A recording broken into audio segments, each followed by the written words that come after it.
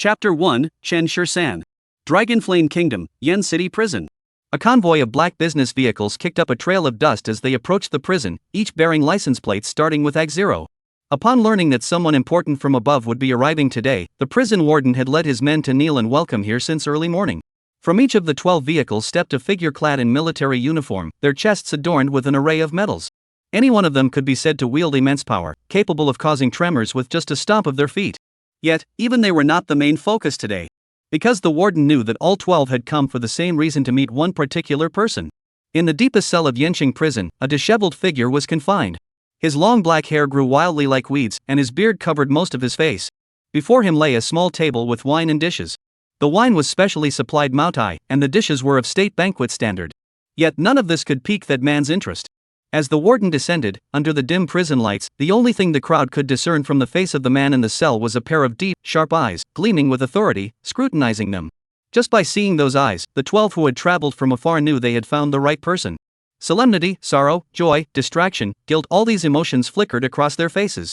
The man who once struck fear into enemy nations, who fought on the battlefield with the ferocity of a god descended from heaven, how could they not beat their chests in despair seeing him reduced to this? No words were needed.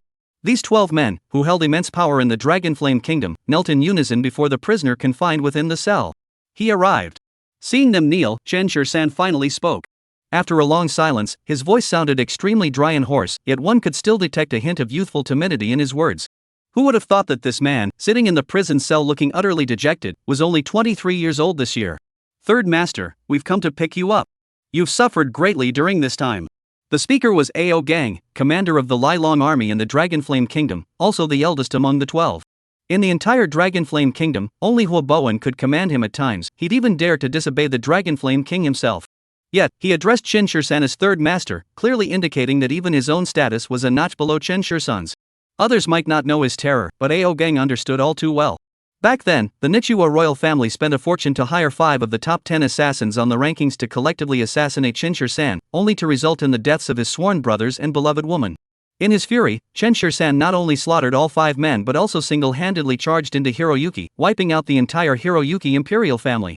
If not for this incident, his status in the Dragonflame Kingdom would undoubtedly have surpassed that of these 12 individuals. Even now, while imprisoned, Ao Gang and the others dared not show him the slightest disrespect. Yet, after a long silence from Chen Shirsan's side, Ao Gang hesitated for a moment before finally speaking to him in a grave tone. Third Master, I know you don't want to leave here yet, but there's something I must tell you. Lin Feng still has a daughter in this world. The name seemed to have a magical effect the moment Lin Feng was mentioned. Chen Shirsan's eyes suddenly lit up. The reason was simple. When Chen Shirsan was ambushed by assassins hired by the Japanese, it was Lin Feng who protected him at the cost of his own life, allowing Chen to narrowly escape and survive. If it had been him 3 years ago hearing this news, he would have probably rushed out of the prison without a second thought to find her. But after these 3 years of tempering, his temperament had become far calmer than before. Where is she? The hoarse voice echoed once more from the dungeon, sending a shiver down Ao Gang and the others' spines. Hearing Chen Shirsan's interest, Ao Gang's face also showed a hint of joy, speaking repeatedly. Right in Jiangchen. But now, it's better for you to see it yourself. Third Master, so you're willing to leave this place? If it weren't for Lin Feng, he wouldn't even be standing here right now. As for his own flesh and blood, Chen Shirsan could never abandon them no matter what. Hearing this, Chen Shirsan nodded and said no more, letting them make their preparations. Only after the others had left did a voice as dry as rotten wood emerge from the neighboring cell. Shirsan, are you leaving? Few in this world dare to address him by his name directly, and the old man in the neighboring cell is one of those rare few. Old ghost, I'm leaving now. I owe you much for your care during my time here. Recalling the past 3 years, Chen Shirsan clasped his hand slightly and spoke respectfully through the wall to the old man. It's good that you're leaving. If you don't go, I'm afraid no one in this world will ever know about my 13 Ghost Gate needles again. The decaying wood-like voice echoed through the prison cell, actually carrying a hint of joy, something unheard of during their 3 years together. The world says this old man killed indiscriminately to test his needles, but only Chen Shirsan understood, it was his obsession with reaching the pinnacle of medical arts that drove him to such extremes. But those Ghost Gate 13 needles can also save thousands from suffering. Now that he's on his deathbed, how can one clearly say who was right or wrong? If you hadn't used the needles to save me, I probably wouldn't have lived to this day, and you even taught me the needle techniques. A mentor is like a father, please accept my bow of respect. Without caring whether the old man could see him or not, Chen Shirsan still knelt on the ground, facing the neighboring cell, and kowtowed with a resounding thud. The kindness of saving his life and imparting knowledge was more than enough for the old man to deserve this bow. It's a pity I won't get to see you make your mark in the world again. Remember what you promised me, help me find my granddaughter. Remember, never ask about the road ahead, just walk with your head held high and at ease. The sounds from the neighboring cell grew fainter and fainter. A faint glimmer flickered in Chen Shirsan's eyes, yet he did not turn back, striding straight out of the prison gate before him. In the prison yard during recreation time, the warden had already gathered everyone from Yen City Prison, waiting there. Pulling out a pre-prepared cigarette from his pocket, Ao Gang stepped forward and offered one to Chen Shirsan, who was at the front, then lit it for him. Amidst the curling white smoke, it seemed as if he saw the return of the once high-spirited and invincible third master from years past. He laughed. Without looking back, Chen Shirsan shouted to the crowd behind him and strode out of Yanqing Prison, with Ao Gang and the others following closely behind. Only after he stepped out of the prison gates did the crowd standing in the yard collectively bow and call out to Chen Shirsan. "Farewell, third master! Farewell, third master! Farewell, third master!" The continuous roars almost pierced the heavens, scattering the dark clouds looming over the prison. A ray of sunset light spilled from the sky, casting a long shadow behind Chen Shirsan, resembling a dragon plunging into the sea. Chapter 2, Heart-Wrenching Grief. Longyan Kingdom, Jiangcheng. In a small room of a residential building, a child trembled in the corner, a chain around her neck, tethering her to the wall. Her eyes were utterly hollow, as if afflicted by some eye disease, even the pupils were white. Her face was covered in filth, and the dress she wore emitted a repulsive stench. In front of her lay what appeared to be a dog's food bowl, filled with scraps and leftovers so revolting that the mere sight of them was nauseating. Despite this, the little girl reached out her hand, groped for the bowl, scooped up the sour food, and stuffed it into her mouth. There were two more people in the house eating, who appeared to be a middle-aged couple, both with plump faces and greasy appearances. Ah! The middle-aged woman got up to refill her bowl but failed to notice where she stepped, directly crushing the little girl's hand underfoot. The weight of several hundred pounds pressing down on her hand instantly made the little girl let out a scream, as heart-wrenching as a nightingale weeping blood. The shout inexplicably stirred a wave of irritation in her heart, and she immediately kicked the little girl, cursing. "Damn burden, why don't you just die already? Just seeing you pisses me off." The more she cursed, the more fervent she became, and her hands grew even rougher. Even though she was being bullied like this, the little girl still clenched her teeth tightly, not letting out a cry. "Alright, stop hitting her. If you beat her to death, you won't get the welfare benefits anymore." The man seemed unable to stand by and watch, so he came over and said a few words as well. But his gaze kept lingering on the little girl as he asked the plump woman. "Speaking of which, this girl should be about 6 years old this year, right? After raising her for another 5 or 6 years, she could be sold, might even fetch a good price. Come here, let Uncle give you a hug first. Uncle feels sorry for you, huh?" Staring at the underdeveloped body, he licked his lips and reached his greasy, grimy hands toward the little girl. Such a tender young thing, he had never even seen one like her before. Since she was going to be sold off anyway, why not have some fun first? The plump woman frowned at the sight but said nothing, as if she were quite wary of him. Though unsure what the middle-aged man intended, the little girl felt a surge of fear. Ignoring the pain in her body, she shrank back. But the iron chain was still around her neck. No matter how much she shrank back, where could she possibly go? Yet, just as the middle-aged man was about to succeed, the room's door was violently kicked open. At this critical moment, Chen Shirsan finally arrived, appearing before the eyes of those in the room. He had come to find the only remaining bloodline of his sworn brother Lin Feng in this world. But when he saw the scene in the room, an inexplicable rage erupted from his heart like a volcano. "Why you? Who are you? Trespassing into a private residence? I can call the police." Seeing someone burst in, the middle-aged man immediately retreated to the side, staring fixedly at Chen Shirsan, who had intruded. Chen Shirsan paid them no heed and simply walked up to the little girl. Gazing at the iron chain around her neck, a cold glint flashed in his eyes. He grabbed the chain and gave it a fierce yank. With a sharp snap, the chain as thick as a pencil broke in his hand, and he casually tossed it aside. "What's your name?" Ignoring the smell on the little girl, Chen Shirsan gently picked her up and softly asked. "My name is Lin Yu. Mom said this was the name Dad left for me." Though she couldn't see with her eyes, Lin Yu could sense that the man who picked her up meant no harm, even giving her a very warm feeling. She remembered what her mother had said to her before she died, that if someone could bring her this feeling, then that person must be her father. Subconsciously, she murmured the question. "Are you my dad?" Lin Yu was the name Ao Gang had told Chen Shirsan. She was also the bloodline left behind by Lin Feng. Thinking of the deceased Lin Feng, Chen Shirsan's heart ached as well. In a low voice, he answered, "Yes." Listening to Chen Shirsan's response, Lin Yu, who hadn't cried for a long time, suddenly couldn't hold back any longer and burst into tears on his shoulder. "Wow! Daddy!" Tears washed away the dirt on her face, staining Chen Shirsan's clothes, but he paid no attention to it, only gently patting the little one in his arms. Only when the little one's cries gradually subsided did he turn his gaze to the two people opposite him, his eyes now filled with murderous intent. Battle-hardened and steeped in the aura of slaughter, how could these two possibly withstand him? The mere instant their eyes met, their skin prickled with goosebumps, and their legs trembled uncontrollably. Yet, considering the myriad benefits of keeping Lin Yu by his side, the man mustered his courage and took 2 steps forward, shouting, "Stop spouting nonsense! Her father died long ago. We adopted her. How we treat her is none of your damn business, outsider." Looking at Chen Shursan's cold expression, he suddenly laughed, putting on the air of someone who understood, and sneered. "Oh, I get it. You've taken a fancy to this little blind girl, haven't you? If you want her, it's not impossible as long as you're willing to pay. I'll sell her to you. A virgin like her doesn't come cheap, you know?" He was treating Chen Shursan as someone equally shameless as himself, intending to come and demand the person in question. Yet, what he couldn't anticipate was that the visitor wasn't just here to retrieve someone, they were also here to kill. Staring at the two across from him, the chill in Chen Shursan's eyes was as cold as a 10,000-year ice cavern. The middle-aged man wanted to say a few more words, but a single glance from Chen Shursan silenced him, leaving him unable to utter a sound. "Did you just try to hug her with those filthy hands? Right?" Looking at the middle-aged man already drenched in sweat, Chen Shursan's lips moved slightly as he softly asked the question.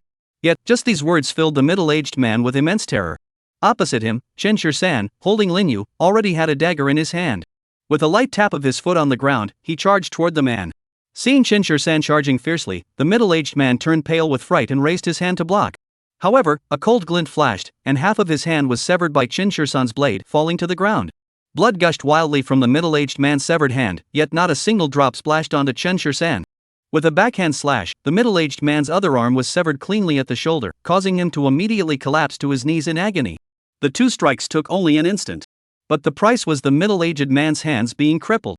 The plump woman, witnessing such a gruesome scene, immediately tried to flee through the door. However, Chen Shursan didn't even think about stopping her. He simply threw the dagger, which directly embedded itself in her thigh.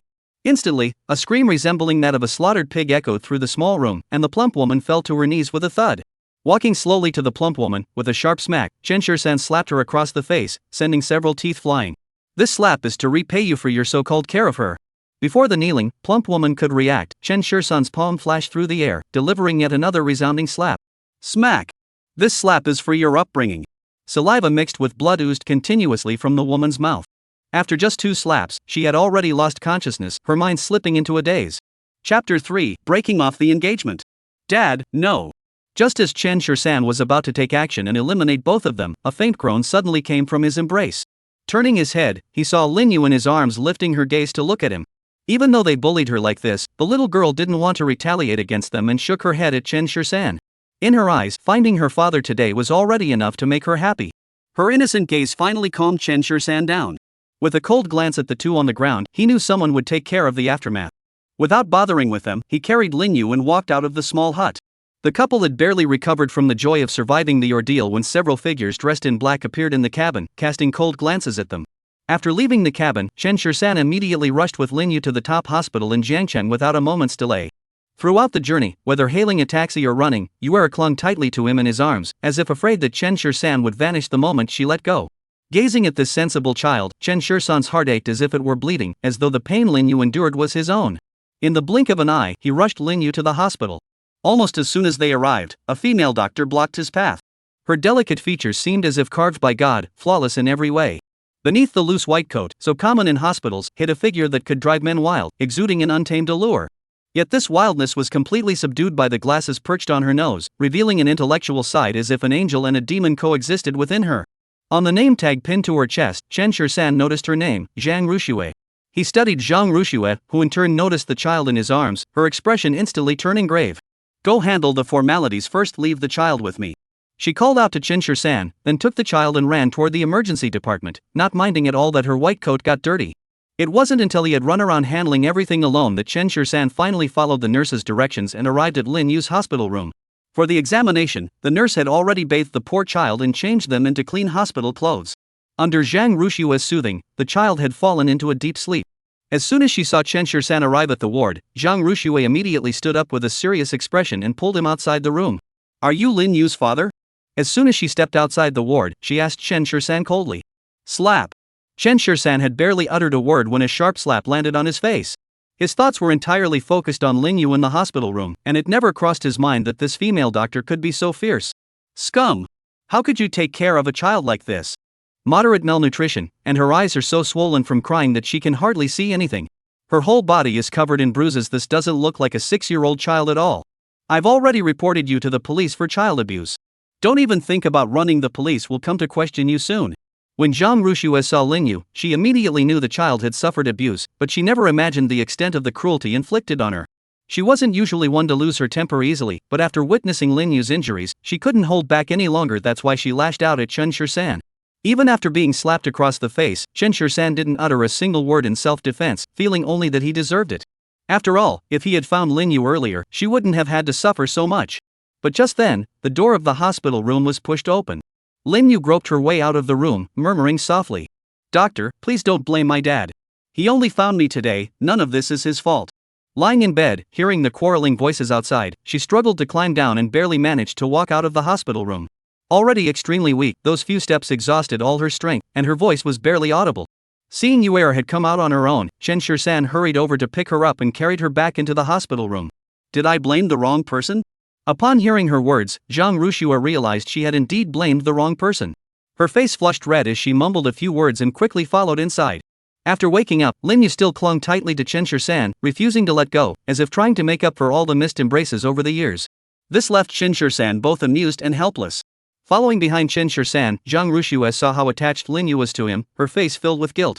She had indeed been hasty earlier, not fully understanding the situation. Now it seemed clear that the man before her was not the one who had abused the little girl. "Dr. Zhang, what about her eyes?" After helping Lingyu lie back on the bed, Chen Shursan turned to Zhang Rushue and asked in a low voice. Mentioning Lingyu's eyes, Zhang Rushue's brow furrowed slightly as she let out a sigh. Her eyes had gone blind from crying too much. To recover, the only option is to try surgery. Although the probability of a cure is not small, the cost of this surgery. Upon hearing that Lingyu's eye problems were caused by excessive crying, Chen Shursan's murderous rage surged uncontrollably. "It's obvious that all of this is the doing of that couple who adopted Lingyu. We should have just done to them what they did to Lingyu, so they'd know how it feels to be humiliated.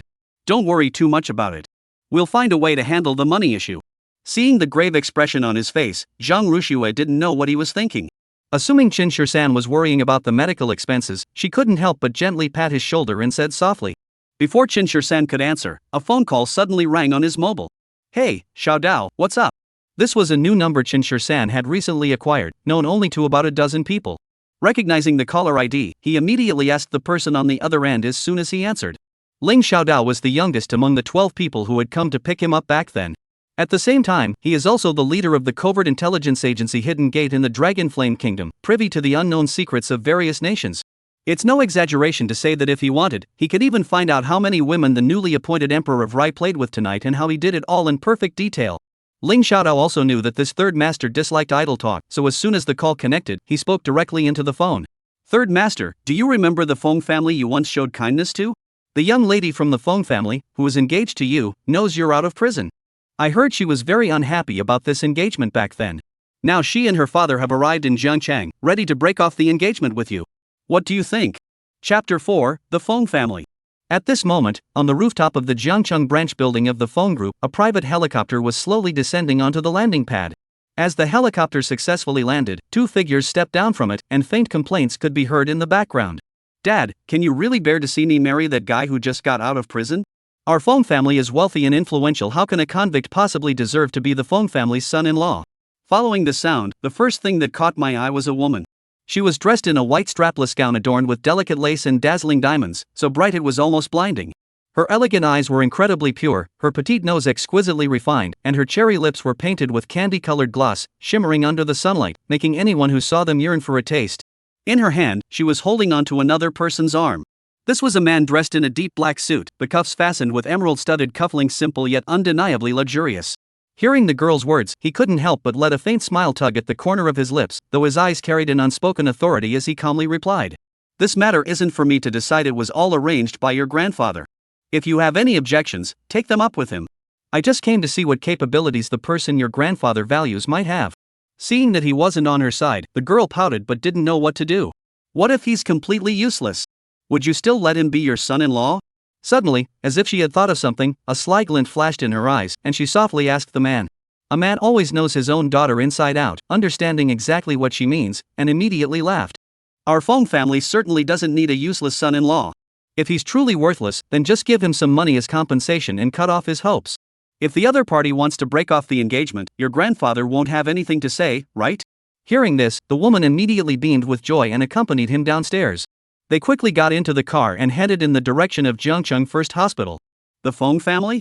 In the hospital room, after listening to the news from the other end of the phone, Chen Shisan's face showed a hint of confusion. 3 years had passed, and he truly couldn't quite remember the incident Ling Xiaodao mentioned, only vaguely recalling that something like this might have happened. Right now, Chen Shisan still has to take care of Lin Yu, so the Feng family isn't even on his radar. After a moment of contemplation, he said coldly, I have other matters to attend to right now. Let them do as they please. We'll deal with it when they show up. With that, he hung up the phone without waiting for Ling Xiaodao on the other end to say anything more, then turned his gaze to Zhang Ruxue. Were you just talking about the surgery cost? Don't worry about that. As long as her eyes can be cured, money is no object. This was also a decision Chen Shisan had carefully considered. Although he had learned the Ghost Gate 13 Needles technique from the Ghost Elder, the method was extremely mysterious. Unless it was a critical moment, he wouldn't dare to casually administer the needles to Lin Yu. So her eyes, Chen Shisan still planned to have the hospital check them first. If that didn't work, then he would step in. No matter how much it costs. What a bold claim. Just as Chen Shisan finished speaking, a man in a white coat, looking to be well over 40, barged into the ward. His hair was nearly all gone. His lecherous eyes kept scanning Zhang Rushue's body, as if he wanted to undress her with his gaze alone. The moment this person entered the ward, Zhang Ruxue frowned, clearly displeased with him but unable to show it openly. Reluctantly tearing his gaze away from Zhang Ruxue, the visitor then turned to Chen Shisan and spoke indifferently. My name is Wang Jian, the deputy director of Jiangcheng First Hospital. All the examinations here have been completed. I wonder when the payment will be settled. You'll also need to prepare the required deposit for the next steps, otherwise, it'll be difficult for us to proceed. Although his tone appeared quite polite, Chen Shisan could still detect a hint of disdain and contempt in his eyes. Chen Shisan had encountered many such snobbish people before and paid them no mind, replying coldly. Money won't be an issue. It just takes some time, that's all. Just as Deputy Dean Wang had thought, Chen Shisan didn't bring much money with him on this trip to Jiangcheng. Ao Gang did give him some money before he left, but Chen Shisan refused it. In Chen Shisan's view, this was a personal matter, and using public funds for it would be unjustifiable both emotionally and logically. However, he wasn't without ways to make money. Back when he was still taking jobs, a single task would easily fetch him tens of millions. In just a few days, he could probably afford to buy this entire hospital. But as soon as Chen Shisan finished speaking, the disdain on Wang Jian's face became even more pronounced. Glancing at Zhang Ruxue standing nearby, he let out a mocking laugh and said coldly, I've lost count of how many excuses like this I've heard before. Get lost now if you're broke, don't stand there ruining my sight. This is Jiangcheng's top hospital, do you think any stray cat or dog can just waltz in here? With a wave of his hand, the two security guards who followed him immediately stepped forward, as if ready to throw someone out. Faced with this scene, Chen Shisan simply stood up, shielding Lin Yu with his body, and coldly stared at the two bodyguards poised to act. Being doctors themselves, compared to the foreigner he had encountered in prison earlier, Chen Shisan found Wang Jian utterly disgusting.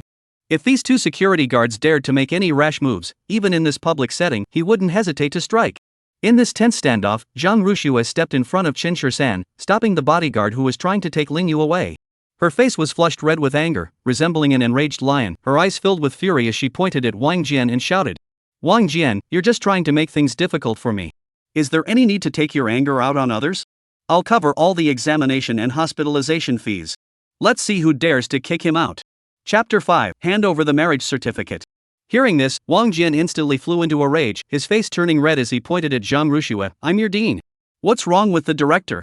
Does being a director give you the right to deprive patients of their right to treatment? Zhang Ruxue said coldly, I'll cover the cost. No one is to drive them away, or I'll make a scene and see how you can keep your position as director. Seeing Zhang Ruxue stand up for him like this, something deep inside Chen Shisan was profoundly moved. In all his years, this was the first time he had experienced such a feeling, the feeling of being protected, and by a woman no less. Humph. This girl's eyes are like a bottomless pit, let's see how much money you have to treat her. Wang Jian threw down these words and left the hospital room with the security guards. Zhang Ruxue staggered slightly but managed to steady herself. Looking at the two, she said, just stay in the hospital room without worry. I'll arrange for doctors to treat you. Don't fret about the money, I'll cover it. For that brief moment, she had been terrified too. Wang Jian had long coveted her beauty, and after multiple failed confessions, he began to harass her in various ways. If she hadn't stepped forward just now, this poor child might have really been thrown out.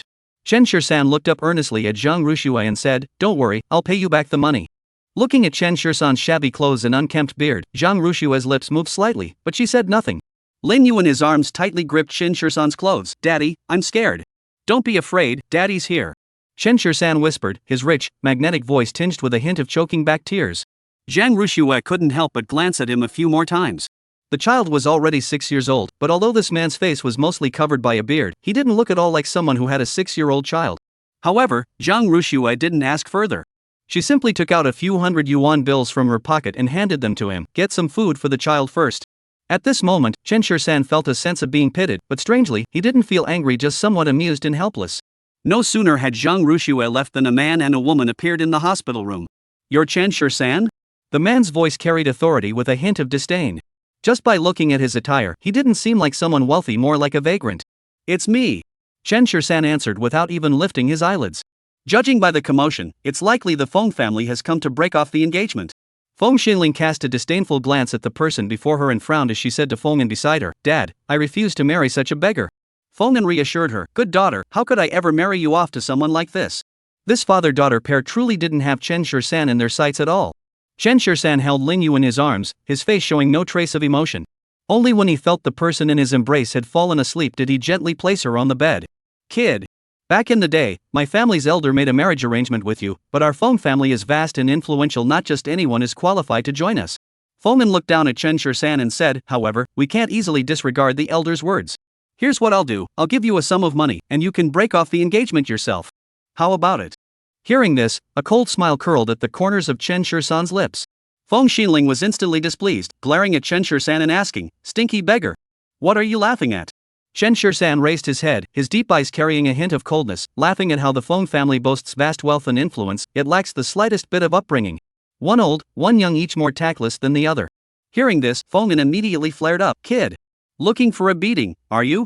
Chen Shursan gave Feng An a cold glance. Even if you hadn't brought it up, I would have called off this marriage myself. Hearing Chen Shursan's words, Feng An's expression softened slightly. Just hand over the marriage certificate, and we'll have nothing to do with each other from now on. Don't worry, I'll give you $1 million, enough for you to buy a house and settle down in this hole. $1 million? How generous. This marriage was arranged by your family's elder. If you want to break it off, have him come to me in person and kneel before me to beg for it.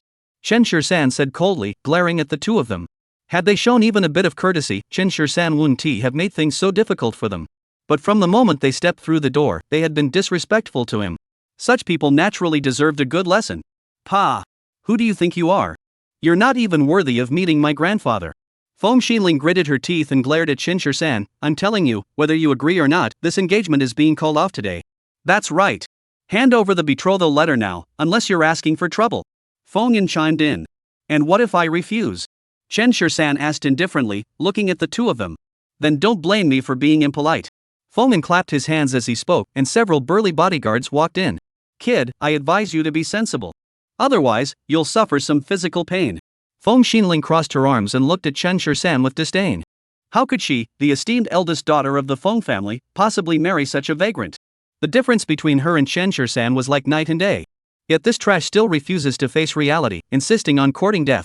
A cold glint flashed in Chen Shursan's eyes as he rasped, then let's give it a try. Beat him up. At Feng An's command, 4 bodyguards advanced toward Chen Shursan. Before they could make a move, Chen Shursan had already punched one of the bodyguards in the stomach.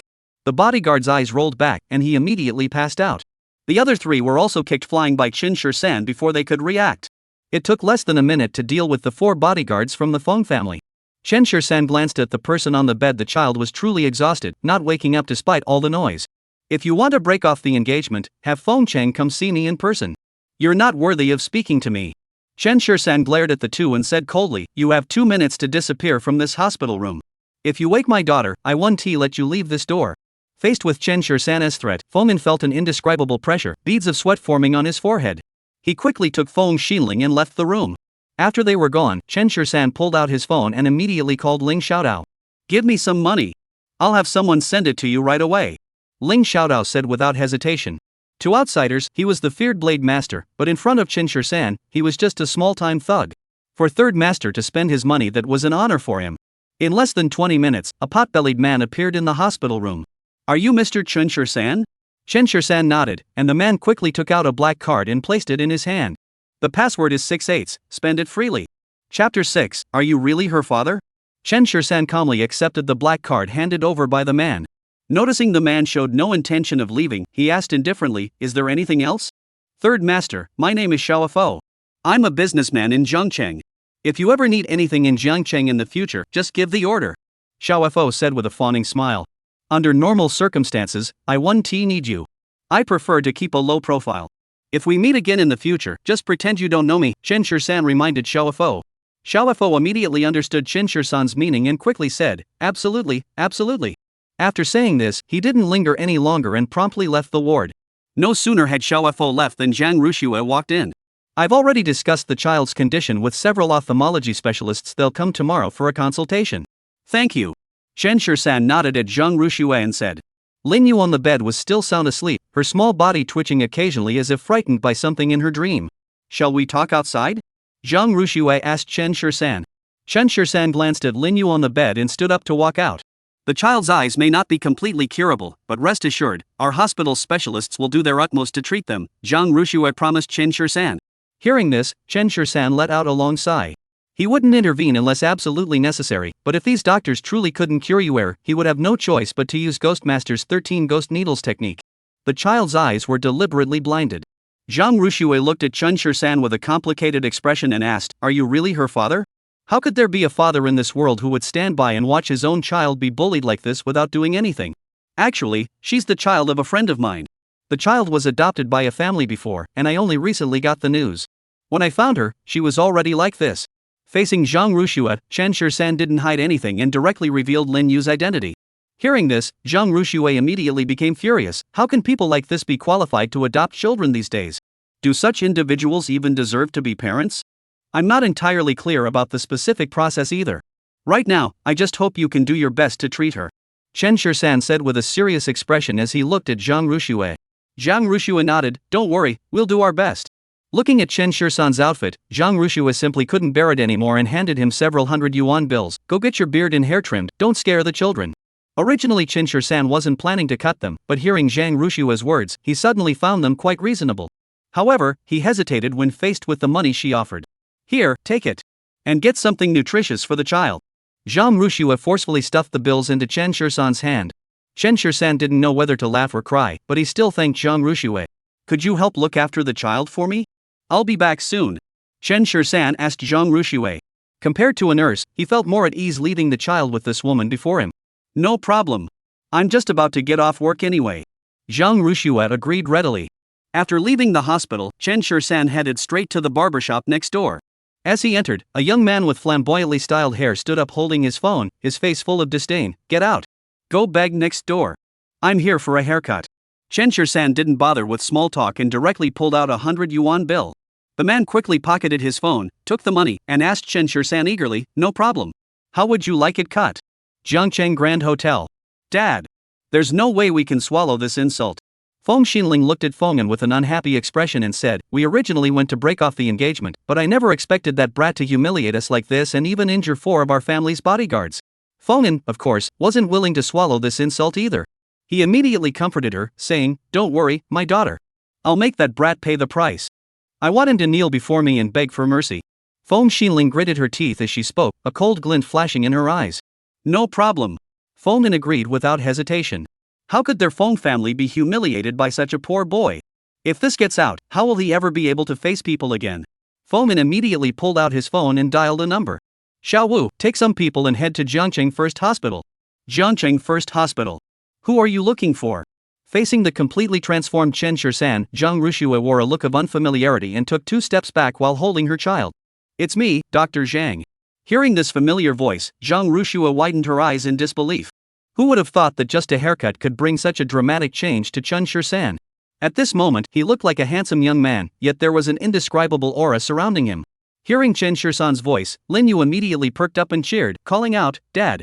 Chen Shisan quickly stepped forward and scooped Lin Yu into his arms. She was already 6 years old, yet her height barely reached a meter, and she felt almost weightless in his embrace. This made Chen Shisan's heart ache, and he quickly placed the bag in his hand on the bed, took out a piece of bread, unwrapped it, and handed it to Lin Yu. "Dad, what is this? It smells so good and feels so soft." Lin Yu twitched her nose, and her throat moved slightly as well. Watching this scene, Zhang Ruxue and Chen Shisan felt another pang of heartache. Zhang Ruxue's voice choked with emotion as she said, "This is bread, it's delicious.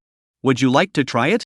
Lin Yu cautiously took a small bite, gently pressing the bread against the tip of her tongue, savoring the explosion of sweetness in her mouth, reluctant to swallow for the longest time. Dad, you eat too. Lin Yu handed the bread to Chen Shirsan by instinct, her face carrying a hint of innocence. Dad won't eat, Yuer will. Chen Shirsan said with reddened eyes, that child has been tormented to such a state this must be the first time they've tasted something like this, right? Lin Yu stopped her movement, holding the bread in her hand with a hint of reluctance.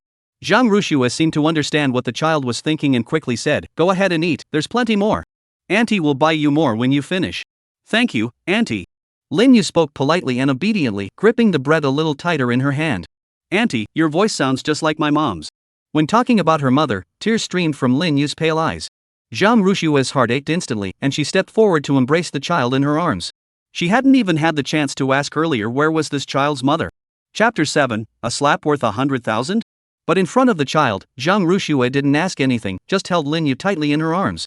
Watching this scene, Chen Shirsan beside them felt ripples in his heart. Just then, Zhang Rushua's phone rang, and she quickly answered the call. I got delayed by something, I'll be back soon. After hurriedly saying a few words, Zhang Rushua hung up the phone, turned to look at the two, and said, you can stay here peacefully for now. I need to go home and will come to see you tomorrow. With that, Zhang Rushua quickly left. Dad, are you leaving too? Are you going to leave, yeah? Lin Yu asked nervously, clutching Chen Shirsan's clothes.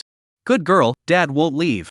Dad will always stay by your side, Chen Shirsan whispered as he held Lin Yu. Will Daddy never leave again? Lin Yu continued to ask. Never leave, I'll stay with you for a lifetime. Hearing the child's innocent voice, Chen Shirsan's tone involuntarily carried a hint of choking. If not for him, Lin Feng wouldn't have died.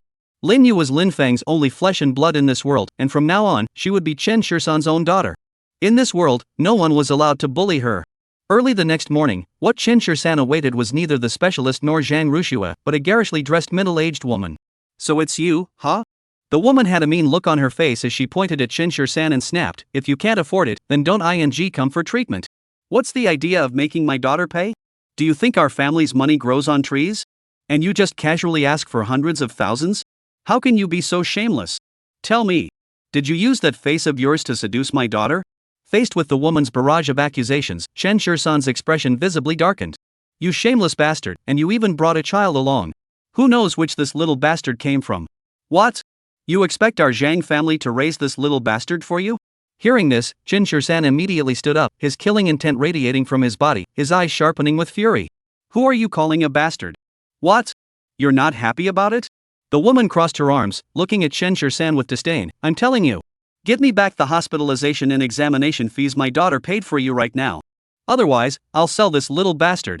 Chen Shirsan slapped the woman across the face, sending her sprawling to the ground. The woman spat out a mouthful of blood mixed with two large teeth, glaring fiercely at Chen Shirsan. You dare hit me? He didn't care who this woman was insulting. Lin Yu meant she deserved to be hit. So what if I hit you? Chen Shirsan glared darkly at the woman on the floor. Say one more word, and I'll kill you. At that moment, the hospital room door swung open, and Zhang Rushua rushed in frantically. As soon as I entered, I saw the woman lying on the ground and quickly stepped forward to help her up. Mom. What are you doing? This woman was none other than Zhang Rushua's mother, Go Qiangfang. Go Qiangfang pointed at Chen Shirsan. Daughter, you came just in time. Look at what kind of ungrateful wretch you saved. I came here with good intentions to see him and the child, and he actually hit me. Hearing this, Chen Shirsan's face darkened even more. This woman was truly wasting her talent by not becoming an actress. Zhang Rushua glanced at Chen Shirsan, then turned her gaze back to the woman. Mom, please don't interfere in this matter. I'll handle it properly. Interfere? What interference? I came here with good intentions to see the child, and this brat slapped me. Are we just going to let it slide? Go Qiangfang pressed on relentlessly. Zhang Rushua knew very well that if Chen Shirsan had indeed hit someone, there must have been a reason for it. As for her mother, she knew her all too well. Would she really come to see Lin Yu out of kindness? Zhang Rushua found that hard to believe. Mom, don't worry, I'll get justice for you. Please go home first, okay? Zhang Rushua continued to persuade, but Go Qiangfang became even more insistent. No. This matter must be resolved in front of me today. Either they return the 300,000 yuan and compensate me an additional 100,000 yuan for medical expenses and emotional distress, or he must kneel down and apologize to me. Hearing Go Qiangfang's aggressive tone, Zhang Rushua's face immediately darkened. At this moment, a crowd had gathered outside the ward door, watching the commotion. Zhang Rushua quickly whispered to Go Qiangfang, Mom, with so many people watching outside, how can I continue working at this hospital after you make such a scene? Hearing this, Go Qiangfang's expression softened slightly. Zhang Rushua's monthly income from this hospital was quite substantial, and her salary and bonuses were essentially the family's main source of income. Thus, Go Qiangfang was also somewhat afraid that Zhang Rushua might lose her job because of this. What's going on? At that moment, Wang Jian walked in with a serious expression. As soon as he saw Go Qiangfang, Wang Jian's face involuntarily took on a fawning look. Auntie Go, what brings you here? Vice Dean Wang, you came just in time. This kid tricked my daughter into giving him money for his child's treatment. I came here out of kindness to see the child, and he slapped me. Seeing she had backup, Go Qiangfang quickly started making accusations. Zhang Rushua, standing nearby, frowned slightly and tugged at Go Qiangfang's arm. Mom. Go Qiangfang shook off Zhang Rushua's hand and said to Wang Jian, Deputy Director Wang, this is your territory. You must give me justice. Of course. Wang Jian said with an air of certainty. After all, this was his turf, whatever he said would go. Perfect, he didn't like this kid either. The key was that such a great opportunity to show off couldn't be missed. If he played his cards right, he might just win Go Qiangfang's favor, bringing him one step closer to marrying Zhang Rushua. Kid. Did you hear Mrs. Zhang clearly just now? Either pay up or kneel down. Wang Jian walked up to Qin Shirsan, looking at him with disdain and said, But I suggest you kneel after all, a poor wretch like you couldn't possibly cough up the money. He was just outside watching the commotion, but he heard every word clearly from inside. A slap costs 100,000, is that it? At that moment, Qin Shirsan across from them looked at Go Qiangfang and asked coldly. Zhang Rushua quickly said to Qin Shirsan, My mom was just joking with you, don't take it seriously. She'll be going back soon. Go Qiangfang looked at Qin Shirsan and said, That's right. 100,000 yuan. Not a single cent less. If making such a scene today could get her 100,000 yuan, then she wouldn't be at a loss. If Zhang Rushua's job couldn't be saved, at worst, she could just marry Wang Jian. Vice Dean Wang had already come to their home to propose the idea. A faint, disdainful smile curled at the corner of Qin Shirsan's lips. How cheap. Chapter 8, I'll give it to you, old man. I'll give it to you. Are you crazy? Zhang Rushua looked at Qin Shirsan in astonishment and asked. He doesn't even have money to buy some nutritional supplements for the child, where would he get 100,000 yuan? Qin Shirsan looked at Go Qiangfang with an unchanged expression. Remember what you said, one slap for 100,000. With that, he pulled out his phone and dialed a number. Send me 5 million, yesterday's hospital room, in cash. After hanging up, Qin Shirsan coldly stared at Go Qiangfang. I'll give you this money. Go Qiangfang looked at Qin Shirsan with a disdainful smile. You? 5 million? Who are you trying to fool? Kid, if you kneel down and beg me now, I might still forgive you. If no one brings you the money later, you're in big trouble. Wang Jian also glared coldly at Qin Shirsan. Kid, if you can't come up with 100,000 bucks later, you'll be beaten up by my security and thrown out. Qin Shirsan glanced at Wang Jian and calmly asked, What? Are you her dog? Barking along with her? Hearing this, Wang Jian's face instantly flushed red. Gritting his teeth, he angrily retorted at Qin Shirsan, Kid. Let me tell you one more time, I'm the deputy director of this hospital. In a moment, I'll kick you out and make sure no hospital in Jiancheng will take you in. Believe it or not? Just a mere deputy director, yet so full of yourself. Qin Shirsan sneered. Are hospitals this snobbish nowadays? Since when does a deputy director have the right to kick patients out? To speak harshly to a patient is one thing, but now he dares to provoke like this in front of so many people. Does he really think no one in this world can punish him? Daddy, I'm scared. A timid voice came from behind. Although Lin Yu couldn't see, her ears heard it clearly. Qin Shirsan quickly picked up Lin Yu. Daddy's here, don't be afraid. Dad, let's go. 100,000 is a huge amount of money, where would we ever get that much? Lin Yu said tearfully. You don't be afraid. Dad's here. Just 100,000, I have it. Kid, aren't you afraid of bragging so big? Just 100,000? If you could actually come up with 100,000, would Xiaoxua have had to cover your medical bills for you? Go Qiangfang glared fiercely at Qin Shirsan and snapped, Don't think I don't know what you're scheming. It's nothing more than seeing how naive and gullible my Xiaoxua is, so you pretended to be pitiful to swindle her out of money. If you ask me, that child is probably just a tool you bought to carry out your scams. Hearing Go Qiangfang's words, Qin Shirsan's face darkened once again. However, to avoid frightening Lin Yu, he forcefully suppressed the anger boiling inside him. Make way. Everyone make way. At that moment, over a dozen men in black walked in, clearing a path. A portly man followed behind them, accompanied by several others, each carrying a black case. Boss Xiao? What's he doing here? And bringing so many people with him, he's probably here to make trouble. Who's he looking for trouble with? Could it be that kid? As soon as the crowd saw Xiaofo appear, they began to speculate. Wang Jian quickly stepped forward upon seeing Xiaofo. Boss Xiao, what brings you here?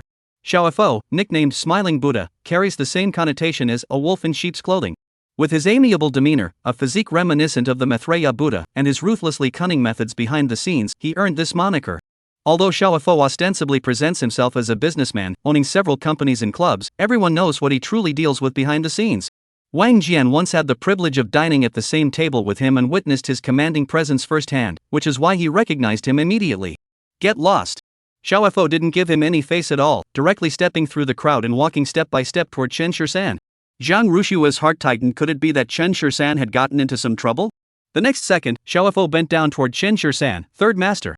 The money you requested has all been delivered. As soon as these words were spoken, the entire room erupted in an uproar. Everyone widened their eyes and looked at Chen Shisan. He appeared to be just in his early 20s. What made Boss Xiao treat him with such respect? But this also made everyone inside and outside the room realize one thing: this young man was definitely not to be trifled with. Wang Jian was instantly drenched in cold sweat from fright and hurriedly stepped forward to ask Xiaofo, "Boss Xiao, could you have mistaken him for someone else? This kid is just a penniless beggar who can't even afford medical treatment." Hearing this, Xiaofo's face, which usually resembled a smiling Buddha, instantly darkened. The two wallets in his hand were clenched tightly, and he slapped Wang Jian hard across the face. "You blind fool." Wang Jian was stunned by the blow. Then he saw Chen Shisan stand up and give Xiaofo a calm glance, at which Xiaofo obediently stepped aside. At that moment, Wang Jian suddenly felt a very eerie sensation. Why would Boss Xiao show such deference to this young man? In his presence, Xiaofo was as docile as a dog. Who in River City would dare not show Xiaofo some respect on ordinary days? Does your offer of 100,000 per slap still stand? Chen Shisan walked straight up to Go Qiangfang and asked coldly, staring at her. Go Qiangfang was dumbfounded, staring blankly at Chen Shisan. Even her powerful backer Wang Jian was crippled with just one slap from the other party, and now she had completely lost her earlier arrogance. "Mr. Chen." Zhang Rushua involuntarily called out, even her address becoming respectful. "Dr. Zhang, this matter has nothing to do with you." Chen Shisan looked at Zhang Rushua with a serious expression and said. He was very curious how someone like Go Qiangfang could give birth to such a good daughter as Zhang Rushua. The two of them really didn't look like mother and daughter at all. Originally, he hadn't planned to lose his temper, but Go Qiangfang's repeated use of the term bastard made Chen Shisan very unhappy. Several people placed the boxes on the ground and opened them, revealing stacks of pink 100 yuan bills inside. Witnessing this scene, Go Qiangfang's eyes widened in shock, and the onlookers outside the door quickly crowded in. Some of them might have never seen so much money in their entire lives, a full 5 million in cash. One slap for every 100,000. After deducting the 300,000 advanced by Dr. Zhang and the slap just now, you still owe me 46 slaps. Chen Shisan looked at Go Qiangfang with an icy expression as he spoke. Go Qiangfang, terrified by Chen Shisan's murderous glare, stumbled backward in fear. What do you want? Didn't you say it yourself? One slap for 100,000. Here, take it. With that, Chen Shisan swung his hand and landed a sharp slap across Go Qiangfang's face. Before Go Qiangfang could react, Chen Shisan followed up with several more slaps, leaving her utterly bewildered. Wang Jian stood by, not daring to intervene. Zhang Rushua couldn't bear to watch any longer and stepped forward to grab Chen Shisan's arm. Chapter 9, Death Under the Peony. Stop fighting. Looking at Zhang Rushua's face, Chen Shisan stopped and kicked the money box at his feet. Take the money and get lost. Even though she had just been slapped several times by Chen Shisan, when Go Qiangfang heard that Chen Shisan was actually letting her take the money, she was instantly overjoyed and hurried to pick up the money box from the ground. A few slaps in exchange for 5 million, not a bad deal. Watching her mother behave like this, Zhang Rushua felt an indescribable emotion, holding her forehead with one hand and looking utterly exasperated. Help Madame Zhang deliver the money to the mansion. At Chen Shisan's command, the bodyguard beside him quickly put away the box and stood behind Go Qiangfang. Go Qiangfang glanced fearfully at Chen Shisan but still followed him out the door with trepidation. Third Master, do you have any other orders? Xiaofo quickly stepped forward and asked. Chen 13 glanced at Wang Jian standing nearby. Does someone who drives patients out of the hospital deserve to be a deputy director? Hearing this, Xiaofo immediately understood Chen 13's words and stepped up to Wang Jian. Get out of Jiangcheng. If I see you in Jiangcheng again, I'll beat you every time I see you. Wang Jian trembled in fear. No matter how reluctant he was to give up his position as deputy director, he had no choice but to agree immediately. How dare he disobey when Boss Xiao himself gave the order? After Wang Jian left, Chen Shisan finally looked at Xiaofo and said, summon the best ophthalmologists in Jiangcheng. If they can cure my daughter, I will surely reward them handsomely. No problem.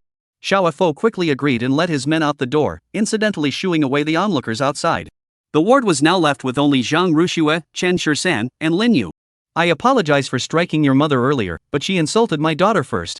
Chen Shisan looked at Zhang Rushua sincerely and said, but this matter has nothing to do with you. You're a kind person, nothing like your mother. Zhang Rushue let out a bitter laugh. I'm not her biological daughter, of course I'm not like her. Ha!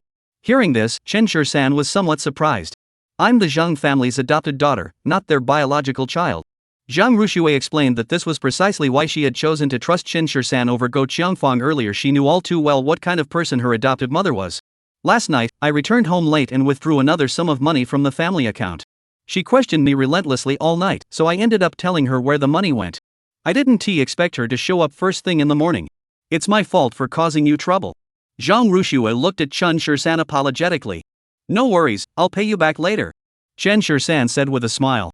He was very happy that at such a time, Zhang Rushue didn't blindly trust her adoptive mother but chose to believe in him instead. No need, didn't you already give it just now? Zhang Rushue quickly waved her hand and said. 5 million, that's several years of her salary. Who would have thought that Chen Shur-san, who looked like he couldn't even afford decent clothes, could casually order around Xiao Laoda, a figure feared throughout Jiangcheng, and effortlessly produce 5 million like it was nothing. Luckily, she had given Chen Shur-san a few hundred yuan yesterday to buy some good food for the child. Now it seems that her actions from yesterday look ridiculous no matter how you see them. Then I'll take my leave first. Recalling this matter, Zhang Rushue suddenly felt deceived and turned to leave the ward. Dr. Zhang. Chen Shur-san called out to her. Is there something else, Mr. Chen? Zhang Rushue's tone carried a hint of distance. I didn't mean to deceive you. Chen Shur-san explained. I understand. Zhang Rushue responded indifferently, then turned and left the hospital room without giving Chen Shur-san another chance to explain. Chen Shur-san watched helplessly as she walked away before turning back to the hospital bed. In the office, Zhang Rushue was reviewing Lin Yu's medical records, but her mind kept replaying the earlier scene. Who would have thought that Chen Shur-san, who seemed so unremarkable at first glance, was actually a hidden VIP? But then it occurred to him that yesterday he seemed to keep saying that money wasn't an issue. So strictly speaking, it couldn't be said that Chen Shur-san had deceived her, it was all her own wishful thinking. Just then, the office door was pushed open, and Wang Jian walked in, locking the door behind him. Wang Jian. What are you trying to do? Seeing him lock the door, Zhang Rushue immediately had a bad premonition and stood up to question him. Don't you know what I want to do? Wang Jian's gaze fell on Zhang Rushue's chest, concealed beneath her white lab coat. Even the loose-fitting garment couldn't hide her alluring figure. His desire for Zhang Rushue wasn't a recent development from her very first day at the hospital. Wang Jian had harbored intentions toward this woman. Even after being rejected by Zhang Rushue, Wang Jian would still try every means to get this woman. Now, not only did he fail to get the woman, but he also lost his position as deputy dean. As the saying goes, better to die under the peony than live without love. Since he had already offended Boss Xiao, he was doomed either way. If he could have some fun before dying, then damn it, it would be worth it. Watching Wang Jian approach step by step, Zhang Rushue instinctively retreated until she had no more room to back away, then grabbed a chair to shield herself. But Wang Jian showed no intention of giving up and immediately seized the chair with one hand. What are you hiding for? Wang Jian grinned lewdly. Now that it's just the two of us in this office, there's no need to pretend to be reserved. You think wearing a white coat every day makes you an angel? Acting all serious, but who knows how many men have had their way with you behind the scenes. You must be had quite the fun with that guy in his hospital room yesterday, huh? The way you two were looking at each other today, it was practically dripping with lust. Wang Jian's words were cut short by a slap from Zhang Rushue, who glared at him through gritted teeth. You bastard. Me? A bastard? Wang Jian didn't get angry but instead laughed, abruptly pulling out the chair in front of Zhang Rushue, then grabbing her wrist and pinning her against the cabinet. Before Zhang Rushue could cry out, Wang Jian covered her mouth and whispered in her ear, I suggest you keep quiet. Otherwise, I'll tell everyone in the hospital that you've been played by me, making sure no one would marry you. Zhang Rushue kicked Wang Jian between the legs, causing his face to instantly contort in pain as he reflexively released his grip. Seizing the opportunity, Zhang Rushue dashed toward the door, but she was yanked back after just a couple of steps. Wang Jian pinned her directly onto the desk, held down Zhang Rushue's hands, and kissed her. Zhang Rushue struggled desperately, but it was utterly futile. She couldn't even call for help. At that very moment, someone suddenly knocked on the office door. Chapter 10, Is There Really No Cure? Wang Jian abruptly covered Zhang Rushue's mouth and roared towards the door, Get out! The person outside immediately fell silent. Just as Wang Jian was about to proceed with his next move, the office door was violently kicked open. As soon as the door opened, Chen Shur-san saw Wang Jian pressing down on Zhang Rushue. A flash of killing intent instantly crossed his eyes as he grabbed Wang Jian by the collar and flung him to the ground in one swift motion. Zhang Rushue quickly straightened her clothes and hid behind Chen Shur-san, staring fearfully at the person on the ground. Damn it! Chen Shur-san cursed angrily and kicked Wang Jian fiercely, delivering several blows that left Wang Jian completely unable to fight back. But for Chen Shur-san, this still wasn't enough to vent his anger. He crouched down, staring coldly at Wang Jian. Wang Jian opened his mouth to say something, but only spat out a mouthful of bloody foam. Chen Shisan reached out and grabbed the thing between Wang Jian's legs. Wang Jian instantly broke into a cold sweat, but before he could beg for mercy, he felt a heart-wrenching pain. Zhang Rushue was so frightened that she closed her eyes, her mind flashing with the image of an egg cracking. "Are you okay?" It wasn't until Chen Shisan's voice sounded above her that Zhang Rushue snapped out of her daze. Trembling, she glanced at Wang Jian, who had passed out, and asked in a shaky voice, Is he dead? He won't die. He just passed out from the pain. Chen Shisan replied coldly. If he hadn't wanted to kill someone in front of Zhang Rushue, what lay on the ground right now would definitely have been a corpse. Let's just pretend everything Xiaofo said earlier was nonsense.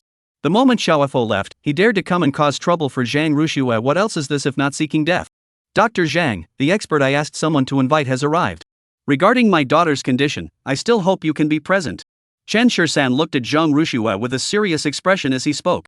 Zhang Rushue quickly waved her hands and said, I can't, my medical skills aren't that great. I'm just a novice. I believe in you. Chen Shisan looked at Zhang Rushue with unwavering determination as he spoke.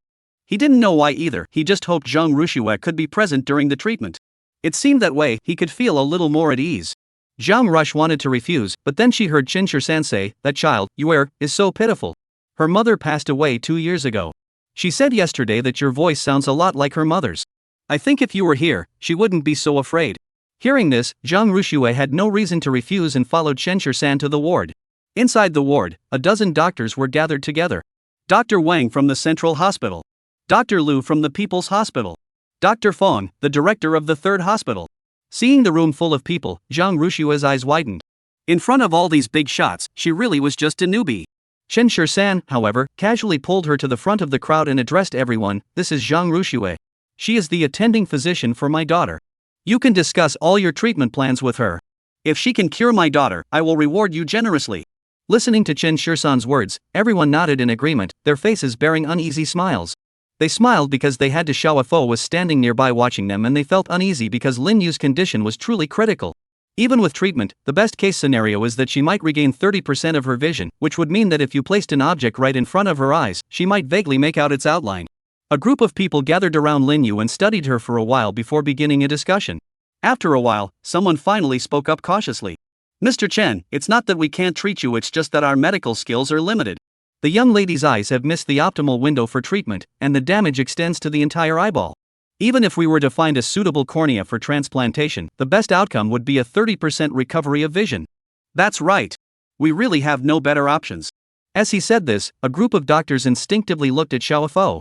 They didn't recognize this Mr. Chen, but they all knew Xiao Laoda. If they angered him, he could easily destroy their hospital. Chen Shisan, however, fixed his gaze directly on Zhang Rushue. Dr. Zhang, is it really impossible to cure her? Zhang Rushue bit her lip, unwilling to tell Chen Shisan the truth, especially in front of Lin Yu. However, as a doctor, she couldn't lie to her patient, so she could only nod at Chen Shisan. What the other doctor said is true. The chances of recovery are slim. Upon hearing this, Chen Shisan drooped his head in despair, and Lin Yu, standing beside him, gently embraced him.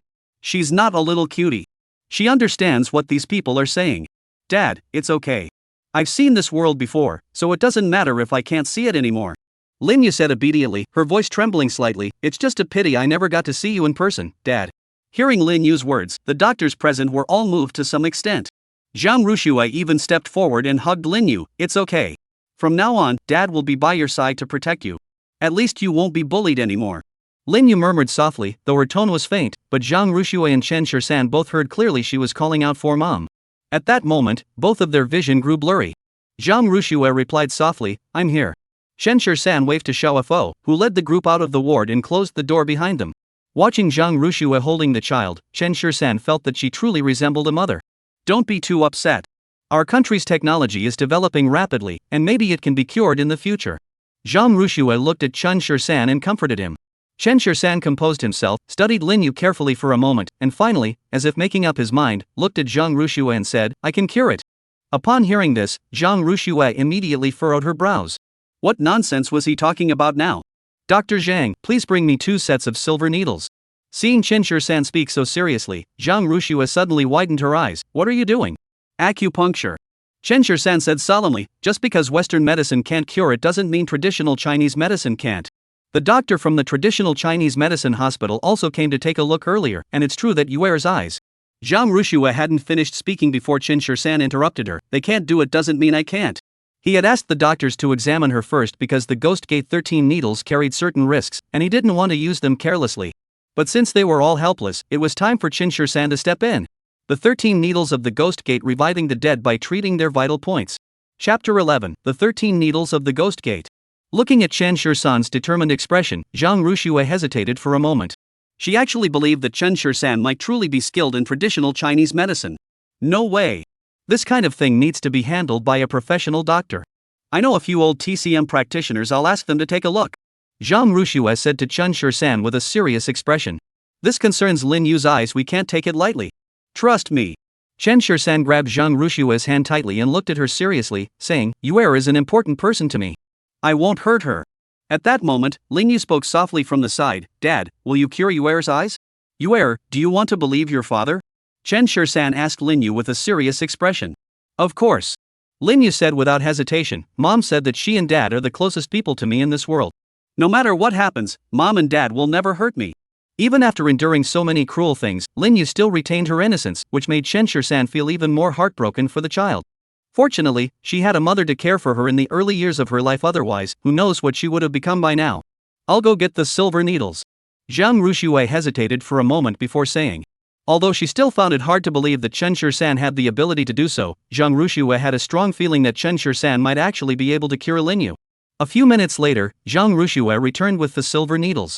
Chen Shisan helped Lin Yu lie down on the bed and looked at Zhang Rushue with a serious expression. If she moves around, please hold her down for me. Dad, I won't move around. Lin Yu said obediently. It'll hurt a lot, just bear with it. Chen Shisan whispered to Lin Yu. Lin Yu's lips curled into a smile. I'm not afraid of pain. That's true. She had been blinded by someone, raised like a dog, beaten and abused every day. Growing up in such an environment, how could she possibly fear pain? Chen Shisan didn't hesitate any longer. He immediately grabbed the silver needles nearby and stabbed them into the area around Lin Yu's eyes. Watching his skilled needlework, Zhang Rushue's heart eased slightly. At least this proved that Chen Shisan wasn't a complete novice. As the third silver needle was inserted, Lin Yu began to tremble slightly, but even so, Chen Shisan and the others could still see her clenching her teeth and enduring the pain to prevent herself from making a sound. Yuer, if it hurts, just scream. It's okay. Chen Shisan said as he continued to insert the needles. Zhang Rushue stepped forward and grabbed Lin Yu's hand. Yuer, don't be afraid, I'm here. At that moment, Lin Yu's brows relaxed slightly. Chen Shisan continued his actions, and as the seventh needle went in, Lin Yu's entire body trembled uncontrollably, and she let out a series of cries. Zhang Rushue felt heartbroken, but she obeyed Chen Shisan's instructions and held Lin Yu firmly down on the bed. The so-called 13 needles of the Ghost Gate was a practice that sent someone to the gates of the underworld and back. During this period, one must inevitably endure immense suffering, but after the pain subsides, the body's illnesses disappear as well, symbolizing a rebirth or reincarnation. Chen Shisan was cured by the Ghost Master's 13 needles back then, so he naturally understands the agony involved. Listening to Lin Yu's cries, Chen Shisan's forehead was covered in a thin layer of sweat, but his hands did not show any signs of stopping. Help me pry her eyelids open. Chen Shisan ordered. Zhang Rushue looked at Chen Shisan's serious expression and her heart trembled slightly. These final two needles were meant to be forcefully driven into Lin Yu's eyeballs. Although the child was blind, he could still feel the pain. Are you really going to do this? Zhang Rushue asked hesitantly. Chen Shisan nodded firmly, just 2 more shots. Trust me. Listening to Chen Shisan's words, Zhang Rushue extended both hands and forced open Lin Yu's eyes, revealing the white scara. Ah! Lin Yu let out a scream and fainted from the pain. 2 drops of bright red blood trickled out of her eyes. Chen Shisan quickly pulled out the needle and grabbed a nearby gauze pad to cover Lin Yu's eyes. Do we need to apply medicine? Zhang Rushue frowned and asked. She hadn't seen any changes in Lin Yu's eyes after the 2 needles were administered. Was that sufficient? No need. Chen Shisan said confidently, skillfully tying a knot with gauze at the back of Lin Yu's head. Zhang Rushue gently wiped the cold sweat from Lin Yu's forehead, then touched the child's body. It was soaked through with sweat, and the clothes were completely drenched. If only I had known, I should have given her some anesthetic. Zhang Rushue said sadly from the side. As a doctor, she was well aware of the immense pain caused by 2 silver needles piercing the eyeball. Anesthetic would be ineffective. Chen Shisan said in a cold tone, but Zhang Rushue noticed that his right hand, which was resting by his side, was trembling slightly. Zhang Rushue reached out and grabbed Chen Shisan's hand, looking at him and asking, what kind of needle technique did you use just now? Is it really effective? Zhang Rushua reached out and grabbed Chen Shursan's hand, looking at him and asking, "What kind of needle technique did you use just now? Does it really work?" "The 13 needles of the Ghost Gate." Upon hearing this, Zhang Rushua's eyes widened in shock. Although she was a Western doctor, she had heard of the 13 ghostly needles before.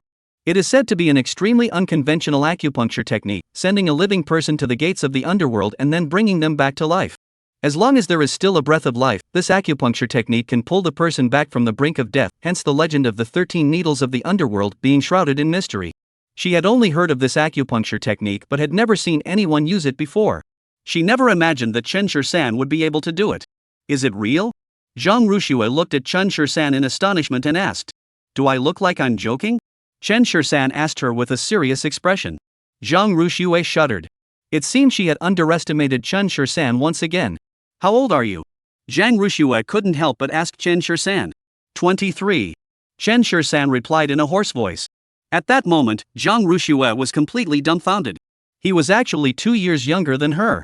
From start to finish, Zhang Rushua had never thought Chen Shursan was younger than her, because he looked so mature. "Dr. Zhang, could you please watch over Yuer for me? I need to run an errand." Chen Shursan stood up and said. He had no relatives or friends in Jiangcheng, and the only person he could rely on now seemed to be Zhang Rushua. Entrusting Yuer to her care, Chen Shursan could not have felt more at ease. Zhang Rushua didn't hesitate to agree. "No problem. Go ahead and take care of your work." Although she had her own important matters to attend to, for a doctor, caring for patients was the most important thing. Fortunately, she didn't have any other patients on her hands at the moment, so she was able to spare the time to take care of Lin Yu. Chapter 12, The Customer is Always Right. Chapter 12, The Customer is Always Right. Chen Shursan had just returned to Jiangcheng and found Lin Yu when he immediately took her straight to the hospital. In this place, they didn't even have a place to stay. So he was in a hurry to buy a house and also purchase a car as a means of transportation.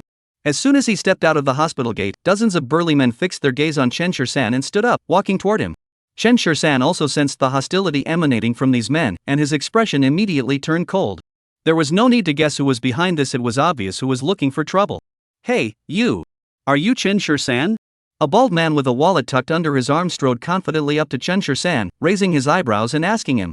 "I don't want to waste my time with you." "I'm in a hurry," Chen Shursan said coldly. Hearing this, the bald man sneered. "You're pretty cocky, aren't you?" With that, the bald man waved his hand, and a group of burly men charged toward Chen Shursan. Those around them saw this and quickly moved away, fearing that blood might splash onto them. Bang! Chen Shursan kicked one person flying with a single blow, then swiftly grabbed the other person's wrist with his free hand. With a slight exertion of force, the other person's wrist snapped in half. He didn't give them a moment to catch their breath and launched an aggressive attack. For Chen Shursan, these petty thugs weren't even enough to warm him up. In less than 3 minutes, dozens of burly men were lying on the ground, groaning in pain. The bald man, watching the scene from a distance, had frozen in place, oblivious to the cigarette but burning his lips. "I've seen tough fighters before, but never one this tough." By the time he realized what was happening and tried to flee, Chen Shursan had already closed the distance and stood before him. The man swallowed hard, his legs trembling uncontrollably. "Third brother, third master, spare my life. Go back and tell that phone fellow that if he wants to die, let him go ahead and do it." After saying this, Chen Shursan turned and left. The bald man was so scared that he fell to the ground, his lower body soaked. Chen Shursan hailed a taxi and randomly chose a real estate sales office. As soon as he arrived, he was stopped at the door by a security guard. "Get lost. Go beg somewhere else." Chen Shursan's face turned dark. He didn't look like someone who was begging for food. It was just that his clothes were a bit worn out. "I'm here to buy a house," Chen Shursan said coldly. Upon hearing this, the two security guards burst into laughter. One of them looked at Chen Shursan with disdain and said, "Kid, it's already noon, and you're still not awake yet?" Chen Shursan's expression grew colder. "Didn't your boss tell you that the customer is always right?" "Ha!" Upon hearing this, the two burst into laughter once again. "Hey, kid! Take a good look, this is Dream Star Garden.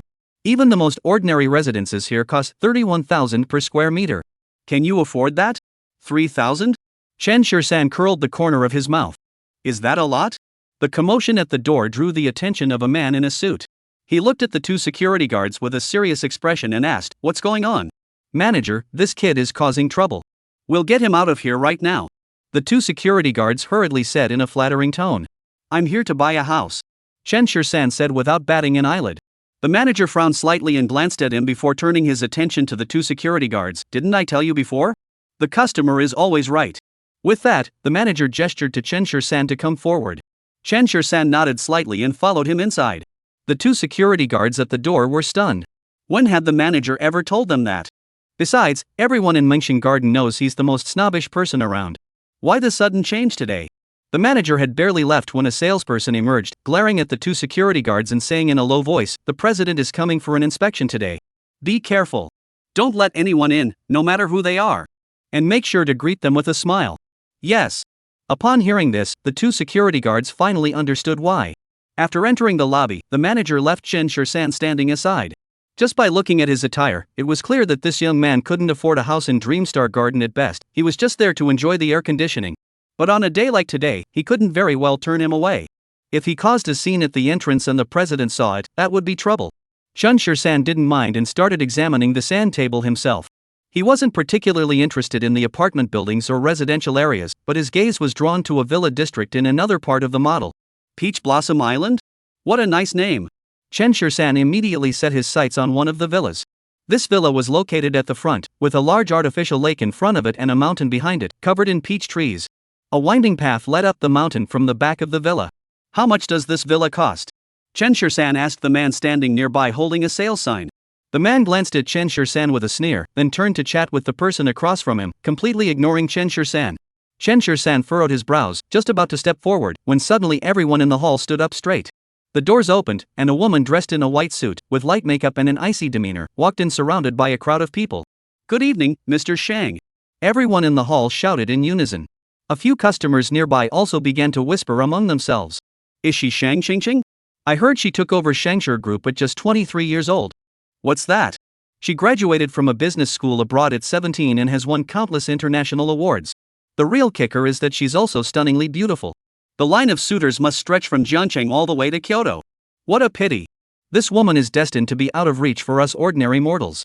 Shang Qingqing looked serious as she inspected the store, pacing over to the sand table and frowning slightly at the villa complex in front of her. "Manager Wang?" Upon hearing Shang Qingqing's voice, Wang Cheng hurried over. "How many units have been sold at Peach Blossom Island?" 3. Wang Cheng answered cautiously, his forehead covered in a thin layer of sweat. Shang Qingqing furrowed her brows, and the few people following her also grew uneasy. "Mr. Shang, our Peach Blossom Island is not a place where ordinary people can afford to live, and besides, the price is a bit." Before the person beside her could finish speaking, Shang Qingqing interrupted him. "Do you think Peach Blossom Island isn't worth this price?" The person beside him hadn't finished speaking when Shang Qingqing interrupted. "Do you think Peach Blossom Island isn't worth that price?" The man quickly shook his head. "Ms. Shang, that's not what I meant. It's just that in Jiangcheng, there really aren't that many wealthy people." Shang Qingqing's expression grew colder. "You can't sell them because you're incompetent." "What? Are you trying to make excuses in front of me over such a minor matter?" "Well said." Chen Shursan crossed his arms and spoke indifferently from the side. Upon hearing his voice, everyone's gaze immediately turned toward Chen Shursan. His jeans were so faded they were almost transparent, and his black short-sleeved shirt was almost see-through, completely at odds with the confident smile on his face. Chapter 13, What Does It Take to Be Sincere? "Hey, kid! What the hell are you doing?" Wang Cheng couldn't help but grit his teeth and say, suddenly regretting that he had let this kid in the first place. Damn it, freeloading on the air conditioner is one thing, but now he's making snide remarks right in front of him. Shang Qingqing glared at Wang Cheng. "Is this how you treat customers? President, this guy is dressed like this. How could he possibly be our customer?" Wang Cheng whispered. "Anyone who enters Dreamstar Garden is a guest of Dreamstar Garden. We must treat our guests like gods," Shang Qingqing said sternly. Chen Shursan raised an eyebrow and glanced at Shang Qingqing. "Well said. If your people all act like that, you would have sold those houses long ago." "What do you mean? Did they offend you?" Shang Qingqing asked Chen Shursan. Although the man across from them was dressed modestly, Shang Qingqing saw something different in his eyes. "Nothing much, just that I wanted to buy a house but no one would help me," Chen Shursan said calmly, adding fuel to the fire. Wang Cheng hurriedly explained, "Mr. Shang, don't listen to this kid. He's just here to use the air conditioner." Chen Shursan sneered, "I told you before I came in I'm here to buy a house. You brat, don't you see what you're wearing?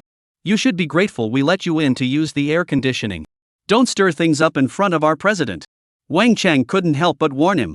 Chen Shursan calmly pointed to Peach Blossom Island number 1 and asked Shang Qingqing, "How much is that set? Are you really going to buy it?" Shang Qingqing was also a bit surprised.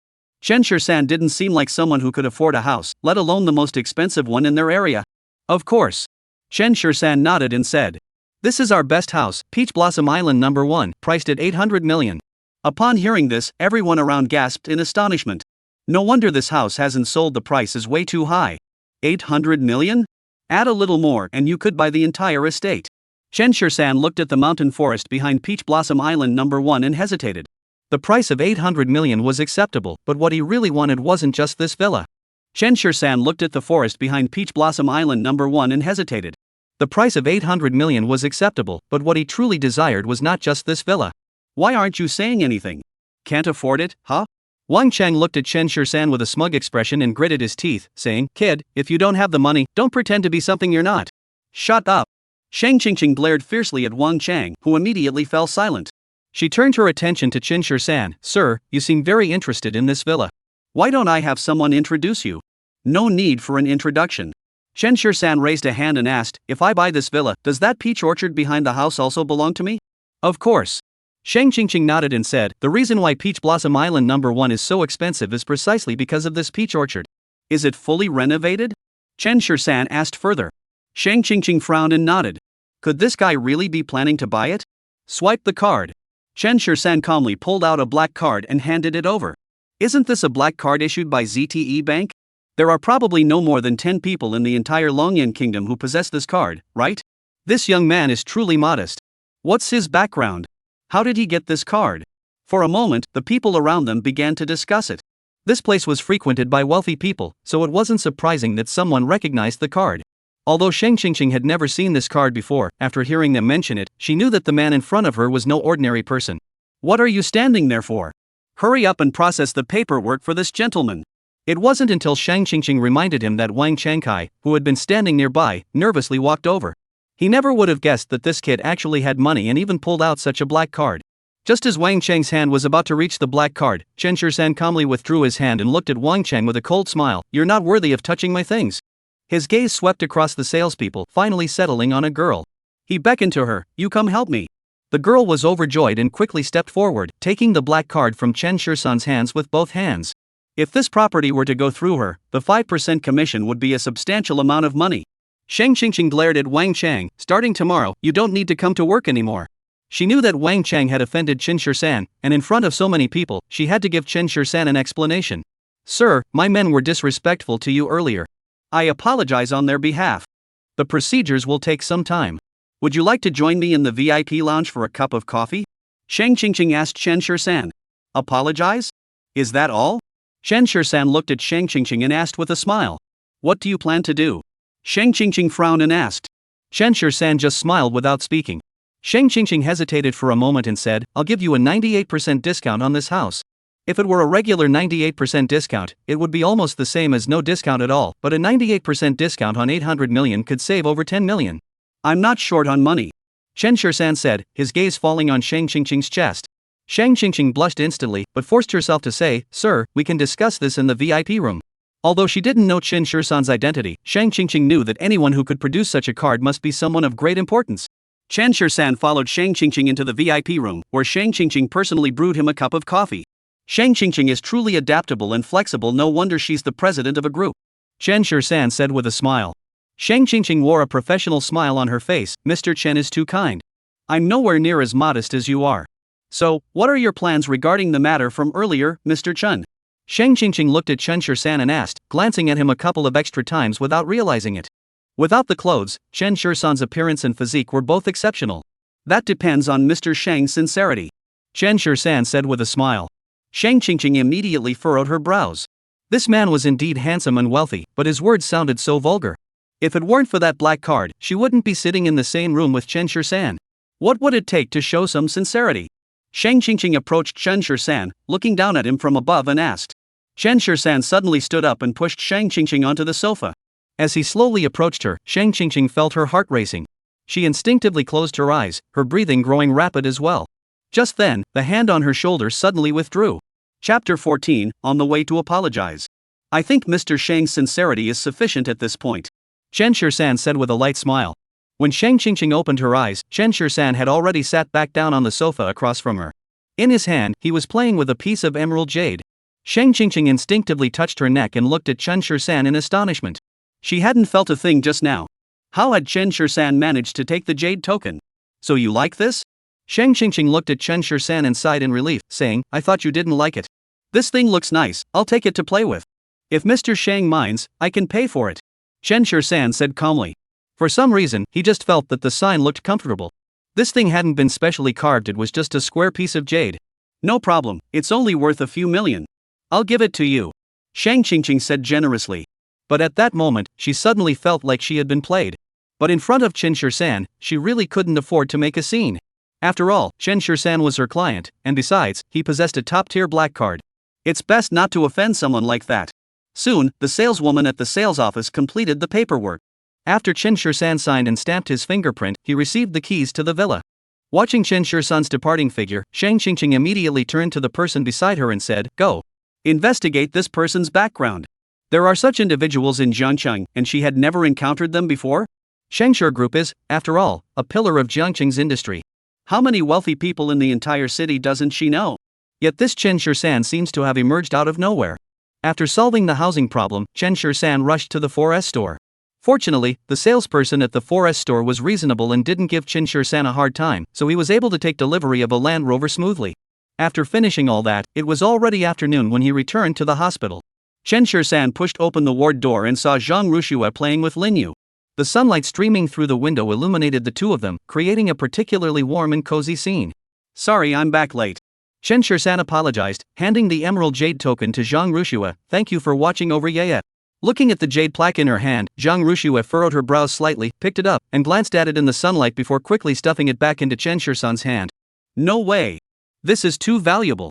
It's just a little thing, Dr. Zhang. No need to be so polite." Chen Shursan smiled and pushed the jade token back into Zhang Rushua's hand. He just thought that Zhang Rushua had fair skin, and with her prominent collarbone, this would look great on her. "A little trinket?" Zhang Rushua's eyes widened as she looked at Chen Shursan and said, "This is top-quality emerald. A piece like this is almost unheard of, it's worth millions." Though she didn't understand such things, her foster father collected antique jade and artifacts, so she had picked up some knowledge through osmosis. "It's only a few million. What matters isn't the money, but the friendship." Chen Shursan looked at Zhang Rushua with a serious expression and said, "If you hadn't helped me take care of Yaya, I wouldn't have had time to handle my own affairs." "That's not possible. This item is far too valuable, I can't accept it." Zhang Rushua finished speaking and hurriedly placed the jade plaque on the table beside her before exiting the ward. Chen Shursan watched her departing figure and smiled softly. This woman was truly different from the others. Jiangcheng Grand Hotel. What? How could this happen? Listening to the bald man's words, Feng'an couldn't sit still. "Brother Feng, it's absolutely true. Several of my brothers are still in the hospital. You have to cover the medical expenses," the bald man said with a mournful expression. Feng'an shot the bald man a disdainful glance. The matter hadn't been resolved, and he still dared to ask him for money? Just then, Feng'an's phone rang. It was his old man calling from home. Feng'an quickly made a shushing gesture before answering the call. "Dad." A stern voice came from the other end of the phone. "How's the matter being handled?" "Father, the Chen Shursan you mentioned is simply not suitable. He is not worthy of our family's Xinling." Seeing that the person on the other end of the phone wasn't responding, Feng'an continued, "Why don't we just call off the engagement?" The person on the other end remained silent. After a moment, a loud shout erupted from the other end. "So you had someone go cause trouble for them? You dared to go ask them to call off the engagement without my permission? Calling off the engagement is one thing, but you actually dared to lay a hand on them?" Hearing the old man's words, Feng'an was so scared he trembled. How did the old man find out about these things? Could it be that Chen Shursan had tattled on him? That fool doesn't know when to give up. If we marry Xingling to him, she'll never have a good life. We can't push Xingling into the fire ourselves. Feng'an gritted his teeth and said, "You good for nothing." Feng Cheng shouted into the phone, "I'm on my way to the airport right now. I'll be in Jiangcheng tonight. If you dare to cause any more trouble, don't even think about coming back." Upon hearing this, Feng'an was completely stunned. The old man was coming personally? Just for this good for nothing? "Dad, I can handle this. You really don't need to go yourself." On the other end of the phone, Feng Cheng fell silent for 3 seconds before saying, "Listen to me clearly. If you offend Chen Shursan, the entire Feng family will be finished. I'm on my way to apologize to him right now. If you dare cause any more trouble, you'll die on the streets from now on." After saying that, Feng Cheng hung up the phone. Feng'an held the phone, completely dumbfounded, frozen in place. The old man had rushed all the way from Kyoto just to apologize to Chen Shursan? That's just too ridiculous. What's so special about that kid? The next morning, when Feng Cheng arrived at the hospital with Feng'an and Feng Xinling, Chen Shursan was just preparing to take Lin Yu out of the hospital. Upon seeing them, Chen Shursan calmly sat down in a chair. 3. Feng Cheng almost blurted it out, but stopped himself just in time. He looked at Chen Shursan and said, "Chen Shursan, I'm sorry. My son and granddaughter are inconsiderate and have caused you trouble. Not at all, Chen Shursan said with a light smile. The Feng family is so prominent and wealthy. Someone like me isn't worthy of being with Miss Feng. These were Feng Xinling's exact words, and now I'm returning them to them verbatim. Perfect. Feng Cheng turned and glared at Feng An and his daughter, then looked at Chen Shursan and said, I'll apologize on their behalf. As for the marriage agreement, it's up to you. If you wish, I can marry Xingling to you at any time. If you refuse, Xingling will remain chaste for you for the rest of her life. Feng Cheng said to Chen Shursan with a respectful expression. Upon hearing this, Feng Xingling, who was standing nearby, immediately changed her expression. Has grandfather lost his mind? Chapter 15, Keeping herself pure for him. I don't want to. Feng Xingling almost shouted this sentence. Feng Cheng immediately glared at her, shut up. Grandpa. Have you lost your mind? I don't want to marry such a good-for-nothing. I'm your own granddaughter. How could you treat me like this? Feng Xingling said with a trembling voice, her eyes instantly filling with tears. The old man had always doted on her. Why had he suddenly changed like this? Not only is he forcing her to marry a good-for-nothing, but he's also making her remain chaste for this worthless man. What gives him the right? This isn't your place to speak. Feng Cheng gave Feng Xinling a cold glance. Since you are the granddaughter of the Feng family, you must obey my orders. Otherwise, I will expel you from the Feng family. Upon hearing this, Feng An quickly stepped in to mediate. Xinling, don't talk back to your grandfather. As he spoke, he couldn't help but glance at Chen Shursan across from him. Who was this kid? How could he make the old man so wary? There's no need to remain chaste. I never wanted this marriage in the first place. Chen Shursan said indifferently, the marriage contract has long been lost, so there's no need to take it too seriously. It's just that your son and granddaughter are a bit lacking in manners. Listening to Chen Shursan's words, Feng Cheng's forehead broke out in a thin layer of sweat. First, he brought people to the hospital to force Chen Shursan to call off the engagement, and then had people block him at the hospital entrance. What else could this be but a suicide mission? He was fully aware that with just one word from Chen Shursan, the downfall of the Feng family would be imminent.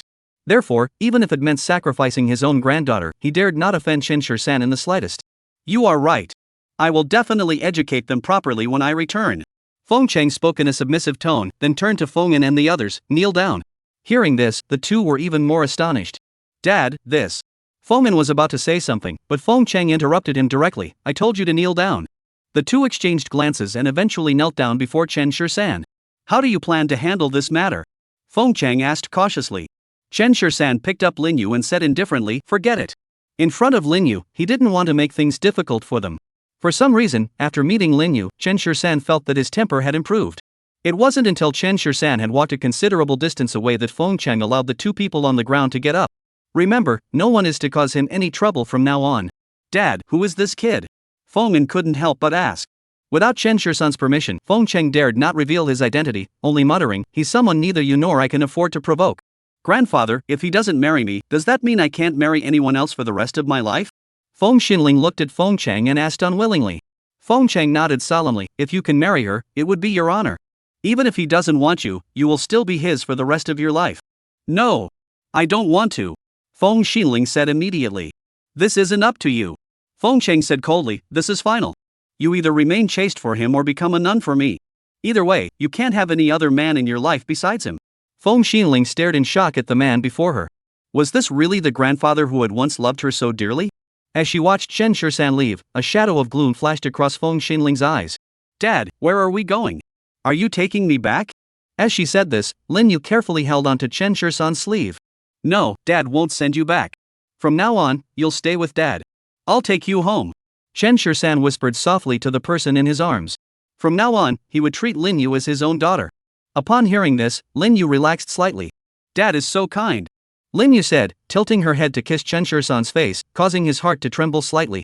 After getting into the car, Chen Shursan drove straight to the newly purchased villa with Lin Yu. The Zhang family. Xiaoshuet, does that man like you?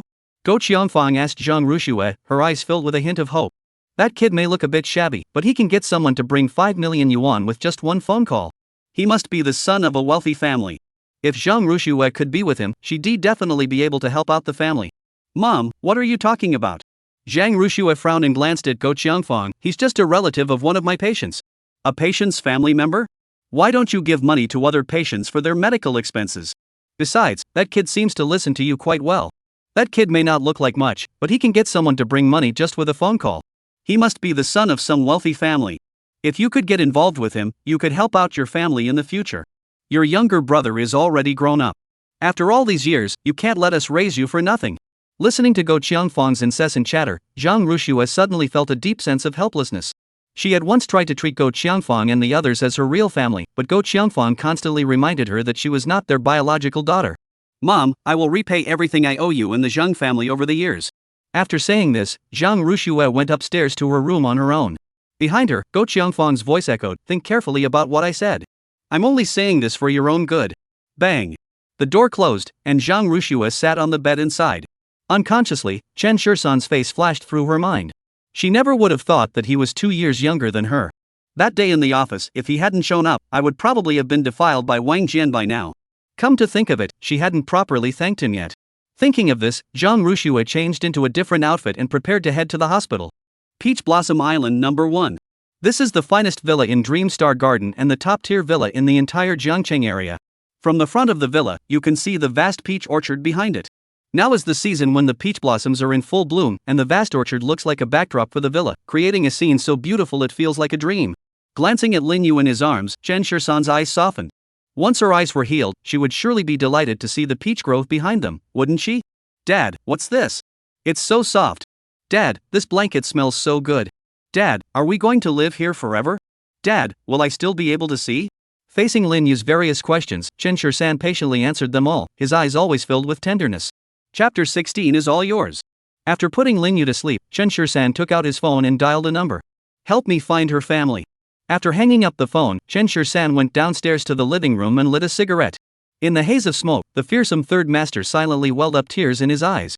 Perhaps it was because he hadn't smoked in a long time, and the smoke was choking him. 13. Will we always be together? 13. Can you give me a peach grove 10 miles away in the future? 13. When will you marry me? Chen Shursan, hurry up and go. In his mind, the image of a girl kept flashing repeatedly, causing Chen Shursan's eyes to redden uncontrollably. 3 years have passed so quickly. Just then, Chen Shursan's phone rang. On the other end of the line, Ling Xiaodao's voice came through. Third master, I've checked. Her family is also gone. Upon hearing this, Chen Shursan felt a sharp pain in his chest, so intense that he could barely breathe. Third master? Are you all right? Ling Xiaodao, hearing no response on the other end of the line, asked cautiously. Nothing. Chen Shursan replied in a hoarse voice and hung up the phone. On the other end of the line, Ling Xiaodao was worried, but dared not say much. As soon as the call ended, Chen Shursan's phone rang again, displaying an unfamiliar number from Jiangcheng. Hello. Chen Shursan answered the phone. Mr. Chen? Did you take Yaya out of the hospital? Zhang Rush's voice came from the other end of the line. Dr. Zhang? I went to your office before leaving this morning, and they said you weren't coming in today. Chen Shursan explained over the phone. He had originally intended to say goodbye to Zhang Rushua, but he just didn't run into her. I see. How is Yaya doing? Will she recover? We won't know for another week. Chen Shursan said honestly. However, logically speaking, there shouldn't be any major issues. Last time with Wang Jian, I never properly thanked you. How about I treat you to a meal? Zhang Rushua asked nervously on the other end of the phone. Let me treat you. Thank you for taking care of Yaya these past few days. Chen Shursan replied naturally. As a man, how could he let a woman pay? Dad. Just then, Lin Yu's voice echoed from upstairs. Chen Shursan quickly hung up the phone and rushed toward the room. As soon as he entered the room, he saw Lin Yu lying on the ground, with the bandage on her eyes stained red. You are. Chen Shursan quickly grabbed her and hugged her. Dad's here. Hearing this familiar voice and feeling the warmth of his embrace, Lin Yu gradually stopped crying. Dad, don't go. Don't leave me. Lin Yu cried out, causing Chen Shursan to feel a pang of sorrow. Daddy won't leave. Daddy will stay with you. You don't be afraid.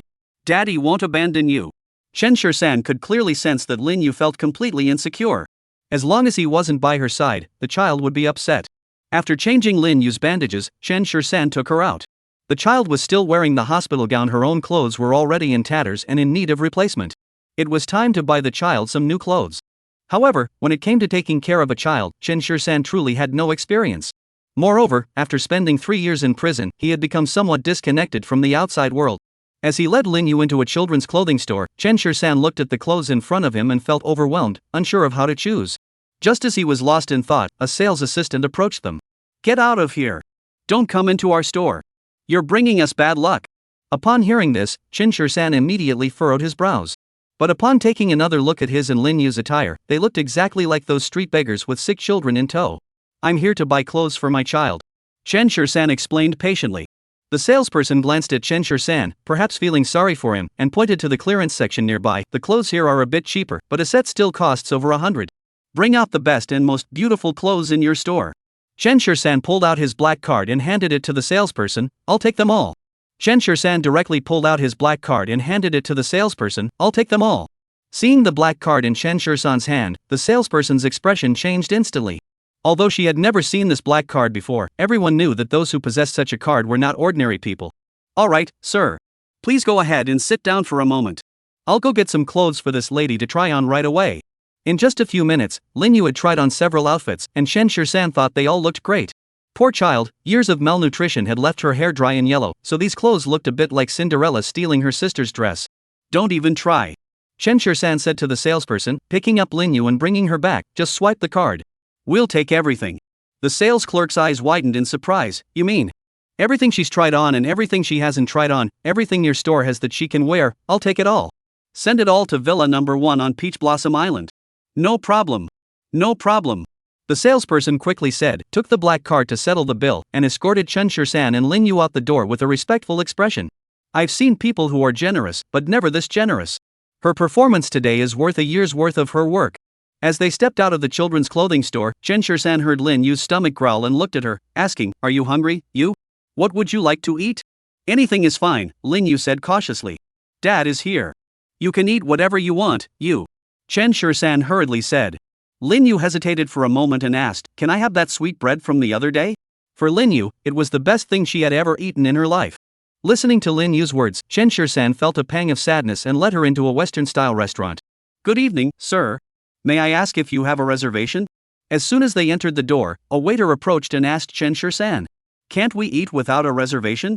Chen Shur-san frowned and asked. Sorry, we're already over 100 reservations.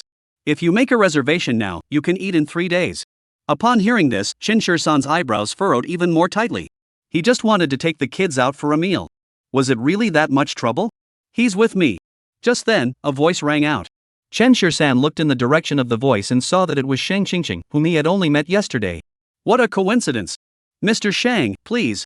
The waiter quickly gestured to the two of them to come forward. Mr. Chen, just order whatever you like. This round is on me. Shang Qingqing handed the menu to Chen Shur-san and said she was just worried she wouldn't have a chance to get closer to him. Yesterday, she had already had someone investigate him and found that Chen Shur-san had no notable background or connections. Or rather, her people simply couldn't uncover any information about his background. This only serves to highlight Chen Shur-san's uniqueness. Such a person, of course, deserves to be approached with care. Chapter 17, A Family of 3. Well, I won't hesitate then. Chen Shur-san said with a smile, then looked at the waiter. Bring us all the desserts you have here. Shang Qingqing's lips twitched violently. This was the first time she had seen someone come to a Western restaurant to eat desserts. This person was truly unique. The waiter nearby instinctively glanced at Shang Qingqing, who immediately nodded. Whatever he orders, just bring it. Okay. After the waiter left, Shang Qingqing looked at the person in Chen Shur-san's arms and asked curiously, Who is this? Achoo! Just then, the person in his arms sneezed loudly. What's wrong? Chen Shur-san quickly looked down and asked, Are you cold? Dad, what's that smell? My nose is itchy. Chen Shur-san immediately understood and looked at Shang Qingqing and asked, Did you spray perfume? Shang Qingqing nodded, then frowned at the person in his arms. You have a child already? Chen Shur-san immediately covered Lin Yu's mouth and nose, looking at Shang Qingqing with disgust. Stay back. My daughter is allergic to your perfume. At those words, Shang Qingqing's expression changed instantly, but she still awkwardly stood up and moved a little farther away. Chen Shur-san looked at Shang Qingqing and said with a smile, Miss Shang, why don't you switch seats? Shang Qingqing's lips twitched violently. If she remembered correctly, if it weren't for her, Chen Shur-san wouldn't have been able to get in at all, right? But when she thought about the black card in Chen Shur-san's hand and how he had bought the first house on Peach Blossom Island without batting an eyelid that day, Shang Qingqing forced herself to swallow her anger. Never mind, I'm not hungry anymore. I'll take care of the bill. You guys take your time. After saying this, Shang Qingqing turned and left the restaurant. Watching her depart, Chen Shur-san's lips curled into a smile. This woman was intriguing. That night, at the Starlight Grand Hotel, Zhang Ruxue was wearing a light blue blouse, a matching short skirt, and carrying a Chanel handbag as she stood at the hotel entrance, looking around. As she watched Chen Shur-san and Lin Yu get out of the Land Rover, Zhang Ruxue took a deep breath and walked over. Pretty auntie. Before she could speak, Lin Yu called out. How did you know I was here? Zhang Ruxue asked curiously. I remember the scent on your body. Lin Yu's lips curved into a smile. The longer you can't see something, the better your ears and nose become. Listening to Lin Yu's words, Zhang Rushue felt a pang of sorrow and instinctively reached out to hug her. Chen Shirsan didn't mind and handed the child over without hesitation. This family of 3 was so happy. Someone whispered, causing Zhang Rushue to blush involuntarily. I've reserved a spot. Let's go in. Zhang Rushue hurriedly said. Hey, sis? What are you doing here? Just then, a man dressed in a disheveled manner appeared within sight and walked straight toward Zhang Rushue. What are you doing here? Zhang Rushue frowned and asked the man. The man was accompanied by a woman dressed in a flashy outfit, with her cleavage prominently displayed. By the way, let me introduce you, this is my girlfriend, Fei Fei. The man wrapped his arm around the woman's shoulders and raised his eyebrows at Zhang Rushue, saying, this is my sister. This man was named Zhang Jingcheng, Zhang Rushue's younger brother, though they were not biologically related. Sis, you're just in time. Give me some money. Zhang Jingcheng generously extended his hand toward Zhang Rushue and said. Glancing at the shiny gold watch on his wrist, Zhang Rushue furrowed her brows slightly. All the money is with Mom. Where would I get the money? I heard everything from Mom. You paid 30,000 yuan for medical expenses for a blind child. At this point, Zhang Jingcheng looked at Zhang Rushue's embrace. Is that the little blind boy? Hearing him call her little blind girl repeatedly, Chen Shirsan's face darkened instantly. I'm your younger brother. You wouldn't have money to spend on outsiders, would you? You don't have money to spend on your own younger brother? Zhang Jingcheng looked at Zhang Rushue and asked, his face adorned with a smug smile. You're an adult and still relying on your older sister to support you. Aren't you ashamed? Chen Shirsan asked in a stern voice. Zhang Jingcheng finally noticed Chen Shirsan standing nearby. He looked at his attire and sneered, who do you think you are? You dare to lecture me? Besides, I asked my sister for money. It's only natural. What's it to you? Seeing that the two were about to argue, Zhang Rushue quickly pulled out her phone. How much do you need? I'll transfer it to you. Fei Fei has her eye on a bag, it's only 3,000 yuan. Zhang Jingcheng said with a smile. Seeing that Zhang Rushue was really going to give him the money, Chen Shirsan quickly stopped her. Do you really think your sister's money just blows in with the wind? You're an adult now. You can't even afford to support a girlfriend, so what's the point of talking about love? Hearing Chen Shirsan's words, Zhang Jingcheng felt his face burn with shame. He glared at him angrily and demanded, what the hell are you talking about? Who do you think you are? What's it to you? I'll tell you. Better not meddle in other people's business, or I'll make sure you regret it. Chen Shirsan's expression darkened instantly, and a chill emanated from his body. What are you looking at? Do you believe me or not? Zhang Jingcheng pointed at Chen Shirsan with one finger, but before he could finish speaking, Chen Shirsan grabbed his finger and twisted it hard. Ah! Zhang Jingcheng's forehead was instantly covered with a thin layer of sweat, and he curled up in pain. Zhang Rushue, standing nearby, was startled and quickly said, Mr. Chen, please don't do that. If Chen Shirsan were to injure Zhang Jingcheng, she would have to cover the medical expenses. The problem is that this kid has never learned anything useful in his life. If you provoke him, he'll definitely come after Chen Shirsan. Chen Shirsan finally let go of his hand, glaring down at the man on the ground and coldly said, don't let me catch you talking to your sister like that again. Next time, it won't just be your fingers that get cut off. Fei Fei, standing nearby, glanced at Chen Shirsan warily before kneeling down to check on Zhang Jingcheng's condition. Zhang Jingcheng clenched his teeth and looked up at Zhang Rushue. Zhang Rushue, I'm your brother. How dare you team up with outsiders to bully me? Upon hearing this, Zhang Rushue's expression also turned cold. Isn't this something you brought upon yourself? After saying that, she still took out her phone and transferred some money to Zhang Jingcheng. Go see a doctor yourself. It's probably just a dislocation. After saying that, Zhang Rushue carried Lin Yu and headed toward the restaurant. Chen Shirsan followed her into the restaurant, and a waiter led them into a private room. Judging by the decor and the waiter's attitude, Chen Shirsan knew this meal wouldn't be cheap. Although he didn't know if the Zhang family was wealthy, he knew that Zhang Rushue, as a doctor, probably didn't earn much either, and with a younger brother and such a mother at home, it was enough to give anyone a headache. So, no matter what, he couldn't let her pay for this meal. Chapter 18, Kneel Down and Apologize. Dad, this ant smells so good, like Mom's scent. Zhang Rushue placed Lin Yu on the seat, and Lin Yu clung to her skirt, reluctant to let go. Upon hearing this, Chen Shirsan instinctively looked at Zhang Rushue. Her face always reminded Chen Shirsan of someone, at least 5 out of 10 in resemblance. The more this was the case, the more Chen Shirsan dared not look at her. Is there anything you'd like to eat? Chen Shirsan changed the subject and didn't respond to Lin Yu's question. After ordering, Zhang Rushue looked at Chen Shirsan and said seriously, that day, it was all thanks to you. Otherwise, I really wouldn't have known what to do with Wang Jian. It was just a coincidence. Chen Shirsan said with a smile. By the way, I received a call from the hospital today saying they need me to replace Wang Jian as deputy director. Did you arrange this as well? Zhang Ruxue asked Chen Shisan cautiously. By the way, I received a call from the hospital today saying that I need to replace Wang Jian as deputy director. Was that also your doing? Zhang Ruxue asked Chen Shisan cautiously. Chen Shisan nodded. I've always believed that doctors are kind-hearted. If someone like you becomes deputy director, it will spare many patients from suffering. For Zhang Ruxue, becoming deputy director was nothing short of a fairy tale, but for Chen Shisan, it was as easy as saying a single word. I'm not as good as you make me out to be. Listening to Chen Shisan's words, Zhang Ruxue's cheeks flushed slightly. She tucked her hair behind her ear and lowered her head in embarrassment. By the way, my brother is just like that. I'll tell him not to bother you when I get back. Zhang Ruxue said to Chen Shisan with caution. Do you think he'll listen to you? Chen Shisan asked with a light smile. If I'm not mistaken, once this meal is over, trouble will likely follow. Zhang Ruxue sighed helplessly. He's the son, so everyone in the family spoils him, which is why he's developed such bad habits. Chen Shisan looked at Zhang Ruxue, her face filled with helplessness. Since you know you're not your biological parents' child, why don't you go find your real parents? Chen Shisan asked curiously. I don't know who they are either. I only heard that they abandoned me at the Zhang family's doorstep, and my grandfather found me and gave me to my parents. At first, my mother couldn't conceive a child, but she was still kind to me. Later, they had a child, so they constantly reminded me that I wasn't their biological child. Despite that, they still raised me. Listening to Zhang Ruxue's words, Chen Shisan couldn't help but feel that she had truly had a tough life over the years. What kind of parents would abandon their own child? After finishing their meal, the two didn't exchange another word. As soon as they stepped out of the restaurant, Chen Shisan spotted Zhang Jingqing standing across the street, surrounded by a group of thugs.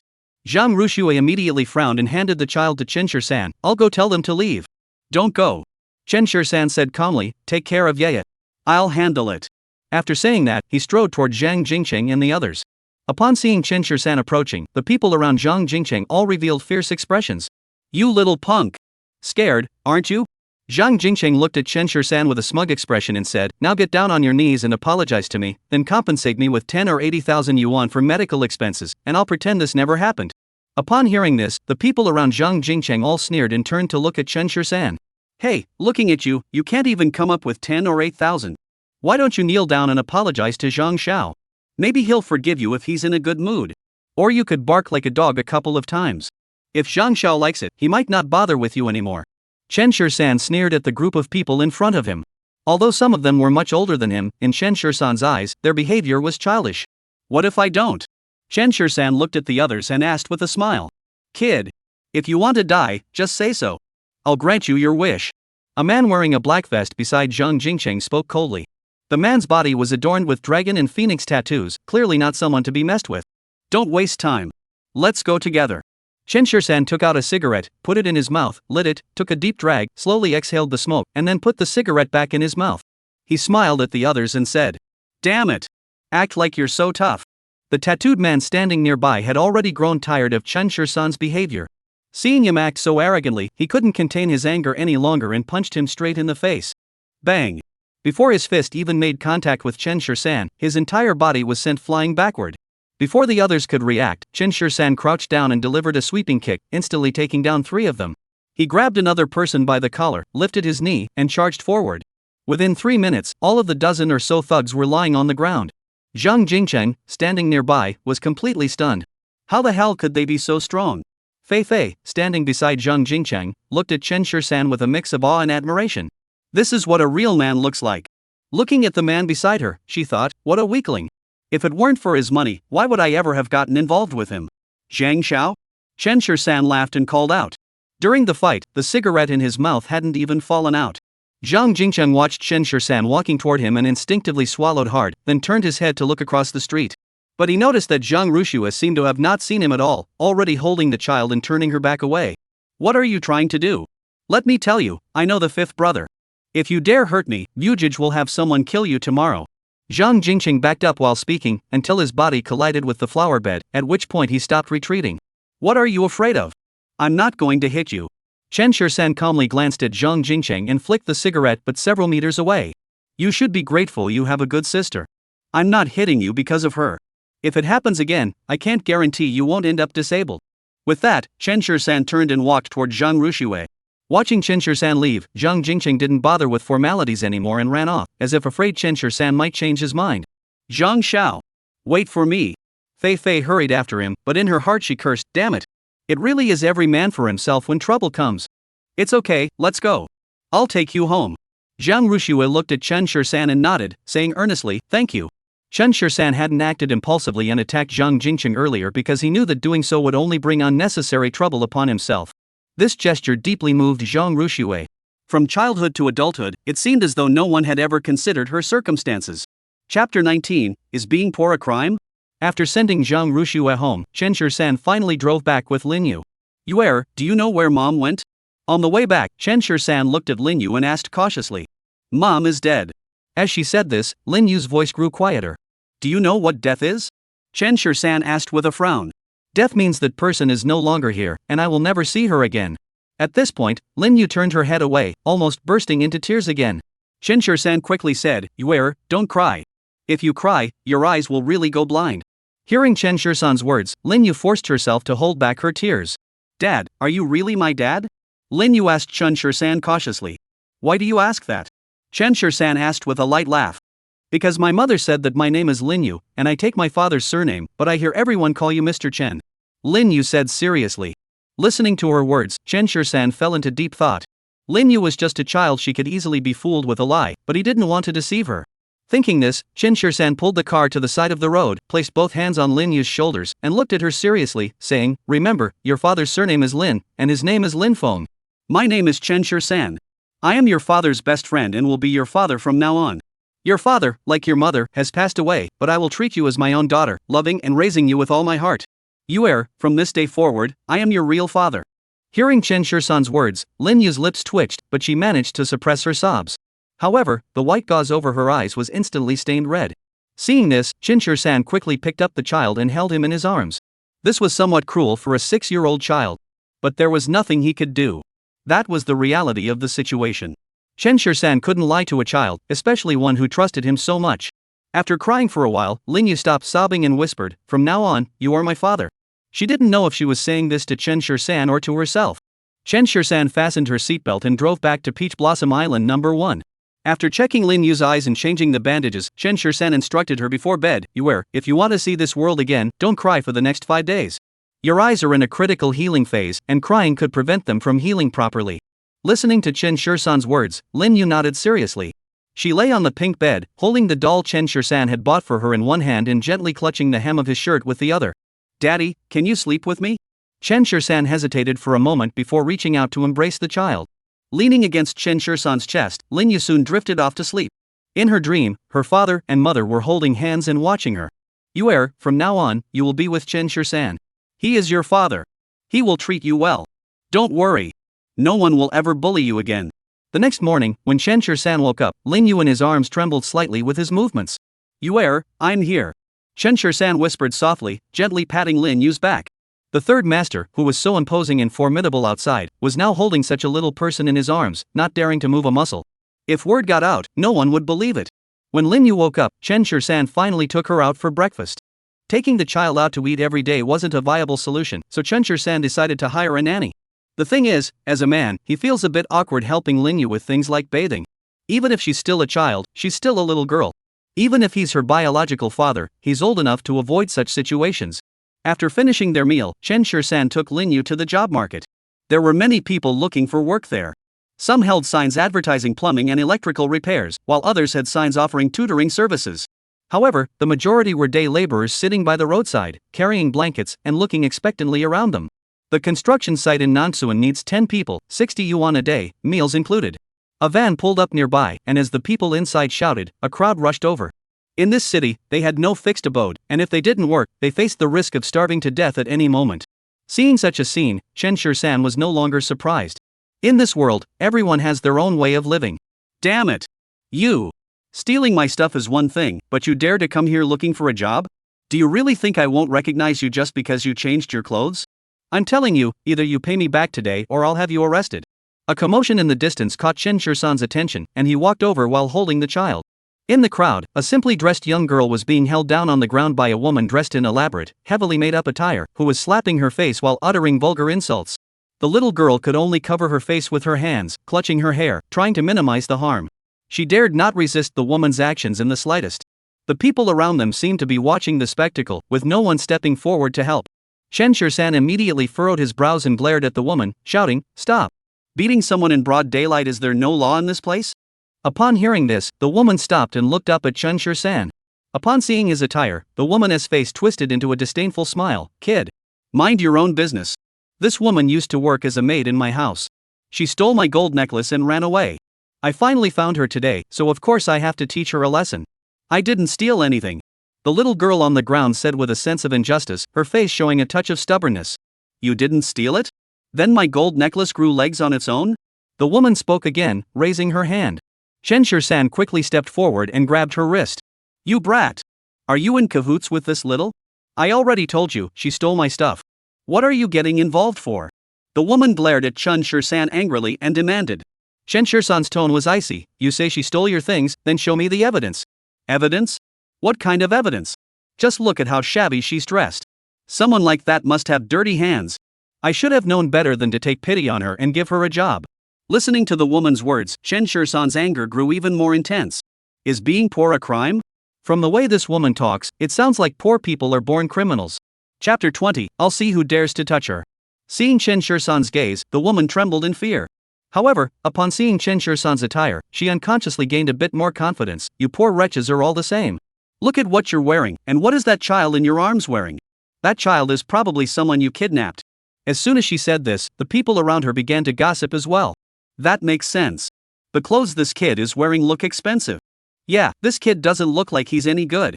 In broad daylight, he dares to kidnap children? That's despicable." Hearing the murmurs around her, Linyu struggled in Chen Shirsan's arms and shouted at the crowd, "I'm my father's daughter. You dare not speak ill of my father." At those words, everyone fell silent. Just then, two men covered in tattoos pushed their way through the crowd and walked straight up to the woman. "Fang Jia, what's going on?" The two men asked the woman respectfully. The woman, upon seeing the two, wore a smug expression on her face. She crossed her arms and said, "I found the filthy thief who stole my things. Beat her up and take her to the police station." As she spoke, the woman looked at Chen Shirsan with a smug expression, as if challenging him. "What can you do to me?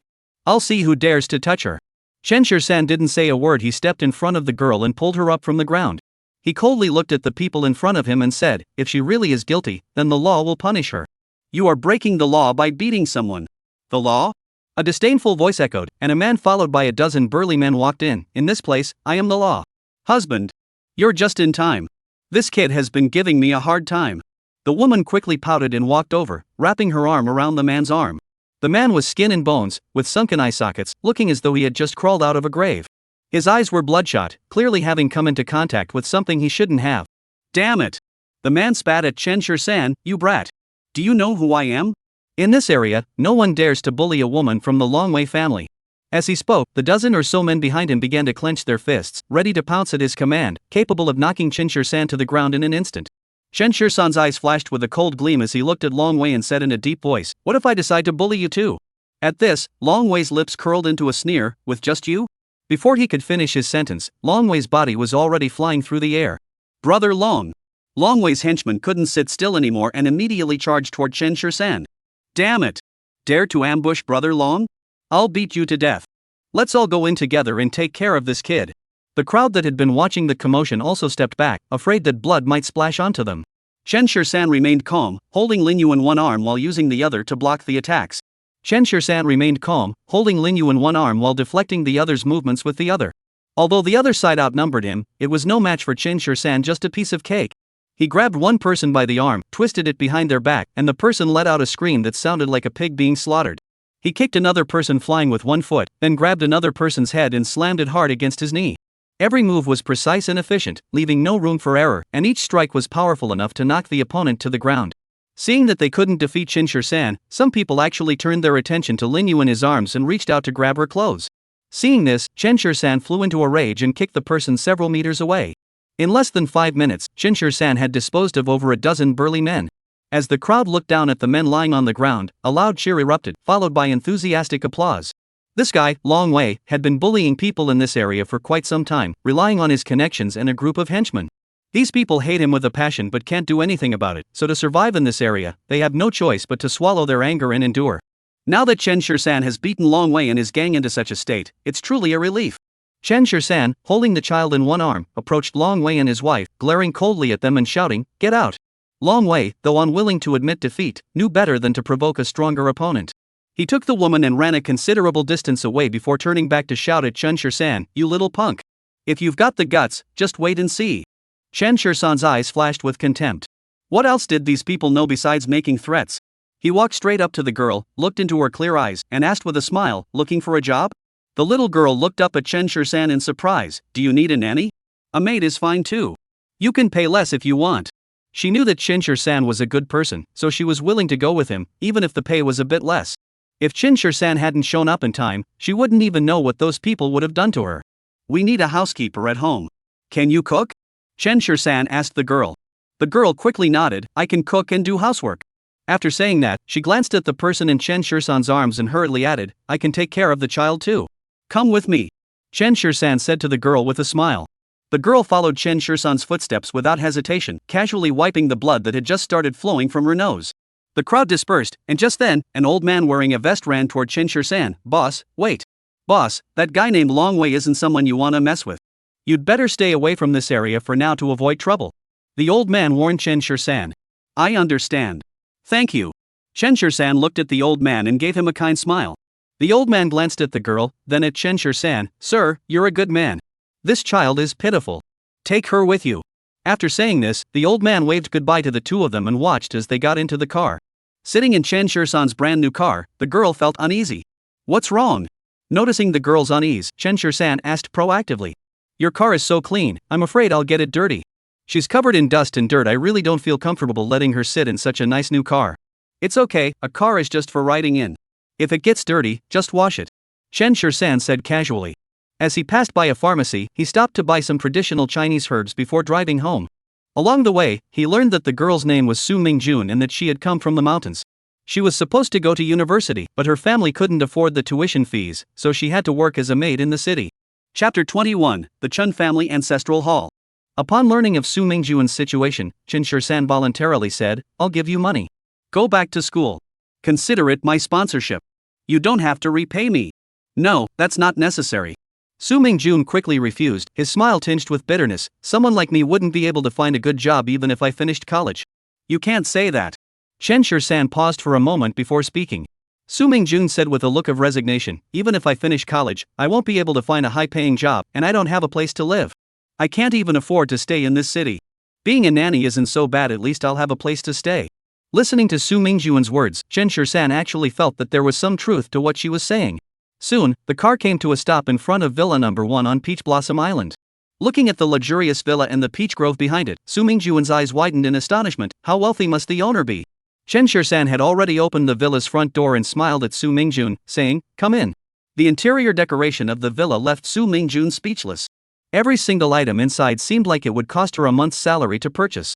The man before her, Chen Shirsan, clearly looked only a few years older than her. How could he possibly have amassed such wealth?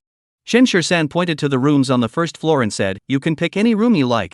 You can stay here from now on. Your daily tasks will be to cook 3 meals a day, keep the house clean and tidy, and take good care of Yayat."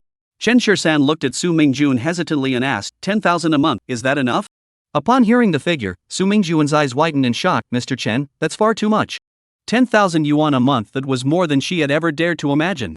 Normally, she worked as a nanny for others and only made 3 or 4,000 a month. The rooms at home are large and difficult to clean, so this is what you deserve." Chen Shirsan looked at Su Mingjun with a serious expression and said, "But let's make this clear, if you do a good job, I'll give you a raise. If you don't do a good job, I'll replace you at any time. Don't worry. I'll do my best." Su Mingjun hurriedly replied. Chen Shirsan went upstairs, brought down a stack of cash, and handed it to Su Mingjun. "Go buy 2 sets of clean clothes, and any cleaning supplies you need." "This." Su Mingjun looked at the money in Chen Shirsan's hand and hesitated to take it. "That's way too much. What kind of clothes could possibly cost that much? Just take it," Chen Shirsan said coldly. To him, these things were already meaningless. After settling Su Mingjun, Chen Shirsan took Lin Yu upstairs. Since Lin Yu couldn't see, Chen Shirsan could only play music for her and give her some stuffed animals to hold and play with. Looking at Lin Yu sitting on the bed with a docile expression, Chen Shirsan couldn't help but think that it would be nice if she had someone to keep her company. But what era were they living in? He couldn't very well buy her a book boy, could he? Chen Shirsan went into the kitchen and fiddled around for a while, then came out holding a bowl of medicinal soup. After feeding Linyu the soup, Chen Shirsan began to rock her to sleep. After finally getting her to fall asleep, it was almost dark. Chen Shirsan instructed Su Mingjun to take good care of the person and then left alone. After leaving, Chen Shirsan headed straight for the outskirts. Following his memory, he arrived at the foot of a mountain. Looking at the long stone steps before him, Chen Shirsan's eyes grew slightly moist. As he climbed the stairs, each step brought back memories of familiar scenes. At the end of the stone steps stood a nearly abandoned ancestral hall. It reads, Chen Family Ancestral Hall. The lock hanging on the wooden door was rusty and broken, serving no purpose. Chen Shirsan casually pulled off the iron lock, pushed open the wooden door, and saw the yard filled with weeds and spider webs. He stumbled forward, step by step, pushed open the slightly ajar door, and what met his eyes were over 20 spirit tablets. These were the people who had once lived here, his own family members. Chen Shirsan stepped forward, took down each tablet, wiped them clean with his sleeve, and put them back in place. Dad, Mom, Grandpa, I'm back. After shouting out all the names above, Chen Shirsan was already teary-eyed. Back then, the Chen family was wiped out, and he narrowly escaped with his life. He then relied on his skills to survive in the military. Years of slaughter on the border transformed Chen Shirsan completely.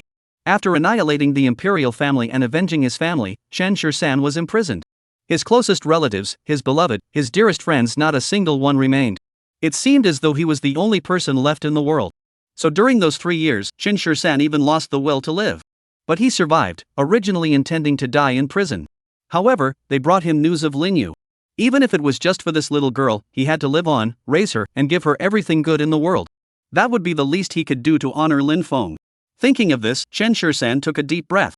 This place had been abandoned for years, and he hadn't dared to even glance at it. Now, it was time to take a look. In the corner, 2 hand-carved spirit tablets stood out prominently. One belonged to Lin Feng, and the other was named Yun Zining. Both of these spirit tablets were personally carved by Chen Shirsan, stroke by stroke, and they were the last people he ever saw. At the time, he could only watch helplessly as they died before his eyes. In that moment, Chen Shirsan's heart was torn apart. Squeak! The door behind him was blown open by the wind, revealing a small crack. Chen Shirsan composed himself, took out the dusty joss paper and incense from the lower cabinet, lit incense for everyone one by one, and then left the place. On the way back, the sky had grown completely dark. Chen Shirsan couldn't help but think of Zhang Ruxue. She really looked a lot like Zining. The Zhang family. Zhang Ruxue, even if Jing Chang isn't your biological brother, he's still your brother. How could you team up with outsiders to humiliate him like this? Go Qiangfan glared at Zhang Ruxue in front of her, nearly grinding her teeth to dust. After all these years of raising her with such hard work, who would have thought she would turn out to be such an ungrateful person, teaming up with outsiders to bully her own brother? Mom, why didn't you ask what happened? Zhang Ruxue frowned and asked. As soon as Zhang Jingcheng came back and tattled, Go Qiangfang started scolding her without saying a word, not even listening to her explanation. No matter what happened, you shouldn't team up with outsiders to bully your younger brother. Go Qiangfang looked at Zhang Ruxue with a matter-of-fact expression and said, We've raised you all these years. How can you repay our kindness with ingratitude? Just as she spoke, the front door was pushed open. Chapter 22, He's Your Brother. A middle-aged man with a stern expression walked in, reeking of alcohol. Old Zhang, you're back just in time. Go Qiangfang hurried over upon seeing someone, and upon smelling the alcohol on Zhang Tiancheng's breath, she immediately furrowed her brows. How could you drink so much again? We have a client to entertain today. Zhang Tiancheng belched and said, immediately noticing the injured Zhang Jingcheng, sobering up instantly. He looked at Zhang Jingcheng and asked, What happened to your hand? I was just about to tell you. Your daughter has grown up and made something of herself, teaming up with outsiders to bully our son. Upon hearing this, Zhang Tiancheng's expression immediately turned serious. What's going on? Facing Zhang Tiancheng's questioning, Zhang Ruxue furrowed her brows slightly but still explained the situation once more. After listening, Zhang Jingcheng immediately became displeased. I just asked you for some money to spend. Who is that guy to you? What right does he have to refuse? Go Qiangfang chimed in, exactly. You earn money, shouldn't you spend it on your brother? Hearing Go Qiangfang's morally bankrupt words, Zhang Ruxue was nearly driven to laughter by anger. Mom! He's already 23. He has his own hands and feet, why can't he earn his own money? He spends all day hanging out with some shady characters. What kind of future does he have? Slap. As soon as the words left his mouth, Zhang Tiancheng turned around and slapped Zhang Ruxue so hard that stars danced before her eyes. He's your brother. How could you say that to him? Zhang Tiancheng spoke angrily. He is the son of the Zhang family and will inherit the family company in the future. Hearing this, Zhang Ruxue found it utterly incomprehensible. However, faced with the person in front of her, she was completely helpless. Zhang Jingcheng looked at her, a smug expression on his face. Zhang Rushue, if it weren't for your parents, you'd be dead by now. I'm telling you, the money you earn should be spent on me. Consider it paying back your debt. Go Qiangfang also looked at Zhang Rushue and said, your brother is right. You owe the Zhang family. Hearing this, Zhang Rushue's body trembled slightly. Over the years, she had done her utmost for the sake of this family. She studies hard, hoping that one day she can become a contributing member of the family and make even a small contribution to the family business. However, after she finished her college entrance exams, Zhang Tianchang and his wife directly changed her college application. Originally, she had planned to study business administration, but was forced to study medicine instead. The reason was that medical school tuition was relatively low, and as a woman, she felt that studying business administration wouldn't be very practical. From the very beginning, Zhang Tianchang had never considered involving her in the family business. The old patriarch of the Zhang family had always favored this granddaughter, but since she was adopted, Zhang Tianchang and his younger brother Zhang Tianda had repeatedly mentioned to the old patriarch that Zhang Rushue was not their biological daughter. Over time, the old man began to harbor reservations about Zhang Rushue. So now, Zhang Rushue merely resides in the Zhang household. In the eyes of the Zhang family, she is not considered one of them at all. How much do you want? Zhang Rushue asked the family tremblingly. What did you say? Zhang Tianchang frowned and asked, a flash of authority in his eyes. How much money do I need to repay the Zhang family? Zhang Rushue's lips trembled as she looked at the others and asked. If it's just about money, she's willing to risk her life to earn it. As long as she earns enough money, she can leave this suffocating home and that will be enough. Zhang Tianchang was just about to speak when Go Qiangfang interjected. What do you mean by that? Is this about money? Xiaoxue, we're just telling you that as a member of the Zhang family, you should be kind to your younger brother. When it comes to money in the money tree, Go Qiangfang remains quite clear-headed. If she chose money, she would lose Zhang Rushue, her money tree, forever. Although her monthly salary isn't high, there are plenty of men chasing after her. For example, Wang Jian from the first hospital, and that guy who casually pulled out 5 million at the hospital the other day. There are also several young masters from prominent families. Any one of them could be a never-ending source of wealth. If you give her a fixed amount, once she pays it off, wouldn't she lose this money tree forever? You only have one younger brother, you watched him grow up. Hearing Go Qiangfang's words, Zhang Rushue couldn't help but glance at Zhang Jingqing again. This younger brother had indeed grown up under her watchful eye, and she had seen him grow up in the spoiling care of the Zhang family. He started getting into fights with others in elementary school, began collecting protection money at the elementary school gate when he entered middle school, and things became even more outrageous in high school, where he impregnated a girl. But in the face of the Zhang family's wealth, none of that was a big deal. In the end, Zhang Jingqing didn't have to lift a finger, everything was handled smoothly. Now, looking at Zhang Jingqing's current state, Zhang Rushue even felt that even if he were to commit murder or arson one day, the Zhang family would find someone to take the blame for him. Facing such parents and a younger brother, Zhang Rushue truly had no idea what to do. In the end, she could only sigh and return to her room alone. Early the next morning, Chen Shisan had just gotten out of bed when Su Mingjun had already prepared breakfast. Seeing her feeding Linyu, Chen Shisan nodded in satisfaction. Although Su Mingjun was not very old, she did her job really well. Mr. Chen. Upon seeing Chen Shisan, Su Mingjun instinctively stood up. You continue. Chen Shisan said calmly, serving himself a bowl of porridge and beginning to eat. Dad, once my eyes are better, can you take me to the amusement park? Linyu asked cautiously. Once your eyes are better, you can go wherever you want. Chen Shisan gently stroked the child's head and said softly. Linyu had suffered so much over the years. Chen Shisan was determined to spend the rest of his life making it up to her. Whatever she desires in this world, he will do his utmost to provide for her. Can I go to school too? Linyu's voice carried a hint of anticipation. Of course. Chen Shisan said without hesitation. At Linyu's age, she should be in elementary school, but she had been adopted in the past 2 years and had never attended school. She would have to start from kindergarten. Seeing Linyu sitting there so well behaved and composed, Chen Shisan felt a pang of sympathy. So how could the two people who adopted her bear to treat a child like this? But it doesn't matter. Those two people have disappeared from this world forever. Just then, the front door was knocked on. Su Mingjun was just about to open the door when Chen Shisan stopped him. Feed Yeye first. After saying that, he got up and opened the door himself.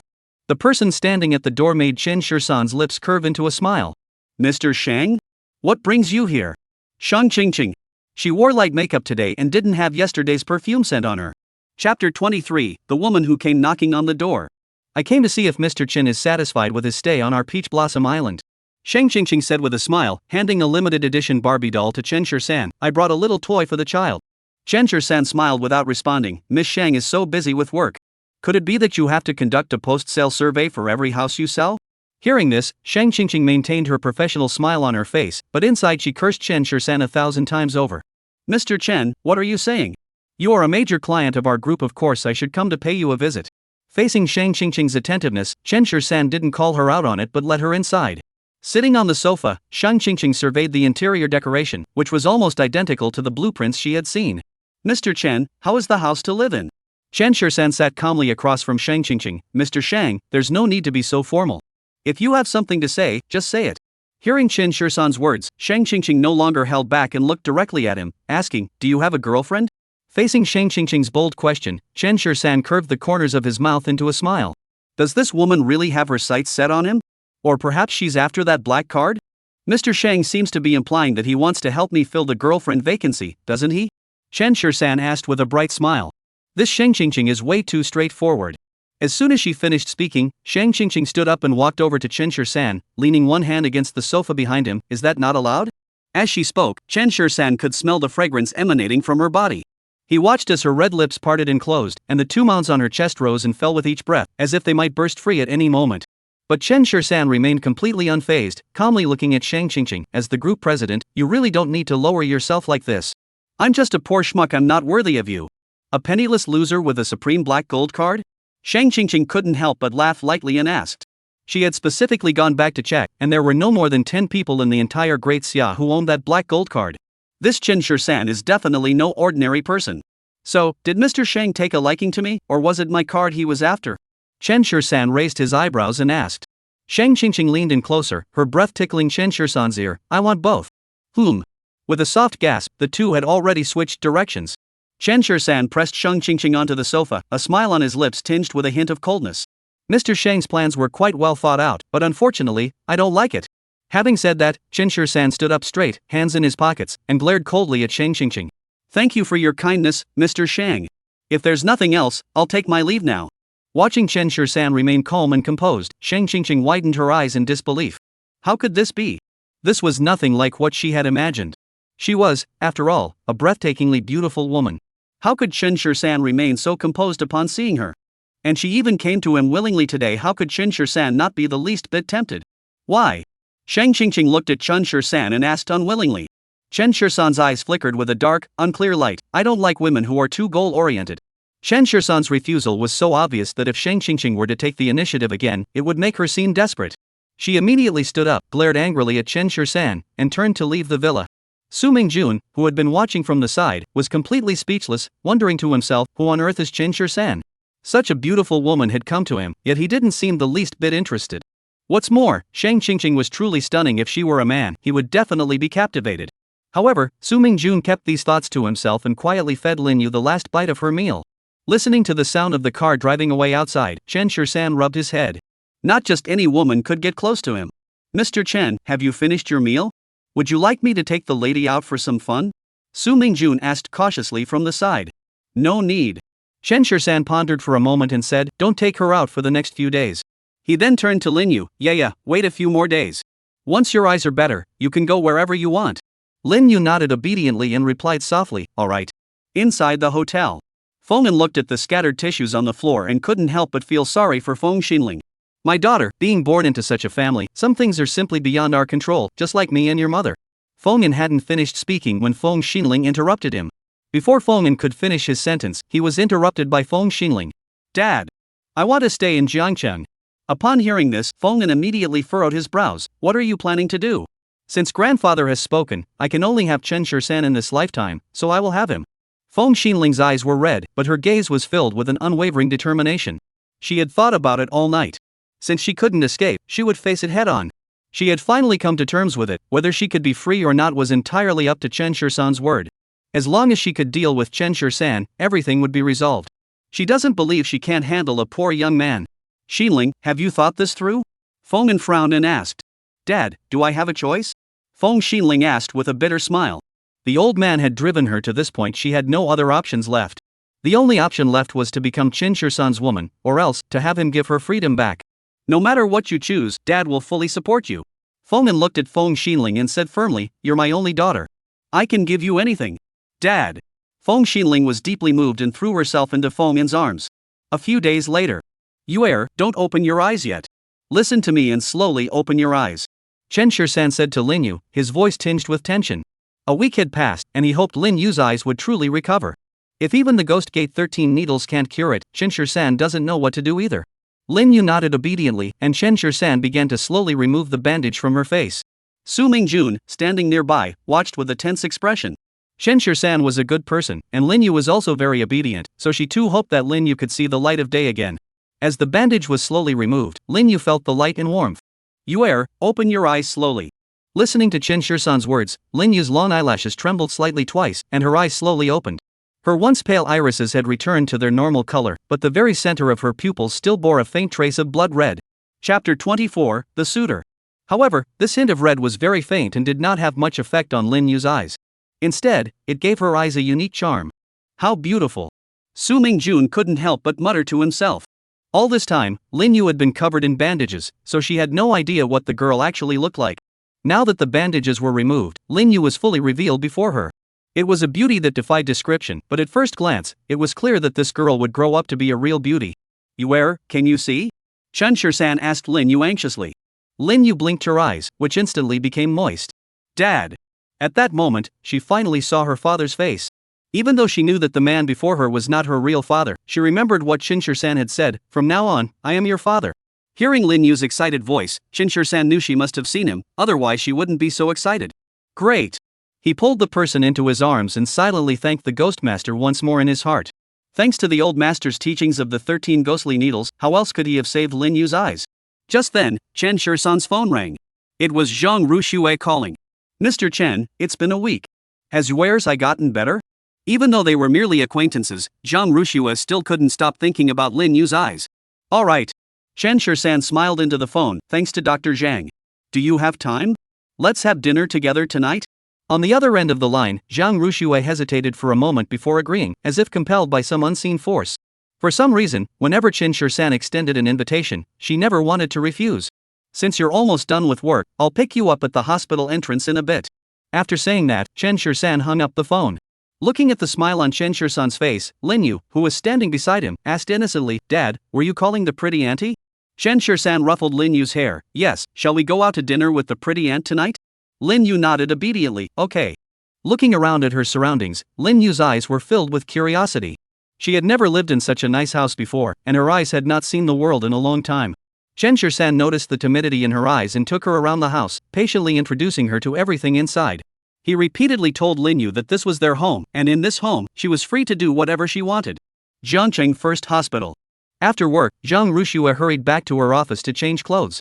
She hadn't dressed up much when she left home today, wearing jeans on the bottom and a white shirt on top.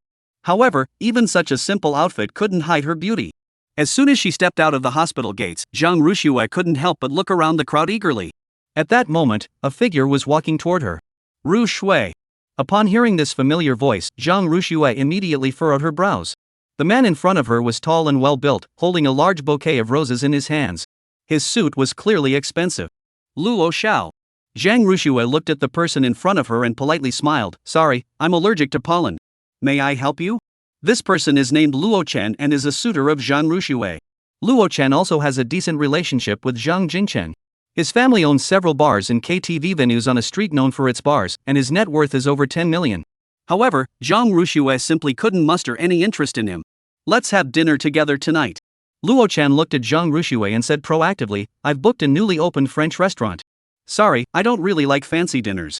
Zhang Ruxue politely declined, and I have plans today. Upon hearing the latter half of her sentence, Luo Chen's expression immediately changed, and he asked with a hint of jealousy, who is it? A friend. Zhang Ruxue hesitated for a moment, then looked at Luo Chen seriously and said, Mr. Luo, I've already made it clear to you before. There's no possibility between us. I'm not worthy of you. A friend. Zhang Ruxue hesitated for a moment, then looked at Luo Chen seriously and said, Mr. Luo, I've already made my position clear to you. There's no possibility between us. I'm not worthy of you. So please don't waste your time on me, Mr. Luo. After saying this, Zhang Ruxue adjusted the strap of her shoulder bag and prepared to leave, but was blocked by Luo Chen. What's wrong with that?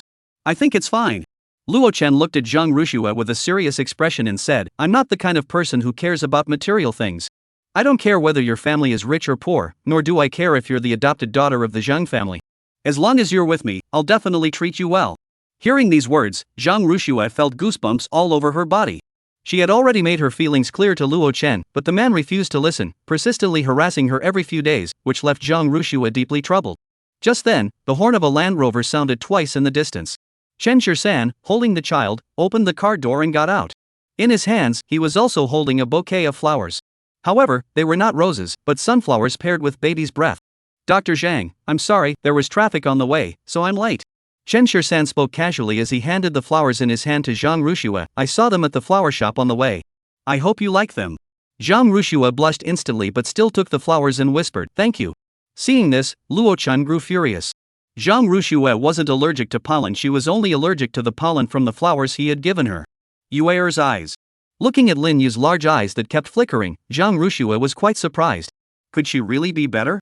Auntie, you're really beautiful, just like my mom. Lin Yu complimented her spontaneously.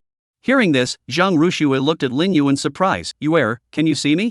Seeing Lin Yu nodding at her, Zhang Rushue was so excited she didn't know what to say. Luo Chen was completely ignored by the three of them. The three of them looked like a family of three, and he was the outsider.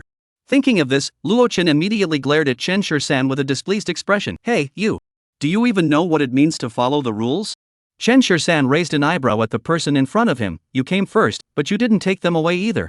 From the way he was acting, it was clear that this man was Zhang Rushue's suitor, so Chen Shisan didn't mind helping her out. After saying that, Chen Shisan naturally handed Lin Yu to Zhang Rushue and took her hand with the other. Let us go. The moment their hands touched, Zhang Rushue felt as though an electric current had run through her body, causing her to stiffen instantly. Chapter 25, At least tie a tie. Damn it! Luo Chen had been spoiled since childhood. How could she endure such humiliation? He immediately cursed angrily and charged toward Chen Shisan and the others. Feeling the wind behind him, Chen Shisan calmly turned around and grabbed Luo Chen's wrist. Some things can't be forced. If she doesn't want to, she just doesn't want to. Chen Shisan glared at Luo Chen. Even if you beat me up, what's the point? I don't like it, and that's that. Hearing Chen Shisan's words, Luo Chen felt even more insulted and immediately swung his other arm. Seeing that the other party wasn't listening to reason, Chen Shisan didn't bother to waste his breath and kicked him flying across the room. Bang! Luo Chen's body flew out 2 or 3 meters and landed heavily on the ground. He gritted his teeth, struggled to his feet, and looked at Chen Shisan and Zhang Rushue. He asked Zhang Rushue in confusion, Xiao Shui, what do you like about this guy? Looking at Chen Shisan's attire, he didn't seem like someone wealthy. How had such a person managed to defeat him? Facing Luo Chen's question, Zhang Rushue's heart fluttered slightly. The pocket money I earn in a month is more than this kid could ever earn in his entire life. Luo Chen gritted his teeth, stood up from the ground, and looked at Zhang Rushue with a stern expression, saying, what I can give you, he could never give you in his entire life. Hearing Luo Chen's words, Zhang Rushue shook her head gently. Some things have nothing to do with money, Mr. Luo. I'm truly not interested in you. After saying this, Zhang Rushue looked at Chen Shisan and said, let's go. Watching the others get into the car, Luo Chen felt a surge of hatred, his teeth itching with anger. Damn it! He's the eldest son of the Luo family, how could he lose to a poor kid? In the car, holding the flowers Chen Shisan had given her, Zhang Rushue could clearly feel her cheeks beginning to burn. I only held your hand to help you out of an awkward situation. I hope you don't mind. Chen Shisan said while driving. Upon hearing this, Zhang Rushue paused for a moment, looking at the flowers in her hands, feeling a bit confused. Where should we go for dinner? Chen Shisan in the front row didn't notice Zhang Rushue's mood and asked casually. Anywhere is fine. Zhang Rushue replied absent-mindedly. Pretty auntie, are you unhappy? Lin Yu blinked her eyes and asked Zhang Rushue. Zhang Rushue smiled and shook her head. No, I'm not. The car drove on and soon stopped in front of a restaurant that looked pretty decent. After getting out of the car, Chen Shisan casually handed the keys to the doorman, but was stopped by the security guard at the entrance. Sorry, our store policy requires proper attire to enter, the security guard said after sizing up Chen Shisan. Although he had just seen him get out of the Land Rover, the way this kid was dressed made him look like nothing more than a driver. Upon hearing this, Chen Shisan furrowed his brows slightly and asked, what exactly constitutes proper attire? At least wear a tie, the security guard replied without hesitation. At least wear a tie. The security guard replied without hesitation. Chen Shisan's eyes flashed with disdain as he looked at him and asked, how much is your tie? I'll buy it. Zhang Rushue, standing nearby, furrowed her brows slightly and gently tugged at Chen Shisan's clothes. Why don't we go somewhere else? This security guard was clearly targeting Chen Shisan because of his outfit. Although Zhang Rushue wasn't wearing anything particularly fancy either, she was still pretty. Exactly. If you can't afford it, just go somewhere else. I've seen people like you before, driving around in your boss's car trying to scam people.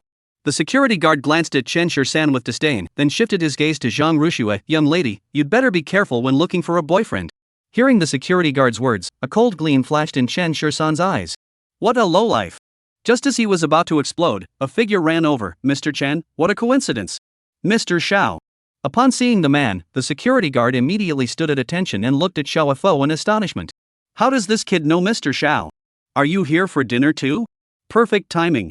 This is my place, I'll have them arrange the best private room for you. Xiao Fo looked at Chen Shirsan with a fawning smile. Not far away, the few people who had come with Xiao Fo were all frowning slightly, their eyes fixed on Xiao Fo with a hint of strangeness. Has Xiao Fo lost his mind? Why does he seem so respectful toward this kid? Who knows? This is so embarrassing. Don't say that. In the entire Jiangcheng, who wouldn't give Xiao Laode a little face? I think this kid must have some kind of background. What kind of background could he possibly have dressed like that? I'd like to accept Mr. Zhao's kindness, but the security guard just said that you have to be dressed properly to enter. With my appearance, I can't even get through the door.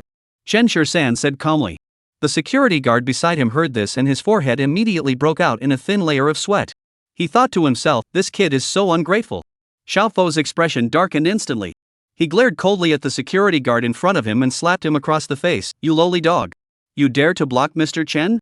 Others might not know, but he was aware of Chen Shirsan's status. In short, this was someone even he dared not provoke, let alone the young security guard standing before him. With just one word from Chen Shirsan, this security guard's body would be floating in the moat tomorrow. Sorry, Mr. Chen. Even after being slapped by Xiao Fo, the security guard dared not say a word, only repeatedly apologizing to Chen Shirsan. Chen Shirsan didn't bother to argue with him and calmly walked inside. Mr. Xiao. Upon entering the restaurant, the staff greeted Xiao Fo enthusiastically. Xiao Fo directly led Chen Shirsan to the front desk and said to the front desk manager, give me a purple diamond VIP card. The manager didn't hesitate for a moment, immediately took out a VIP card and handed it over with both hands. In the top right corner of the card was a small purple diamond. This was the highest tier VIP card available at the hotel, accessible only to those who had spent over $10 million. With this card, you can even dine at this restaurant without paying a single cent. Mr. Chen, from now on, this place is your private dining hall. Whenever you want to come, just swipe this card. Xiao Fo handed the card to Chen Shirsan with both hands. Chen Shirsan calmly took the card and slipped it into his pocket. This Xiao Fo, while not much else, sure knew how to get things done. At least, the few times they had met so far had left Chen Shirsan fairly satisfied. Then, thank you very much, Mr. Xiao. Chen Shirsan looked at Xiao Fo and said, today I'm having dinner with my friends, so I won't invite Xiao Laode alone. We can have a drink together another time. Hearing this, Xiao Fo quickly replied to Chen Shirsan, no problem, then I won't bother you too. After saying that, Xiao Fo waved to a waiter and had him lead the group to a private room. Watching Chen Shirsan enter the private room, Xiao Fo straightened his body and his expression grew serious. Chapter 26, I'll help you call the police. He had a strong premonition that one day in the future, Chen Shirsan would become his greatest protector. Mr. Xiao, who is that kid? Exactly. Why are you being so respectful to him? You even gave him a purple diamond VIP card. What does that kid have that makes him so special? He actually got our boss Xiao to take such good care of him. As he listened to the others, Xiao Fo's expression grew increasingly serious. You don't know what you're talking about. I'm telling you, from now on, if you see this person, it's best to give him a wide berth. After saying this, Xiao Fo walked toward a private room on his own. The others exchanged glances and followed him. On the other side, Chen Shirsan and Zhang Rushue had just sat down when the waiter began serving the dishes. Chen Shirsan knew this was all arranged by Xiao Fo, so he didn't say anything. Since he wanted to show off so badly, he might as well give him a chance to do so. Looking at Chen Shirsan in front of her, Zhang Rushue couldn't help but feel curious. Mr. Chen, may I ask you a question? Dr. Zhang, there's no need to be so formal. Just call me Chen Shirsan. Chen Shirsan said with a smile. Zhang Rushue was the first kind person he had met since returning to Jiangcheng, so Chen Shirsan had a very good impression of her. Chen Shirsan, who exactly are you?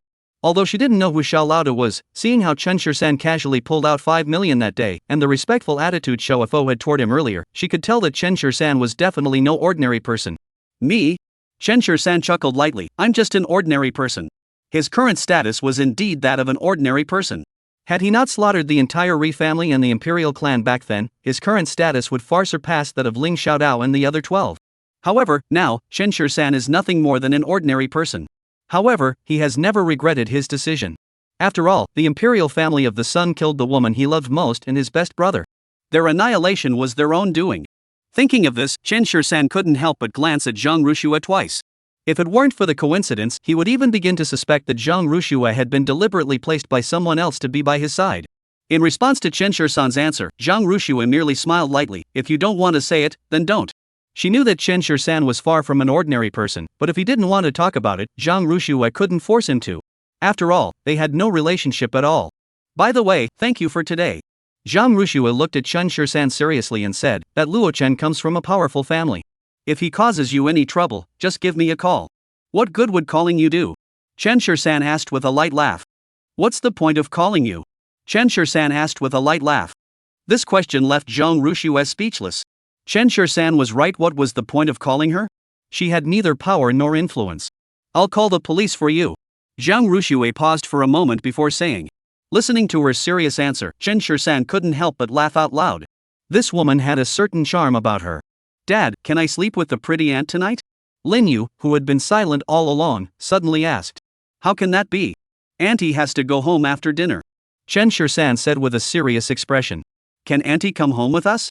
Lin Yu looked at Chen Shisan with a hopeful expression and asked. Chen Shisan glanced at Zhang Rushue and couldn't bear to refuse Lin Yu. But this kind of thing, he just couldn't bring himself to say it. Why does you want to sleep with me? Zhang Rushue gently asked while touching Lin Yu's head. I miss my mom. Your voice sounds just like hers, and you smell like her too. Lin Yu answered seriously. Hearing this, Zhang Rushue's eyes immediately welled up with tears. This child is so pitiful. So young and already without a mother, and it seems like his father is gone too, leaving him to rely solely on Chen Shisan for survival.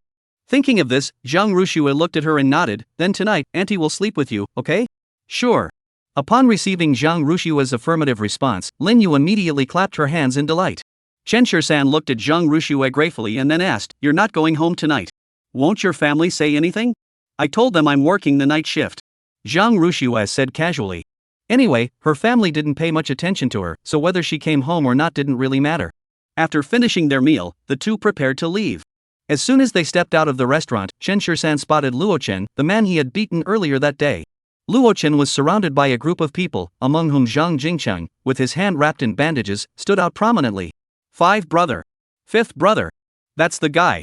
Zhang Jingcheng saw the two of them come out and immediately said to the bald man beside him. Damn it. I'll see who dares to. Before the bald man could finish speaking, he saw Chen Shisan standing at the entrance of the restaurant. Damn it. Isn't this the kid the Feng family sent him to teach a lesson to the other day? In the end, the dozen or so of them were beaten so badly they couldn't even fight back. To this day, he still remembers the sense of oppression Chen Shisan had given him that day. When Chen Shisan turned his gaze toward him, the man called Five Brother immediately cowered and ran over in a hurry. Those behind him, seeing this, thought a fight was about to break out and followed suit, their demeanor growing increasingly aggressive. Zhang Jingcheng wore a smug expression on his face as he walked directly up to Chen Shisan. Kid. You're finished. Luo Chen, standing nearby, also wore a fierce expression. Today, Chen Shisan had kicked him, and he intended to repay him tenfold. What are you trying to do? Zhang Rushue immediately stepped in front of Chen Shisan and glared at Zhang Jingcheng, saying coldly, Zhang Jingcheng, do you think you've caused enough trouble for yourself already? This doesn't concern you. Zhang Jingcheng glared at Zhang Rushue and said coldly, the incident where you colluded with this kid to bully me last time hasn't been resolved yet. If you continue to protect him today, don't blame us for being ruthless. Who are you going to be rude to? A stern voice echoed, and Xiao Fo emerged with several men in tow. The fifth brother's eyes widened suddenly, and he swallowed hard before shouting, Xiao Laoda. Zhang Jingcheng and Luo Chen, who were standing nearby, also grew excited. This was a major figure in Jiangqing's underworld. Ordinary people rarely had the opportunity to see him. Xiao Wo. What are you doing here? Xiao Fo frowned and asked coldly. My fifth brother hesitated slightly, recalling the insult he had suffered last time. He couldn't help but glance at Chen Shisan again. Clenching his teeth, he pointed at him and said, Xiao Laoda, this kid is bullying my younger brothers. Last time, he even injured more than 10 of my brothers. I brought men here today to avenge my men.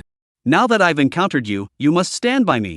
Before he could finish his sentence, Xiao Fo turned around and slapped the 5 of them across the face. Chapter 27, You Live on Peach Blossom Island? The fifth brother was completely stunned, staring in disbelief at the person before him. Xiao Laoda, what are you doing? Xiao Fo's eyes turned cold, and a murderous intent surged from his body. Zhang Jingcheng and Luo Chen, standing nearby, were also taken aback. Wasn't it said that the fifth brother was under Xiao Lao's command? Why isn't Xiao Laoda helping his own people? Instead, he's attacking them? You good for nothing. Do you think you can offend Mr. Chen? Xiao Laoda kicked Wu Gu in the abdomen with a single blow, sending him stumbling to the ground. Wugo looked up at Xiao Fo in confusion. Mr. Chen? Insult? Mr. Chen, please go ahead. I'll handle this here. Xiao Fo's forehead broke out in a thin layer of sweat as he looked at Chen Shisan and spoke cautiously. Chen Shisan's gaze swept past him, landing on Zhang Jingcheng and Luo Chen. Aren't Chang Xiao and Luo Xiao here to seek revenge on me? Why don't you let me stay until you've had your revenge? Chen Shisan raised his eyebrows and asked the two men. Even the fifth brother has been knocked to the ground. How dare these two still cause trouble for Chen Shisan? Even if they hate him to the core, with Xiao Laoda standing here, what could they possibly do to him? Is that so? Xiao Fo's gaze fell on the two of them. Zhang Jingcheng and Luo Chen's backs suddenly broke out in a cold sweat. If they provoked Xiao Laoda, things wouldn't be so simple. Chen Shisan. Zhang Rushua called out to Chen Shisan nervously. This Xiao Fo was a legitimate boss. If he were to get involved, Zhang Jingcheng would either die or be crippled today. If he were beaten in front of him, he would cause a scene at home afterward. Moreover, he is, after all, his nominal younger brother. Chen Shisan naturally understood Zhang Rushua's meaning and immediately looked at Zhang Jingcheng and said, I don't want to argue with you about today's matter. Don't show up in front of me again. Luo Xiao, forced love never lasts. Chen Shisan turned his gaze toward Luo Chen. What? You don't agree? Seeing no response from the two, Xiao Fo looked at them and asked coldly. No, the two hurriedly replied. Chen Shisan glanced at the two of them. Get lost. Upon hearing this, the two felt as though they had been granted a pardon and hurriedly left the scene. The remaining people stood there, unsure whether to leave or stay. Chen Shisan glanced at the people on the ground, then fixed his gaze on Xiao Fo. Trouble for Xiao Laoda. Let's have a drink together another time. Alright. You go home first. I'll send someone to escort you. Xiao Fo, with a fawning expression, escorted Chen Shisan and the others to the car. Once the car had driven away, he finally approached his fifth brother with a dark expression. Xiao Laoda. The fifth brother trembled as he shouted. If the man in front of him wanted him dead, it would only take a single word. Get up. Xiao Fo said with a dark face, from now on, if you see this person again, just avoid him. He doesn't want to argue with you. Otherwise, you'll be floating in the moat tomorrow. Hearing this, the fifth brother swallowed hard. Thank you, Xiao boss. Xiao Laoda, who was that Mr. Chen earlier? Xiao Laoda, who exactly was that Mr. Chen earlier? In the entire Jiangcheng, who dares not give Xiao Laoda even a shred of respect? After all these years in Jiangcheng, the fifth brother had never seen Xiao Fo show such respect to anyone before. It's clear that this kid's background is no ordinary one. He's someone neither you nor I can afford to provoke. Xiao Fo's gaze swept around the area, and he coldly said, if you don't want to die, stay away from this man from now on. Yes.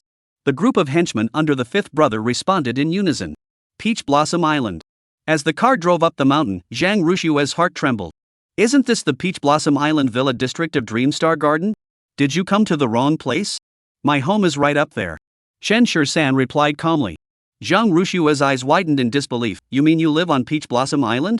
Peach Blossom Island was the best villa district in the entire city, with each house worth over 10 million yuan. Among them, there were 10 villas with extremely high construction costs, numbered from 1 to 10, and their prices were simply astronomical. Legend has it that behind Peach Blossom Island number 1 lies a vast peach orchard stretching as far as the eye can see. Yeah, I just bought the house a few days ago, Chen Shisan replied casually. It sounded like he had casually bought a cabbage a few days ago. For a moment, Zhang Rushua was a bit confused. Chen Shisan's attire was completely out of place for his status. The total value of his clothes didn't even seem to exceed $100. Yet he dines on meals costing hundreds of thousands, drives a car worth over $1 million, spends $5 million to humiliate others, and now resides in a house worth tens of millions. This person is way too low-key, isn't he?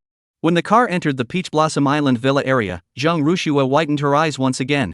It was indeed as legendary as rumored, breathtakingly beautiful. Even at night, the streetlights illuminated a unique and breathtaking scene. When the car came to a stop in front of Peach Blossom Island number 1, Zhang Rushua couldn't close her mouth. Peach Blossom Island number 1 800 million. And now, the owner of this exorbitantly priced villa is right before his eyes. Just a few days ago, she had generously handed over several $100s to let him get a haircut. Now, thinking back on it, Zhang Rushua wishes she could find a crack in the ground to crawl into. Mr. Chen, you're back. The front door opened, and Su Mingjun, wearing an apron, hurried over to greet them, busily fetching slippers for everyone. Looking at the luxurious interior of the villa, Zhang Rushua couldn't take her eyes off it for a long time. Dr. Zhang, please don't be so formal. Sit wherever you like. Chen Shisan said with a smile. Zhang Rushua was at a loss for words at that moment. She sat on the sofa for a while before finally coming to her senses. She looked at Chen Shisan and asked, May I ask you a question? Go ahead. Chen Shur-san spread his hands and leaned back on the sofa, speaking calmly. Why? Why are you so rich and don't buy yourself better clothes? Zhang Ruxue hesitated for a moment before asking. It was precisely because of Chen Shur-san's appearance that he was misunderstood wherever he went. I think this outfit is pretty good. Chen Shur-san glanced at his clothes and said, clothes are just for comfort, aren't they? He really didn't have any particular preferences in this regard. The clothes he was wearing were just a bit old from prolonged use, but they were still in good condition and could be worn. The key point is that the person who bought this outfit for him holds great significance to him. Listening to Chen Shur-san's response, Zhang Ruxue didn't know what to say either. If it weren't for Chen Shur-san's composed expression, she would have suspected that he was deliberately pretending to be poor. Mr. Chen, the water is ready. Shall I take the lady to take a bath? Pretty auntie, will you give me a bath? Before Chen Shur-san could speak, Lin Yu had already embraced Zhang Ruxue, inhaling the scent on her body with an expectant expression. Chapter 28, I'll pay you your wages. Facing Lin Yu's request, Zhang Ruxue naturally didn't refuse. Who could resist such a cute little child? After taking a bath, Zhang Ruxue naturally took Lin Yu to bed. Watching her rock the child to sleep by the bedside, Chen Shur-san couldn't help but think of that person again. If she were still alive, they would have children by now. What's wrong with you?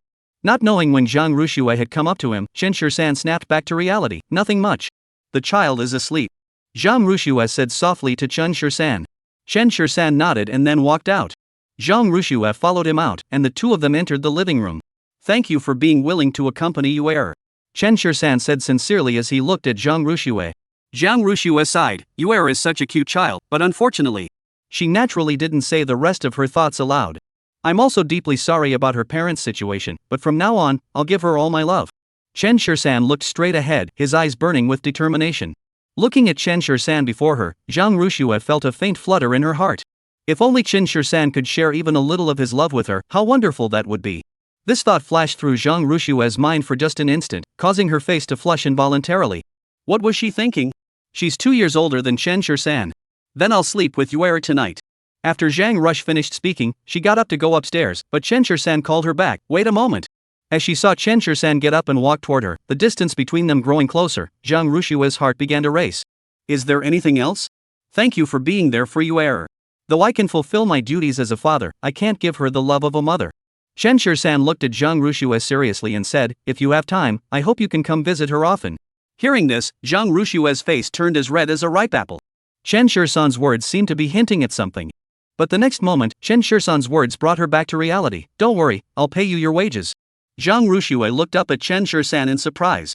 She never expected him to say such a thing.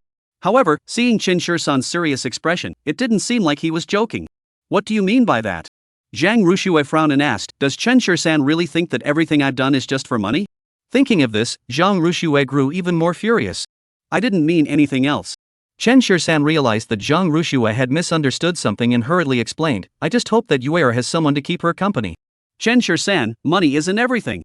Zhang Ruxue gave Chen Shur-san a cold look, and I've never done any of this for money. After saying this, Zhang Ruxue grabbed her bag from the sofa and left the villa without looking back. Chen Shur-san hesitated for a moment but decided not to chase after her. This woman, wasn't she fine just a moment ago? He just didn't want her to waste her time and effort for nothing. That doesn't seem so wrong, does it? The next morning, Chen Shur-san was just about to take Lin Yu out when he saw a top-of-the-line Rolls-Royce parked at the door. This car was clearly not his. Upon seeing Chen Shur-san exit the vehicle, the driver hurriedly got out and opened the door. What caught the eye were a pair of diamond-encrusted high heels and a slender, lotus-root white calf. A caramel-colored long dress swayed in the breeze, and the woman's face was adorned with a light makeup, her eyes gleaming with a touch of arrogance.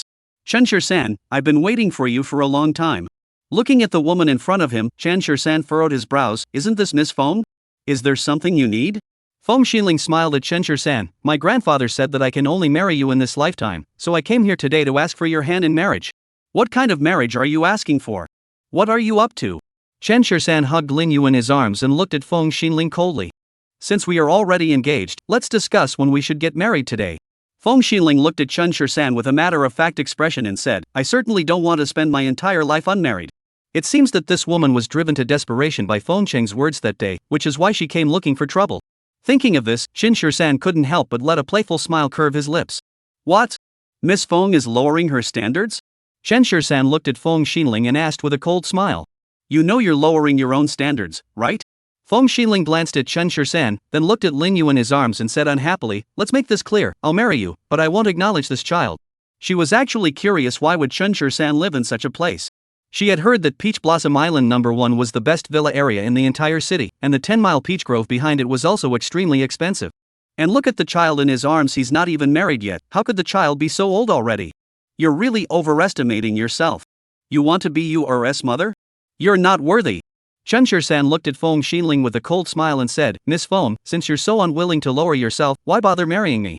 If it weren't for my grandfather telling me to remain chaste for you my entire life, I would never have married you.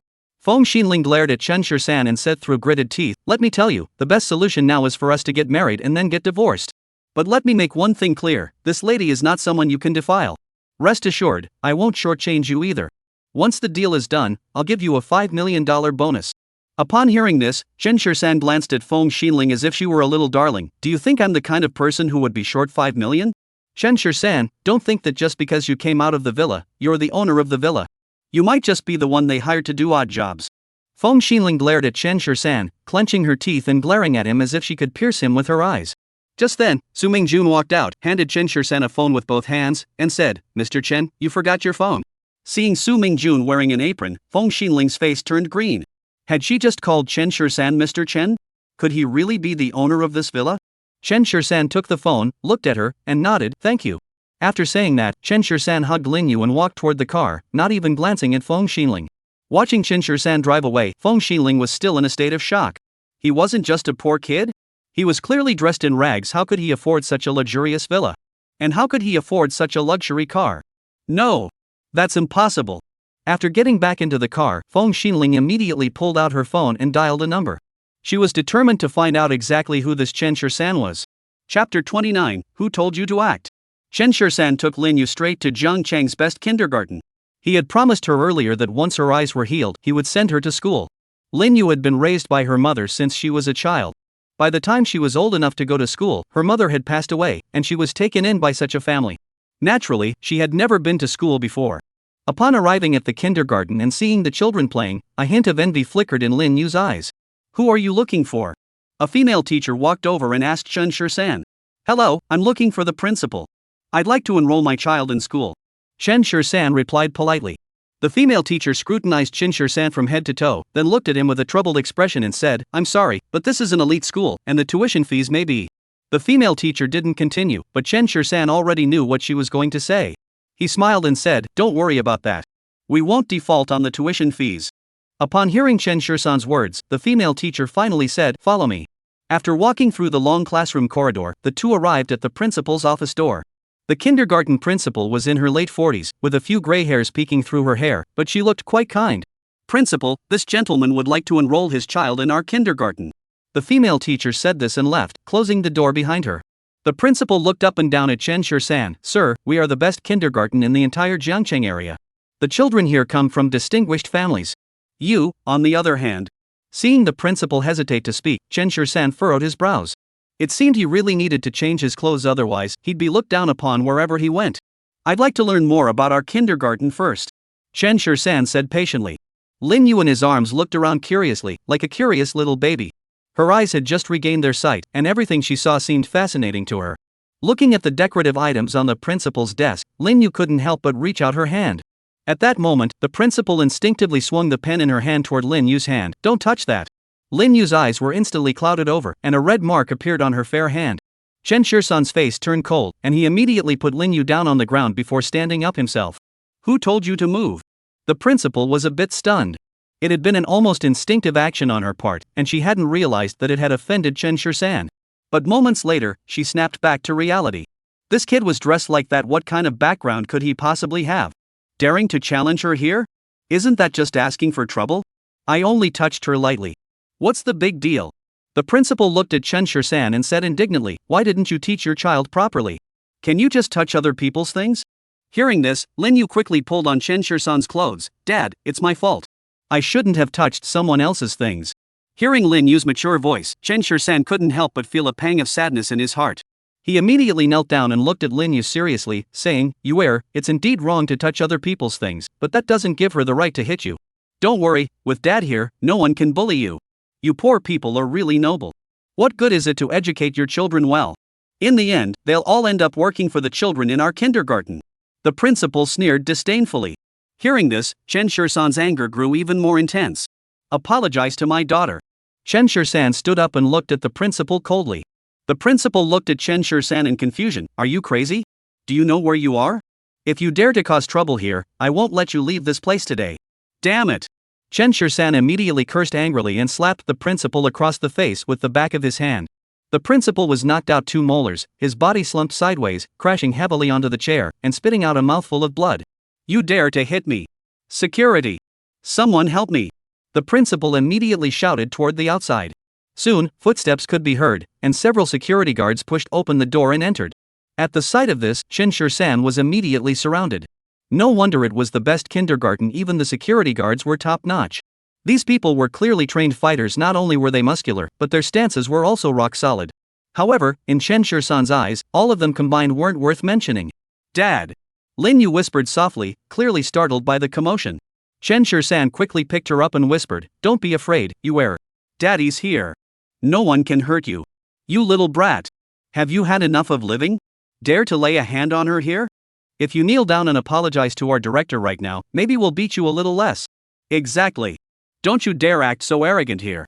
Listening to the words of the security guards, Chen Shursan's eyes flashed with a hint of murderous intent. Do you believe me or not? I could shut down your kindergarten with just one word. As soon as he said this, the entire room erupted into laughter. The principal stood up, covering half his face with his hand, gritting his teeth as he looked at Chen Shursan. You really think you're someone important, don't you? What are you standing there for? Attack him. Beat him to death. Seeing the principal's ferocious expression, Lin Yu was so scared that she immediately hid in Chen Shursan's arms. Several security guards rushed forward. Chen Shursan held the child in one arm while grabbing a nearby chair with the other, smashing it forcefully at the approaching guards. He then delivered a flying kick, sending one of them flying through the air. Then he grabbed another man by the collar and slammed him violently against the wall. In just 2 minutes, 5 security guards were lying on the ground, moaning in pain. The principal was so scared that his eyes widened. This is insane. How strong are they? Chen Shursan coldly looked at her. You call yourself a principal? Don't you fear corrupting the children? With that, Chen Shursan pulled out his phone and called Xiao Fo. Old 3, what's up? Xiao Fo asked nervously on the other end of the phone. Does Red Sun Kindergarten know about this? Yes, I know. Within an hour, I'll make sure this kindergarten closes down. Chen Shursan ordered into the phone. I'll bring people over right now. Xiao Fo said without hesitation. After hanging up the phone, Chen Shursan glared coldly at the principal. I'm giving you a chance. You can call anyone you know. If any of them can protect this kindergarten today, it's on me. After saying this, Chen Shursan picked up the child and walked over to the nearby sofa, sitting down calmly. Watching Chen Shursan and his daughter, the principal nervously pulled out his phone. Chapter 30. Thankfully, you arrived just in time. Mr. Wang, it's Chen Xiaohe. Yes, I have something to discuss with you. Is this Li's secretary? Is this Ms. Li? I'd like to speak with Mr. Zhang. Before long, Chen Xiaohe had already made over a dozen calls. The other party probably didn't want to get involved in such matters, but since their child was attending school there, they had no choice but to handle it. After hanging up the last call, Chen Xiaohue's face betrayed a hint of satisfaction. Just wait and see. The parents of the children who attend this school are all influential figures. Chen Shursan merely gave her a casual glance, and Chen Xiaohe was so frightened that she sat back down in her chair, dared not utter another word. Soon after, the office door was knocked on, and several men in suits walked in. Principal Chen, what's going on here? The leader asked in a deep voice. Mr. Wang. You're just in time. This man is threatening to shut down our kindergarten. If the kindergarten closes, where will your precious son go to school? You agree, right? Chen Xiaohe said with a fawning expression. Who is he? Talking so big? As the man spoke, he narrowed his eyes and looked at Chen Shursan, who was sitting on the sofa drinking tea. He gave him a cold smile after sizing him up from head to toe. Could it be this kid? The men behind him also smiled disdainfully. Such a poor kid, not even as good as any of their employees, and he dares to say such things? Principal Chen, have you lost your mind? Just kick him out. Do we really need to come here ourselves? Exactly. Such a good-for-nothing is just trying to save face. With him? He thinks he can shut down our kindergarten? Does he really think he's something special? Kid, do you know how much we earn in a minute? Wasting our time, we couldn't even make enough to cover your losses if we sold you. Facing the mockery of the crowd, Chen Shursan continued to drink his tea calmly. All he needed now was for Xiao Fo to arrive. These people don't require his personal intervention. Mr. Wang, Mr. Zhang, Mr. Li, it's not that I'm not chasing him away, but this kid injured several security guards at our school. We had no choice but to disturb everyone. Chen Xiaohua hurriedly explained. Upon hearing this, the men frowned and glanced at Chen Shisan before shouting toward the door, "Someone come here." As soon as the words left their mouths, the doorway was instantly blocked by a dozen bodyguards, leaving no room to move. "Kid, get down on your knees and apologize to the principal, and we'll let you go." Wang Bin glared at Chen Shisan and said coldly. Since he had entered the room, Chen Shisan hadn't even bothered to lift his eyelids. Wang Bin was deeply annoyed by his attitude. Not to mention the entire Jiangcheng, but at least half of the city's bigwigs would have to give him some face when they saw him. Who does this kid think he is? How dare he act so brazenly in front of him? Chen Shisan poured himself a cup of tea without paying any attention to Wang Bin's words. Lin Yu, standing nearby, cautiously glanced at Wang Bin and timidly grabbed the hem of Chen Shisan's robe. "Dad, I'm scared." "Don't be afraid, Dad is here. No one can hurt you." Chen Shisan gently stroked Lin Yu's head and said softly, "Damn it. I'm talking to you." Seeing that Chen Shisan wasn't paying attention to him, Wang Bin felt his face turn red with embarrassment and immediately walked over to him. A group of people followed closely behind Wang Bin, pressing forward as if their numbers gave them the upper hand. Chen Shisan remained calm as he sipped his tea. "You're not worthy of speaking to me." With just one sentence, the entire office fell silent. This kid is so bold. How dare he insult him like that in front of Wang Bin? Who could possibly tolerate that? The bodyguards behind him burst through the door and instantly filled the office. "Take this kid out and break both his legs." Wang Bin gritted his teeth and said to Chen Shisan. He was, after all, a man of some standing. Arguing with such a poor youngster would inevitably be unbecoming of his status, but he had to teach him a lesson and show him how to behave. "Mr. Wang. Principal. There's trouble." Just then, a teacher rushed in, panting heavily and said, "What's going on?" Wang Bin glared at her and asked. "There are so many people here. They've surrounded our kindergarten," the teacher said breathlessly. Upon hearing this, everyone immediately became restless. Just as they were about to go out and take a look, a furious shout rang out, "Get the hell out of my way!" It wasn't anyone else, it was Xiao Fo. He was wearing a custom-made suit, with a black short-sleeved shirt underneath. The fleshy muscles on his face trembled with every movement, and his eyes gleamed with a hint of murderous intent. "Xiao Lao Da." Those who had met Xiao Fo greeted him one after another. Wang Bin's forehead also broke out in a thin layer of sweat. This was no one to mess with. I never expected Chen Xiaohua to be so capable. She even managed to bring in Xiao Laoda. But if I remember correctly, Xiao Laoda's son is already in his 20s, right? How could he be involved with this kindergarten? But upon taking another look at Chen Shisan on the sofa, it wasn't Chen Xiaohu. Could it be this kid? Impossible. This kid looks so poor and shabby. How could he be connected to Xiao Laoda? Xiao Laoda.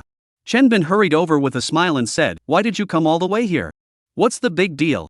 Do you really need to come all the way here? Get out of here." Xiao Fo pushed Wang Bin aside and walked over to Chen Shisan, standing beside him with his head bowed in respect and calling out, "Mr. Chen." At that moment, the entire office fell silent. Did they hear that correctly? What did Xiao Lao call that kid just now? Mr. Chen? Chen Shisan nodded indifferently. "Since you're here, I'll leave this matter to you." Then, he picked up Lin Yu and stood up, looking at Wang Bin. "Mr. Wang just said he was going to break both my legs. Luckily you arrived in time, otherwise, I'd have needed a wheelchair. As for this principal, someone like him doesn't even deserve to be a principal." After saying that, Chen Shisan hugged Lin Yu and asked softly, "Do you want to come here to school?" Lin Yu hesitated for a moment before nodding her head. 3 days later, I brought the child over to start school. After saying this, Chen Shisan carried Lin Yu out, and the bodyguards who had been glaring at him moments ago now made way for them. As they watched Chen Shisan's departing figure, the crowd that had just been challenging him moments ago couldn't help but shiver uncontrollably. In the entire city of Jiangcheng, even the mayor would have to give Xiao Fo some face. Who exactly is that young man? How could Xiao Lao treat him with such respect? These guys aren't worth a second glance in Xiao Laoda's eyes. It looks like we've really hit a brick wall today. Chapter 31, Switch to a more low-key vehicle. Xiao Lao. Before Wang Bin could finish speaking, Xiao Fo raised his hand and slapped him across the face. "Who do you think you are? You dare to challenge Mr. Chen?" Wang Bin was stunned by the slap, his head buzzing, but he could only cover his face and look at Xiao Fo in fear. "Someone, get him out of here and beat him senseless." As soon as the words were spoken, several black-clad men swiftly entered the room, grabbed Wang Bin, and dragged him out. The dozen or so bodyguards standing nearby dared not utter a single word. In front of Xiao Laoda, who dared to cause trouble? Then, Xiao Fo turned to Chen Xiaohu, "Resign on your own, then leave Jiangcheng. If I see you in Jiangcheng again in 3 days, I'll have your family retrieve your body from the moat."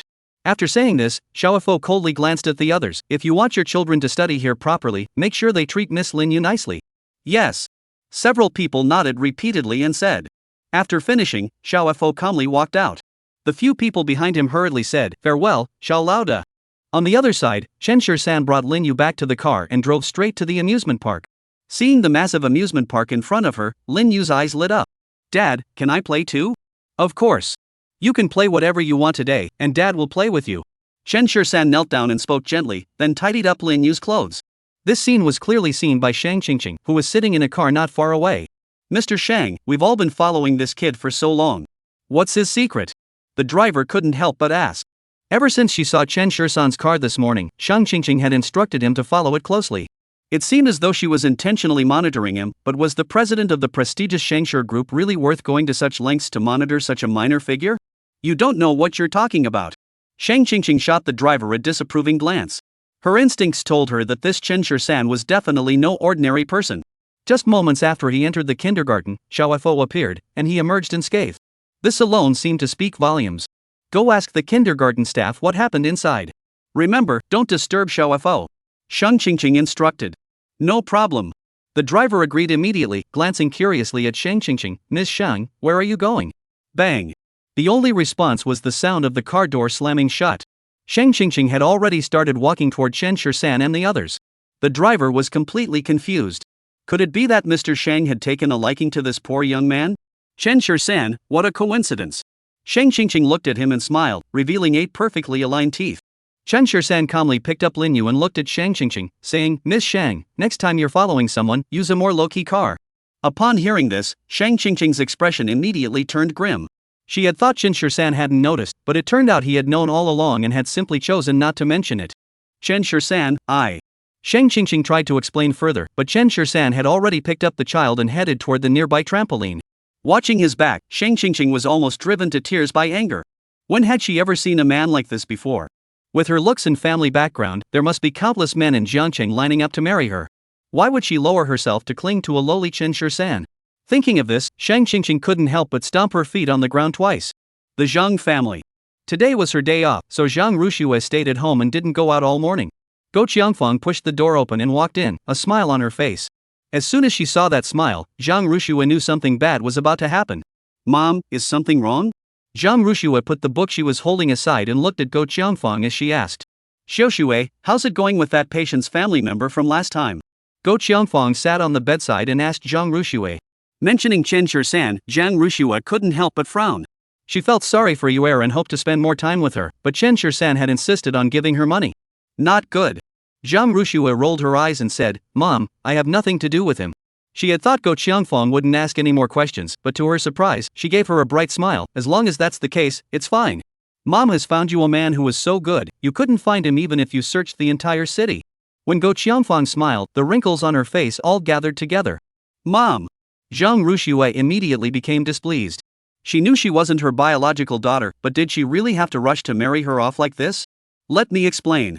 Do you know the young master of the Wen family? He's 27 this year, just 2 years older than you, and he's just returned from abroad. Not only is he worth over 100 million, but he's also incredibly handsome. If it weren't for his family pushing him to go on a blind date, you wouldn't have gotten this chance. Why don't you get yourself ready now and go meet Wen Xiao tonight? Hearing Go Qiangfang's words, Zhang Ruxue couldn't help but frown. Mom, I'm not interested. You have to go even if you're not interested. Do you have any idea how much effort I put into getting your photo in there? I'm telling you, this is a once-in-a-lifetime opportunity. If you can get close to Wen Xiao, our family will be set for life. You have to go today, whether you want to or not. I'll go with you myself. Seeing Go Qiangfang's resolute expression, Zhang Ruxue couldn't help but take a deep breath and glance at her with a hint of resignation. Even though she wasn't Go Qiangfang's biological daughter, she had called her mom for so many years. In desperation, Zhang Ruxue could only push her out. Please go out first, I'll change clothes shortly. Remember to put on makeup and dress nicely. Go Qiangfang didn't forget to turn back and remind her. To put it bluntly, Zhang Ruxue's looks alone are enough to be quite alluring. She certainly has a touch of her former charm. However, compared to her in her prime, she probably falls a bit short. Sitting back on the bed, Zhang Ruxue grabbed the book but couldn't bring herself to read it. Tears welled up in her eyes and began to flow uncontrollably. What kind of life was she destined to have? If only she hadn't been abandoned back then, would she have ended up in such a miserable state today? That night, Zhang Rushua put on a white lace dress, revealing a large expanse of skin on her chest. A silver white necklace with a single diamond pendant dangled above her cleavage. "Mom, do I really have to dress like this?" Zhang Rushua asked in a low voice, gritting her teeth. This dress and necklace were all rented specifically for tonight's meeting by Go Qiangfang.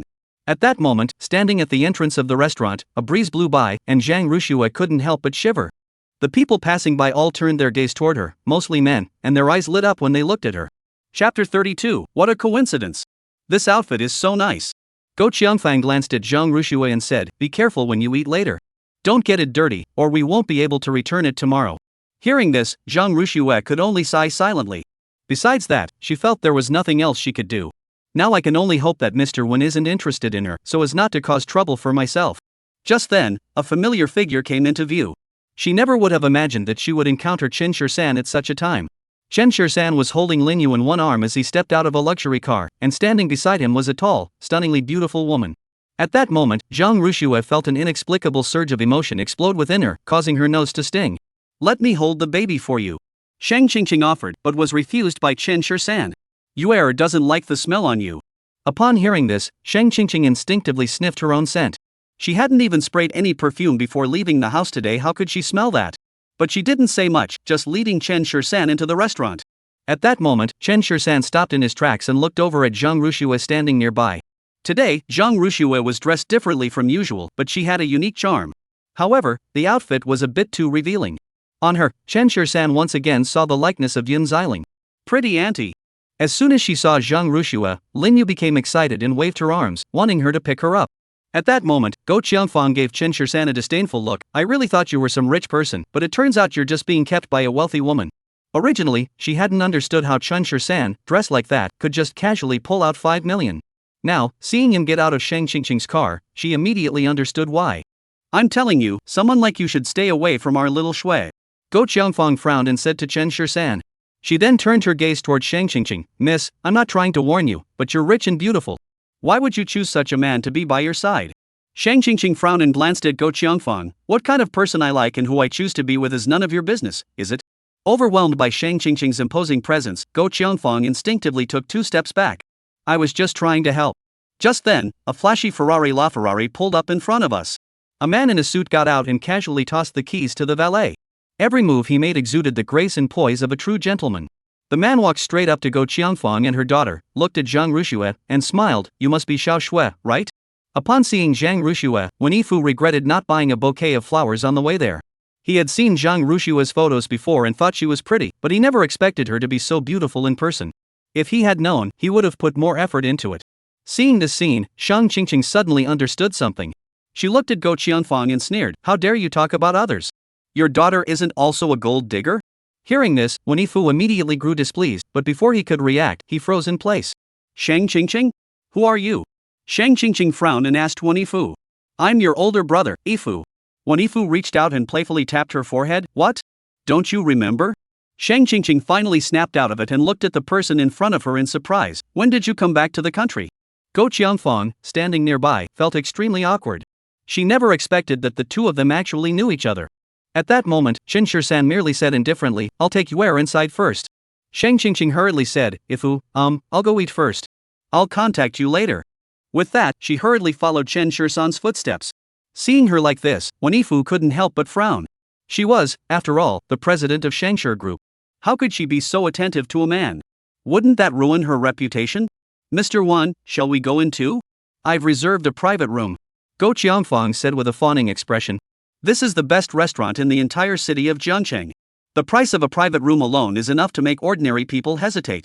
But in order to make today's blind date a success, Go Qiangfang gritted her teeth and booked a private room. "Let's go." Wen Yifu didn't pay much attention to what had just happened and made a gentlemanly gesture to Zhang Rushua, inviting her to go first. At that moment, Zhang Rushua felt numb all over. The scene from earlier was deeply etched into her mind. I never would have thought that Chen Shirsan actually had a girlfriend. However, when he mentioned the arrangement earlier, she found it a bit hard to accept. However, when Shang Qingqing said that, Chen Shirsan didn't refute it, which seemed to speak volumes. In the private room, Shang Qingqing eagerly asked the waiter to bring a special chair for the child for Lin Yu, then personally poured tea and water for Chen Shirsan. "Mr. Shang, what are you doing?" Chen Shirsan couldn't help but laugh. This Shang Qingqing was really something. Just because he had used a black card to buy a house last time, she was already fawning over him. Even though Chen Shirsan could clearly sense that this woman was approaching him with ulterior motives, he still found her intriguing. Because he had already clearly rejected Shang Qingqing last time, but now she was still coming onto him. Let's go out for dinner. Shang Qingqing said indifferently, leaning her chin on her hand and smiling at Chen Shirsan. If you could agree to be my boyfriend, that would be even better. Cough. Chen Shirsan immediately spat out the mouthful of tea he had just taken. Shang Qingqing quickly grabbed a tissue to wipe him off, but Chen Shirsan grabbed her wrist. Mr. Shang, there's no need for you to do this. Chen Shirsan took the tissue from her hand and gently wiped the droplets from the corner of his mouth. Chen Shirsan, I'm pursuing you, you know. Shang Qingqing looked at Chen Shirsan with a serious expression and said. Chen Shirsan let go of her wrist. With your looks and status, Mr. Shang, there would be a line of suitors all the way to the capital city just to marry you. You really don't need to waste your time on me. I'm just a poor guy, and I've got this big kid to take care of. I'm really not worthy of you. Hearing this, Shang Qingqing sneered inwardly. A poor kid with a supreme black gold card? No problem. I just love poor guys. Shang Qingqing said calmly, sitting back down in her seat. Chen Shirsan frowned and glanced at the woman. Not only was she highly purposeful, but she was also quite persistent. After rejecting her last time, Chen Shirsan had assumed she wouldn't show up again, but here she was, back so soon. Chapter 33. Please show some self-respect. I told you, I don't like women who are too goal-oriented. Chen Shirsan lowered his eyelids and coldly said to the woman in front of him. Purpose? Of course I have a purpose. My purpose is to get you. Shang Qingqing looked at Chen Shirsan and said each word slowly. From childhood to adulthood, she had never encountered a man who had rejected her. Chen Shirsan was the first, and it was precisely because of this that she became even more interested in him. She was determined to find out exactly what kind of man he was. In the other private room, Wan Yifu took the initiative to pull out a chair for Zhang Ruxue. Watching this scene, Go Qiangfang couldn't stop smiling. These two seemed so well suited for each other, and judging by Wen Xiao's attitude, this matter was likely to develop further. Wen Xiao, I heard you just returned from abroad? Go Qiangfang took the initiative to start the conversation. Wan Yifu nodded. I was originally managing some business overseas, but my family asked me to come back and help out, so I returned. After saying that, Wan Yifu looked at Zhang Ruxue. I heard that Miss Zhang is a doctor? Zhang Ruxue nodded, saying nothing more. Doctors are great, saving lives and helping the injured. I wanted to be a doctor when I was a child, but my family insisted that I go into business, so that dream was shattered. Wan Yifu looked at Zhang Ruxue and smiled, saying, if my partner were a doctor, it would be like fulfilling my own dream. Upon hearing this, Go Qiangfang's mouth stretched all the way to her ears. Then Xiao Xue and Wen Xiao are really perfect for each other. Well, that depends on whether Miss Zhang likes me. Wan Yifu said half-jokingly. When he was abroad, he always had women around him. Regardless of his net worth, his appearance alone was enough to drive countless women wild. You're right. Wen Xiao is so handsome and comes from a wealthy family, what woman wouldn't be attracted to him? Go Qiangfang hurriedly said, then kicked Zhang Ruxue under the table. Zhang Ruxue could only smile and say, right, Wen Xiao is so kind, there must be many girls who like him. But right now, I only want your affection. Wan Yifu looked at Zhang Ruxue and said, his eyes filled with a serious expression. Zhang Ruxue gave him a surprised look. This man probably didn't realize how sleazy he was, did he? But upon seeing his face, she found him not so greasy after all. But she really didn't like him. Hey! What? 3 missing 1? I'll be right there. Just then, Go Qiangfang's phone rang. After finishing the call, she apologetically looked at the two of them. Mr. 1, I have something to attend to. I'll have to leave first. Please chat with Xiao Xue. She then turned to Zhang Ruxue, if it gets too late, just take a taxi back on your own. It's okay, I'll take her home. Wan Yifu glanced at Go Qiangfang and smiled politely. That's nice. Go Qiangfang couldn't stop smiling. Since that's the case, I won't bother you anymore. As she walked to the door, Go Qiangfang couldn't help but glance at Zhang Ruxue one more time, signaling her to make sure she handled Wan Yifu properly. Zhang Ruxue looked at the smile on Go Qiangfang's face and sighed helplessly once more. What are you sighing about? Is the food not to your liking? Wan Yifu noticed Zhang Rushue's sigh and quickly asked. Zhang Ruxue hurriedly waved her hands. No. She knew that even if she had no interest in Wan Yifu, she couldn't refuse him outright, as that would only harm the Zhang family. A man like Wan Yifu could destroy the Zhang family with just a single word, couldn't he? That's good. If you don't like it, we can go somewhere else to eat. Wan Yifu said with a gentle smile. That's fine, I like it here. Zhang Ruxue said politely. Throughout the entire process, Wan Yifu was very considerate toward her, making Zhang Ruxue feel a bit embarrassed. After an awkward meal, when they were about to leave, they happened to run into Chen Shirsan and Shang Qingqing again. Qingqing! Wan Yifu directly called out to Shang Qingqing. Shang Qingqing turned around and looked at him. Yifu, what a coincidence. Chen Shisan held Lin Yu in his arms and stood to the side, gazing at Zhang Ruxue across from them, his brows furrowed tightly. At that moment, when Yifu placed his hand on Zhang Ruxue's shoulder, "Let me introduce you. This is Zhang Ruxue, your future sister-in-law." Upon hearing this, Shang Qingqing looked at Wen Yifu in surprise. "Yifu? Are you okay? This woman is clearly trying to climb the social ladder. Why are you going along with her?" Shang Qingqing glanced at Zhang Ruxue and couldn't help but say, "Some people, all they have is a bit of good looks, and they think they can marry into a wealthy family. In reality, besides their face, they have nothing else to offer." Hearing this, Wen Yifu's expression darkened. "Qingqing, how can you speak like that? Xiao Shui might very well be your future sister-in-law. Yifu, you're not exactly short on women, are you? Why do you have to choose her?" Shang Qingqing rolled her eyes and said, not knowing why she felt such strong hostility toward Zhang Ruxue. Maybe it was because she was just too beautiful. Before Wen Yifu could speak, Chen Shisan, standing beside him, interjected, "Who are you to judge her?" With that, Chen Shisan stepped forward and grabbed Zhang Rushue's hand. "Come with me." Zhang Ruxue looked at Chen Shisan in surprise, but at that moment, her other hand was grabbed by Wen Yifu.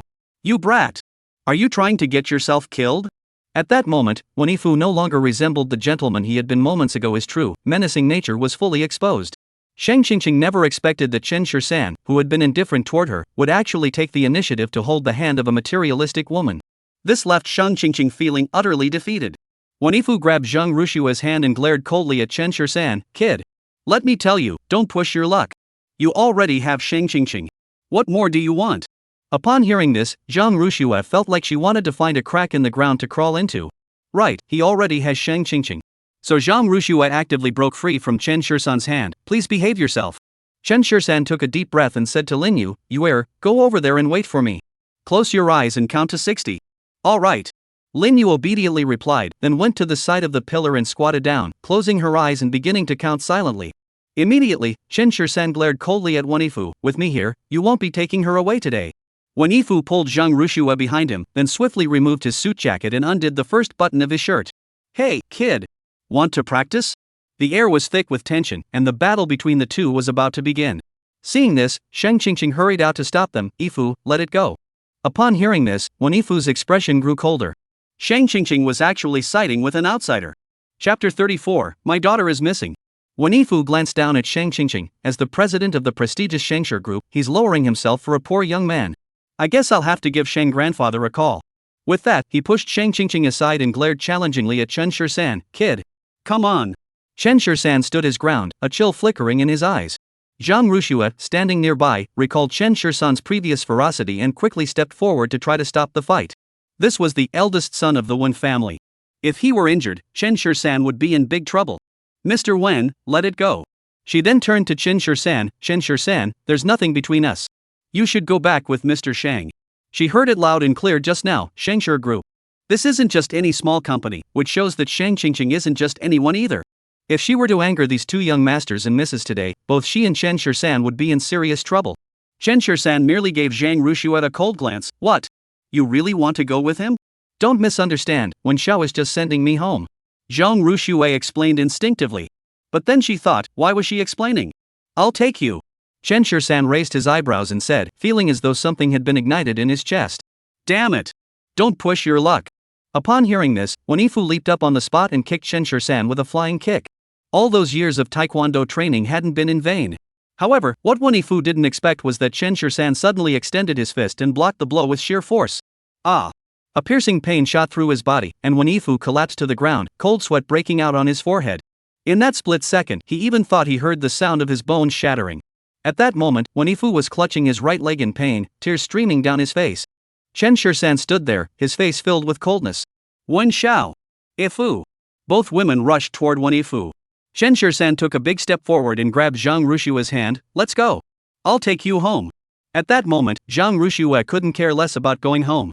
She immediately shook off Chen Shisan's hand and returned to Wen Yifu's side, carefully feeling his leg, and suddenly broke out in a cold sweat. "The bone is broken. Don't move. I'll call an ambulance," Zhang Ruxue said hurriedly as she fumbled for her phone and dialed the hospital's number.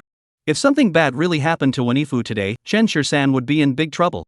Lying on the ground, Wen Yifu gritted his teeth and glared at Chen Shisan. "You'll regret this, kid. I'll remember you." Chen Shisan looked down at him with disdain. "Remember that. My name is Chen Shisan." Chen Shisan glanced down at him from above. "Remember that. My name is Chen Shisan." After saying this, he frowned at Zhang Rushui and turned to look for Lin Yu's figure. But in the instant he turned, he realized that Lin Yu had vanished. At that moment, Chen Shisan's heart skipped a beat. You are. He frantically looked around, spinning in circles around the pillars, but there was no sign of Lin Yu. Chen Shisan went back into the restaurant and asked around again, but still didn't see Lin Yu anywhere. The sound of an ambulance echoed, and a group of people came down to lift Wen Yifu onto the vehicle. Shang Qingqing and Zhang Rushui also got into the vehicle, while Chen Shisan stood at the entrance of the restaurant, his heart racing. When he saw the camera on his head, a glimmer of hope ignited within him. Show me the surveillance footage from your door. Chen Shisan walked straight up to the front desk and said to the receptionist. Sir, I'm sorry, we have finished speaking when Chen Shisan suddenly shouted, my daughter is missing. I want to see the surveillance footage. The shout echoed through the lobby, and everyone fell silent, staring at Chen Shisan in astonishment. Someone's child is missing. Let's help look for them. Exactly, this isn't a small matter. Hurry up. Take a look and see if anyone has seen anything like this before. The crowd, having reacted, chimed in, and Chen Shisan couldn't help but tear up. If Yue were gone, how could he face Lin Feng? The front desk didn't hesitate either, immediately retrieving the recent surveillance footage. From the surveillance footage, one could see Lin Yu kneeling in front of the pillar, counting obediently. However, at that moment, a figure suddenly appeared from behind and carried her away. In the footage, Chen Shisan saw a man wearing black pants, a khaki-colored shirt, a baseball cap, and a mask covering his face. Take a screenshot of this man and send it to me. Chen Shisan immediately pulled out his phone and said. The front desk staff took a screenshot while saying, this person is probably a human trafficker. We should call the police immediately. The surveillance footage from our hotel can be used as evidence. After receiving the screenshot, Chen Shisan immediately sent it to Ling Xiaodao. Ling Xiaodao's phone rang immediately. Third master, are you looking for someone? This person took Lin Yu away and is currently at the entrance of the Zhangcheng Grand Hotel. Chen Shisan clenched his teeth and said into the phone, find this person immediately. I need the most accurate location. On the other end of the line, Ling Xiaodao was drenched in cold sweat. This is suicide. He glanced at the photo again and said into the phone, this person's face is too heavily obscured. I'll have someone restore it, but it might take some time. How soon can you do it? Chen Shisan asked into the phone in a low voice. 5 hours, Chen Shisan replied. 5 hours. I'll give you 1 hour. Chen Shisan coldly said into the phone, if you can't find anyone in 1 hour, you'll have to go down and apologize to Lin Feng. Yes. On the other end of the phone, Ling Xiaodao felt like crying, but he could only agree. Chen Shisan's words were like an imperial edict. After leaving the restaurant, Chen Shisan held Lin Yu's photo and began asking around the area, hoping to uncover some information. Have you seen this little girl? Chen Shisan grabbed a sanitation worker who was sweeping the ground and asked. The sanitation worker glanced at the photo on Chen Shisan's phone and immediately looked away. I don't recognize him. I've never seen him before. Chen Shisan noticed the other person's deliberate evasion and immediately grabbed his collar, his tone tinged with coldness. Have you seen him before? The sanitation worker quickly replied, I haven't seen him before. Then why the hell are you stuttering? Chen Shisan gritted his teeth at the sanitation worker and said, the person in the photo is my daughter. If you've seen her, tell me immediately. I won't treat you badly. If you don't tell me, I'll kill you. Looking into Chen Shisan's eyes, the sanitation worker couldn't help but shiver, and a warm liquid suddenly flowed out from beneath him. Please spare me, old man. The sanitation worker said, clasping his hands together as if to kneel before Chen Shisan, but Chen Shisan grabbed him by the collar and pulled him up. Speak. Seeing the icy killing intent in Chen Shisan's eyes, the sanitation worker swallowed hard. He had never seen anyone whose gaze could truly be so deadly. Chapter 35, The Gang. It's the one-eyed black guy. Upon hearing this, Chen Shisan felt a glimmer of hope rise within him. Who is the one-eyed black man? Where is he? Please spare me, sir. If he finds out, I'm as good as dead. I'm just a street sweeper. The sanitation worker cried, tears and snot streaming down his face. Chen Shisan's expression grew even more fierce. Do you believe me? I'll kill you right now. Faced with Chen Shisan's threat, the sanitation worker was so scared that his whole body began to tremble. He wanted to disbelieve it, but Chen Shisan's gaze was almost enough to devour him alive. One-Eyed Black was a notorious human trafficker in this area, with nearly 100 men under his command, frequently stealing children in this region. I don't know where his hideout is exactly, but I know there's such a person. Just now, his men were carrying this child and running in that direction. The sanitation worker pointed in a random direction, and Chen Shisan didn't hesitate. He immediately gave chase. However, after chasing for several hundred meters, he didn't spot any suspicious individuals, nor did he see any trace of Lin Yu. Chen Shisan immediately pulled out his phone and called Ling Xiaodao again. On the other end of the line, Ling Xiaodao was already anxious, and his tone carried a hint of unease when he answered, Master Chen, please wait a moment. Help me investigate a man named One-Eyed Black in Zhangcheng. He's reportedly the leader of a human trafficking gang, and his men took away Yuer. Chen Shirsan said coldly into the phone. No problem. With the exact name, it's much easier to handle. After hanging up the phone, Chen Shirsan lit a cigarette and stood by the roadside smoking. It was already late at night, and there were hardly any people around. He felt nothing but restlessness. With Yuer not by his side, he couldn't help but feel uneasy. However, before he could finish his cigarette, Ling Xiaodao's phone rang. Third Master, I found the address of this gang and have already sent it to you. Ling Xiaodao asked over the phone, do you need to contact local authorities for assistance? No need. After saying just 2 words, Chen Shirsan hung up the phone and returned to the car. He opened the navigation app and headed toward the location on his phone, which showed it to be in a village within the city, just 5 kilometers away. Chen Shirsan stepped on the gas pedal, and the car shot forward like an arrow leaving the bow. In less than 10 minutes, the car came to a stop at the entrance of an alley. Even at midnight, the place was bustling with activity. The all-night foot massage parlors, women standing outside hair salons, and the large neon signs flashing orange light were particularly glaring. Everything about this place seemed out of place in this era. Chen Shirsan held his phone, looking at the satellite navigation on the screen. After zooming in on the map, it showed that the one-eyed man was just 300 meters away from him. Chen Shirsan glanced ahead. 300 meters away was a hair salon with several women standing outside. He immediately started walking toward it. When he saw someone approaching, a woman dressed provocatively dropped the cigarette she was holding and hurried over to meet him. The other women weren't about to be outdone. They quickly surrounded Chen Shirsan. They had clearly seen what kind of car Chen Shirsan had arrived in earlier. Although it was only worth a few million, in a place like this, it was undoubtedly the kind of vehicle owned by the wealthiest of the wealthy. Young man, what brings you here looking for trouble? Brother, just say the word, and I'll be yours tonight. Don't listen to her, I'm free. Listening to the voices of several women, Chen Shirsan felt sick to his stomach. Where is One-Eyed Black? Chen Shirsan asked coldly. Upon hearing this, the women frowned. What? Do you look down on us? Do you want Black Brother to arrange something for you? One of the women glanced at Chen Shirsan and said, we're all the same. We're all women anyway. Those aren't good either. Why bother? Where's One-Eyed Black? Chen Shirsan grabbed the woman who had just spoken by the collar and asked coldly. Seeing his eyes that seemed ready to devour them, the women immediately fell silent. Inside. The woman trembled slightly, pointing to the small door in the hair salon, and said in a shaky voice. Chen Shirsan dropped the woman's clothes and strode toward the hair salon. Several women stood there, still shaken, wondering how someone could have such a terrifying gaze. It was as if they were about to devour someone. Pulling back the curtain, Chen Shirsan saw a corridor with old wooden doors neatly arranged on both sides. The sounds of debauchery filled the air, and some doors were even half open, as if intentionally inviting others to look inside. Chen Shirsan walked toward the inside, the distance between him and the one-eyed man on his phone slowly decreasing. 50 meters, 40 meters, and finally 5 meters away, Chen Shirsan stopped at the door of the innermost room. Inside the room, a naked man was sitting on the sofa smoking. The man was bald, with one eye covered by an eye patch, and a prominent scar on his face. On the floor nearby lay 2 unconscious women, while another woman was frantically attending to the one-eyed man's 3 henchmen. Damn it! Yellow hair, you're no good. Damn it! You're the one who can't do it. If you're so tough, try it yourself. The man called Yellow Hair cursed back in defiance. He then picked up the pants lying on the ground, put them on, and approached the one-eyed man. Brother Black, Little Dong brought in a few more kids today. What should we do with them? Cut out the corneas of the males, break their legs, and throw them out to beg for food. Pick 2 of the prettier females to keep for honging, and send the rest directly to the ship. The one-eyed man, with his eyelids drooping, said, You're asking me about such a trivial matter? You've been with me for so long, and you followed me for nothing. Aren't you supposed to ask me first? Huang Mao said with a sheepish smile, casually grabbing a cigarette from the table and putting it in his mouth.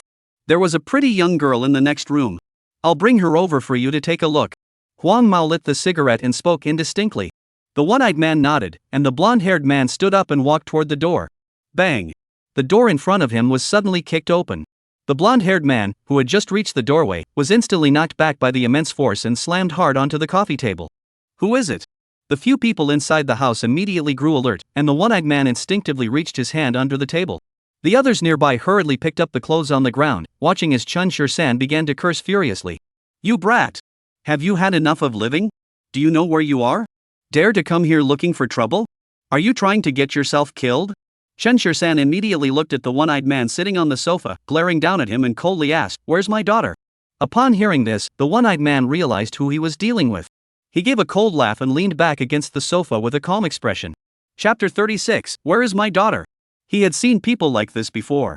It was just that his own child had gone missing, so he had come to him. But what can they do to someone with no status or connections? Kid, finding your way here is all you've got going for you. The one-eyed man glanced at Chen Shir-san and casually wiped his bald head, but whether you can get out or not is not up to you.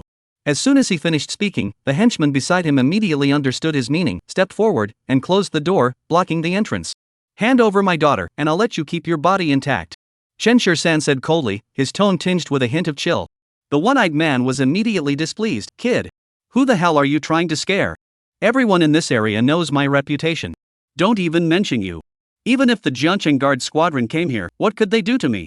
After speaking, the one-eyed man gave Chen Shir-san a once-over. You look like you're in decent shape, these kidneys should fetch a few $100,000. Hearing this, the one-eyed man's henchmen crossed their arms and laughed coldly.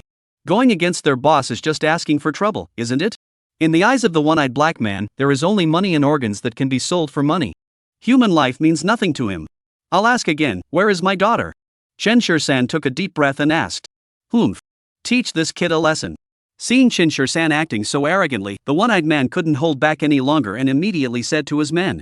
Huang Mao had just gotten to his feet when he grabbed a nearby chair and swung it at Chen Shir-san. Humph. That'll teach you for kicking the door. Bang. Chen Shir-san delivered a powerful punch, instantly creating a hole in the center of the chair. The blow shattered Huang Mao's nasal bone. The other two saw this and rushed toward him. Chen Shir-san kicked one of them away with a single kick, then grabbed the other by the neck and slammed him onto the coffee table. Bang! The glass coffee table shattered instantly, and the man's face was instantly unrecognizable. Seeing the situation turn dire, the one-eyed man swiftly drew a knife hidden beneath the coffee table and swung it toward Chen Shir-san. Chen Shir-san grabbed his wrist with his other hand and twisted it violently, instantly twisting the one-eyed man's arm into a twisted shape. Ah! Screams echoed through the house, startling those outside. Boss! A dozen men wielding sticks and clubs burst in, only to see the one-eyed man being trampled under Chen Shir-san's feet, one arm still clutched in his hand, but clearly already incapacitated. Where is my daughter? Chen Shir-san asked again, ignoring the dozen or so henchmen who had rushed over. The one-eyed man trembled as he asked, Big brother, I don't know. Ah. Chen Shir-san exerted himself once more, and the upper half of the one-eyed man's body instantly plunged into the pile of glass. Blood gushed out, instantly staining the glass shards beneath him red. Hurry! Hurry and bring all the little girls you kidnapped today over here. The one-eyed man shouted with all his might. Today he had encountered a formidable opponent. If he didn't hand over the children, he probably wouldn't survive. Two of them heard this and rushed out, returning shortly afterward with 4 young girls. Dad! As soon as she saw Chen Shir-san, Lin Yu burst into tears and rushed toward him. Chen Shir-san felt a pang of emotion, released the one-eyed man, and embraced Lin Yu tightly. Charge! Avenge our elder brother! Seeing this, the henchmen thought their chance had come and rushed toward Chen Shir-san. Chen Shir-san's eyes flashed with a terrifying red as he grabbed Lin Yu and turned around, picking up the knife on the ground. A terrifying crimson hue seeped into Chen Shir-san's eyes as he swiftly picked up Lin Yu and grabbed the knife lying on the ground with his other hand. Yuer, close your eyes. Lin Yu's tears and sobs hadn't stopped yet, but upon hearing Chen Shir-san shout, she immediately closed her eyes. When? Shua! Zila! A warm liquid splashed onto her face, causing Lin Yu's small body to shiver involuntarily. Chen Shir-san, wielding a cleaver, swung it with a single motion, and someone was severely injured and fell to the ground. These human traffickers didn't value human life, so he saw no reason to show mercy. In just a few minutes, Chen Shir-san had disposed of the entire group of thugs. Under the one-eyed man's body lay a pool of pale yellow liquid. He was crawling toward the corner with all his strength, so terrified that he had long since forgotten the pain in his body.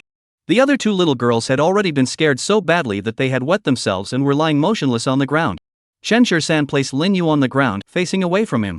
He then took a few steps toward the one-eyed man, the knife in his hand hanging at his side, with blood dripping onto the ground. Old man, spare my life! The one-eyed man cried out. In this area, he was known for his ruthlessness, and no one dared to provoke him. He had never feared anyone. But at this moment, he felt a fear that came straight from his soul. Swish! Chen Shir-san swung his sword down, severing the other arm of the one-eyed black man. The one-eyed black man let out a piercing scream, causing Lin Yu to tremble in fear. But that wasn't the end of it. Chen Shir-san stomped on his knee, and the sound of bones shattering echoed clearly in their ears. The one-eyed man let out another agonizing scream, his body already soaked in cold sweat. Chen Shir-san used the same technique to disable his other leg, and the one-eyed man could no longer hold on, collapsing unconscious. Chen Shir-san finally dropped the knife in his hand, and at that moment, the sound of police sirens could be heard outside. Everyone stay where you are and keep your heads down. When the guards arrived, they saw the bodies lying haphazardly in the room and were so terrified that their legs went weak, and the words on their lips were forced back down their throats. In an instant, over a dozen black gun barrels were aimed at Chen Shir-san. At that moment, he was the only adult standing in the room, so the situation was clear to him at a glance. Chen Shur-san paid no attention to this, walked over to Lin Yu, gently picked her up, and began to examine her carefully. If Lin Yu suffered even the slightest injury, he would make everyone here pay with their lives. Fortunately, Lin Yu was unharmed, though she was thoroughly frightened. "Dad, I'm scared." Lin Yu buried her head in Chen Shur-san's arm and whispered tearfully. "Don't be afraid, Daddy's here."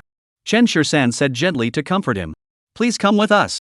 The leader pointed his gun at Chen Shur-san and said in a trembling voice. One person had taken out over a dozen people in this room. How terrifying must he be? "Let's go," Chen Shur-san said calmly, walking step by step toward the other person. "You! What are you doing?" The man panicked instantly. "Weren't you the one who told me to follow you?" Chen Shur-san asked coldly. The man swallowed hard, unable to speak under Chen Shur-san's overwhelming aura. But he still gave a subtle signal to the person beside him. After exchanging glances for a moment, someone finally mustered the courage to pull out a pair of handcuffs and step forward. Chapter 37, Taking the Blame for Him. Chen Shur-san merely glanced at the man, who immediately shrunk back in fear. "I said, I'll go with you," Chen Shur-san said coldly. Thus, with over a dozen gun barrels pointed at him, Chen Shur-san, surrounded by a crowd, embraced Lin Yu and boarded the car outside with composure. Several people escorted Chen Shur-san back to the station, while the rest cleaned up the scene. Among the pile of bodies, they found the only survivor, a one-eyed man with his hands and feet crippled, clinging to life by a thread. Jiangcheng First Hospital. Upon hearing that Wen Yifu had been pushed out of the emergency room by Zhang Rushue and others, Shang Qingqing hurried over to meet them. "How is he? How is he?" Zhang Rushue looked at her and shook her head, multiple fractures and cracks in the bones of the right leg. "It will be very difficult to heal completely. Even if it does heal, it will be." Zhang Rushue didn't finish her sentence, and Shang Qingqing's heart sank. This is bad. Chen Shur-san has really gotten himself into trouble this time. The Wen family isn't someone to mess with. Even the Shang family has to give them some face. Let's send him to the ward first. I've already notified his family, and they're on their way, Shang Qingqing said, feigning composure. Several doctors quickly rushed the patient to the intensive care unit, and Zhang Rushue sighed. She had only come out for a meal, but who would have thought it would turn out like this? The Shang family will be here soon, and they will definitely hold Chen Shur-san responsible. The Wen family isn't someone to mess with.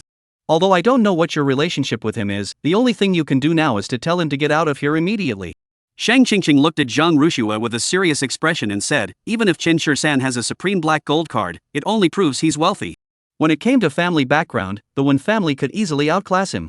Zhang Rushue frowned and glanced at Shang Qingqing. Just running off like that? What's the meaning of this?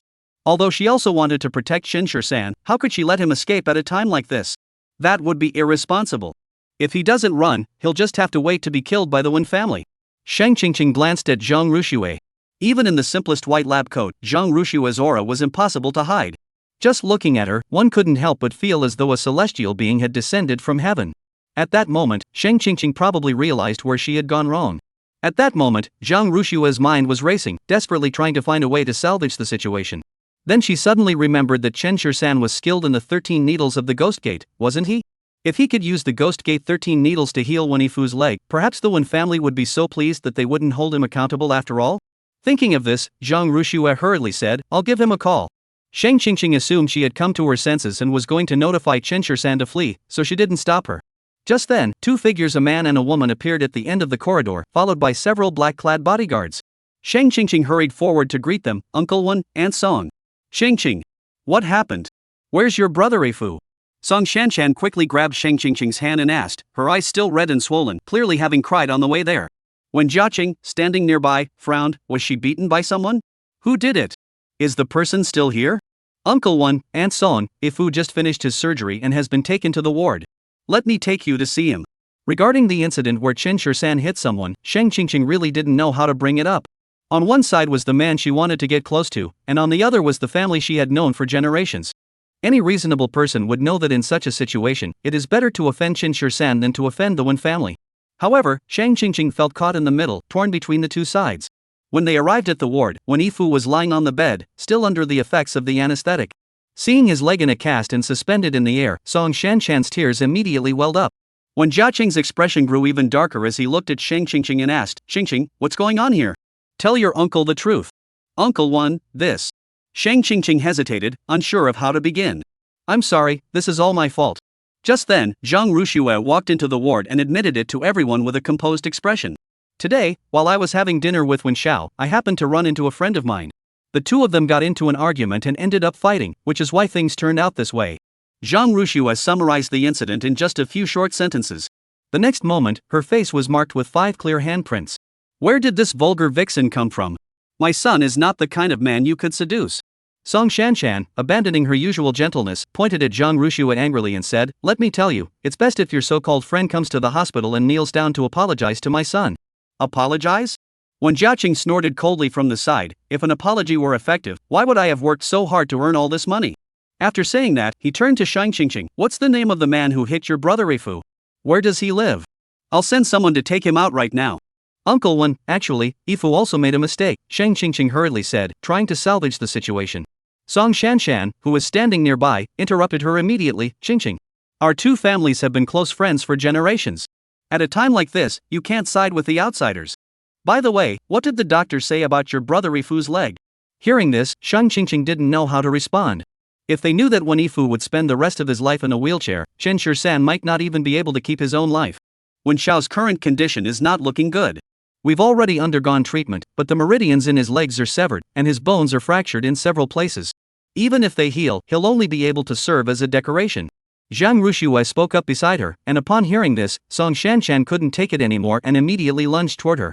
You little fox! It's all your fault. You ruined my son. Slap! Song Shanshan raised her hand again and slapped Zhang Ruxue, causing the other side of her face to swell up instantly. With tears welling up in her eyes, she forced herself to speak through the pain. Uncle and Auntie, I understand how you feel, but the most urgent matter now is to treat Wen Xiao. We shouldn't be here assigning blame. If you can cure him, why don't you just do it? Song Shanshan gritted her teeth and looked at Zhang Ruxue, saying, I can see you're just trying to cover for that good-for-nothing who hit my son. Hearing this, Zhang Ruxue could no longer contain herself. Mrs. Wan, I saw the entire incident with my own eyes. It was Wen Xiao who provoked my friend, and he was the one who struck first. Upon hearing this, Shang Qingqing, who was standing nearby, was startled. How dare Zhang Ruxue speak to Song Shanshan like that? Chapter 38, Excessive Self-Defense. She was just a doctor. With one word from Wen Jiaqing, not only would she be in trouble, but the entire hospital would suffer as well. In such a situation, even if Wen Ifu was at fault, the one who ends up suffering is Chen Shisan. Not for any other reason, but simply because he has no family background or connections. However, Shang Qingqing always felt that Chen Shisan wasn't as simple as he seemed, which was why she didn't want to offend him. Are you saying it's still my son's fault? Song Shanshan immediately pointed at Zhang Ruxue. You little fox, seducing my son is one thing, but now that something has happened, you're actually taking his side. Do you believe me or not? I can make sure you can't stay in this hospital with just one word. Upon hearing this, Zhang Ruxue showed no sign of fear on her face. The Wen family is wealthy and powerful, they can do as they please. My future is nothing more than a word from you. Zhang Ruxue took a deep breath and looked at the two of them, saying, but if you don't let me finish speaking, Mr. Wen may never be able to stand on his own feet for the rest of his life. You little fox spirit, you dare to curse my son. Upon hearing this, Song Shanshan's eyes immediately turned red, but she was pulled back by Wen Jiaqing, who was standing beside her. Enough. What kind of behavior is this? As a proper Mrs. Wen, she was behaving like a shrew, which was utterly damaging to the Wen family's reputation. Just tell me, how can my son get another chance to stand on his own 2 feet? Wen Jiaqing looked at Zhang Ruxue and asked. The 13 needles of the Ghost Gate. Zhang Ruxue looked at Wen Jiaqing with a serious expression and said, this is an ancient lost technique of traditional Chinese acupuncture. It can bring someone back from the brink of death. If they survive, it's like being reborn, and this leg will recover completely. Upon hearing this, Wen Jiaqing's face flashed a look of doubt. This acupuncture technique sounds so miraculous, could it truly exist? Of course it's real. I've seen it with my own eyes. Zhang Ruxue said without hesitation. Now only Chen Shisan's Ghost Gate 13 needles can save Wen Ifu. Who knows this needle technique? When Jiaqing looked up and down at Zhang Rush, it wouldn't be you, would it? I don't have that kind of skill. Zhang Ruxue said honestly, this needle technique has been lost for ages, but I saw someone use it just a few days ago. That person was the one who injured Wen Xiao. Upon hearing this, Wen Jiaqing's expression darkened. You little girl, do you know what you're saying? To take the blame for Chen Shisan, she could come up with such a reason. Shang Qingqing couldn't help but give Zhang Ruxue a thumbs up in her heart.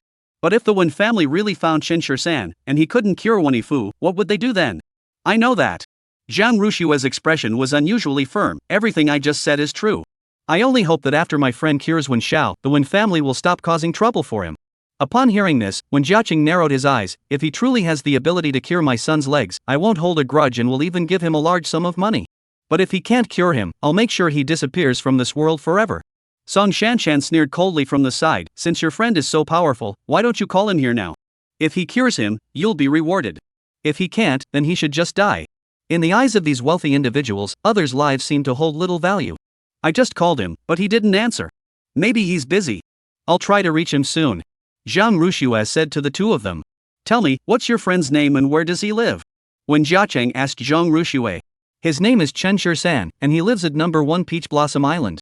Sheng Qingqing looked at Wen Jiacheng and said, Uncle Wen, Chen Shisan. Qingqing, you're always taking the side of an outsider.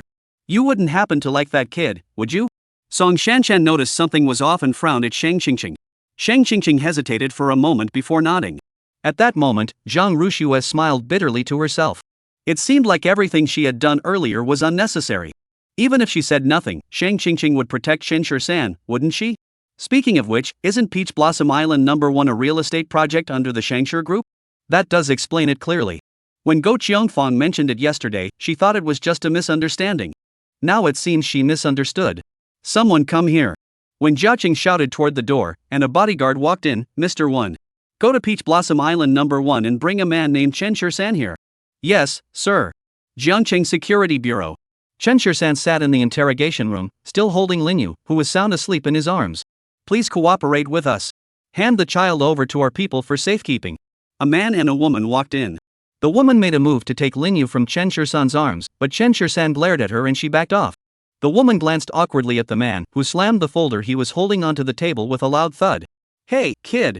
I'm warning you, don't refuse a gift and then take the punishment. We all saw what happened at the scene. We've already conducted an investigation, and we have the evidence to prove it. You'd better confess and accept your punishment. Don't think that just because you can fight, you're the best in the world. Once you're in this place, even if you're a dragon, you'll have to curl up, and if you're a tiger, you'll have to lie down.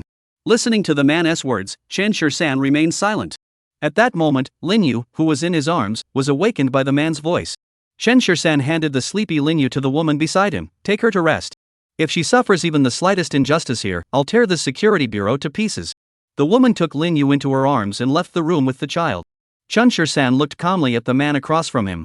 The man was wearing a uniform, roughly in his 40s or 50s, with 3 stars on his shoulders signifying his rank. You want me to confess? Chen Shisan raised an eyebrow at the man. They kidnapped my daughter first, then attacked me. I was merely defending myself. What crime have I committed?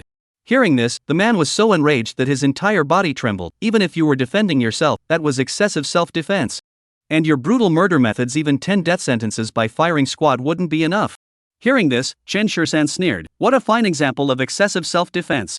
So, according to you, when someone is trying to kill me, unless they kill me first, I'm the one who's guilty? What kind of nonsense is that?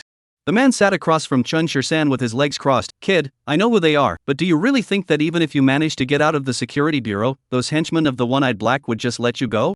The man's eyes flickered with a dark, uncertain light. I advise you to confess your crimes honestly. Judging by his demeanor, he must have some connection with those people, right? Chapter 39, Confession. Chen Shisan snorted coldly. I don't think I'm guilty. If I refuse to admit it, will you start torturing me then? The man slammed his fist on the table. You brat. Don't push your luck. I'm giving you a chance. If you confess now, you'll get a lighter sentence. If you're stubborn, I'll take the witnesses and evidence to court, and you'll have no chance of survival. You're so eager for me to confess, is it to give an explanation to the people outside? Chen Shisan raised his eyebrows and asked. A flash of panic crossed the man's eyes, but he quickly regained his composure. That's complete nonsense. I have no idea what you're talking about. We caught you at the scene. Even if you don't confess, the outcome will be the same. Kid, I just don't want to waste time. Chen Shisan chuckled lightly and raised his eyebrows at the man. Let me make a call. What call at this hour? Let me tell you, forget about calling a lawyer. Even if you called the king himself right now, you wouldn't be leaving this place today. The man glared at Chen Shisan with a fierce expression. Judging by his attire, he didn't seem like someone who could afford a lawyer. Now he probably wants to call home to say a few words, right? Thinking of this, the man's voice softened slightly. As long as you sign the confession, I'll let you call your family. I'm afraid that once I sign this confession, it'll be you who dies. Chen Shisan raised his head and looked at the man, his eyes flickering with a cold glint. Facing Chen Shisan's threat, the man didn't take it seriously at all. Kid, you can talk tough all you want, but today you'll either sign this confession or we'll just keep this up. Seeing the man so desperate to make him confess, Chen Shisan curled the corners of his mouth into a cold smile and beckoned him with a finger. What? The man didn't understand Chen Shisan's meaning. The confession statement. You have to give it to me so I can sign it, right? Upon hearing this, the man quickly opened the folder and pushed it over, handing Chen Shirsan a pen as he did so. Chen Shirsan took it without hesitation and wrote his name on it, then looked at the man and asked, "Can I make the call now?" The man glanced at the confession document, confirmed there were no issues, and then handed Chen Shirsan's phone back to him. Chen Shirsan found a phone number and dialed it, saying only one sentence, "I've been arrested. Jiangcheng Security Bureau." The call ended. The man smiled at Chen Shirsan, sat across from him, and lit a cigarette. "Kid, in such a hurry to notify your family to come see you for the last time? But it's better this way. It saves me the trouble. Can I have a cigarette?" Chen Shirsan raised his eyebrows and asked him. At that moment, the man had no idea what kind of person he had provoked. He casually handed Chen Shirsan a cigarette and tossed him the lighter. Chen Shirsan lit the cigarette, took a deep drag, and said, "For the sake of this cigarette, I won't kill you." Hearing this, the man snorted derisively, "Kid, stop talking nonsense. If you want to blame someone, blame yourself for having no status or connections. Otherwise, eliminating an entire human trafficking ring on your own would have earned you at least some recognition, not punishment for offending someone." Hearing this, Chen Shirsan nodded slightly. "So you're really just trying to give an explanation to those outside? There's no way around it. The one-eyed black man is still alive, and he has hundreds of men under him. Plus, there are quite a few people in Jiangcheng who are on good terms with him. If these people start causing trouble, the entire city will descend into chaos. I have no choice but to sacrifice you for the greater good. You can at least die with dignity." Chen Shirsan said nothing more, closing his eyes and smoking, silently counting the time. Just then, the door to the interrogation room was pushed open. "Director, the boss is on the phone." Upon hearing this, the man quickly stood up and walked out. Inside the office, before the man could speak, a torrent of angry curses came flying at him from across the room. "Wang Jigua! Are you blind? Who do you think you are, arresting anyone you please? Do you have any idea how much trouble you've caused me this time? I'm on my way there right now. I'm telling you, take good care of that guy named Chen Shirsan. If a single hair on his head is harmed, neither of us will live to see another day." Hearing the furious curses from across the room, Wang Jigua froze in shock. "Director Luo, isn't this Chen Shirsan just a poor kid?" Wang Jigua asked cautiously over the phone. "A poor kid?" On the other end of the line, Luo Yi snorted coldly. With a single cough, he could make not just Jiangcheng, but the entire Longyan kingdom tremble. Hearing this, Wang Jigua felt a cold sweat break out on his forehead, and the phone in his hand nearly slipped from his grasp. "It can't be that serious, can it?" Before he could respond, Luo Yi interrupted him. "I'll say it again, treat that person like they're your own ancestor." After saying that, Luo Yi hung up the phone. Wang Jigua snapped out of his daze and hurried toward the interrogation room. As he pushed open the door, Chen Shirsan sat calmly in his chair, wearing a smirk that made Wang Jigua's skin crawl. "Mr. Chen, which path did you take to become such a divine being?" Wang Jigua asked Chen Shirsan cautiously. Chen Shirsan didn't respond, just smiled, and asked, "What's the matter? Quick! Let him go!" Wang Jigua hurriedly said to the person beside him. Chen Shirsan didn't stop them, allowing them to unlock the handcuffs on his wrists, but he remained seated on the chair, showing no intention of standing up. "Mr. Chen, why don't we go to the office to talk?" Wang Jigua looked at Chen Shirsan and invited him. Director Luo even called personally. If he sees Chen Shirsan here, his position will be in jeopardy. "No need. This place is fine. Anyway, I'm a dead man walking. It doesn't matter where I die." Chen Shirsan looked at Wang Jigua calmly and said. Hearing this, Wang Jigua quickly reached out to grab the confession document on the table. Although he had no idea who Chen Shirsan was, he knew that under no circumstances could this confession letter fall into the hands of Luo, the director. However, before he could touch the folder, the item had already been taken by Chen Shirsan. Before he could reach the folder, the document had already been taken by Chen Shirsan. "This is something you've stamped with your seal. It has legal standing. Besides, without this, how are you going to explain things to those human traffickers outside?" Upon hearing this, Wang Jigua's forehead once again broke out in a thin layer of sweat. "Mr. Chen, it's a misunderstanding. Everything before was a misunderstanding," Wang Jigua hurriedly said with a smile. "Misunderstanding?" Chen Shirsan sneered. "There's both eyewitnesses and physical evidence. How could it be a misunderstanding?" Chapter 40, The 7-Star General. Just then, a commotion erupted outside. Wang Jigua heard the commotion and hurried out, only to see a group of men in military uniforms carrying guns walking in. At the front was a middle-aged man with a stern expression and a hint of coldness in his eyes. "Where is the third master?" the man demanded as soon as he saw Wang Jigua. "Third master?" Wang Jigua saw the shoulder insignia on the other man's shoulder and was immediately terrified. "A 7-star general. Hello, everyone." Looking back at the entrance, the entire security bureau had already been surrounded by the military, with countless military vehicles flashing their lights outside. "Which third master are you referring to?" "Chen Shirsan." The man grabbed Wang Jigua by the collar. Where is the third master? Wang Jigua swallowed hard and pointed toward the interrogation room. Arrest him. The man casually tossed Wang Jigua aside. At his command, 2 black gun barrels were aimed directly at Wang Jigua. The man strode confidently toward the interrogation room, glancing at the young man seated inside. His expression grew respectful as he saluted Chun Shur-san. Third master. Jiangcheng Military Region, Shaojiang. I have been ordered to escort the third master out. Chun Shur-san looked at him calmly. Who sent you here? I came as soon as I received the call from the knife master. Third master, don't you recognize me anymore? Shaojiang looked at Chun Shur-san with tears in his eyes and asked. Who are you? Chun Shur-san frowned and asked. I am Lin Fang's subordinate. Upon hearing this familiar name, Chun Shur-san froze for a moment. After taking another look at the person in front of him, he really couldn't place him. Back then, everyone was wearing the same clothes and looked pretty much the same. He faced hundreds of thousands of people every day. How could he possibly remember so many? It doesn't matter if you don't recognize me, I recognize you. Shaojiang looked at Chun Shur-san excitedly and said, the Dragon and Tiger Army is willing to serve the third master for life. Chun Shur-san smiled lightly. I am nothing. Serve the Dragon Flame Kingdom, and that is enough. It has nothing to do with me, Chun Shur-san. Wang Jigua, who had just been brought to the door, heard these words and his mind went blank. So who exactly was this unassuming young man who could command such respect from a 7-star general and speak in such a manner? This is bad. He's really stepped on a landmine today. Third master. This isn't the place for you. Please come with me. Shaojiang said to Chun Shur-san with a serious expression. Chun Shur-san waved the confession document in his hand. Now I am a guilty man. I cannot go with you.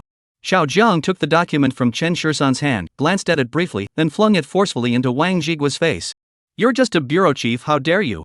Shaojiang spoke, then drew his service pistol from his waist, clicked the safety off with a click, and the bullet immediately chambered, pressing the gun directly against Wang Jigua's forehead.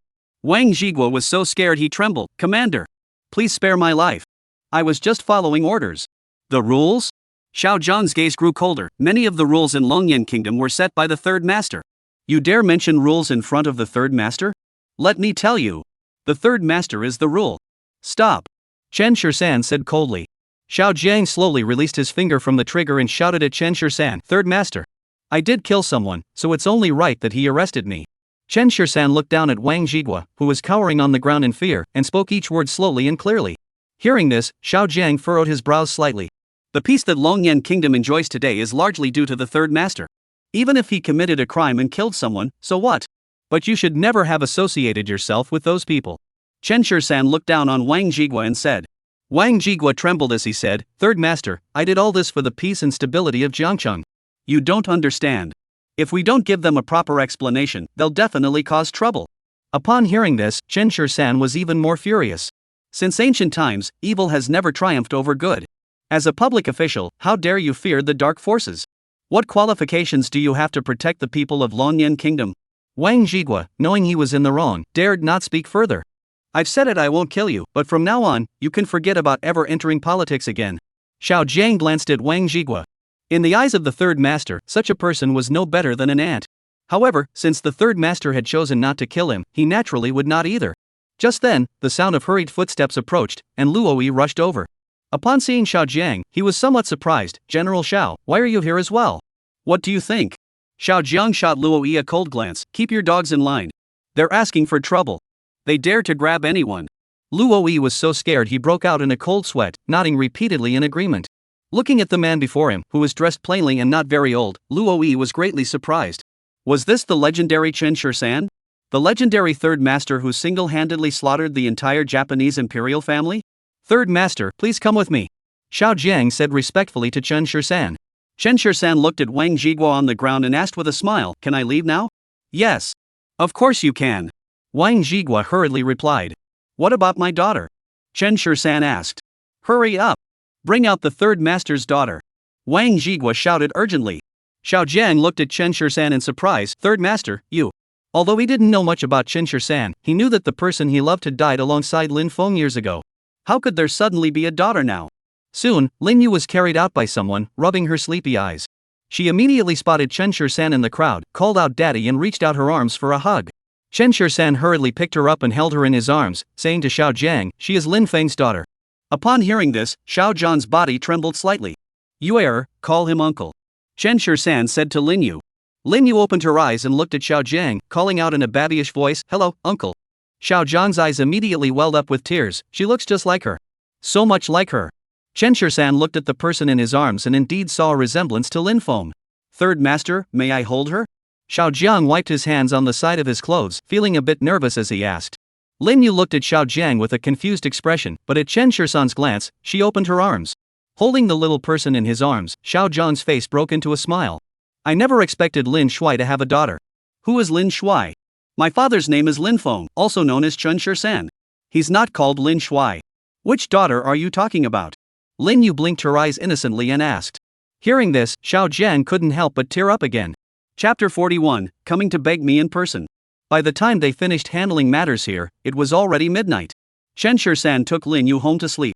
The next morning, he finally saw the missed calls on his phone and discovered that Zhang Ruxue had called him several times. Chen Shisan hesitated for a moment before dialing her number back. Zhang Ruxue's voice came through quickly. "Chen Shisan. Where did you go?" Last night, she had called Chen Shisan repeatedly, but no one answered. Even the Wen family couldn't find Chen Shisan. She thought something had happened to her, but she never expected to receive his call now. "Something came up last night," Chen Shisan replied calmly. "If I remember correctly, didn't she take that Wen Fu to the hospital last night? Why did she call me? Can you come to the hospital right now?" Zhang Ruxue asked anxiously on the other end of the phone. "What's wrong?" Chen Shisan asked casually, but a cold gleam flashed in his eyes. He seemed to have figured something out. When Xiao's leg is broken, he probably won't be able to stand up again. But if you can cure his leg with the Ghost Gate 13 needles, the Wen family won't bother you anymore. Zhang Ruxue spoke honestly into the phone. Chen Shisan chuckled lightly. "Doesn't he deserve it? If Wen Fu hadn't attacked him last night, he wouldn't have ended up like this. In the end, it was all his own doing." "That may be true, but you beat him up like that. The Wen family won't let this go so easily." Zhang Ruxue sighed on the other end of the phone. "If you can cure him, the Wen family will not hold you responsible anymore." "So what? Are you asking me to go treat that kid?" Chen Shisan sneered. "Treating him is fine, but the Wen family must come to me personally to beg for mercy." "I might consider it." "Chen Shisan, can you stop being so childish? You probably don't know how powerful the Wen family is. Let me put it this way, with just one word from the Wen family, you'll have no place to stand in Jiangcheng. If you were to come now and cure the patient, there might still be some room for negotiation." Listening to Zhang Ruxue's words, Chen Shisan felt inexplicably irritated and asked into the phone, "What's your relationship with Wen Fu? Why are you pleading for him?" "I'm not pleading for him. I just don't want the Wen family to cause trouble for you." "I'm not begging for him. I just don't want the Wen family to cause trouble for you." "I'm not trying to plead for him. I just don't want the Wen family to cause trouble for you." Zhang Ruxue hesitated for a moment on the other end of the phone and said, "I have no relationship with him. It was my mother who insisted I go on a blind date with him last night." Upon hearing this, Chen Shisan paused for a moment. "Yuer is about to wake up. You go ahead with your business. If the Wen family wants me to intervene, let them come beg me themselves." After saying this, Chen Shisan hung up the phone. As the phone went dead, a fleeting look of confusion flashed across his eyes. So why did he care so much about Zhang Ruxue and Wen Fu's relationship? Clearly, Zhang Ruxue had nothing to do with him. Thinking about this, Chen Shisan grew even more irritated. In the hospital. When Zhang Ruxue returned after finishing her call, everyone in the room turned their attention to her. "How was it? What did Chen Shisan say?" Sheng Qingqing hurriedly asked. Zhang Ruxue bit her lip and looked at Wen Jiaqing with a troubled expression. "Just say something. When is that guy coming to treat my son?" Song Shanshan asked anxiously from the side. "He said he could treat him, but the Wen family must come personally to invite him." Zhang Ruxue said cautiously. Sure enough, as soon as she said that, Wen Jiaqing flew into a rage and slapped the bed frame. "Damn it! He wants me to go and invite him personally? This kid really thinks he's someone important." Wen Jiaqing gritted his teeth and said, then called his bodyguards, "Someone come here." "Mr. 1. Several bodyguards hurriedly entered the room. "Go back to Peach Blossom Island number 1.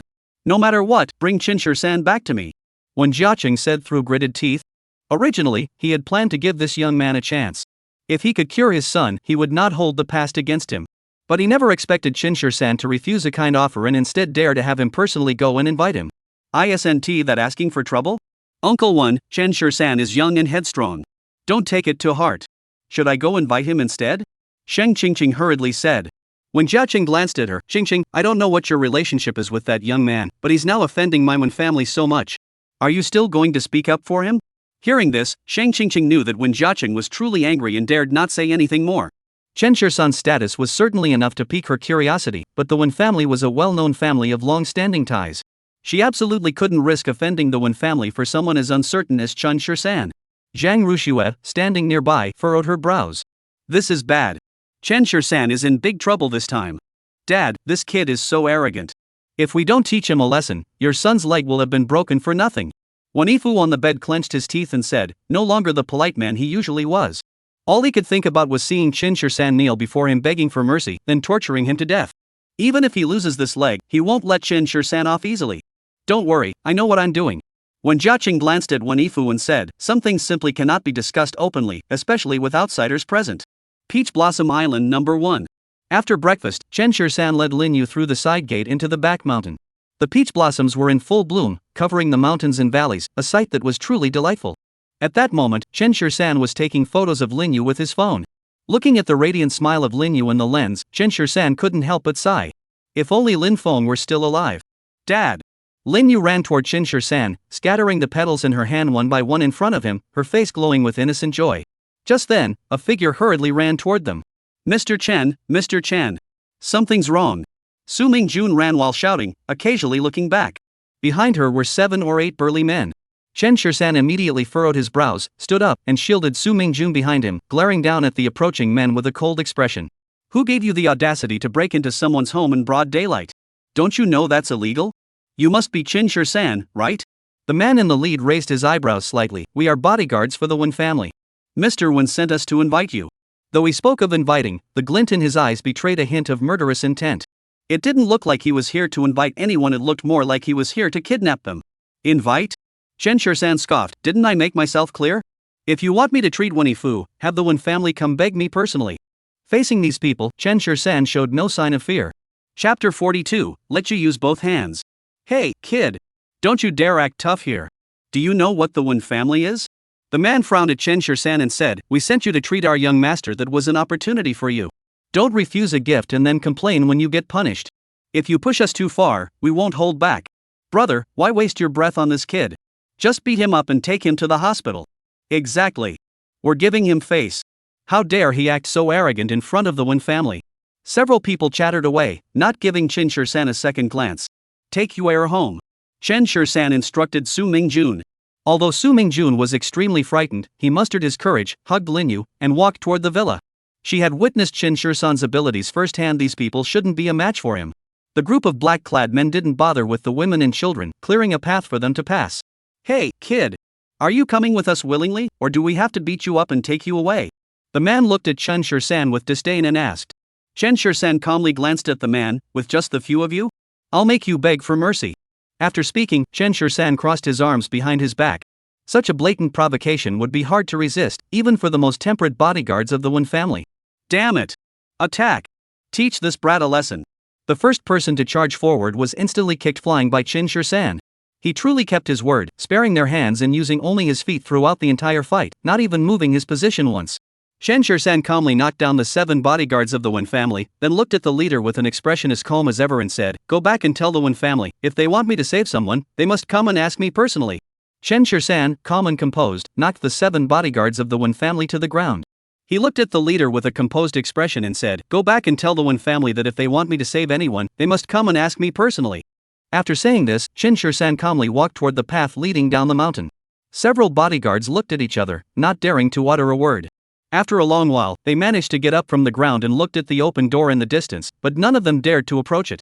This peach grove belonged to Villa number 1 on Peach Blossom Island. If they wanted to leave, they would have to pass through Chen Shisan's villa. At the thought of this, the group made a swift decision, climb over the wall. After returning to the villa, Chen Shisan took Lin Yu and left the house. After all, she was just a child, it wasn't good for her to stay cooped up at home all the time. Chen Shisan took Lin Yu straight to the outskirts, but before they even left the city, Sheng Qingqing's call came through. Chen Shisan, have you lost your mind? You actually dared to fight the bodyguards of the Wen family? Do you know what you're doing? Shang Qingqing hadn't finished speaking before Chen Shisan interrupted her. They came looking for trouble, so I fought back. That's reasonable, right? Besides, I didn't start it. Chen Shisan's words left Shang Qingqing speechless for a moment, but she quickly steered the conversation back on track. Chen Shisan, I don't know who you are, but the Wen family isn't someone to mess with.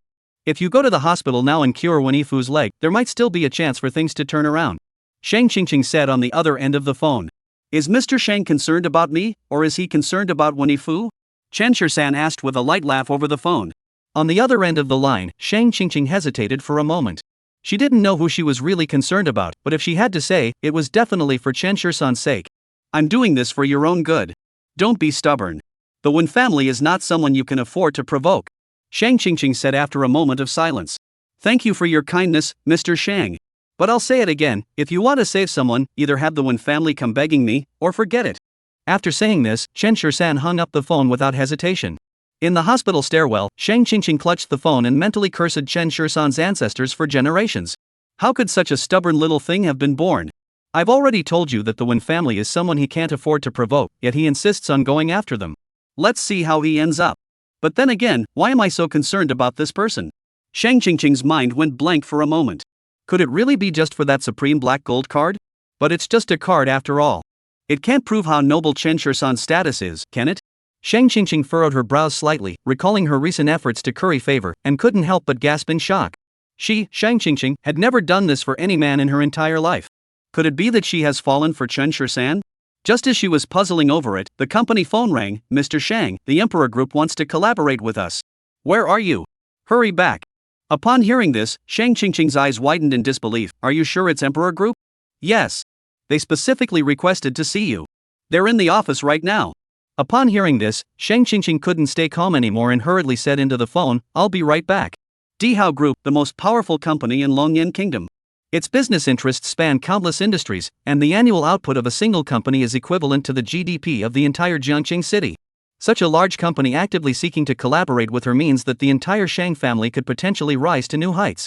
Although she doesn't know why fate would suddenly bestow such a great opportunity upon her, she must seize it by any means necessary. Chen Family Ancestral Hall. Dad, what is this place? Upon reaching the entrance, Chen Shisan set Lin Yu down and solemnly pushed open the door before him. This was his father's foundation. Chen Shisan paused for a moment before speaking, then took Lin Yu's hand and walked inside. Looking at the 24 spirit tablets before her, Lin Yu's eyes showed no fear, only timidly surveying her surroundings. Chen Shisan pointed to one of the spirit tablets and said, Yuer, this is your father. As soon as he spoke, Lin Yu's eyes filled with tears, and tears began to stream down her cheeks. Before Chen Shisan could speak, Lin Yu knelt down on the ground, clasped her hands together, and murmured, Dad, I miss you. Chen Shisan sighed softly, looking at Lin Feng's spirit tablet and said, You brat. If only you had survived back then, things would have been so much better. Look at the beautiful daughter your wife gave you. You really missed out, didn't you? I'm telling you, from now on, she's my daughter. If you want to see her, you'll have to do it in your dreams. As he spoke, Chen Shisan couldn't help but tear up. After offering incense paper in tribute, Chen Shisan's gaze fixed on Yun Xiling's spirit tablet. Zining, I've met a woman who resembles you greatly. Unfortunately, she's not you. Chen Shisan muttered to himself. At that moment, a gust of wind blew open the half-closed door. A green leaf drifted gently from Chen Shisan's eyes and landed in his palm. Just as Chen Shisan was about to clench his fist around the leaf, a gust of wind swept by, and the leaf vanished in an instant, leaving no trace behind. Chapter 43, Manna from Heaven. What's this? Chen Shisan looked blankly at Yun Xining's memorial tablet. If she were here, things would be better. Inside the hospital. Seeing several bodyguards beaten to a pulp, when Jiaqing's patience reached its limit. This Chen Shisan. I don't believe it. No one can control him. Dad, Chen Shisan is provoking you like this. We absolutely can't let him get away with it. Wen Yifu touched his cast-covered leg and looked at Wen Jiaqing coldly, otherwise, your son's leg will have been broken for nothing. Mr. Wen's leg can still be healed. I once saw Chen Shisan use the 13 needles of the Ghost Gate to cure a little girl's eyes. If you were to personally intervene, he might grant you that favor.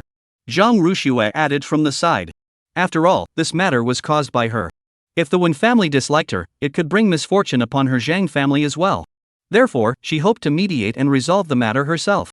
As soon as she said this, Song Shanshan was immediately displeased. Who does Chen Shisan think he is? Does he really expect me to send someone from my family to invite him personally? Song Shanshan waited for Zhang Ruxue to explode in anger. You little fox spirit. If it weren't for you, would my son be in this state now? Mom! What are you doing? What does this have to do with Shui? Why are you dragging her into this? Upon hearing this, Wen Yifu was displeased and immediately spoke up to defend Zhang Ruxue. Zhang Ruxue, however, showed no gratitude at all. She was genuinely afraid that Wen Yifu might actually develop feelings for her. Mr. Wen, Auntie is right. This matter was indeed caused by me. I am willing to go with Mr. Wen to apologize to Chen Shur-san. Zhang Rushue hurriedly said. Seeing that Zhang Rushue wasn't grateful, Wen Yifu's expression darkened, but he didn't say anything. Song Shanshan was about to say something, but was cut off by Wen Jiaqing's words. I'd like to see for myself what kind of person this Chen Shur-san really is. If he cures Yifu's leg, that's fine. But if he can't, Wen Jiaqing narrowed his eyes, I'll make sure this man disappears from this world completely. With that, he turned and walked toward the exit, and Zhang Rushue hurriedly followed behind him. She knew Chen Shur-san's temper. If Wen Yifu went out in such a rage, the two of them would surely end up in another argument. If she could persuade Chen Shur-san to come to the hospital for her sake, the matter should be resolved. Zhang Rushue wanted to go with him, and Wen Jiaqing didn't object. Miss Shan, right? In the car, Wen Jiaqing looked Zhang Rushue up and down. You should also know the status of the Wen family. If possible, I would like my son to find a suitable partner from a distinguished family. Do you understand what I mean? Mr. Wen, you're right that I'm not worthy of the Wen family, but Chen Shur-san is my friend. I hope that after he cures Wen Xiao's leg, the Wen family won't cause him any more trouble. Zhang Rushue looked at Wen Jiaqing with a sincere expression and said. Upon hearing this, Wen Jiaqing immediately grew displeased. So you've done all this just for that Chen Shur-san? He thought this woman was trying to climb her way up by hook or by crook through his son, which is why she's been running around like this for the past 2 days. He never expected it was actually for the man who injured his son. Even though she noticed Wen Jiaqing's displeasure, Zhang Rushue still nodded. Wen Jiaqing snorted coldly and no longer paid any attention to Zhang Rushue. Shangshur Group. We have long heard of the great reputation of Emperor Group, but we were unaware of your sudden visit, so we arrived a bit late. Please do not mind. Sheng Qingqing spoke cautiously to the man across from her. The man smiled at her. Of course not. Let's not beat around the bush. Let's get straight to discussing the cooperation. Upon hearing this, Sheng Qingqing was overjoyed, but she maintained her composure and instructed her assistant to go make some coffee. May I ask who you are? I am Li Chen, the executive secretary to the president of Dihao Group. Li Chen looked at Sheng Qingqing as she took out a document. Today, we primarily wish to discuss collaborating with your company on the development of several plots of land. These are the contracts. Mr. Shang may review them. Sheng Qingqing took the contracts with both hands and began reading them word for word. After flipping through it, Sheng Qingqing closed the contract, unable to contain her excitement. So, does your company plan to have us handle the construction of these projects? Sheng Qingqing asked Li Chen cautiously. Of course, the prices are based on the highest market rates in Jiangchang. If there are any areas you're not satisfied with, Mr. Sheng can feel free to bring them up. Li Chen said with a smile. Sheng Qingqing held the contract tightly in both hands, her heart pounding. This was the first time she had ever felt so excited in her life. These projects alone would bring in at least 50 billion. Moreover, there wasn't a single clause in the contract that was unfavorable to Shangshur Group, and the other party had even voluntarily offered concessions. Although the contract is highly enticing, Sheng Qingqing remained level-headed. After calming down, she looked at Li Chen and asked, I would like to ask, why did your company choose us? Is there really no other company in Jiangchang that is more worthy of cooperation than Shangshur Group? Li Chen interlaced his fingers, leaned back on the sofa, and smiled at Sheng Qingqing as he said, as far as I know, Shangshur Group is the best in this industry in Jiangchang. You're flattering me. You're too kind. Sheng Qingqing smiled and said, then, what does the estate mentioned in the contract refer to? This is an addendum to the contract. We will provide the design drawings later. All you need to do is restore the estate according to the design drawings and ensure the quality of the materials used. Looking at the contract in her hands, Sheng Qingqing felt a bit hesitant. This seemed too good to be true. How could something so fortunate feel so unreal? But such a good opportunity, if she missed it this time, there might never be another chance. Mr. Shang, if there are no further issues, once the contract is signed and becomes effective, I can transfer the funds to your company's account. Li Chen said to Sheng Qingqing. Sheng Qingqing hesitated. Let me take a look first. Time passed slowly, but Li Chen didn't seem in a hurry, letting her flip through the contract. After carefully reading every word of the contract 3 times, Sheng Qingqing finally signed her name. Looking forward to a successful collaboration. Li Chen glanced at the contract, confirmed that everything was in order, and extended his hand toward Sheng Qingqing. Looking forward to a successful collaboration. Sheng Qingqing wiped the gloom off her face and immediately said to Li Chen, Mr. Li, you've come all this way. I'll treat you to a nice dinner tonight. No need for dinner. I have other things to attend to. Li Chen politely declined Sheng Qingqing's invitation. Sheng Qingqing didn't think much of it after all. The president's secretary at Emperor Group must be extremely busy. After seeing Li Chen off, Sheng Qingqing couldn't suppress the excitement in her heart. Chapter 44. What are you so arrogant about? 50 billion isn't a big deal, but the key is that if this collaboration succeeds, the other party might have other projects to collaborate on in the future. Sheng Qingqing quickly pulled out her phone to call her elderly father at home to share the good news. This meant that in the near future, the entire Sheng family would rise to new heights. Chen Shirsan returned home with Lin Yu and immediately spotted the Rolls-Royce parked at the entrance. The door opened, and Wen Jiacheng stepped out with Zhang Ruxue. Chen Shirsan. Upon seeing Chen Shirsan, Zhang Ruxue hurried over to greet him. Wen Jiacheng sized up the person in front of him. Was this the kid? But no matter how he looked at him, he didn't seem like someone who could injure 7 bodyguards. Pretty auntie. Lin Yu smiled immediately upon seeing Zhang Ruxue. Seeing the innocent smile on the child's face, Zhang Ruxue felt a bit embarrassed. But she still whispered to Chen Shirsan beside her, "This is Wen Yifu's father, Wen Jiacheng, who came personally to invite you." Chen Shirsan, holding the child, approached Wen Jiacheng with a generous smile. "Since you're here, let's go inside and talk." Wen Jiacheng had intended to refuse, but upon seeing the luxurious villa before him, he followed them inside. This Peach Blossom Island No. 1 was once something he had considered purchasing, but since his family already owned too many properties, he eventually abandoned the idea. He never imagined the place would be so beautiful. If he had known, he would have acted on it. Speaking of which, Chen Shirsan is just a poor kid. The fact that he can stay at Peach Blossom Island No. 1 is probably all thanks to Shang Qingqing's arrangements. That silly girl with so many wealthy suitors vying for her attention, she goes and falls for such a lowly fellow. The thing is, he doesn't look that old, yet he already has such a grown-up daughter. Ugh, what a sin. After entering the house, Chen Shirsan had Su Mingjun take Lin Shang upstairs, then sat down across from Wen Jiacheng and the other two. Chen Shirsan, I don't want to waste time with you. Come with me to the hospital now. If you can cure my son's leg, we'll forget about everything that happened before. Wen Jiacheng looked at Chen Shirsan and said, his tone carrying a commanding tone. Chen Shirsan curled his lips in disdain. What? Is this how Mr. Wen invites people? You brat. Don't push your luck. Upon hearing this, Wen Jiacheng couldn't sit still anymore. He pointed at Chen Shirsan angrily and shouted. Zhang Ruxue, who was standing nearby, quickly interjected, Chen Shirsan, please come with us. The situation with Wen Jiacheng is beyond our capabilities at the hospital. We can only ask for your help. This whole matter was caused by me. Please consider this a favor for me. Will you agree? Hearing Zhang Ruxue's humble tone, Chen Shirsan couldn't help but feel a bit irritated. Wen Yifu was asking for trouble on his own, what does that have to do with you? Chen Shirsan glanced at her and said, then shifted his gaze back to Wen Jiacheng's face. I'm not saying I can't treat your son, but he has to apologize to me personally. Upon hearing this, Wen Jiacheng's expression grew even more grim. This Chen Shirsan really is someone who doesn't take a hint. Before he could respond, Chen Shirsan continued, your son's leg? Don't even mention Jiangcheng across the entire Longyan kingdom, there's no one who can treat it except me.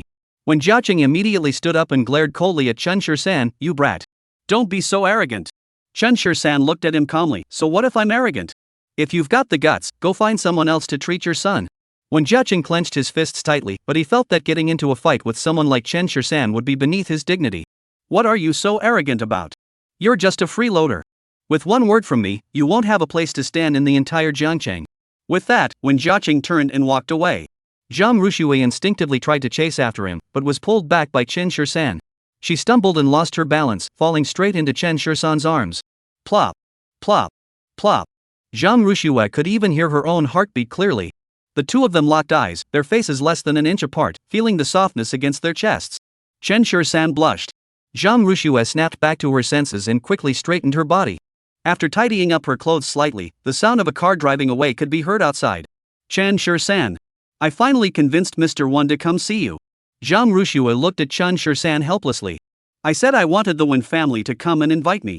Do you think that's how he's inviting someone? Chen Shirsan leaned back on the sofa, raising his eyebrows, his tone sounding a bit unnatural. Seeing Zhang Ruxue's face again, he couldn't help but think of Yun Xiling. The feeling from just a moment ago made Chen Shirsan unconsciously turn his head away. You've completely offended the Wen family now. They won't let you off the hook. Zhang Ruxue looked at Chen Shirsan and warned him. Chen Shirsan smiled indifferently. Do you think I'm afraid? Zhang Ruxue frowned and glanced at Chen Shirsan, then said nothing more and turned to leave the villa. So what on earth is this woman so angry about? Chen Shirsan was a bit confused. What exactly was Zhang Ruxue upset about? Just then, Chen Shirsan's phone rang. Hello? After picking up the phone, a man's voice came from the other end. Mr. San, the matters you instructed have been handled. Are you available? I'd like to treat you to a meal and report on the company's progress over the past few years. Before he could finish, Chen Shirsan interrupted him. Forget about the meal. As for the company, you can handle it as you see fit. Before he could finish, Chen Shirsan interrupted him. Forget about dinner. As for the company, you handle it as you see fit. Alright, then I won't bother you anymore. The person on the other end hung up politely. Jiangcheng, Zhang's residence.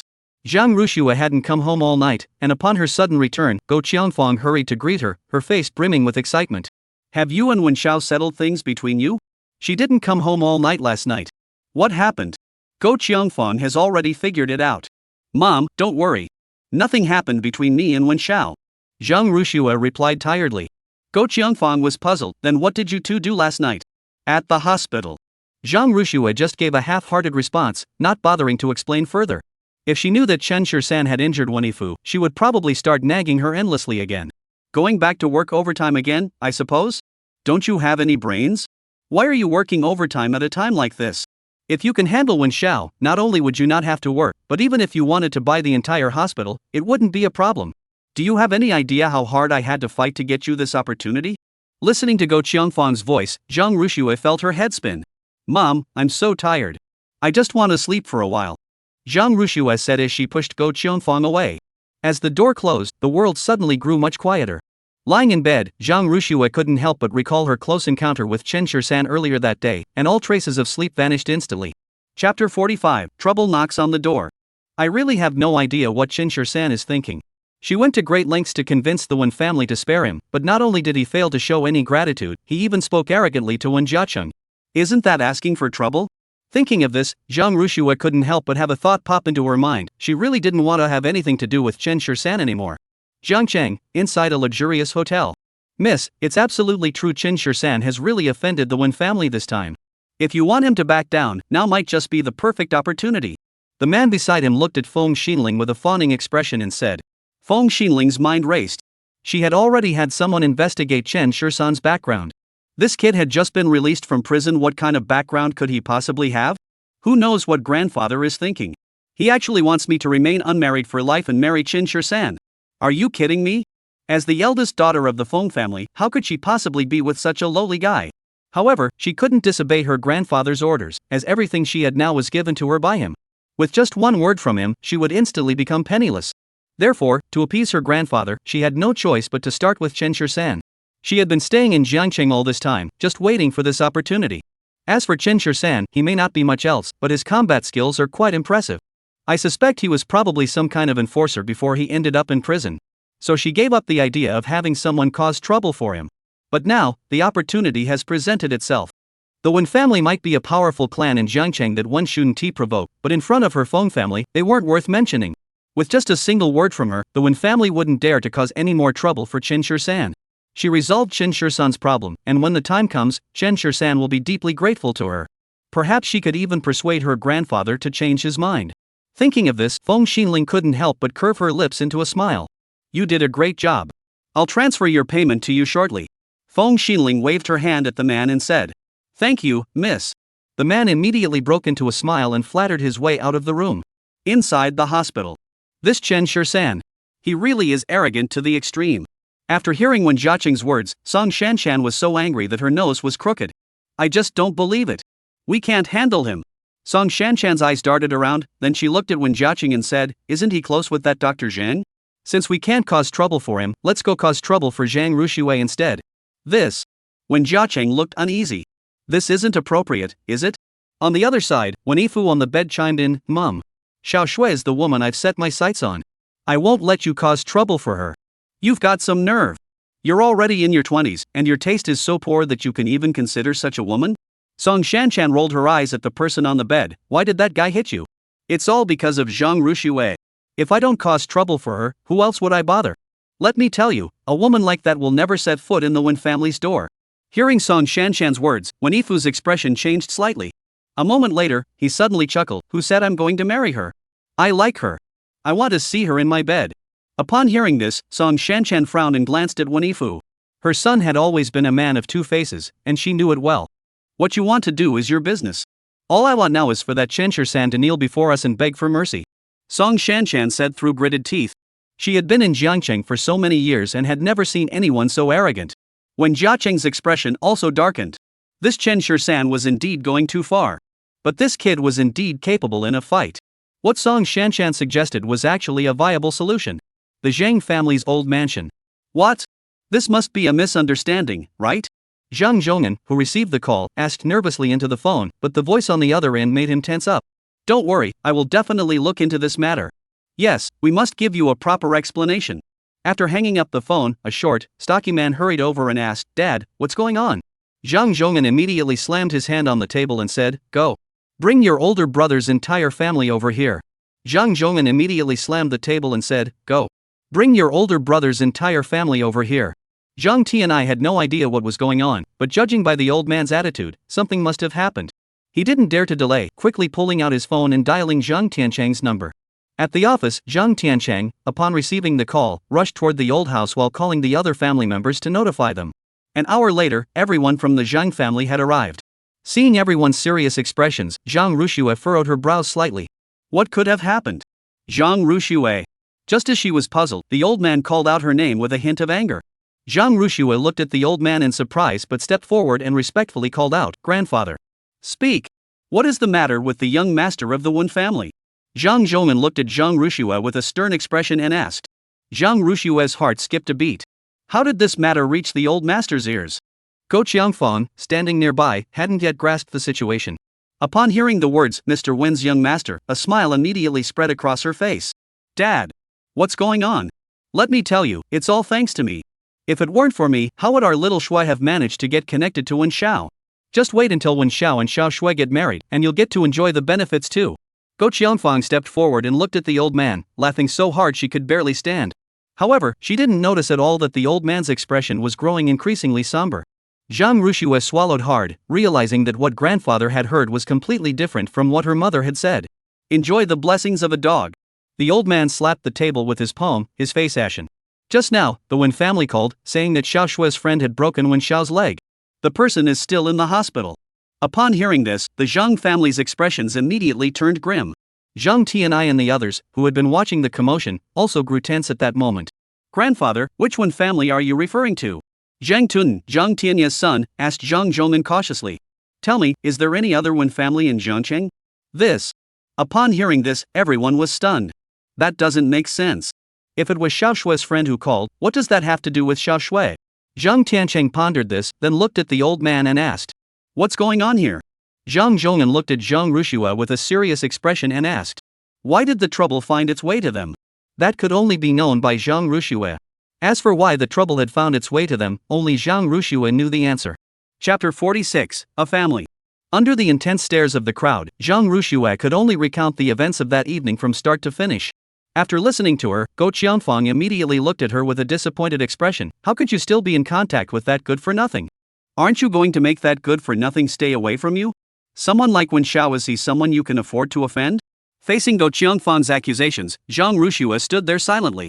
She thought to herself, if you hadn't insisted on making me go out to dinner with Wen Yifu, none of this would have happened. But Zhang Ruxue knew that if she said that out loud, it would only invite more criticism. Now that the incident had already occurred, especially since when Xiaoxian had initiated the altercation, Zhang Ruxue spoke helplessly. Earlier, the Wen family called and said that if that kid named Shirsan doesn't kneel down and apologize to Wen Xiao, our Zhang family won't get off easy either. Zhang Zhonghan glanced at Zhang Ruxue. Shui, you were adopted by the Zhang family when you were young, but we have always treated you as family. Now that you've caused this trouble, you should find a way to resolve it. Hearing this, Zhang Ruxue couldn't help but find it amusing. Family?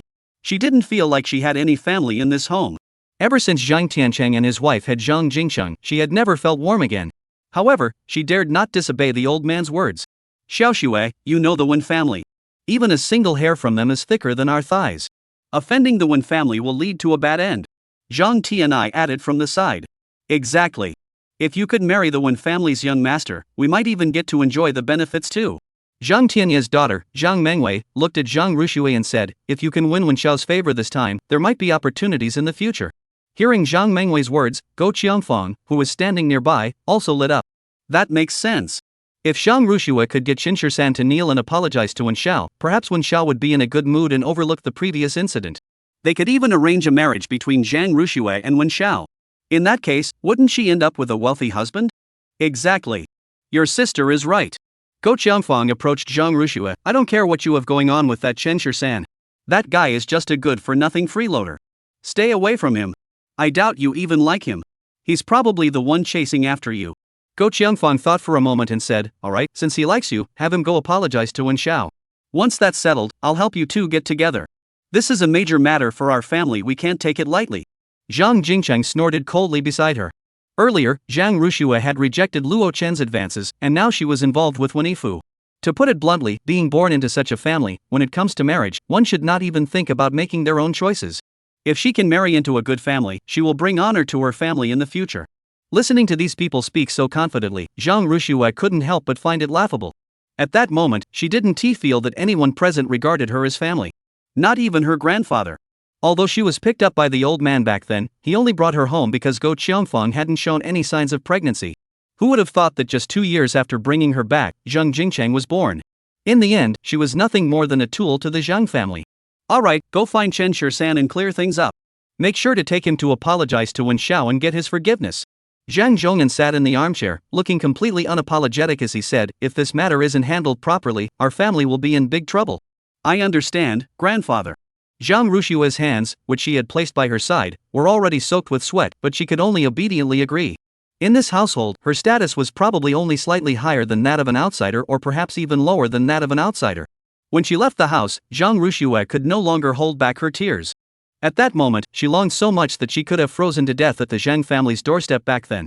If that had happened, she wouldn't be facing all these hardships now. I wonder who her biological parents really are. How could they bear to abandon her so soon after she was born? After leaving the old house, Zhang Rushue walked aimlessly for a while before finally pulling out her phone. She found Chen Shisan's number, hesitated, put it down, picked it up again, hesitated, and put it down once more. After repeating this process many times, she finally dialed Chen Shisan's phone number. Now that the Wen family had elevated this issue to a family matter, if she did not follow the Wen family's wishes, both the Zhang family and Chen Shisan would suffer the same fate. Even if she has no feelings for the Zhang family, she cannot stand by and watch the Wen family target the Zhang family. If that happens, she might be drowned in the spit of the Zhang family. Hello? After the call connected, Chen Shisan's voice came through. Chen Shisan, it's me. Zhang Rushue heard this familiar voice and her heart trembled slightly. But she quickly composed herself and asked into the phone, are you free right now? I have something I need your help with. What's it about? Chen Shisan asked bluntly on the other end of the line. Me. Zhang Rushue hesitated for a moment and said, let me treat you to dinner. We can talk about it while we eat. Sure, send me the location. Oh, right. Should we not bring you air? Zhang Rushue thought for a moment and added. All right. Chen Shisan coldly replied and hung up the phone. Zhang Rushue pulled out her phone, booked a restaurant, and sent the location to Chen Shisan. She hoped this meal would help ease the awkwardness between them. After arriving at the location, they waited for only a few minutes before Chen Shisan strode toward her. As she watched Chen Shisan approach her, Zhang Rushue felt an unusual sensation welling up in her heart. Although Chen Shisan was 2 years younger than her, every one of his movements exuded the poise of a mature man, and he carried an indescribable aura about him. What's the matter? Chen Shisan sat across from her and asked directly, pouring a glass of water for Zhang Rushue as he spoke. Zhang Rushue looked at Chen Shisan hesitantly but still asked, can you come with me to the hospital to apologize to Wen Xiao? Upon hearing this, Chen Shisan, who had been pouring water, stopped abruptly and placed the kettle on the table. He looked at Zhang Rushue with a serious expression, so you're here again to act as a go-between for the Wen family? He had originally thought that Zhang Rushue might have something important to discuss with him, but it turned out that she had come all this way just to talk about Wenifu. At that moment, Chen Shisan felt a bit ridiculous for actually showing up. Chapter 47, This is how I apologize. If the Wen family wants me to treat Wenifu, let them come and beg me properly. Chen Shisan stood up and looked at Zhang Rushue, his voice tinged with coldness, what's the point of sending you as a messenger? After saying this, Chen Shisan turned to leave, but was suddenly grabbed by Zhang Rushue, who had grabbed his sleeve. Chen Shisan. I'm not doing this for Wenifu.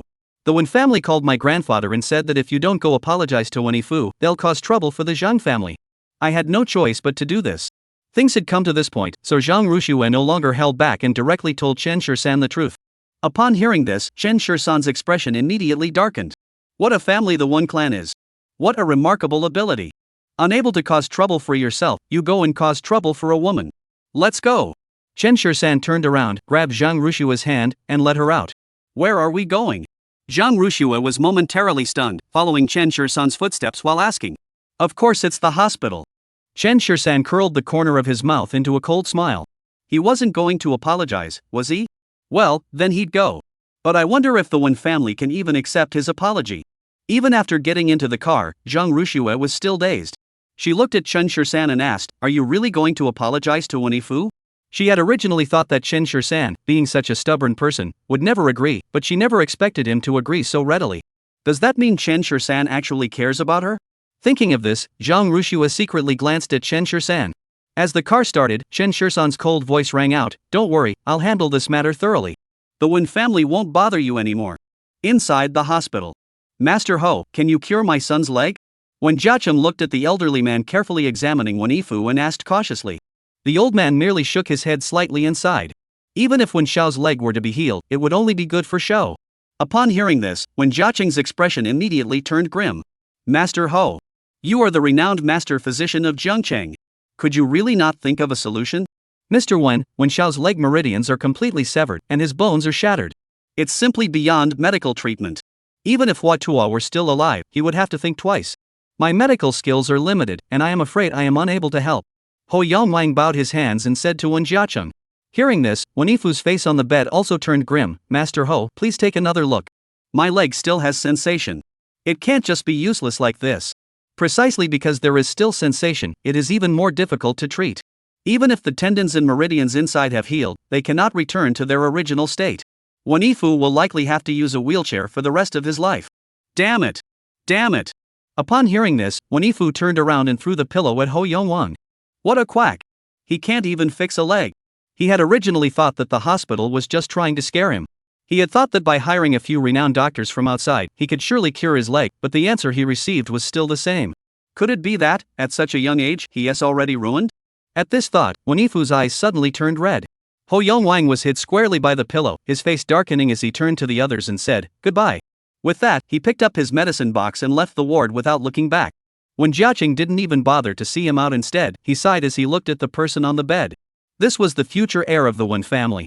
If his leg were to be crippled, how could the family company ever fall into his hands? Even if the old man is senile, he wouldn't hand over the company to a good-for-nothing. Just then, Chen Shursan and Zhang Rushua appeared at the hospital room door. Upon seeing Chen Shursan, the Wen family's expressions immediately changed. It was all Chen Shursan's fault that Wen Yifu had become like this. At that moment, Wen Jiacheng's eyes suddenly filled with bloodshot veins, and he wanted to devour Chen Shursan alive. "Dad! Kill him! It's this kid who ruined me!"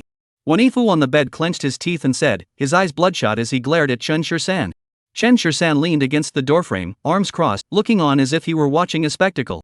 Zhang Rushua, standing beside him, gently tugged at his clothes, signaling him to apologize to Wen Yifu. At that moment, several bodyguards from the Wen family had already blocked the two of them at the door. "I heard you threatened the Zhang family." Chen Shursan looked at Wen Jiacheng and asked with raised eyebrows. A cold gleam flashed in Wen Jiacheng's eyes. "You brat. I was originally going to let you kneel down and apologize to my son, and then consider forgiving you. But now, I've changed my mind. If I don't beat you into a cripple today, I'll change my last name." As soon as he finished speaking, several bodyguards surrounded him. Chen Shursan yawned indifferently, gave the man on the bed a cold smile, and said, "If you had begged me nicely at the beginning, I might have considered treating this worthless piece of trash. But now, let him spend the rest of his life in a wheelchair." Chen Shursan yawned calmly, gave a cold smile, and glanced at the person on the bed. "If you had begged me nicely at the beginning, I might have considered treating this worthless person. But now, let him spend the rest of his life in a wheelchair. Is it you who beat my son into this state?" Song Shanshan's eyes also turned red, and she stepped forward, raising her hand to slap Chen Shursan's face. Chen Shursan's expression turned cold, and he grabbed her wrist firmly. "There's no rule here that says we don't hit women." Bang! As soon as he finished speaking, Chen Shursan kicked Song Shanshan out with a single kick. Zhang Rushua's eyes widened in shock.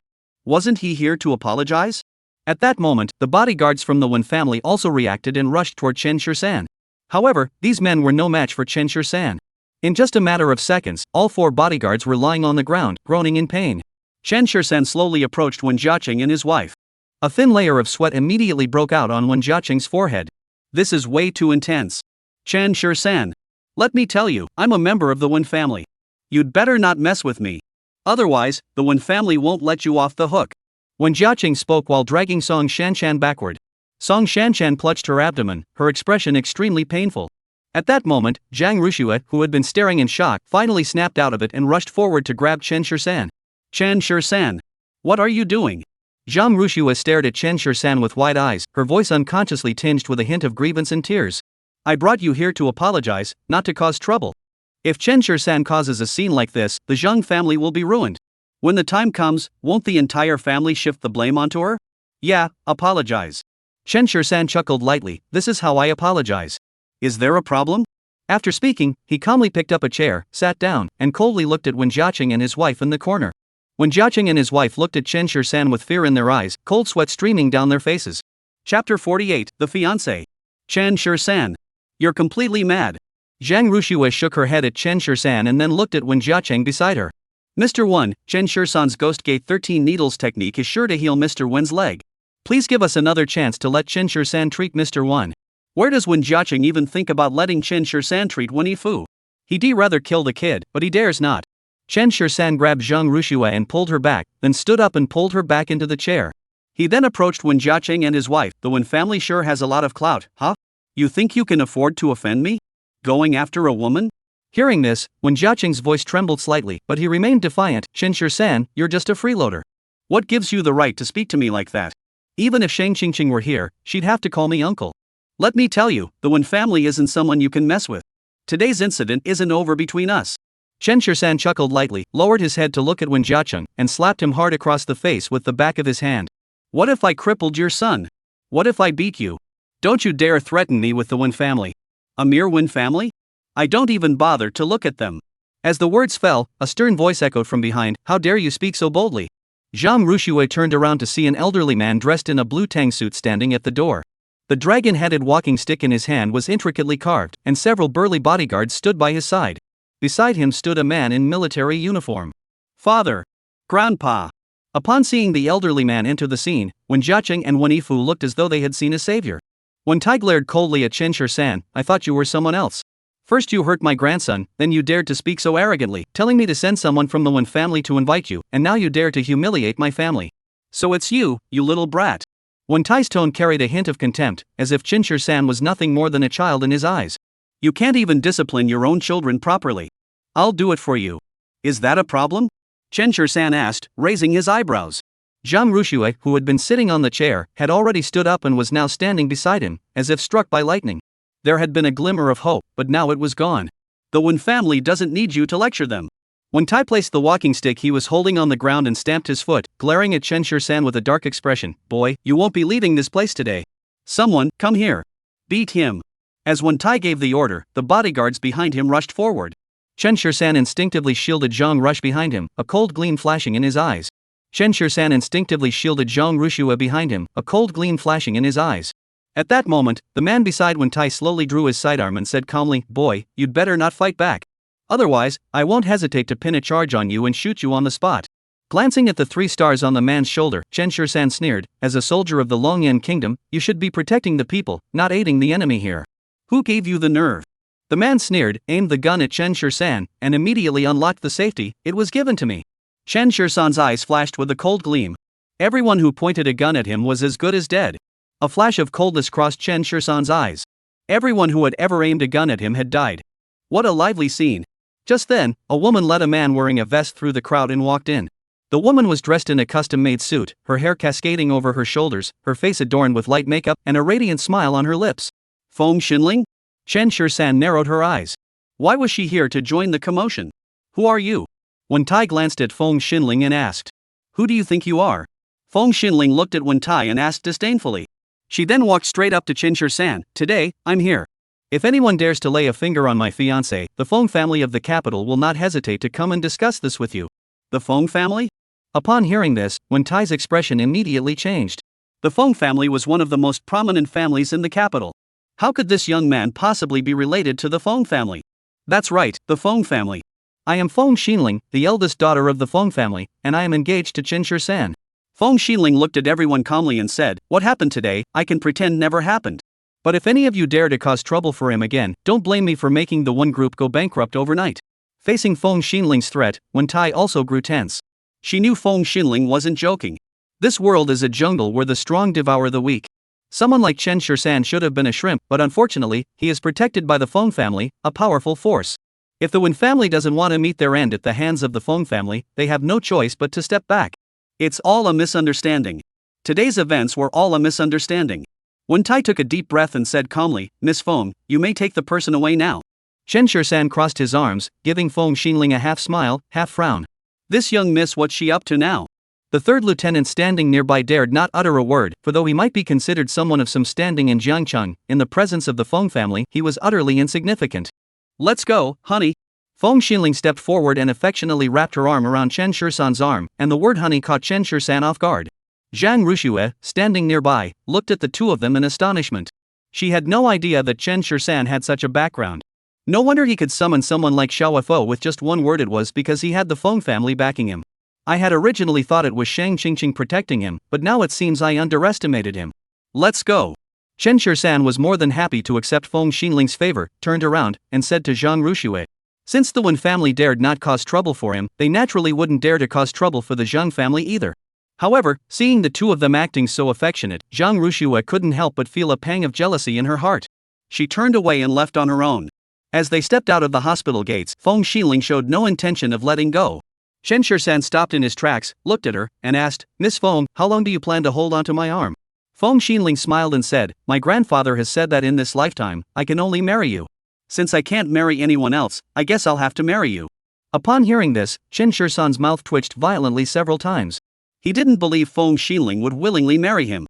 All she was doing was trying to get him to call off the engagement with Feng Chun, wasn't she? Chen Shisan withdrew his hand without a word. I must thank Miss Feng for today's matter. As for the engagement, we can discuss it when I have time. After speaking, Chen Shisan walked toward Zhang Ruxue, who was not far away. And Zhang Ruxue had heard every word of their conversation clearly.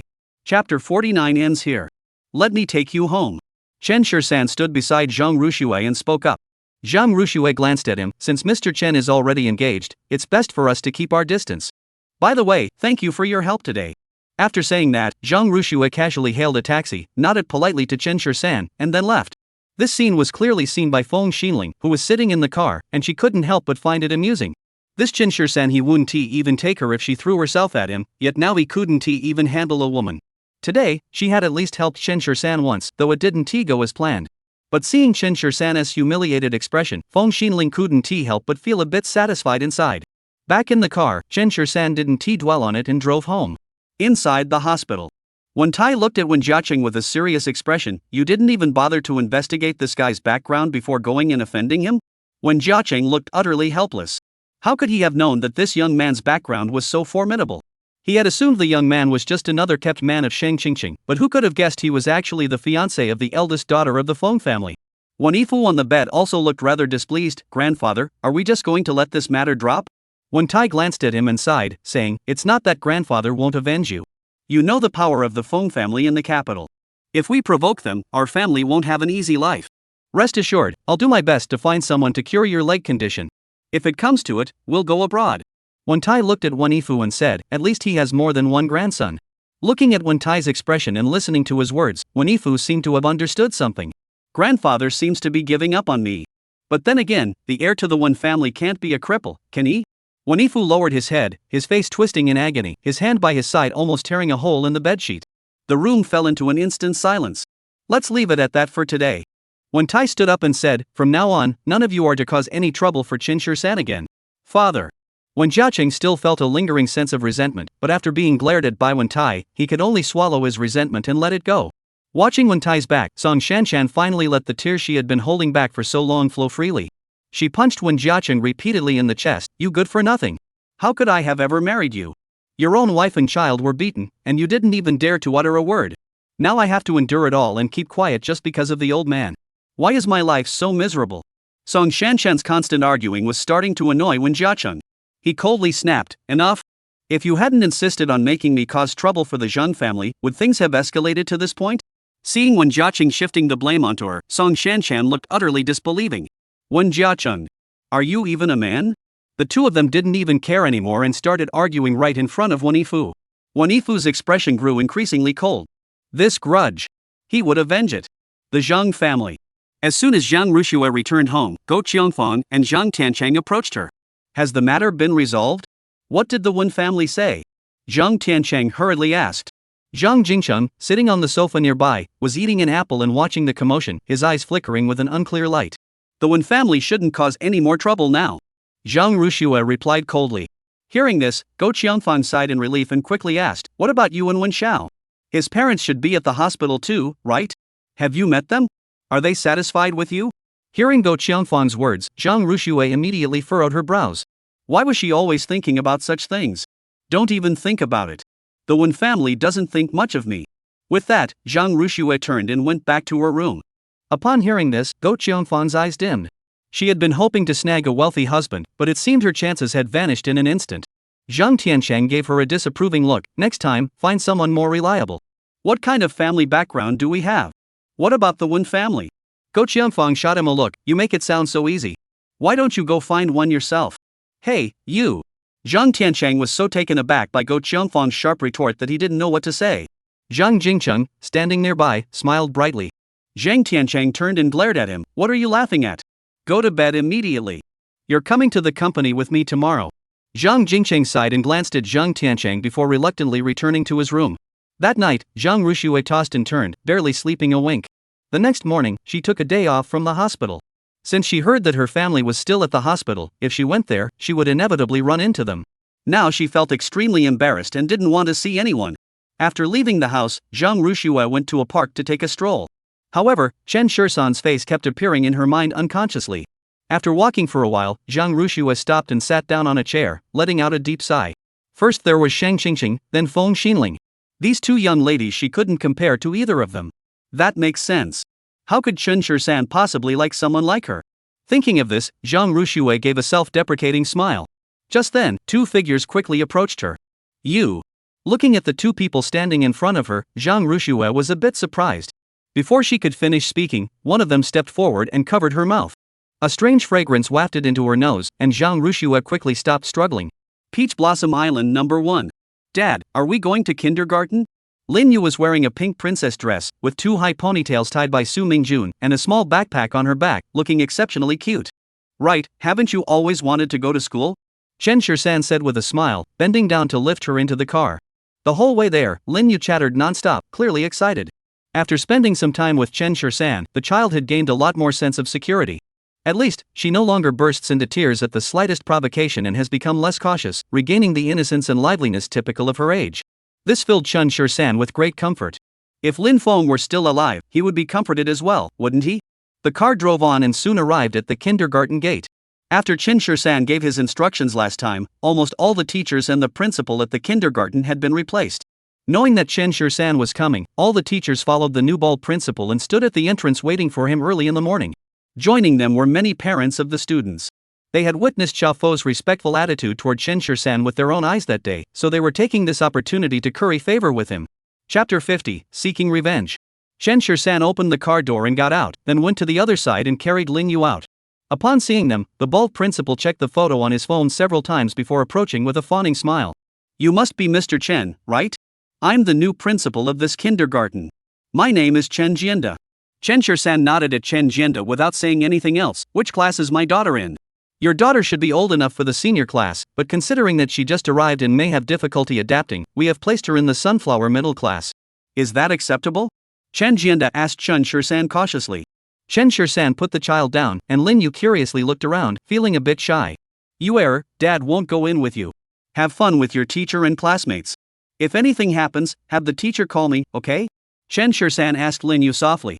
Lin Yu gently wrapped her arms around his neck. Dad, I'm scared. She hadn't been alone in front of so many people for a long time, and that familiar sense of fear came over her again, making Lin Yu feel uneasy.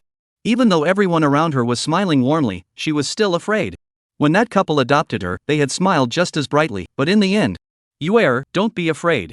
In this world, no one can hurt you. No one can. Chen Shursan turned Lin Yu's head toward him and looked into her eyes with determination, saying, as long as you need me, Dad will always be there for you. Hearing Chen Shursan's words, Lin Yu's heart gradually calmed down, and she nodded toward Chen Shursan. Who is Yuer's teacher? Chen Shursan looked up at the crowd and asked. A young girl quickly stepped forward. Mr. Chen, it's me. Chen Shursan handed Lin Yu's hand to the girl. Are you just started school? Please take care of her. This is what we should do. There's no need to thank us. The girl was suddenly overwhelmed with gratitude and hurriedly said to Chen Shursan. Mr. Chen, this is my son. He will definitely protect your daughter at school. A man beside him said flatteringly, then pushed his own child forward.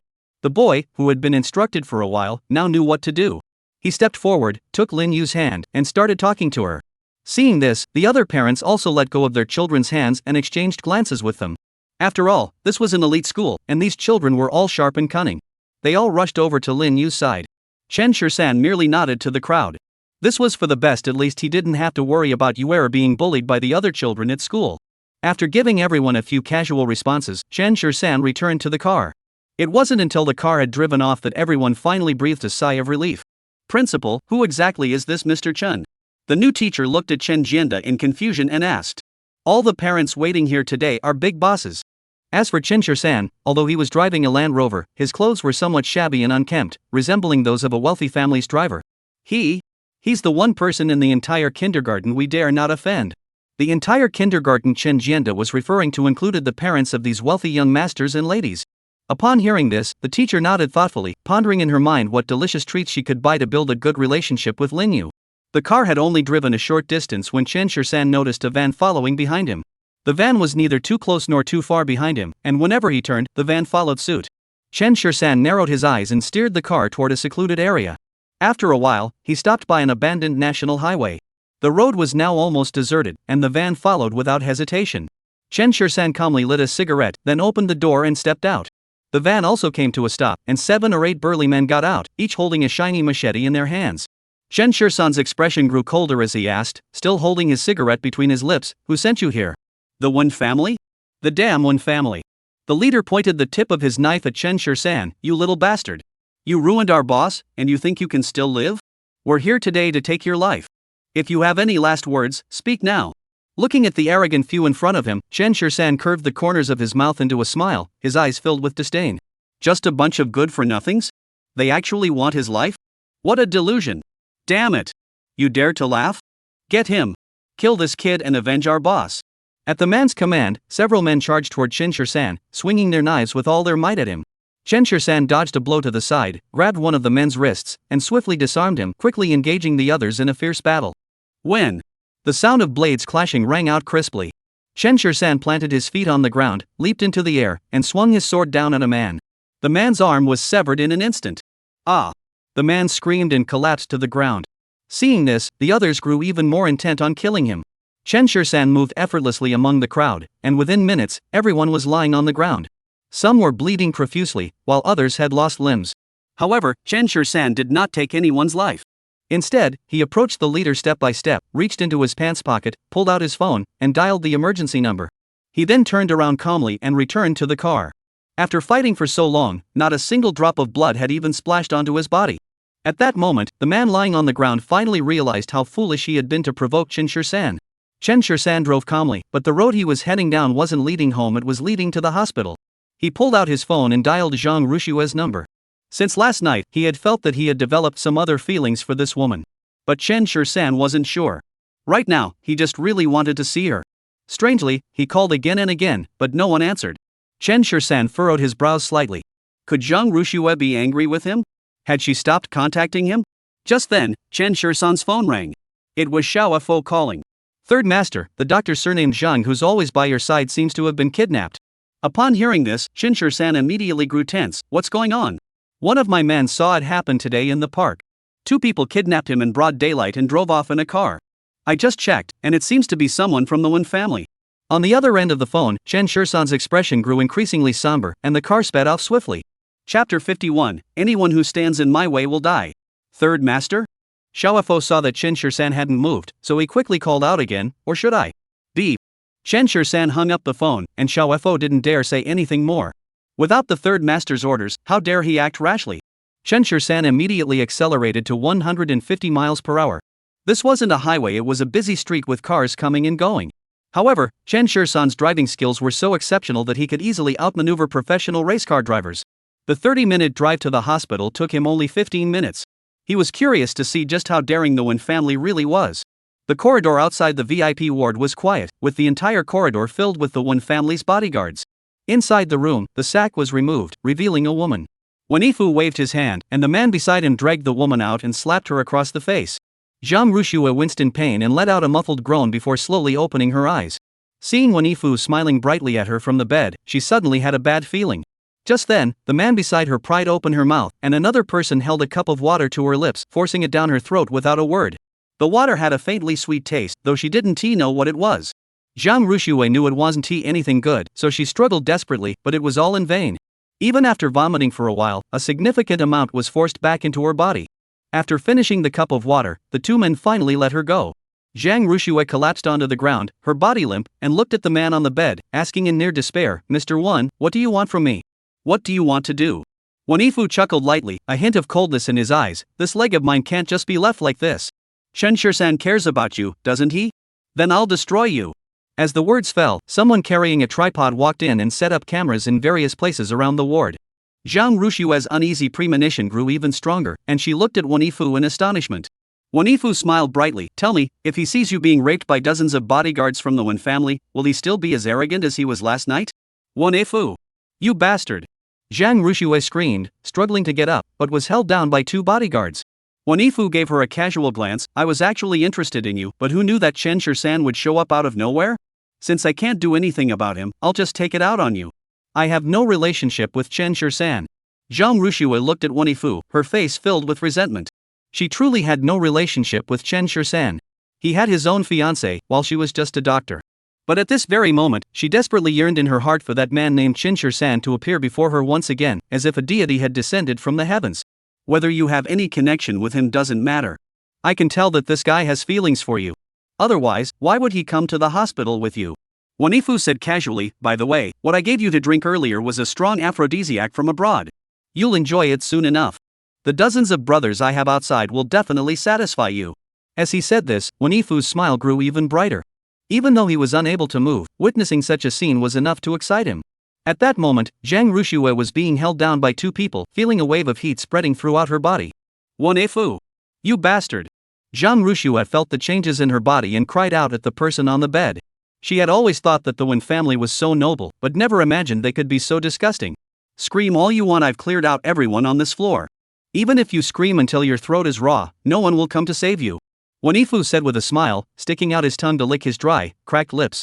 At his signal, the 2 bodyguards, filled with excitement, one held Zhang Rushue down, while the other reached toward her chest. Bang! Just then, the sound of a struggle came from outside, causing Wanifu to jump in surprise. Outside the door, Chen Shisan had just kicked a bodyguard flying, and the remaining dozens of bodyguards rushed forward.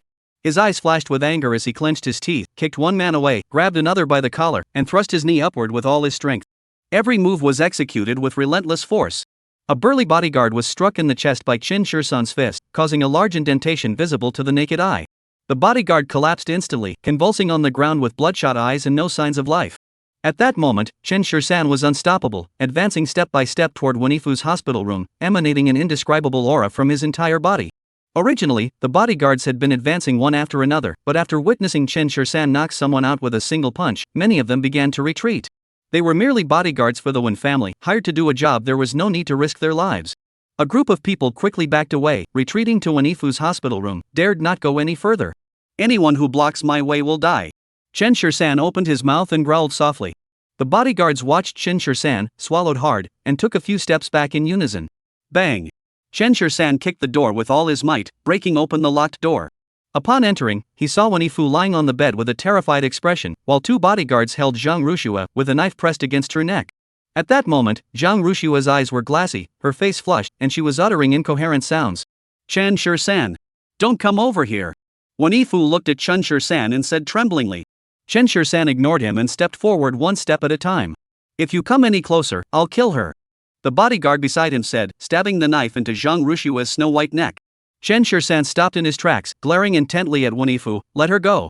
"Chen Shisan, I know you're a fighter, but the woman you love is in my hands." Wanifu looked at Chen Shisan, who was plucking up his courage, and said, "You can save her if you want, but only if you..." Before Wanifu could finish his sentence, he suddenly widened his eyes, covered his neck, and gasped for breath, unable to utter a sound. The bodyguard beside him looked completely bewildered. "Master." Before he could finish, 2 cold flashes shot out, piercing through the center of their foreheads and shattering the bones. The 2 bodyguards collapsed instantly, blood flowing from between Wanifu's fingers. Behind him, the wall now bore a 2-inch long steel needle. He stared in horror at the person before him, his mouth wide open, hearing only the sound of hissing in his ears. That was the sound of his breath escaping through the holes, and also the sound of him struggling to breathe. At that moment, he felt as though his lungs were about to explode with pain. Chapter 52:13, Chen Shisan. "You're the one who's asking for it." Chen Shisan looked at Wanifu, his tone devoid of any emotion. The next moment, Chen Shisan delivered a punch to Wanifu's temple, ending his suffering completely. He then hurried over to check on Zhang Rushue's condition. Zhang Rushue was in a dazed state, currently shouting that she was hot while trying to undo the buttons on her chest. Chen Shisan saw this and quickly stopped her, then took off his own coat and covered her with it. He then picked her up horizontally and carried her out of the hospital. Looking at Zhang Rushua's condition, it was clear that she had likely been drugged by Wenfu. This. Chen Shisan looked at the person in his arms with a hint of helplessness and could only take them home first. In her current state, she couldn't be taken to the hospital for a checkup. Such potent aphrodisiacs usually had no known antidote. Upon returning home, the house was empty. Su Mingjun must have gone to pick up Lin Yu from school. Chen Shisan carried the person upstairs, placed them on the bed, then turned to the bathroom to fetch some water. He soaked a cool towel in it and placed it on her forehead, hoping this would make her feel more comfortable. However, Zhang Rushua showed no signs of improvement and began to moan involuntarily. She grabbed Chen Shisan's clothes and pulled him toward her. Chen Shisan was caught off guard, supporting himself with one hand, while Zhang Rushua urgently leaned in to kiss him. In that instant, Chen Shisan froze in place. He was, after all, a normal man. To tolerate this situation for so long was already the limit of his endurance. Chen Shisan swallowed hard, and then Zhang Rushua's tongue pried open his teeth. Feeling the sweetness and softness of her lips, Chen Shisan struggled to control himself, but snapped back to his senses and pushed her away in a panic. No! He couldn't do such a beastly thing. At that moment, Zhang Rushua was screaming his name, Chen Shisan, I'm in so much pain, help me. Upon hearing this familiar name, Chen Shisan's mind was once again filled with that familiar figure. At that moment, Zhang Rushua beneath him seemed like an exact replica of that person. Zhang Rushua clung to Chen Shisan, pressing herself against him, murmuring his name. After an unknown amount of time, Chen Shisan couldn't help but succumb to her charms. As the sky grew dark, he finally came to his senses. At that moment, Zhang Rushua, who was lying beneath him, had already fainted. On the bedsheet, there was a pool of bright red blood. At that moment, Chen Shisan was completely stunned. What kind of beastly thing had he done? Looking at the person in his arms, Chen Shisan couldn't help but feel a pang of pity, gently stroking her hair. As a man, he would certainly take responsibility for a woman. However, he always felt that Zhang Rushua and Yun Xiling looked so much alike that Chen Shisan couldn't tell whether he was in love with the person or just her face. Dad? Just then, a childish voice rang out, followed by the sound of footsteps.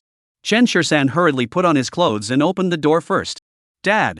Lin Yu threw herself into his arms, looking a bit upset. Dad, didn't you say you'd come to pick me up after school? Well, Dad had something come up at the last minute, so... Chen Shisan looked at Lin Yu, feeling rather uneasy. Today was the first day of school for the child, and he had clearly promised to pick her up, but he didn't go. It's okay, Dad.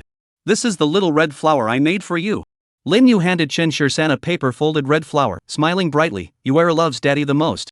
Looking at the person in his arms, Chen Shisan's heart melted. Little did he know that Zhang Rushua had already regained consciousness inside the room. But she dared not open her eyes, nor did she dare to face all of this. She knew she had been drugged, but she remembered every detail of what had happened with Chen Shisan, and even remembered that most of it had been her own doing. If there had been a crack in the ground at that moment, Zhang Rushua would have dived into it without hesitation.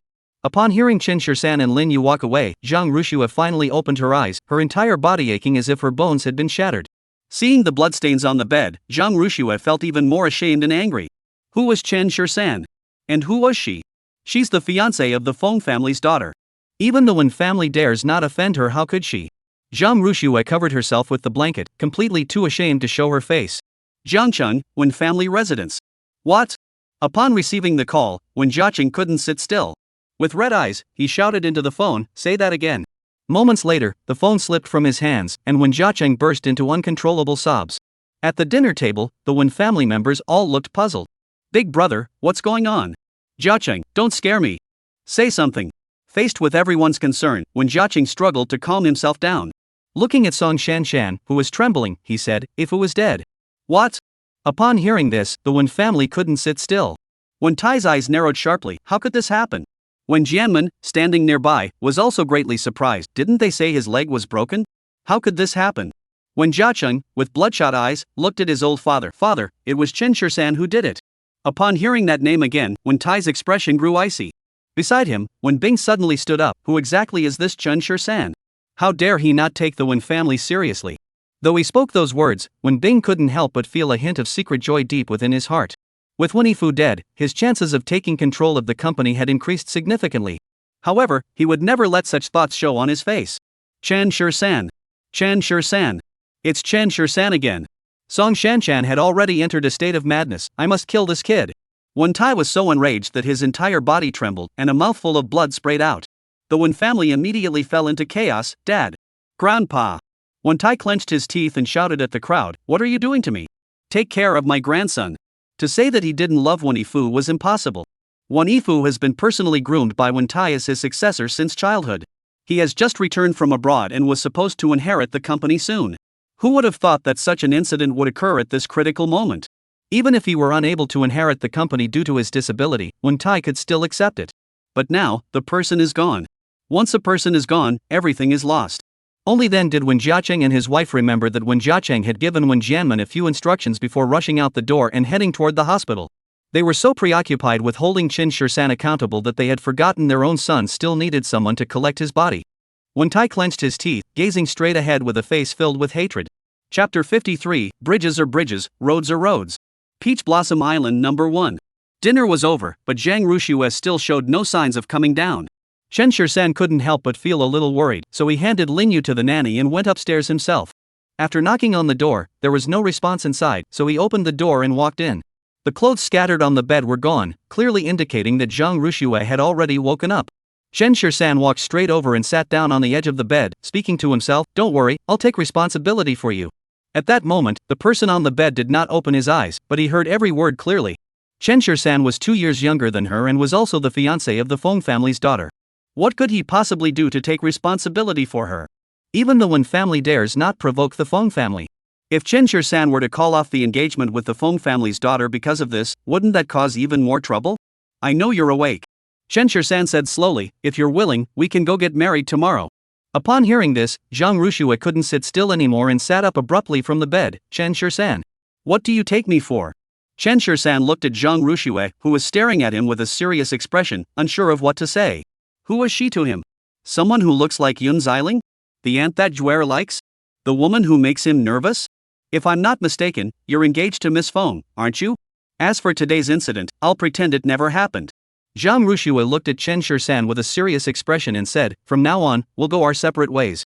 No more interference between us." After saying this, Zhang Rushue hurriedly stood up, grabbed her belongings, and left the room. "Pretty auntie."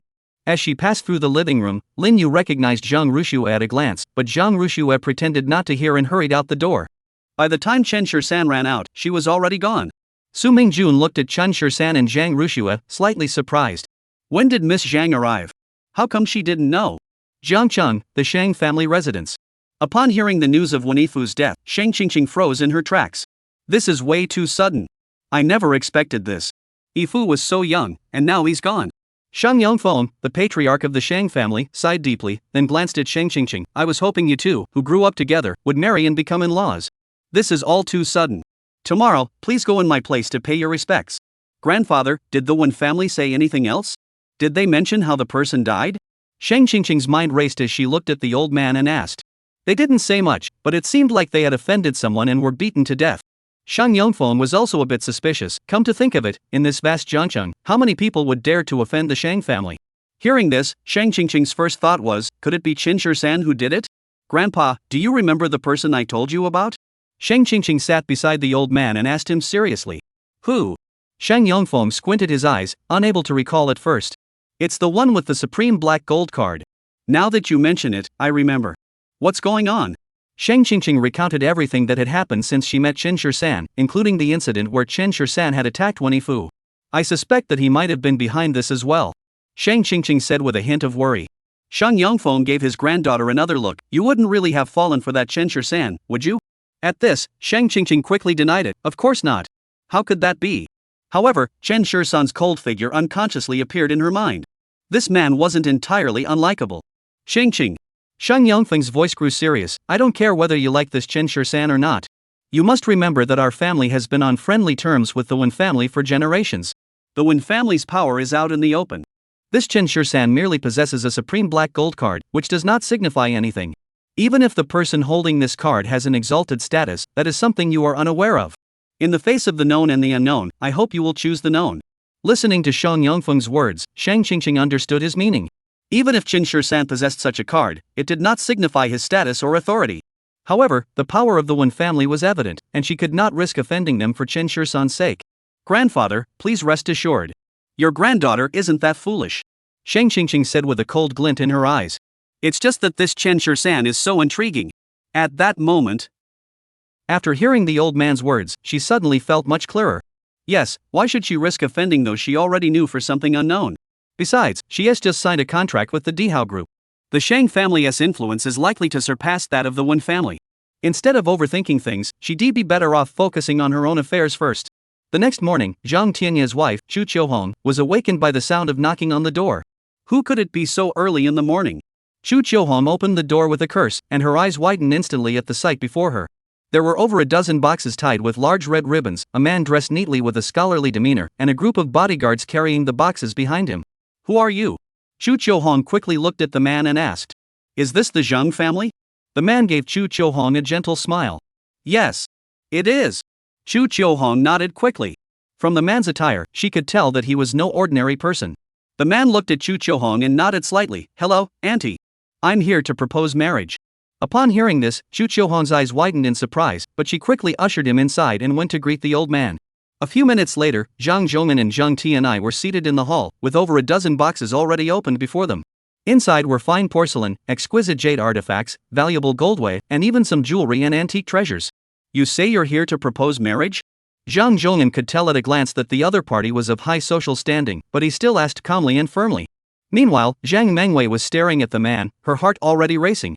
The man looked refined, with a fair, clean-cut face and every movement exuding the elegance of a gentleman. He looked exactly like her dream lover. Zhang Tunan never expected that after the eldest wife had worked so hard to find a wealthy husband, this wealthy man would instead come forward and offer himself to her younger sister. Zhang Tianai, looking at the items in the box, could barely contain his drool. This was all money. And a considerable amount at that. Chu Qiuhong beside him couldn't believe it either. She kept pinching Zhang Tianya's arm to see if she was dreaming. After all, happiness had come too suddenly. Chapter 54, He's dead. Yes, my CEO sent me here. These are some wedding gifts, and this is the dowry. The man spoke, then took out a check from his pocket and handed it to Zhang Zhoumin with both hands. Glancing at the number on it, Chu Qiuhong nearly lost her balance. 10,000, 10,000, 888,888. This number is enough to buy the entire Zhang group. Zhang Zhoumin couldn't sit still either and quickly stood up to ask, Who is your company's president? Our president's surname is Chen. I'm here today primarily to propose marriage. If you're willing, we can agree to the marriage now, and our president will come personally to discuss the details later. The man stood up and said with a smile. Of course we agree. Before anyone could react, Chu Qiuhong spoke up eagerly. Such a lavish gesture, I doubt even the Wen family could afford that. If you don't want it, wouldn't that be foolish? May I ask which Chen? There aren't many big bosses surnamed Chen in Zhangcheng, are there? Zhang Tianai asked cautiously from the side. Our company's headquarters isn't in Zhangcheng, it's in Kyoto. The man explained. Upon hearing this, the Zhang family became even more excited. No wonder he was so generous, he was the big boss from Kyoto. At that moment, Zhang Mengwei's heart had already drifted toward that unknown CEO. No matter who he was, she was determined to marry him. Even if he's an old man, she doesn't care. After all, by marrying such a man, she'll have a comfortable life for the rest of her days. Zhang Tunan couldn't help but glance at Zhang Mengwei a few more times. He never would have thought that even a big boss from the capital would take an interest in his younger sister. But this was for the best. Once he took over the Zhang family's company, he could ask for their assistance in the future. Meanwhile, Go Qiangfang and the others were having breakfast. Go Qiangfang suddenly spit out a mouthful of porridge and stared at the message on her phone, unable to speak for a moment.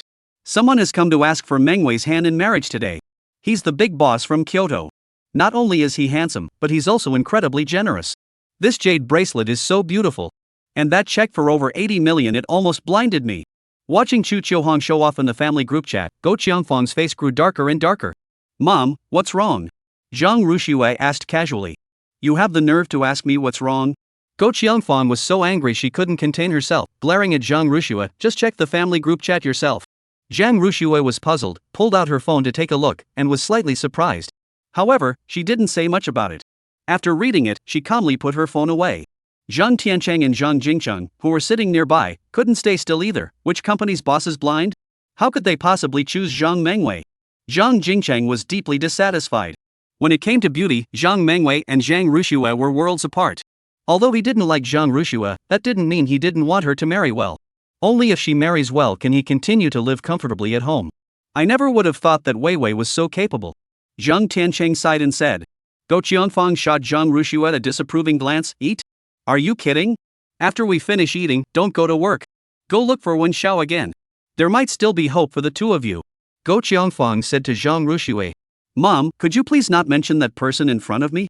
Zhang Ruxue heard the name and her body trembled slightly, a wave of nausea washing over her. Yesterday, she had watched Wen Yifu die right before her eyes. Even though she had been drugged at the time, every detail of the incident was etched into her memory. What kind of attitude is that? Are you upset that I asked you to befriend Wen Xiao? Do you know how much the Wen family means to me? Go Qiangfang hadn't finished speaking before Zhang Ruxue interrupted her. He's dead. Who died? Go Qiangfang's eyes widened as she looked at Zhang Ruxue and asked. Zhang Ruxue took a deep breath, put down her chopsticks, and said, Wen Yifu was dead. It happened yesterday. How could this happen? He was just injured, wasn't he? How did he die? Go Qiangfang asked in disbelief. Her golden groom, whom she hadn't even gotten her hands on yet, how could he just be gone like this? I only heard it from the hospital staff, I don't know the details. Zhang Ruxue brushed it off with a few casual words and changed her clothes before leaving the house. As she walked down the street, Zhang Ruxue felt a mix of emotions. Although the Wen family had agreed not to cause trouble, it was only out of respect for the Feng family. Now that Chen Shisan has killed Wen Yifu, how could the Wen family possibly let it go? Yesterday, she was too preoccupied with her affair with Chen Shisan and completely forgot about this important matter. What if the Wen family's troubles come looking for the Zhang family again? For a moment, Zhang Ruxue felt like her head was about to explode. Ever since she met Chen Shisan, why did her life suddenly become so turbulent? Funeral home. Uncle and aunt, please take care of yourselves. Shang Qingqing had just finished burning incense for Wen Yifu and approached Wen Jiaqing and the other person dressed in black, her face filled with sorrow as she spoke. The two of them merely nodded with reddened eyes. Wen Tai, standing nearby, had a gloomy expression, and the atmosphere at the scene was extremely eerie. No one dared to breathe a single breath. Wen Yifu's portrait hung at the center, with flowers arranged all around his body. Regarding how Wen Yifu died, the Wen family refused to discuss it, only stating that he had suffered from a sudden illness. But Shang Qingqing always felt that things weren't that simple. However, she didn't say much, just quietly staying by Song Shanshan's side. When Jiaqing struggled to suppress his urge to kill the person lying there, after all, it was his own son. That night, after the guests had all departed, the group returned home. When Jiaqing knelt directly before Wen Tai, Father, please avenge your grandson. Wen Tai, overcome by anger and grief, spat out a mouthful of blood. The loss of his grandson left him looking utterly drained. Looking at his son kneeling before him, Wen Tai's gaze grew somber. He clenched his teeth and said, the Feng family of the capital is not someone we, a lowly family, can afford to offend. I've heard about the incident. Wen Yifu is incorrigible.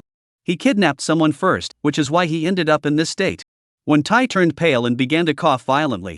Wen Bing hurried over to pat the old man on the back. Grandfather, please don't get so worked up. You'll only make yourself sick. Wen Tai coughed a few times, waved his hand to shoo Wen Bing away, and continued looking at Wen Jiaqing. For the sake of preserving the Wen family, this matter ends here. Hearing these words, Wen Jiaqing's eyes were filled with disbelief. That was his son, the old man's own grandson, who had grown up by the old man's side and had been groomed as his heir for so many years. Chapter 55, I want to marry you. Now that I've been killed by someone, is that just the end of it? Father! That was your own grandson. Song Shanshan cried as she sat on the chair, her handkerchief already soaked with tears. She never expected that, faced with the death of his own grandson, the old man could be so heartless. Does he want me to sacrifice the entire Wen family just to satisfy him? Wen Tai glared at the two of them, his eyes bulging with anger. Upon hearing this, Wen Jiaqing collapsed onto the ground in despair. Wen Jianmen, standing nearby, looked at him, hesitating to speak. This matter ends here. If you wish to seek revenge or kill Chen Shisan, that is your choice. However, if you proceed with such actions, you will no longer be welcome in the Wen family. The Wen family cannot afford to be implicated by your actions. Having said that, Wen Tai stood up and walked toward the room. Wen Bing, seeing this, hurried forward to support him. After they had left, Wen Jianmen and his wife approached and helped Wen Jiaqing to his feet. Big brother, please take care of yourself and stay strong. Wen Jianmen looked at Wen Jiaqing and said, I advise you not to pursue this matter any further. You saw the old man's attitude. If you keep this up. Before he could finish, Wen Jiaqing interrupted him, so it wasn't your son who died. After saying that, Wen Jiaqing clenched his teeth and left the living room. Song Shanshan saw this and followed him out. Peach Blossom Island number 1. A man in a suit looked at Chen Shisan with respect. President, everything has been done as you instructed. Here is the contract from Shengshi Group, and here is the marriage contract for today's proposal. Chen Shisan nodded slightly. Well done. How has the company been operating over the years? It's been pretty good, hasn't it? Rest assured, everything is under control. Our group has already become one of the top conglomerates in Longyin Kingdom. Li Chen pushed his glasses up and said. Chen Shisan gave him a satisfied look. Good job. Keep it up, and I won't let you down. Yes. Facing Chen Shisan, Li Chen felt an indescribable tension. Others didn't know Chen Shursan's identity, but he was well aware of it. Chen Shursan was a man who could make the entire Longyan kingdom tremble with fear, even at the age of 23. This man was powerful enough to send shockwaves throughout the entire Dragon Flame kingdom, even at the age of 23. By the way, could you also look into Zhang Rushua's background? Chen Shursan narrowed his eyes as he spoke to Li Chen. Miss Zhang isn't.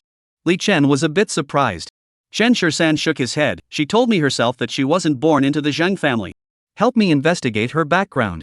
If we can find her biological parents, that would be even better. I'll do my best. Li Chen's forehead was covered in a thin layer of sweat. This happened decades ago. It might be impossible to find out now, right? After sending off Li Chen, Chen Shursan pulled out his phone, found Zhang Rushua's number, and after much hesitation, still didn't dial it. But just then, Zhang Rushua's phone rang. Chen Shursan, run. Zhang Rushua blurted out to Chen Shursan. Chen Shursan was a bit surprised. Why are you running?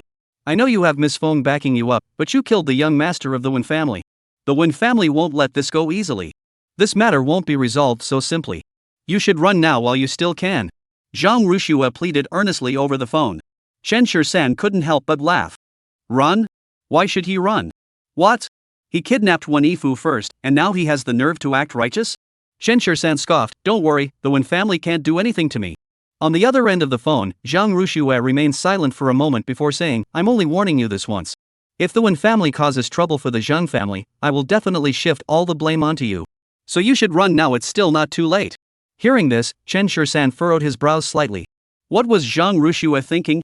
I'm leaving. Who's going to take responsibility for you? What time is it? Are you joking around? Zhang Rushua's voice carried a hint of displeasure. I don't need you to take responsibility. We're all adults. Just pretend yesterday never happened. Hearing this, Chen Shursan felt a pang of discomfort. What does she think she is? I have nothing to do with Feng Xinling. Chen Shursan said into the phone, though he wasn't sure why he was saying this at that moment. I don't want to know your relationship with her. Zhang Rushua's voice came again. In any case, I've already warned you. If you don't run now, it'll be too late. With that, Zhang Rushua hung up the phone. Chen Shursan was completely baffled. Why wouldn't she listen to his explanation? Chen Shursan was completely baffled. This woman, why won't she listen to an explanation? After much deliberation, Chen Shursan decided he should go see her in person. Glancing at the time on his phone, he realized she should still be at the hospital. Chen Shursan immediately left the house and drove straight to the hospital. As soon as he arrived at the hospital, he spotted a familiar figure. Chen Shursan honked the horn toward Zhang Rushua. Zhang Rushua turned around and saw the familiar car, utterly astonished. However, she quickly made her way to the car. Chen Shursan opened the door, and Zhang Rushua naturally got in. Why did you come here? I feel like there's something between us that needs to be clarified. Chen Shursan looked at Zhang Rushua with an extremely serious expression. There's nothing unclear between us. From start to finish, you and I have no connection whatsoever. Zhang Rushua gripped the straps of her backpack tightly, speaking each word slowly, her palms sweating. What a complete stranger. Chen Shursan snorted derisively, then in the next second, he pushed her down into the seat, grabbed her head with one hand, and kissed Zhang Rushua on the lips. Zhang Rushua stared at the person in front of her, her eyes wide with disbelief. Zhang Rushua stared at the person right in front of her, her eyes widening in disbelief. The rapid breathing of Chen Shursan brushed her lips, and the sound of the wind in her ears made Zhang Rushua feel a bit dazed. Coming to her senses, she hurriedly pushed Chen Shursan away. What are you doing? Zhang Rushua, I want to marry you. Chen Shursan looked at Zhang Rushua and said each word slowly. Are you out of your mind? You want to marry me? What about the Feng family? Before Zhang Rushua could finish speaking, Chen Shursan pulled out his phone and called Feng Xinling. Come out here immediately. Jiangcheng Grand Hotel. Yes. Now. After hanging up the phone, Chen Shursan looked at Zhang Rushua seriously and said, if the only obstacle between us is Feng Xinling, then it's simple. With that, he started the car and drove straight to the Jiangcheng Grand Hotel. Sitting in the passenger seat, Zhang Rushua was still in a daze. Chen Shursan's words echoed in her ears like a haunting melody. Zhang Rushua, I want to marry you. Recalling the kiss from earlier and the events of yesterday, Zhang Rushua felt her head buzzing. But her rational mind told her that she and Chen Shursan were impossible. Even without Feng Xinling, she had seen Chen Shursan kill Wen Yifu with her own eyes. Could the crime of murder really be overlooked? He had always relied on the Feng family's protection. If he were to call off the engagement now, he would truly have no choice but to await his fate. Chapter 56, Now You're Free. Upon arriving at the hotel, Zhang Rushua looked at Chen Shursan with a serious expression and said, Chen Shursan, I cannot marry you. Why? Chen Shursan frowned and asked. Back then, how many women were eager to marry him? And now that they've already You've offended the Wen family, and now you're relying on the Feng family's protection. If you offend the Feng family as well, you're finished. Zhang Rushue looked at Chen Shisan as he calmly analyzed the situation. As he gazed at her profile, Chen Shisan once again saw Yun Xining's figure in his mind. So, do you want to marry me? Chen Shisan looked at Zhang Rushue and asked seriously, setting aside all the issues you mentioned, do you, yourself, want to marry me? Hearing this, Zhang Rushue felt an inexplicable pang of bitterness welling up in her heart. Do you want to? She doesn't know either. After all, they hadn't known each other for very long, and nothing had ever happened between them. Except for sleeping together. But to say that she didn't feel anything for Chen Shisan was impossible. Just as Zhang Rushue was hesitating, Chen Shisan had already pulled her out of the car. Let's go inside first. In the private room, Feng Xinling was sipping tea leisurely, the aroma filling the air and soothing the soul. It was rare for Chen Shisan to call her out of the blue, though she had no idea why. But whenever she thought about what happened that day, Feng Xinling couldn't help but find it intriguing, and the corners of her mouth curled upward involuntarily. She knew that even if she didn't show up, Chen Shisan would have a way to handle the Wen family's issues. But since she had appeared, Chen Shisan would have to owe her a favor. The door to the private room was pushed open, and Chen Shisan walked in, holding Zhang Rushue's hand. Seeing the two people before him, Feng Xinling raised his eyebrows slightly. Chen Shisan, you're my fiancé. How could you be holding another woman's hand? Upon hearing this, Zhang Rushue felt utterly embarrassed, wishing she could find a crack in the ground to crawl into. She struggled to break free from Chen Shisan's grip. Chen Shisan didn't seem to mind, sitting directly across from Feng Xinling and raising an eyebrow at her. Is this fun? Play? This engagement was arranged by my grandfather. How dare I treat it as a joke? Feng Xinling smiled even more brightly. Besides, my grandfather said that if I don't marry you, I can't marry anyone else for the rest of my life. Besides, we're a perfect match. Seeing Feng Xinling like this, Chen Shisan couldn't help but roll his eyes. Enough with the act. I'll call your grandfather right now to call off the engagement, but let's make one thing clear, once the engagement is broken, we have no further connection, and you must not bother me again. Chen Shisan said to Feng Xinling with a serious expression. Feng Xinling glanced at the person beside him. So you're breaking off the engagement with me for this woman? Yes. Chen Shisan nodded in agreement without hesitation. Feng Xinling laughed so hard she could barely stand. I never would have guessed you'd be into this type. Chen Shisan ignored Feng Xinling's words and immediately pulled out his phone to call Feng Cheng. Third master. On the other end of the phone, Feng Cheng's voice carried a hint of respect. Chen Shisan didn't waste any time and said directly into the phone, your granddaughter is right beside me. I'm calling you to call off the engagement. From now on, she is her, and I am me. We have nothing to do with each other. As for who she chooses to be with in the future, that is her freedom. Finally, Chen Shisan turned on the speakerphone and asked, do you understand what I'm saying? Zhang Rushue, standing beside him, was slightly taken aback. This wasn't a breakup at all, it was clearly an order. I understand. My granddaughter is not worthy of you. Since that's the case, I'll call her and tell her to come back. I won't bother you anymore. On the other end of the phone, Feng Cheng spoke cautiously. Feng Xinling, standing nearby, heard this and felt a little dazed. Shouldn't she be happy? All right. After saying that, Chen Shisan hung up the phone and raised his eyebrows at Feng Xinling. Now you're free. Zhang Rushue, standing beside him, glanced at Chen Shisan nervously. Has he lost his mind? How dare he actually dare to call off the engagement with Miss Feng? Isn't that courting death? Chen Shisan, by doing this, what about the Wen family? Zhang Rushue's face clearly showed her tension. Feng Xinling glanced at her and coldly said, the Wen family is nothing. He can handle it. Even someone like grandfather treats Chen Shisan with such respect. What could a mere Feng family possibly do to him? After saying that, Feng Xinling stood up, looked at Chen Shisan, took a deep breath, and said, then thank you. Watching Feng Xinling's departing figure, Zhang Rushue felt a pang of jealousy, as if someone had snatched the object of her affection away from her. Chen Shisan, I have already broken off my engagement with Miss Feng. If you have any other concerns, speak them now. Chen Shisan said to Zhang Rushue with a serious expression. You want to marry me just because of what happened that day? Zhang Rushue looked at Chen Shisan and asked. She had always felt that Chen Shisan was in such a hurry because he wanted to take responsibility for her, and that was all. If that was the case, she didn't need him to take responsibility. Faced with Zhang Rushue's question, Chen Shisan fell silent. He didn't know why himself, but whenever he saw her with other men, he felt uneasy. When he saw her, he couldn't help but smile. And whenever she was with Lin Yu, he always felt that Zhang Rushue would make a perfect mother for Yuer. And then there was the fact that she looked so much like Yun Xiling. No, that's not it. Chen Shisan looked at Zhang Rushue with a serious expression and said, I said I would take responsibility for you because I am a man. I want to marry you, not just to take responsibility for you. I want to give Yuer a complete family and also have someone close to me who cares about me. If you feel rushed, we can start by dating and take things slowly. Zhang Rushua looked at Chen Shisan in surprise. How did this guy manage to do that? In that moment, she suddenly felt like she was about to lose control. Why not give it a try? Zhang Rushua said cautiously. Chen Shisan curved the corners of his mouth into a smile. All right. As the two finished their meal and prepared to leave, the front door was suddenly opened, and several men walked in, followed by a group of henchmen. Chen Shisan instinctively shielded the person behind him and raised his eyebrows, staring at the two men leading the group. Hey, you! Are you Chen Shisan? A man with yellow teeth asked Chen Shisan. Yes. Chen Shisan calmly pushed Zhang Rushua back into her chair. Sit down for a while longer. These people didn't know who had sent them, but it was clear they were targeting him. It seemed inevitable that another fight would break out soon. Seeing Chen Shisan's calm expression, the man felt annoyed. He's even more arrogant than the rumors suggest. Chen Shisan curved the corners of his mouth into a smile. These people really do talk too much. Chapter 57, The Thief. Who do you work for? The One family? Or the One-Eyed Black? Chen Shisan pulled over a chair, sat down, and asked with a yawn.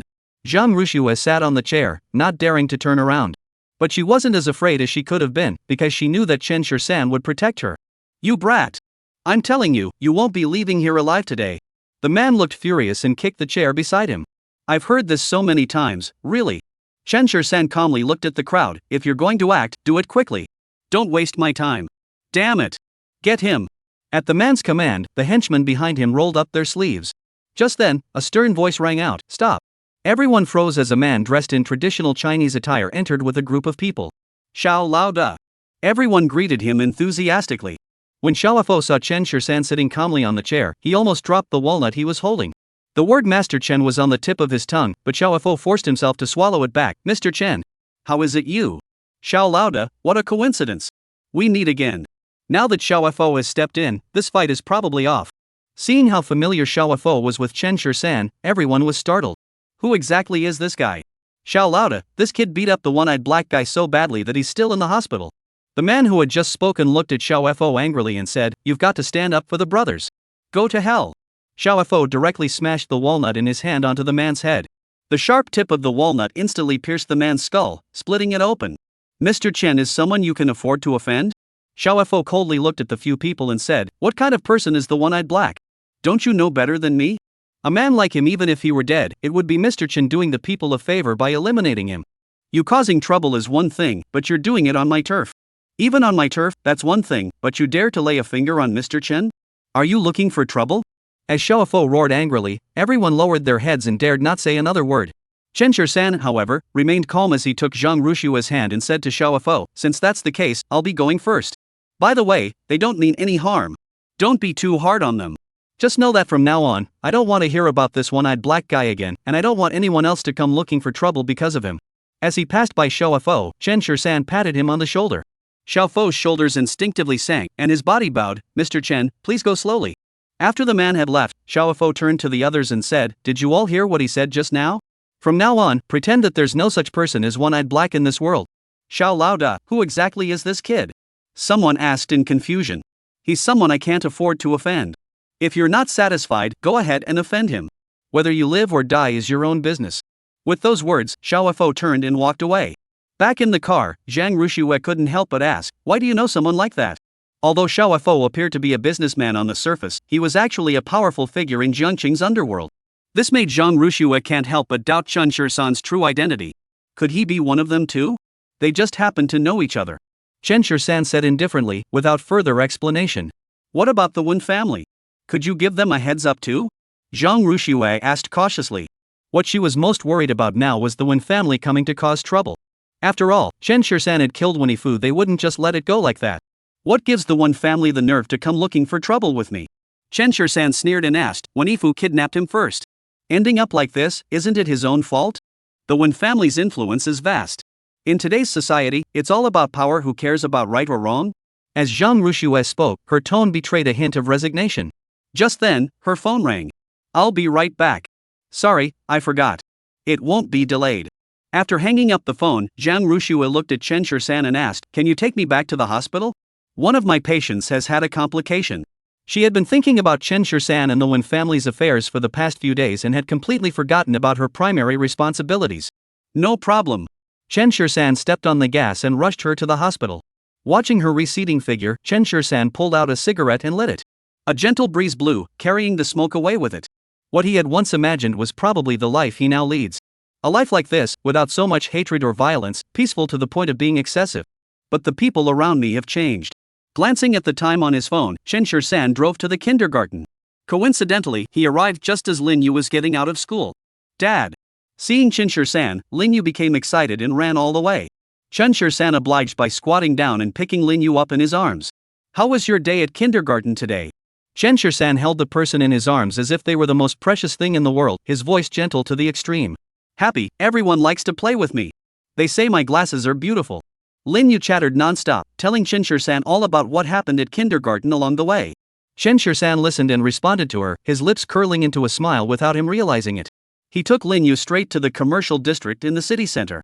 After arriving, they had a quick meal, and then Chen Shursan took Lin Yu out for a stroll. Whatever you wanted, Chen Shursan didn't hesitate to buy, continuing to shop along the way. Just as the two were browsing through a jewelry store, Chen Shursan noticed a man reach into a woman's bag and quickly pull out a phone. He immediately walked over and grabbed the man's wrist. Ah! The man let out a cry of pain and glared angrily at Chen Shursan. What are you doing? Chen Shursan calmly looked at the man. Give back the phone you just stole from this lady. The man clenched his teeth. I don't know what you're talking about. If you don't let go, I'll call the police. Ah, you hit me. As the man's screams echoed, a crowd quickly gathered around. The woman also reacted at this point and immediately reached for her bag, only to discover that her phone was indeed missing. Where's my phone? She instinctively looked at the man. Give it back to me. I didn't take it. The man gave Chen Shursan a shifty look and pointed at him with his other finger. It's him. He's the one who did it. In an instant, many people's eyes turned to Chen Shursan, their faces filled with expressions of anticipation. Chapter 58, The Thief Cries Stop the Thief. If you don't pay me back, don't blame me for making you pay dearly. Chen Shursan tightened his grip, and the man screamed in agony, immediately emptying all his pockets. Look! There's nothing there. This kid is just a thief crying stop thief. The stuff is in his pockets. Seeing that the man had nothing on him, Chen Shursan was a bit confused. Could he have seen wrong? That shouldn't be possible. He let go of the man's hand, but the man suddenly reached into Chen Shursan's pocket and pulled out a phone with a pink case. See that? He's the one who stole it. This thief is trying to frame someone else. Hurry up and have someone arrest him. This is really my phone. The woman took the phone in surprise and looked at Chen Shursan with disdain. How could there still be such people in this world? Chen Shursan was completely dumbfounded and defended himself, saying, I didn't take it. It wasn't me. At that moment, Lin Yu also furrowed her beautiful brows, blinking her eyes as she stared at Chen Shursan. You little brat, you're the one who took it. I saw it with my own eyes. You think you can frame me? Just wait and see, you'll end up in jail. The thief pointed at Chen Shursan with a smug smile and pulled out his phone to call the police. Meanwhile, the onlookers began to blame Chen Shursan. Who would have thought it would be the thief crying stop the thief? This guy looks so handsome, he'd be better off living off someone else than stealing. You're telling me? He even brought a child along to steal. What a disgrace. What will happen if you corrupt the child? What kind of good things can such a person teach? Maybe this child is also a little thief. Don't talk nonsense. My dad isn't a thief. Lin Yu didn't fully understand what had just happened, but she knew that thief was a very bad word. She immediately stepped forward to shield Chen Shursan behind her and addressed the crowd. Chen Shursan felt a surge of warmth. His daughter was indeed his little angel. But this wasn't the time for comfort. Chen Shursan glanced around the store and noticed a surveillance camera in the corner. He immediately said, we can check the surveillance footage. As soon as he said this, the man who had been so arrogant moments ago pushed through the crowd and rushed out. His sudden dash seemed to signal something to the others, who quickly followed suit. He was the thief. Catch the thief. Before he could finish speaking, Chen Shursan had already taken a swift step forward and kicked the person flying out with a single blow. Several security guards rushed over and pinned the man to the ground. Good. The crowd that had just been criticizing Chen Shursan was now clapping and cheering. Lin Yu walked up to Chen Shursan with a proud expression. This is my father. My father isn't a thief. Chen Shursan smiled and picked up Lin Yu. When she said, this is my dad, his eyes sparkled. Not far away, Feng Xinling watched the scene unfold, feeling an inexplicable unease in her heart. Miss, we should go. We'll miss the flight if we don't hurry. The person beside her reminded her. Feng Xinling nodded faintly, watching Chen Shursan's back, feeling a touch of reluctance. It felt as though this parting might be the last time they ever saw each other. The Zhang family. Today, I invited everyone here mainly to announce that our daughter Wei Wei is about to get married, so let's all gather together as a family and have a nice meal. Zhang Ti and I looked at everyone, smiling brightly.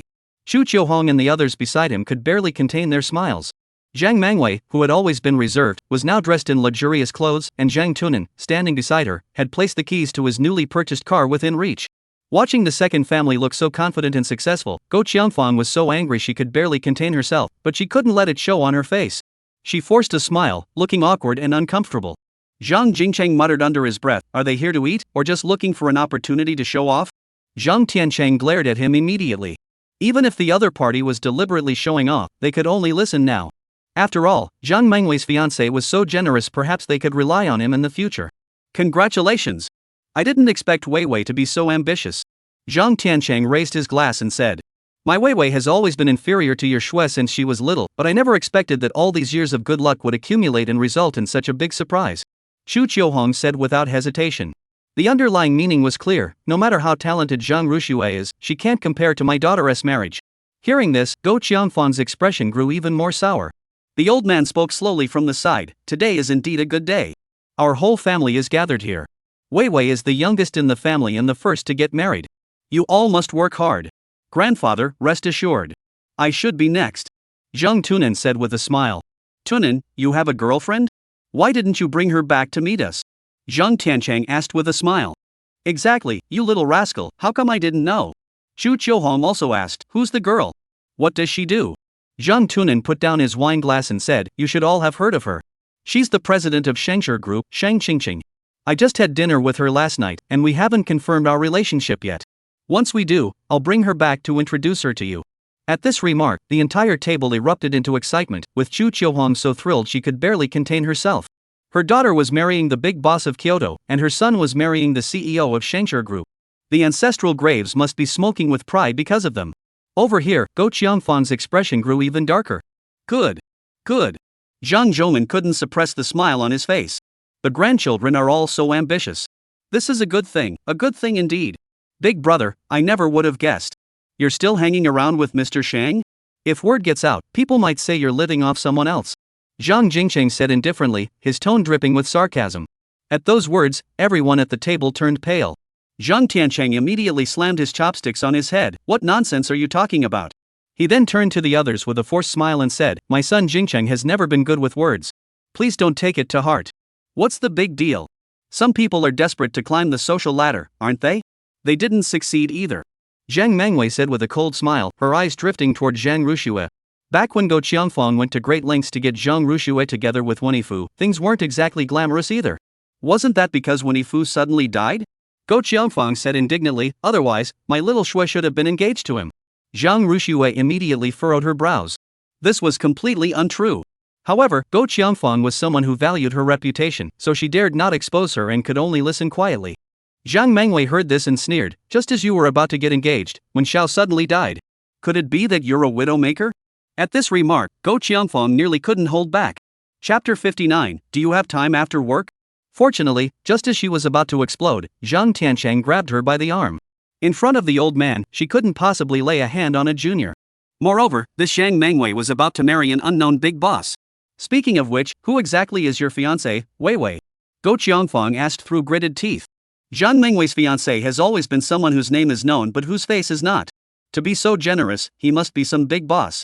Could he be in his 40s or 50s? When asked this question, Zhang Mengwei's eyes darted around, and she said mysteriously, "He'll come personally to discuss marriage arrangements soon." "You'll find out then." Our Wei Wei said to keep some mystery. Zhang Jingcheng snorted derisively, "It's probably some middle-aged rich guy, right? What are you talking about? My fiancé is a handsome, young, and promising man. And most importantly, he loves me very much." Zhang Mengwei clenched her teeth and said, "All these clothes I'm wearing, and the new car my brother just bought, were all paid for with the dowry money from my fiancé. I heard it was over 80 million. Is that true?" As soon as money was mentioned, Go Qiangfang perked up. "Of course." Zhang Mengwei smiled proudly. "Well, as her aunt, I'll have to rely on Wei Wei to take care of me in the future." Go Qiangfang smiled brightly. Seeing this, Zhang Ruxue felt helpless. Just moments ago, things were tense, but now it had turned into this. A woman's face truly changes in an instant. "Xiaoxue, Jingcheng, you two need to try harder too," Zhang Zhongyan said to Zhang Ruxue and Zhang Jingcheng. Zhang Jingcheng raised his eyebrows slightly. "There are plenty of women who want to marry me. I should take my time and choose carefully, shouldn't I?" Zhang Jingcheng raised his eyebrows slightly. "There are plenty of women who want to marry me. Shouldn't I take my time and choose carefully?" Zhang Ruxue placed one hand under the table, clutching the hem of her dress, her palms sweating. If she told her family that she was dating Qin Shisan, she would likely face opposition from everyone in her family, and now didn't seem like the right time. Grandpa, I'm not in a hurry. After holding it in for a while, Zhang Ruxue only managed to say those few words. You're already 25, you should be getting worried. Zhang Zhongnan glanced at Zhang Mangwei. Mangwei, your fiancé must have a wide network of connections. If there's someone suitable, I was thinking of introducing him to your sister. He doesn't have to be a heartthrob, but someone as beautiful as you would be a rare find. The meaning behind his words was clear. He wanted Zhang Mangwei to help Zhang Ruxue find a wealthy husband as well. Exactly, Weiwei and Tunin, you two help think it over and let me know if you have any good ideas. Go Qiangfang chimed in as well. Zhang Ruxue found the meal very unpleasant and couldn't bring herself to swallow it. Peach Blossom Island number 1. Yuer, do you want a new mom? In the room, Qin Shisan was trying to get Lin Yu to sleep, looking at her and asking. Lin Yu blinked innocently, like that pretty ant? Hearing this, Qin Shisan couldn't help but curve his lips into a smile and asked, do you like pretty ants? Lin Yu nodded firmly. The ant tells me stories, and she smells nice, and she's very gentle, just like a mother. Seeing Lin Yu list so many of Zhang Rushue's virtues in one breath, Chen Shisan had a rough idea of the situation. It was late. Time to go to bed. Chen Shisan patted her head and said, does that mean Dad is going to find a pretty ant to be my mom? Lin Yu asked, blinking her eyes. But the pretty ant has to agree first. Chen Shisan smiled and said, that's an adult matter. You don't need to worry about it. Lin Yu nodded and closed her eyes obediently. Only after the child had fallen into a deep sleep did Chen Shisan rise and walk out. The engagement was set, and the Zhang family had agreed. All that remained was for him to take things further with Zhang Ruxue, and then they could marry. The next morning, after sending off Lin Yu, Chen Shisan had nothing else to do. When she saw him holding flowers at the ward door, Zhang Ruxue widened her eyes and mouthed, why are you here? Before he could answer, Zhang Ruxue hurriedly gave the patient a few instructions and then took Chen Shisan back to her office. Here you go. Chen Shisan handed the bouquet in his hands to Zhang Ruxue. The white roses were interspersed with pale blue baby's breath, making them quite beautiful. Zhang Ruxue took them with both hands, bowed her head, and whispered, thank you. After saying this, she couldn't help but blush. Do you have time after work today? Want to grab a bite to eat? Chen Shisan asked Zhang Ruxue. For some reason, he felt a bit nervous when he asked that question. Zhang Ruxue nodded, lowering her head even further. Chen Shisan leaned in closer. If you keep lowering your head like that, you'll end up with cervical spondylosis. Zhang Ruxue. By the time she looked up, Chen Shisan had already vanished without a trace. Looking at the flowers in her hands, Zhang Ruxue still felt a bit dazed. To be honest, she had never been in a relationship before. Back in university, she was studying hard, majoring in finance, business management, and medicine. She tried everything. Even though she knew that the Zhang family had made her study medicine because they didn't want her to get involved in the family business after all, she was an outsider. But she had always dreamed of having her own business and becoming a big boss. But this dream was shattered before it even began. But now, she has another dream in her mind. Jiangcheng, Sihai Tea House. If you can help me deal with this kid, all of this is yours. When Jiacheng pushed a check toward the person across from him and said through gritted teeth, a full 10 million. The man with a small mustache played with a pair of walnuts in his hands, his eyes filled with desire, but his face remained calm. He's just an unknown kid. What's so difficult about that? The man snorted derisively and calmly tucked the check into his pocket. When Jiacheng reminded him, this guy is particularly skilled in combat, and I checked he seems to be quite close with Xiao Laoda. Hearing this, the man's lips curled into a sinister smile. I'm on equal footing with Xiao Fo in this city. Why would I be afraid of him? In other words, would Xiao Fo risk offending me over such a young upstart? The man raised an eyebrow and glanced at Wen Jiacheng. Mr. Wen, rest assured. Since we've taken your money, you can just wait a couple of days to see this kid's body in the news. After saying this, the man stood up and left the private room. When Jiacheng looked up, feeling a great weight lifted from his shoulders. Even though the old man had said not to cause any more trouble for Chen Shisan, he still couldn't swallow his pride. Wen Yifu was buried this morning, and his body is still cold. He simply cannot bring himself to start a new life. Since that's the case, why not go all out? Have someone kill Chen Shisan outright. As long as he doesn't show his face, this matter has nothing to do with him. To prevent the old man from finding out, Wen Jiacheng went so far as to use his own savings. This time, he was determined to see Chen Shisan die. Chapter 60. Are you just bored? Jiangcheng First Hospital. Zhang Ruxue had just stepped out of the hospital when she spotted Chen Shisan's car. With a nervous heart, she walked toward Chen Shisan's car. The car door opened, and Chen Shisan stepped out. The moment she saw him, Zhang Ruxue blushed shyly.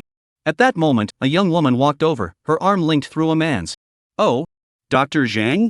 Upon seeing the woman, Zhang Ruxue instinctively greeted her, Dr. Li. This woman was named Li Ping, and she worked in the same department as Zhang Ruxue. Previously, Li Ping had liked Wang Jian, but Wang Jian had been relentlessly pursuing Zhang Ruxue, so this woman often caused trouble for Zhang Ruxue. Dr. Zhang seems really busy lately, doesn't he? Li Ping looked at Zhang Ruxue and said with a smile, you haven't been to several meetings recently, and I haven't seen you much during the week either. I've been busy with some things, Zhang Ruxue replied vaguely. At that moment, Chen Shisan had already walked toward her. Aren't we going to eat together? Let's go. Who is this? Upon seeing Chen Shisan, Li Ping glanced at him and asked. Zhang Ruxue didn't know how to introduce him and lowered her head, saying, my boyfriend. Upon hearing this, Li Ping across from her burst out laughing without any hesitation. What? You mean him? You're kidding, right? You can't even get someone like Vice President Wang, and you're settling for this guy? Upon hearing this, Chen Shisan's expression grew colder. Zhang Ruxue looked up at Li Ping. What kind of person I like has nothing to do with you, does it? It really doesn't matter. Li Ping raised her hand, revealing the diamond ring on her finger. I forgot to introduce you. This is my fiancé, Shenjia. He runs a company.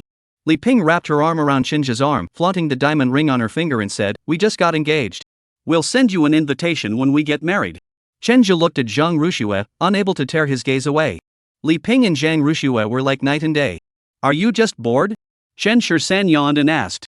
Li Ping across from him furrowed her brows slightly. What do you mean? Are you just here to show off and look bored? Chen Shisan gave her a calm glance. Hearing this, Li Ping grew even angrier. I'm a colleague of Dr. Zhang. What's wrong with inviting a colleague? Nothing. Chen Shisan rolled his eyes and casually wrapped his arm around Zhang Ruxue's shoulder. When we get engaged, I'll buy you a big diamond ring too. Li Ping glanced at Chen Shisan and snorted derisively. Can you even afford it? Forget about a diamond ring, the ring itself probably costs as much as your monthly salary. Hearing this, Zhang Ruxue's face darkened. Li Ping, watch your language. He's my boyfriend. I really don't know what you were thinking, choosing such a boyfriend. Li Ping shook her head repeatedly at Zhang Ruxue. She then grabbed Shenjia's arm tightly. Darling, let's go shopping. Shenjia finally took his eyes off Zhang Ruxue and nodded in agreement. He then extended his hand toward Zhang Ruxue. Dr. Zhang, hello. My name is Shenjia. I run a small business. Would you like to exchange contact information? Seeing her fiancé ask another woman for her contact information right in front of her, Li Ping's face darkened instantly. She roughly pushed Shenjia's hand away and exclaimed, Shenjia, what do you think you're doing? What could I possibly mean? I'm just trying to make friends, aren't I? Shenjia said innocently, raising his eyebrows at Zhang Ruxue. Li Ping crossed her arms, gave Zhang Ruxue a cold glance, and gritted her teeth. Fox spirit. Zhang Ruxue's eyes widened in shock. She hadn't done anything. Slap. Before anyone could react, Li Ping's face already bore 5 clear handprints. Chen Shisan shook his hands and said calmly, you've got some thick skin. You dare hit me? Li Ping stared at Chen Shisan in shock.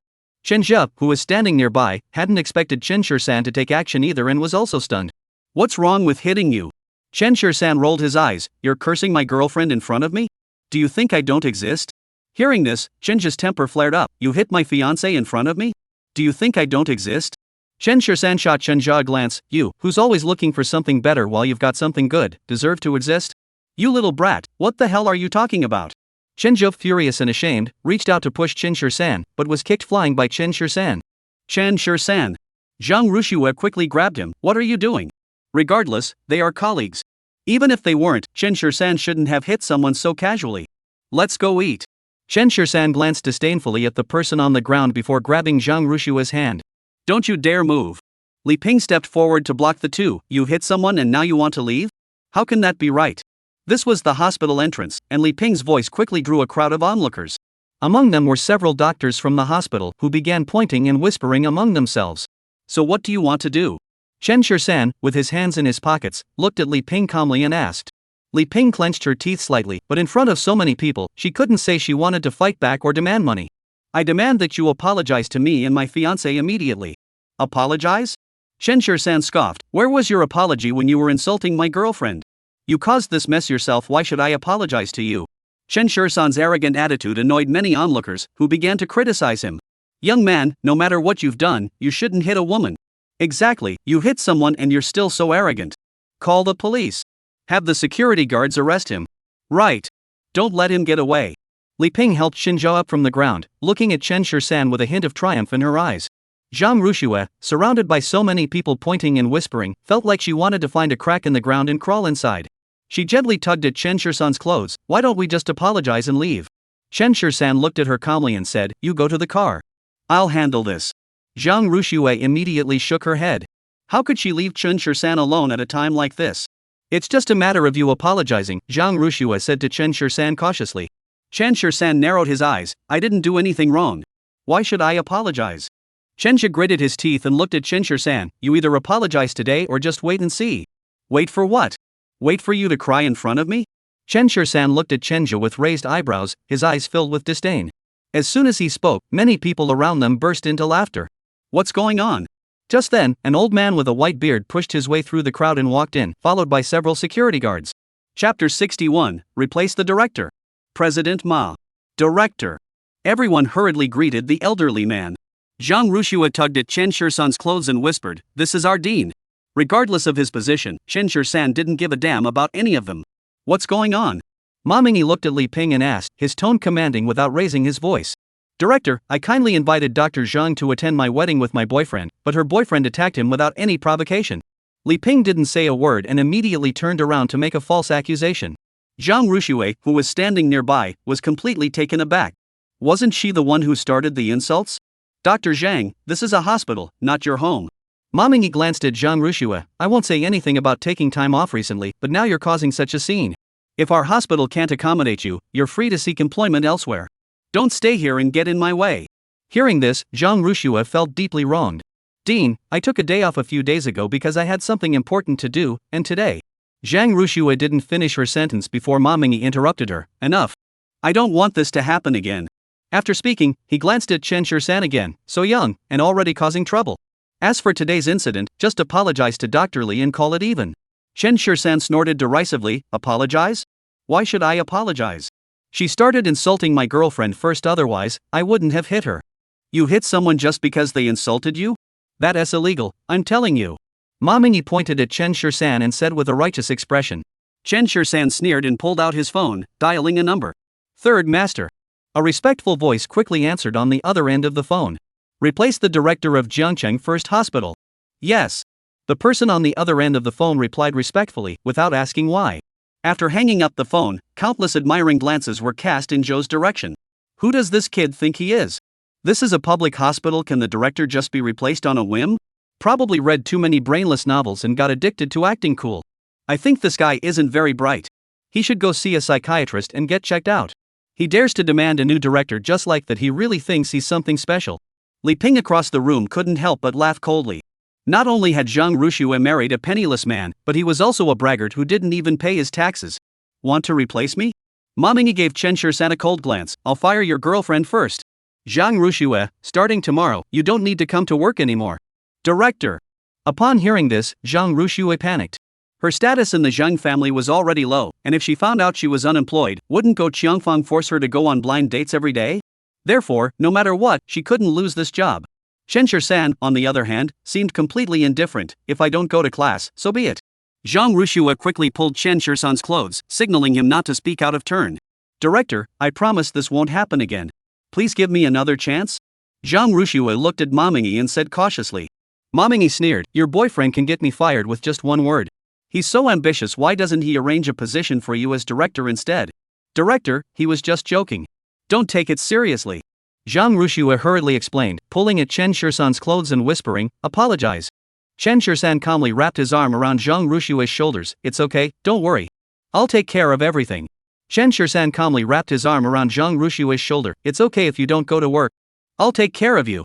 As soon as he said this, the surrounding area erupted into a chorus of boos. Li Ping looked on with a smug expression, mocking Zhang Ruxue. "I think your boyfriend isn't very bright. Why don't you have him register at our hospital? We'll find some experts to give him a proper checkup. You're the one with the problem. Your whole family is crazy." Chen Shirsan retorted without holding back. "If you had any sense, you'd shut up right now." As soon as Chen Shirsan finished speaking, Ma Mingyi's phone rang. Seeing the number on the screen, Ma Mingyi's expression turned serious, and he gestured to those around him to keep quiet.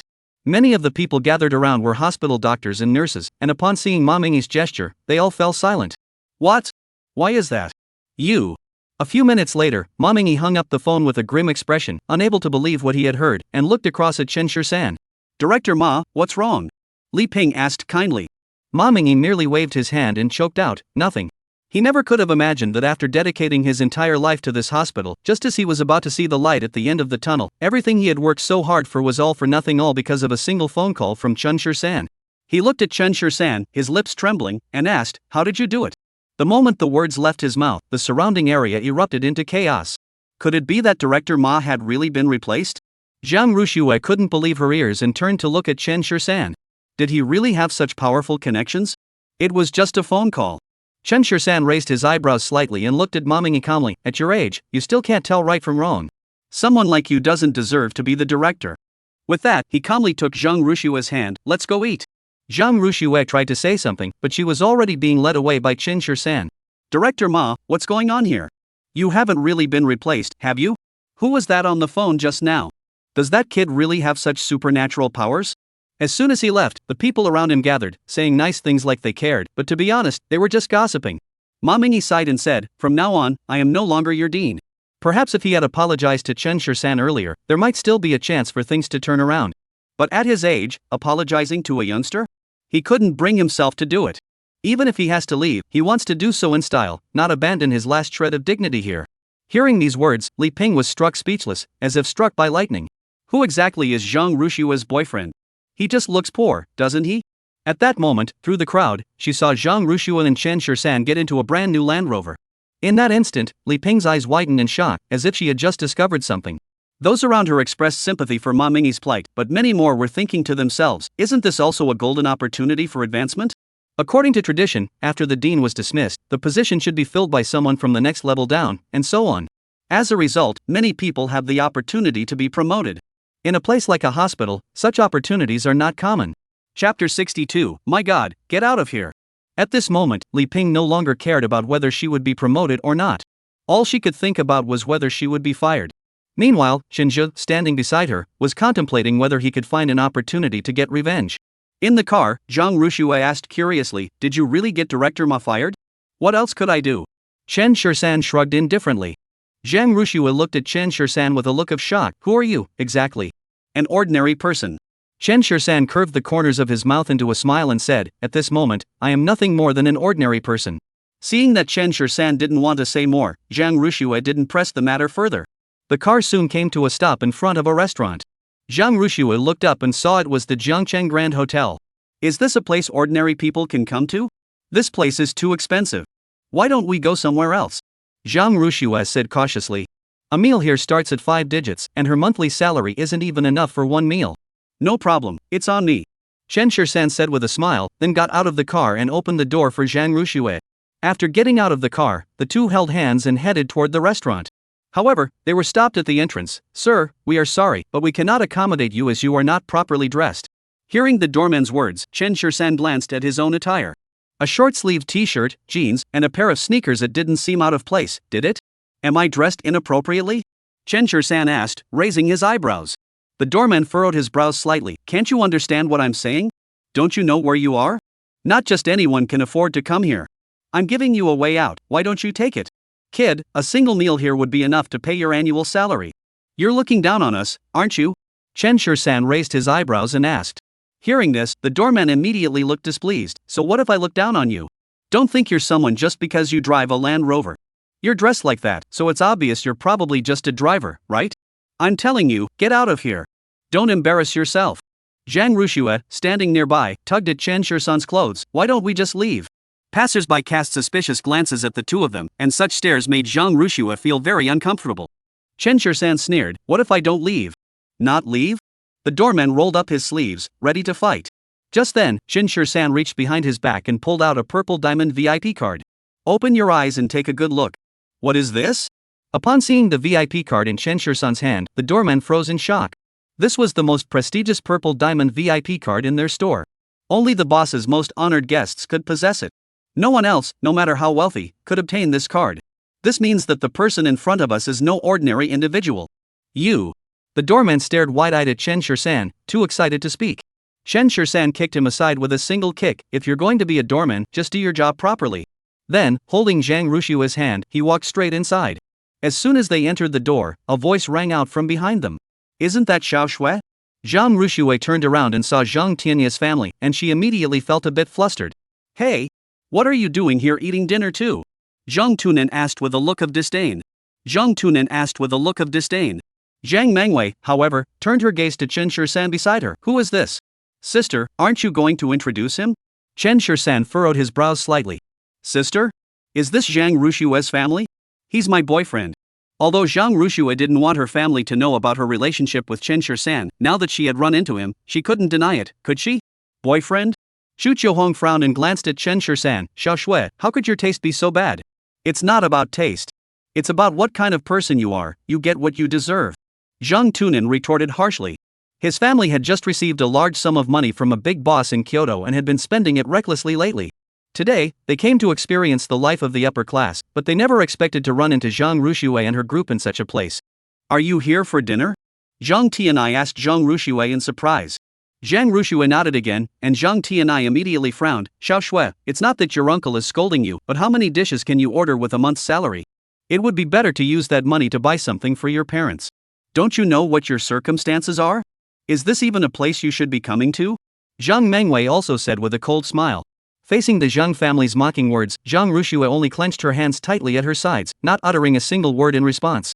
Chen Shisan furrowed his brows slightly, pulled her behind him, and glared at the Zhang family, speaking coldly. As her family, how could you say such things? Or do you find it amusing to publicly belittle a young woman? We're all family. Where the hell do you get off feeling superior? Hey, kid! Who do you think you are? How dare you talk to us like that? Zhang Tunan was the first to object, standing up immediately. Brother, why bother with such a person? We are people of status. Zhang Mengwei tried to persuade him. She's not the same person she used to be.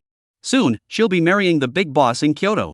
By then, she'll be able to enjoy the finer things in life in Kyoto, and her family will also benefit from her success. As for Zhang Rushue, having found such a boyfriend, she will likely have to fend for herself in the future. They are destined to lead vastly different lives. Alright, you two should go back now. Don't make a scene here. Zhang Tianai glanced at Zhang Rushue and said. I'll tell your mother about this when I get home. The Zhang family may not be a prominent family, but we won't approve of you being with such a man. Xu Qiuhong also looked at Zhang Rushue and said. Who I choose to be with is my own business, isn't it? Zhang Rushue said to the others with red eyes. At that moment, she felt extremely wronged but had no outlet for her frustration. Chen Shisan embraced her and glared coldly at the others. Since you choose to act this way, don't blame me for being ruthless.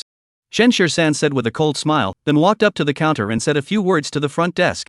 The front desk staff then followed Chen Shisan over to the group and addressed Zhang Tianya's family. I'm sorry, but we don't accommodate guests here. Please leave. What do you mean by that? Zhang Tunan was immediately displeased. We're here to spend money. The customer is always right. Sorry, my God told you to get lost. Chapter 63, I disagree. Although the words were harsh, the front desk staff maintained a smile on their faces throughout. Compared to someone like Chen Shisan, who holds a purple diamond VIP card, of course Chen Shisan is the one who's treated like a king. You! Zhang Tunan pointed at the man with one finger.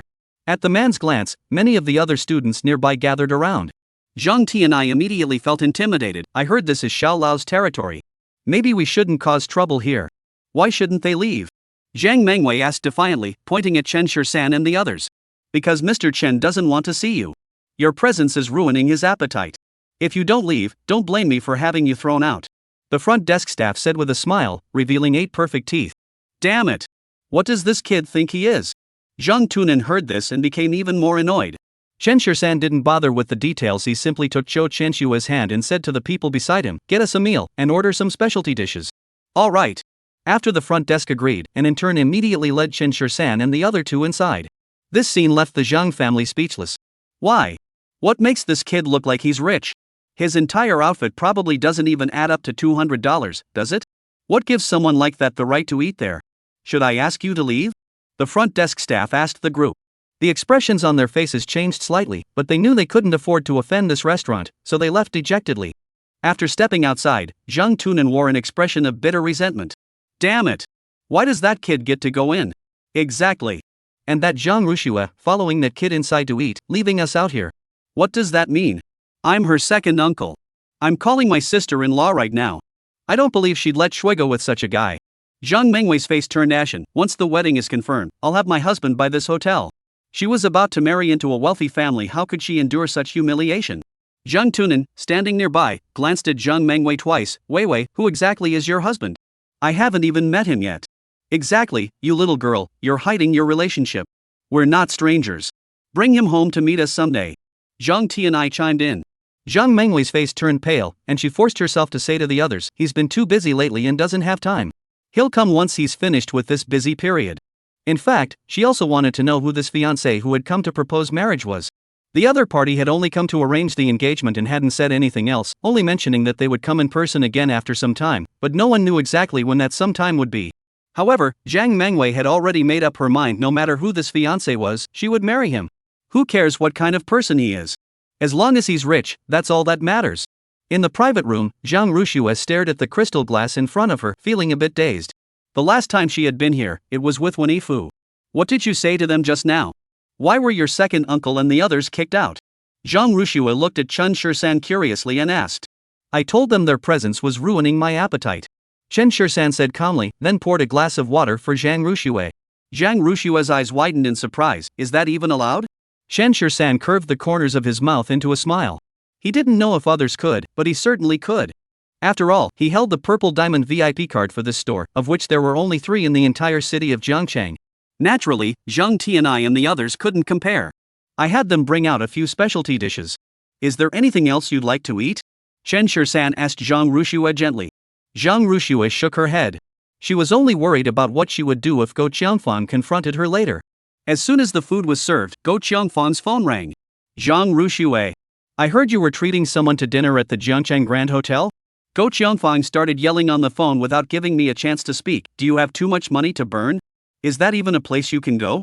Can you afford it on your monthly salary? What are you thinking? If you have the money, can't you buy something to show your respect for us? And what kind of man goes out to eat with you and makes you pay? And you even picked such a place? Are you out of your mind? Facing Go Qiangfang's tirade, Zhang Rushue merely frowned and listened. When she finally stopped, she said, Mom, I just went out to eat with someone, and I didn't even have to pay. Upon hearing that she didn't have to spend any money, Go Qiangfang's tone on the other end of the phone changed instantly. You don't have to spend any money? Which rich kid is this? What does his family do? How old is he? How long have you been dating? Faced with Go Qiangfang's attitude, Zhang Rushue was truly at a loss. She could only say into the phone, it's Chen Shisan. What Chen Shisan? The one who beat up Wen Xiao? Go Qiangfang immediately became excited. How dare you still associate with him? Let me tell you, this kid has provoked the Wen family he has doomed to a miserable end. If you don't want to drag us down with you, stay away from that guy. Besides, he's just a freeloader. What do you see in him? Mom! Zhang Rushue shouted into the phone, biting her lip and said, I'm with Chen Shisan now. As soon as she said that, there was a brief silence on the other end of the phone, followed by Go Qiangfang's shout, I don't agree. Zhang Rushue had already anticipated this outcome, but she could only sigh helplessly. I'll eat first and talk to you when I get back. After saying that, Zhang Rushue hung up the phone and turned it to silent mode. As expected, Go Qiangfang's call came in again. Zhang Rushue flipped her phone face down on the table, out of sight, out of mind. Is that your mom calling? Chen Shisan asked, raising his eyebrows. Zhang Rushue nodded, looking at the table full of delicacies, and suddenly lost her appetite. I remember your grandfather is the one who makes the decisions in your family, right? Chen Shisan asked, raising his eyebrows. Zhang Rushue nodded in agreement. Grandfather makes all the major decisions in our family. When you're ready to marry me, I'll go talk to your grandfather about arranging the engagement. Chen Shisan said with a smile, serving Zhang Rushue a piece of pork rib. Zhang Rushue's face showed a hint of helplessness. Last time, the Wen family called my grandfather, and now the whole family has a bad impression of you. It might be difficult for us to be together. If she were to speak for herself, she would still very much like to be with Chen Shisan. Perhaps, she truly does love him. Chapter 64, Someone Fell into the Water. Looking at Zhang Rushue in front of him, Chen Shisan felt an inexplicable pang of sympathy. She seemed to be holding back on everything, enduring the unfair treatment she received from her entire family. Do you love your family? Chen Shisan asked casually. Zhang Rushue hesitated for a moment and murmured an indistinct After all these years, there was some affection between them. Although she has always known that this family has never been fair to her. Earlier, Chen Shisan had also sent people to investigate Zhang Rushue's biological parents, but no leads were found. It is said that she was abandoned at the Zhang family's front gate years ago and left behind nothing, making the investigation even more challenging. Let's eat. Chen Shisan smiled and kept serving Zhang Rushue food, taking care of her all evening, just like a model boyfriend. However, Zhang Rushue felt extremely uncomfortable. Chen Shisan's actions made her feel as though he was merely going through the motions of what a boyfriend should do, rather than doing so willingly. After dinner, the two didn't rush home. Chen Shisan drove Zhang Rushue to the night market by the river. They bought a lantern, and as it slowly rose into the sky, Zhang Rushue's eyes began to well up with tears.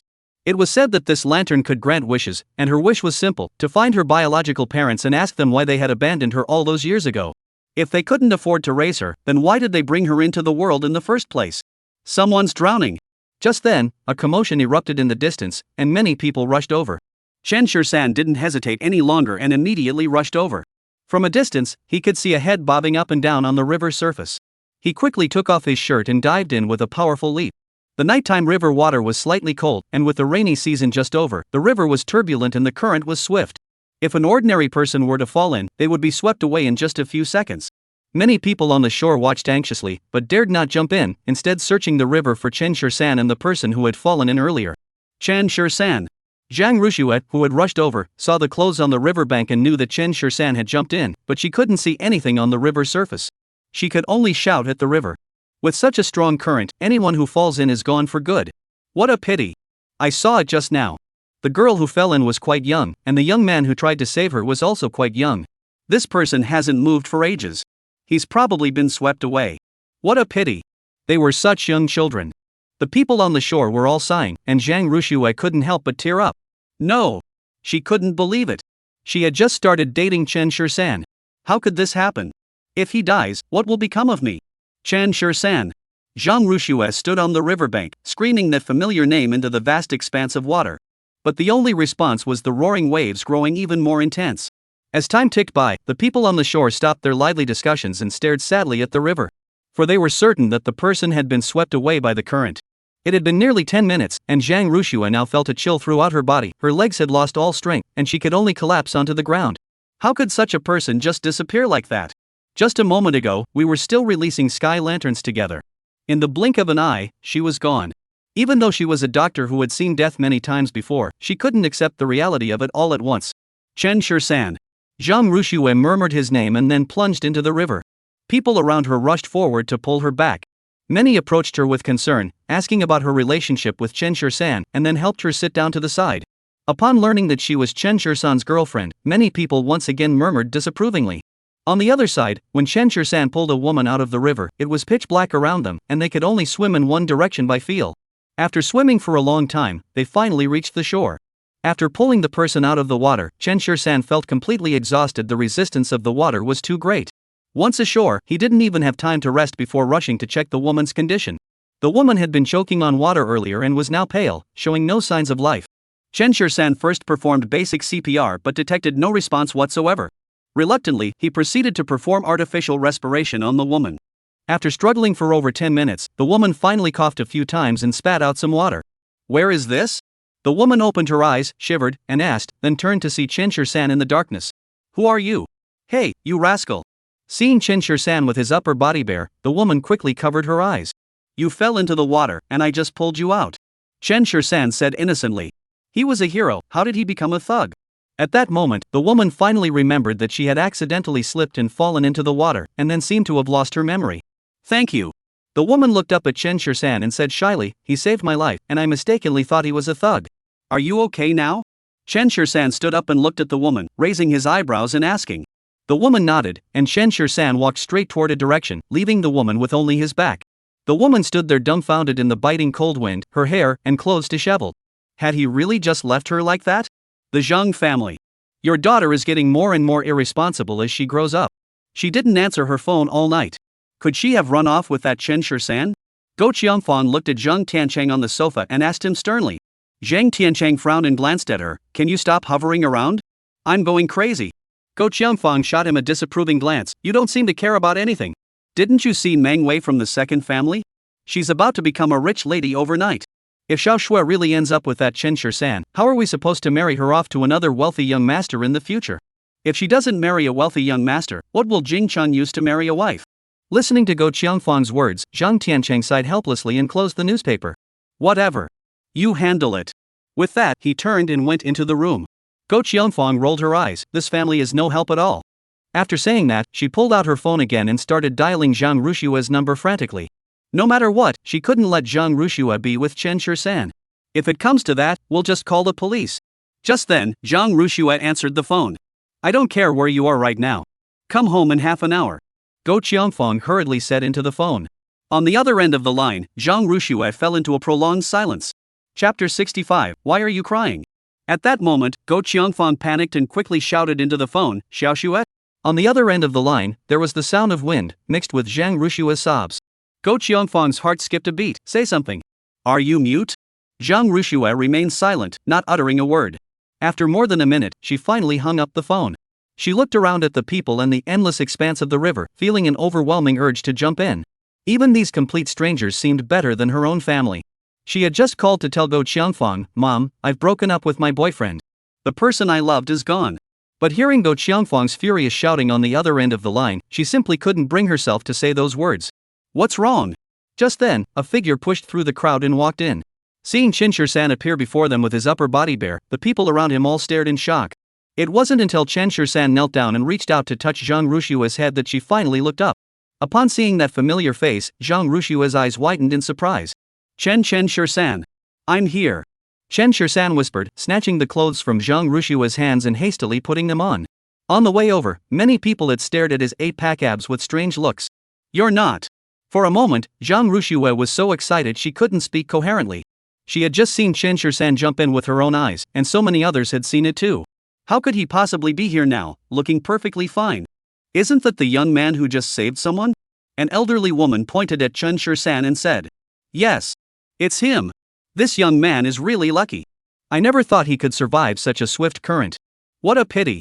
That girl who fell into the water is probably gone. I saved her life. We should go home now. Let's go. Chen-Shur-san looked at Zhang Rushue and said, reaching out his hand.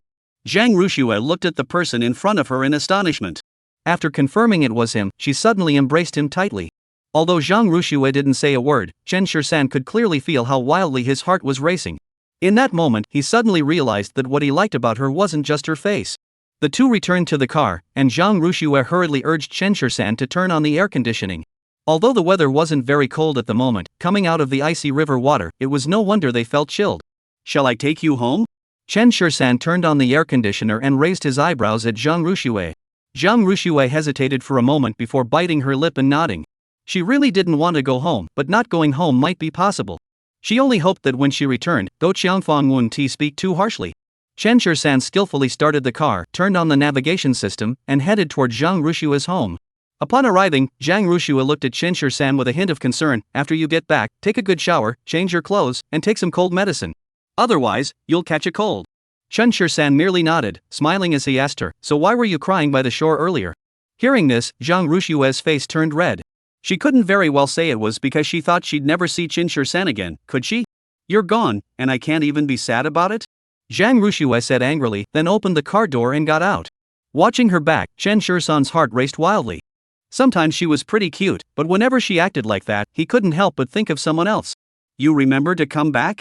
As Zhang Rushue walked in, Go Qiangfang jumped up from the sofa. You've really become bold. You don't even listen to me anymore? Go Qiangfang looked at Zhang Rushue and asked sternly, how did you get involved with that Chen-Shur-san again? Didn't I tell you not to associate with him? Zhang Rushue frowned, Mom, who I like and who I want to be with is my own business. Your business? Go Qiangfang sneered, Zhang Rushue, you've really made something of yourself now. Have you forgotten how you grew up? If it weren't for our family taking you in back then, you'd probably have frozen to death by now. Now you're telling me it's your problem? Let me tell you.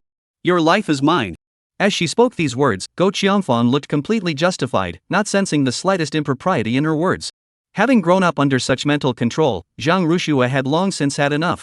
She had even begun to entertain the idea of moving out, something she had never considered before.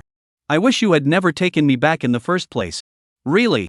Zhang Rushue looked at Go Qiangfang and said each word slowly, tears welling up in her eyes. She would rather die than live such a life. This home now suffocates her so much that she just wants to escape. You're such a child. What are you saying? Go Qiangfang glanced at Zhang Rushue and then said earnestly, your mother is only thinking of your best interests. What future can you possibly have with that Chen-Shur-san? He's just living off the generosity of the Shin family's eldest daughter. Do you really think he's some wealthy individual? He's not that kind of person. Besides, even if he doesn't have money, so what? Zhang Rushue didn't even think before retorting, does that mean I have to marry someone rich? Zhang Rushue didn't really know what kind of person Chen-Shur-san was, but she knew that being with him felt very stable. Although he didn't dress like a wealthy person, if he didn't have money, how could he afford to live in such a villa or drive such a nice car? However, Zhang Rushua really didn't care about such things. She simply hopes to spend the rest of her life with someone she loves, that is all. We've raised you with such care all these years, wasn't it to ensure you marry into a good family and live a prosperous life in the future? Go Qiangfang said to Zhang Rushua with a serious expression. Live a prosperous life? Zhang Rushua sneered coldly, her eyes filled with bitterness. You just want me to marry into a good family so that I can support Zhang Jingcheng in the future. Zhang Rush knew exactly what they were up to. She doesn't talk much, but that doesn't mean she's stupid. Even when called out, Go Qiangfang remained unapologetic. He's your brother, why shouldn't you help him? Over the years, our family hasn't treated you badly. Everything you eat and use comes from the family. Isn't that only fair? Seeing her like this, Zhang Rushua really didn't want to say another word. I'm tired. After saying this, Zhang Rushua turned and walked toward her room. Go Qiangfang didn't stop her as long as she didn't spend the night with Chen Shirsan, that was fine. After all, the price for something first-hand is different from second-hand. Chapter 66, Then I Choose to Die. The next morning, after breakfast, Chen Shirsan took Lin Yu to the hospital.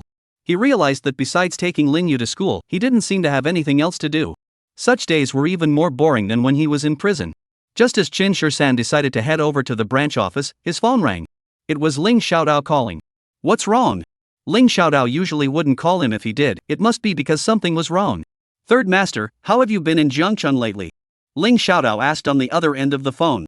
Chen Shirsan furrowed his brows, his voice growing deeper. You know I don't like beating around the bush. Lately, there have been quite a few Japanese people appearing in Jiangchun, and we suspect they're after you. Be careful. Ling Xiaodao immediately changed his tone and said seriously into the phone, if you need it, I'll send a security team over immediately to ensure your safety. Do you think I need it? Chen Shirsan's tone carried a hint of disdain. He didn't even bother to acknowledge the lowly Japanese. Back then, he dared to slaughter the Japanese imperial family. Would he care about this? Third Master, I think you should be cautious. I can arrange for someone to protect your safety discreetly. Ling Xiaodao said cautiously over the phone. They didn't want anything to happen to Chen Shirsan, otherwise, they would feel guilty toward those who had died back then. No need. I want to see what these Japanese are up to. Chen Shirsan narrowed his eyes. After all, it's just the Japanese imperial family. If necessary, we'll just slaughter them all again. These people entered in batches, some posing as merchants, others as tourists. However, there have been too many people from Japan coming to Jiangcheng recently, so I suspect they are targeting you. As soon as news of your release spread, the Japanese government and the imperial family put pressure on us, but we managed to fend them off. So now they can't act openly against you, which is why they've resorted to underhanded tactics. Ling Xiaodao analyzed over the phone. Chen Shirsan massacred the entire Japanese imperial family back then. To save his life, they had no choice but to lock him up. However, imprisonment was only temporary. Over the years, Chen Shirsan never once desired to escape. This time, he came out because they had discovered information about Lin Yu. Otherwise, he wouldn't have bothered to come out. Life inside was so much more comfortable.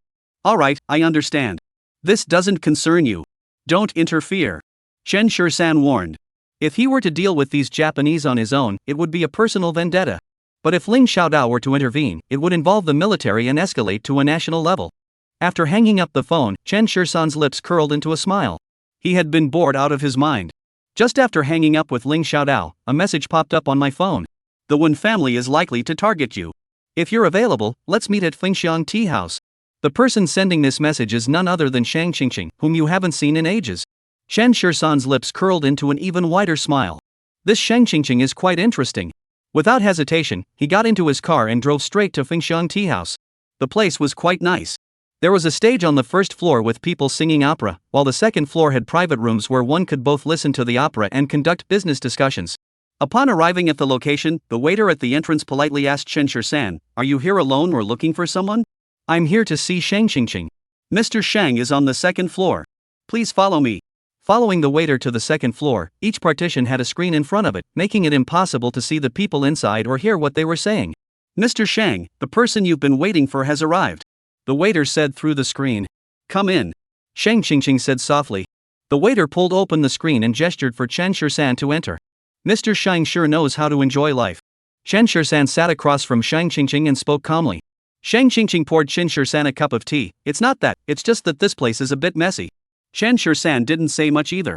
He looked at Shang Qingqing and raised his eyebrows, asking, "Isn't Shang Qingqing on good terms with the Wen family? Why are you always considering me? Could it be that you've fallen for my good looks and are willing to betray your family for love? What if I say yes?" Shang Qingqing set down the teapot and looked at Chen Shirsan. "I really can't figure it out. There are so many men in Jiangcheng who like Mr. Shang, yet why did he choose me? Chen Shisan asked with a smile. Didn't I make myself clear enough? Shang Qingqing propped her chin up with one hand and looked at Chen Shisan, saying, maybe I'm not interested in you, I'm after your money and your status. What status do I have? As for the money, let me be honest with you, it's all from others. That supreme black gold card was also given to me by someone else. Chen Shisan looked at Shang Qingqing with a candid expression. Shang Qingqing wasn't buying it. She always felt that Chen Shisan had some kind of magical charm that drew her closer. Chen Shisan, let me be serious with you. Although I know that the old patriarch of the Wen family has already ordered no one to pursue your responsibility further, but based on my understanding of Wen Jiaqing, he absolutely won't let you off that easily. Shang Qingqing looked at Chen Shisan and said firmly. So, according to Mr. Shang, what should I do? Chen Shisan asked, feigning concern. Stop pretending. Shang Qingqing rolled her eyes at him and said, you may not be important, but what about the people around you? Who will protect their safety? That's true. Chen Shisan nodded, so Mr. Shang is going to introduce me to a few bodyguards as well? I'm your best bodyguard. Shang Qingqing looked at Chen Shisan with a serious expression and said, if you agree to engage to me, the Wen family will definitely stop causing trouble for you. Chen Shisan rubbed his chin, furrowed his brows, and pretended to think, so, to save my life, I have no choice but to marry you? Is that what you mean? Something like that. Shang Qingqing said with a smile as bright as a flower. Then I choose to die. Chen Shisan changed the subject abruptly and said with a determined expression. Shang Qingqing felt like she could grind her molars to dust. How could there be such a man in this world? Calling him straight is an insult to straight men. Chen Shisan, am I really not worth you feeling a little something for me? Shang Qingqing clenched her teeth and said angrily. Sorry, I can't. Chen Shisan interlaced his fingers and looked at Shang Qingqing calmly, saying, Mr. Shang, please don't waste your time on me. I already have a girlfriend. Upon hearing those words, for some reason, Shang Qingqing felt her heart skip a beat. Chapter 67, Someone Wants You Dead. Are you talking about that female doctor? Shang Qingqing suppressed her anger and asked, gripping the edge of the table with one hand. Chen Shisan nodded, yes, so I hope Mr. Shang can put these thoughts aside. If possible, we can still be friends. Shang Qingqing nearly ground her teeth to dust. Who wants to be friends with you? Do you think I, Shang Qingqing, am someone who lacks friends? But she said, alright, let's be friends. Regarding the matter concerning the Wen family, thank you for informing me. After saying this, Chen Shisan stood up and prepared to leave. Chen Shisan. Just then, Shang Qingqing instinctively called out to him. Chen Shisan turned to look at Shang Qingqing, his eyes as cold as ever. Is there something else? That female doctor is no better than me. Shang Qingqing asked reluctantly. She? Maybe she's not as good as you in every way, but I just like her. When Zhang Ruxue was mentioned, Chen Shisan couldn't help but smile. In that instant, Shang Qingqing seemed to realize something and helplessly let go of her hand. After leaving the tea house, Chen Shisan pulled out his phone and dialed a number, urged the construction of the estate its best to finish it as soon as possible. Mr. President, is there any possibility that you haven't given me the blueprints yet? On the other end of the line, Li Chen spoke cautiously. Chen Shisan felt a bit awkward and immediately cleared his throat before saying, I'll send them to you in a couple of days. How could he have forgotten about this? On the way home, Chen Shisan spotted a black jeep following him from a distance. It wasn't the kind of following that was trying to tail him, it was more like the driver was just driving alongside him, completely unconcerned. Chen Shisan didn't get angry, he just drove the car out of the city. The other party wasn't afraid either and followed him out of the city. Once outside the city, the other party couldn't wait to block Chen Shisan's car. A man with long hair and wearing a leather jacket got out of the car. He was chewing gum and had a somewhat indifferent expression on his face. Hey, someone's after you. The man spoke while wrapping boxing tape around his hands, not giving Chen Shisan a second glance. Chen Shisan raised his eyebrows slightly. Did Wen Jiaqing send you here? I don't know any Wen Jiaqing, but you must die today. The man calmly glanced at Chen Shisan. If you have any last words, you may speak now. Chen Shisan sneered. You're pretty confident, aren't you? Before he could finish speaking, the man had already lunged forward in a single step, delivering a powerful punch straight at Chen Shisan's head. Chen Shisan dodged the blow by turning his head to the side, then grabbed the man's shoulder with one hand and kicked him in the knee with the other. The intense pain overwhelmed him, instantly rendering him unable to move. Chen Shisan calmly tossed the man to the ground and looked down at him with disdain. You're not skilled enough to be a killer, so why are you trying to imitate others? The man clutched his knee in agony. If things went as expected, that leg was likely ruined. When he took the order, the customer didn't mention that this guy was so skilled. Go back and tell your employer not to push me too far. With those words, Chen Shisan returned to the car. Watching the car drive away, the man was furious and punched the ground. Insult! This was a blatant insult to him. Not only did you subdue him with a single move, but you didn't even kill him. For an assassin, this is a tremendous insult. The Zhang family. Why won't you let me go out? Zhang Rushue pounded on the door angrily, demanding an answer. I've already told the hospital. You don't need to go to work anymore. Just stay at home and take care of yourself. Get ready later, and I'll take you to meet someone tonight. Go Qiangfang said from outside the door. As the footsteps grew fainter, Zhang Rushue's heart grew colder. She never imagined that Go Qiangfang would lock her up at home. She knew she didn't want her to have any contact with Chen Shirsan, but she never imagined she would resort to such extreme measures. Sitting in the room, Zhang Rushue was filled with thoughts of jumping out the window, but unfortunately, all the windows were sealed shut. She had had enough of this oppressive life, but besides submitting, she had no other options. Just then, Chen Shirsan's phone rang. What's wrong? Zhang Rushue asked into the phone, her voice tinged with a hint of guilt. Want to have dinner together tonight? Chen Shirsan asked from the other end of the phone. Zhang Rushue wanted to, but she didn't have the chance. Sorry, I have something to do tonight. Faced with Zhang Rushue's refusal, Chen Shirsan didn't say much. They chatted for a couple of minutes before hanging up. At that moment, a commotion could be heard outside, as if someone had come to visit. Within minutes, Go Qiangfang knocked on Zhang Rushue's door. Xiao Xue. Wang Xiao is here. Hurry up and come out to meet him. Go Qiangfang's voice was filled with joy. Zhang Rushue didn't want to see any Wang Xiaos really Xiao. She stayed in the room, silent. The next moment, Go Qiangfang opened the door and walked in, grabbing Zhang Rush's hand with a commanding tone. Although Wang Xiao's family background can't compare to the Wen family, they're still among the top in Jiangchang. You'd better seize this opportunity. Mom, I've already told you I have a boyfriend. Zhang Rushue said helplessly. I'm telling you, if you dare to associate with Chen Shirsan again, I'll skin you alive. Go Qiangfang gritted her teeth and threatened Zhang Rushue. Zhang Rushue frowned slightly. Mom, this is my life, my own choice. But it's not just your decision. Go Qiangfang's expression darkened. In what way is Wang Xiao inferior to that good-for-nothing? Let me tell you, if you don't take good care of Wang Xiao today, you won't be allowed to leave the house again. Hearing this, Zhang Rushue felt completely overwhelmed. What did Go Qiangfang think she was? A hostess? But even so, Zhang Rushue could only grit her teeth, change her clothes, and walk out. In the living room, a man in a suit was drinking tea. As soon as he saw Zhang Rushue, his eyes lit up. How to describe this Wang Xiao? He had a sly look in his eyes and clearly wasn't a good person.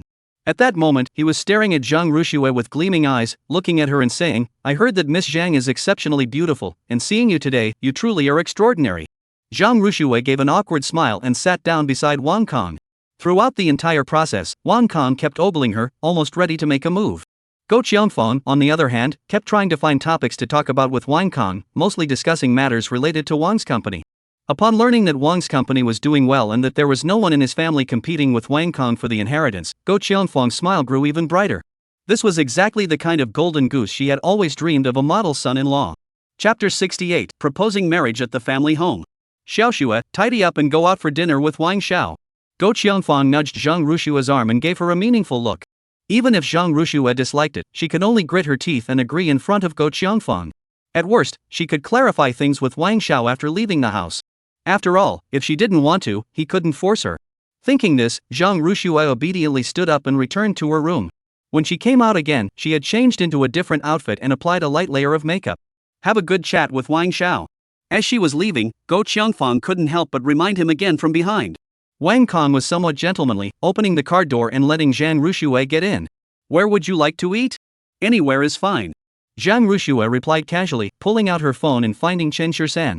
She wanted to send him a message, but after thinking about it, she decided to deal with Wang Kong first.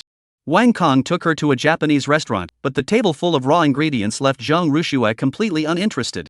Mr. Wang, you really didn't have to go to such trouble. In this vast city, even a simple meal could easily cost as much as her monthly salary. This small amount of money is nothing to me, Miss Zhang, there's no need to be so polite. Wang Kong said with a smile, reaching out to serve Zhang Rushue some food. Zhang Rushue frowned but still said thank you. Wang Xiao, actually you don't like me at all and don't want to go out to eat with me, right? Wang Kong said casually while picking up some food, as if he had seen through everything. Zhang Rushue was a bit surprised that he had figured it out. I'm not some little cutie. Most girls wouldn't even look at me, they're just after my money. Wang Kong laughed self-deprecatingly and said, and I know you don't even want my money. This left Zhang Rushue even more shocked. She never expected this man, who looked so naive and simple, to be so clever. However, I must mention that if you were to be with me, it would greatly benefit the Zhang family's company. Wang Kong looked at Zhang Rushue with a serious expression and said. Besides that, he didn't seem to have any other advantages. Zhang Rushue put down her chopsticks and sighed softly. She truly did not want to become a pawn in a family political marriage, but her family. Seeing Zhang Rushua's eye, Wang Kong picked up a slice of raw fish and placed it on her plate. It's okay if you don't agree. I'll take you home after dinner. Hearing this, Zhang Rushua's expression softened slightly. Fortunately, Wang Kong was still decent enough not to make things difficult for her. Then thank you, Mr. Wang. We can split the bill for this meal. Zhang Rushua looked at Wang Kong seriously and said. Since there was no relationship between the two of them, she didn't want to owe Wang Kong anything. I can still afford to treat you to a meal. Wang Kong smiled and said, then called the waiter over to settle the bill. Zhang Rushua nodded at him and quietly accompanied Wang Kong as he finished his meal. What no one expected was that after the meal, Wang Kong actually drove her home. Thank you so much, Mr. Wang, for today. After getting off the car, Zhang Rushua looked at Wang Kong and said politely. Wang Kong merely smiled at her before driving away. Upon returning home, Go Qiangfang couldn't wait to ask about their progress. Zhang Rushua brushed her off with a few casual words. When Go Qiangfang found out that Zhang Rushua had been sent back by Wang Kong, her face lit up with joy. This means the two of them are getting along pretty well. After returning to the room, Zhang Rushua saw the message Chen Shirsan had sent. He simply asked her, "Are you asleep yet?" But those 3 words alone were enough to stir Zhang Rushua's heartstrings. However, Go Qiangfang opposed her relationship with Chen Shirsan, so she had no choice but to secretly reply to Chen Shirsan's message, informing him of her current situation. After sending the message, it immediately showed that the other side was typing. However, after waiting for a long time, Chen Shirsan only replied with a single "got it." This left Zhang Rushua feeling completely baffled. What did "got it" mean? The next morning, Zhang Rushua was awakened by the sound of knocking on the door. She didn't need to go to the hospital today, and she was finally able to get a good night's sleep, but she heard Go Qiangfang's excited voice. Xiao Xue. Hurry up. Get up quickly. Wang Xiao has gone to ask your grandfather for your hand in marriage. Zhang Rushua, who was still half asleep, jumped out of bed the moment she heard this. What? She immediately opened the door and asked with wide eyes, afraid she had heard wrong. Hurry up and change your clothes and go to the old house. Wang Xiao has gone to ask your grandfather for your hand in marriage. Go Qiangfang's smile revealed every wrinkle on her face. Zhang Rushua stared wide-eyed at the person in front of her. How could this be? Last night during dinner, Wang Kong didn't say that at all. How did things change so quickly that he's already proposing marriage? Zhang Rushua didn't bother with formalities anymore. She immediately closed the door, changed her clothes, and followed Go Qiangfang and Zhang Jingqing out the door. Hurry up! Your father is already there. Hurry up! Your father is already there. Go Qiangfang kept urging him, unable to hide the smile on her face. Zhang Jingqing, standing nearby, looked at Zhang Rushua with a mocking expression. No matter how good she is, she's still just a tool sold to him for money, isn't she? The group hailed a taxi and soon arrived at the Zhang family's old mansion. As soon as they entered the hall, they saw Wang Kong talking to the old man. Wang Kong had a smile on his face, and when he saw Zhang Rushua walk in, he raised his eyebrows slightly. The old man sitting in the armchair also gave Zhang Rushua a rare smile. Xiao Xue, I never expected you and Wang Xiao to progress so quickly. Zhang Tianai and his family looked a bit uncomfortable. Though they were smiling, their eyes were full of mockery as they looked at Zhang Rushua. Just 2 days ago, wasn't Zhang Rushua still pretending to be high and mighty, wanting to be with that good-for-nothing named Chen Shirsan? How come she is now entangled with Wang Xiao again? Does she want to be a whore but also have a good reputation? It's just that in front of outsiders and the old man, they dare not speak their minds. Xiao Xue, you're just in time. Wang Xiao and I were discussing your engagement. Zhang Zhongyan said with a smile. Zhang Rushua couldn't help but glance at Wang Kong, who was smiling broadly, his expression tinged with a touch of pride. Zhang Rushua looked at Zhang Zhongyan, her mind racing with thoughts of how to refuse this marriage proposal. Xiao Xue, congratulations. Xu Qiuhuang stepped forward and said to Zhang Rushua, I never expected you and Wang Xiao to develop so quickly. When did you two start dating? You didn't even tell us. Exactly. If it weren't for Wang Xiao coming to propose today, I would have thought you were planning to be with that Chen Shirsan. Zhang Mengwei chimed in. As soon as he heard the name Chen Shirsan, the old man's face turned green. If he remembered correctly, he had already told Zhang Rushua not to associate with Chen Shirsan. Chapter 69, You'll regret it. Who is Chen Shirsan? Wang Kong asked curiously, turning his gaze toward Zhang Rushua. Zhang Rushua's hands were by her sides, her palms sweating. What Chen Shirsan? Don't talk nonsense. Xu Qiuhuang hurriedly smiled apologetically at Wang Kong and said, Don't listen to that little girl talking nonsense. There's nothing to it. Chen Shirsan is our family's enemy. How could Xiao Xue be with him? Upon hearing this, Wang Kong laughed. Since he's an enemy, should I send someone to teach him a lesson? No need. It's not worth it to argue with such a person. It would be beneath your status. Go Qiangfang hurriedly said. No need. It wouldn't be befitting of a gentleman like you to bother with such a person. Go Chiangfong hurriedly said. Let's discuss the engagement instead. Go Chiangfong changed the subject and looked at Wang Kong. Mother, I went back home last night and discussed it with my family. As long as Xiao Shui is willing, the dowry will be 1 million and everything else will be the same. Wang Kong looked at Go Chiangfong and said with a smile. Auntie, I discussed it with my family last night. As long as Xiao Shui is willing, the dowry will be 1 million yuan and everything else will be exactly as promised.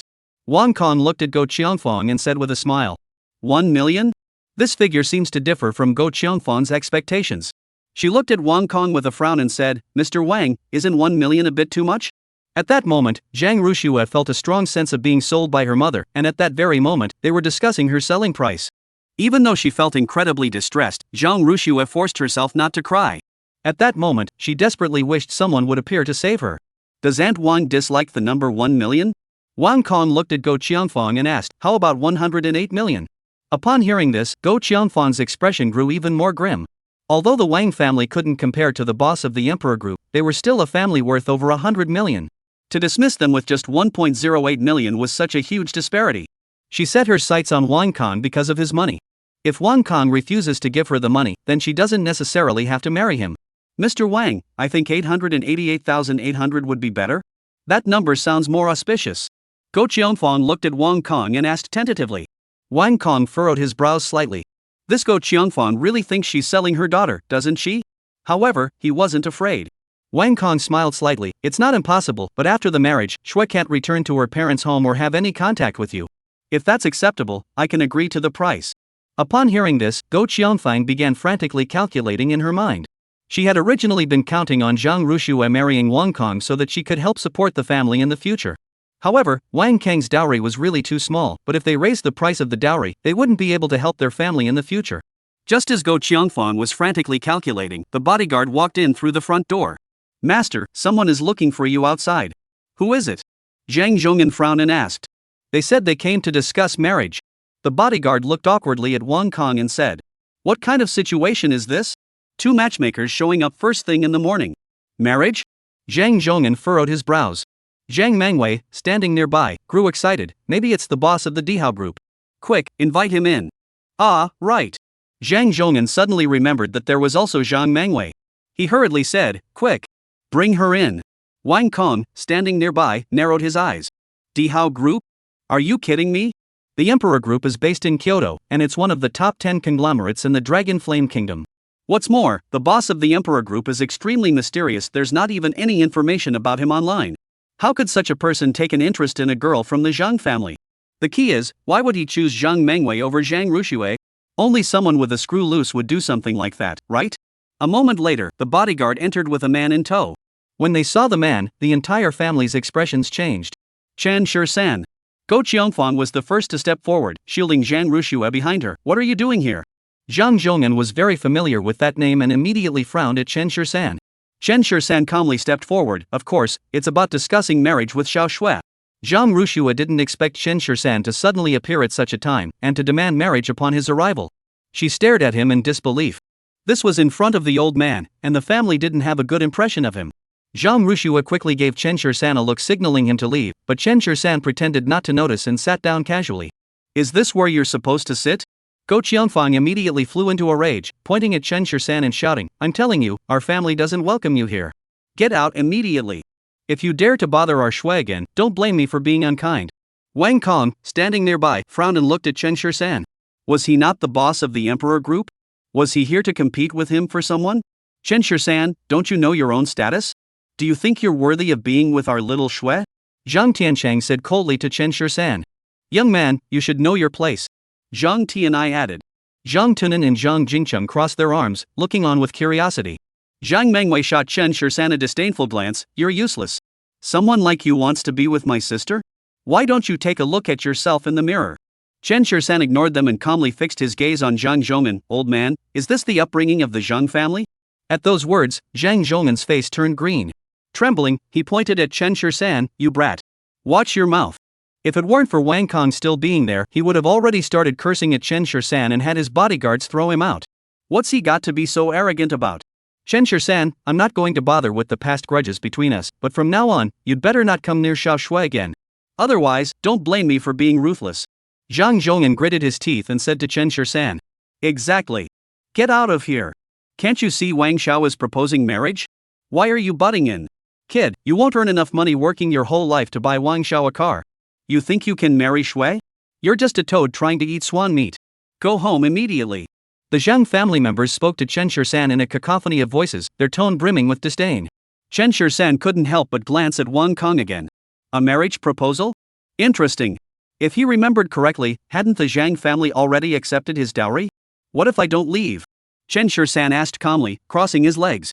Then I'll throw you out. Wang Kong glanced at Chen Shisan and said with a cold smile.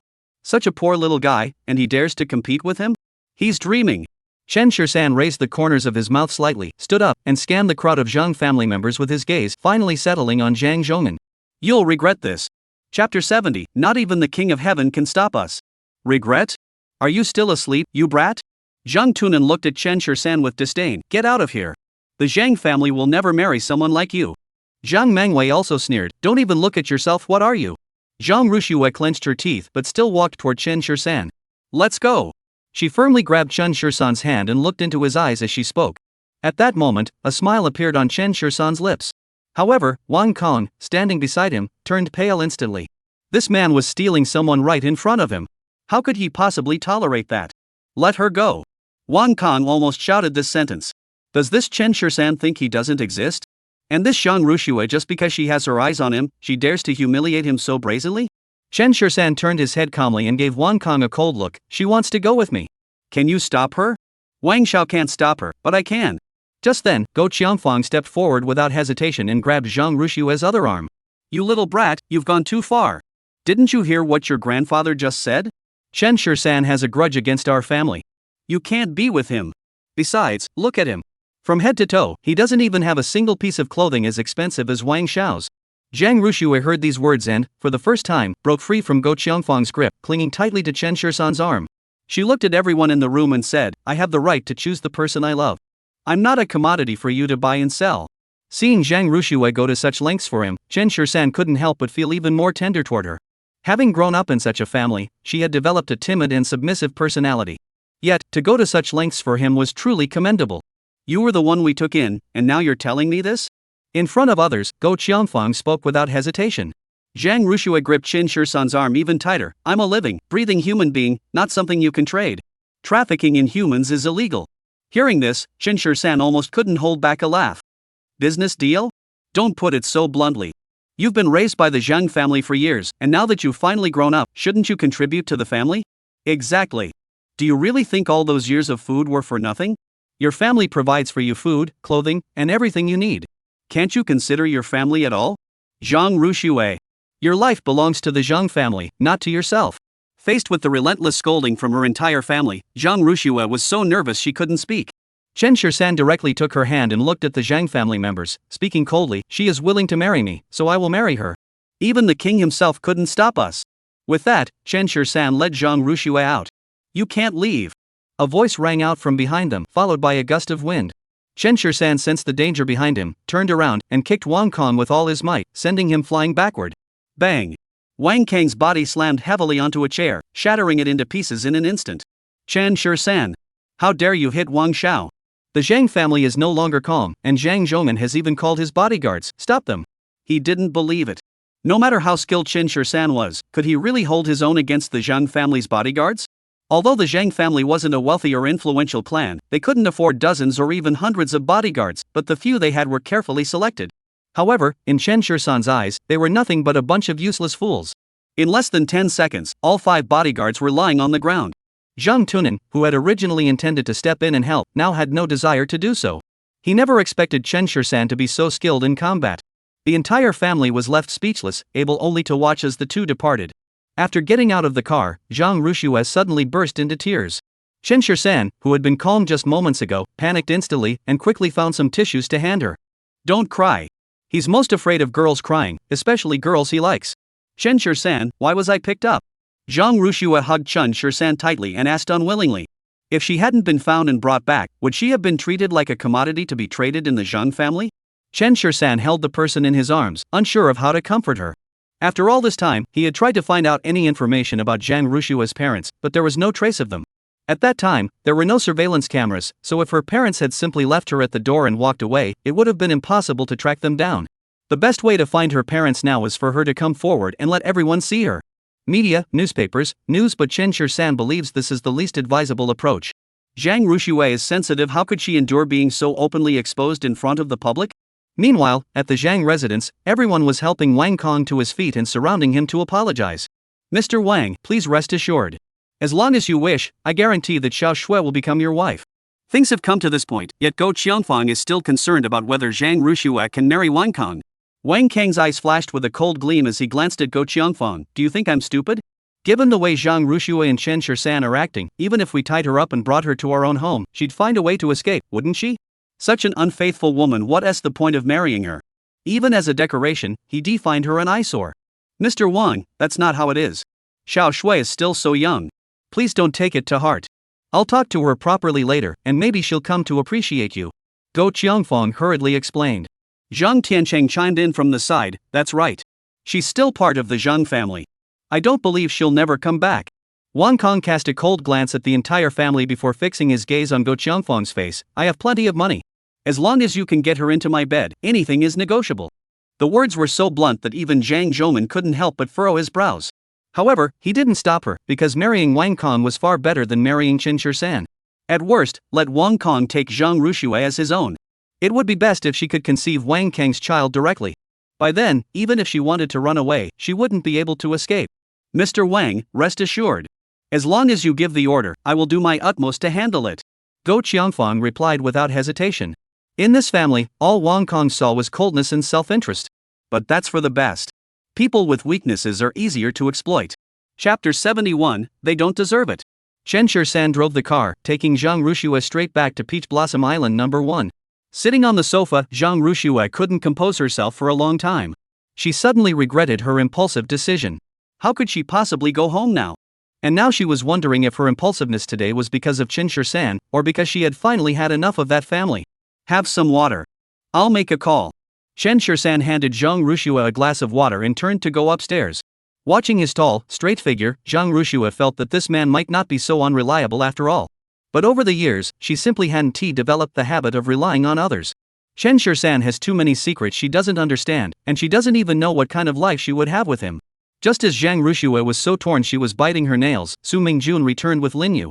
Pretty auntie. As soon as Linyu saw Zhang Rushue, she rushed toward her. Her tiny body, carrying a cute pink backpack, collided into her arms and into her heart. In that moment, Zhang Rushue even felt that she loved Lin Mei more than Chen Shirsan. Beautiful auntie, why are you here? Did you come to see me? Is it to surprise me? Linyu looked at Zhang Rushue with pleading eyes and asked.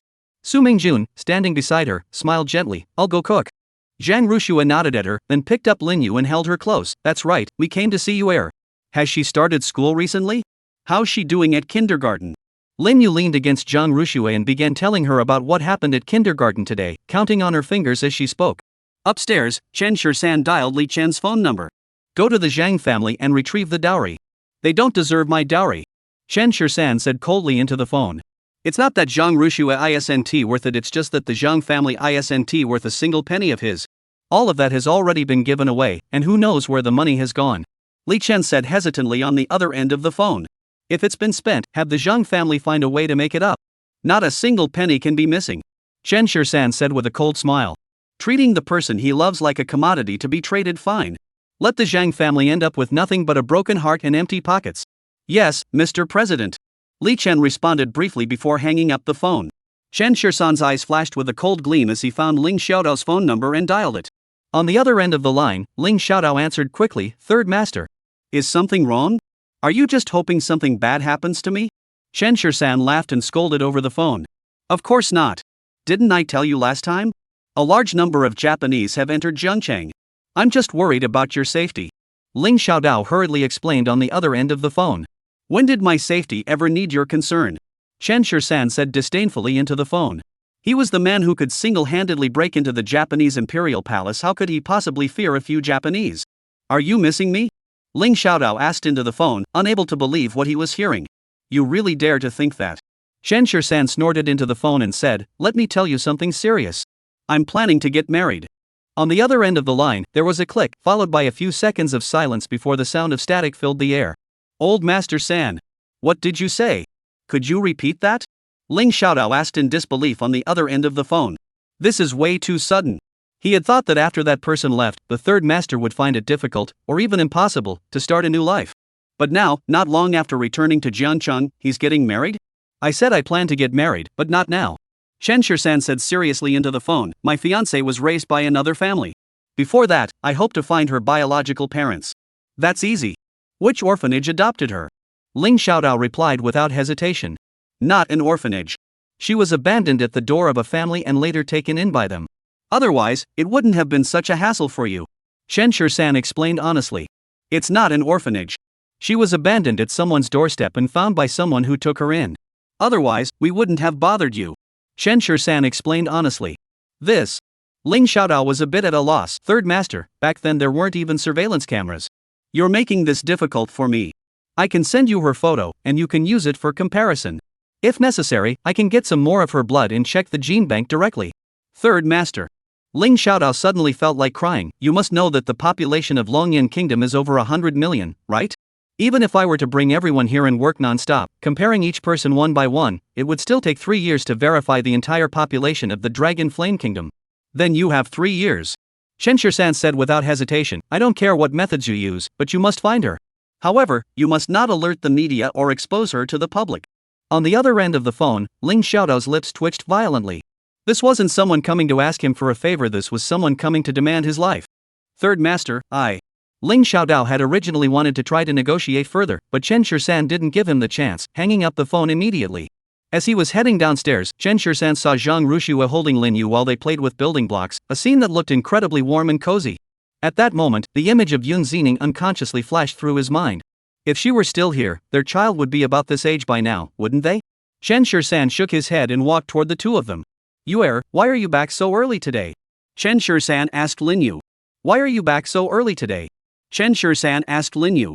It was only noon according to schedule. Lin Yu should have returned home in the afternoon. I was scared at school today, so the teacher asked my aunt to pick me up. Lin Yu blinked her eyes innocently, a flash of fear crossing her eyes as if she had remembered something. What happened? What's going on? Chen Shisan immediately grew tense. I saw an old man leaning against the window. No one else could see him, and his head was hanging down. Lin Yu's vague words grew more frightening as she spoke, and she clung tightly to Zhang Rushua's embrace. Chen Shisan furrowed his brows. How could this be? Was the child hallucinating? Zhang Rushua was also startled. She had heard the elderly say when she was a child that children's eyes could see unclean things, but this had no scientific basis, so she dared not think too much about it. Why don't we take Yuer for a checkup? Zhang Rushua said to Chen Shisan with a frown. With how advanced medicine is nowadays, maybe they can figure out what's wrong. If it's a physical issue, then it should be easy to fix. Chen Shisan nodded solemnly in agreement, then looked at Lin Yu with concern. Chapter 72, Breaking Off the Engagement? If something were to happen to Yuer, how could he explain it to the late Lin Feng? After lunch, the two of them took the child to the hospital. Zhang Rushua had previously worked at the hospital and was very familiar with the procedures. She guided the two through registration and queuing, then took Lin Yu to various departments for examinations. Seeing how attentive she was to Lin Yu, Chen Shisan felt a deep, indescribable emotion welling up inside him. Look at that happy family of 3, how harmonious they are. As others cast envious glances their way, Zhang Rushua blushed instantly, while Chen Shisan merely smiled gently at her. Lin Yu. Just then, the nurse called out Lin Yu's name, and the 3 hurried inside. The results of this child's examination show that everything is normal. The doctor looked at the report in his hand and said with certainty. Zhang Rushua couldn't help but take the report and read it. After finishing, she nodded at Chen Shisan. Since everything seemed normal, why had she claimed to have seen an old man? With their doubts lingering, the 3 left the hospital. Once back in the car, Zhang Rushua asked again, Yuer, are you sure you saw it? Lin Yu nodded firmly. Chen Shisan couldn't help but frown. Lin Yu was always such a well-behaved child, she wouldn't lie. Let us go home first. Chen Shisan paused for a moment before speaking. On the way back, the two saw a sports car crashed into the guardrail by the roadside, with no one around. Chen Shisan didn't hesitate, immediately stopping the car and getting out to check on the situation. Inside the driver's compartment, a woman was slumped over the steering wheel, her body pinned down tightly, with the airbag covering her face. Chen Shisan quickly picked up a shard of broken glass and cut open the airbag. This could suffocate someone to death. Fortunately, the woman had only fainted, but her entire body was trapped between the seats, and her head was injured, making it impossible for her to escape. I just called emergency services. How is she? Zhang Ruxue also rushed over to help. As a doctor, she has more experience dealing with these kinds of things. The person was stuck, and there were no serious external injuries at the moment. The wound on their head had scabbed over, but it was unclear how long they had been unconscious. Chen Shirsan spoke while reaching out to pry the seat. Watching Chen Shirsan pry open the seat with his bare hands, Zhang Ruxue stared in astonishment. The seat was made entirely of iron, yet he managed to pry it open like that? Chen Shirsan carried the woman out of the car and placed her on the ground nearby. Zhang Ruxue quickly began examining the woman's body. Just then, several vehicles approached from a distance and came to a stop near them. An elderly man with gray hair got out of the car and hurried over. Miss!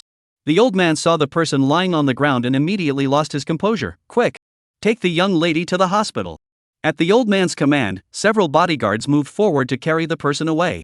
Zhang Ruxue quickly stopped them. The patient's condition is unclear at the moment, we shouldn't move him carelessly. I've already called for an ambulance, let's wait for the emergency medical team to arrive before deciding what to do.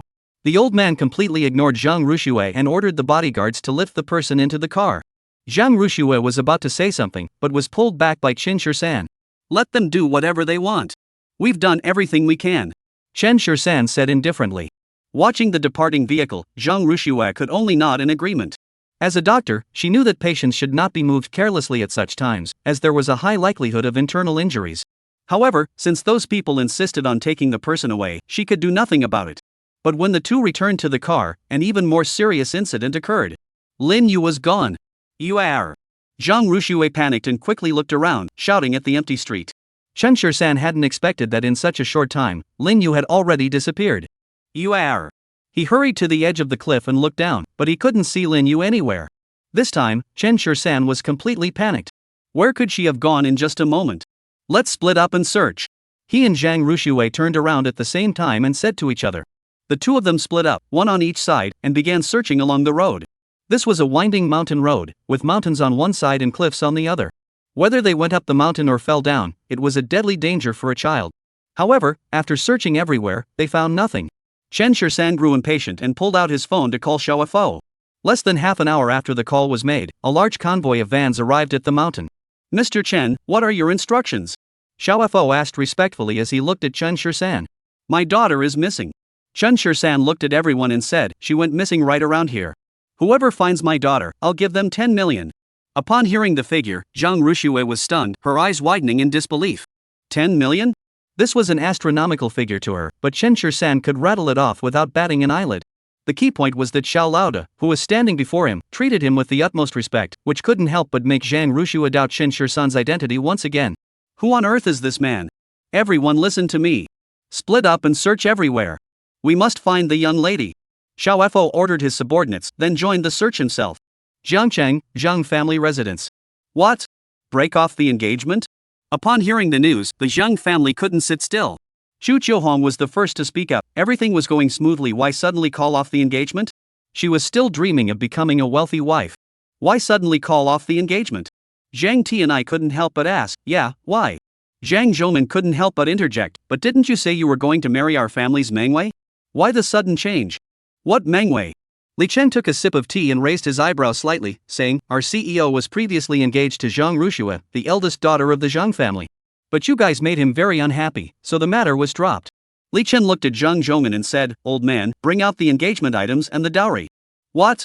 Aren't you supposed to marry me?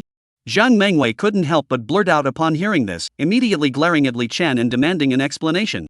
Li Chen rolled his eyes. Who do you think you are? You're not even worthy. Enough, I don't want to waste my breath on you. Hand over the items and the money, and I'll leave. Li Chen crossed his legs and looked at the Zhang family members calmly.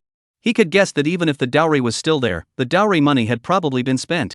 Chen Shirsan was clearly sending him here on purpose to make things difficult for the Zhang family. Chen Shirsan was clearly doing this on purpose to make things difficult for the Zhang family. Go Qiangfang, standing nearby, heard this and was speechless. What did you just say? The engagement is with Zhang Ruxue? Li Chen nodded, but didn't you two already get engaged to the Wang family? This family only recognizes money, not people, so they wouldn't have guessed that the dowry was from Chen Shirsan. Chapter 73, within 3 days. Upon hearing this, Go Qiangfang nearly choked on her breath. Once she regained her composure, she rushed forward and grabbed Chu Chiohong by the collar. "Give me back my daughter's dowry." "Give it back." Seeing this, Zhang Tiancheng and Zhang Tianai quickly stepped forward to pull them apart. Although they hadn't expected the dowry to be for Zhang Rushua, they couldn't just stand by and watch them fight in front of outsiders. "So you've all been living it up with my sister's dowry lately?"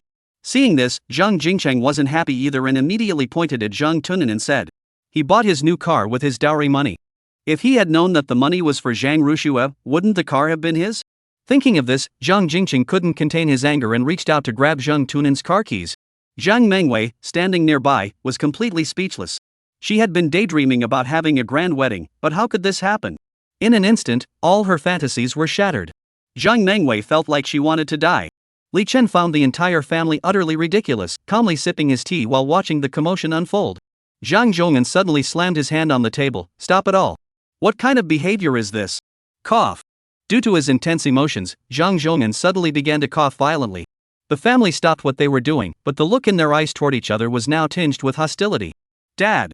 Zhang Tiancheng hurried forward to pat the old man on the back, but the old man pushed him away. "Mr. Li, it's like this, we didn't know that the marriage was arranged for Shui. How about this? We'll call off the engagement with the Wang family. What do you think?" Zhang Zhonghan asked Li Chen cautiously. He was well aware of the relative importance of the Wang family and the Emperor Group. "Old man, do you think we're just any old president?" Li Chen gave Zhang Zhonghan a cold look. "Our CEO doesn't like to compete with others, so he agreed to let me call off the engagement. Otherwise, whether it's the Zhang family or the Wang family, they'd be waiting for bankruptcy." Zhang Zhonghan listened to Li Chen's words and didn't know what to say for a moment. If the Dihao Group wanted to bankrupt them, it would only take a single word. "This." Go Qiangfang stepped forward and grabbed Li Chen's arm. "Mr. Li, we didn't know about this before. You didn't make it clear when you came to arrange the engagement last time. Please give us another chance. We promised to let Xiao Shui marry Chen Zong in peace. If I remember correctly, last time Li Chen mentioned that their CEO seems to be surnamed Shen. I'm not going to waste my breath on you. I'm just following orders. Hand over the goods so I can take my men and leave." Li Chen said slowly, looking at the family. At the door were the 30-plus bodyguards Li Chen had brought along, specifically to help move the items. "Mr. Li, this." Moment, Zhang Zhonghan was somewhat at a loss. Other things were easy to deal with, they could just be returned. But what about the money that had already been spent? The second wife did give him 10 million as a token of respect, but the rest was probably spent by them as well. They've been buying cars, houses, designer clothes, and staying in high-end hotels.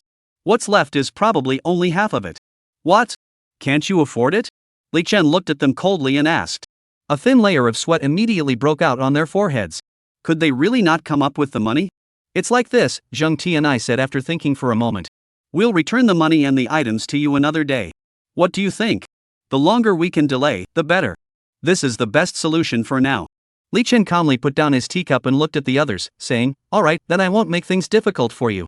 Within 3 days, return the money and items to the Imperial Group subsidiary. If they are not returned within 3 days, Zhang's company will likely face difficulties." Li Chen finished speaking and left the Zhang family with his men. Though his words were spoken casually, they determined the fate of the entire Zhang family. As soon as Li Chen had left, the Zhang family members were as restless as ants on a hot pan, pacing back and forth in a frenzy. "Dad, what should we do now?" Zhang Tianai looked at Zhang Zhonghan and asked anxiously. Zhang Zhonghan gave him a disapproving look. "Just say it. How much money is left?" Zhang Tianai quickly glanced at Chu Chiohong beside him. Chu Chiohong cautiously replied, "There's still over 5 million left." "What?" Upon hearing this figure, Zhang Zhonghan's eyes widened in shock. "It's only been a few days? What about the rest of the money?" Zhang Mengwei and Zhang Tunan, standing nearby, also looked terrified. The money had, of course, been squandered by them. Lately, Zhang Mengwei had been treating her close female friends to a lavish lifestyle, spending over 1,000,000 yuan a day. Zhang Tunan, on the other hand, spent nearly 10 million on a car and spends every night at various clubs, throwing money around recklessly. As for Chu Chiohong, she now plays mahjong with stakes of over 10,000 yuan. The entire family, except for Zhang Tianai, who acts like a little cutie, hasn't enjoyed any of it. "Where's the money?" Zhang Tianai glared at Chu Chiohong and demanded. Chu Chiohong looked innocent. "Isn't it all spent on the children?" Slap. The next second, Zhang Tianai slapped her face hard. "You good-for-nothing woman. Marrying you has really brought my father 8 lifetimes of bad luck." Chu Chiohong covered her face, looking utterly wronged, while Go Qiangfang and Zhang Tiancheng stood by, grinning with schadenfreude. Fortunately, the money hadn't fallen into their hands at the time, otherwise, they would have had to take the blame as well. "Grandfather, we can't possibly come up with that much money now, can we?" Zhang Jingcheng looked at Zhang Zhongin and said with a hint of sarcasm, even if we were to liquidate all the company's cash reserves, it wouldn't be enough to cover such a massive deficit, would it? Zhang Zhongin's expression darkened as he glared at Zheng Tianai and his family, shouting, "What are you looking at? Go find the money. Sell off all the cars and houses you've bought recently. And sell off any shares you own as well. If we can't raise the money this time, our entire family will be ruined." Zhang Zhongin turned his gaze toward Zhang Tiancheng. "You're the eldest son, you should also take some responsibility for the family. I won't ask you to sell your car or house, just give whatever you can." Upon hearing this, Zhang Tiancheng looked utterly helpless. "Dad, where would I get that much money? I only have a few $1,000s at most right now." Hearing this, Zhang Zhongin furrowed his brows slightly. "You know my family's situation. Jingcheng is still young, Xiaoxue works at the hospital and doesn't earn enough to cover her own expenses, and Xiongfang doesn't have a job. A few $1,000s is already my limit." Upon hearing Zhang Tiancheng say this, Zhang Zhongin didn't say much either. He just waved his hand and said, "Never mind, keep it for yourselves to get by." Then he turned to Zhang Tianai, "If you can't come up with the money, just wait for collective suicide." With that, Zhang Zhongin stood up and returned to his room, leaving everyone in the room staring at each other in disbelief. Chapter 74, Strange Occurrences. It was already completely dark. Chen Shirsan and his men had searched both sides of the highway all afternoon but saw no sign of Lin Yu. "I've already called the police. Don't worry, let's keep looking. Everything will be fine." Zhang Rushue looked at Chen Shirsan and comforted him. Chen Shirsan was completely preoccupied with the thought of where Lin Yu could have gone. The child was so young, if she really had to spend the night on the mountain, something terrible might happen. Therefore, he had to find her tonight at all costs. Just then, Chen Shirsan's phone rang. "Mr. Chen. We've found the person," Xiao Fo said on the other end of the phone. "Don't worry, we'll bring the child up right away." Upon hearing this, Chen Shirsan finally let out a sigh of relief. "Where are you guys? When you came down, it was at this spot where the road curves while going down the mountain." After getting a rough idea of the location, Chen Shirsan quickly headed in that direction. Zhang Rushue followed closely behind. "Did you find the child?" "Yes, Xiao Fo is bringing you up." Upon hearing this, Zhang Rushue's heart finally settled. Just then, her phone rang. Seeing that it was Go Qiangfan calling, Zhang Rushue hung up without hesitation. To be honest, she really didn't want to go home or see that family at all right now. From a distance, Chen Shirsan spotted the flashlight beam in the woods and hurriedly shouted in that direction, "Xiao Fo? Mr. Chen. We'll bring the young lady up right away." Xiao Fo replied breathlessly from below. Hearing this, Chen Shirsan immediately climbed over the railing and ran downstairs. Seeing Lin Yu being held by Xiao Fo, Chen Shirsan finally felt completely at ease. He quickly took the child from him. Xiao Fo, who already looked like a Maitreya Buddha, had been carrying the child for such a long distance and was already exhausted. After Chen Shirsan took the child away, he collapsed onto the ground. "Where did you find it?" Chen Shirsan asked curiously. Speaking of which, Xiao Fo shuddered. "Don't mention it. It's pretty mysterious. When we found the young lady, she was sleeping on someone else's grave." Upon hearing this, Chen Shirsan furrowed his brows. Earlier, Lin Yu had mentioned seeing an old man that others couldn't see, and now she was sleeping on someone else's grave. Could it be that she had inadvertently provoked some malevolent entity? Thinking of this, Chen Shirsan couldn't help but glance at the person in his arms. Lin Yu was merely unconscious, and her body temperature was still normal. "Let's go up first," Chen Shirsan said after a moment of thought. Several people hurriedly helped Xiao Fo to his feet. Chen Shirsan, holding the child, led the way, moving swiftly and climbing up to the highway in no time. Zhang Rushue quickly took Lin Yu from them and began to examine her carefully. She lifted the child's eyelids to take a look, then leaned closer to listen to the heartbeat and breathing, confirming that the child had only fainted and had no external injuries. "Don't worry, he's fine. He just fainted." Chen Shirsan nodded and said to Zhang Rushue, "Let's take her back to the car first." Zhang Rushue carried Lin Yu toward the car, while Xiao Fo and the others slowly climbed up as well. Chen Shirsan offered Xiao Fo a cigarette and lit it for him. Although Xiao Fo felt a bit uneasy, he dared not refuse Chen Shirsan's kindness. "Mr. Chen, as long as the young lady is okay, it's so late. Please take her home to rest," Xiao Fo said, panting heavily. Chen Shirsan reached out and patted Xiao Fo on the shoulder. "From now on, you're my brother. Within the entire Dragon Flame Kingdom, as long as you don't do anything against your conscience, I'll always have your back." Hearing this, Xiao Fo was taken aback.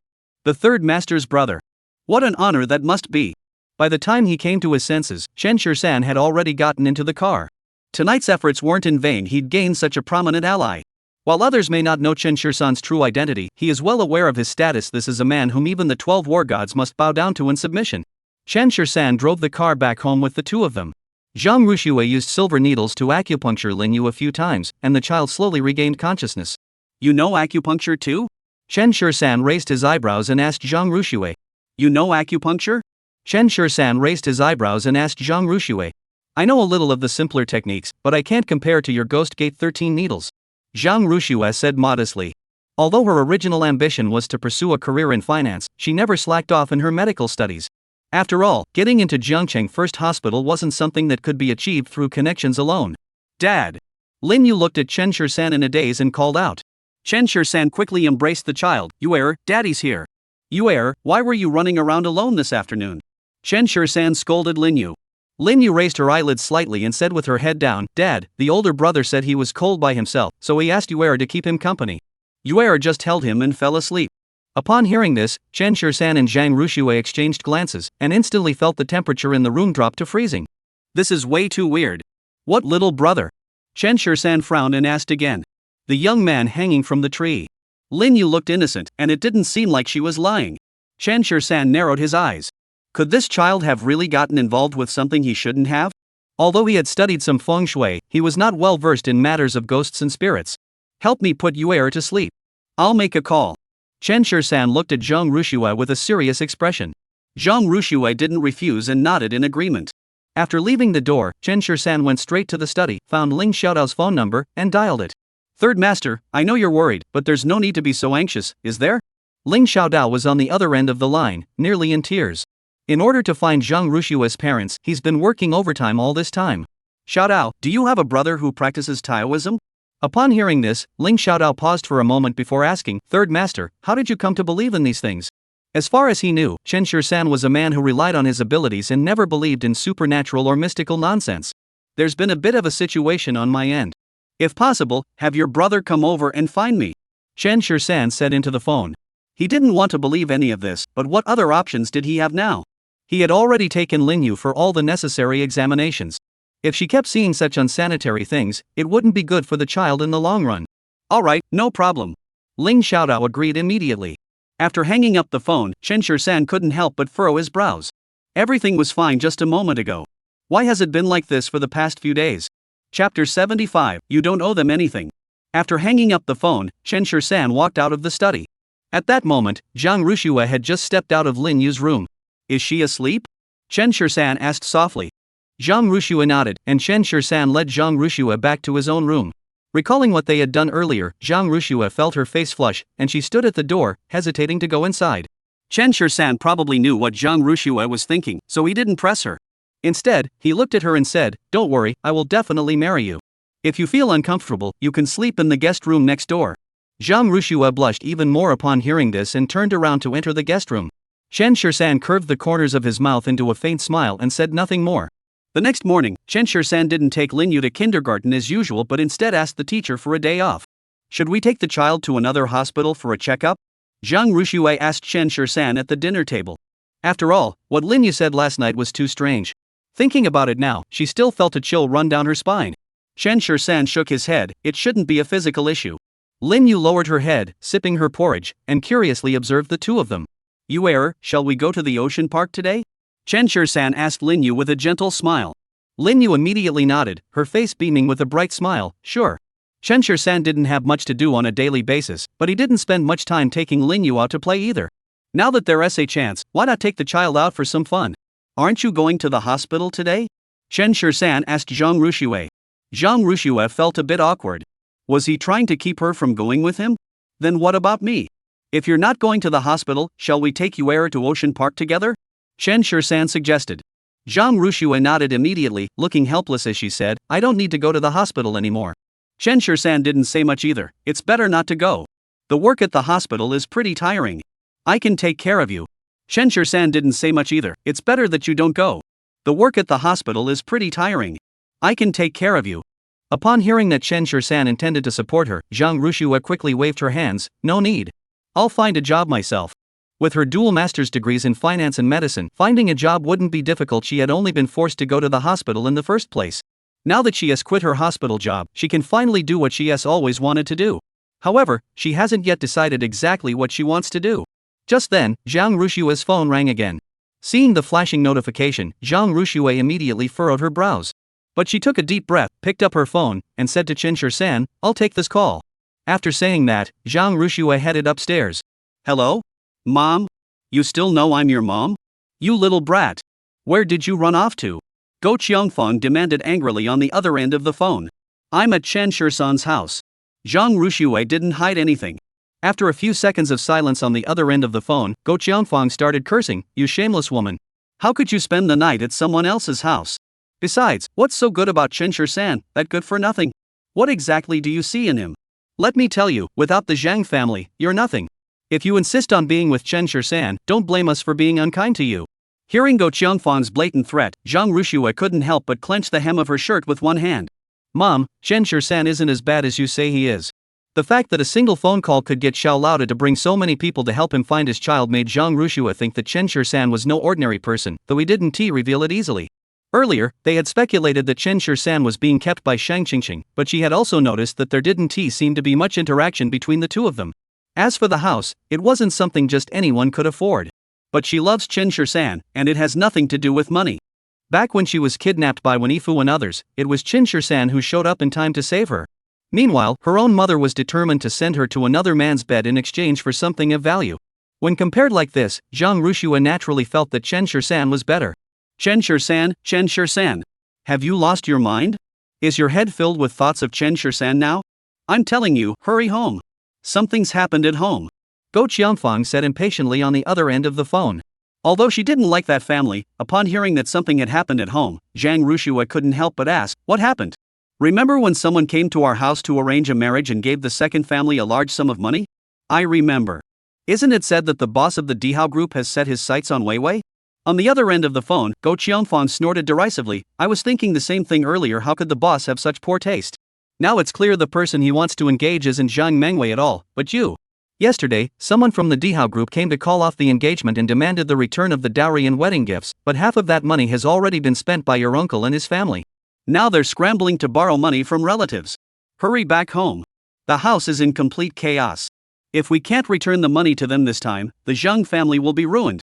Hearing Go Cheongfong describe the situation so seriously, Zhang Ruxue also began to feel a little worried. "I'll be right back." After pondering for a moment, she said into the phone. Although she really didn't want to go back to that house, she had grown up in the Zhang family. How could she abandon them at a time like this? Going back might at least give her a chance to think of a solution.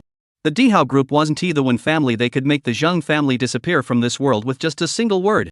As soon as she stepped out of the room, Zhang Ruxue saw Chen Shirsan, who had already changed Lin Yu's clothes. "Let's go," Chen Shirsan said to her. Zhang Ruxue glanced at Chen Shirsan with a hint of embarrassment. "Sorry, I have something to take care of at home, so I need to head back." Upon hearing this, Chen Shirsan furrowed his brows slightly. "You still want to go back to that place?" "I don't want to go back either, but I was raised in the Zhang family since childhood and owe them a debt of gratitude. I can't just abandon them now," Zhang Ruxue said helplessly. "Xiaoxue, you don't owe them anything." Chen Shirsan looked at Zhang Ruxue with a determined expression and said. This was the first time in all these years that someone had spoken to her like this, and Zhang Ruxue felt a surge of warmth in her heart. "You're not alive to pay off the Zhang family's debts. You're free to do whatever you want. Don't let them hold you back." Chen Shirsan looked at Zhang Ruxue and spoke each word slowly. Listening to Chen Shirsan's words, Zhang Ruxue felt a bit dazed. Freedom? Over the years, she hadn't really experienced that, had she? She always did whatever her family told her to do. Chapter 76, A Hasty Departure. Zhang Ruxue instinctively grabbed the hem of her clothes and looked up at Chen Shirsan, saying, "Don't worry, I'll explain everything to them about our relationship. But there's an emergency at home, and I can't stay here. If she doesn't go back now, who knows what Go Cheongfong will say in front of all the relatives." Watching Zhang Ruxue hurry away, Chen Shirsan sighed softly. The Zhang family is clearly morally blackmailing Zhang Ruxue. However, Zhang Ruxue herself cannot overcome this moral barrier, so she is always ruthlessly manipulated by the Zhang family. "Dad, the pretty aunt has left. Are we still going to Ocean Park?" Lin Yu looked at Chen Shirsan and asked with blinking eyes. Hearing this, Chen Shirsan couldn't help but find it amusing. He reached out and ruffled the child's hair, saying, "Go on." Just as the two of them had stepped downstairs, the doorbell rang. Su Mingjun opened the door to find a man standing there wearing a black hoodie and sweatpants, hiking boots on his feet, sunglasses perched on his face, and a mustard yellow canvas bag slung over his shoulder. "Hello, who are you looking for?" Su Mingjun asked the man politely. "Does Chen Shirsan live here?" The man took off his sunglasses and asked, casually spitting the gum he had been chewing into the flower bed beside him. His angular face flashed with a cold gleam. Looking at the man before her, Su Mingjun found herself speechless. For the first time, she understood what it meant to have sword-like eyebrows and starry eyes. His eyebrows were sharp and angular, but his eyes seemed to hold the vastness of the stars and the sea, making them shine with a depth that was both dazzling and mysterious. What's wrong? The man looked at Su Mingjun and raised his eyebrows slightly, asking. Su Mingjun finally came to his senses and turned to Chen Shirsan, saying, Mr. Chen, someone is looking for you. Let him come in. Chen Shirsan sat down on the sofa with Lin Yu in his arms. The man walked in without hesitation, looked around the room, and finally fixed his gaze on Lin Yu. Who are you? Chen Shirsan frowned and asked the man in front of him. Xiao Dao sent me here. My name is Song Tianyang. You can call me Tianyang or Yang Gu. The man spoke boldly, sitting down on the sofa without hesitation, his eyes constantly lingering on Lin Yu. Chen Shirsan didn't expect this man to arrive so quickly. This must be Ling Xiaodao's formidable brother. Mr. Song, right? I've heard Xiao Dao mention you before. Chen Shirsan said politely, quickly asking Su Mingjun to make tea. Song Tianyang waved his hand and said, No need, I don't like that stuff. Then, looking at Chen Shirsan, he asked directly, Has this little kid encountered anything strange lately? Upon hearing this, Chen Shirsan looked at Song Tianyang in surprise, then quickly nodded and recounted everything that had happened recently. Lin Yu, who was standing nearby, knew that Chen Shirsan was talking about something related to her, but she merely blinked her big eyes at Song Tianyang and did not interrupt. After listening, Song Tianyang nodded slightly. If I'm not mistaken, the baby's eyes only became visible recently, right? Song Tianyang raised his eyebrows and asked Chen Shirsan. Chen Shirsan quickly nodded. It seemed this man had some real skills after all, he hadn't mentioned these matters to Ling Xiaodao. Girl, come here. Song Tianyang waved at Lin Yu, and Lin Yu instinctively glanced at Chen Shirsan. Chen Shirsan nodded, and she then walked toward Song Tianyang. Song Tianyang placed one hand on her head, stared into her eyes for a few seconds, and said, No wonder. What's going on? What's the problem? Is my daughter really being haunted by something unclean? Chen Shirsan asked curiously. Song Tianyang pondered for a moment and said, From a scientific perspective, the ghosts and monsters we see aren't necessarily unclean things. They just exist in a different dimension, which is why we perceive them as unclean. Your daughter doesn't have any major issues. The problem lies in her eyes. She has the ability to see both worlds. Song Tianyang said to Chen Shirsan. Are there really people with yin-yang eyes in this world? Chen Shirsan frowned and asked. He had read about it in a novel. The so-called yin-yang eyes were a natural ability to see things that others couldn't. While such an ability was indeed, it was far from safe for someone as young as Lin Yu. She couldn't even tell whether those things were real or not, which is why the two incidents occurred. Yes, but your daughter's ability to see spirits is not something she was born with. Her eyes are very strange. They must have been treated by some kind of medical technique to become like this. Song Tianyang examined her for a moment and said. That's right. Her eyes were gouged out by someone, and I saved her using the Ghost Gate 13 needles. Chen Shirsan admitted openly. That's it. Song Tianyang said, then began rummaging through his yellow cloth bag.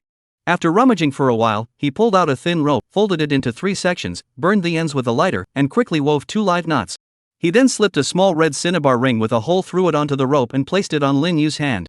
What is this? Chen Shirsan asked curiously. What is this? Chen Shirsan asked curiously. Cinnabar mixed with red string. It's a good charm against evil spirits.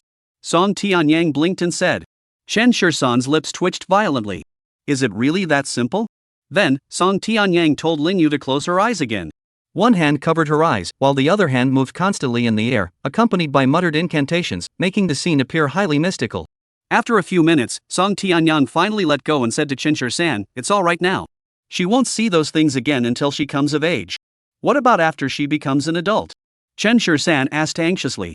That depends on her own thoughts and destiny. I can only help her this far. Song Tianyang said slowly. Even so, Chen Shirsan was quite satisfied. She was still too young, and as long as she didn't see those messy things, there wouldn't be much of a problem.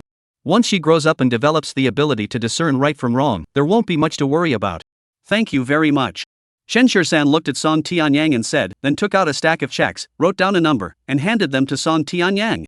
Song Tianyang didn't even glance at the checks before stuffing them into his pocket. He then looked at Chen Shirsan and said, Brother, if this girl could be my disciple, that would be great. But I think you wouldn't want to part with her, so never mind.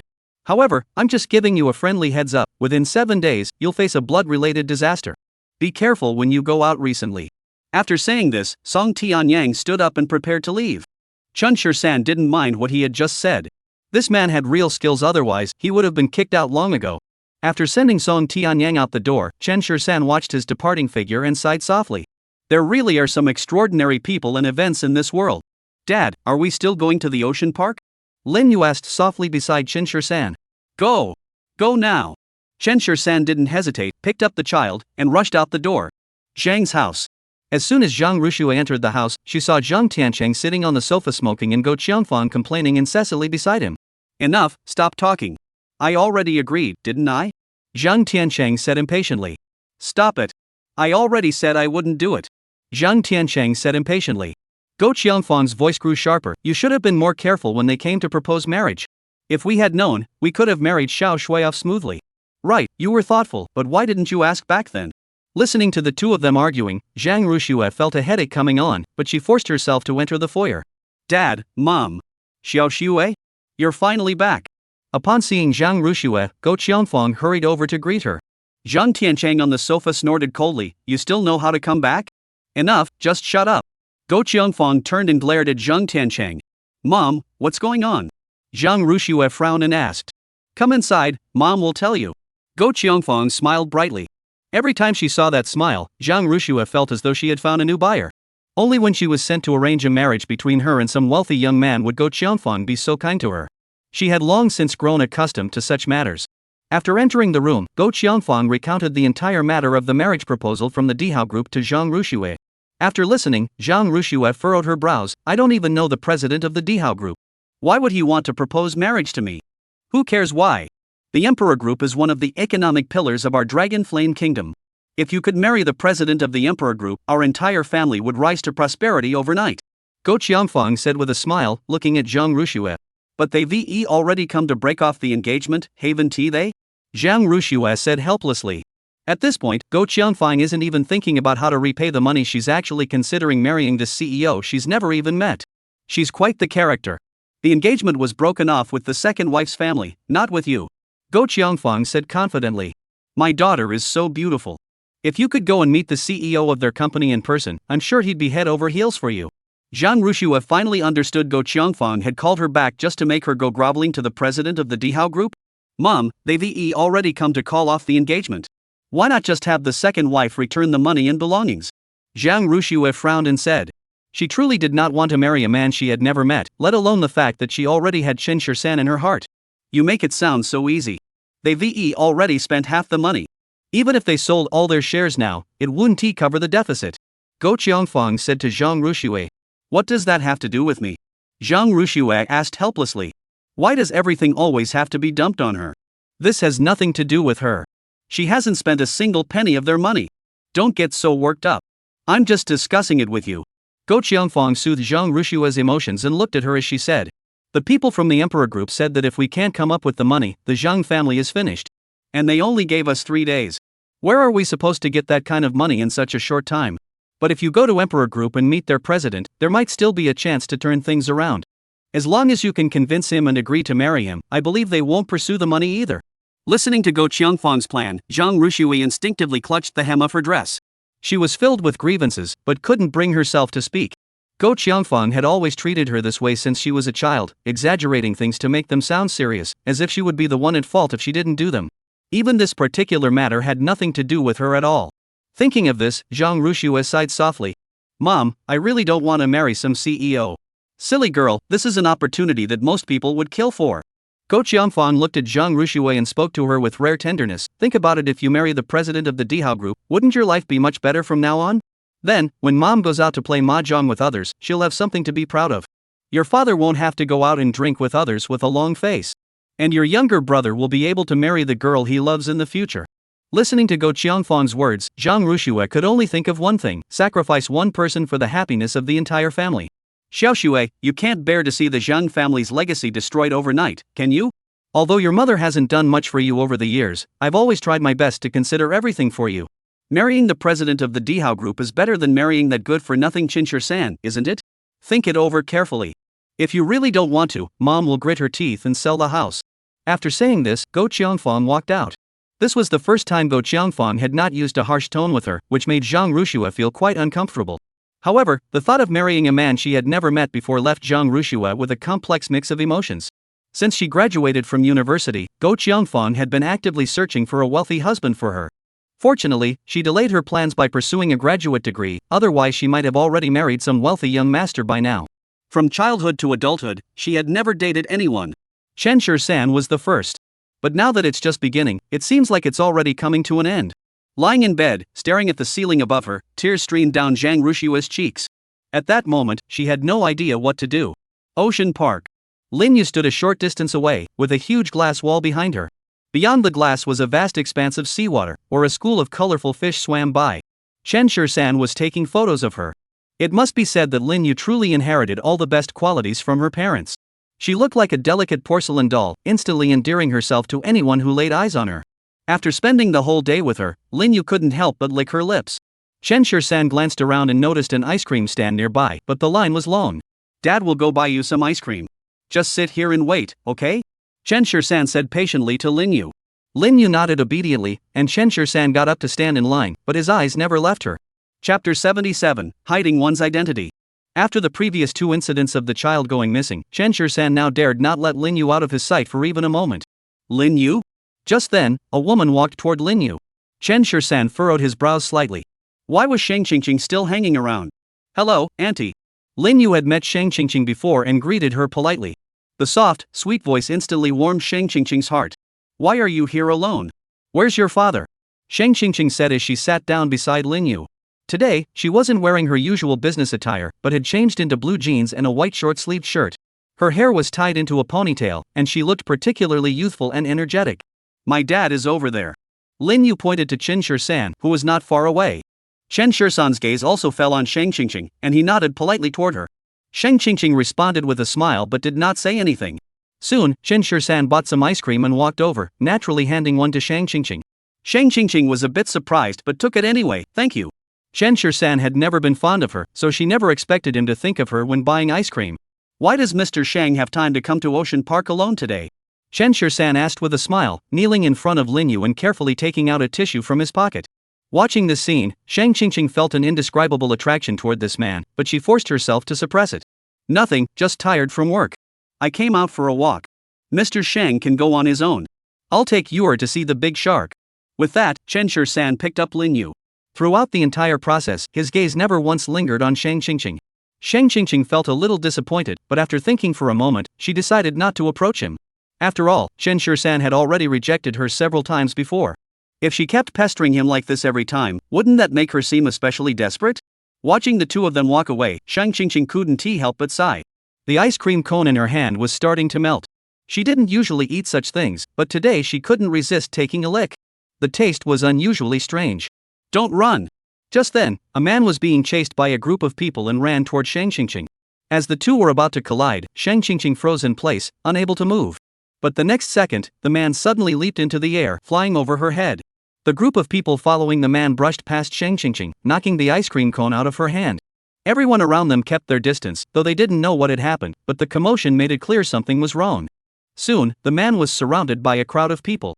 Hey, kid! Run! The leader said arrogantly, and punched the man.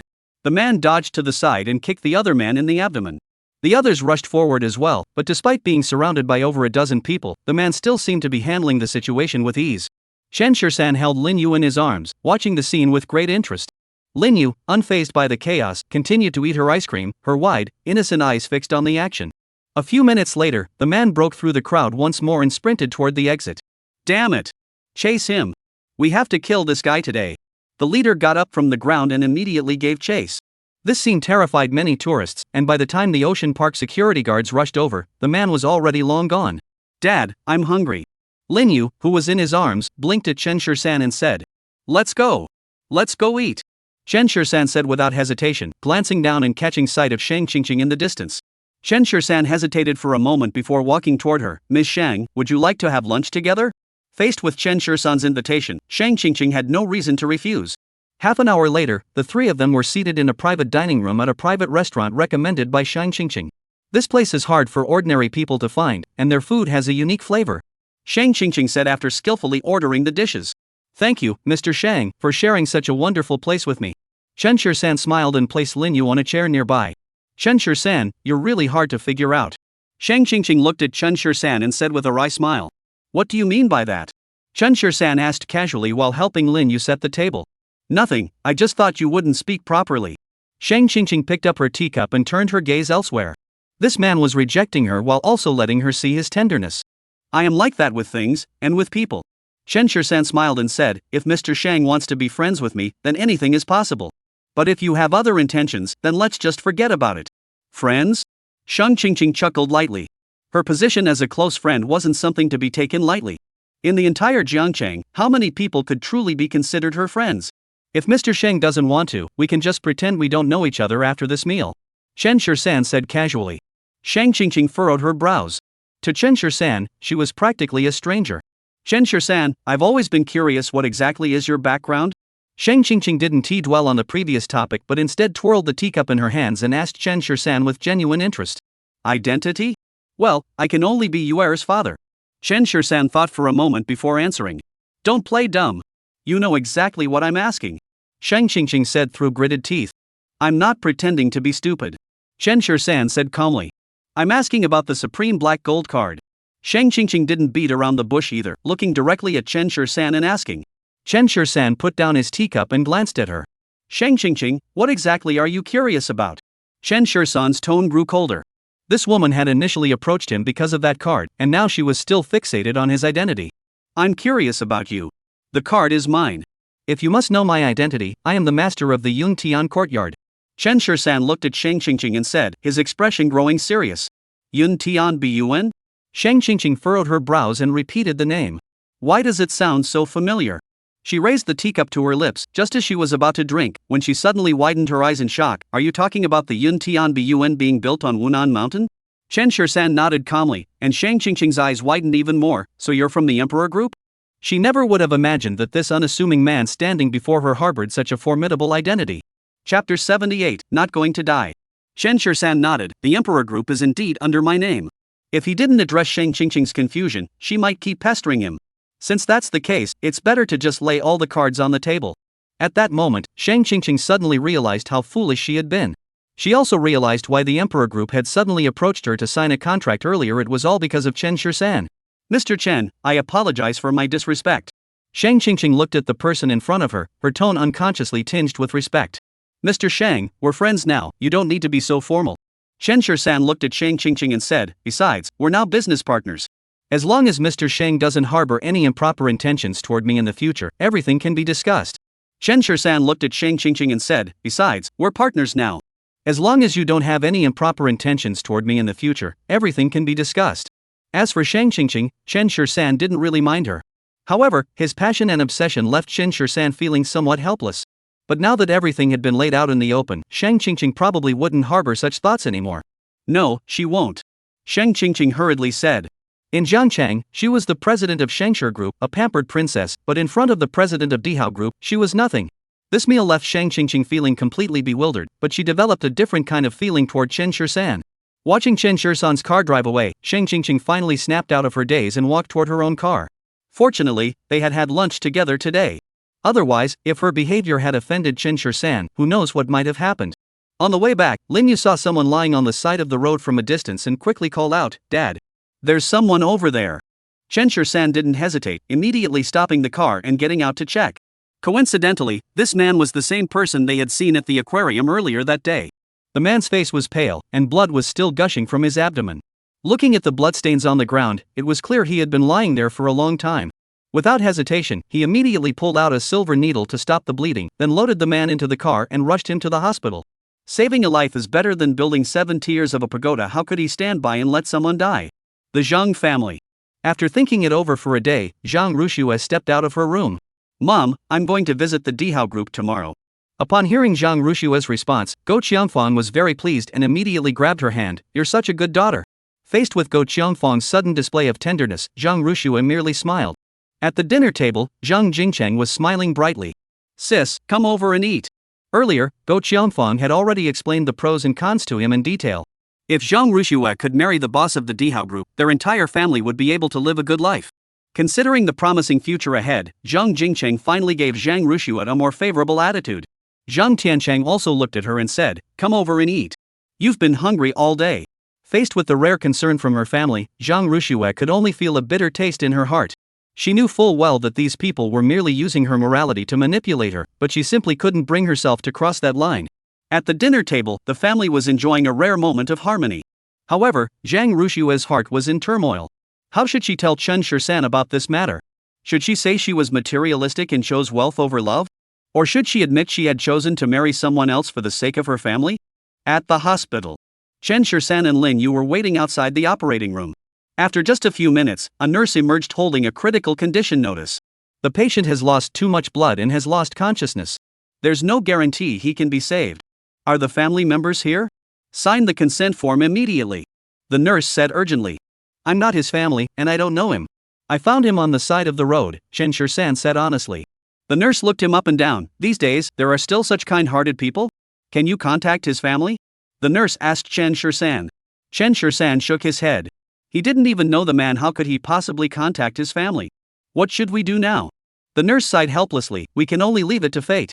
Hearing this, Chen Shirsan furrowed his brow slightly. It's just excessive blood loss. It shouldn't be that bad, right? What do you know? Insufficient blood supply has caused the patient to fall into a coma. Even if we transfuse blood now, there's a high chance he won't survive. And even if he does survive, he might end up in a vegetative state. The nurse said to Chen Shirsan. Help me check on the child. Chen Shirsan forcefully handed Lin Yu, who was in his arms, to the nurse. The nurse looked completely bewildered. Where are you going? I'm busy. How am I supposed to watch the child? Hey! That's the operating room. You can't go in there. The nurse looked at the child in her arms, then at Chen Shirsan, who had opened the door and walked in, unsure of who to attend to first. This is the operating room. Family members are not allowed in. As soon as they entered, the nurse at the door hurriedly pushed Chen Shirsan out. I'm a doctor, Chen Shirsan said as he pushed the nurse aside and walked in. In front of the operating table, a doctor was busy working, and two nurses saw Chen Shirsan come in and quickly shouted, Family members, get out. No one is allowed in the operating room. Chen Shirsan paid no heed and walked straight up to the operating table. The doctor was furious. Get out. With your skills, you can't save him now. Let me take over. Chen Shirsan said calmly, directly lifting the green robe off the man's body and pulling out a silver needle. What are you? Just as the doctor was about to explode in anger, a silver needle pierced his neck, causing him to freeze in place, unable to move a muscle. Dr. Wang? The nurse standing nearby looked at the scene in astonishment. Chen Shirsan, however, spoke casually, I'm here to save someone. Either get out or shut up. Otherwise, you'll end up like him. With that, Chen Shirsan took out his silver needles and began acupuncture on the man. The 13 needles of the ghost gate could even revive the dead, let alone this man who had merely lost a lot of blood. A tube beside him was continuously pumping blood into the man's body. Chen Shirsan hadn't removed it. The man needed a blood transfusion. Who are you? I'm telling you, practicing medicine without a license is illegal. And this is in our hospital, with surveillance cameras all around. If anything happens to the patient because of you, you will be held legally responsible, the nurse said to Chen Shirsan excitedly. However, with Dr. Wang's previous experience as a cautionary tale, she dared not step forward to cause trouble. Chen Shirsan held his breath, focusing intently on inserting the needles. Watching his professional technique, the nurse furrowed her brows slightly. This kid doesn't look like an amateur. Mr. Chen, if anything were to happen to the patient, our hospital would not be held responsible. The nurse looked at Chen Shirsan and reminded him again. He won't die. Chen Shirsan remained calm, his hands moving a bit faster. Chapter 79, Let's Break Up. Watching Chen Shirsan perform acupuncture, the young nurse standing beside him felt as though he was radiating a glow. The person on the bed had already fallen into a deep coma. And even the excruciatingly painful 13 needles of the underworld couldn't wake him up. Chen Shirsan gripped the silver needle and thrust the last one into the man's forehead. Ah! With a loud roar, the man sat up abruptly from the bed. The excruciating pain at that moment made the man's soul tremble. The young nurse standing nearby was so frightened that she nearly dropped the tray she was holding. Dr. Wang, who was standing nearby, was also completely baffled. He had been trying to save the patient for ages, and this kid had revived him with just a few injections? A few seconds later, the man finally lay down slowly, his face contorted in pain as he furrowed his brows. Chen Shirsan stepped forward, pulled the needle from Dr. Wang's neck, and said calmly, The rest is up to you.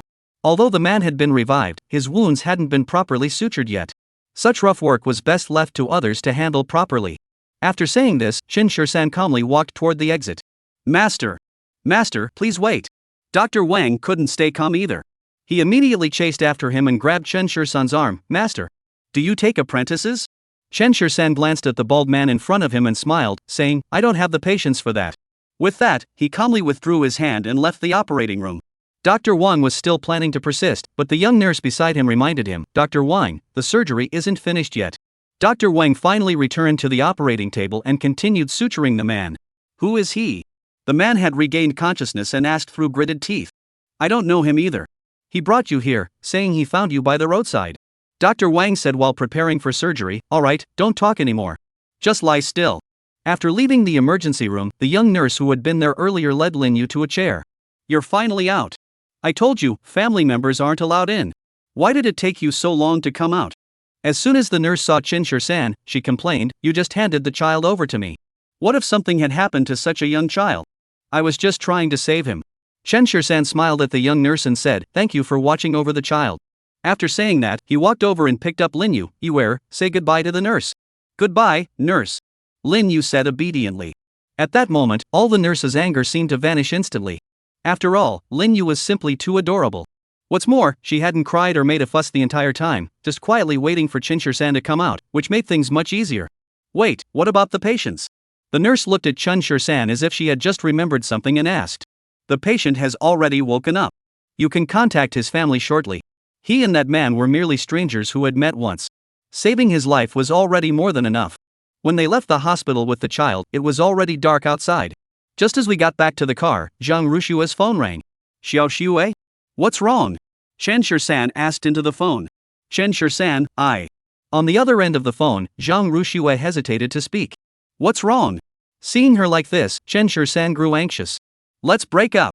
Zhang Rushue bit her lip on the other end of the phone before finally saying those words. Upon hearing this, Chen Shur-san's expression grew serious. Are the Zhang family pressuring you again? This morning, when Zhang Rushue left, Chen Shur-san already knew that the Zhang family wasn't up to anything good. There's been an incident at my house. If I don't step forward, the Zhang family is finished, Zhang Rushue said helplessly on the phone. Your family is really something, making a young woman take on everything. Chen Shur-san sneered, don't worry, I'll handle it for you. Chen Shur-san, don't do this. I can handle my own affairs. Let's just forget about it. Even if we stay together, my parents won't approve. What era are we living in? Do I need someone else's permission to marry you? Chen Shur-san spoke into the phone in a low voice. Besides, they're not your biological parents. They're just using the fact that they raised you to morally blackmail you. Xiaoxue, if you keep being so soft-hearted, you'll just be used by them for the rest of your life. On the other end of the phone, Zhang Rushue sighed bitterly. Do I have any other choice? Chen Shur-san, I don't want to leave you either, but reality won't let me be with you. Chen Shur-san, I don't want to part with you either, but reality won't allow us to be together. Zhang Rushue said on the other end of the phone, her voice trembling slightly. Chen Shur-san hung up the phone directly and started the car. On the other end of the line, Zhang Rushue heard the busy tone and finally broke down, burying her face in the blankets and crying. Dad, are we going to find the pretty auntie? Lin Yu asked from the passenger seat, blinking her eyes. Chen Shur-san looked at her in surprise. This little girl, though not as mischievous as her peers, was quite clever. It was already very late, we should go home and sleep. Chen Shur-san smiled and ruffled Lin Yu's hair before focusing on driving. It was so late now, even if they went, what could they do? The next morning, Chen Shur-san asked Su Mingjun to take the children to the hospital while he drove to the Zhang family's house. Who is it? The sound of knocking came from the door, followed by an impatient voice from inside. Zhang Jingqing opened the door and saw Chen Shur-san standing there. He immediately broke into a mocking smile. I wondered who it could be. What are you doing here? I'm here to find Xiaoxue, Chen Shur-san said calmly. You should just leave. My sister broke up with you. What are you still doing here? Zhang Jingqing said impatiently. At that moment, Go Qianfang also came out and saw Chen Shur-san at the door, causing her expression to change instantly. What are you doing here? She had finally convinced Zhang Rushue. If Zhang Rushue saw Chen Shur-san, wouldn't that ruin everything? I'm telling you, leave immediately. Don't ruin my daughter's future. Go Qianfang gritted her teeth and said to Chen Shur-san. Future? Chen Shur-san sneered. The future you're talking about is selling your own daughter to a rich man? Go Qianfang gritted her teeth and looked at Chen Shur-san. What nonsense are you talking about? I'm doing this for her own good. She'd be better off with anyone else than with you, a good for nothing. Exactly, look at yourself. How could you possibly be worthy of my sister? Zhang Jingchun crossed his arms and leaned against the door, speaking coldly. In their eyes, Chen Shur-san was nothing but a worthless good for nothing. The clothes he was wearing weren't even enough to buy a single meal for their family. Chapter 80, soon you won't be laughing anymore. All you want is money, right? I'll give it to you. Chen Shur-san looked at Go Qianfang and raised his eyebrows, asking, just say it, how much money do you want before you'll let Xiaoxue marry me? Hearing this, Go Qianfang burst into laughter. You worthless fool, did you not wake up this morning? How much more do you owe? How much can you afford to pay? I doubt you even have 1,000 yuan on you, do you? Zhang Jingcheng looked at Chen Shur-san and said with a cold smile, if I were you, I wouldn't bother with her. After all, you're not worthy of her. In life, you have to face reality. How much do you want? Chen Shisan calmly looked at Go Qiangfang and asked, how much money do you want before you'll stop interfering with my life with Xiao Shui? Let you and Xiao Shui live in peace? Do you deserve that? Do you know how much the boss of the Dihao group paid just for the dowry when he came to propose marriage? Over 80 million yuan. Go Qiangfang shot Chen Shisan a cold glance. With this guy's shabby appearance, even if you sold him, you wouldn't be able to come up with 80 million, would you? Chen Shisan kept his hands in his pockets, looking calmly at the people in front of him. What's wrong with 8 million? Aren't you still going to marry into the Wang family? Who said that? If it weren't for the fact that the people who came to our house last time didn't explain clearly, our Xiao Shui might have already married the boss of the Dihao group.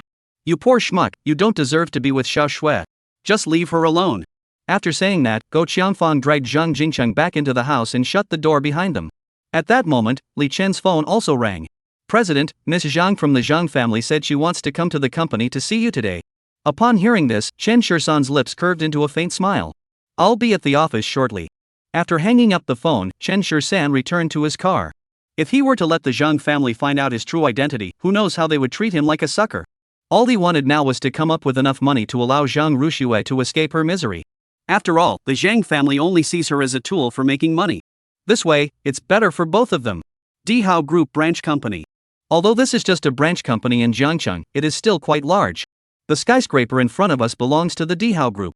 When Chen Shisan arrived at the entrance, he saw a group of men in suits standing there, seemingly waiting for an important figure. The ground was covered with a red carpet, and there were even flower baskets on both sides. Why is Li Chen still doing this? Chen Shisan furrowed his brows slightly but still got out of the car and walked toward the company. Before he could get close, he was stopped by security. What are you doing here? I have business here. Chen Shisan didn't reveal his identity directly but replied casually, I have an appointment to discuss something. A business partner? The security guard gave Chen Shisan a sidelong glance and said impatiently, go back. We'll discuss the partnership later. Our company has business today, and unauthorized personnel are not allowed inside. Hearing this, Chen Shisan furrowed his brows. Was this how they treated their guests? If they treated their partners like this, how would the Emperor Group make a profit? What if I insist on going in today? Chen Shisan frowned and asked. Hey, don't push your luck. The security guard eyed Chen Shisan up and down and said, don't think I can't tell. You just want to sneak in. Someone like you isn't worthy of working with our group? Your entire outfit isn't even as expensive as my security uniform, is it? Chen Shisan glanced down at his own attire, which was indeed rather plain. However, this was not a reason for them to turn him away. Is this how the Emperor Group treats its guests? Chen Shisan asked, raising his eyebrows. Guest? You deserve that? Let me tell you the truth, our president is coming for an inspection today, and I don't have time to deal with you. Go find somewhere else to cool off. The security guard impatiently shooed him away. Chen Shisan narrowed his eyes. At that moment, a man in a suit walked over, looking serious, and asked, what's going on? Zhang manager, this guy says he has an appointment to discuss business. I told him it's not convenient today, but he refuses to leave, the security guard hurriedly explained. Manager Zhang, this guy said he had an appointment to discuss something. I told him it wasn't convenient today, but he refuses to leave. The security guard hurriedly said. The man looked Chen Shisan up and down and said, kid, don't cause trouble. How do you know I'm here to cause trouble? Chen Shisan asked, narrowing his eyes. Don't you see how you're dressed? You're not worthy of working with our company, Dihao. The man said disdainfully. Chen Shisan sneered, very well, another one who judges people by their appearance. He forced himself to calm down, pulled his phone out of his pocket, and dialed Li Chen's number. I'll give you 3 minutes to come downstairs. After saying that, Chen Shisan hung up the phone. The man and the security guard both snorted derisively. Oh? Calling for someone? Who are you calling? The cleaning staff upstairs? Hey, kid, stop staring. Get out of here. Facing the two men's provocation, Chen Shisan remained calm. Soon you won't be laughing anymore. As he watched Li Chen walk swiftly out of the building, Chen Shisan curved the corners of his mouth into a smile and said, Kid, I think you're the one who can't laugh, aren't you? If you don't leave now, I'll have to take action. The security guard said impatiently, then rolled up his sleeves. Stop it. A furious shout came from behind him. The security guard was just about to turn around to see who was so bold, when he saw Li Chen walking toward him. The others, seeing this, quickly followed Li Chen's lead. Secretary Li. The two hurriedly exchanged greetings. However, Li Chen walked straight past them and approached Chen Shisan, bowing his head respectfully and calling out, President. At that moment, the security guards and the man from earlier froze in place, while the others looked at Chen Shisan in astonishment. They couldn't have imagined in their wildest dreams that the man standing before them was the president of the Emperor Group, as he bore no resemblance whatsoever to the president's image. Chen Shirsan didn't hesitate for a moment. He raised his hand and slapped Li Chen across the face. The force wasn't too strong, but it was enough to make him remember. Look at the kind of people you've hired. Chen Shirsan glanced at Li Chen and said, my company doesn't need people who look down on others. It's my fault. Facing Chen Shirsan's rebuke, Li Chen showed no sign of defiance but instead answered meekly with his head bowed. At that moment, the surroundings fell into complete silence, with no one daring to utter a word. Who would have thought that behind the massive emperor group, there was such a young president? However, Li Chen's attitude toward him speaks volumes. Li Chen is usually a decisive and efficient person. He is the one who disciplines others, not the other way around. When has it ever been his turn to be disciplined by someone else? At that moment, everyone's attention was focused on Chen Shirsan. Chapter 81, How could it be you? Where are the clothes you prepared for me? Chen Shirsan asked casually, striding toward the company. Li Chen hurried after him, it's already been placed in your office. The person behind him was completely confused and even forgot to follow. Is this the president of their emperor group? A young upstart whose clothes don't even add up to $100? For a moment, everyone was speechless, murmuring among themselves. On the top floor, the spacious office was decorated in a minimalist style. Chen Shirsan was quite satisfied with the office's decor. Li Chen quickly pointed to a small room nearby and said, this is your private restroom. Your clothes are inside. Meanwhile, Zhang Ruxue stepped out the door with a nervous expression. Sister, don't worry. You're so beautiful, and you're even going personally. You'll definitely make the president of Dihao Group change his mind. Zhang Jingcheng said as he fiddled with the car keys. To make sure she could meet the president of the Dihao Group today, he even borrowed Zhang Tunan's car and planned to drive her there himself. Go Qiangfang didn't forget to remind her, Xiao Shui, the future of our Zhang family depends on you. With a heavy heart, Zhang Ruxue got into the car. Today, she was wearing a black low-cut dress that accentuated her curves to the extreme, making her look irresistibly tempting. Even Zhang Jingcheng couldn't help but glance at her a few extra times. If it weren't for the fact that they had grown up together as siblings, he might have made his move first. Soon, the car came to a stop at the entrance of the subsidiary of the Emperor Group. After getting out of the car, Zhou Qianxue looked at the tall building in front of her with some surprise. Wasn't it supposed to be a branch office?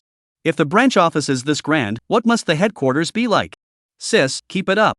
I'll pick you up once I'm done. Zhang Jingcheng said to Zhang Ruxue, his eyes sparkling with excitement. If Zhang Ruxue manages to impress the president of Dihao Group today, their family could rise to great heights. Thinking of this, Zhang Jingcheng couldn't help but feel excited. Zhang Ruxue walked nervously toward the front door, gripping her bag tightly. Hello, may I ask who you're looking for? The front desk attendant asked politely. My name is Zhang Ruxue. I have an appointment with your president this morning, Zhang Ruxue hurriedly said. It's you. The front desk attendant's face lit up with a smile as she personally escorted Zhang Ruxue to the elevator door. Please come in. The president's office is on the top floor. You can go straight up. As the elevator doors slowly closed, Zhang Ruxue's heart began to race. The other party had agreed to meet her and even informed the front desk downstairs in advance. Could this mean that the chances of success today were very high? Even at this moment, Zhang Ruxue was still feeling a bit torn. If he agreed, her happiness for the rest of her life would be gone. If he refused, the Zhang family would be ruined. No matter which choice she made, it seemed there was no answer that would benefit her. Ding! The elevator doors slowly opened, and Zhang Ruxue stepped out, only to see the words President's Office in large letters. She took a deep breath and approached the door, knocking gently. Come in. A steady voice came from inside. Zhang Ruxue pushed open the door and saw a figure dressed in a silver-gray suit standing with his back to her at the floor-to-ceiling window. The suit was clearly expensive, obviously custom-made, perfectly accentuating the man's physique. She had originally assumed that the boss of the Emperor Group would be a middle-aged man, but to her surprise, he looked so young. Mr. Chen. Zhang Ruxue cautiously called out. I've been waiting for you for a long time. The person spoke up. But Zhang Ruxue couldn't help but feel that the voice sounded familiar. Sorry, I was delayed on the way. Zhang Ruxue hurriedly explained cautiously. I went looking for you this morning. The man turned around and looked at the familiar face. Zhang Ruxue froze in her tracks. What's wrong, Chen? For a moment, Zhang Ruxue was at a loss for words. She never would have imagined that the person standing before her was actually Chen Shirsan. Don't be nervous. Chen Shirsan walked toward her, gently patted her shoulder, and led her to the sofa to sit down, his movements very natural. It wasn't until she finished the water Chen Shirsan had poured for her that Zhang Ruxue snapped back to reality. Chen Shirsan, how could it be you? Zhang Ruxue looked at Chen Shirsan in shock and asked. She had suspected that Chen Shirsan was no ordinary person, but she never imagined he was this extraordinary. This is the Emperor's Fortune Group, the economic pillar of the Dragon Flame Kingdom. This is simply beyond belief. Why can't it be me? Chen Shisan looked at Zhang Rushue and raised his eyebrows slightly. I told you before, I will marry you. So it was you who sent someone to propose marriage earlier? Zhang Rushue seemed to have figured something out and asked Chen Shisan. Chen Shisan didn't deny it either, he just hadn't explained it clearly at the time, so the money ended up in your second uncle's hands. But it doesn't matter. They will definitely return the money by tomorrow. Chen Shisan leaned back on the sofa and spoke calmly. Zhang Rushue was still in shock, looking at Chen Shisan and asking, Chen Shisan, what's going on here? It's exactly what you see. I'm the president of the Dihao Group, and that's all there is to it. Of course, if you're willing, I'll still be your future husband. Are you proposing to me? Zhang Rushue couldn't help but clench the hem of her shirt. Chen Shisan looked at Zhang Rushue, his gaze growing more determined. Of course. I just wonder if you prefer the ordinary Chen Shisan or the current Chen Zone? For a moment, a blush crept up Zhang Rushue's cheeks. She really wanted to say she liked them all. But at that moment, everything before her eyes seemed like a dream. Chen Shisan, is all of this real? Zhang Rushue looked at Chen Shisan and asked softly. Of course it's true. Chen Shisan looked at her. I want to marry you, but this has nothing to do with the Zhang family. What do you mean it has nothing to do with the Zhang family? Zhang Rushue frowned and asked. I'll give your parents some money so they won't bother you anymore, but the Zhang family can forget about climbing onto the God How Group's coattails. Chen Shisan said with a cold smile. He was well aware of the Zhang family's scheme. By sending Zhang Rushue to meet him, if he agreed to marry her, the previous dowry would not have to be returned, and the Zhang family could also count on his support in the future. Unfortunately, their plans had backfired. Is that okay? Zhang Rushue frowned and asked. She knew the Zhang family's character all too well. Asking them not to bother her was like asking for the moon. Chapter 82, We're all family. What's so bad about that? The Zhang family treats you like a money-making tool. If you don't break free from them, they'll treat you like a vampire in the future. Chen Shisan said to Zhang Rushue. Zhang Rushue sighed softly. She knew this truth well, but how could she possibly escape the Zhang family so easily? Don't worry, just do as I say. Chen Shisan leaned close to Zhang Rushue's ear. The Zhang family's old mansion. Dad, you can rest assured. Since they've agreed to meet her, it means there's still a chance. Zhang Tianchang looked at Zhang Zhouman with confidence. Thanks to Zhang Rushue's good looks and decent figure. Hearing this, Zhang Zhouman couldn't stop smiling. Big brother, you have a good daughter. It was the right decision to entrust her to you back then. Zhang Tianai, standing nearby, felt a pang of regret. If only they had adopted Zhang Rushue back then, wouldn't they be the ones reaping the benefits now? Exactly. We've raised her all these years, hoping for this very day. Go Qiongfang chimed in. Xu Qiuhong, standing nearby, hurriedly flattered them. Big brother, big sister, this is all thanks to you and Xiao Shui. Otherwise, even if we sold ourselves, we wouldn't have been able to raise that much money. Hearing this, Go Qiongfang's tail was practically wagging in the air. That's for sure. If it weren't for our little Shui, the Zhang family would be in big trouble this time. Yes. Xu Qiuhong said as she poured tea for the two of them. Speaking of which, if Xiao Shui ends up with the boss of Dihao Group, do we still have to repay all the money and return the items we borrowed from him? Xu Qiuhong asked the two of them. Go Qiongfang immediately understood her intentions and sneered. What? You're planning to keep it for yourself? That's all the dowry for our Xiao Shui. Even if you spent some of it without knowing beforehand, we could accept that. We're all family, so it's no problem. Seeing Go Qiongfang's magnanimity, Xu Qiuhong's smile grew even more earnest. It's still my eldest sister-in-law, she really has a big heart. Wait, I'm not finished yet. Go Qiongfang glanced at Xu Qiuhong and said, you all know our family situation. His father only makes a few dollars a month, Shui now doesn't even have a job at the hospital, Jingcheng is still a child, and I have to take care of the household and don't have time to work. So this money needs to be returned to us. I know you can't come up with it right away, so I won't press you. Just write an IOU. Upon hearing this, Xu Qiuhong's expression immediately turned grim. Zheng Tunan, who was standing nearby, was also taken aback. He furrowed his brows and looked at Go Qiongfang. Auntie, we're all family. There's no need to be so petty, is there? What? When you were spending my daughter's dowry on feasting and revelry, did you ever think this day would come?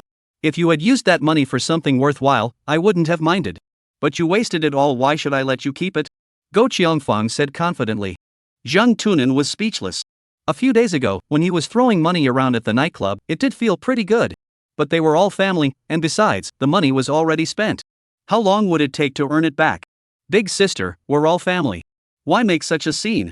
Zhang Tianai turned his pleading gaze toward Zhang Tianchang. Big brother, once Xiao Shui marries the president of the Dihao Group, you'll all be living in luxury. Why would you care about a little money? These words pleased Zhang Tianchang greatly. He immediately waved his hand and said, that's right. We're all family. What's there to talk about? Forget about what happened before. Just give us the remaining money. As soon as he said that, Go Qiangfang glared at him fiercely, but all she got in return was an annoyed look from Zhang Tiancheng. He's a grown man, can't he even make a decision about something like this? Seeing how harmonious the two of you are, I can rest assured. Zhang Zhongyan promptly interjected, from now on, you two must also help each other out. Zhang Zhongyan spoke up promptly, from now on, you two should also help each other out. These words were naturally meant for Zhang Tiancheng, hoping that he would not forget his family once he became successful in the future. Zhang Tiancheng naturally nodded, Dad, rest assured. We're all family, of course we'll help each other out.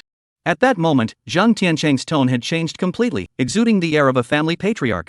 Just then, Zhang Ruxue appeared in everyone's line of sight, accompanied by the CEO's secretary they had seen earlier, Li Chen. Xiao Shui. Mr. Li. The entire family quickly stood up, smiles on their faces. Li Chen's shop followed suit. Isn't that enough to prove everything? It's clearly already settled. Xiao Shui, my dear daughter. Go Qiangfang hurried forward to take Zhang Rushua's hand, beginning to ask about her well-being, appearing as though they were a close mother-daughter pair. Mr. Li, please sit down. Zhang Tiancheng also quickly made way for Li Chen. Miss Zhang, please sit down first. Li Chen pointed to the seat that Zhang Tiancheng had just vacated. Zhang Rushua sat down a bit shyly. This was the first time in her life that she had been the center of attention for her entire family. Mr. Li, what brings you here today? Zhang Zhongman looked at Li Chen, asking the obvious. I'm here with Miss Zhang regarding her marriage to our company president. Li Chen looked at Zhang Zhongman and asked, I just don't know if this decision was made by you, the old master, or by Miss Zhang's parents? Of course it's the old master's decision. Zhang Tiancheng hurriedly said. With such a big occasion, we should give the old man some face. If there's anything you need, just let me know. I'm still the one in charge around here. Zhang Zhongman smiled broadly. Here's the thing, our CEO has agreed to marry Miss Zhang, but there's a condition. What condition? Everyone in the family asked impatiently. Miss Zhang wants to move in with our president. Li Chen said to the others. Go Qiangfang's smile grew even brighter, of course there's no problem. As long as Mr. Qin is willing to marry my little Shui, we have no objections. If the child's mother has no objections, I have none either, Zhang Zhongyan said cheerfully. As long as the two can marry smoothly, it's a huge blessing for the Zhang family. By the way, this is something our president asked me to give you. Li Chen took a check from his pocket and handed it to Go Qiangfang. Go Qiangfang's eyes lit up instantly. She quickly wiped her hands on her pant leg and took the check with both hands. 15 million. Truly the president of the Emperor Group. Last time he spent 8 million, and this time he spent 5 million. He really doesn't hold back. Chapter 83, Would you marry him? How could I possibly? Go Qiangfang had intended to pretend, but she couldn't help but smile, revealing her back teeth. There's nothing to be embarrassed about. You deserve it. Li Chen looked at Zhang Tianai and said, but the wedding gifts and dowry that were sent in correctly earlier must be returned in full. Upon hearing this, the Zhang family was completely speechless. We have to pay it back? Zhang Tunan asked, sounding a bit unwilling. What else? Do you think the president's money grows on trees? Li Chen glared at Zhang Tunan angrily. Zhang Zhongyan also showed a hint of dissatisfaction on his face. Xiao Shui is about to marry Chenzong. What's a little more or less? A little? Old man, this little bit could buy your entire Zhang family. Li Chen said bluntly. A little? Zhang Zhongman's face turned ugly, but he couldn't refute it. Upon hearing this, Zhang Zhongman's expression darkened, but he couldn't refute it. What are you saying? Aren't we about to be related by marriage soon? Chu Qiuhong stepped forward and said. The money they mentioned earlier, they really couldn't come up with it. Even if they sold all their shares, they would still be short by a few million, so they had no choice but to take out a bank loan. This means that because of this, their entire family will be saddled with a massive debt. You're wrong. It's Miss Zhang and our CEO who are getting married. It has nothing to do with you. Li Chen said bluntly. Xiao Shui is my niece. How could she not be related? Chu Qiuhong said with a forced smile. What I meant by no connection is that our president is only marrying Miss Zhang, not the entire Zhang family. The 5 million just now is our president's way of thanking the Zhang family for raising Miss Zhang all these years. Once you step out of this door today, you have no further connection with us. Upon hearing this, the Zhang family's expressions immediately changed. They were being abandoned. How could you say that? Xiao Shui is my daughter. You're not here to arrange a marriage, you're trying to sell my daughter. Go Qiangfang also grew anxious. She was counting on Zhang Rushue marrying the CEO of the Dihao Group so she could live in luxury too. Now that the other party is immediately trying to distance themselves from them, where will she go to enjoy the good life in the future? I've made myself very clear, and I've investigated. Miss Zhang is not a blood relative of your Zhang family and has no connection to you whatsoever. Our CEO does not appreciate people meddling in his affairs and does not want anyone intruding into his life. That's why we're bringing this up. If you agree, Miss Zhang can leave with me today. If you refuse, then this marriage is off. Li Chen scanned the crowd with a calm expression and said indifferently. He was a businessman and knew exactly how the Zhang family would respond. After all, in the eyes of the Zhang family, Zhou Qianxue was nothing more than a commodity. Now that she can be sold for such a high price, it's already the limit. Xiao Xue, how could this happen? Go Qianfang grew anxious and hurriedly looked at Zhang Ruxue and asked. Zhang Ruxue tugged at the hem of her shirt and said, Mom, but you told me to go. That's what they said over there. What could I do? Hearing this, Go Qianfang was also at a loss for a moment. If she took the money, Zhang Ruxue would have no connection with them in the future. If she didn't take it, where would she find such a sucker? 5 million is no small sum for the Zhang family. At that moment, Zhang Tiancheng and Go Qianfang were quickly calculating in their heads. Zhang Tianai and Chu Qiuhong, standing nearby, tried to discuss the matter with Li Chen, but he dismissed them with 2 sharp replies. Zhang Zhongnan, sitting in the armchair, also looked helpless. How had things come to this? So, when all is said and done, did they come out ahead or did they lose out? How did the discussions go among the few of you? Li Chen glanced at his wristwatch and asked impatiently. Zhang Mangwei, who was nearby, saw it clearly. That was a limited edition Patek Philippe watch, worth over 10 million. It seems this little secretary isn't just anyone, but then again, being the president's secretary at Dihao Group, she's bound to be no ordinary person. Zhang Mengwei stood in the corner, her eyes sparkling with excitement. Xue, will you marry him? Go Qianfang asked Zhang Ruxue. Zhang Ruxue couldn't help but laugh inside. This morning, she had specifically told her to make sure she got the CEO of Dihao Group, and now she was asking herself if she was willing. What had she been doing earlier? Mom, don't say that. If I don't marry, you won't find a son-in-law who can afford such a large dowry in the future. Zhang Ruxue said to Go Qianfang. Go Qianfang felt her face flush with embarrassment, as if she had been exposed. We agree to this marriage. Zhang Tiancheng said to Li Chen. Li Chen immediately stood up. Since that's the case, I'll take Miss Zhang with me. As for the rest of you, you have one more day. Before leaving, Li Chen didn't forget to remind Zhang Tianai and his family. Zhang Ruxue followed them out the door, glancing back every few steps. Zhang Zhongyan sat in his chair sighing, while Zhang Tiancheng and Go Qianfang counted the zeros on the checks. The Zhang Tianai family was scrambling to come up with the money. Not a single person spared her a second glance. Miss Zhang, please get in the car. Li Chen said respectfully to Zhang Ruxue. Zhang Ruxue turned her head back, her moist eyes now filled with determination. She felt that Chen Shisan's approach was perfectly fine. If it weren't for this, the Zhang family would have no use for her other than as a cash cow. Thinking of this, Zhang Ruxue sighed softly. Miss Zhang, our president has reserved a private room at the Jiangcheng Grand Hotel. Shall I take you there? Zhang Ruxue nodded faintly. So this meal was their wedding banquet? Thinking about it, it really was rather tragic. Jiangcheng Grand Hotel. Chen Shisan had just come out of the restroom when he accidentally bumped into a man, who immediately grabbed his arm. Hey, kid! Are you blind or something? As soon as he finished speaking, 2 people rushed over from a distance. Tiger brother. What's going on? The man was burly, wearing a black short-sleeved shirt with 2 large tattoos on his arms exposed, and a thick gold chain around his neck. He didn't look like someone you'd want to mess with. That brat dared to bump into me. Teach him a lesson. Tiger brother said immediately. Chen Shisan narrowed his eyes and spoke softly. Are you sure? You're still pretty cocky. Tiger brother glared at him. Don't even think about fighting back. Even if I beat you to death, you'll have no choice but to take it. Take him down. As the man finished speaking, 2 henchmen quickly kicked toward Chen Shisan. Bang! A dark figure shot out instantly, crashing directly into the bathroom wall. Chapter 84, So Much Nonsense. Seeing the situation turn dire, the other man quickly drew his spring knife and lunged toward Chen Shisan. However, before he could get close, he was kicked flying by Chen Shisan. You brat! Do you even know who I am? Seeing this, Tiger brother grew even more furious. Damn it! You dare hit me? Do you think I won't make you die here with just one phone call?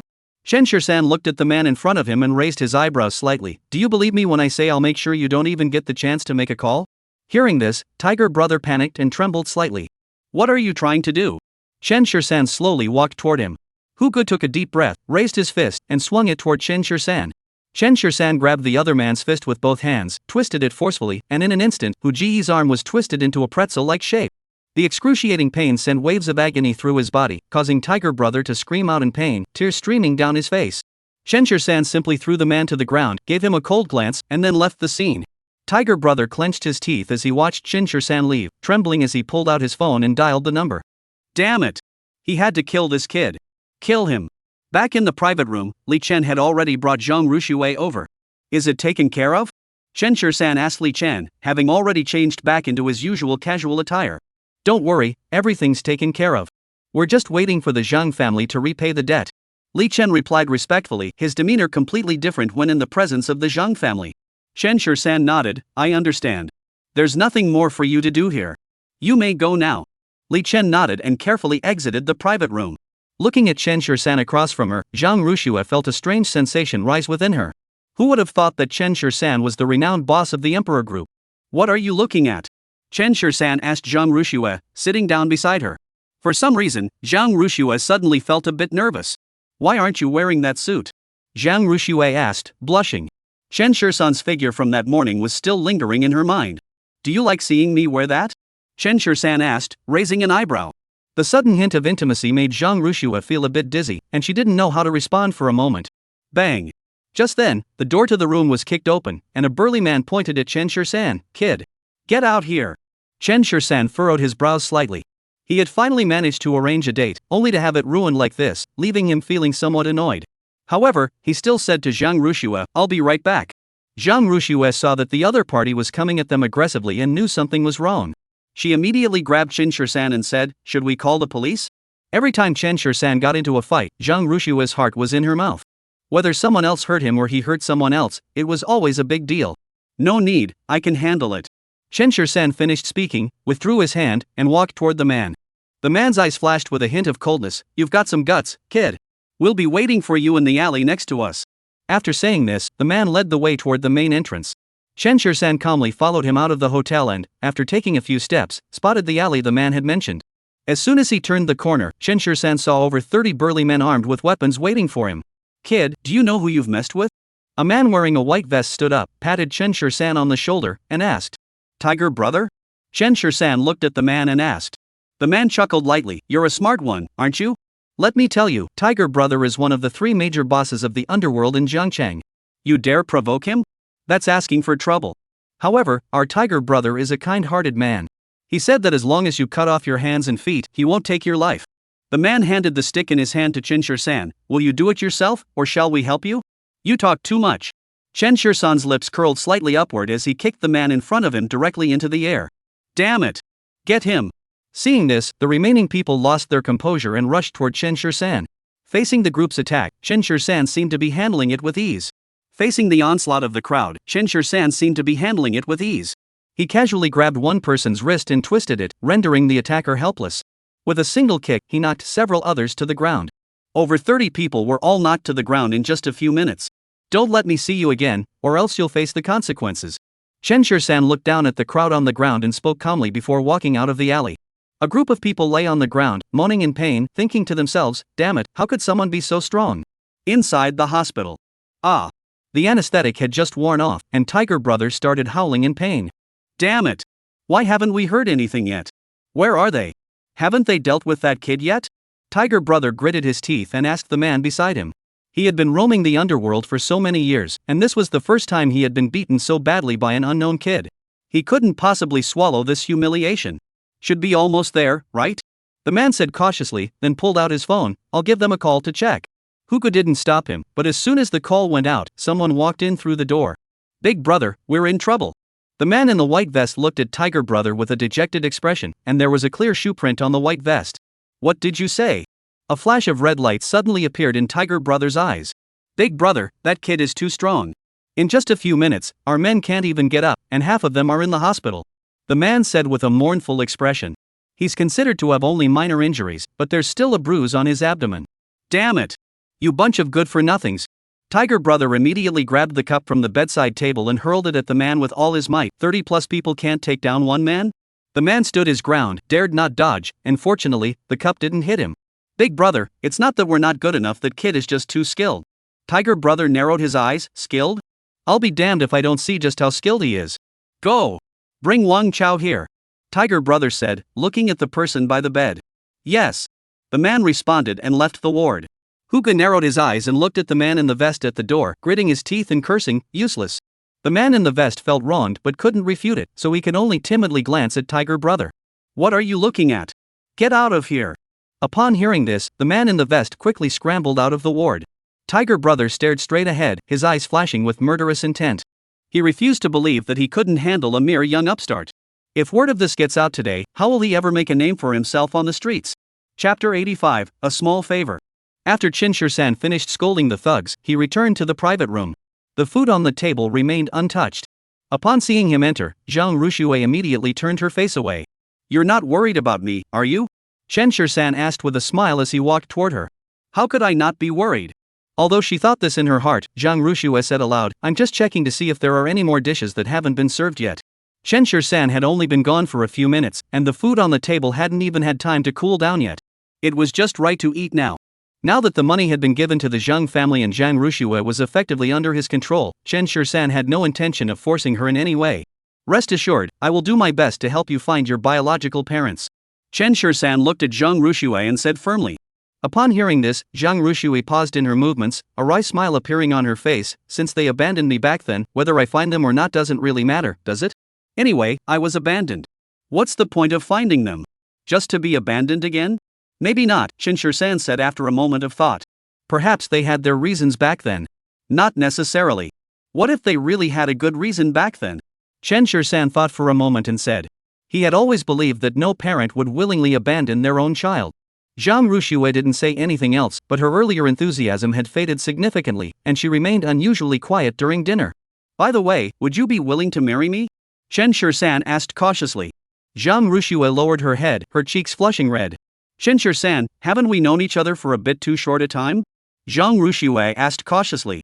"They've only known each other for a month or two, and they're already talking about marriage. Isn't that a bit too soon?" However, Chen Shirsan has already given his money to the Zhang family, so it seems like they have no choice but to get married. "It's okay, we can get to know each other slowly. I won't force you to do anything. With me here, no one will ever do anything bad to you again." Chen Shirsan looked at Zhang Ruxue with a determined expression and said. Hearing this, Zhang Ruxue couldn't help but glance at Chen Shirsan a few more times. How had this man suddenly become so charming? Although she had developed a strong liking for Chen Shirsan, they weren't particularly close yet, and she hoped to take things slowly if possible.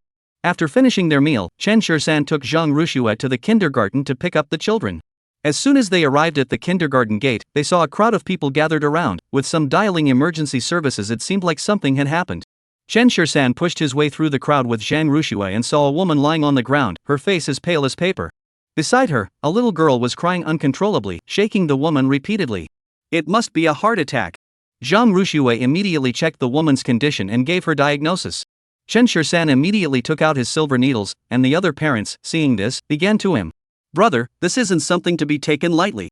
Young man, if you mess this up, you'll be held responsible. I think this woman is probably beyond help. You guys should just stay out of it. We've already called for an ambulance. The emergency services will be here any minute." Everyone was talking all at once, each trying to persuade Chen Shirsan not to do anything rash. "Please believe us. We are doctors." At the critical moment, Zhang Ruxue stepped forward to block the crowd, then turned and gave Chen Shirsan a determined look. Chen Shirsan took a deep breath and finally regained his composure. "Doctor, please save my mother." The little girl beside him cried out, but did not try to stop him. Chen Shirsan undid the 2 buttons on the woman's blouse, revealing her cleavage. Is this guy here to heal people or just taking advantage of the situation? People around them immediately voiced their doubts. Zhang Ruxue glared at him angrily. "I think you're the one taking advantage. Didn't you see him saving someone? You're a man, don't you know to step aside?" Her words left the other person speechless, and the other men quickly stepped aside on their own. Under Zhang Ruxue's lead, a group of women surrounded the two, forming a human wall. Chen Shirsan focused intently on administering several acupuncture needles to the woman, who then began to breathe again. Zhang Ruxue hurriedly searched through the woman's bag, found a small medicine bottle, poured out a pill, and fed it into the woman's mouth. People with a history of heart disease usually carry medication with them to prevent sudden episodes. Someone nearby handed her water, and others took off their clothes to pat her. After several minutes, the woman began to recover slightly. The little girl clung to the woman, sobbing uncontrollably. The woman had no time to comfort the child and hurriedly said to Chen Shirsan and Qiu Qianxue, "Thank you. It was no trouble at all." Chen Shirsan quickly pulled the needle out of the woman's chest. The woman looked down and realized that her cleavage was exposed, leaving her so embarrassed she couldn't face anyone. "I'll go pick up the kids first," Chen Shirsan said to the two of them with his back turned, then quickly stood up and walked out. The woman hurriedly buttoned up her shirt and grabbed Zhang Ruxue, saying, "Miss, thank you so much today. Thanks to you, I would have lost my life. Your condition is best treated with surgery. Otherwise, the unpredictable episodes could be quite dangerous," Zhang Ruxue advised the woman. The woman sighed helplessly. "If surgery could cure it, I would have done it long ago." Zhang Ruxue furrowed her brows slightly. It seemed the woman's condition was not straightforward. It's okay, I've gotten used to it over the years. There's a maid at home, and someone is always with me when I go out. I shouldn't die easily, right? The woman said with a self-deprecating smile. Zhang Ruxue helped the woman up from the ground, and the woman hurriedly thanked everyone. No need to thank us. It's what we should do. Exactly. As long as you're okay, that's all that matters. Still, take care of yourself. The people around them murmured awkwardly.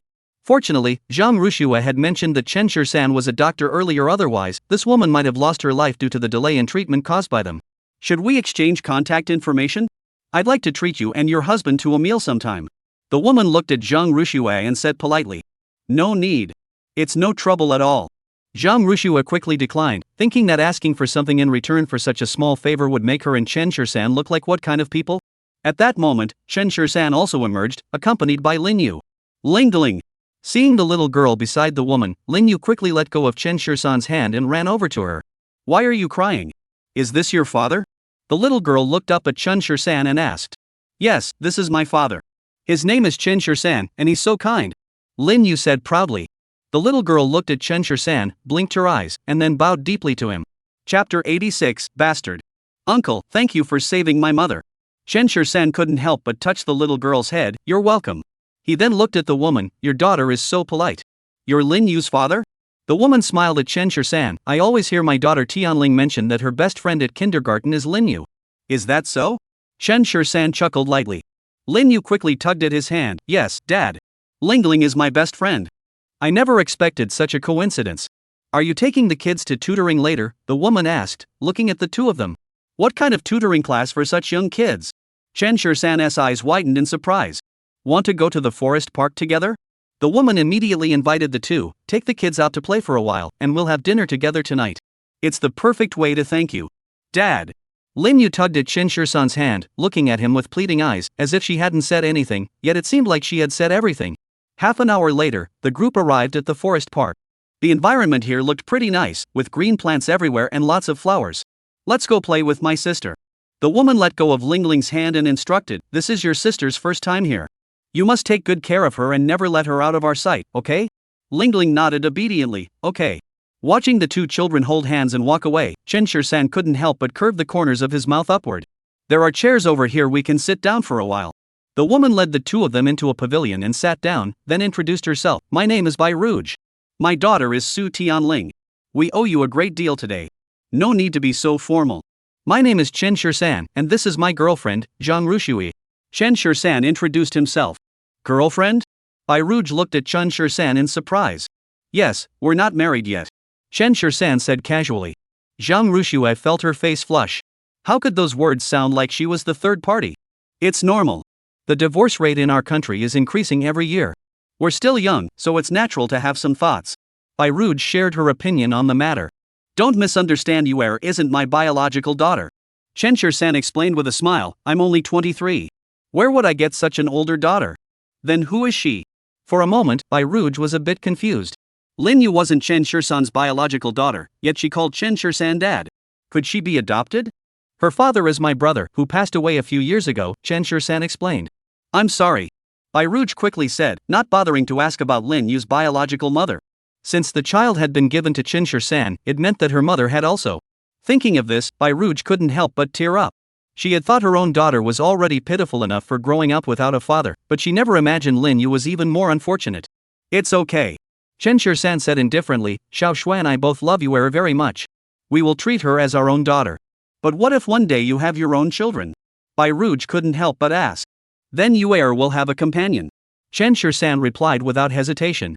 From the moment he saw Lin Yu, he vowed to raise her as his own daughter, and even if he had his own children in the future, his love for Lin Yu would never diminish.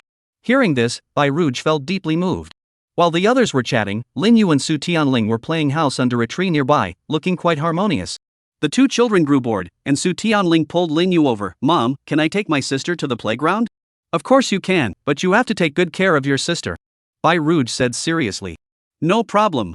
Su Tianling patted his chest and said, then took Lin Yu's hand and ran off. The so-called amusement park was just a temporary inflatable trampoline set up nearby. There were quite a few children playing inside, and they could see some of them from where they were, so there was no need to worry. Lin Yu, who has grown up to this age, is experiencing her first friend, her first time playing with someone else, and her first visit to such a place. As soon as she got on the trampoline, the little boy next to her started being mischievous, jumping up and down vigorously beside her. Lin Yu lost her balance and fell down. Su Tianling immediately stepped forward and pushed the little boy, but he was both fat and tall, and she couldn't move him at all. At that moment, the little boy across from them was still making faces at the two of them and suddenly pushed Su Tianling to the ground. Lin Yu, who had just gotten up from the ground, saw this and immediately rushed toward the little boy without thinking, but she didn't expect to use too much force, causing the little boy to fall off the edge of the trampoline. Next, everyone heard his heart-wrenching cries, and many people were drawn to the scene. "You brat, how could you push someone?" Witnesses began pointing and whispering at the two children. "Exactly. They're not very old, but they sure have a temper. Oh no. Why is there blood? Where are your parents? Hurry up and call them over. Look at what you did to this little boy." Seeing the little boy bleeding from his nose, the two of them also panicked. At that critical moment, Su Tianling grabbed Lin Yu's hand. "Don't be afraid, he started it first. My mom said, if someone doesn't provoke me, I won't provoke them." Lin Yu didn't understand the meaning of these words, but she nodded along anyway. At that moment, a large hand reached out toward the two of them, grabbing their clothes and pulling them out from inside. "Who the hell are these kids?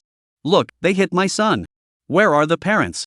If you don't come out, I'll throw these two little troublemakers into the water."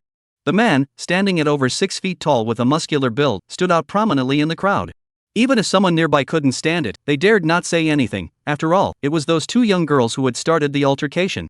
"You don't admit it, do you? What kind of parents raise such children? You good-for-nothing brat." The man immediately started cursing at the crowd. Even the two young girls, who didn't understand much, could tell that these weren't nice words, so they both lowered their heads and bit the man's hand. "Ah!" The man let out a sharp cry of pain and let go of her hand. In that instant, both of them fell to the ground. "Damn it! You dare bite me?" The man spoke and immediately slapped Lin Yu. At the critical moment, Su Tianling stepped in front of Lin Yu and took the slap head-on. Smack! With a sharp crack, Su Tianling felt his eardrums vibrating, and the surrounding noise gradually faded away. "Ah, blood!" Not knowing who had shouted, Su Tianling finally felt something slowly sliding down his cheek. Chapter 87, What Can I Give in Return? Seeing that Su Tianling's ear was bleeding, the man also panicked and immediately picked up the little boy, preparing to leave. Just then, a figure blocked his path. "You hit someone and now you want to run away?" Chen Shirsan stared at the person in front of him, his face so dark it seemed like it could bleed. They had only looked away for a moment and didn't see the two children, never expecting they would be bullied so badly. "Lingling!" Bai Rouge quickly picked up the person on the ground, but Lingling only covered her ears tightly with one hand, screaming incessantly. Lin Yu, standing nearby, was also startled but managed not to cry. Zhang Rushua knelt down and patiently asked Lin Yu what had happened earlier. Lin Yu looked at her and recounted everything that had happened in detail. "Are you the parents of these two children?" The man across from them felt a bit uneasy upon seeing Chen Shirsan, but still looked at him and said, "I'm not trying to criticize you, but how do you raise your children?" "My daughter isn't someone you need to lecture," Chen Shirsan said, grabbing the other person by the collar. The man, seeing this, flew into a rage. He let go of the little boy and looked at everyone, saying, "You all saw that. It was this brat who started it. Young man, let's resolve this calmly. Don't act impulsively. That's right, you're no match for him. The child is watching." The people around them hurriedly tried to stop him, because in their eyes, Chen Shirsan following the man wasn't even in the same league, he had no chance of winning. The man was just looking for an excuse to get out of there, and now that Chen Shirsan had made the first move, even if he beat him up, it wouldn't be his fault. Looking at Chen Shirsan, who was a head shorter than him, the man showed no fear. He raised his fist and swung it toward him. Many people quickly closed their eyes in fear, but they didn't hear Chen Shirsan's screams. When they opened their eyes again, they saw Chen Shirsan firmly gripping the other man's fist with one hand. The man was also greatly surprised that punch had been no light blow. "Ah!" The next moment, the man let out a piercing scream as everyone watched in horror as his entire arm was twisted into an eerie, twisted shape. The sound of bones shattering echoed clearly in everyone's ears, sending a chill down their spines. Chen Shirsan let go of his hand, and the man collapsed to the ground, writhing in pain. "Dad!" The little boy was instantly scared to tears. Chen Shirsan looked down at the man and said sternly, "Don't let me see you in Jiangcheng again. If it weren't for all these people watching, and the two children being present, he would have already killed him. Daring to lay a hand on his own daughter, you're asking for trouble." Everyone watched in horror, but many also felt a sense of satisfaction. After all, an adult bullying such a young child deserved to be punished. "How is the child?" Chen Shirsan approached Bai Rouge and asked. Bai Rouge shook her head with red eyes. Su Tianling had already fainted in her arms. "I don't know, let's hurry to the hospital." Chen Shirsan didn't hesitate for a moment, he picked up the child and headed toward his car. "Jiangcheng, Zhang's residence. Sister-in-law, we have no choice. We have to pay tomorrow, and we've sold everything we can in our home. Chu Qiuhong sat on the sofa in Go Qiangfang's house, looking helpless. Go Qiangfang was applying a face mask, her expression unreadable. Qiuhong, it's not that I'm saying this, but our family's situation has always been worse than yours. You know that, right? Besides, this is the dowry money for my daughter. How can I just lend it to you like that? In the future, we will lose a daughter, and we will have to rely on this money to support ourselves in our old age. Jingcheng hasn't gotten married yet either. He'll need to marry someone in the future, won't he? Sister-in-law, I understand all that, which is why I said it's a loan. Chu Qiuhong rubbed her hands and said, we'll pay you back. I'll write you an IOU. Pay back? What do you have to pay with? Go Qiangfang retorted harshly, even though your entire family is earning money, you've always been reckless with your spending. Those 8 million yuan were in your hands for only a few days, and you've already squandered most of it. Mentioning this matter made Go Qiangfang furious. If it weren't for them, those 8 million yuan would have been hers. And all those dowry items, every single one was a fine piece. The total value is well over 100 million, but now all these items have to be returned to the Emperor Group. Fortunately, she still managed to keep 5 million in the end, otherwise, she would have been furious. Yes, you're right, sister-in-law. We'll learn to be more frugal in the future. Please lend us 3 million to help us through this urgent crisis. Chu Qiuhong said cautiously. She didn't say we had to borrow at all. After all, we're still brothers, so we should at least help each other out, right? 3 million? Do you think that's a small amount? With just your family, you'll never be able to pay it back in your lifetime. Go Qiangfang said without hesitation. Chu Qiuhong felt her face burn with shame, but she still had to swallow her pride and continue begging for money. If she couldn't borrow the money, the Dihao Group would come after her, and the entire Zhang family would suffer the consequences. Sister-in-law, while that may be true, we are all family, and we will do our best to repay it. Besides, if we don't return the money and items to the other party, if the Emperor Group decides to hold us accountable, our entire family won't fare well, will we? Chu Qiuhong looked at Go Qiangfang and spoke cautiously. Go Qiangfang ripped off the face mask on her face. Second daughter-in-law, that's not what you said. The money your family owes has nothing to do with us. If the Emperor Group wants to cause trouble, they should come after you. Besides, my daughter is now the president's wife. How could they dare to treat us badly? Hearing this, Chu Qiuhong could only force a nervous laugh. It sounds nice, but the president's wife is just a woman bought with money. Moreover, their attitude is clear. Once the money is paid, Zhang Ruxue has nothing to do with their family anymore. It's obvious they don't want to acknowledge these poor relatives. Besides, Zhang Ruxue's timid demeanor didn't seem like someone who could have the president of the Dihao Group under her thumb. She was about to say something else when she heard Go Qiangfang say, enough. It's getting late. You should go home now. If you can't, the house you're staying in is still worth some money. Every little bit helps. Upon hearing this, Chu Qiuhong flew into a rage. Sister-in-law. We're family. How can you bear to watch us end up on the streets? If it comes to that, you can always move back to the old house and live with the old man. At least you won't have to sleep on the streets. I'll talk to Shui about it later. If we can't manage it, then forget it. Go Qiangfang said with a look that said she had done her best. Chu Qiuhong was so angry that her teeth itched. She always spoke nicely, and everyone was family. Chapter 88. Do you have a medical license? Now that something has happened, we're not even family anymore? But since she'd already said that much, the other party wasn't backing down, so she didn't want to make a fool of herself by insisting further. Since that's the case, I won't keep you any longer, sister-in-law.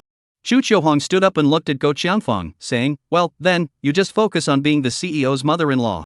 I hope the CEO of Dihao Group really does recognize you as his mother-in-law. After saying this, Chu Qiuhong left gracefully. Go Qiangfang curled her lips into a cold smile. Even if the president of the Emperor Group didn't recognize her, so what? Zhang Ruxue was the daughter she had raised with her own hands. Surely he wouldn't disown her, would he? At the hospital. Doctor, how is the child? Bai Ruj asked the doctor anxiously. The doctor took off his mask and shook his head. No, this child has lost at least 70% of his hearing in both ears. Even with surgery, there is still a risk of complete deafness in the future. He may only be able to hear with one ear from now on. The doctor gave the others a reproachful look. You're adults, don't you know you shouldn't hit a child? That one slap has ruined this child's life. Upon hearing this, Bai Ruj stumbled and nearly lost her balance. Chen Shirsan quickly caught her and helped her sit down on a nearby chair. Dad, please save Lingling. Lin Yu hugged Chen Shirsan's leg and said, it's all because of me that Lingling was beaten by that uncle. Please save her. Upon hearing this, the doctor finally realized, you didn't hit the child, did you? We were too heartbroken to even think of hitting the child. Zhang Ruxue explained to the doctor. You err, don't worry. Dad will definitely save her. Chen Shirsan knelt down and looked at Lin Yu with a serious expression. The doctor shook his head at him. The child is in this condition, there's no saving her. However, fortunately, she still has the other ear. Bai Rugua rushed to the bedside, hugged Su Tianling, and burst into tears. Lingling, it's all my fault. It's all because I didn't watch over you properly. Lin Yu grabbed Chen Shisan's clothes, her eyes filled with sincerity. Dad, please save Lingling. She's my best friend. You were able to heal my eyes, you must be able to heal Lingling too. Lin Yu started crying as she spoke, her eyes red and tearful, which made Chen Shisan feel deeply moved. Yuer, don't worry, Dad will save them. Chen Shisan patted Lin Yu on the head, then gave Zhang Ruxue a look. Zhang Ruxue hurried over to Bai Rouge. Don't worry, Chen Shisan is a skilled doctor. He will definitely be able to cure Lingling's ears. Bai Rouge turned to look at Chen Shisan. Really? Chen Shisan nodded firmly. The doctor beside him furrowed his brows slightly. Young man, you can eat whatever you want, but you can't just say whatever comes to mind. Even our top-tier hospital can't handle this issue. How could you possibly cure it? Rest assured, he will definitely be cured. Zhang Ruxue said confidently. After witnessing Chen Shisan's 13 needles of the Ghost Gate technique with her own eyes, she had complete confidence in his medical skills. Such a unique and rare medical technique isn't something just anyone can master. If you can cure us, why bring us to the hospital? The doctor was immediately annoyed. Wasn't this like slapping their hospital in the face right in front of him? The child was in such a state, of course, he needed to be taken to the hospital for an examination first. Zhang Ruxue explained. Don't worry, I'll definitely cure him. Chen Shisan didn't bother arguing with the doctor and walked straight up to Bai Rouge, looking at her and saying. Bai Rugua looked at Chen Shisan, her eyes slightly red, hesitated for a moment, then nodded. Earlier, when she had a heart attack, it was Chen Shisan who had saved her with a few acupuncture needles, so she still had some trust in him. Hey, do you have a medical license? The doctor beside him asked Chen Shisan sternly. What is that thing? Chen Shisan raised his eyebrows slightly. I don't know what a medical license is. All I know is that I can heal people. With that, Chen Shisan calmly pulled out a silver needle from his robe. The doctor beside him was so flustered he couldn't speak, rushing forward to grab Chen Shisan's arm. I absolutely will not allow you to cause trouble in our hospital. If you want treatment, go home and get it. Hearing this, Chen Shisan furrowed his brows slightly. The child was already in so much pain that he had fainted. If they had to go through this again, how much more suffering would he endure? What are you doing? Just then, a man in his 50s or 60s wearing a white lab coat walked in with several young doctors and nurses. Director! The doctor who just saw the visitor rushed over as if he had seen a savior. Director, this guy wants to treat patients at our hospital. What if something goes wrong? How can I take responsibility for that? Hearing this, the director frowned and looked at Chen Shisan. Young man, this isn't how things are done. Every place has its own rules. Besides, since you brought the patient to our hospital, you should trust our medical skills.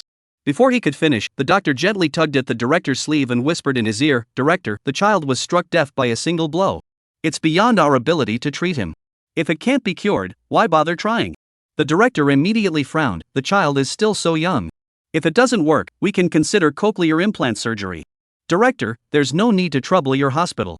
We can treat him. Zhang Ruxue looked at the director with a confident expression and said. What a bold statement.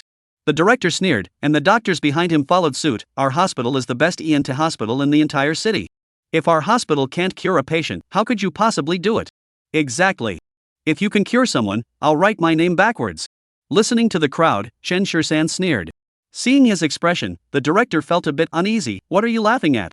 Seeing his expression, the dean felt uneasy. What are you laughing at? I'm laughing at you.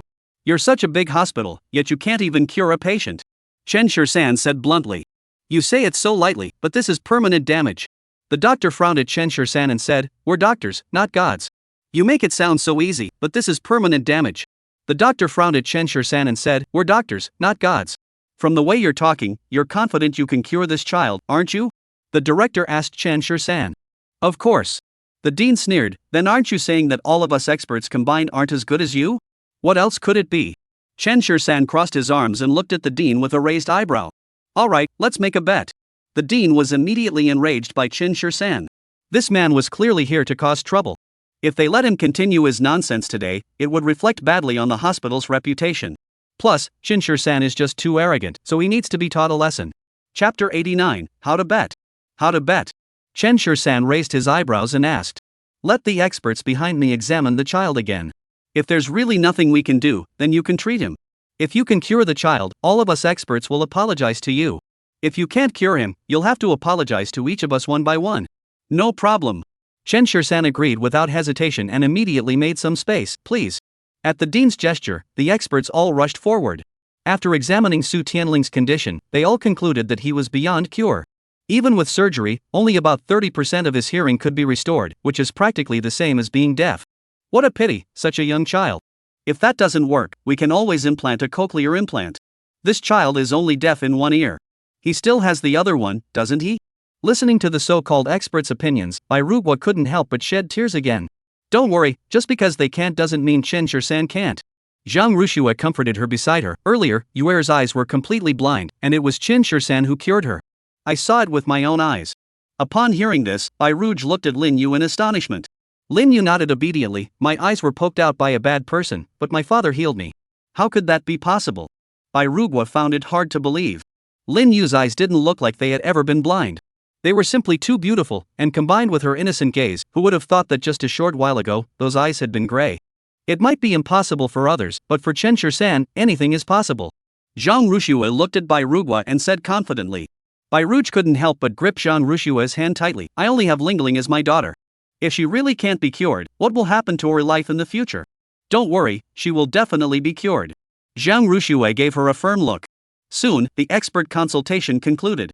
After discussing for a while, they decided that the best approach was to implant a cochlear implant. Doesn't that mean you can't cure him? Chen Shirsan calmly stood up from the chair beside him and said, Mom! Just then, Su Tianling on the bed woke up, screaming for his mother, his voice filled with fear. Mom's here.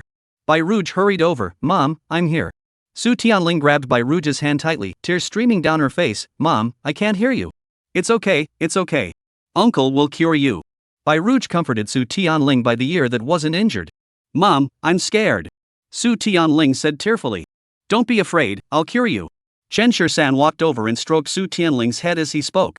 Su Tianling timidly glanced at Chen Shirsan. Uncle Chen. Lingling, don't be afraid. Faced with Chen Shirsan's comforting words, Su Tianling actually stopped crying and looked at her obediently. If you can cure this child right here and now, I'll kneel down and beg you to take me as your disciple.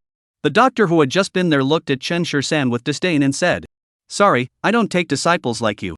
Chen Shirsan spoke as he pulled out the silver needles he carried with him and stabbed them toward Su Tianling's head.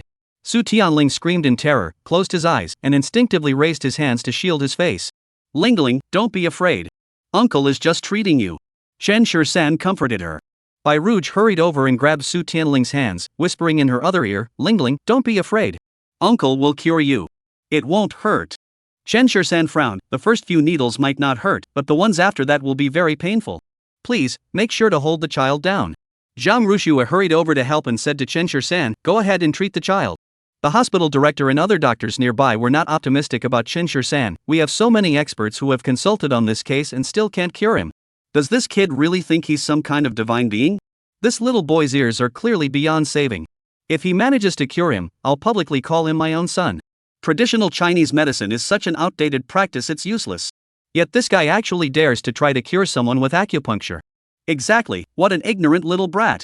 Facing everyone's doubts, Chen Shirsan remained unfazed. Just wait a moment, and they'll soon find out what it feels like to be proven wrong. After the seventh needle, Su Tianling on the bed began to struggle. The next few injections will be more painful, but they are crucial for the treatment. You must keep her still. Chen Shirsan said to the two of them. Both nodded simultaneously and increased the pressure on their hands. To reduce the child's pain, Chen Shirsan sped up the pace of the subsequent needles. However, by the 10th needle, the person had fainted from the pain. The doctor standing nearby couldn't bear to watch any longer. Are you trying to save someone or kill them? Chen Shirsan ignored him and swiftly administered the final injection. With a scream, Su Tianling on the bed suddenly opened his eyes, but fainted again moments later. Lingling! Bairuj was heartbroken and hurriedly looked at Chen Shirsan. What's going on? Could this kid have killed someone? The doctors nearby also gathered around. Chen Shirsan hurriedly explained, Don't worry, the child is fine. He just fainted from the pain. He'll be okay in a moment. Upon hearing this, Bairuj finally felt a little relieved. She looked at Chen Shirsan and asked, What about her ears? They're already better. Chen Shirsan said confidently. Impossible. Permanent damage like this can't be healed. Exactly. Don't brag here, kid. If you can really cure this condition, I'll give you my position as director. Facing the skepticism of the crowd, Chen Shirsan furrowed his brows slightly. If you don't believe me, just wait a few minutes. Once the child wakes up and recovers, you'll see the results for yourselves. My father said that if it's cured, then it's definitely cured. Just then, Lin Yu pushed through the crowd and rushed out, looking at everyone and saying. Seeing his daughter defend him so fiercely, Chen Shirsan couldn't help but curve the corners of his mouth into a smile. They say daughters are their father's little cotton coats, and it's true. Everyone saw that Lin Yu was just a child, so they didn't say much, just quietly waiting for the final outcome. If the child woke up and truly recovered, it would be a major miracle in medical history. Bai Rouge held Su Tianling's hand tightly, tears streaming down her face. It was all her fault for not watching the child properly, otherwise, the child wouldn't have to suffer so much. Chapter 90, Threat. Mom. Just then, Su Tianling's fingers twitched, and her eyes opened, looking at the person in front of her and calling out. Lingling. How are you? Can you hear your mother speaking? Bai Ruhua hurriedly looked at Su Tianling and asked. Su Tianling nodded. Mom, I'm fine. Upon hearing this, the doctors nearby rushed over. No. This can't be. Child, can you really hear me? Try covering her ear. How could that possibly cure it? That's not scientific. A group of doctors chattered away, performing various tests on Su Tianling, and finally concluded that her ears had completely recovered. All the doctors looked at Chen Shisan in astonishment. How had he managed to do that? How did you do that? The dean looked at Chen Shisan in disbelief and asked. Injuries of this severity should be incurable. However, they had just consulted with him and then witnessed Chen Shisan cure the patient. At that moment, everyone was completely baffled. Traditional Chinese medicine is profound and extensive. The reason you mock it as backward is simply because your medical skills are inadequate. Chen Shisan looked at the crowd and spoke bluntly. Traditional Chinese medicine is one of the national treasures of the Dragon Flame Kingdom. How can it be so overlooked by them? It is our fault for being so shallow. I apologize to you. The dean was a flexible individual and immediately lowered his head and said to Chen Shisan. Chen Shisan, however, was in no mood to argue. It's fine. We're all citizens of Longyan Kingdom. Just don't slander our country's medical skills in the future. Chen Shisan didn't bother to argue with him. It's fine. We're all citizens of Longyan Kingdom. Just don't slander our country's medical skills in the future. Upon hearing this, everyone hung their heads in shame. Not only were their medical skills inferior to those of Chen Shisan, a mere novice, but their perspective was also far narrower than his. Young man, it's our fault. Do you take apprentices? Someone asked Chen Shisan boldly. If one could master even a fraction of this medical skill, it would shake the entire medical community of the Dragon Flame Kingdom. Sorry, I don't take apprentices. Chen Shisan looked at everyone and said indifferently. From the beginning, he had made it clear that he had no intention of taking on apprentices. Bai Rouge brought Su Tianling to Chen Shisan's side, her eyes red as she said to Su Tianling, hurry up. Thank you, uncle. Thank you, Uncle Chen. Su Tianling was about to kneel before Chen Shisan, but Chen Shisan quickly picked him up. It's uncle who should be thanking you. Although Su Tianling's ears were healed, there were still clear red swellings on his face. The man had struck her hard today. If she hadn't intervened, that slap would have landed on Lin Yu's face. But no matter which child it was, Chen Shisan didn't want them to get hurt. Why did you take that slap for you, heir? Chen Shisan asked curiously while hugging Su Tianling. If he were an adult, he could have imagined 1,000 possibilities, but Su Tianling was only a 5-year-old child, a year younger than Lin Yu. Under such circumstances, he was still thinking about shielding Lin Yu from the slap. He was curious about what kind of thoughts had driven her to act that way. Mom said I have to take care of my sister. Su Tianling's words brought tears to everyone's eyes. This child is so mature, it's heartbreaking. An hour later, the group's car pulled up in front of the Jiangcheng Grand Hotel. Miss Bai, this place is way too expensive for a meal. We really don't need to do this. Zhang Ruxue reminded her. At the Jiangcheng Grand Hotel, a single meal can cost as much as a house in a small town. Bai Rouge said she wanted to treat them to a meal as a token of gratitude, but she never imagined they would end up here. It's okay. You saved me today and saved my daughter. This is what I should do. Bai Rouge hurriedly said to the two of them, urging them to get out of the car. Chen Shisan gave Zhang Ruxue a glance, then opened the car door and got out. Anyway, he had a purple diamond VIP card for this place. It was just a meal, he could eat it, and if it came to paying the bill, he'd cover it. Besides, it wasn't he even charged. If you can't afford it, why pretend to be so generous? As soon as they got off the car, they heard a mocking voice. Turning around, they saw it was Wang Kong. After the engagement with the Dihao group was announced, the Zhang family had cancelled the engagement between Zhang Ruxue and Wang Kong. Little did they expect that in a city as large as Jiangcheng, they would end up crossing paths here. Ignore him. Chen Shisan said indifferently, leading the others inside. Zhang Ruxue. Wang Kong was immediately displeased and stepped forward to grab Zhang Ruxue's shoulder, but Chen Shisan quickly grabbed his wrist. What are you doing? Chen Shisan gently pushed the person behind him and instinctively shielded Zhang Ruxue behind him. Hey, kid. Zhang Ruxue is already engaged to the president of the Dihao group. You're standing so close to her. Aren't you afraid of getting beaten to death? Wang Kong glared at Chen Shisan with a menacing expression. Chen Shisan curled the corners of his mouth into a cold smile. Why should I be afraid? Wang Kong narrowed his eyes at Zhang Rushue. Zhang Rushue, he's not afraid of you either? If the people from Emperor Group find out about your ambiguous relationship with this man, do you think the CEO of Emperor Group will still want you? Wang Kong looked at Zhang Rushue with a lecherous smile. If you come with me tonight, I might consider keeping your secret. Rogue. Zhang Rushue shuddered instantly. When she first met Wang Kong, he wasn't like this at all. Slap. The white-haired woman named Bai Rouge didn't hesitate for a moment. She slapped Wang Kong across the face. You're a grown man threatening a woman with such words, and you have the nerve to say that? Bai Rouge looked at Wang Kong with disdain. Wang Kong clenched his teeth and pointed at her. You worthless woman. Do you know who I am? How dare you hit me? Do you believe me? Bang! Before he could finish speaking, Wang Kong was sent flying through the air. Chen Shisan wasn't one to coddle him, and coldly ordered, get out. Wang Kong clenched his teeth, clutching his lower abdomen, the pain making him sweat profusely. He couldn't get up from the ground for a long time. Let's go eat. Chen Shisan turned to the two and said. The two of them only glanced at Wang Kong before following Chen Shisan into the hotel. Watching their retreating figures, Wang Kong clenched his teeth and pulled out his phone. He was determined to teach that kid a lesson tonight. Mr. Wang, what's wrong? The person on the other end of the phone asked casually. Come to the Jiangcheng Grand Hotel with some people in a bit.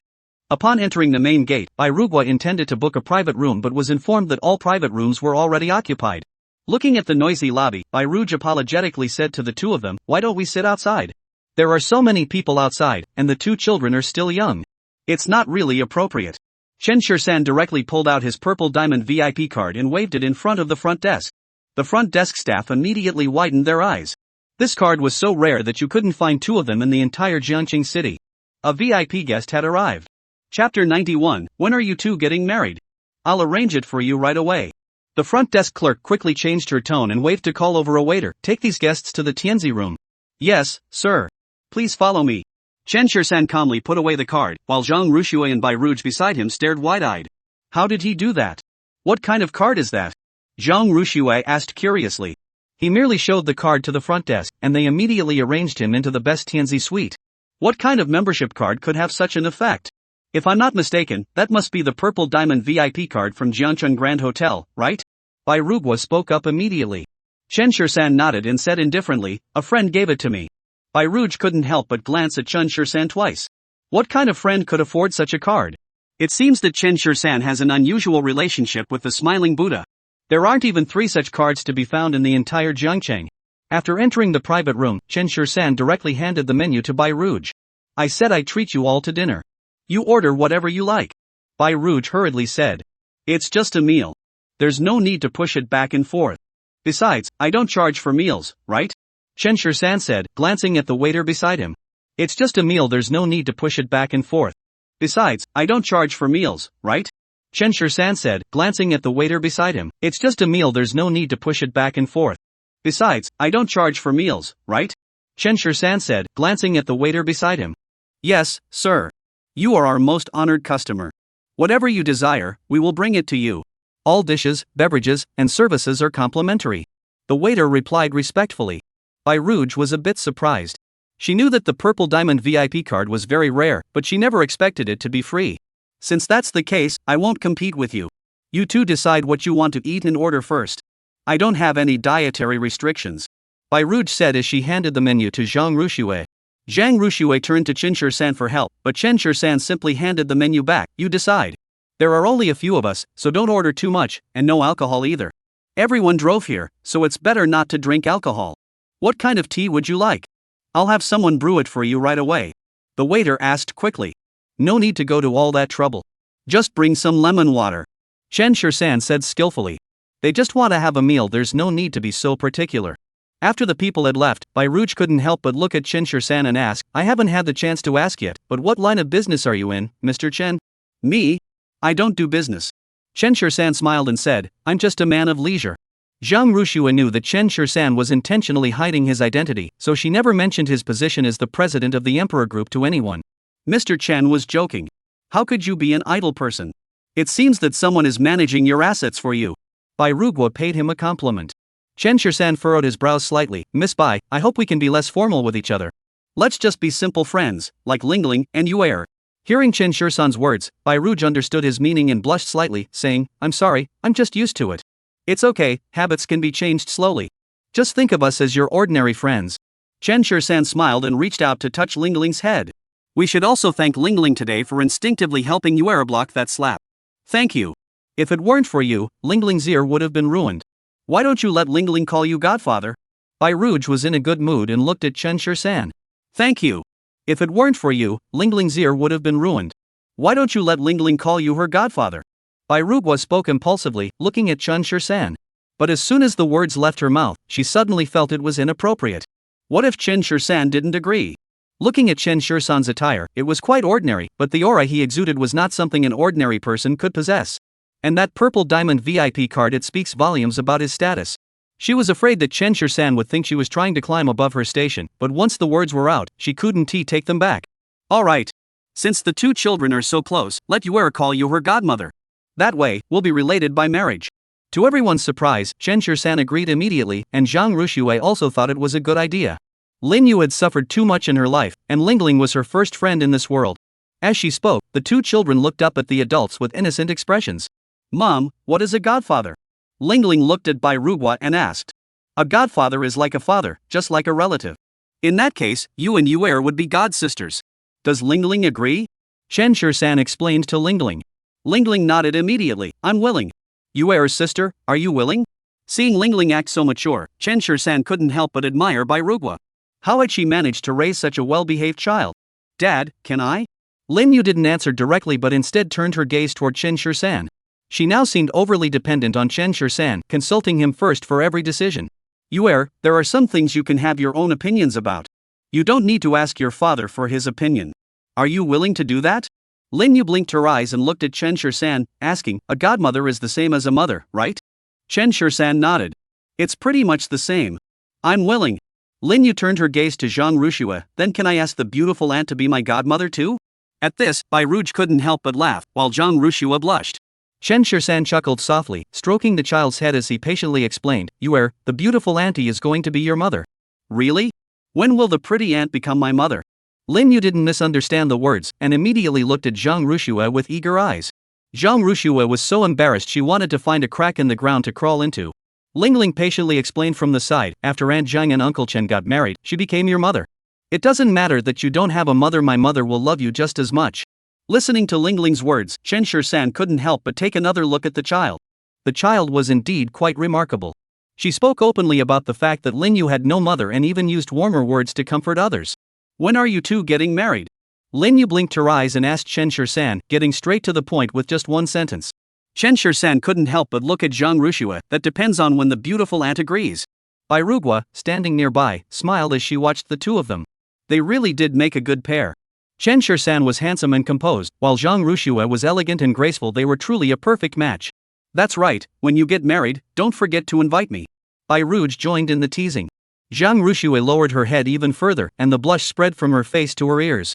Chapter 92, Borrowing Money. No problem, anytime is fine. Chen Shursan gently took Zhang Rushue's hand, which was resting under the table, and whispered in her ear. He then turned his gaze toward the two children. Aren't you going to ask them to be your godparents? The Zhang family. Dad, we sold everything we can in our family, but we just can't come up with that much money. Zhang Tianai looked at the old man and began to plead tearfully. Grandpa, my parents were almost ready to sell the house for this money. Zhang Mangwei also looked at Zhang Zhonghan and said, just say something.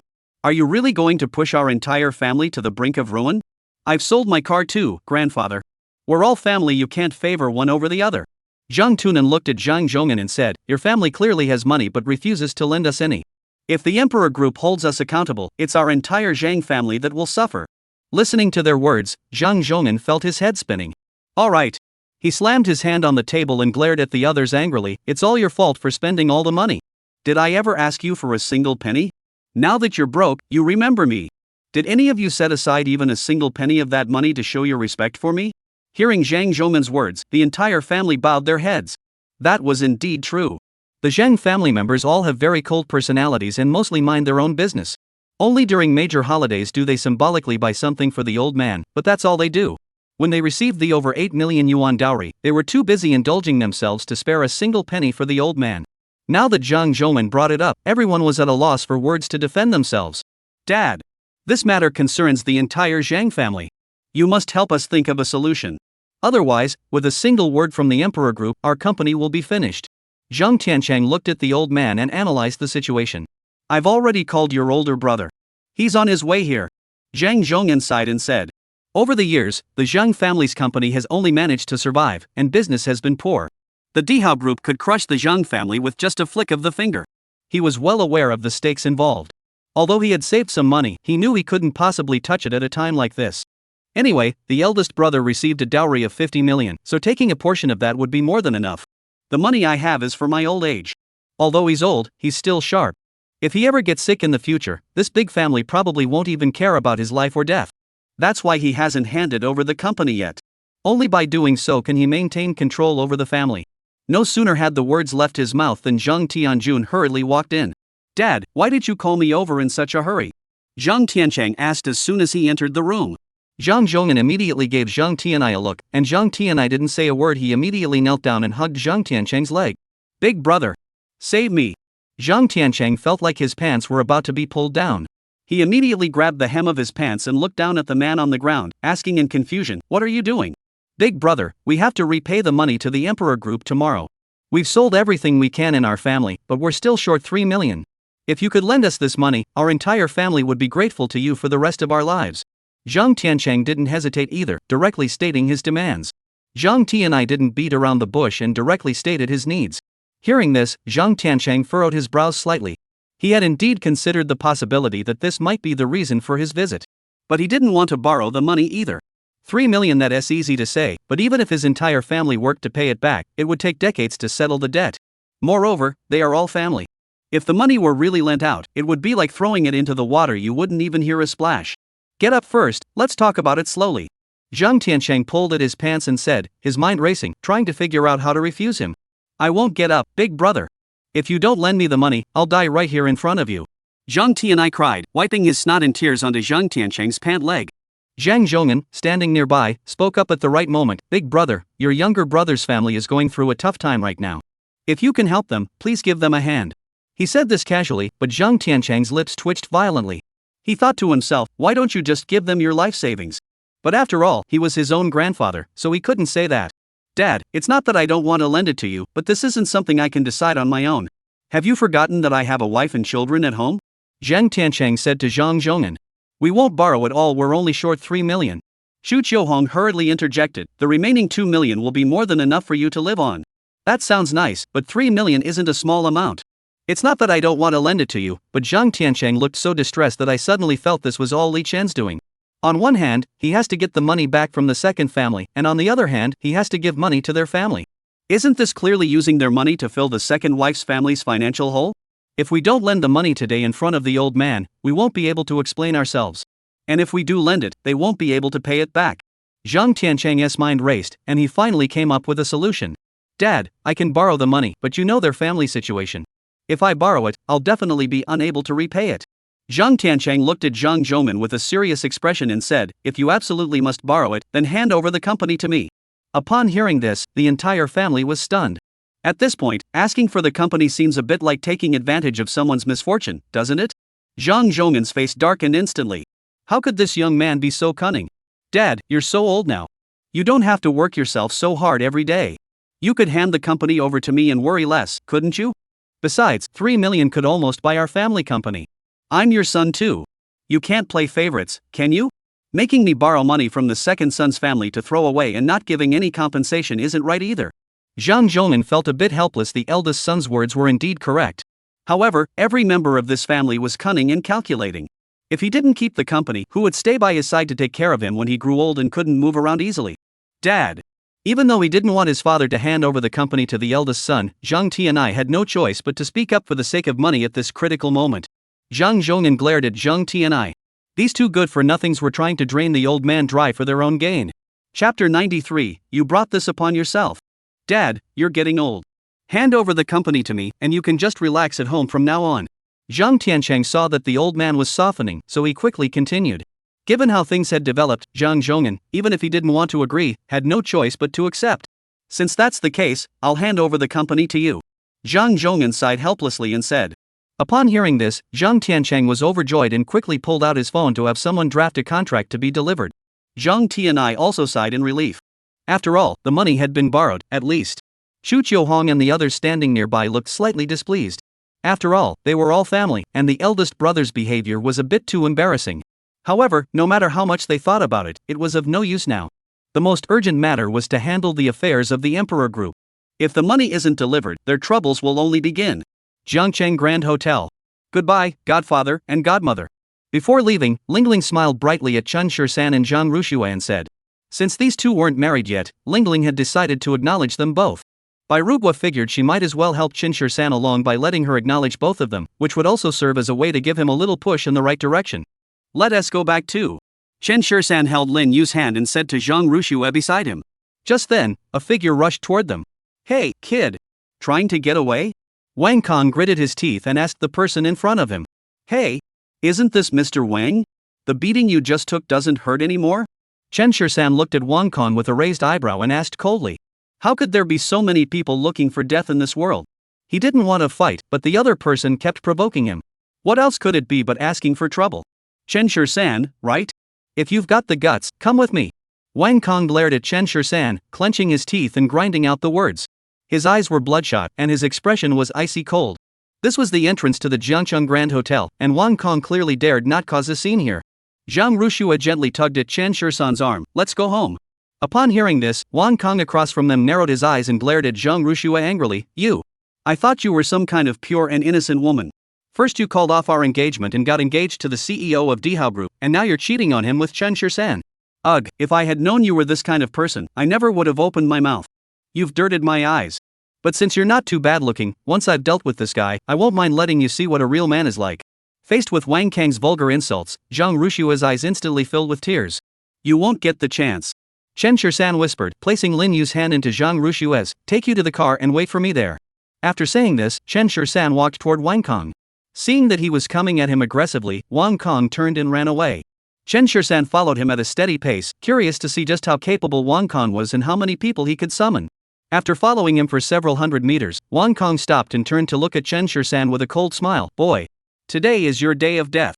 The area was fairly remote, with the nearby shops all closed and littered with broken glass shards at their entrances. Countless thugs swarmed in from all directions. The man leading them had blonde hair, a fierce glint in his eyes, and was clutching an iron bar in his hand. Wang Xiao, is this all you've got? You made me bring so many people? The blonde-haired man glanced at Chen Shursan with disdain and sneered at Wang Kong. Don't underestimate this kid. He's pretty tough. Wang Kong frowned and said, looking at the blonde-haired man and ordering, if you kill this kid today, I'll give you 3 million. This price satisfied Huang Mao, who switched the iron rod in his hand to the other hand, cracked his neck, and smiled at Chen Shursan. Brother, your life is worth a lot, isn't it? Did everyone hear that? Beat this kid to death. Wang Xiao won't shortchange us. Huang Mao led the charge toward Chen Shursan, shouting, attack him. Chen Shursan stood his ground, his eyes flashing with a cold glint. There were only about 50 of them, and in his eyes, their combat effectiveness was virtually zero. Wang Kong stood by with his arms crossed, watching the commotion unfold, feeling a dull ache in his abdomen. But that didn't matter. Being able to witness Chen Shursan being beaten to death with clubs was more than enough to make him feel utterly satisfied. But killing him like this seems a bit too easy. Don't kill him. Wang Kong shouted through the crowd, leave him alive. I want him to watch with his own eyes how the person he loves ends up in bed with me. He's even more ruthless than I am. Huang Mao cursed under his breath and shouted at the crowd, leave this kid some air. No sooner had the words left his mouth than a figure darted out, followed by a second and then a third. The crowd formed a circle around Chen Shursan, and anyone who got close to him was flung out one after another. Damn it! Huang Mao suddenly felt something was wrong, but it was already too late. Chen Shursan grabbed the iron rod in his hand, twisted it with a backhand, and the iron rod slipped out of his hand. Bang! Chen Shursan didn't hesitate for a moment, delivering a direct blow to Huang Mao's head, splitting it open. The rest of the men didn't fare any better. Within just a few minutes, Huang Mao's henchmen were all lying on the ground. Not far away, a car had just started to move, but Chen Shursan's iron rod flew out instantly, piercing the rear tire of the vehicle. A figure scrambled out of the car in panic. Chen Shursan pushed off the ground and instantly gave chase. Don't kill me! Wang Kang's limbs were no longer coordinated. Before Chen Shursan could get close, he was so scared that his legs gave way, and he collapsed to the ground. On both sides were bushes in the green belts. Chen Shursan looked at the person on the ground, a cold gleam flashing in his eyes. Wang Xiao wasn't supposed to spare my life? Why is he afraid now? Chen Shursan curved the corners of his mouth into a smile and asked Wang Kong. Chen Shursan, I'm sorry. I know I was wrong. Please, don't kill me. Wang Kong swallowed hard, fell backward onto the ground, and struggled to crawl backward, leaning on his elbows. Where he had been, a pool of unknown liquid remained on the ground. Chen Shir-san walked toward him step by step, his eyes flashing with a cold gleam. Everything that happened today is all your own doing. Ah. Not far away, Huang Mao and the others could only see half of Chen Shir-san's body and hear continuous screams coming from that direction. Though they didn't know what was happening, Wang Kang's screams spoke volumes. Taking advantage of the situation, Huang Mao, disregarding his own injuries, quickly led his men away from the scene. Chapter 94, The Steel Straight Man.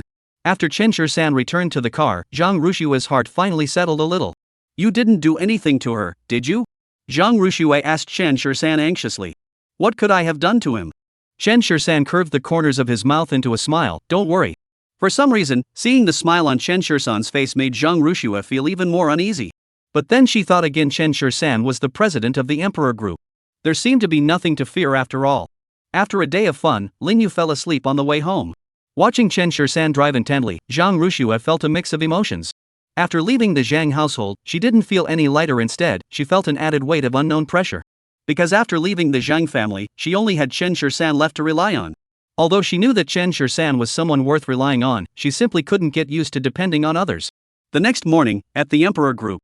At 7:30 a.m., Zhang Mengwei was already waiting in the lobby of Dihao Group with the money and items. During the wait, she touched up her makeup again. Looking at her fiery red lips in the mirror, Zhang Mengwei smiled contentedly, thinking to herself, he's going to be head over heels for me in a minute. Today, she had volunteered to deliver these items, and her sole purpose was to get close to Li Chen. Although he couldn't compare to the president of the Dihao Group, he was still a man of considerable wealth. The watch on his wrist is something ordinary people can't afford. Just as he put the mirror away, a familiar figure walked in through the front door. Mr. Li. Zhang Mengwei hurried forward, and as she got closer to Li Chen, she crossed her legs and dramatically collapsed into his arms. Li Chen didn't even bother to lift his eyelids, he simply dodged her. Zhang Mengwei stared wide-eyed, watching Li Chen dodge her, and instinctively reached out her hands to brace herself against the ground. But even so, she still ended up falling flat on her face. She never would have imagined that when a beauty threw herself at him, Li Chen actually dodged her. What the hell is this magical creature? However, Zhang Mengwei showed no signs of discouragement. She looked at Li Chen pitifully and said with a forced smile, Mr. Li, I'm from the Zhang family. We've met before. I'm here today to repay the debt. Upon hearing this, Li Chen glanced at her again. Leave the money and the items here. You may go now. Seeing how ruthless Li Chen was, not even bothering to reach out and help her, Zhang Mengwei was even more shocked. Is this even human? Is this even human speech? She came over early in the morning, fell down because of him, and now he won't even help her up, let alone chase her away? Zhang Mengwei stopped pretending and struggled to get up from the ground, looking at Li Chen and said, Mr. Li, don't you need to check these things? No need. If one item is missing, the Zhang family loses another business partner. Li Chen said indifferently, his tone devoid of any emotion. Having been a seasoned businessman for so many years, what kind of woman hadn't he encountered? Though he was just a secretary, he was the president's secretary at Emperor Group. Don't even mention Zhang Mengwei, a materialistic woman. Back in Beijing, many well-bred young ladies and company presidents were all vying for his attention. This kind of behavior is simply too lowbrow. Zhang Mengwei's lips twitched violently a few times, thinking to herself, this is bad. I've run into a straight-laced guy. But even if he was a steel-straight guy, Zhang Mengwei had made up her mind to melt him with her charm. Good-looking, stylish, wealthy, and capable men like that are hard to come by these days. If you miss out on this one, who knows how long you'll have to wait for the next one to come along. Besides, the family had sold almost everything they owned to raise the money for this, and now they would have to live a life of poverty. She couldn't bear such a life. If she doesn't find a man, who will support her? Mr. Li, do you have time? Why don't we grab a coffee together? Zhang Mengwei invited him proactively. I have time, but I don't have time to accompany you. Li Chen coldly looked at the woman in front of him and extended his hand toward her. Give me the money. At that moment, Zhang Mengwei was completely dumbfounded. She knew she wasn't as beautiful as Zhang Rushue, but she didn't think she was so unattractive that no man would even glance at her. Li Chen, that man, didn't he even glance at her once? That was simply too much. Zhang Mengwei clenched her teeth and pulled out a check from her bag, exactly 888 million. Li Chen reached out to take it, but the other person clenched it tighter. Zhang Mengwei had never seen so much money in her life. Looking at the numbers, she felt as though her heart was bleeding. But there was nothing she could do in the end, she had to let go. Mr. Li, I don't think you're too busy to spare some time for a cup of coffee with me, are you? Zhang Mengwei looked at Li Chen and asked again. Don't rush to answer me. I'll ask you again after you finish work. Before Li Chen could respond, Zhang Mengwei walked away in her high heels. Following the usual pattern, at this point, the man should have started to give up on her completely. However, Li Chen showed no expression on his face. He merely instructed someone to pack up the items. Zhangcheng, Peach Blossom Island number 1. In the morning, Lin Yu was sent to school by Su Mingjun, and Zhang Rushue had breakfast and was getting ready to leave. Where are you going? Chen Shirsan asked curiously. Zhang Rushue sighed at the door, looking for a job. She couldn't really let Chen Shirsan support her, could she? If that were the case, she'd probably never be able to hold her head up again for the rest of her life. Chen Shirsan furrowed his brows slightly, stood up, and walked over to Zhang Rushue. Why are you looking for a job? Chen Shirsan, I can't just let you support me, can I? Zhang Rushue's expression grew serious. She had once had a job at a hospital, but it was ruined by Go Qiangfang. However, this turned out to be for the best, as she could now pursue a career she truly enjoyed. I mean, with your excellent business acumen, it would be a shame to work for someone else. Chen Shirsan rubbed his chin and said, why don't you help me manage the company instead? He had already looked into it. Zhang Rushue was a rare talent with 2 master's degrees. In addition to medicine, she has also studied financial management and other fields. No, I can't do it. Zhang Rushue hurriedly waved her hands and said, Dihao Group, one of the economic pillars of Longyan Kingdom, could she really manage it? How do you know you can't do it if you haven't tried? Chen Shirsan asked Zhang Rushue with a serious expression. In his eyes, money was just an external thing. He had more than he could ever spend. As long as Zhang Rushue is willing, he would hand over the company to her, even if it meant losing money. Chapter 95, Teaming Up to Bully Someone. Chapter 95, Bullying in Partnership. Even if the company goes bankrupt, Chen Shirsan can still make her start over from scratch. Chen Shirsan, this isn't a game. Zhang Rushue looked at Chen Shirsan helplessly. How could this man still act so childish at times? And I want to be independent, not like a parasite who can only survive by relying on you. Zhang Rushue said solemnly to Chen Shirsan, then left the villa. Chen Shirsan's lips curled slightly upward. No wonder he had chosen her. She had backbone. As soon as Zhang Rushue stepped out the door, Chen Shirsan followed closely behind. An hour later, Chen Shirsan was sitting in a private room on the 2nd floor of a tea house. After waiting for only a few minutes, a man wearing a black hoodie approached Chen Shirsan. The man sat down across from him without a word, glancing down at the stage below. You invited me here, not to watch a play, right? Chen Shirsan asked calmly. Xiao Jiang's expression didn't change, but his hand began tapping rhythmically on the table. Chen Shirsan furrowed his brows slightly. What kind of message required such a method of delivery? But he couldn't help but decipher it. Japan, invasion, first stop, Zhangcheng, revenge, be careful. Chen Shirsan narrowed his eyes. Xiao Jiang meant that someone from Japan had infiltrated Zhangcheng, with the purpose of avenging the past, and he should be extra cautious. However, he couldn't understand why, in such a private room, they couldn't just say it directly. Why use such a cryptic method to convey the message? Just then, a commotion erupted nearby. What are you doing? A sharp female voice rang out, shattering the previously harmonious atmosphere. Slap. This was followed by the crisp sound of a slap mixed with a cry of bastard. Upon hearing this familiar Japanese phrase, Chen Shirsan couldn't sit still anymore. He immediately lifted the curtain and walked out.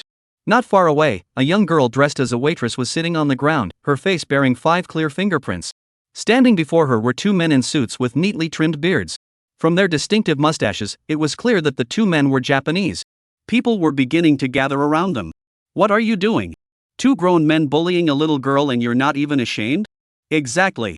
From the way they sound, these 2 seem to be Japanese. You bastards, dare to come to Longyan Kingdom and cause trouble?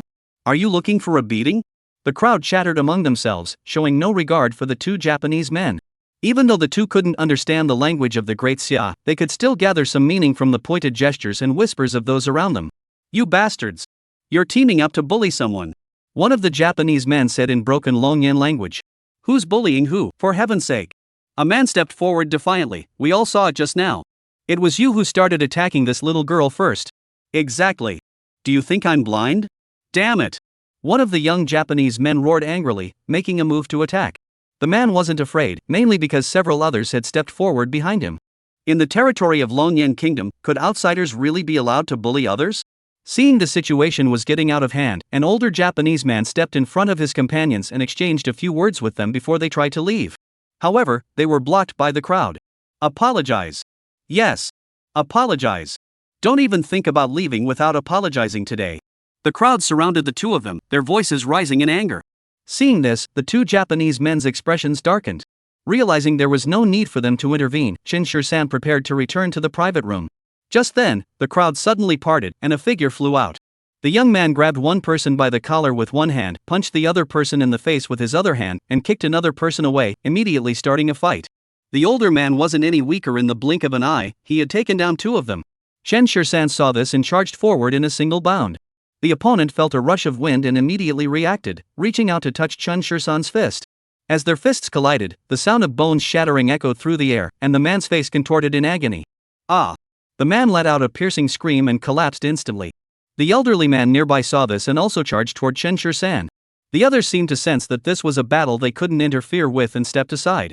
The opponent swung a punch at Chen Shisan's face, but Chen Shisan dodged sideways, seized the opponent's waist, and executed a takedown. However, this man wasn't someone to be underestimated. He pushed off the ground with one hand, propelling himself upward, and charged toward Chen Shisan with his head. Chen Shisan's eyes turned cold, and he punched the other man in the abdomen. The other person's face twisted in pain, and he gritted his teeth as he stumbled back several steps. Before he could recover, Chen Shisan had already closed the distance and kicked him flying through the air. Good. In an instant, the hall erupted in applause. Not far away, Xiao Jiang watched the scene unfold, a hint of concern flickering in his eyes. The scale of these Japanese forces was no small matter. Their arrival this time seemed to be a deliberate attempt to seek revenge against Chen Shisan. No matter what, he couldn't let the third master come to harm. After struggling for a while, the two finally managed to get up from the ground, their eyes filled with fear as they looked at Chen Shisan. The older Japanese man clenched his teeth and asked, "What's your name?" "Chen Shisan." Chen Shisan stood with his hands behind his back and directly stated his name. A look of surprise flashed across the man's eyes as he stared at the person before him in disbelief. Is he Chen Shisan? This is the territory of the Dragon Flame Kingdom. I'm giving you a chance to leave now. If you dare to cause trouble again, I will kill you all.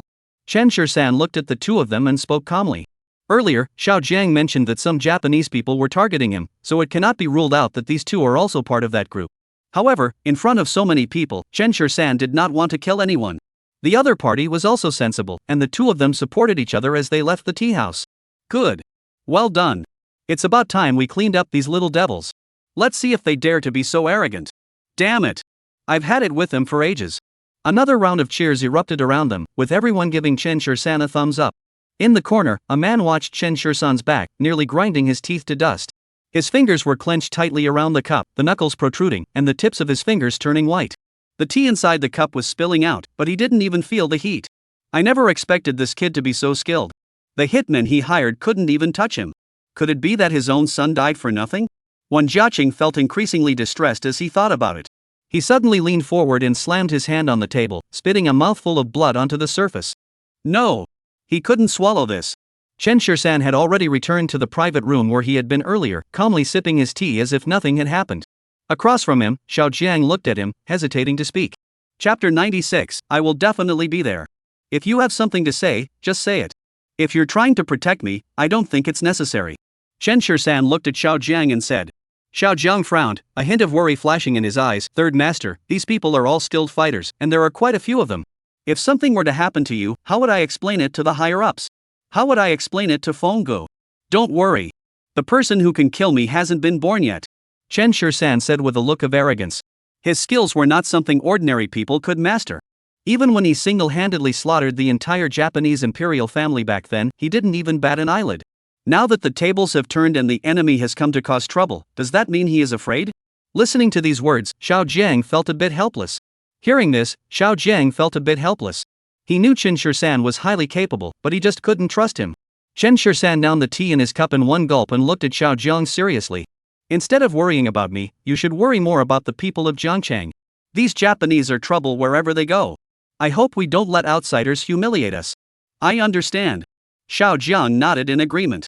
Watching Chen Shisan's departing figure, Xiao Jiang fell into deep thought. After leaving, Chen Shisan didn't rush home, but instead called Zhang Ruxue.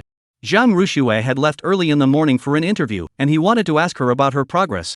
Little did he know that Zhang Ruxue had already secured the job on her first day of interviews. When Chen Shisan drove up to find her, she was standing at the entrance of a large building. This is where I'll be working from now on. What do you think?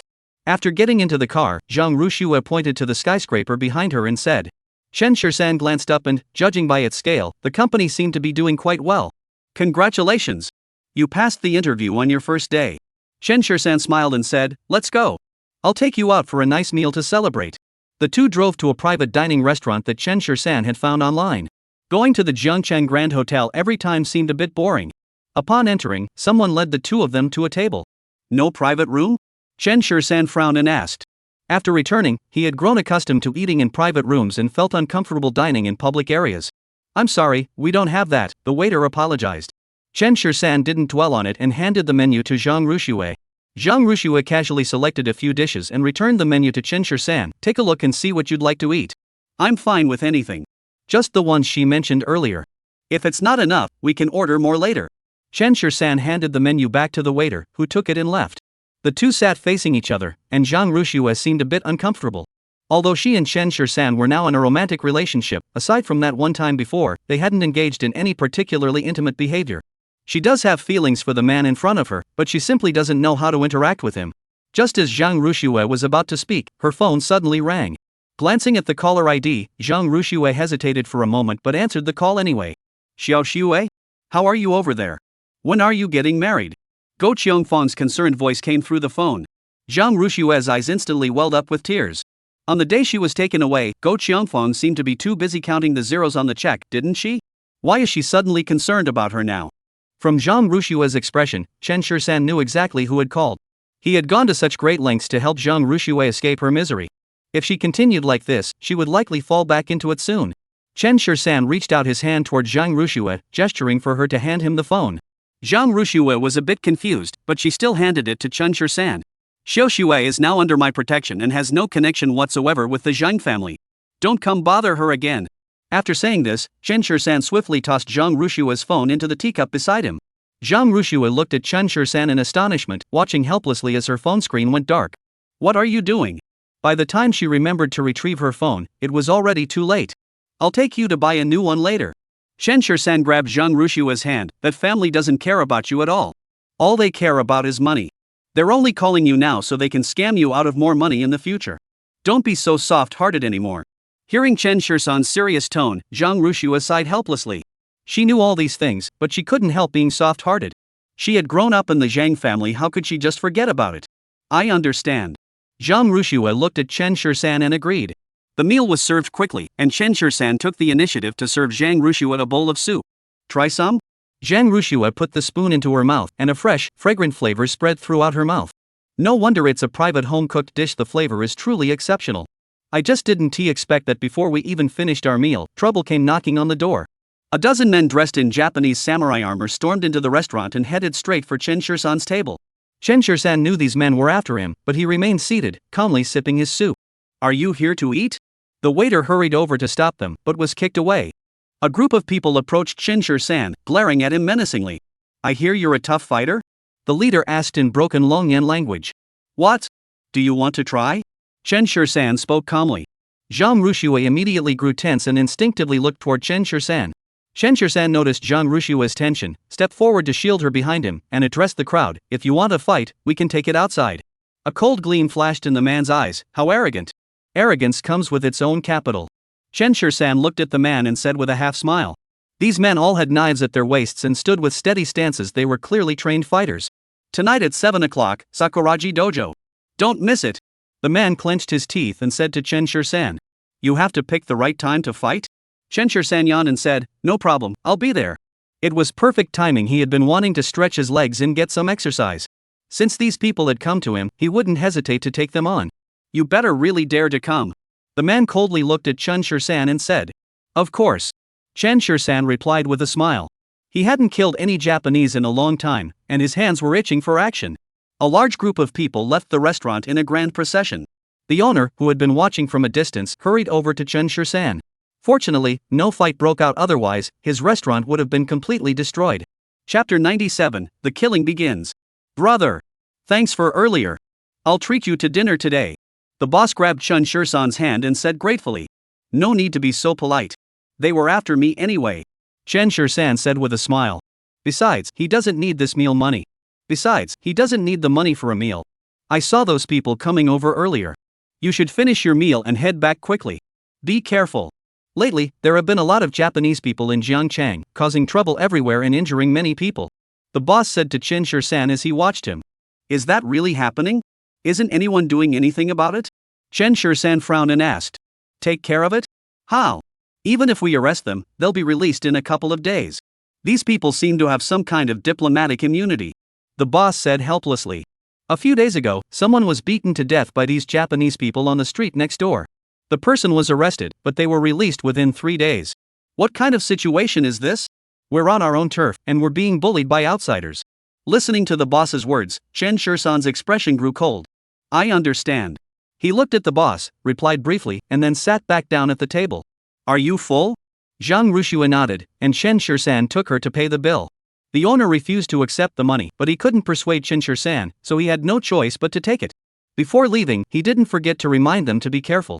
After leaving the door, Chen Shursan drove Zhang Rushua back home. Aren't you getting out? Standing at the villa gate, Zhang Rushua looked at Chen Shursan and asked suspiciously. I'm going out to run some errands. Yuer will be out of school soon. If you're bored, you can go with Mingjun to pick up the kids. After saying that, Chen Shursan got into his car and drove away.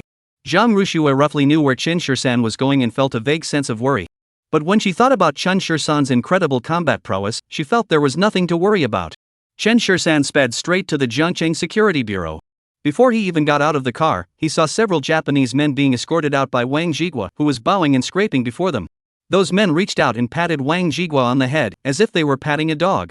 At that moment, Chen Shursan could no longer contain his anger. He opened the car door and charged forward. Wang Jigua saw the approaching figure and his eyes widened in shock. Before he could speak, a Japanese man was grabbed by the collar by Chen Shursan. Bang! Chen Shursan landed a punch squarely on the opponent's face. Seeing this, the remaining Japanese men immediately charged at Chen Shursan. Chen Shursan kicked one of them flying, punched another to the ground, and swiftly twisted the arm of a third person behind him.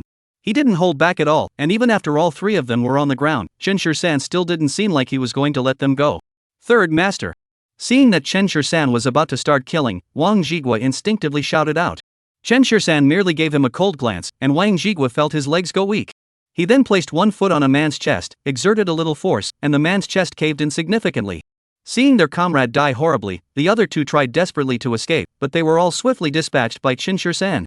After dispatching the three Japanese men, Chen Shursan finally approached Wang Jigua. You better give me an explanation for all this. A few minutes later, Chen Shursan was sitting in Wang Jigua's office. In the security bureau's cold storage, there were now 3 additional bodies. Speak up. Why were they left there? Chen Shursan twirled a pen in his hand and asked coldly. Wang Jigua was so scared that he trembled all over, cautiously explaining, Third master, they're Japanese. Whoosh! Chen Shursan's pen flew out of his hand and directly pierced Wang Jigua's right arm. Wang Jigua felt a sharp pain and his vision went black for a moment, but he clenched his teeth and refused to let out a sound. He grabbed his arm with one hand, tears welling up in his eyes. Third master, if I don't release them, the Japanese will put pressure on us. Wang Jigua explained through gritted teeth. Why were they arrested? Chen Shursan continued to ask. The man who raped Wang Jigua looked away nervously. Bang! Chen Shursan slammed his fist on the table, startling Wang Jigua so much that he immediately knelt on the ground. Rape first, then kill. After saying this, Wang Jigua seemed to hear Chen Shursan grinding his teeth. These people's actions were indeed despicable, and he did want to punish them, but he was just a lowly security bureau chief. If he refuses to release them, it will only lead to even greater trouble. The lives of those Japanese are lives, but our own people's lives aren't lives? Have you forgotten the hatred from back then? Don't you remember the deep ties between Japan and our country? Anyone who sets foot on the soil of the Dragon Flame Kingdom is as good as dead. If you don't punish them, that's one thing, but to actually bow and scrape before them, what's the difference between you and a traitor? Chen Shursan spoke more angrily, and the red in his eyes grew more intense. Whoosh! Another pen flew out and pierced Wang Jigua's other arm. Wang Jigua winced in pain and cried out, but he tried his best not to make a sound. From now on, if any of these Japanese dare to commit crimes in Jiangcheng, they will be killed on the spot. Chen Shursan looked down at Wang Jigua and said, just go and do it. If anyone blames you, just say I told you to. Even though he now had no status or power, Wang Jigua was well aware of the weight of those words. As long as the third master spoke, he had to follow his orders. Even if the sky were to collapse, the third master could withstand it. Japan is nothing but a tiny speck of land. I should have wiped it off the map back then. Chen Shursan clenched his teeth and said. If anyone else had said that, it would have been bragging, but coming from Chen Shursan's mouth, Wang Jigua could only swallow hard in silence. Such boldness is probably unmatched anywhere in the world, only Chen Shursan possesses it. I'll remember that. Wang Jigua said with a trembling voice. Lately, there have been many Japanese people in Jiangcheng. I don't want them to harm the people of Longyan Kingdom again. Chen Shursan looked at Wang Jigua and asked, do you understand what I mean? Of course. Wang Jigua nodded quickly. Chen Shursan stood up and gave him a stern look. If you do it again, I guarantee you'll end up worse off than them. After saying that, Chen Shursan turned and left the office. Wang Jigua collapsed onto the ground, trembling uncontrollably, as the pain gradually became more intense. Assuming that Chen Shursan had gone far enough, he finally let out a loud scream. Someone opened the door and saw Wang Jigua holding a pen in each hand, with blood flowing uncontrollably. The scene was so shocking that they were speechless.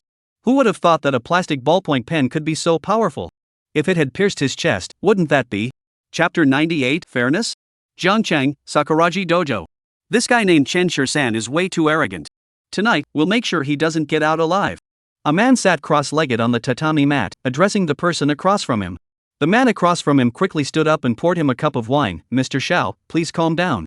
Rest assured, if he dares to step foot inside this door today, we will not let him leave alive. Xiao Yuta nodded, his young face bearing an uncharacteristic look of ruthlessness. Our purpose in coming to the Dragon Flame Kingdom this time is to kill Chen Shursan. The grudge from back then must be avenged. Hey! The man across from him quickly straightened his body and responded with a nod. Just then, a series of hurried footsteps echoed, followed by a knock on the door. Come in. Yuta Ono shouted at the door, and a man wearing a Zhongshan suit walked in. Mr. Ono, it's bad news. Our people have been killed at the Zhengcheng Security Bureau. Damn it. Upon hearing this, Yuta Ono couldn't sit still. What's going on? How could this happen? We don't know either. Today, Wada and the others were supposed to be released, but when we went to pick them up, the other party told us they were already dead. The person said with his head bowed. How could this happen? Several living people are just gone like that. Didn't you even ask for clarification? Xiao Yuta suddenly grabbed the cup on the table and threw it at the person who had come. The person didn't even dare to dodge, and the cup hit the other person's head, causing it to swell instantly. I asked around, and they said that Tian and the other two were beaten to death by thugs. The man explained with his head bowed, but they refused to return the bodies to us and wouldn't say who killed Tian and the others. They just told us to come back and wait for news, then kicked us out. Hearing this, Xiao Yuta grew even more furious. You worthless piece of trash. These people are too much. I'll go find them myself tomorrow. The man sitting across from Ono Yuta said harshly. He then turned to Xiao Yuta. Mr. Xiao, please calm down. Let me handle this matter. Upon hearing the man's words, Xiao Yuta sat back down and waved his hand at the person who had just arrived. After the man left, Xiao Yuta turned to the person across from him, Tanaka-kun. Let's put this matter aside for now and deal with Chen Shursan first. Don't worry, as long as he comes, we've got him surrounded today. Tanaka Ichiro said confidently. Upon hearing this, Ono Yuta patted Tanaka Ichiro on the shoulder. Alright. Emperor Group. Li Chen had just finished work and arrived at the underground parking lot when he felt someone following him. He suddenly turned around and collided with a bouquet of flowers. Li Chen instinctively took a few steps back, frowning at the woman in front of him. Miss Zhen?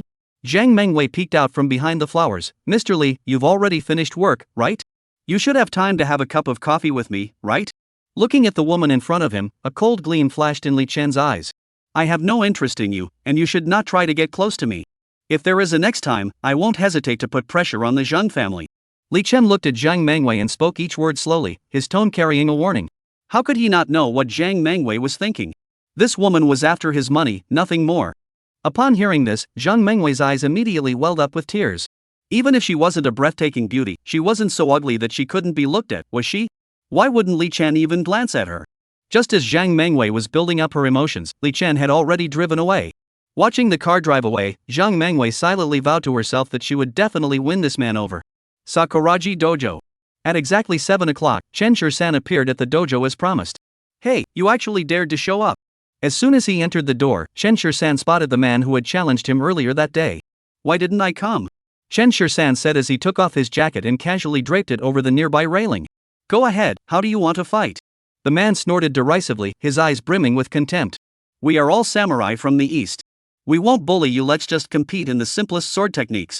The man looked at Chen Shursan and raised his chin. Dare you? Chen Shursan heard this and couldn't help but laugh. Was this what they called not bullying someone? Samurai from the East have been training in sword techniques since childhood. How could ordinary people possibly stand a chance against them? However, fortunately, he wasn't an ordinary person, so he calmly nodded and agreed. He didn't come here to fight today, but he had to go through the motions, didn't he? Just then, Ono Yuta emerged with Tanaka Ichiro and the others. Looking at the man before him, the eyes of Ono Yuta nearly burst into flames. This was the man who had slaughtered the entire Japanese imperial family 5 years ago. This grudge can be avenged today. Mr. Ono. Upon seeing Yuta Ono, everyone greeted him. Chen Shursan narrowed his eyes at the person in front of him. This young man was so young yet respected by so many people, his family must have some influence. You're Chen-shur-san? Yuta Ono asked the person in front of him. He couldn't believe it, because the man in front of him looked to be in his early 20s. Was he even an adult 5 years ago? Chen-shur-san raised his eyebrows slightly. Are you the one in charge here? Xiao Yuta's expression turned cold as he looked at Chen-shur-san and said, My name is Xiao Yuta. Remember that name. Today, I will make you die here. Hearing these words, Chen-shur-san not only felt no sense of pressure but instead felt like laughing. Who gave this kid the confidence? Don't waste your time. You can all come together. Chen-shur-san sneered and said. A few Japanese people were nothing to him. Back when he was in Japan with the imperial family, there were so many skilled warriors, yet he easily killed them all. We in Japan are a land that values martial arts. Rest assured, today's match will be absolutely fair. Xiao Yuta looked at Chen-shur-san and spoke each word clearly. Fair? Chen-shur-san heard these two words and couldn't help but laugh. The fairness that the Japanese referred to probably meant comparing their own strengths with others' weaknesses, right? However, he had grown accustomed to it. These people had no sense of shame to begin with. Today's match will be one-on-one. You can pick anyone you want here. Xiao Yuta said to Chen-shur-san. Judging by his confident demeanor, it seemed as though he was saying that any one of them could easily defeat Chen-shur-san. Chen-shur-san scanned the crowd, then fixed his gaze on Xiao Yuta. How about you? Yuta Ono didn't expect Chen-shur-san to choose him as his opponent, but since he had already spoken, he couldn't back down. Chapter 99, They Almost Die. No problem. Yuta Ono said as he prepared to step forward, but Ichiro Tanaka quickly stopped him. Mr. Ono, let me go. Chen-shur-san crossed his arms and looked at the person in front of him, yawning impatiently. Whatever. You're all the same. Chen-shur-san crossed his arms and looked at the people in front of him, yawning impatiently. Whatever. You're all the same. All he wanted now was to finish this fight quickly and go home to watch TV and chat with Zhang Rushue and Lin Yu. Damn it! Tanaka Ichiro blared at Chen-shur-san and shouted angrily, You brat, who do you think you are? Do you think you have the qualifications to challenge Mr. Ono? Let me take you on. Chen-shur-san calmly entered the training ground behind him. The training ground was square, with a red circle in the center. There aren't any complicated rules, are there? After taking the stage, Chen-shur-san asked casually. Rules? Tanaka Ichiro handed Chen-shur-san a wooden sword. The rule is, whoever dies loses. Looking at his confident expression, Chen-shur-san sneered disdainfully. He reached out to catch the wooden sword thrown at him and held it in his hand, furrowing his brows slightly. Could the person across from him also be using this thing to fight him? He can kill with wood, but we don't know about the other side. Tanaka-kun. Show this kid what you're made of. Right. Let him see how sharp our Japanese samurai swords are. Avenge our fallen brothers. Don't let him live to tell the tale. The crowd below kept shouting, each of them glaring at Chen-shur-san with hatred, as if Chen-shur-san had killed their parents. Chen-shur-san remained calm, holding the wooden knife in one hand, his hand naturally hanging down, the tip of the knife just touching the ground. Chen-shur-san remained calm, holding the wooden sword in one hand, his arm hanging naturally at his side, the tip of the blade just touching the ground. Seeing this unconventional grip, Tanaka Ichiro on the opposite side felt certain of victory.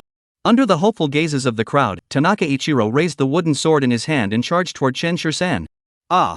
The other party's knife was indeed quite fast, but it lacked lethality. Chen-shur-san stood his ground, keeping one hand in his pocket the entire time, effortlessly blocking every one of Tanaka Ichiro's attacks.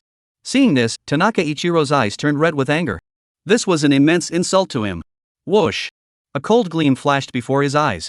The knife in Tanagawa Ichiro's hand was indeed suspicious. Just now, he had used all his strength. The wooden shell of the sword shattered instantly, revealing a sharp samurai sword inside, which sliced through Chen-shur-san's wooden sword in one clean stroke. Chen-shur-san stepped back to avoid the blow, a mocking smile curling at the corners of his mouth. Is this what you call fairness? Is this the samurai spirit of Japan? You bastard! Tanaka Ichiro didn't respond to Chen-shur-san's words. He raised the knife in his hand and swung it toward him, his eyes gleaming with excitement. At that moment, looking at the man before him, Chen-shur-san couldn't help but recall some past events. A violent thought he couldn't control surged through his mind. Chen-shur-san grabbed the wooden sword with both hands and charged toward Tanagawa Ichiro. His movements were so swift that none of the many eyes below could discern how he had managed to stab Tanaka Ichiro in the heart with the remaining half of the wooden sword. Tanaka Ichiro froze mid-air with his sword raised, his eyes filled with shock. He looked down at his chest and collapsed heavily to the ground. Tanaka-kun. This scene instantly ignited the crowd below. Xiao Yuta's eyes turned red, and he immediately ordered, attack. Kill him. Chen-shur-san had anticipated this outcome and immediately rolled to Tanaka Ichiro's side, grabbed his knife, and stabbed the person at the front of the crowd in the abdomen. As he rose to his feet, he swiftly swung the knife in his hand toward his opponent without hesitation. In an instant, the scene descended into chaos. Over 20 people surrounded Chen-shur-san, yet not a single one could get close to him.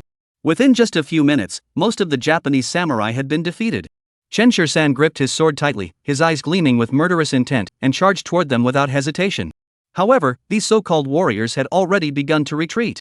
Chen Shirsan's attacks were too fierce for them to withstand. Just then, the young man named Yuta finally couldn't hold back any longer and drew his sword. Attack him. Kill him. After saying that, Xiao Yuta charged toward Chen Shirsan first. Seeing that Xiao Yuta had taken the initiative, the others no longer hesitated and followed closely behind. When the room was filled with the buzzing sound of swords colliding, Chen Shirsan's body was covered in bloodstains, and his eyes grew fierce. When he swung his sword violently, directly severing the katana in Ono Yuta's hands.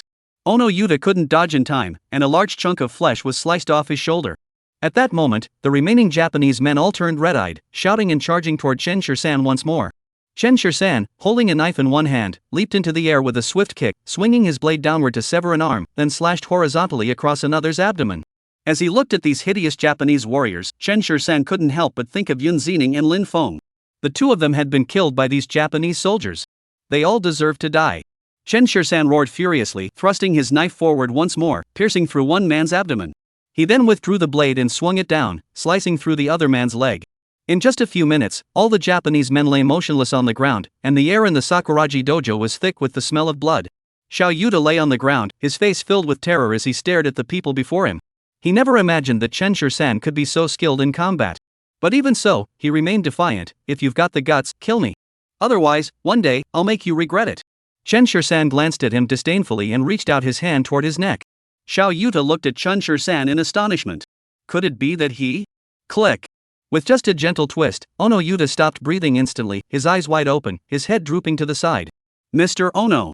The only few survivors cried out as they looked at the bodies on the ground. Chen Shirsan remained unfazed, casually grabbing his coat from the railing and calmly turning to leave. Back in the car, he pulled out a cigarette, lit it, and took a deep drag, finally managing to suppress the violent thoughts swirling in his mind. 5 years ago, while being chased by Japanese assassins, Lin Feng was brutally killed while protecting him. Yun Ziling, not wanting to be a burden, chose to end her own life. All of this was because of those Japanese. Thinking back to those events, Chen Shirsan couldn't help but want to storm into Japan and wipe out the entire country. Chapter 100, I Am Your Fiancé. After composing himself in the car, Chen Shirsan finally drove home. Upon arriving home, Zhang Ruxue and Lin Yu were already asleep. Chen Shirsan returned to his own room, took a shower, changed into fresh clothes, and lay down on the bed. But as soon as he closed his eyes, he could see the figures of Lin Feng and Yun Ziling. Just then, Chen Shirsan caught a whiff of an indescribable fragrance. He instinctively held his breath, closed his eyes, and listened intently. The scent was eerie, likely some kind of poison or a mind-altering drug. After waiting a few minutes, a figure climbed through his window.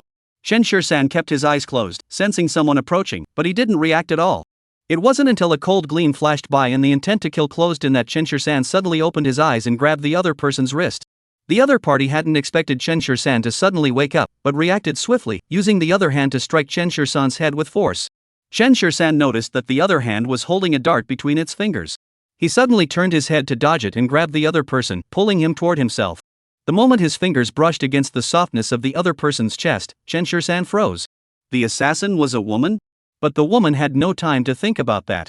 She was determined to take Chen Shirsan's life. Realizing her intentions, Chen Shirsan didn't bother with words. He grabbed her arm and twisted it out of her joint.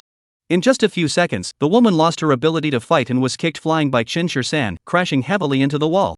The loud noise woke up Zhang Ruxue in the next room, and knocking on the door soon followed. Chen Shirsan, what's wrong?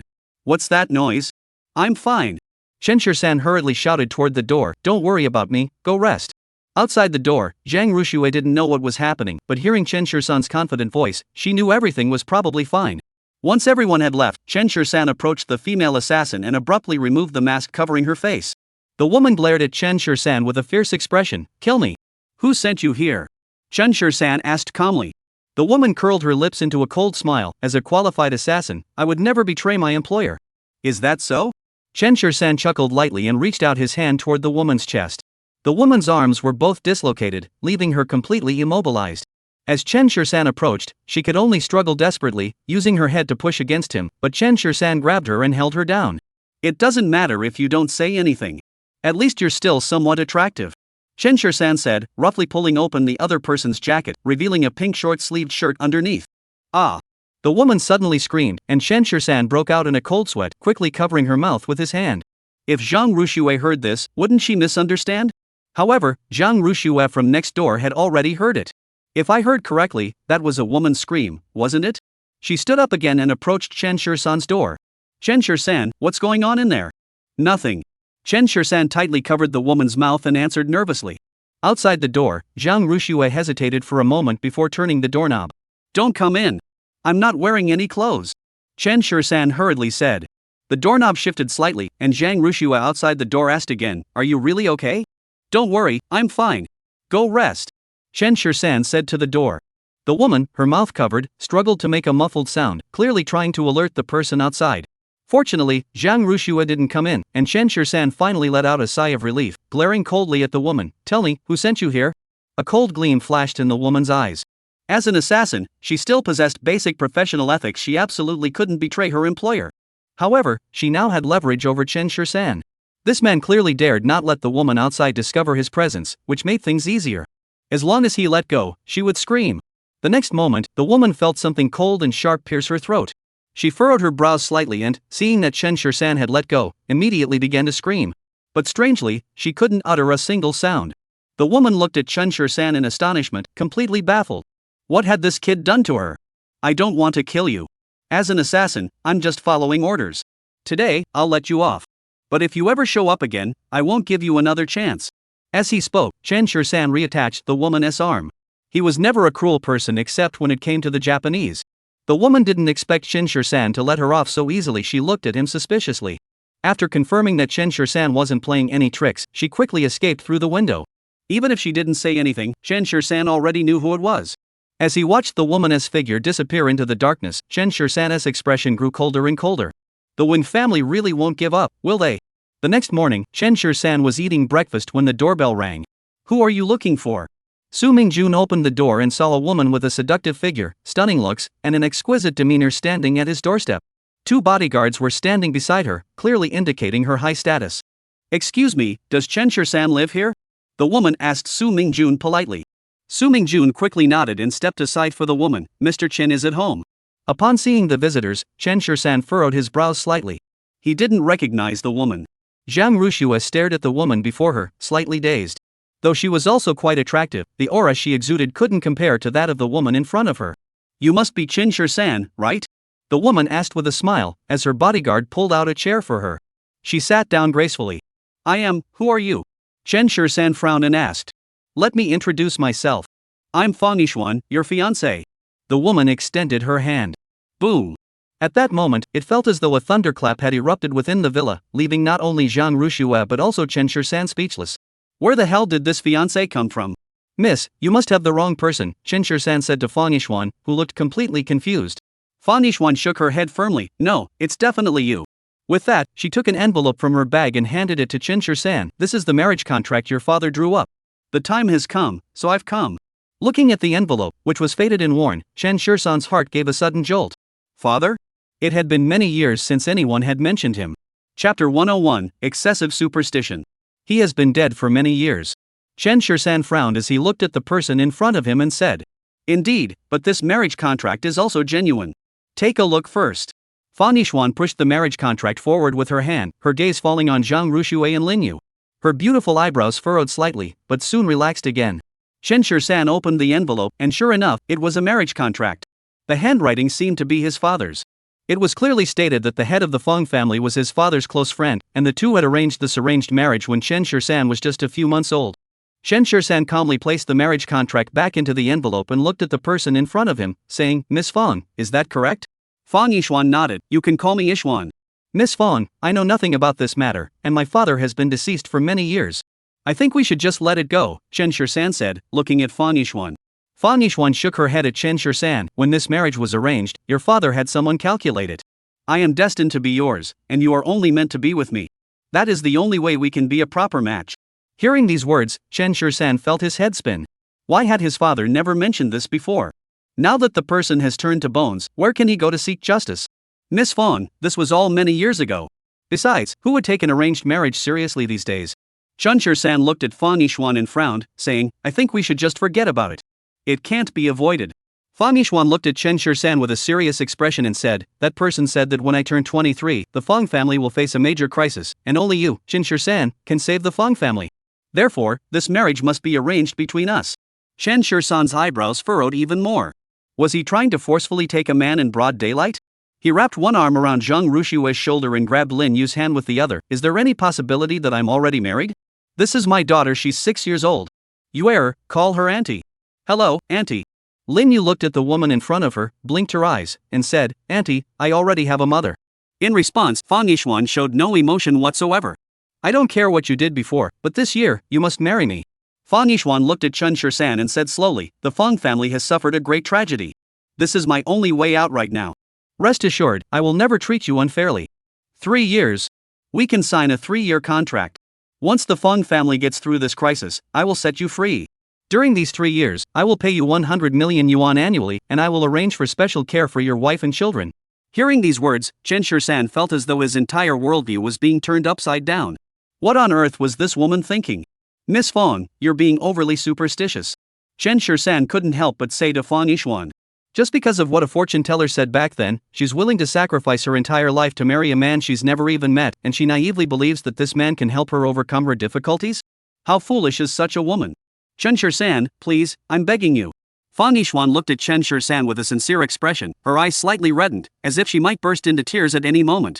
Zhang Rushue, standing nearby, couldn't bear to watch any longer. She looked at Fang Yishuan and asked, Miss Fang, if there's anything troubling you, please feel free to speak up. If there's anything we can do to help, we'll do our best. My biggest problem right now is that I can't marry Chen Shisan. If you're willing to divorce him, I can give you a lot of money.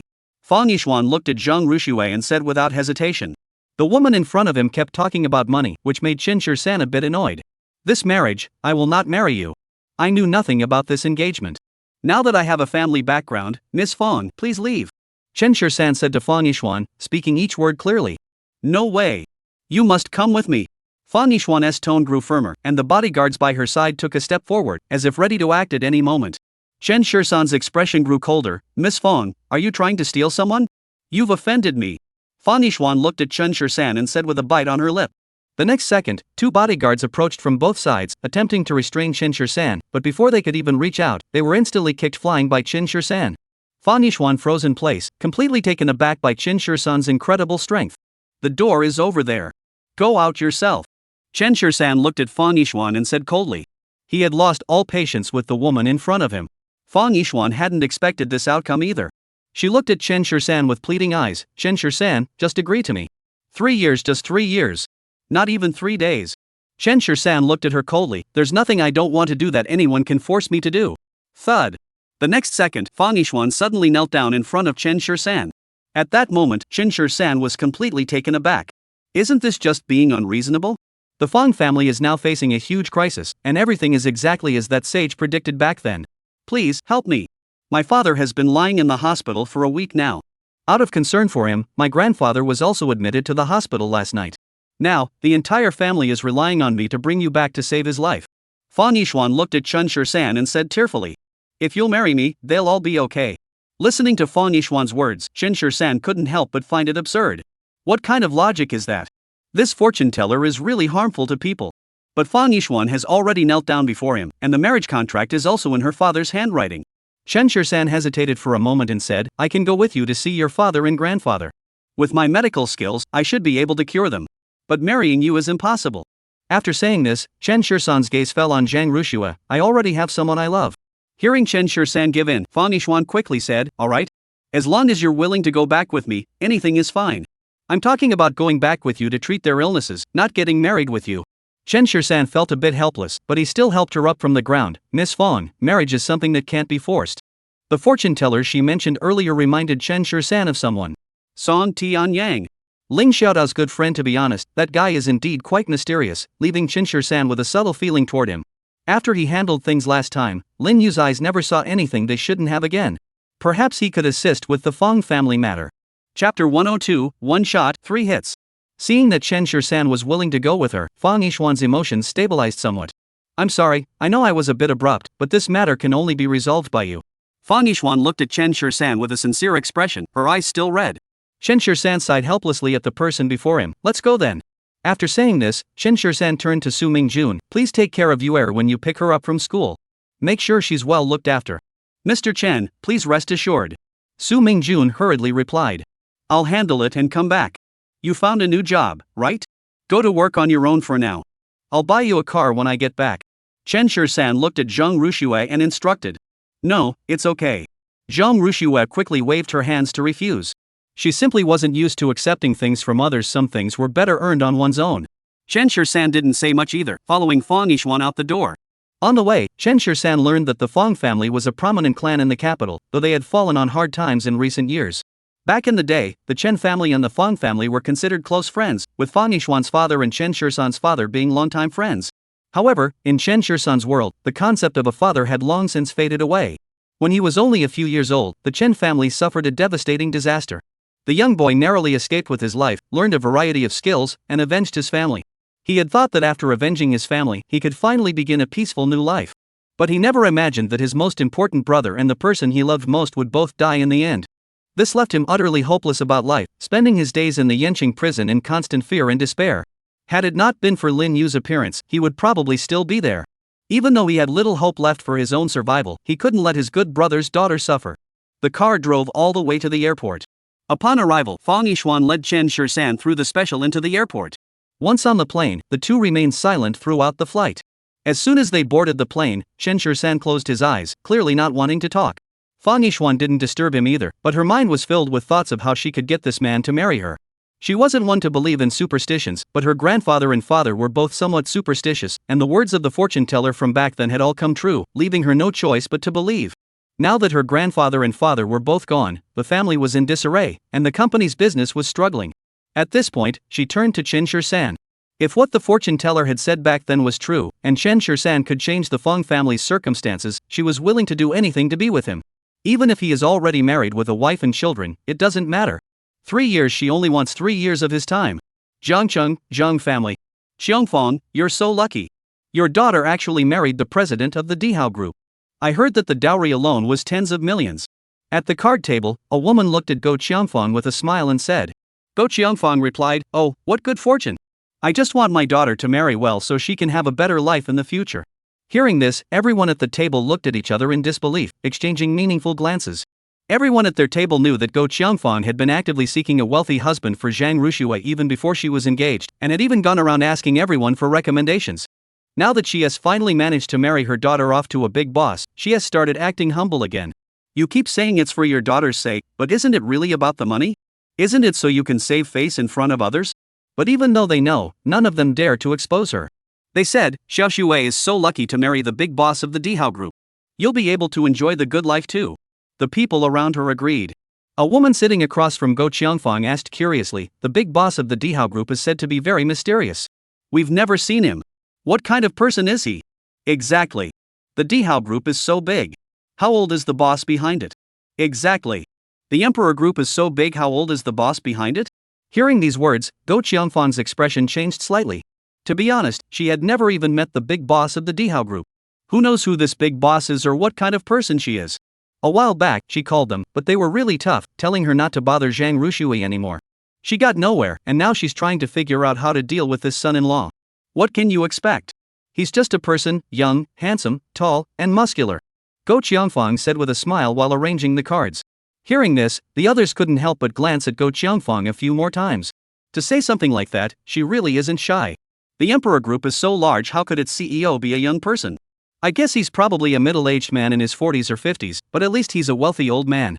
How fortunate for Shui, so young and already so blessed. That's right, Jingcheng will be able to enjoy the good life with his sister in the future. Speaking of which, when is the wedding? Don't forget to invite us. Exactly. We've been friends for so many years. Xiao Shui, you must remember to invite us when you get married. Hearing this, Go Qiangfang's expression grew even more unpleasant. She would have liked to invite them, but the other party's attitude was firm. Once the 5 million was paid, Xiao Shui would have no connection with them anymore, and even if she got married, they wouldn't be invited to the wedding. Thinking of this, Go Qiangfang felt her head spinning. Not to mention her card-playing friends, even the various relatives at home had already heard the news. If she didn't invite them, she'd probably be talked about behind her back for the rest of her life. But if she did invite them, how was she supposed to do it? 3,000. Go Qiangfang casually played a card. I won. I'm out too. I'm out too. You just scored 3 points in one move. Looking at the three women smiling at him, Go Cheongfong could only smile awkwardly and pull out his money. Glancing at the time, it was only 4 in the afternoon. Well, that's all for today. I've got something to do, so I'll have to leave. Everyone, please go home. Go Cheongfong said to the others. It's only 4 o'clock. What's the rush? Exactly, you must have lost some money and are feeling sorry for yourself, right? You're the mother-in-law of the CEO of Dihao Group. How could you be short on money? Hurry up, make a few more calls. It's not even dark yet. A few people chatted while pulling Go Cheongfong back to her seat. Now that they finally caught Go Cheongfong with some money, how could they not win a few more games from her? Under everyone's persuasion, Go Cheongfong reluctantly sat back down. Chapter 103, I Can Cure Your Grandfather. Once we started playing mahjong, we played until late into the night. As soon as she sent the person away, Go Cheongfong quickly pulled out her phone and dialed Zhang Rushua's number. Fortunately, she hadn't blocked her yet. After a few rings, the phone was answered, and Go Cheongfong quickly shouted into the phone, Xiaoxue? Mom, is something wrong? On the other end of the line, Zhang Rushua's tone was noticeably distant. Go Cheongfong smiled awkwardly into the phone, nothing much, just haven't seen you in a few days, and Mom misses you a bit. Are you free tonight? Why don't you come over for dinner with Mom? Faced with Go Cheongfong's invitation, Zhang Rushua's mind went blank. But after regaining her composure, her first reaction was to refuse. Mom, I just got off work. I'm pretty tired today. Let's just skip it. Work? Why did you go to work? Upon hearing this, Go Cheongfong was completely dumbfounded. Hadn't she married the boss of the Dihao Group? Why does she still need to work herself? Are you going to work at the Dihao Group to manage the company for him? Go Cheongfong asked cautiously over the phone after regaining her composure. It seems Zhang Rushue is quite capable after all. It's only been a few days, and she's already gotten into the other company. If things keep going this way, she might even end up owning shares in the Emperor Group someday. What are you thinking? I found a job on my own. Zhang Rushue said helplessly on the other end of the phone, wondering what her mother was thinking about all day long. Even if Qin Shisan really asked her to go to the Emperor Group, she wouldn't go. First, it's Qin Shisan's company, and there's no way she wouldn't be gossiped about. Second, she knows exactly where her capabilities lie. What? Find a job on her own? Go Cheongfong couldn't sit still. What about Qin Xiao? Isn't he supporting you? He's the big boss of the Dihao Group. How could he let his wife go out and work to earn money? He really doesn't care what others say. Mom, I went on my own. It has nothing to do with him. On the other end of the phone, Zhang Rushue sounded a bit impatient. Do you have anything else to say? If not, I'll hang up. No. Go Cheongfong finally remembered why she had called. Xiaoxue, when are you getting married? I can help you with the arrangements. Marriage? Zhang Rushue furrowed her brows slightly. Mom, it's still early for us. Don't worry about it. What do you mean it's still early? He's already given the dowry and taking you away. What does he mean by not marrying you? Go Cheongfong demanded over the phone. This is getting more and more suspicious. If you're not getting married, what's the point of getting engaged? Mom, he already made it very clear last time. Don't worry about it. These matters have nothing to do with you anymore. Zhang Rushue said helplessly on the other end of the phone. Chen Shisan had already said that once she took the money, she would have no further connection with the Zhang family. Now Go Cheongfong keeps calling her every other day, clearly not wanting to let her off the hook. However, she is a very soft-hearted person, and if she doesn't answer, she feels guilty. Xiaoxue, even though you're not my biological daughter, you were raised by the Zhang family. Go Cheongfong skillfully played the emotional card on the other end of the phone. All these years, we haven't treated you badly, have we? Now that you're all grown up and about to get married, as your mother, I have no other wish than to see you get married. You wouldn't refuse your mother's request, would you? Hearing this, Zhang Rushue instinctively bit her lip. Mom, he hasn't mentioned marriage yet. Let's talk about it later. Besides, I don't want to get married right now. Zhang Rushue said into the phone. Chen Shisan had indeed mentioned marriage before, but she felt that there hadn't been enough of a process between them. Since you're not married yet, why don't you pack your things and come home? How can you live together without being married? What does he think you are? Go Cheongfong hurriedly said into the phone. First, trick Zhang Rushue back. If they want her to move in again later, well, sorry, but they'll have to pay more. Mom, I'm doing just fine here. Please don't call anymore. If he finds out, the entire Zhang family will suffer. He made it clear before, once the money is given to you, I have no connection with the Zhang family anymore. Consider that money as compensation for the Zhang family's upbringing over the years. There's nothing else, so I'll hang up now. After saying all that, Zhang Rushue abruptly hung up the phone. On the other end of the line, Go Cheongfong was completely dumbfounded. She never expected Zhang Rushue to actually dare to speak to her like that. That brat, she's grown up and thinks she's all that now. She found a good man and forgot all about her mother. Kyoto, evening. The car drove onto a private road, winding its way up the mountain, and finally came to a stop in front of a white wrought iron gate adorned with intricate carvings. Fang Yishuan and Chen Shursan got out of the car. The place was a private hospital, giving off an upscale vibe at first glance. It was evening, and people were strolling in the courtyard while others read by lamplight. My grandfather and father are both on the third floor. They will be very happy to see you. After entering the elevator, Fang Yishuan looked at Chen Shursan and said excitedly. Chen Shursan watched the elevator rise, but he couldn't feel the slightest bit of joy. Before boarding the plane, he had already called Song Tianyang, but the latter said he was out of town and wouldn't be back for 2 days. Ding! The elevator doors opened, revealing a clean corridor lined with black-clad bodyguards. Almost every ward door was guarded by 2 bodyguards. These must be some pretty important people staying in these rooms. Following Fang Yishuan into the ward, there was an old man lying on the bed, covered in tubes, with a nurse constantly monitoring his condition. Miss Fang. Upon seeing Fang Yishuan enter, the nurse quickly stood up and called out. You've worked hard.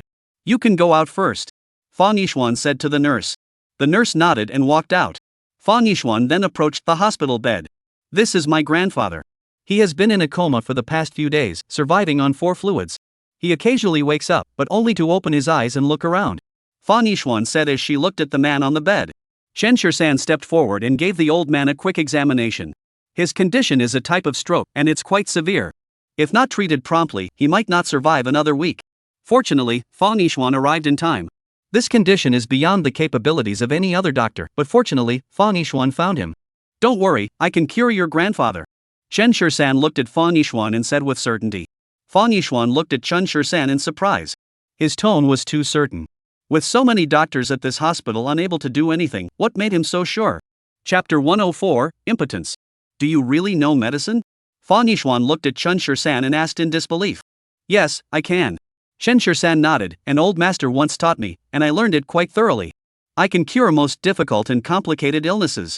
Chen Shursan spoke in the most matter-of-fact tone, uttering the most self-aggrandizing words. Fang Yishuan stared at him in disbelief. Chen Shursan spoke the most humble words in the most matter-of-fact tone, leaving Fang Yishuan staring at him in disbelief. She had assumed that when Chen Shursan mentioned medical skills, he was referring to just the basics, but she never expected him to be so skilled. But he is only 23 years old. Does he really have that kind of ability? Chen Shursan, the fortune teller, said back then that as long as you marry me, the Fang family's difficulties will resolve themselves, and then. Miss Fang, I won't marry you. Chen Shursan firmly interrupted Fang Yishuan. I came here with you this time to save someone. Out of respect for my father, I'm helping you, not to marry you. Hearing Chen Shursan's words, Fang Yishuan's eyes welled up with tears. She didn't know what was wrong with herself. In terms of looks and family background, she should be far better than the woman by Chen Shursan's side, shouldn't she? Why, in such a comparison, would Chen Shursan still choose her so resolutely? Before Fang Yishuan could speak, Chen Shursan pulled out his silver needles and said to her, I'll give your old man some acupuncture, and he should be fine. You just stand by. Seeing that Chen Shursan was really going to start, Fang Yishuan grew anxious. Chen Shursan, do you really know medicine? Don't you trust me? Chen Shursan looked at Fang Yishuan and raised his eyebrows slightly. Just then, several men and women walked in from outside, chatting. Seeing Fang Yishuan and the others, they seemed somewhat surprised. Xiao Xian, how did you come back so quickly? The woman speaking was Fang Yishuan's aunt, Qin Shulan, who was carrying a thermos flask, presumably to bring lunch to the old man. The man beside her was Fang Yishuan's uncle, Fang Hai, reeking of alcohol, clearly having just finished drinking. I found the person I was looking for, so I came back. Facing these relatives, even Chen Shursan could sense Fang Yishuan's guardedness. This kid? A man in his late 20s standing beside Fang Hai snorted derisively, sizing up Chen Shursan from head to toe. This kid's entire outfit probably isn't worth as much as one of my clothes. This man was named Fang Zihan, the eldest son of Fang Hai and the eldest grandson of the Fang family. Although his name includes the humble character Qian, this man is far from humble. Big brother, Chen Shursan is my fiancé. Fang Yishuan's voice grew solemn, tinged with a clear warning. Are you crazy? You really want to marry this guy? Fang Zihan gave Chen Shursan a disdainful glance.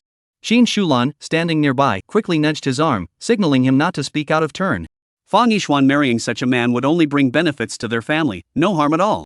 Her mother passed away when she was very young, and her father has not remarried over the years. Although he has always managed the family business, he is now in poor health. If Fang Yishuan were to marry a good man, wouldn't the family business end up in his hands? But if she marries a good-for-nothing, wouldn't it be much easier to get her hands on the Fang family's assets? Seeing his mother's subtle hint, Fang Zihan didn't say anything else, but he did glance at Chen Shursan a few more times. Fang Hai, however, looked at Chen Shisan and asked, "You're Chen Jingqing's son?" Chen Shisan nodded. It had been many years since he had heard his father's name mentioned by anyone else. "I had a bit of a connection with your father. He was a decent man, but unfortunately, the Chen family." At this point, Fang Hai stopped speaking and looked at Chen Shisan, saying, "After all these years, it's already quite an achievement that you've managed to survive. Now that Yixuan has come to you on her own, I have no objection to your marriage. However, whether you can enter the Fang family depends on the old master and her father's decision." Fang Hai paused before continuing. Chen Shisan furrowed his brows slightly. "I'm not here to marry into your family. I'm here to save someone." "Save someone? Kid, have you been drinking?" The man beside Fang Zihan sneered at Chen Shisan and asked. The man was named Fang Zihan's younger brother, the same age as Chen Shisan, and his tone was identical to his brother's. "Second brother." Fang Yixuan called out, and Fang Zihan snorted, "All right. I won't say much. You chose the man you want, so you handle it yourself. Miss Fang, I need to give the old master acupuncture. Anyone not involved may leave." Chen Shisan said, his hands in his pockets as he looked at the crowd. The unrelated parties he was referring to were clearly Fang Hai and his family. Upon hearing this, Fang Zihan was displeased. "Acupuncture? Kid, who do you think you are? I'm the doctor Ms. Fang called. Is there a problem?" Upon hearing this, Fang Hai and the others turned their gaze toward Fang Yixuan. Fang Yixuan hurriedly explained, "Chen Shisan said he's confident he can cure grandfather's illness, so I thought I'd let him give it a try." "Try? Is this something you can just try? How could you let an outsider mess with him when your grandfather is in such a state?" Fang Zihan looked at Fang Yixuan coldly and said, "If he were a divine doctor, that would be one thing, but he's just a kid. What does he know about medicine? Fang Yixuan, what are you really up to? It seems you have some doubts about my medical skills." Chen Shisan raised his eyebrows and looked at Fang Zihan. "Since you're so devoted to your parents, why don't I try it on you first?" "Try what on me? I'm not sick." Fang Zihan retorted immediately. "Let this kid stick needles in me? He must be crazy. Fang Xiaoyan is so young and already has erectile dysfunction. This needs to be treated early, or it could easily affect his fertility," Chen Shisan said firmly to Fang Zihan. Upon hearing this, everyone's gaze immediately turned to him. Fang Zihan can't perform? As his family, none of them knew he had such a problem. "You! What are you talking about?" Fang Zihan was instantly furious, his face red as he pointed at Chen Shisan. "You brat! If you keep talking nonsense, don't blame me for being rude." However, he was also a bit surprised. How did this kid know about his issue? Lately, he had been seeing a traditional Chinese medicine practitioner for treatment, but he had been going secretly, so no one should have noticed. "Fang Xiao, if you're sick, you should really get proper treatment. If you keep taking that medicine for much longer, you might not be able to lift a finger for the rest of your life." Chen Shisan crossed his arms and looked at Fang Zihan calmly. Fang Zihan looked at the person in front of him in astonishment. This kid actually knew he was taking medicine. Fang Zihan looked at the person in front of him in astonishment. This kid actually knew he was taking medicine. Chapter 105, Miraculous Healing by the South Mountain Medical God. This is a matter of a lifetime. If Fang Xiao is willing to kneel down and beg me, I might be able to help you. Chen Shisan said calmly, then turned his gaze to Fang Hai. "You've had surgery on your waist, haven't you? Have you been feeling weak all over lately, and sometimes your waist hurts so badly you can't straighten up?" After saying this, Chen Shisan looked at Qin Shulan. "Have you been experiencing frequent headaches lately? Do they feel like they're about to explode when they occur?" Hearing Chen Shisan's words, the Fang family members all looked at him in astonishment. This was their first meeting. How could this young man immediately discern the issues they were facing? "How did you know?" Fang Yixuan couldn't help but ask curiously. "I told you, I'm a doctor." Chen Shisan calmly glanced at Fang Yixuan. "So can I give the old man an acupuncture treatment now?" "Of course you can." Originally, Fang Yixuan had some doubts about Chen Shisan's medical skills, but after Chen Shisan said those words, she gained confidence in his medical abilities. "No way. How could we let this kid give grandpa an acupuncture treatment? What if something goes wrong?" Fang Zihan immediately stood up to object. "Exactly. Who knows if he was just making that up? It's your grandfather lying on that bed." Fang Hai chimed in. Fang Zihan was now deeply troubled. How did Chen Shisan know about his flaw? Chen Shisan could accurately identify your hidden ailments upon first meeting you. Isn't that enough proof of his medical skill? Fang Yixuan looked at the members of the Fang family and said, "I agree to let him perform acupuncture on grandfather. What good does it do for you to agree alone? Do you really think you're the only one who makes decisions in this family?" Qin Shulan crossed her arms and looked at Fang Yixuan.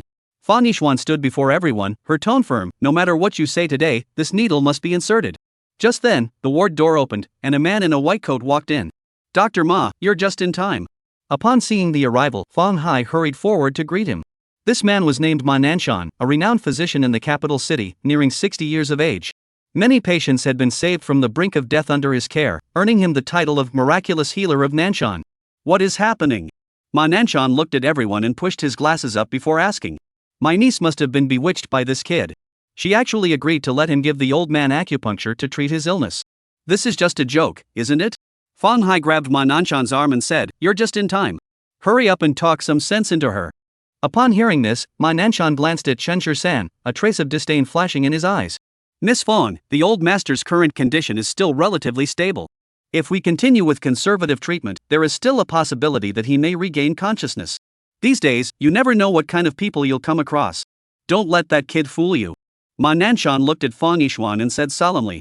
Fang Yishuan furrowed her brows slightly. Master Ma, Chen Shur-san isn't a fraudster. He was able to accurately diagnose my uncle's condition just now. How could he be a fraudster? Oh. Hearing this, Ma Nanshan looked at Chen Shur-san in confusion. Is he that skilled? Chen Shur-san calmly glanced at him. If Master Ma is really that divine, he should first cure his own rheumatism. Upon hearing this, Ma Nanshan looked at Chen Shur-san in surprise. How did he know he had rheumatism? He did indeed have rheumatism, but it wasn't acting up today, so it shouldn't have been noticeable while walking. How do you know that? Ma Nanshan immediately pushed Fang Yishuan aside and approached Chen Shur-san to ask.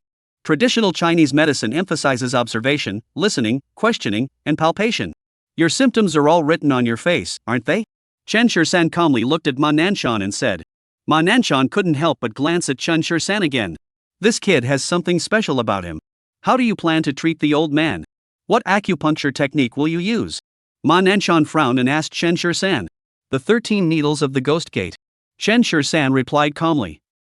The 13 needles of the Ghost Gate are specifically used to treat all kinds of difficult and mysterious illnesses. Upon hearing this, Ma Nanshan's eyes widened instantly, and he grabbed Chen Shur-san's arm. What did you just say? Say that again. The 13 needles of the Ghost Gate. Chen Shur-san repeated his name without hesitation. Do you know the Ghost Master? Ma Nanshan asked Chen Shur-san excitedly. This was the first time he had heard the name Ghost Master since he had come out. You know him too? Chen Shur-san asked Ma Nanshan. Of course I don't know him. A big shot like Ghost Master isn't someone I could ever meet. Ma Nanshan gave a self-deprecating smile, then fixed his gaze seriously on Chen Shur-san. What's your relationship with Ghost Master? Consider him my disciple. Calling him master isn't too much, right? Chen Shur-san hesitated. Chen Shur-san thought for a moment and said, back then, Ghost Master did teach him quite a few skills. Calling him master isn't exactly a stretch. Upon hearing this, Ma Nanshan's expression grew serious. He immediately bowed to Chen Shur-san. Earlier, I was disrespectful. Please forgive me for my rudeness. Don't hold it against me. Seeing this, the Fang family was completely taken aback. This was none other than the renowned miracle healer of Nanshan, a legendary figure in the medical field of the capital. How could he show such respect to a junior? And what about that so-called ghost lord they mentioned? What kind of person is he, exactly? You're too kind. Seeing that the other party was respectful toward him, Chen Shur-san graciously gave him a way out, reaching out to help him to his feet. Now do I have the qualifications to perform acupuncture on the old master? Chen Shur-san asked with a raised eyebrow. Yes. Of course you can. Ma Nanshan quickly gave Chen Shur-san his seat and asked cautiously, may I watch from the side? Please rest assured, I won't disturb you. Seeing Ma Nanshan's attitude toward Chen Shur-san do a complete 180-degree turn, Fang Hai couldn't sit still anymore. Master Ma, what are you doing? This young man is so young, what does he know about medicine? Fang Hai frowned and said to Ma Nanshan. You don't know, but Ghost Master was a legendary figure in the traditional Chinese medicine community back in the day. His disciple couldn't possibly be any less skilled. And then there's the Ghost Gate 13 needles, a miraculous acupuncture technique said to be able to revive the dead and restore flesh to bones. As long as there's still a faint breath left in a person, or if they've just died, using the Ghost Gate 13 needles can send them to the gates of the underworld and back, and they'll come back as lively as ever. However, the Ghost Gate 13 needles are something ordinary people can never master. But since you are the disciple of the Ghost Master, that's a different story altogether. If this young divine doctor can truly perform the Ghost Gate 13 needles, the old master will be able to leave the hospital tomorrow. As he spoke, Ma Nanshan looked at Chen Shur-san with eyes full of admiration. To be able to master the Ghost Gate 13 needles at such a young age, and to be the disciple of the Ghost Master, how extraordinary must his talent be? Chapter 106, The Fated Husband. Boy, if you cure the old master today, I won't say a word. But if anything happens to him, you're finished. Fang Hai glared at Chen Shur-san and threatened him. Chen Shur-san glanced at him disdainfully. Even if he killed the old man, what could the Fang family do?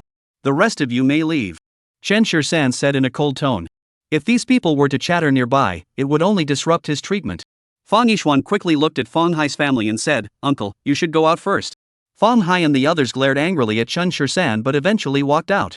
After they had left, Chen Shisan finally began to acupuncture the old man.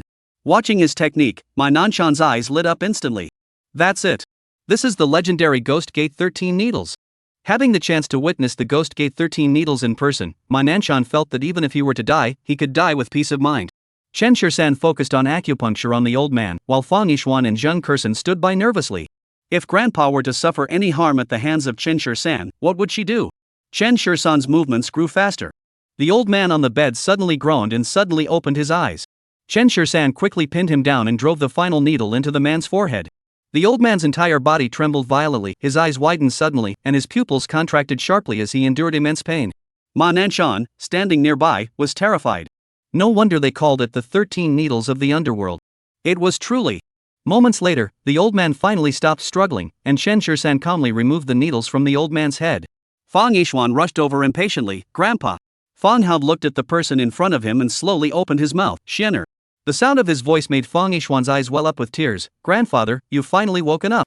It seems that the fortune teller was right after all. Chen Shisan is the one who can revive the Fang family. Who is this?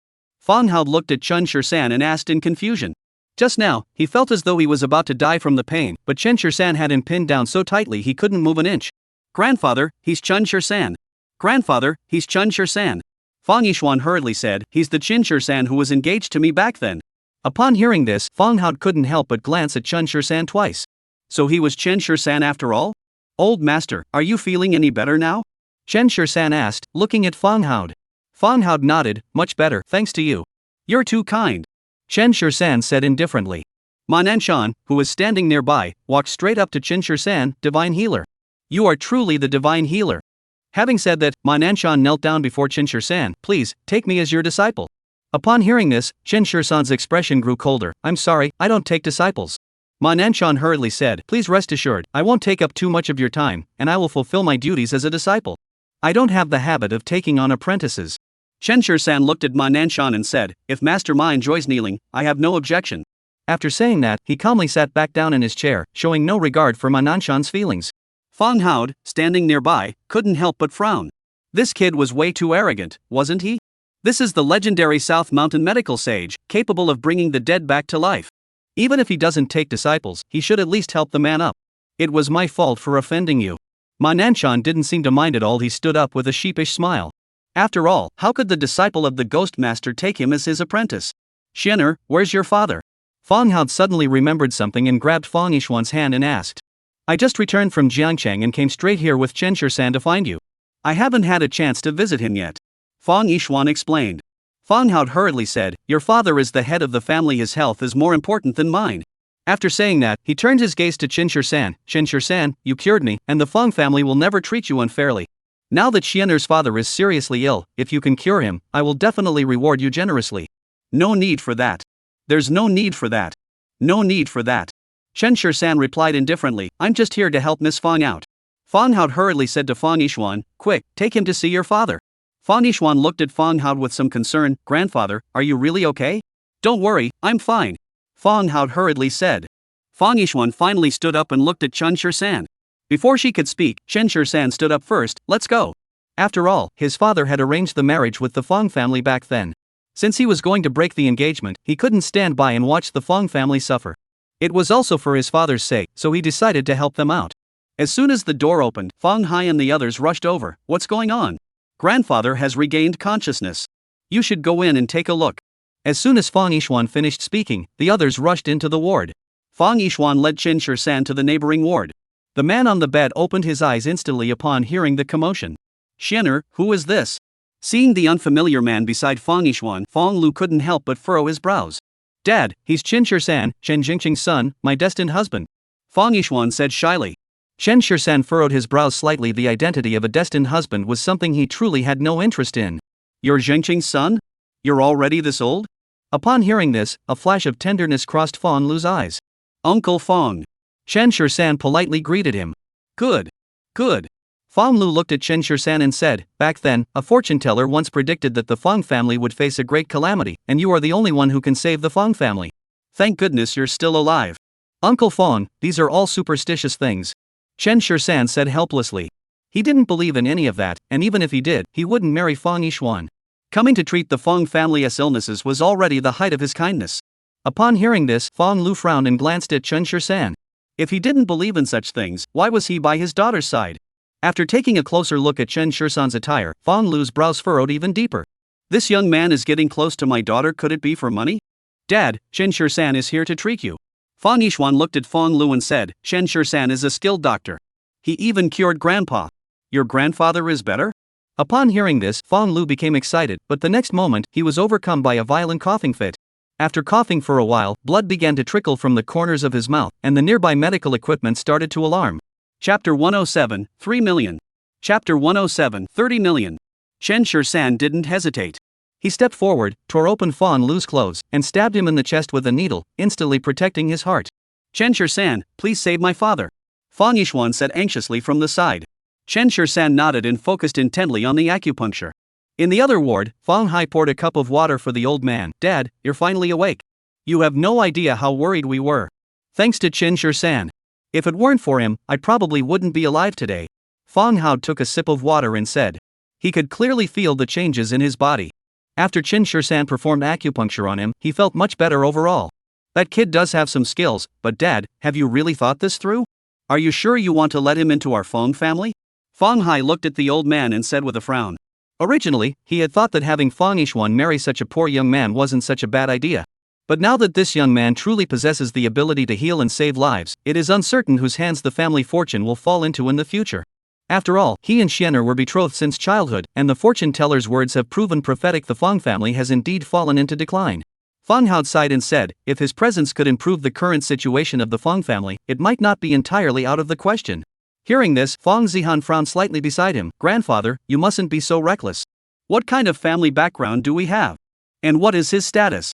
Even if he were to become a son-in-law, the scandal would be enough to bring dishonor upon us. Exactly. This young man has neither family background nor money. If this gets out, our Fong family will inevitably become the laughingstock of others.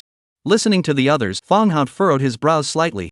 He didn't want someone like Chen Shisan to enter his home, but the marriage agreement was genuine, and everything the fortune teller had said had come true. On the other side, Chen Shisan withdrew the needles, and the color returned to Fong Lu's face on the bed, visible to the naked eye. Is that all? Fong Yishuan asked in astonishment. Chen Shisan nodded. Your father's condition isn't too serious. I'll prescribe him 2 more doses of medicine, and he should be fine in a few days. Upon hearing this, Fong Yishuan quickly handed over the paper and pen that were nearby. Chen Shisan sat down to write the prescription, his pen flowing smoothly, producing characters that were bold and powerful, a pleasure to behold. Watching Chen Shisan write the prescription with such concentration, Fong Yishuan's heart skipped a beat. For some reason, Chen Shisan gave her the impression of an emperor clad in straw. Though his attire was ordinary, his demeanor was something ordinary people couldn't match. Follow the prescription, take it for 3 days straight, and you'll be fine. Chen Shisan handed the prescription to Fong Yishuan and said, Miss Fong, I have fulfilled my promise to you. As for the marriage contract, I will keep it for now. Chen Shisan said to Fong Yishuan with a serious expression. Fong Yishuan furrowed her brows slightly. Chen Shisan, in what way am I inferior to your wife? Hearing this, Chen Shisan paused for a moment and said, Miss Fong is wonderful in every way, but who I love is my own business. Some things can't be forced. As for what you mentioned about the fortune teller who said I was your destined husband, I've already arranged for someone to handle it. However, he happens to be out of the capital, so it may take a couple of days for him to arrive. Who did you find? Fong Yishuan asked curiously. You'll find out soon enough. Chen Shisan said calmly. In his eyes, Song Tianyang was the real deal. If he were to come, he would certainly be able to help the Fong family break this deadlock, and then Fong Yishuan wouldn't have to bother him anymore. Since Fong Hao and Fong Lu have both fully recovered from their illnesses, there is no reason for them to stay in the hospital any longer. That evening, the two were discharged from the hospital. Regardless of the circumstances, Chen Shisan was now the savior of the Fong family and was naturally treated as an honored guest. Upon returning to the Fong household, a banquet had already been prepared. Chen Shisan was seated next to Fong Hao. To be honest, Fong Hao didn't have much of a favorable impression of Chen Shisan. While he had indeed cured him, his attitude toward Dr. Matade spoke volumes about his extreme arrogance. At such a young age, he doesn't know how to rein himself in. I doubt he'll go far in life. However, given the current situation with the Fong family, they can't afford to lose Chen Shisan. Chen Shisan, back then, your father arranged the marriage between you and Xianer. What do you think of that now? At the dinner table, Fong Hao asked the question proactively. I refused. Chen Shursan said calmly. Upon hearing this, everyone fell silent and looked at Chen Shursan in astonishment. What does this kid mean? He actually refused? That's just being ungrateful. Chen Shursan, what are you so arrogant about? You're just a doctor, aren't you? Fong Zihan was the first to stand up. You young upstart, even if you spend your entire life treating patients, you won't earn even 1% of the Fong family's fortune. So what? Chen Shursan raised his eyebrows slightly, clearly not taking the money seriously. I wonder if this so-called Fong family fortune even matches the balance in his bank account. Don't be so ungrateful. Fong Zihan pointed at Chen Shursan angrily. Zihan! Fong Hao shouted in a deep voice, and Fong Zihan finally calmed down a bit. Fong Hao looked at Chen Shursan. Are you really not going to honor the marriage agreement? This marriage was arranged by my father, and I was unaware of it. Moreover, I already have someone I love. Chen Shursan said to Fong Hao with a faint smile. If that is the case, we will not force you.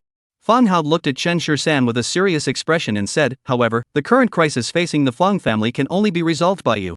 I will give you 3 million, and you will stay with the Fong family for 3 years, living with Xian'er as husband and wife. After 3 years, I will grant you your freedom. What do you say? 3 million? Chen Shursan snorted coldly. These people really are good at throwing money around.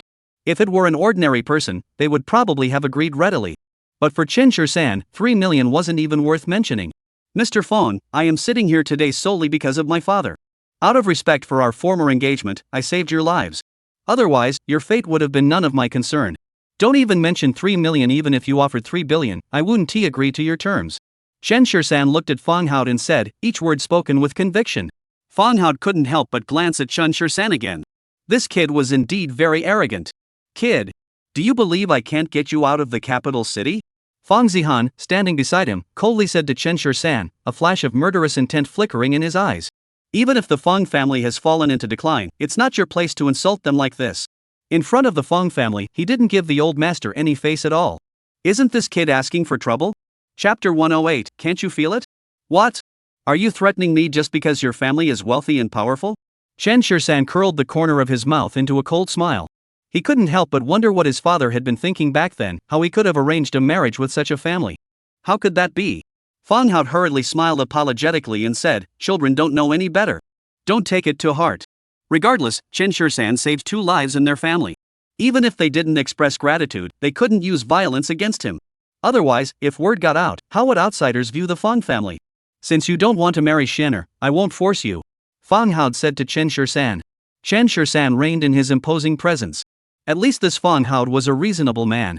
If the Fong family were to use force against him, he wouldn't feel the need to spare them any face. Fong Yishuan, standing nearby, looked at Chen Shursan with a gleam in her eyes. Everything the fortune teller had predicted back then had come true. Without Chen Shursan's help, she truly feared that the Fong family would not survive this crisis. Since the old master had spoken personally, the Fong family dared not show any disrespect toward Chen Shursan. After dinner, the old man had a guest room arranged for Chen Shursan. In the hall, Fong Zihan looked at the old man with some resentment. Grandfather, this kid is too arrogant. The way Chen Shursan is acting, he clearly doesn't think much of the Fong family. This kid may be arrogant, but he does have some real skills. Fong Lu couldn't help but say. After being treated with acupuncture by Chen Shursan, his body showed noticeable changes. The hospital had previously said there was no hope for recovery, but Chen Shursan managed to cure him with just a few needles. Someone with such skills can afford to be a bit arrogant. Anyway, this young man doesn't want to marry into the Fong family, so let him do as he pleases. Qin Shulan said indifferently from the side. At that moment, Fong Zihan's heart was filled with turmoil. Chen Shursan's medical skills seemed quite impressive. If he could just let this young man give him a couple of acupuncture needles, perhaps his condition might improve. But thinking about how this kid exposed his hidden ailment in front of so many people today, Fong Zihan couldn't bring himself to speak. Besides, he had threatened Chen Shursan during dinner. If he went to find him now, he'd probably be given a hard time. Back then, the fortune teller said that Xian'er's birth chart was very compatible with Chen Shursan's. If he could marry into the Fong family, it would undoubtedly bring prosperity to the Fong family's business. And when the Fong family faced a crisis, this young man would be able to lend a helping hand. Fong Hao pondered for a moment and said, if we can let him join the Fong family, it wouldn't be a bad thing. But this young man has said he won't marry Xian'er. Fong Hao narrowed his eyes and looked at Fong Yishuan. Xian'er, for the sake of the family, are you willing to make a sacrifice? Hearing this, Fong Yishuan was taken aback. Sacrifice what? She was willing to marry Chen Shursan, but if he didn't want her, what could she do? Sacrifice yourself. Fong Hao looked at Fong Yishuan with a serious expression and said. Jiangcheng. Sakuraji Dojo. You can't even protect Mr. Ono with all of you. What's the point of me keeping you around? A bald-headed man stood before the meticulously arranged funeral altar, glaring angrily at the row of kneeling samurai, his eyes red with anger. Behind him were the portraits of Ono Yuta and Taniguchi Ichiro. Mr. Kimura, it's not that we didn't protect Mr. Xiaoyi properly. That Chunshir-san is just too powerful. Someone said nervously, their voice trembling slightly at the mention of that name. Anyone who had ever crossed paths with Chunshir-san that day was filled with fear. That man couldn't be described as simply powerful, he was a true freak. Facing so many attackers, he showed no fear and fought back with ease. Anyone who was present that day was left completely helpless. What else could such a person be but a freak? No matter how powerful he is, he's still just a man. Is there really no one who can kill him? Kimura Takuya asked coldly. Everyone lowered their heads. After witnessing Chunshir-san's prowess, none of them dared to make such a bold claim anymore. Damn it! A bunch of good-for-nothings. Kimura Takuya shouted angrily, kicking over the chair beside him. He wanted to see for himself just how powerful Chunshir-san really was. Kyoto, the Fong family residence. The next morning, the front door of the Fong family was knocked on early. Who are you looking for? Looking at the person at the door, the nanny asked suspiciously. I've been sent here on someone's behalf to find the head of the Fong family. The man removed his sunglasses and spoke in a calm tone, instinctively assessing the feng shui layout of the courtyard. Come in. When she brought the man into the hall, the Fong family was having breakfast. Upon seeing the newcomers, Chunshir-san immediately waved him over. You're here so quickly. Who is this? Fong Hao asked Chunshir-san suspiciously. This is the expert I've brought for you. Chunshir-san looked at Fong Yishuan and said, Didn't you say I was your destined husband? Without me, the fortune of the Fong family would decline? I've brought someone to change your fortune. Although Chunshir-san didn't really believe in such things, he had witnessed Song Tianyan's abilities. Looking at the young man in his early 20s in front of him, Fong Hao and the others couldn't help but furrow their brows. How unreliable is this Chunshir-san? Aren't masters usually in their 40s or 50s? How could someone so young be a master? Chunshir-san, thank you for your trouble, but there are some things he doesn't understand. Fong Hao frowned and said to Chunshir-san. The meaning behind those words was clear. He looked down on Song Tianyang. Song Tianyang, however, didn't seem to care at all. He plopped down on the sofa, calmly pulled out a cigarette, lit it, and smoked it as if he were at home. What a lack of manners! Fong Zihan couldn't help but say. Song Tianyang glanced at him and said calmly, You do have some manners. You killed a life when you were still a minor, and you're not afraid of going to hell. Upon hearing this, the Fong family members all looked at Song Tianyang in astonishment. When Fong Zihan was in high school, he got a girl pregnant. To avoid affecting his future, the Fong family intervened and paid the girl to have an abortion. This incident was strictly kept under wraps by the Fong family at the time. Aside from the Fong family and the girl's family, no one else knew about it. How did Song Tianyang find out? Fong Zihan looked at Song Tianyang in astonishment, unable to speak for a moment, with a thin layer of sweat forming on his forehead. This was something that happened 10 years ago. How did he know about it? What are you talking about? Fong Zihan trembled as he pointed at Song Tianyang, but his face betrayed his guilt. Song Tianyang looked at him calmly. The infant you killed is right beside you. What? Can't you feel it? Chapter 109, There's a problem with the ancestral grave. As soon as he heard this, Fong Zihan immediately jumped up from his chair and instinctively looked around. Chunshir-san calmly continued eating his porridge. He now understood what it meant to have a guilty conscience. However, one had to admit that Song Tianyang was quite capable. This move had clearly played right into Fong Zihan's hands.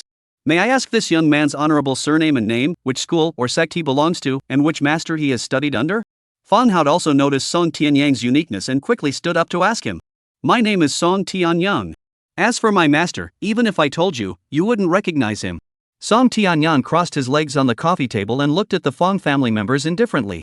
I'm here today out of respect for Chunshir-san. Whatever you need, just let me handle it quickly.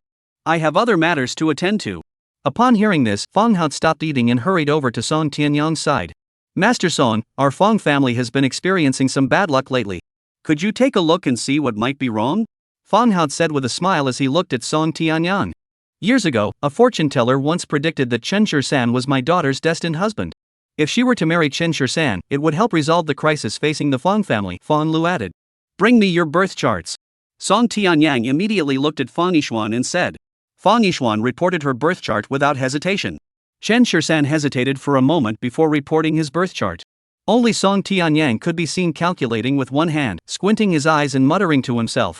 After a few minutes, he finally stopped, looked at Fong Yishuan, and said, The fortune teller was right. If you can be with Chunshir-san, you will indeed be able to resolve the crisis facing your family. Upon hearing this, the Fong family members immediately turned their gaze toward Chen Shur-san. I never expected this kid to be so useful. It seems we can't let him get away. Chen Shur-san frowned and looked at Song Tianyang. He had called him over to help him out, not to cause him trouble. However, this wasn't because their birth charts were particularly compatible.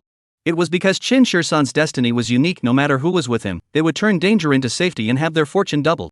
Song Tianyang said indifferently, as for the current issues facing the Song family, they likely stem from the ancestral graves of the Song family. The ancestral grave? How could that be? Our family's ancestral grave has never caused any trouble over the years, and we've never skipped any ancestral worship ceremonies during festivals. Fong Hao hurriedly said. I'm not sure about that. We'll have to see the site first. The terrain has changed over time, who can say for sure? Song Tianyang said indifferently. Let's go there now. Fong Hao said impatiently. The more one is involved in business, the more one tends to believe in such things. Hearing Song Tianyang speak in this manner, Fong Hao naturally couldn't sit still. The Fong family's century-old legacy couldn't be ruined by him. Let's go take a look. Song Tianyang stood up and said. The group hurriedly got into the car. Song Tianyang, Chen Shur-san, Fong Yishuan, and Fong Lu all sat in one vehicle. Chen Shur-san, as the master mentioned earlier, if you were to be with our Xian, your future prospects would be promising. Why not give it some thought? Rest assured, the Fong family will never treat you unfairly. In the car, Fong Lu couldn't help but say to Chen Shur-san. Earlier, Song Tianyang said that Chen Shur-san has a special destiny, and whoever is with him will have their fortune doubled.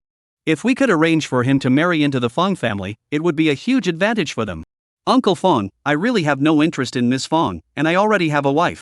Chen Shur-san looked at Fong Lu and refused directly. Song Tianyang glanced at Chen Shur-san but didn't say anything. Seeing that Chen Shur-san refused so decisively, Fong Lu didn't press the matter further. This kid seemed to be impervious to both kindness and harshness. The car drove on, and soon they arrived at a mountain in the outskirts. After climbing the mountain, they walked along the mountain path for a while before finally arriving at the Fong family's ancestral grave. These are all the ancestral graves of the Fong family. Fong Hao pointed to the graves around him and said. Song Tianyang first surveyed the surroundings, then slowly pulled out a compass from the yellow cloth bag and held it in his hand. As soon as he took it out, the needle on the compass began to spin wildly. Song Tianyang walked slowly, muttering to himself, glancing at the compass and then at the sky. Although the Fong family was curious about his actions, they didn't dare to ask too many questions. Chen Shur-san watched with great interest. If these actions were performed by someone else, he would have thought the person was a charlatan. However, when it came to Song Tianyang, he not only didn't think he was a charlatan, but instead felt that there was an indescribable aura about him. Soon, Song Tianyang stopped in his tracks, pulled out a small flag from the yellow cloth bag, and planted it on the ground. Master, what is this? Fong Hao asked curiously from the side. Your family's ancestral grave should be a feng shui treasure spot, but precisely because it is a feng shui treasure spot, it is easily occupied by other things. This place has been occupied by other things, which is disrupting the fortune of your family. What do you mean by something else?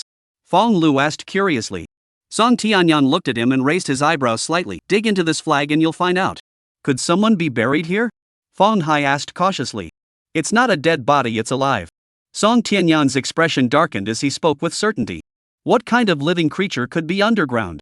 Fong Zihan frowned and asked, having never heard of anything that could survive underground. Why not just dig and find out? Song Tianyang said calmly, then walked over to Chen Shur-san's side. Hurry! Hurry up and call for help. Fong Hao hurriedly said to Fong Lu. Is there really something alive down there? Chen Shur-san asked Song Tianyang curiously. He also wanted to know what kind of creature could survive underground. We'll find out soon enough. Song Tianyang calmly glanced at Chen Shur-san. Are you paying for this, or are they? Chen Shur-san's lips twitched violently. So this kid came over just to ask that? The Fong family wouldn't be so inconsiderate. Chen Shur-san said indifferently. Since the issue with the Fong family had been resolved, there was no reason for him to pay. Song Tianyang didn't say much either. He calmly found a tree to lean against and sat down directly. Watching him squint in the sun with a look of pure contentment, Chen Shur-san couldn't help but feel a touch of envy. Chen Shur-san, what kind of friend is this guy? During the wait, Fong Hao couldn't help but pull Chen Shur-san aside and ask. This Song Tianyang seemed far too mysterious, making Fong Hao eager to befriend him. Chapter 110, The Snake's Nest. This? You'll have to ask him. Chen Shur-san said indifferently. He didn't know who Song Tianyang really was, but he knew that the young man had some real skills. Fong Hao glanced at Chen Shur-san awkwardly, hesitated for a moment, then walked toward Song Tianyang. Chen Shur-san pulled a cigarette from his pocket, put it in his mouth, and lit it. Fong Yishuan walked over to him. Chen Shur-san, thank you. You're welcome. Chen Shisan looked at Fang Yishuan and said, I just wanted to resolve the issue with the Fang family, which is also a way of repaying my father's debt. Once this matter is settled, let's not mention the engagement anymore. Seeing Chen Shisan refuse so decisively, Fang Yishuan felt as though a ball of fire was burning in her heart. She couldn't understand what was wrong with her. Why was Chen Shisan treating her this way? If he had been just a little more tactful, Fang Yishuan wouldn't be so upset. Miss Fang, there's nothing wrong with you. It's just that I already have someone I like in my own life. It's not about you, I'm like this with everyone. Chen Shisan noticed Fang Yishuan's displeasure, took a deep drag on his cigarette, and exhaled slowly before speaking to her in a calm tone. If it weren't for Zhang Rushu suddenly appearing, Chen Shisan felt that he would never have fallen in love with another woman in his entire life. Unfortunately, Zhang Rushu bore a striking resemblance to Yun Xiling, and to make matters worse, this woman also had a certain appeal to him. To add insult to injury, the previous misunderstanding had already solidified their relationship. All of this, perhaps, is what they call fate. I understand what you mean. Don't worry, as long as the issue with the Fang family is resolved, I'll speak to grandfather, and the engagement will be considered null and void. Hearing Chen Shisan say this, Fang Yishuan felt much more at ease. Soon, a group of people arrived at the location, carrying some basic tools. Under Song Tianyang's direction, they dug up the spot where the flags had been planted earlier. After digging over a meter deep without finding anything, Fang Hao grew restless. Master, where is the living creature you mentioned? What's the rush? Song Tianyang glanced indifferently at Fang Hao, pushed his way through the crowd to stop them, then grabbed a shovel from someone's hand and began digging in one direction. After a few shovelfuls, the soil below suddenly began to move on its own, startling everyone, who quickly backed away. Song Tianyang also put away his shovel. Soon, a black and red snake emerged from the ground, slithering toward the crowd and flickering its tongue, its eyes filled with caution. This is truly amazing. Fang Hai couldn't help but exclaim. Song Tianyang said there was something alive down there, and sure enough, there was. This thing is occupying the feng shui of your family's prime location. However, there should be more than just one of these creatures, Song Tianyang said indifferently. Damn it! You're bringing misfortune upon the Fang family. Fang Zihan, standing nearby, didn't hesitate for a moment. He grabbed a hoe and swung it down at the snake. Don't! As Song Tianyang's words fell, the upper half of the snake had already been severed by Fang Zihan, and blood spurted out instantly, splattering Fang Zihan from head to toe. At that moment, Fang Zihan's expression remained fierce as he directly split the snake on the ground into several pieces. What are you doing? Song Tianyang suddenly roared angrily, shoving Fang Zihan to the ground. Fang Zihan's eyes gleamed with a hint of bloodlust. This thing has ruined the feng shui of the Fang family. I must kill it. Song Tianyang shot Fang Zihan a cold glance. Do you have any idea how much trouble this will bring us? Snake. Just then, a black-clad bodyguard suddenly pointed at the hole they had just dug and said. Chen Shisan followed his gaze and saw that the edge of the pit was now covered with dozens of triangular snake heads. Chen Shisan followed the direction of his finger and saw that the edge of the pit was now filled with dozens of triangular snake heads, densely packed together. For a moment, he couldn't even hold the cigarette in his hand. Is it that exciting? Song Tianyang pulled out a cloth bag from his canvas bag, grabbed a handful of yellow powder, and quickly scattered it around the pit. Chen Shisan's nose twitched. It was realgar. How come this kid is still carrying this stuff around with him? A sprinkle of realgar caused the snake's heads that had poked out to retreat significantly. Damn, how many are there? Fang Ziqian was also startled. He never expected there to be so many snakes down there. Song Tianyang's expression darkened. The one you just killed was their companion. You've gotten yourself into big trouble. Having said that, Song Tianyang turned his gaze toward Fang Hao. Send someone to cut some cypress branches, make sure they're green. What? All right. Fang Hao paused for a moment before reacting, then hurriedly ordered someone to go and get it. The area was surrounded by cypress trees, but they were quite tall, so someone would have to climb up to cut the branches. Chen Shisan approached Song Tianyang and asked him with concern, can you handle this? Song Tianyang's lips curled into a smile. There's nothing I can't handle. Upon hearing this, Chen Shisan couldn't help but glance at Song Tianyang again. This man was just as arrogant as he was. All right then. Chen Shisan nodded reassuringly. Just as he was about to step aside to watch the commotion, he was suddenly pulled back by Song Tianyang. Give me a hand. What kind of favor? Chen Shisan frowned and asked. Song Tianyang pulled out a bundle of red thread from his pocket, found the end, and handed it to Chen Shisan. He then stepped back slowly, wrapping a branch around the red thread twice at regular intervals before burying it in the ground. After circling the pit once, Song Tianyang stopped, pulled out a few copper coins, and handed them to Chen Shisan, 1 coin on each branch. Chen Shisan took the coins and did as Song Tianyang instructed.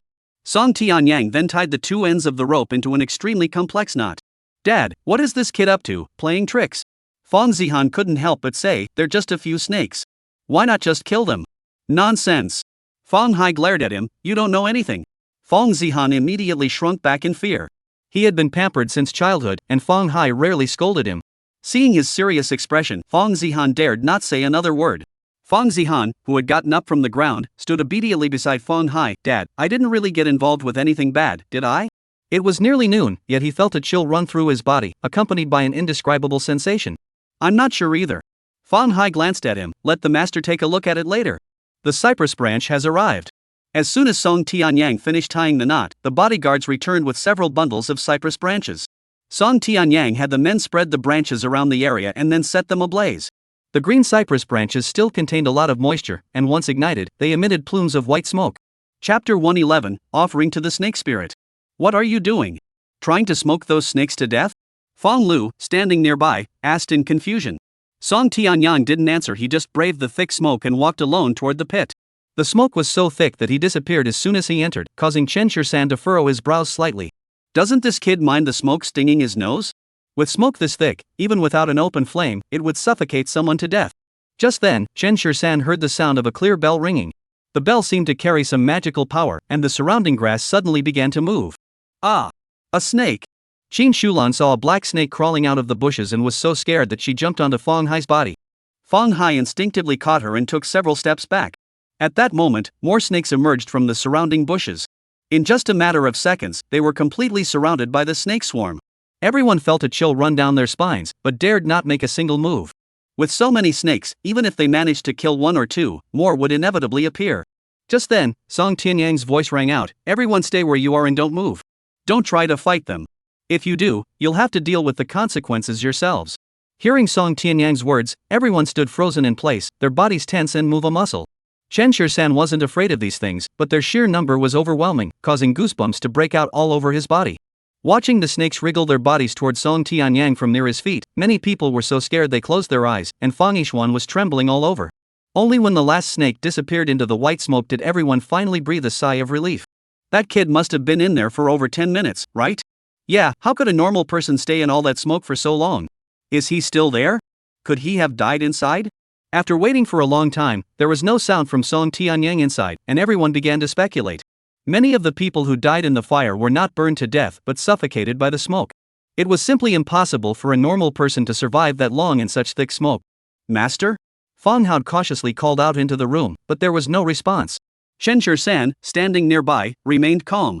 He trusted Song Tianyang. If he could go in, he could certainly come out. Why not send someone in to take a look? This is too dangerous.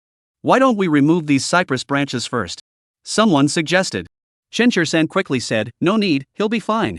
Hearing Chen Shirsan's confident tone, Fong Hao couldn't help but ask, "What if something happens to him?" "Don't worry. If he can get in, he can get out," Chen Shirsan said indifferently. Fang Yishuan, standing nearby, hadn't yet recovered from the fear of the snake swarm passing by earlier. She remained frozen in place, her body stiff. "It's okay now." Chen Shirsan came over to comfort her. "It's out." No sooner had the words left his mouth than the snake swarm emerged from the thick smoke. Fang Yishuan, standing beside him, was so frightened that her legs went weak and she nearly collapsed to the ground. Chen Shirsan acted swiftly, grabbing her and pulling her into his arms. In the moment her body left the ground, Fang Yishuan didn't feel the fear of weightlessness, but rather an inexplicable sense of security. Looking at Chen Shirsan's face just inches away, her heart began to race uncontrollably. Chen Shirsan, however, kept his gaze fixed ahead, not sparing her a single glance. Fang Yishuan was wearing a black suit today, with a low-cut top underneath. If Chen Shirsan had looked down, he would have seen something he shouldn't have, so he simply chose not to look. After the snake swarm departed, the smoke dissipated as well. Song Tianyang stood at the center of the circle, holding a small red snake in his hands. "Master, what is this?" Fang Hao asked Song Tianyang in astonishment. "This place is a feng shui treasure spot. It's not private property of your Fang family. I just discussed it with them. If you can agree to one of their conditions, they'll give this place to you." Song Tianyang looked at Fang Hao and asked, "Are you willing? What are the conditions?" Fang Hao pondered for a moment before asking. As a businessman, he wouldn't do a deal that put him at a disadvantage. "Worship the snake spirit." Song Tianyang looked at Fang Hao and said, "Just bring this little snake home, build a small shrine for it, and offer a stick of incense every day." This. Fang Hao looked troubled. "This is way too bizarre. Moreover, the snake's head was triangular, clearly indicating extreme toxicity. If it were to bite someone, wouldn't that be fatal? This is the result of my negotiations with them. If you refuse, I can release it immediately, but your family's feng shui blessed land will likely lose its efficacy." Song Tianyang said indifferently. Fang Zihan, standing nearby, coldly glanced at the small snake in Song Tianyang's hand. It's just a snake. Why not just kill it? As soon as he finished speaking, the small snake in Song Tianyang's hand suddenly raised its body, as if it had understood Fang Zihan's words, and began to flick its tongue at him. As soon as the words left his mouth, the small snake in Song Tianyang's hand suddenly straightened its body, as if it had understood Fang Zihan's words, and began to flick its tongue at him. Fang Zihan was startled by its sudden movement and instinctively took a few steps back. Fang Xiao, everything has a spirit. Song Tianyang looked at Fang Zihan and spoke with a meaningful expression. He then extended a finger and gently stroked the small snake's head a few times, and the snake obediently curled up on his hand. Watching this eerie scene, everyone held their breath in awe. They say snakes are easily endowed with spiritual qualities, but that's just hearsay. Today, I've finally seen it with my own eyes. Mr. Fang, do you agree or not? Just give us an answer. Song Tianyang looked at Fang Hao and asked. If he refuses, the Fang family will be ruined. How could Fang Hao possibly refuse? It won't bite, will it? Fang Hao asked Song Tianyang cautiously. This kind of animal generally doesn't attack people on its own, but it will if threatened. As he said this, Song Tianyang's gaze intentionally or unintentionally drifted toward Fang Zihan.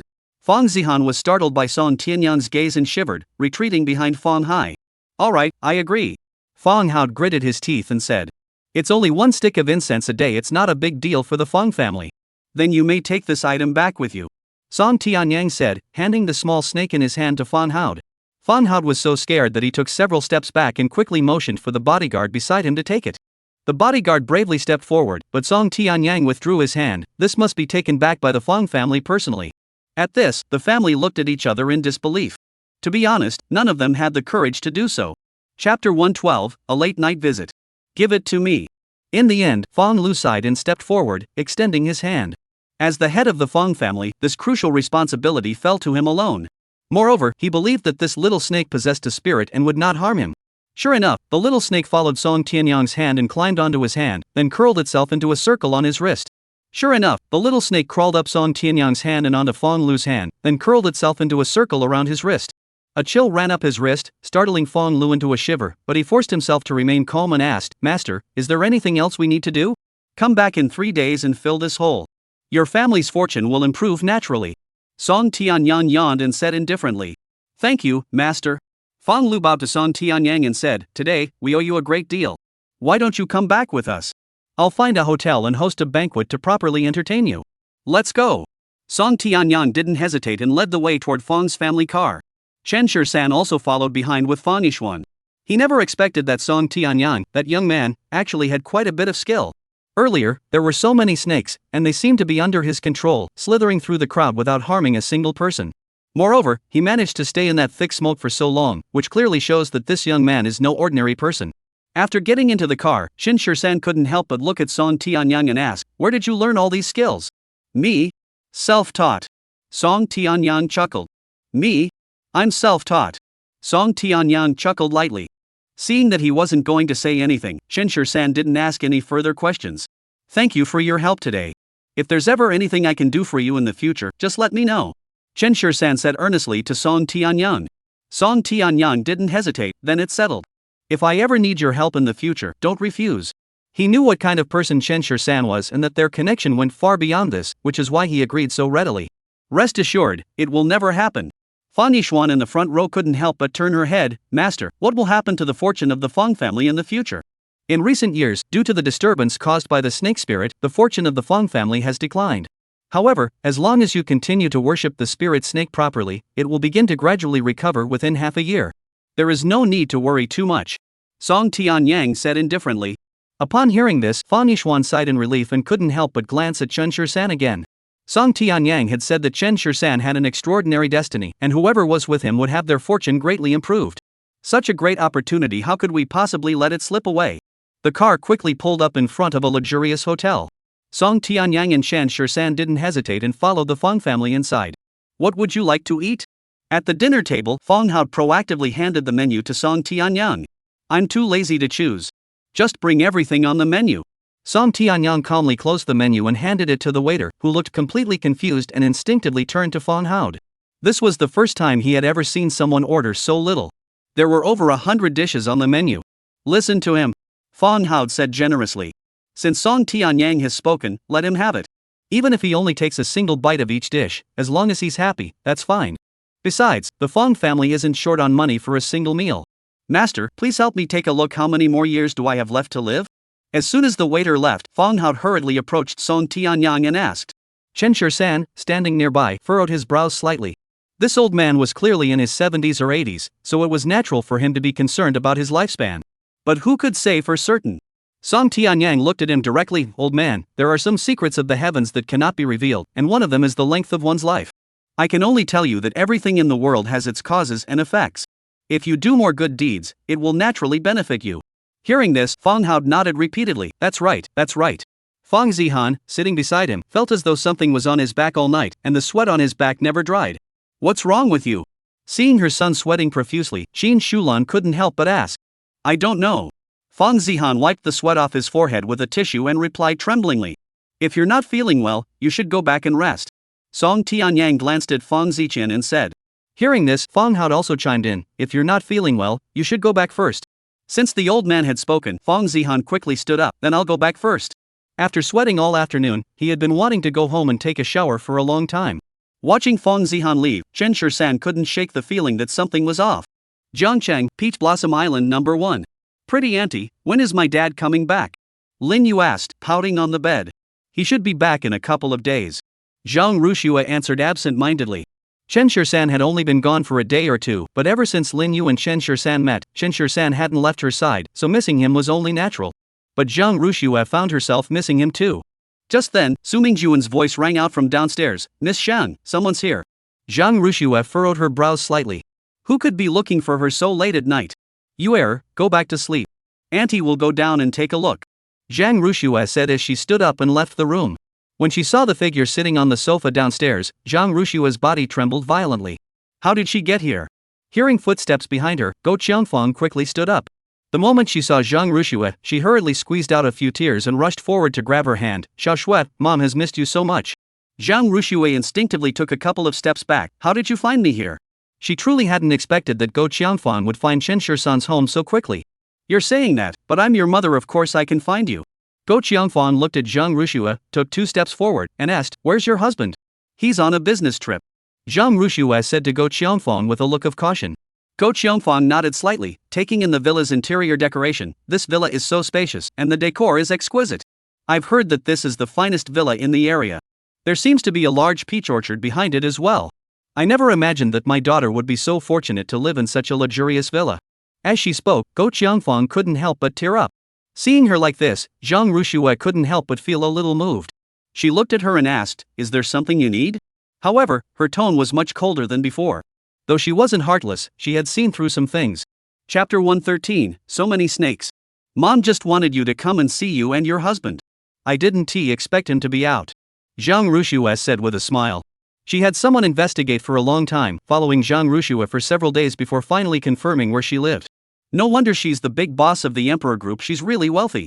It seems that Xiao Shui is now on her way to success. After being a mother for decades, she deserves to enjoy the good life too. I've already made it clear to you before, I have no connection with you anymore, so don't come looking for me again. Zhang Rushua sat on the sofa across from Go Qiangfang and said to her with a serious expression. Xiao Shui. Go Qiangfang cried out, tears welling up instantly. We may not be related by blood, but you're like my own child, raised by me. Hearing these familiar words, Zhang Rushua couldn't help but clench the hem of her shirt. Mom doesn't ask for anything else. I just want to see you get married with my own eyes and know that you're living well. We don't plan to get married for now. Zhang Rushua looked at Go Qiangfang helplessly and said. Not get married? He's already given the dowry. Why won't you marry him? Go Qiangfang asked, looking at Zhang Rushua. Zhang Rushua sighed helplessly. Mom, it's not that I don't want to get married so soon. Let's get to know each other better first. Get to know each other? Zhang Rushua's expression turned serious. Xiaoxue, a man as good as him is hard to find these days. What if you get to know him better and some other woman steals him away? In my opinion, you should marry him right away. Even if he changes his mind in the future, you'll still get a share of the property. Seeing Go Qiangfang's familiar expression, Zhang Rushua couldn't help but feel a wave of nausea in her stomach. In her eyes, it seemed like there was only one thing that mattered, her own interests. Mom, this is between him and me. Don't meddle in it. I've given him all the money I owe him, and we've made everything clear. Zhang Rushua looked at Go Qiangfang and said slowly, From now on, I have nothing to do with the Zhang family. Don't come looking for me anymore. Hearing this, Go Qiangfang was so angry she trembled, pointing at Zhang Rushua with shaking fingers. Xiaoshui, I'm your mother. How can you treat me like this? Don't you care what the neighbors will say? Zhang Rushua frowned and glanced at Go Qiangfang. After all, the relatives and friends were all Zhang's relatives and friends. What did it have to do with her? Besides, hadn't the treatment she had received from the Zhang family over the years been clear enough? It was the Zhang family who excluded her first, then sold her for 50 million. Even if one were to gossip, one should be gossiping about the Zhang family instead. Moreover, she wouldn't even hear those rumors anyway. Mom, you started it first. Zhang Rushua looked at Go Qiangfang coldly and said, when you sold me for 50 million yuan, I was taken away by others, and you were still busy counting the money. That scene remains etched in Zhang Rushua's memory to this day. Hearing this, Go Qiangfang's face turned slightly red with embarrassment. Isn't it because we want you to have a better life by marrying him? Go Qiangfang tried to defend herself. Zhang Rushua curved her lips into a smile. As you wish. I'm doing just fine here, at least much better than I was at the Zhang household. The Zhang household was a place that only made her feel oppressed. Though she sometimes felt inconvenienced by Qin Shi-san, most of the time, being with him made Zhang Rushua feel relaxed. It was getting late, you should go back. Zhang Rushua looked at Go Qiangfang and directly told her to leave. Go Qiangfang clenched her teeth slightly. This little girl, she's really developed a temper after just a few days out. Zhang Rushua, I'm your mother. Go Qiangfang glared at Zhang Rushua and said through gritted teeth, if you don't acknowledge me, I'll go to your company and make a scene, so everyone will know that you married a rich husband and don't recognize your own parents. Seeing Go Qiangfang's hysterical expression, Su Mingjun couldn't bear to watch anymore. Auntie, aren't you being a bit too much? You were the one who sold your own daughter, and now you're trying to claim a connection? Are you saying you want to take all the benefits for yourself? Let me tell you, Mr. Qin isn't someone to mess with. If you make a big deal out of this, it will inevitably bring disaster upon the entire Zhang family. If you're not afraid, go ahead and make a scene. Our young lady needs to rest now. Leave immediately, or I'll call security. Su Mingjun looked at Go Qiangfang, who was speaking angrily, and instinctively shielded Zhang Rushua behind him. You, Go Qiangfang, pointed at Su Mingjun, trembling with anger. You're just a maid, how dare you meddle in my affairs? As she spoke, she raised her hand to slap Su Mingjun, but Su Mingjun wasn't someone to be messed with.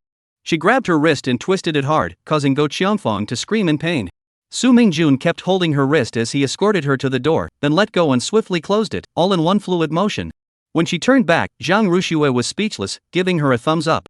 Miss Shang, please go back to your room and rest. Don't worry, if she comes again next time, I will definitely not let her in.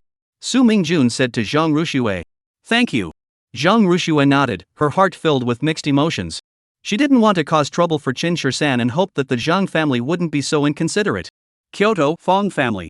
Lying on the bed, Fong Zihan felt something crawling on his body, the cold sensation startling him awake. When he opened his eyes, he saw a pair of red eyes the size of red beans staring at him. The entire bed was covered with countless such eyes, and countless things were moving across his body. Ah! Fong Zihan let out a loud scream, his heart nearly stopping, and when he suddenly opened his eyes, everything that had just happened had vanished. What's going on?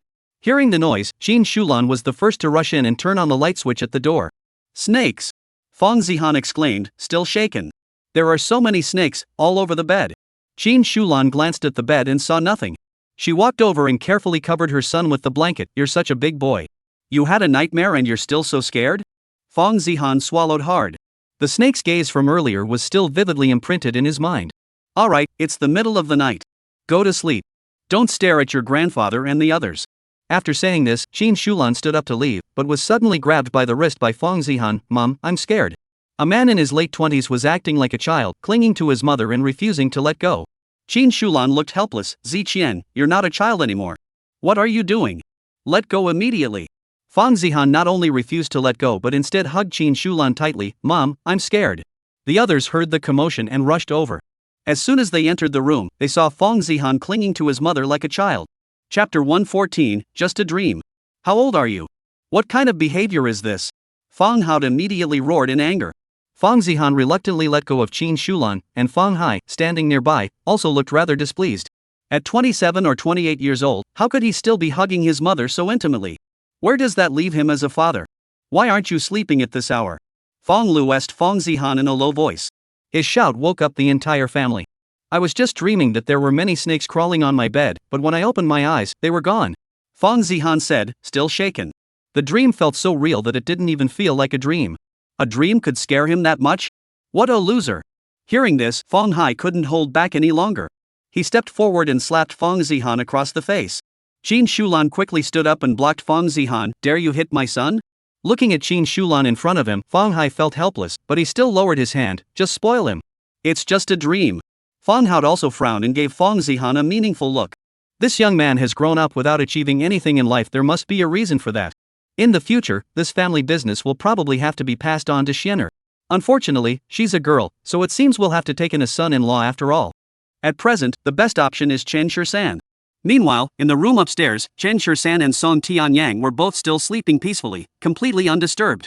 After everyone had left, Fang Zihan curled up at the head of the bed, unable to fall asleep for a long time. The next morning, right after breakfast, Song Tianyang fixed his gaze on Fang Lu. The matter of repairing the temple for the snake spirit, should that be taken care of today? Of course. Fang Lu hurriedly replied, I've already called someone, they'll be here shortly.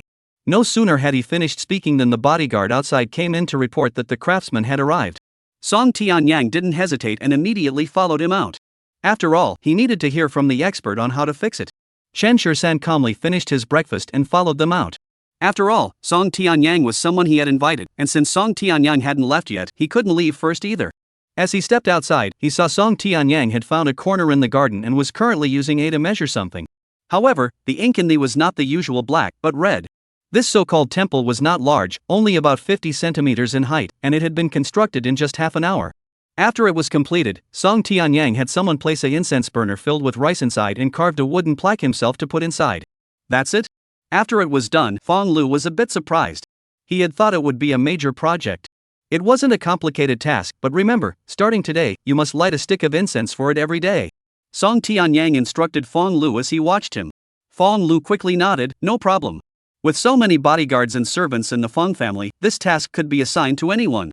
What about snake spirit? Chen Shirsan asked Fang Lu. Fang Lu quickly took out a box from his chest. Inside the exquisite sandalwood box, a small red snake was coiled into a circle, looking very docile. From now on, this will be your home. The Fang family will honor your memory, and as for how great your destiny may be, that will depend on your own abilities. Song Tianyang murmured to the snake spirit. After speaking, he placed the box on the ground, and the small snake crawled inside on its own, curling up in a corner. Should we feed this spirit snake? Fang Lu asked cautiously. No, it doesn't need anything. No, it doesn't need anything. Song Tianyang returned the box in his hand to Fang Lu and fixed his gaze on Fang Hao. Old man, the matter concerning your Fang family is now considered half resolved. The remaining half is for you to fill in that pit and take good care of the sacred snake. Rest assured, we will do as you say. Fang Hao hurriedly agreed. In that case, I'll be on my way. Song Tianyang said, pulling out a pair of sunglasses from his canvas bag and putting them on his face. Fang Lu, standing nearby, quickly pulled out a check he had prepared earlier. Master, please accept this as a token of our family's gratitude. Please accept it with a smile. Song Tianyang didn't hesitate, took the check, and stuffed it into his pocket. He then turned to Chen Shirsan. Chen Shirsan, could you give me a ride? Of course. Chen Shirsan said generously. I'll send you. Fang Hao hurriedly said, but was stopped by Song Tianyang. After escorting Chen Shirsan to the main gate, Song Tianyang handed him a note. If the Fang family has any ill intentions toward you, follow the instructions on this note. Then I won't hesitate. Chen Shirsan calmly took the note but showed no intention of opening it immediately. He knew Song Tianyang wasn't an ordinary person. Since he had said that, the Fang family was likely planning something against him. Chen Shirsan, our connection doesn't end here. Song Tianyang looked at Chen Shirsan, the corners of his mouth curving into a faint smile. Watching his back, Chen Shirsan couldn't help but feel a touch of envy. This kid seemed to be living a much more carefree life than himself. After returning to the Fang family, Chen Shirsan also decided to leave. How could that be? We haven't properly entertained you these past few days. Stay another night before leaving. Fang Hao looked at Chen Shirsan and invited him warmly. Exactly. We're meant to be friends, even if we can't get married. We can still be friends. Fang Hai chimed in with a smile. Looking at the smiles on the faces of this family, Chen Shirsan couldn't shake a bad feeling. He seemed to know why Song Tianyang had said those words earlier. However, since that was the case, he decided to stay and see how the Fang family planned to harm him. Jiangcheng, Sakuraji Dojo. Mr. Kimura, this is Chen Shirsan's daughter. As long as we capture her, we will definitely make Chen Shirsan submit. A man handed a photo to Kimura Takuya. Kimura Takuya didn't even glance at it, he simply threw the glass he was holding at the man. Now that we've found her, why aren't you going to capture her? What are you still doing here? Hey! The man hurriedly rushed out the door. Kimura Takuya grabbed the wine jug and took a big gulp, his eyes growing colder. Chen Shirsan must die. After leaving the house, the man took several people with him and got into a van, heading toward Lin Yu's kindergarten. Upon arriving at the location, the group got out of the van and rushed toward the school grounds, but were stopped by security guards. "What are you doing here? Bastards!" the man shouted angrily, kicking the person flying away with a single kick. He drew the katana from his waist and gripped it tightly in his hand. "Don't move!" In an instant, everyone in the kindergarten panicked, and some people immediately pulled out their phones to call the police. Chapter 115, The Fong Family's Calculations. "Go! Find her! Go! Find her!" The man handed the photo in his hand to the person beside him. After glancing at it, they all headed toward the kindergarten. Seeing these Japanese men wielding samurai swords, the kindergarten teachers dared not provoke them and instead led the children to huddle tightly in a corner. "It's her!" At that moment, a man pointed at Lin Yu and said. The teacher suddenly hugged her tighter. "You can't take her away. Lin Yu's status is no ordinary matter, it's common knowledge throughout the entire kindergarten. If anything were to happen to Lin Yu, the kindergarten would be in big trouble. Damn it! Men don't care about such things." He slapped the teacher across the face, instantly leaving her cheek red and blood gushing from her nose. Despite this, the teacher still clung tightly to Lin Yu. Seeing this, the black-clad men immediately stepped forward to grab her. The teacher shouted, "No! You can't take her away." However, despite their efforts, they could only watch helplessly as Lin Yu was taken away. These Japanese have been running rampant in Zhangcheng lately, and they all carry samurai swords. If a fight breaks out, it could result in even greater casualties. Watching Lin Yu being taken away in the van, the teacher quickly pulled out his phone and called Chen Shirsan's home. The incident where Chen Shirsan nearly had the school vandalized was still fresh in their minds, so they dared not take Lin Yu lightly. Kyoto, Fong family. These are all aged wines, buried underground for decades. I usually can't bear to drink them, Fong Hao said with a smile as Fong Lu personally poured wine for Chen Shirsan. The bowl in front of him was already half empty, but Fong Lu poured him another full bowl. Chen Shirsan didn't hesitate either. He immediately picked up the bowl. "Since that's the case, I won't be polite. Let me try this aged fine wine." After saying that, Chen Shirsan calmly took a sip and then put the bowl back down. This wine must be sipped slowly, one bowl at a time, to truly appreciate its flavor, Fong Hao hurriedly urged. "Is that so?" Chen Shirsan's lips curled into a slight smile. He could tell exactly what Fong Hao was up to. He could even guess it just by looking at his toes. It was nothing more than an attempt to get him drunk, and as for what would happen after he was drunk. Chen Shirsan glanced at Fong Yishuan. All night long, Fong Yishuan had been unusually tense. If he guessed correctly, the Fong family was trying to keep him at the Fong residence, wasn't it? Since that's the case, he'll give them a chance. Chen Shirsan picked up the bowl and downed it in one gulp. Fong Lu quickly poured him another bowl. One bowl after another. By the fifth bowl, Chen Shirsan began to act drunk, pulling Fong Hao and calling him big brother. Seeing Chen Shirsan drunk and disoriented, the family members couldn't help but smile with satisfaction. After dinner, Fong Hao had someone take Chen Shirsan upstairs to rest. "Xianer, this opportunity was secured for you by our entire family. Whether you can seize it or not depends on you," Fong Hao said to Fong Yishuan with a serious expression. Fong Lu, standing nearby, furrowed his brows. While being with Chen Shirsan could indeed improve the Fong family's fortune, he didn't want to sacrifice his daughter's happiness if she wasn't willing. "Xianer, if you don't want to, there's no need to force yourself. Xianer, if you don't want to, there's no need to force yourself. He only has this one daughter. Her mother passed away early, and she has been cherished and raised like a precious treasure since childhood." "Dad, I'm willing," Fong Yishuan said without hesitation.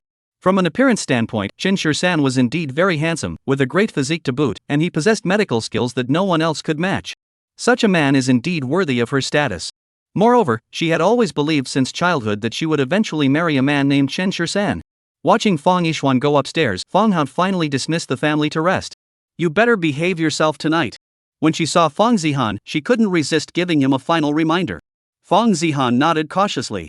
He had barely slept at all after waking up last night, and to ensure he could get a good night's sleep today, he had drunk quite a bit earlier. He hoped he wouldn't dream of anything strange tonight. Fong Yishuan cautiously pushed open the door, looked at the person lying sprawled out on the bed, took a deep breath, and slowly approached him. Looking at the man in front of her, Fong Yishuan cautiously extended her hand, preparing to undress Chen Shirsan. This was her first time doing such a thing, but for the sake of the Fong family, she had no choice but to do it. Moreover, the two were already betrothed, and Chen Shirsan was always meant to be her husband. Just as her hand was about to touch Chen Shirsan's clothes, he suddenly opened his eyes, grabbed her wrist with one hand, and covered her mouth with the other. Fong Yishuan's eyes widened instantly. From the sharp gleam in Chen Shirsan's eyes, she knew he wasn't drunk at all. Miss Fong shouldn't start shouting, should she? Chen Shirsan raised his eyebrows at Fong Yishuan, then let go of her hand. Fang Yishuan, still shaken, hid her fear from the person in front of her and instinctively took 2 steps back. You're not drunk, are you? Chen Shisan stood up calmly. The plan your grandfather devised, I could guess it with my little finger. Miss Fang, I never expected you to be this kind of person either. Chen Shisan looked down at Fang Yishuan, speaking slowly and deliberately, with a hint of disappointment in his eyes. He had thought his words were clear enough for Fang Yishuan to understand his intentions, but he never expected her to join the Fang family in plotting against him behind his back. Fortunately, he was vigilant and could hold his liquor, otherwise he would have fallen into the Fang family's trap. He's a man, after all. If word gets out, it'll be so embarrassing. Chen Shisan. Fang Yishuan suddenly rushed forward and hugged Chen Shisan tightly, whispering, I like you. Chen Shisan pushed her away without hesitation. Sorry, I don't like you. You Fang family can play this game however you like. I've been more than generous with you. From the moment I step out of this door, we'll act as if we've never met. With that, Chen Shisan turned and walked toward the exit. Before his foot had even crossed the threshold, a heart-wrenching scream echoed from downstairs. The Fang family was once again startled awake and hurried toward Fang Zihan's room. As soon as the door opened, Chen Shisan saw Fang Zihan lying on the bed in an odd position, with blood still flowing from his mouth and nose. Chen Shisan. Please, save my son. Qin Shulan didn't say a word. She immediately knelt down in front of Chen Shisan. Chen Shisan hesitated for a moment, then stepped forward to check Fang Zihan's condition but found nothing unusual. He took out a silver needle and inserted it into Fang Zihan's forehead. Fang Zihan's wide-open eyes finally closed. This was clearly a case of being scared, but what could have frightened this young man so much? Could it be another dream? Chapter 116, Military Helicopter. What's wrong with him? Fang Yishuan hurriedly asked from the side. Chen Shisan shook his head. From a physiological standpoint, there's nothing wrong with him. He seems to have been startled. Upon hearing this, the Fang family members all furrowed their brows. What could possibly scare someone like that? Fang Zihan, standing nearby, shot Chen Shisan a cold glance. Kid, if you can't cure him, just say so. What are you babbling about? Zihan. Don't be rude. Fang Haod, standing nearby, quickly scolded him. Compared to Fang Zihan's situation, he was now more curious about why Chen Shisan had suddenly regained consciousness. Hadn't he been drunk earlier? Shouldn't he be in bed with Fang Yishuan right now? How is he able to stand here so clearly now? He sobered up way too fast. It's only been 3 or 5 minutes since Fang Yishuan went upstairs. It looks like the two of them didn't have time to do anything. After finally finding such an opportunity, if they let it slip away like this, it would be much harder to get her drunk next time. Isn't that the truth? Fang Zihan immediately stepped forward, hugging Fang Zihan and shaking him several times, but Fang Zihan showed no signs of waking up. Grandfather, look. My brother is clearly having physical issues. I don't think this young man's medical skills are up to par. We should take him to the hospital immediately. Fang Zihan said immediately. Fang Hai didn't hesitate and quickly had someone prepare a car. Chen Shisan didn't stop them, watching as the group scrambled to lift the person into the car. Fang Yishuan glanced at Chen Shisan but chose not to follow them to the hospital. Although her confession had failed earlier on the upper floor, she found herself growing increasingly fond of Chen Shisan. The key is that he can bring better fortune to the Fang family. Where else could you find someone like that? Alright, that's all. Everyone, go back and rest. After Fang Hai and the others left, only Fang Haod, Chen Shisan, and Fang Yishuan remained in the room. Fang Hao did not bring up the matter of forcing Chen Shisan to drink, and Chen Shisan also did not confront the Fang family directly. At worst, they could simply stop associating with such a person in the future. He would leave this place once he woke up tomorrow. After going upstairs, Fang Hao sighed helplessly as he watched the two of them each enter a room. Such a good opportunity, how could he have missed it? As soon as he returned to his room, Chen Shisan's phone rang. On the other end, Zhang Rushua's anxious voice rang out, Chen Shisan, your heir has been kidnapped. Upon hearing this, Chen Shisan couldn't sit still and jumped out of bed. What's going on? According to the kindergarten staff, she was taken away by a group of Japanese people in the afternoon. They have already reported it to the police, but the security bureau searched all afternoon and couldn't find her. I really have no other options, which is why I'm calling you. On the other end of the line, Zhang Rushua spoke in a broken voice, her tone still trembling with fear, clearly terrified. She knew that Lin Yu was everything to Chen Shisan. If anything were to happen to Lin Yu, Chen Shisan would never be able to withstand the blow. I understand. I'll head back immediately. Chen Shisan tried to keep his voice calm as he spoke into the phone. Upon hearing the words Japanese, he had a pretty good idea who was behind this. After hanging up the phone, Chen Shisan immediately knocked on Fang Yishuan's door. Seeing Chen Shisan standing at the door, Fang Yishuan couldn't help but feel a surge of joy. Could it be that he had changed his mind? But as soon as Chen Shisan spoke, Fang Yishuan's hopes were instantly shattered. Miss Fang, my daughter has been kidnapped. Does the Fang family have a private plane? We don't have one, Fang Yishuan said awkwardly. Chen Shirsan didn't say much and immediately dialed a number on his phone. Send a helicopter to the Mantai Villa district within an hour, Chen Shirsan said into the phone in a commanding tone. The person on the other end of the line did not hesitate for a moment and replied decisively, yes. Listening to Chen Shirsan's tone on the phone, Fang Yishuan, who was standing nearby, felt a bit puzzled. Who was he calling? What kind of financial resources would allow him to dispatch a helicopter at a moment's notice? When she went to Jiangcheng to find Chen Shirsan earlier, she was already surprised. The Chen family was clearly bankrupt, yet Chen Shirsan was living in such a large villa, and it was said to be in the best villa district in Jiangcheng. At the time, she didn't delve too deeply into Chen Shirsan's background. After all, Jiangcheng's economy couldn't compare to that of Beijing. Even if he was the richest man in Jiangcheng, in the capital, he was just an ordinary wealthy individual. However, the fact that he can now directly dispatch a helicopter in Kyoto clearly indicates that this individual is no ordinary person. Need some help? Fang Yishuan asked Chen Shirsan. No, thank you. Chen Shirsan spoke quickly as he hurried downstairs, dialing Xiao Zhang's number as he went. Third master, what's wrong? Receiving Chen Shirsan's call so late at night, Xiao Zhang naturally knew something had happened and hurriedly asked into the phone. My daughter has been kidnapped by Japanese people. I suspect it's the people from the Sakuraji dojo. You must go there immediately with your men, Chen Shirsan ordered over the phone. Yes. Xiao Zhang agreed without hesitation. Fang Yishuan followed closely behind Chen Shirsan, listening to his phone call and growing increasingly convinced that this man was no ordinary person. Sitting on the sofa downstairs, Chen Shirsan lit a cigarette, took a deep drag, and exhaled a puff of smoke. A cold gleam flashed in his eyes. Chen Shirsan, I believe your daughter will be fine. Those people kidnapped her either for money or because of you. Don't worry. Fang Yishuan looked at him and comforted him. Miss Fang, there's no need to comfort me. Chen Shirsan glanced at Fang Yishuan indifferently. Our paths are different, we have nothing to do with each other. Miss Fang, you may go rest. I'll be leaving shortly. Once I step out that door, we'll pretend we never met. Chen Shirsan's words felt like knives stabbing deeply into Fang Yishuan's heart. Even if they couldn't get married, they didn't have to be enemies, did they? Chen Shirsan, can't we be friends? Fang Yishuan asked him cautiously. I don't like people who approach me with ulterior motives. Chen Shirsan looked at Fang Yishuan and spoke bluntly. Fang Yishuan's sole purpose was to get him. If that were all, it wouldn't be so bad, but the key issue was that the entire Fang family was using every means at their disposal to get him. Chen Shirsan didn't hold a grudge against the Fang family, solely because of the marriage contract his father had written by hand. If it had been anyone else, their family would have been ruined by now. I only hope the Fang family doesn't take this for granted and come bother him again. Chapter 117, Not Found. Fang Yishuan was about to say something else when the sound of a helicopter's rotor blades suddenly echoed outside. They arrived pretty quickly. Chen Shirsan immediately walked out in big strides. After confirming the location with the other party, the helicopter slowly descended and lowered the rope ladder. Chen Shirsan quickly climbed up the rope ladder in a few swift movements.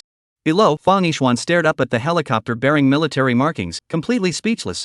This is actually a military helicopter.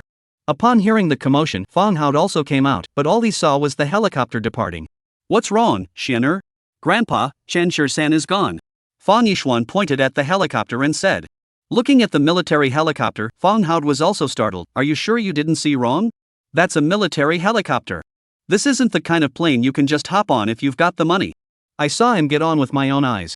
Fang Yishuan was now even more curious about Chen Shirsan's identity. Fang Hao also furrowed his brows. I'll have someone thoroughly investigate this Chen Shirsan tomorrow. I never expected this kid to have connections with the military. Jiangcheng, Sakuraji Dojo. Lin Yu was held in Kimura Takuya's arms, with tear stains still on her cheeks. She clutched a rattle adorned with a kimono-clad woman, while before her lay a pile of oddly shaped cakes. Kimura Takuya fed her the cake bit by bit with a spoon, but Lin Yu showed no sign of a smile on her face, her tiny body trembling slightly. Come on, eat. Kimura Takuya said with a smile, then fed another cherry to Lin Yu. Lin Yu dared not refuse, and her cheeks flushed an unusual red. Mr. Kimura. Military personnel are heading this way.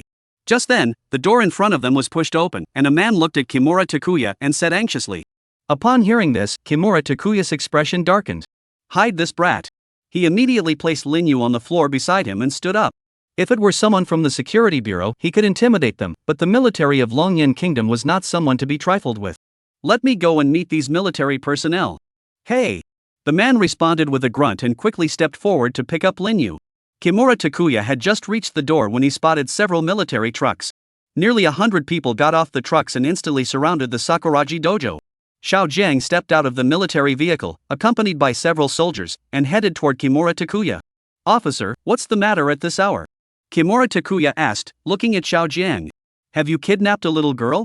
Xiao Jiang asked the man in front of him directly. He knew how important Lin Yu was to Chen Shirsan. If they couldn't find Lin Yu, Chen Shirsan could probably single-handedly turn the entire city of Jiangcheng upside down. What are you talking about? We're a legitimate dojo, operating normally. How could we possibly do such a thing? Kimura Takuya hurriedly said. We received a report that one of your people took a little girl from the Red Sun kindergarten this afternoon. I'm giving you a chance, hand her over now, and I won't hold you accountable for anything else. Xiao Jian looked at Kimura Takuya and spoke calmly, having succumbed to the pressure from the Japanese embassy. The local security bureau might be afraid of these Japanese people. But to him, they were all worthless trash, either deserving of death or asking for it. There's nothing to it. How could I hand him over to you? Kimura Takuya's expression also turned cold. How can the military of Longyan Kingdom be so unreasonable? Just because we're Japanese, you dare to bully us like this? I will report this matter tomorrow and demand an explanation from the Longyan Kingdom. Hearing Kimura Takuya's words, Xiao Jiang didn't hesitate for a moment. He drew his pistol from his waist and instantly pressed the muzzle against Kimura Takuya's forehead. You, take the men inside and search. Search every corner until you find him. If anyone tries to stop you, arrest them immediately. With Xiao Zhang's gun pressed against his forehead, Kimura Takuya dared not even breathe. Xiao Zhang's actions made it clear that he wasn't the type to back down. If he were to lose his temper, he might just kill him. Is this how you treat guests in the Dragon Flame Kingdom? I've seen it now. If I can't find someone today, I'll demand an explanation from the Dragon Flame Kingdom as military authorities. Kimura Takuya glared at Xiao Jiang, his teeth clenched in defiance. Don't worry, if we can't find anyone, I'll make sure you get an explanation. Xiao Jiang coldly glanced at Kimura Takuya and said, if it weren't for Chen Shirsan not allowing us to interfere in these Japanese matters, these people would have been dead long ago. Xiao Jiang gave Kimura Takuya a cold glance and said, if it weren't for Chen Shirsan not letting us interfere with these Japanese matters, these people would have been dead long ago. Daring to target the third master? That's nothing short of courting death. The group entered the Sakuraji dojo, but after searching everywhere inside and out, they couldn't find any trace of Lin Yu. Report. Nothing. Report. Nothing found. Report. As he listened to their report, Xiao Jiang's expression grew even colder. Impossible. Since the third master had personally given the order, how could the person not be here? Gather everyone from your dojo. Xiao Jiang said coldly to Kimura Takuya. He had already contacted the local security bureau before arriving and had them provide him with a copy of the surveillance footage from the kindergarten this afternoon. The footage includes the appearances of those Japanese individuals, so all that's needed is to compare them one by one. Don't push your luck. Kimura Takuya said coldly to Xiao Jiang. Xiao Jiang pressed the gun barrel down harder. I'll give you 3 seconds. 1. Before Xiao Jiang could count to 2, Kimura Takuya hurriedly had his men gather together. Everyone checked the documents one by one, but they couldn't find those people anywhere. This left Xiao Jiang somewhat confused. Could it really not be them? Did he recognize any of these people? Xiao Jiang showed Kimura Takuya the photos one by one. I don't recognize any of them. Kimura Takuya insisted, looking at Xiao Jiang with a cold smile. You wouldn't really think that all Japanese people are from our Sakuraji dojo, would you? Hearing this, Xiao Jiang furrowed his brows. Besides the Sakuraji dojo, Chen Shirsan didn't mention any other clues. So, aside from you guys, where are the rest of the Japanese people in Jiangcheng? How should I know? We're here to do business, not to make friends with everyone. Kimura Takuya replied matter-of-factly. From his eyes, Xiao Jiang saw a hint of satisfaction. He knew that without evidence, he couldn't do anything to these people. If he were to take them away so rashly, he might end up being sent directly to the International Criminal Court. For the sake of his brothers, Xiao Jiang took a deep breath and looked at Kimura Takuya, saying, it seems we've made a mistake. With that, Xiao Jiang waved his hand and said, let's go. Just as he was about to lead his men away, Kimura Takuya called him back. Chapter 118, Unclean Things. You caused a scene here and now you want to leave? Do you think this place is some kind of dump? Kimura Takuya looked at Xiao Jiang coldly and said, do you think we Japanese are easy to bully? What do you want to do about it? Xiao Jiang turned around and asked Kimura Takuya coldly. The Dragon Flame Kingdom and the Eastern Japan have a long-standing grudge. Lin Feng was killed by the Eastern Japanese back then, so he has no good feelings toward them. Having stood here for so long without killing all the Japanese, it was solely because of the clothes he was wearing. If pushed to the limit, he would strip off this outfit and slaughter every single Japanese person here. At least you should apologize, shouldn't you? Kimura Takuya said, raising his eyebrows. An apology? Have you ever apologized for what happened back then? Xiao Jiang clenched his teeth and said, I'm not killing you today because I'm wearing this uniform, but if I take it off, I won't let you stand there and talk. Hearing this, Kimura Takuya's expression grew even more grim. How come, ever since they arrived in this riverside city, everyone seems to be able to bully them so easily? First it was Chen Shirsan, then the security bureau, and now even the military has gotten involved. Forget it, there's no need for an apology. I'll report this matter truthfully. When the time comes, you won't need to apologize to me, apologize to the entire Japanese empire. Kimura Takuya said coldly. You dare to demand an apology from the Dragon Flame Kingdom, a mere speck of land? If anyone should apologize, it's you for what happened back then. Xiao Jiang didn't buy it at all and immediately prepared to leave with his men. Xiao Jiang wasn't buying it and immediately prepared to leave with his men. Just then, the sound of a helicopter's rotors echoed overhead. Longyan Kingdom, Kyoto. The person had regained consciousness and seemed to be in stable condition. The doctor removed his mask and casually remarked to Fong Hai and the others. He was fine just now. How did he suddenly end up like this? Qin Shulan hurriedly asked. Judging from the patient's current condition, it doesn't seem to be a physical issue. We suspect it might be a mental health issue. Why don't you take him to a psychiatrist for a checkup? The doctor said to the group. You're the one with the mental problem. Fong Zihan immediately erupted at the doctor. What kind of hospital is this? You can't even treat a simple illness. Fong Hai's expression also darkened. Doctor, what do you mean by that? My son is perfectly fine. How could he have a mental problem? I think your hospital doesn't want to continue operating. The doctor looked at the family coldly and said, as a doctor, I have basic professional ethics. If something happens to the patient, I will take full responsibility. However, we have conducted all necessary examinations, and the patient's condition does indeed appear to be related to mental health issues. If you are not convinced, you may seek a second opinion at another hospital. In a place like Kyoto, every hospital has powerful connections, so he naturally wouldn't be afraid of someone like the Fong family. After saying this, the doctor turned and walked away. The family hurried into the ward, where they saw only a bundle of blankets curled up on the bed, still trembling slightly. Brother! Fong Zihan hurried over. He yanked back the blanket, and Fong Zihan, lying underneath, let out a terrified scream, his eyes wide with fear as he stared at him, muttering, Don't come over here.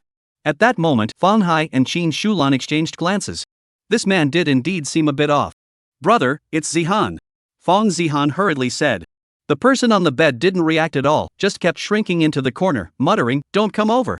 Qin Shulan felt heartbroken, but when she approached, Fong Zihan reacted the same way. At that moment, in Fong Zihan's eyes, they were all snakes swarming toward him. And he, overcome by fear, was unable to make any attempt to resist. This feeling was almost driving him mad. The next moment, Fong Zihan suddenly stood up, yanked open the window beside him, and tried to climb out. Fong Zihan rushed forward and hugged him tightly. Brother! Don't do anything rash. This is the 7th floor.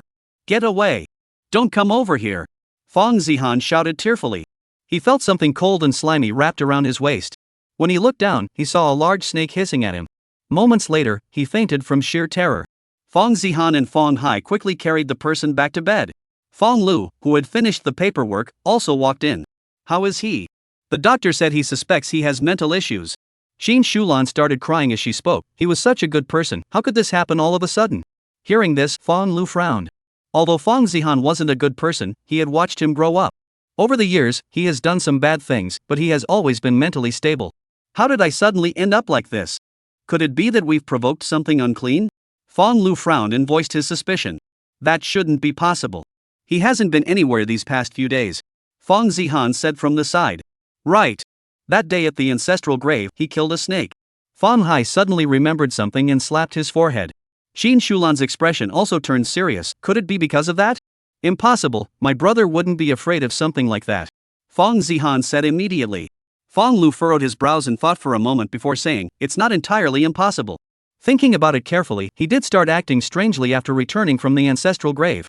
We've all been offering sacrifices to that snake, haven't we? Why is it still seeking revenge on my son? Qin Shulan cried out, I'll go back and tear down that old snake shrine. No. Fong Luqing said sternly, that snake spirit represents the fortune of our Fong family. You can't just do as you please. Tomorrow I'll find someone to take a look at it and figure out what's going on. You guys stay here tonight. I'm going home first. Dad and the others are still at home.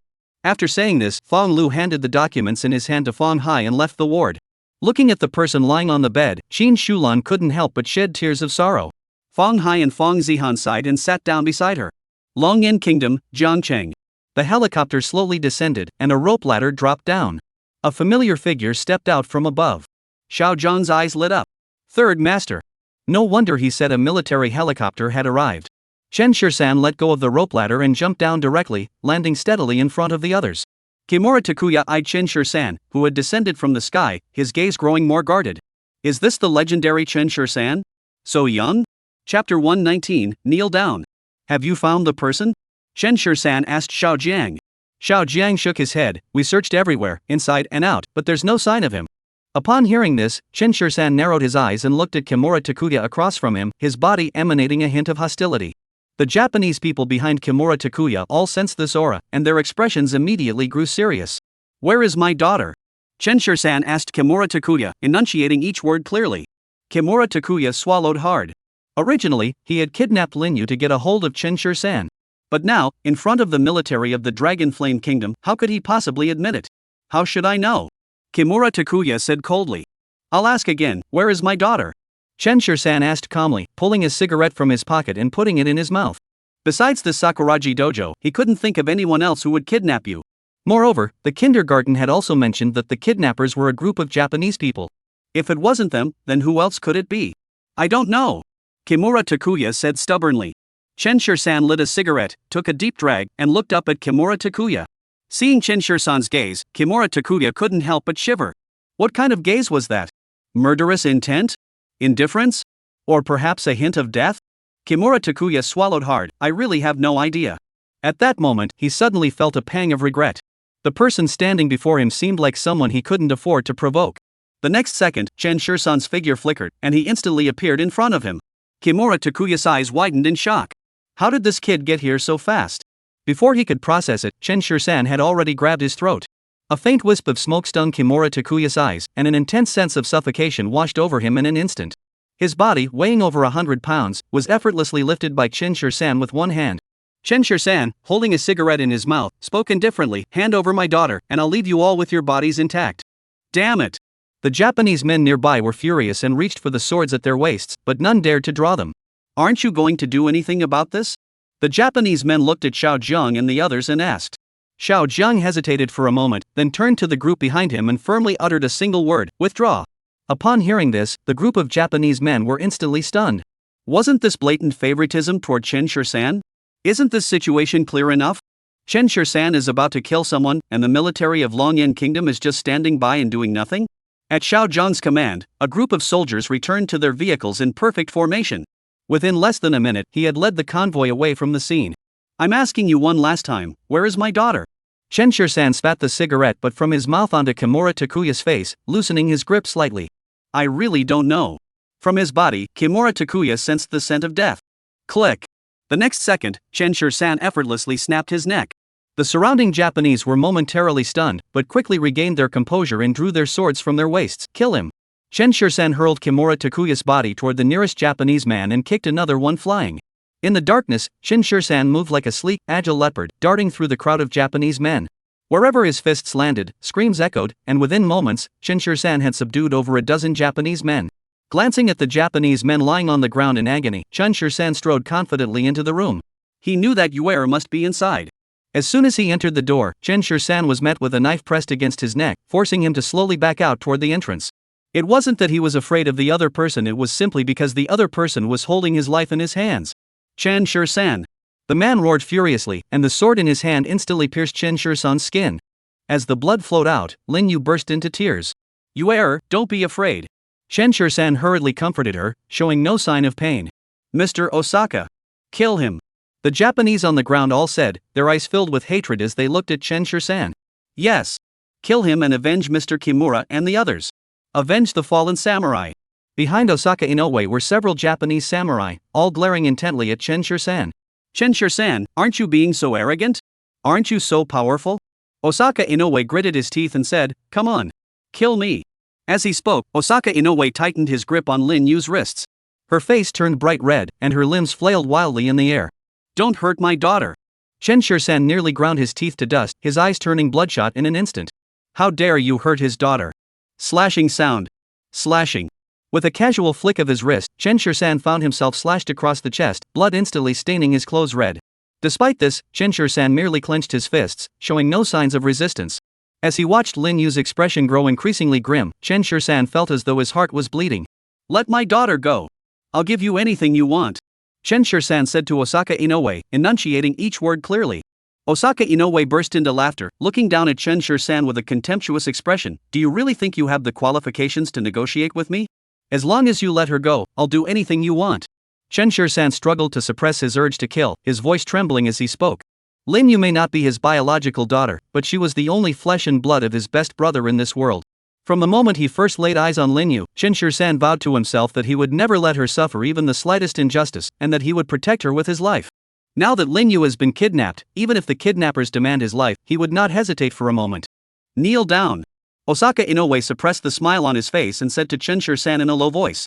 Chen Shur-san furrowed his brows slightly, and Osaka Inoue sneered, "What? Unwilling?" The next moment, Chen Shur-san looked at him, his legs slowly bending, his knees crashing heavily onto the ground, kneeling straight in front of him.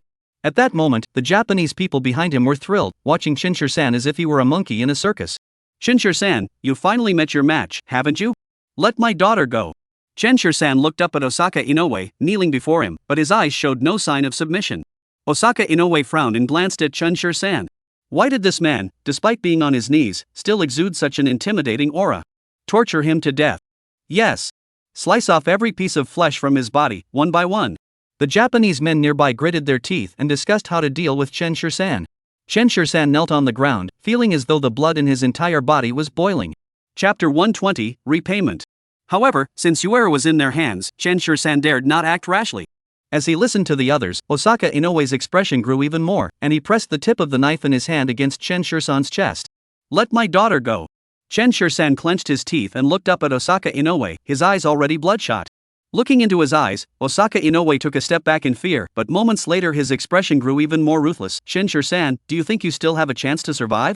If anything happens to my daughter, you, your entire clan, and all of Japan will suffer the consequences. Chen Shur-san said to Osaka Inoue, enunciating each word clearly. Osaka Inoue's eyes flashed with a cold gleam. He knew this was the only chance to kill Chen Shur-san. Osaka Inoue raised the knife in his hand. Just then, a cold gleam flashed by, causing Osaka Inoue to furrow his brows and instinctively raise the knife to block the attack. Ah! The next moment, his wrist was instantly pierced by something, and intense pain surged through him. Osaka Inoue released his grip on Lin Yu's hand. At the critical moment, Chen Shur-san suddenly stood up and embraced Lin Yu in his arms. At that moment, a dark figure also appeared in everyone's line of sight. I despise you Japanese dogs the most. Not only do you commit crimes on the territory of the Dragon Flame Kingdom, but you also have the nerve to use children as leverage to threaten others. The man crossed his arms and walked toward Chen Shur-san. The surrounding Japanese quickly gathered around, surrounding the two men in the center. Chen Shur-san looked at the man in front of him with a hint of surprise. He never expected that there would come a day when he would need someone else to come to his rescue. However, the man looked somewhat familiar, but Chen Shur-san simply couldn't recall where he had seen him before. Damn it! Osaka Inoue gripped his wrist tightly, gritted his teeth, and looked at the two of them. What are you waiting for? Kill them! Chen Shur-san's expression turned icy in an instant. He wrapped one arm around Lin Yu, who had fainted from fear, and rolled to the side. He picked up a samurai sword from the ground and gripped it tightly in his hand. These few scoundrels weren't worth his attention. With a flick of his wrist, several cold gleams shot toward the Japanese men. Chen Shur-san saw clearly that it was a simple type of throwing dart weapon. However, once the darts were launched, they all pierced directly into the hearts of the Japanese warriors. This wasn't something an ordinary person could do. Firing several darts at once and achieving such precision clearly demonstrated that this man was no ordinary fighter. Chen Shur-san, wielding his knife, engaged in a fierce battle with several Japanese men. In just a few minutes, the opponents were defeated. At that moment, Chen Shur-san's sword was pressed against Osaka Inoue's neck, with no trace of emotion in his eyes. Chen Shur-san. Before Osaka Inoue could finish his sentence, Chen Shur-san swiftly drew his sword and ended his life without hesitation. As for the remaining Japanese, Chen Shur-san narrowed his eyes and looked at them. At that moment, fear was the only thing in their eyes, there was nothing else. I don't feel like digging up the past with you, but if anyone dares to disturb my life again in the future, I will personally pay a visit to the imperial family of Japan. Chen Shur-san looked down at these Japanese men and said, then dropped the knife in his hand, sparing their lives. Thank you. Chen Shur-san approached the man and looked at him sincerely. The man looked at Chen Shur-san and smiled lightly. Don't you remember me? Chen Shur-san looked at the man. You look familiar, but I can't quite place you. You saved my life last time, so today is my way of repaying you. The man looked at Chen Shur-san and blinked. Chen Shur-san tried hard to recall. This man seemed to be the one he had saved on the side of the road last time. He never expected to run into him here today. Anyway, thank you for today. I never expected to run into you here. Chen Shur-san said sincerely to the man. I've been looking for you for a long time. The man spoke, pulling out a jade pendant from his pocket and handing it to Chen Shur-san. I'm not the kind of person who likes to owe others. If you ever encounter any difficulties in the future, take this to Taigu Xian and find me. Chen Shur-san furrowed his brows slightly. No need. He had saved the person in the first place not for any reward, and besides, he had nothing that the other person could help him with. Tonight's incident was purely coincidental, but it was fortunate that the man appeared in time. Otherwise, even if he had died, it wouldn't have mattered. Those Japanese wouldn't have spared Yuer, and even as a ghost, he wouldn't have known how to explain himself to Lin Feng. You helped me tonight, so we're even now. Well, how about we be friends? My name is Xia Xin. The man insisted on handing the jade pendant in his hand to Chen Shur-san. Chen Shur-san did not refuse and took it, then said his name, Chen Shur-san. Upon hearing the name, Xia Xin's eyebrows raised slightly, but he remained composed on the surface. Let's get out of here quickly. Although these Japanese are no better than dogs, they are still human lives.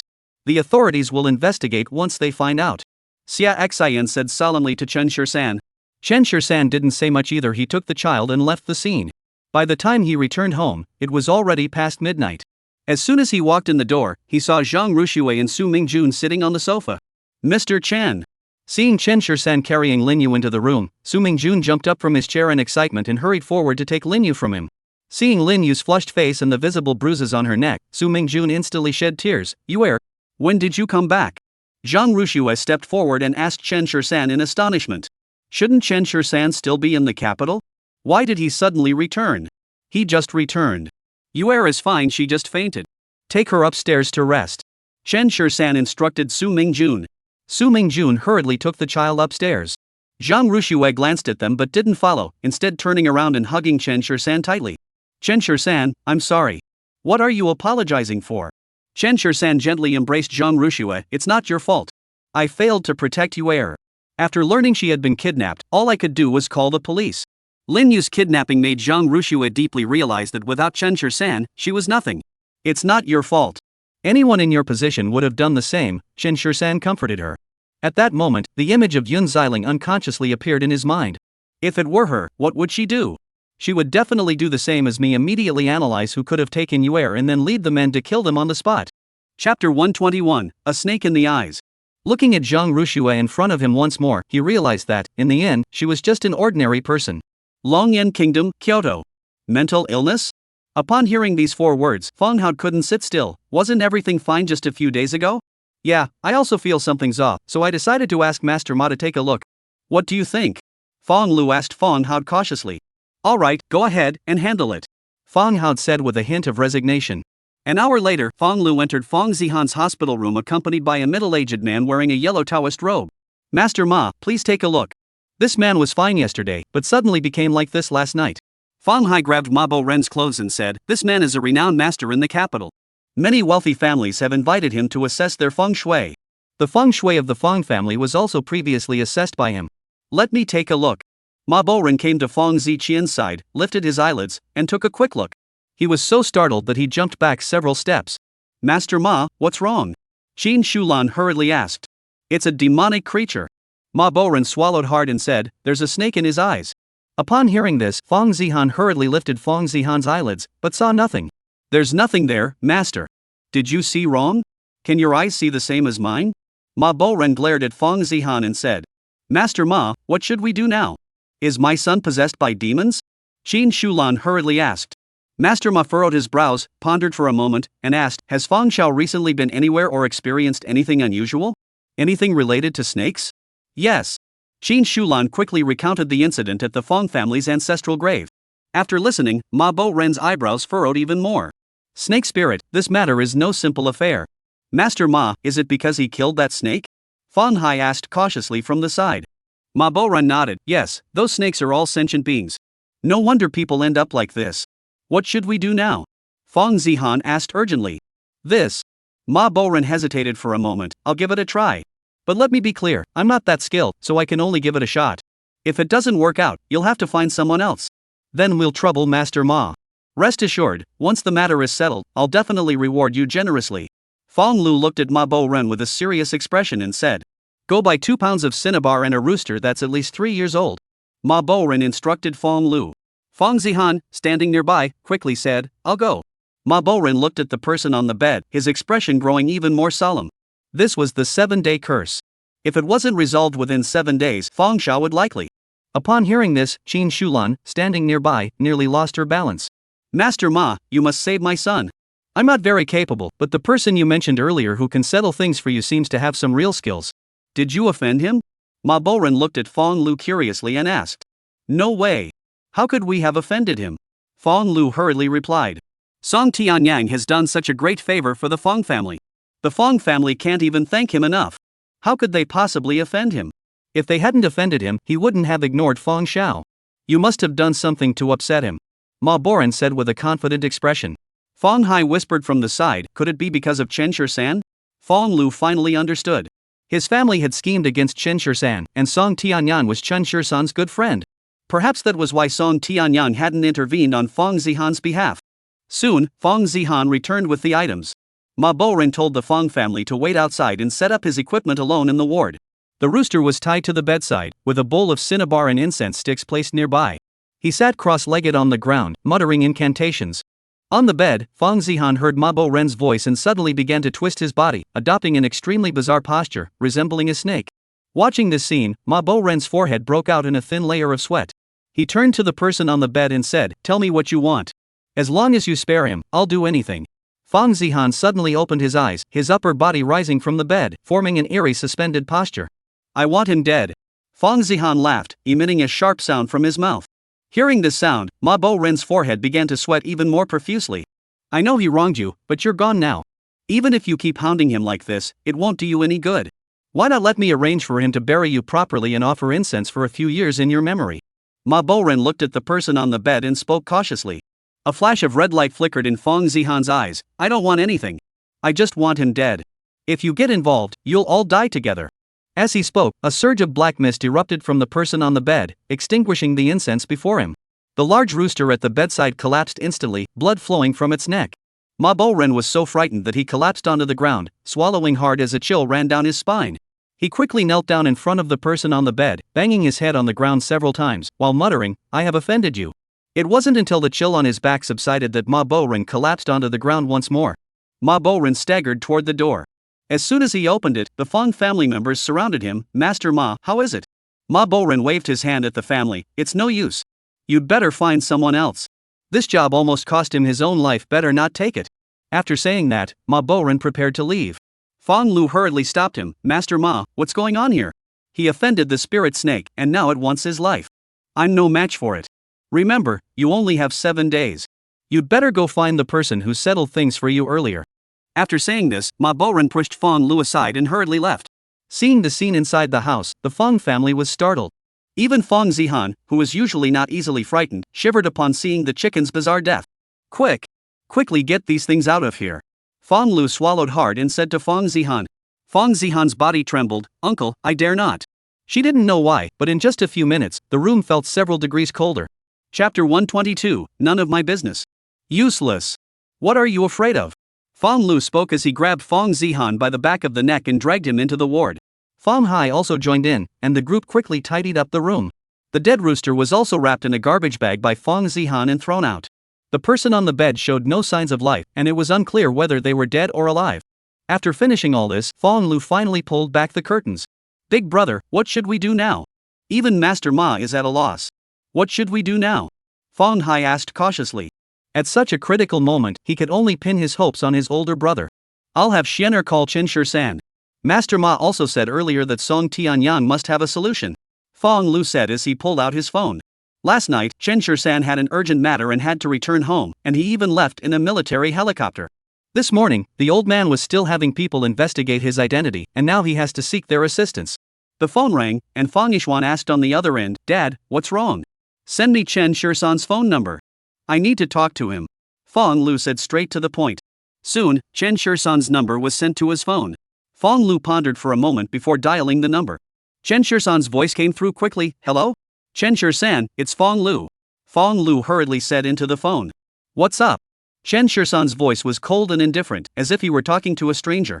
It's like this, could you please have Song Tianyang come to our place again? Ziqian's condition isn't good. Fong Lu asked cautiously over the phone. On the other end of the line, Chen Shursan sat on the sofa with his legs crossed, listening to Fong Lu's words as if he had remembered something.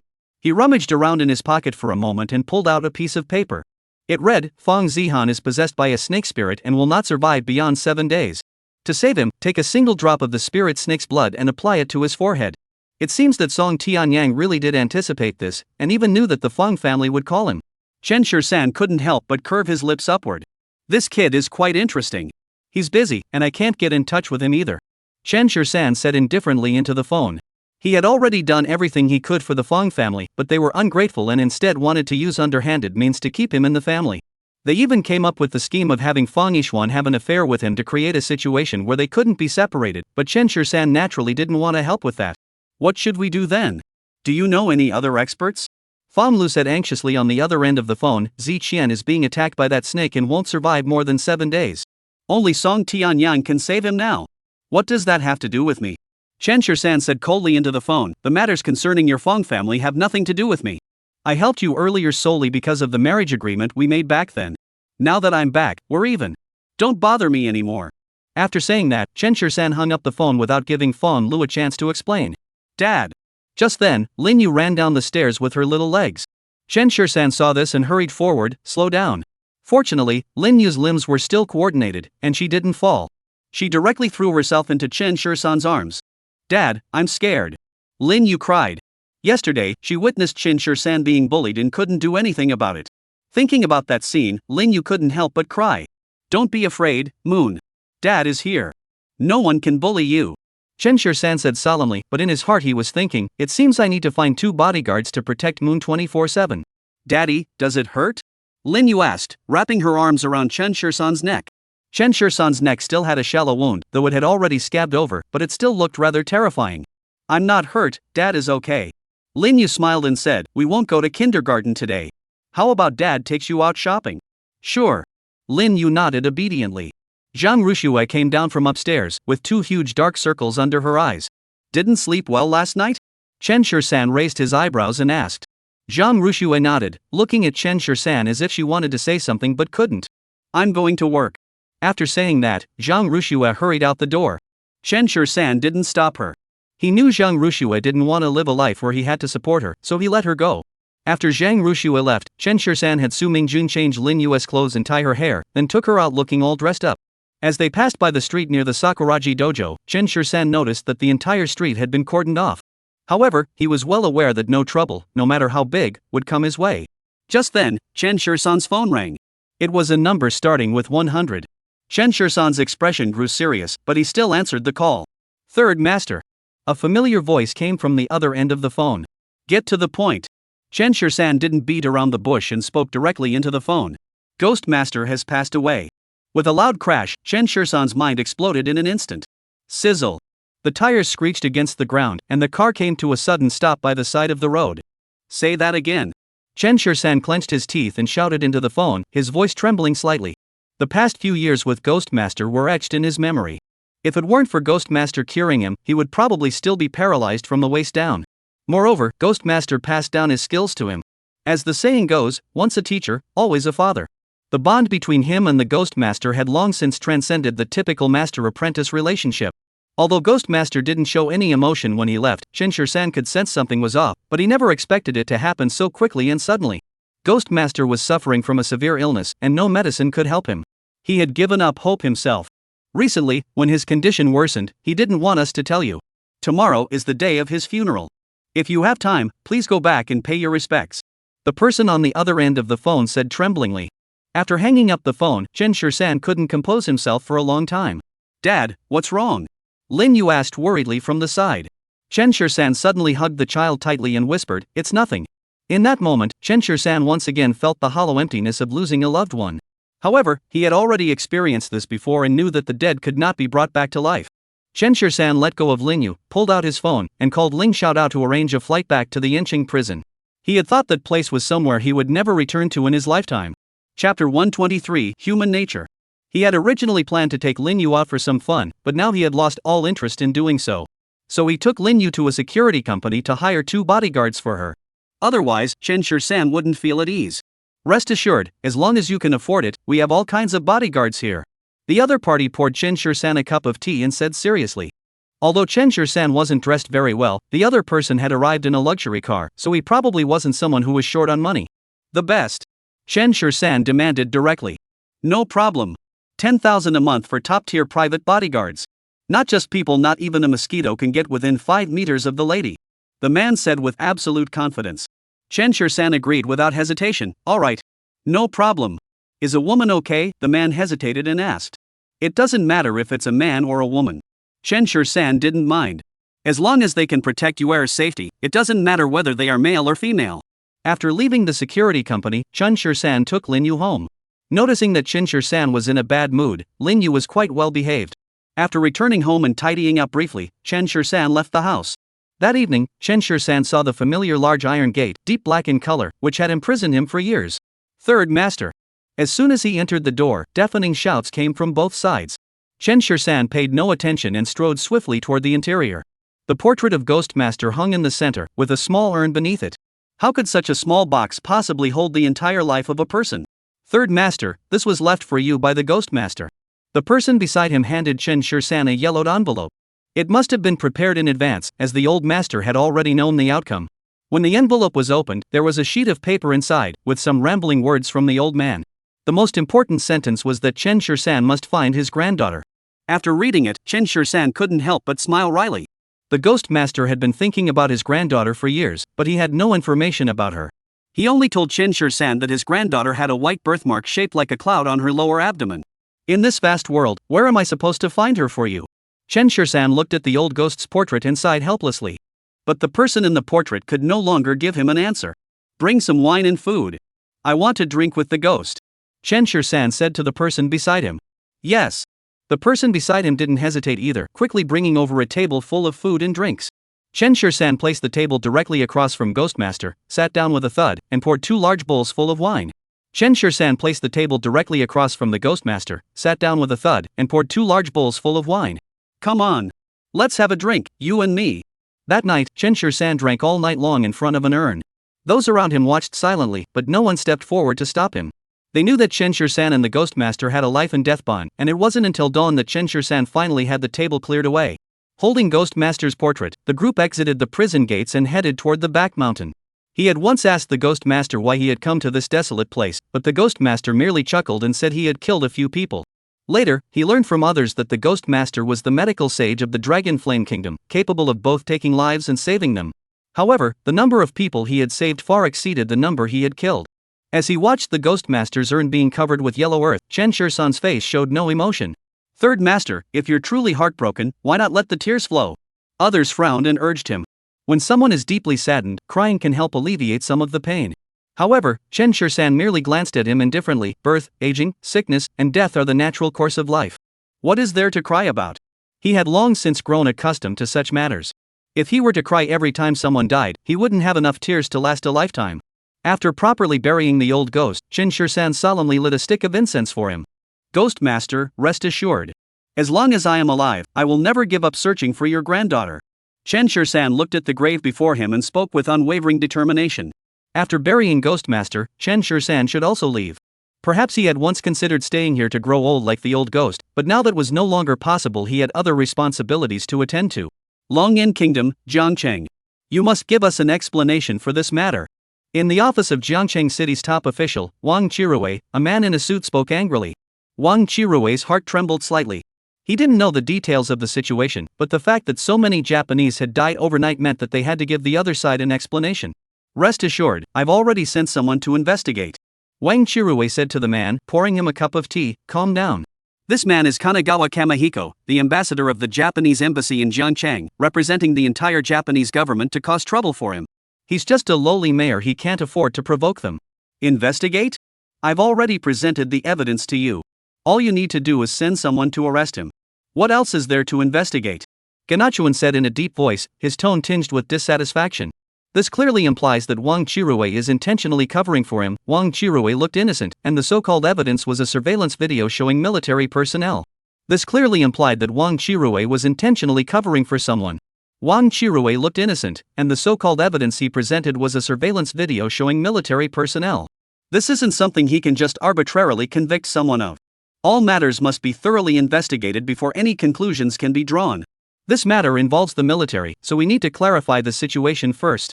Why don't you go back and wait for news? Wang Qirui looked at Ganachuan Gueda and gave him the order to leave. Ganachuan Gueda gave Wang Qirui a cold glance. How long do you expect me to wait? 3 days. Wang Qirui quickly held up 3 fingers and said, no more than 3 days. 1 day. Ganachuan Gueta said firmly, I must have a satisfactory response by today. Otherwise, the friendship between our two countries may no longer continue. Facing Ganachuan Gueda's threat, Wang Qirui's expression also turned cold. You little bastard. How dare you threaten me? Though he was furious inside, Wang Qirui could only play the role of a submissive subordinate and send the man away. As soon as he had sent them off, he immediately called the Jiangqing military region. If it were an ordinary matter, it would be easy to resolve, but when it involves the military, it becomes a bit more complicated. The call was answered quickly. Wang Qirui spoke seriously into the phone. This is Wang Qirui, the mayor of Jiangqing City. I need to speak with Colonel Duan. I'll transfer you immediately, the person on the other end said decisively. I'll transfer you immediately, the person on the other end said decisively. A few minutes later, Wang Qirui heard a deep voice. Colonel Duan, I have something I'd like to discuss with you. Although he holds the title of mayor, Wang Qirui feels that he is essentially just playing the role of a subordinate. Chapter 124, Unwritten Rules. Jiangcheng, Jinma Tower. Xiaoxue, Manager Wang wants you to go to his office. In the office, a man walked over, patted Zhang Ruxue on the shoulder, and said. Zhang Ruxue furrowed her brows slightly. Had she done something wrong in the past 2 days? What does Manager Wang want with me? Zhang Rush asked the man. The man gave her a sly smile. You'll find out when you go. Zhang Ruxue stood up and walked toward the office, and the people behind her quickly began to gossip. I really envy these women. They don't have to do anything. All they need is a pretty face to get ahead. A man said with his legs crossed. You're talking about our old boss Wang. He's not picky. Why don't you send your wife over? Another man teased. No way, I'll keep my wife for myself. I think your sister isn't bad either. The men joked around without a care, while the women nearby all turned their gaze toward the office. Before Zhang Ruxue arrived, they at least had a chance. Now, there was no chance at all. In the office, a slightly overweight man with a receding hairline sat in the boss's chair, holding a cigarette between his fingers, the tips of his fingers stained yellow from the smoke. As soon as he saw Zhang Ruxue, Wang Changwei quickly extinguished the cigarette, stood up from his chair, and smiled obsequiously. Mr. Wang, is there something you needed to discuss with me? Xiaoshang, please sit down. Wang Changwei said with a smile, getting up to close the door, locking it behind him, and pulling down the blinds. For a moment, Zhang Ruxue panicked. Mr. Wang, what are you doing? I have something to discuss with you. Wang Changwei said with a smile, approaching Zhang Ruxue and pressing her shoulders to make her sit on the sofa. What is it? Zhang Ruxue hurriedly said, her heart racing uncontrollably as her eyes darted around the room, searching for something to grab. This Wang Changwei clearly had ulterior motives. If anything were to happen, she needed to protect herself immediately. Here's the thing, there's a dinner party tonight, and I want you to come with me. Wang Changwei said to Zhang Ruxue with a smile. Upon hearing this, Zhang Ruxue sighed in relief. This matter? No problem. Working outside the home inevitably involves socializing. She had already mentally prepared herself for that. Although she wasn't a heavy drinker, she could always drink less. You've been at the company for a few days now. How do you like the work environment? Wang Changwei walked around to stand behind Zhang Ruxue and asked. It's pretty good. Zhang Ruxue suddenly felt uneasy and turned back to say, Mr. Wang, please sit down and talk. Wang Changwei smiled and sat down across from Zhang Ruxue. I don't want to beat around the bush. Do you want a promotion? Hearing this, Zhang Ruxue couldn't believe her ears and pointed at herself. Me? Wang Changwei nodded seriously. Actually, the position of deputy manager in our department is currently vacant. Although you're new here, if you're willing, I can arrange for you to take that position. From his words, Zhang Ruxue clearly sensed something else. Mr. Wang, I'm not that kind of person. Zhang Ruxue looked at Wang Changwei seriously and said, I came here to work. If there's a promotion, I hope to earn it through my own efforts. Having said this, Wang Changwei on the other side merely snorted derisively. Have you ever worked outside the home? Zhang Ruxue nodded honestly. I've been working at the hospital. No wonder. Wang Changwei snorted coldly. These days, it's no longer the old days when you could get what you wanted just by working hard. Young people, if you want something, you have to fight for it. When an opportunity arises, seize it promptly. Wang Changwei didn't spell it out, but he made his point very clear. Zhang Ruxue unconsciously clenched the hem of her shirt. Thank you for your kindness, Mr. Wang. I still have more confidence in my own abilities. How can this woman be so unyielding? Wang Changwei raised his eyebrows slightly. Ability? You're just an intern with no work experience. What makes you think you deserve a spot in our company? Let me make this clear, it's all because you're pretty and have a good figure. Apart from those two things, you have absolutely no advantages compared to others. Listening to Wang Qingwei's words, Zhang Rushue's eyebrows furrowed even deeper. I'm sorry, Mr. Wang, I think you have the wrong person.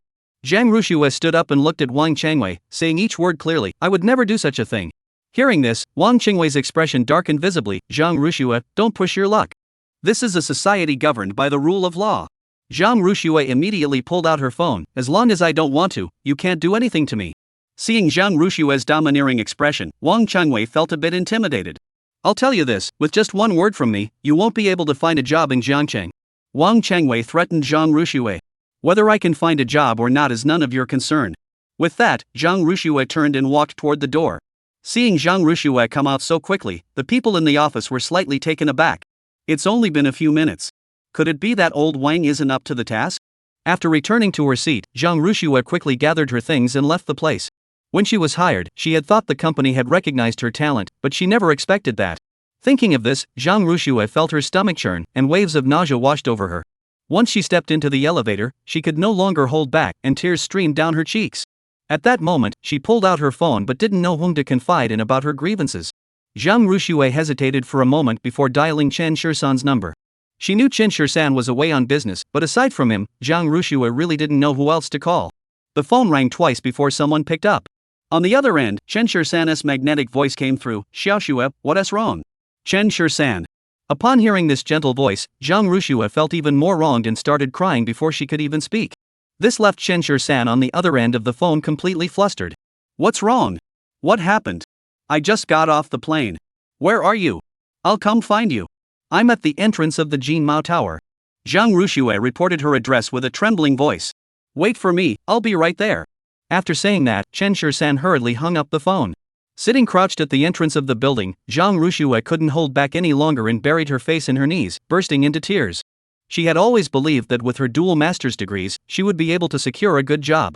But she never imagined it would end up like this. Chapter 125, Family Matters. Sister? Just then, a surprised voice rang out. Zhang Rushue looked up and saw Zhang Jingqing's familiar face. She quickly wiped away her tears and looked at him, asking with a hint of panic, what are you doing here? Could it be that the Zhang family had found her workplace? Shouldn't I be asking you that? Zhang Jingqing frowned and looked at Zhang Rushue. Aren't you married to the boss of the Dihao group? What are you doing here? By Zhang Jingqing's side was a woman dressed provocatively, who was now looking at Zhang Rushue with a pitying expression. She had heard a little about Zhang Rushue's situation. Her family had married her off to the boss of the Dihao group for money. Though they called it a marriage, it was essentially no different from selling her. However, she should be grateful to her, otherwise how could she have ended up riding in Zhang Jingqing's luxury car? How could I let Zhang Jingqing buy me clothes and bags, or take me out for fancy meals? She owes her current life to Zhang Rushue. What's it to you? Zhang Rushue glared at Zhang Jingqing and stood up to leave. You didn't get fired by the big boss, did you? Zhang Jingqing asked, looking at Zhang Rushue with a serious expression. Zhang Rushue ignored him and was about to leave when Zhang Jingqing grabbed her arm. Don't go. Let's talk this out first. He was still planning to extract more money from Zhang Rushue. If she really got dumped by the boss of Dihao Group, where would he go to get the money? I have nothing to say to you. I have nothing to do with the Zhang family anymore. Zhang Rushue said, trying to shake off Zhang Jingqing's hand, but he held on even tighter. Zhang Rushue, you're so heartless. If it weren't for the Zhang family, you'd have frozen to death long ago. You have everything you have today because grandfather took you in back then. Don't think that just because you married a big boss, you have nothing to do with the Zhang family. Let me tell you, I'm your brother. Although we have no blood relation, both in terms of emotion and reason, you should help me. In the future, I'll need to get married and start a family, and when that time comes, I'll be counting on you, my sister. Hearing Zhang Jingqing's words, the women beside him couldn't help but look down on him. How could a grown man have the nerve to ask a woman for money so brazenly? Let go of my hand. Just then, a deep voice echoed, and a man in a black suit hurried over. Zhang Jingqing furrowed his brows slightly, glanced at the man, and coldly asked, Who do you think you are? Without a word, the man stepped forward, grabbed Zhang Jingqing's wrist, and twisted it violently. Zhang Jingqing let out a scream that sounded like a pig being slaughtered. Zhang Rushue looked at the man who seemed to have come out of nowhere with astonishment. This scene felt strangely familiar. Mr. Su. The security guard nearby hurried over to greet him. Just moments ago, they had been gloating and watching the commotion, but upon seeing Su Wei's arrival, they immediately backed down. As security guards of this building, you just stand by and do nothing? Su Wei looked at the two security guards and asked sternly. Zhang Jingqing glanced at the man. Mr. Su? Could he be the big boss of some company? Zhang Rushue, I'll tell my parents as soon as I get back. Zhang Jingcheng glared at Zhang Rushue and said, then hurriedly left with the woman. The security guard nearby quickly interjected, Mr. Su, this is a family matter. We shouldn't get involved. Exactly, we can't get involved in this either. Su Wei's expression grew even darker. He glared at the two of them and barked, get out. The two security guards quickly disappeared from his sight.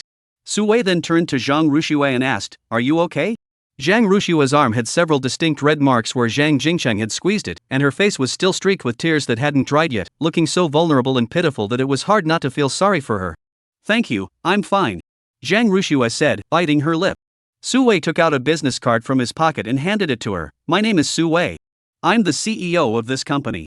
Are you an employee of our company? You're the boss? Zhang Rushue's eyes widened in surprise. Such a large company, and the boss is so young. What? I don't look like it? Su Wei asked with a light laugh. No, it's just that you look too young. Zhang Rushue hurriedly said. For a moment, she hesitated. Should she tell him about Wang Chanwei? Which department are you from? Su Wei asked sternly. I was originally in the investment department, but... Zhang Rushue looked at Su Wei, hesitating to speak. Su Wei seemed to sense she had something to say and quickly interjected, just say it. Since she was leaving anyway, Zhang Rushue didn't want to hold back anymore and told Su Wei everything about Wang Chanwei. After hearing everything, Su Wei's face darkened so much it seemed like it could rain. Not this again. Just then, Zhang Rushue spotted a familiar car and hurriedly said to Su Wei, Mr. Su, my boyfriend is here. I'll go first. With that, she hurried toward Chen Shursan's car, and Chen Shursan also opened the door and got out. Watching Zhang Rushue's retreating figure, Su Wei's heart fluttered slightly. Glancing once more at the car driven by Chen Shursan, he roughly understood why Zhang Rushue had refused to be exploited by Wang Chanwei. Someone like Wang Chanwei wasn't worthy of this woman. However, his good days at the company are coming to an end. Xiao Xue, are you okay? Chen Shursan grabbed her tightly and asked in a low voice. Zhang Rushue leaned against Chen Shursan's chest, listening to the sound of his heartbeat, and suddenly felt much more at ease. I'm fine, I just quit my job. Regarding the matter involving Wang Chanwei, Zhang Rushue naturally did not mention it to Chen Shursan. Given Chen Shursan's temper, he would probably go up there and beat the person senseless, then make a single phone call to bankrupt the company. Chen Shursan furrowed his brows slightly. This was just a job he had recently found, how could he just quit like that? This doesn't seem like something Zhang Rushue would do. Did something happen? Chen Shursan looked down at her with a serious expression and asked. Zhang Rushue shook her head and took his hand, saying, I'm hungry. I'll take you out to eat. Chen Shursan said without hesitation. Hearing this, Zhang Rushue felt a warm glow in her heart once again. Although Chen Shursan didn't say many sweet words, he always took her words to heart. After getting into the car, Chen Shursan drove straight to the restaurant. He knew that Zhang Rushue wasn't the type to quit her job on a whim. Something must have happened. Though he hadn't experienced the workplace himself, he had heard enough to suspect she had been pushed out. In fact, if Zhang Rushue were willing, he could easily arrange a high-paying and leisurely job for her. However, he was also fully aware that Zhang Rushue would never accept it. Chapter 126, I Can't Do It. Jiangcheng, Municipal Government. This matter is not something I can just give you an answer on. It's quite complicated. Please give me some time. Wang Chirue said into the phone, his tone growing impatient. These Japanese people, they kidnapped their own people first, and now they have the nerve to demand an explanation from him. The key point is that the person they kidnapped is the daughter of someone he can't afford to provoke. Although the military did not disclose the identity of the person involved, they warned him that this individual was not someone to be taken lightly. Even the provincial governor would have to show him respect. Given this situation, Wang Chirue naturally dared not pursue the matter further. However, he still needed to provide an explanation to the Dongying embassy regarding the incident. For now, he was waiting for further instructions. Mr. Wang, I seriously doubt your sincerity. On the other end of the phone, Ganachuan Guetao spoke coldly. Wang Chirue's expression changed. Who did he think he was to doubt him? Mr. Gana, what exactly is going on here? I think you should conduct a thorough investigation yourselves. Don't think you can intimidate me with a few words. After saying this, Wang Chirue hung up the phone directly. When the tiger doesn't show its claws, people think it's just a sick cat. As soon as the call ended, Wang Chirue received a call from his superior. Wang Shishou, we are already aware of the matter you reported. We will send someone to explain it to the Japanese embassy. You don't need to worry about it. The person on the other end instructed. Then we'll leave it to you. Wang Chirue hurriedly said. He was worried about how to deal with this matter, and now that someone else was cleaning up this mess, he was overjoyed. After hanging up the phone, Wang Chirue began to wonder who could have caused such a big problem that someone higher up would send someone to clean it up for him. Meanwhile, Chen Shursan took Zhang Rushue to a random restaurant. Looking at the food in front of her, Zhang Rushue had no appetite at all. "Aren't you hungry?" Chen Shisan said as he served Zhang Rushue a bowl of soup. "Thank you." Zhang Rushue took a sip, and put down the bowl, her gaze drifting out the window. Seeing her expression, Chen Shisan knew something must have happened. "What's going on? Tell me, maybe I can help," Chen Shisan said to Zhang Rushue with a serious expression. "Chen Shisan, in today's society, is it impossible to find a job just with your education?" Zhang Rushue asked Chen Shisan. "Why do you say that? Isn't education what matters most in today's society?" Chen Shisan raised his eyebrows slightly. "With your dual master's degrees, you should be able to find a good job. I believe in you." Hearing Chen Shisan's words, Zhang Rushue's mood improved significantly. At least, he didn't say anything like, "I'll take care of you. I'll try again tomorrow." Zhang Rushue sighed and said. She hoped to get a job not because of her appearance, but because of her abilities. "Actually," Chen Shisan looked at Zhang Rushue and spoke slowly, "with your abilities, working outside would be a bit of a waste of your talent." Hearing this, Zhang Rushue laughed lightly. "I'm not that talented. I've just learned some theoretical knowledge. Nowadays, employers are looking for work experience. I've always believed that if you want to do something, you can make it happen." Chen Shisan propped his chin up with one hand and asked, "Have you considered starting your own company?" Upon hearing this, Zhang Rushue's eyes widened in surprise. This was something she had never even considered before. "Didn't you study these things in the first place so that you could help out with the family business once you learned them?" Chen Shisan looked at Zhang Rushue and said seriously, "The Zhang family has no discernment, they wasted such talent. Otherwise, the Zhang family's company wouldn't be in such a state now. If you were to start your own company, you'd probably do a great job."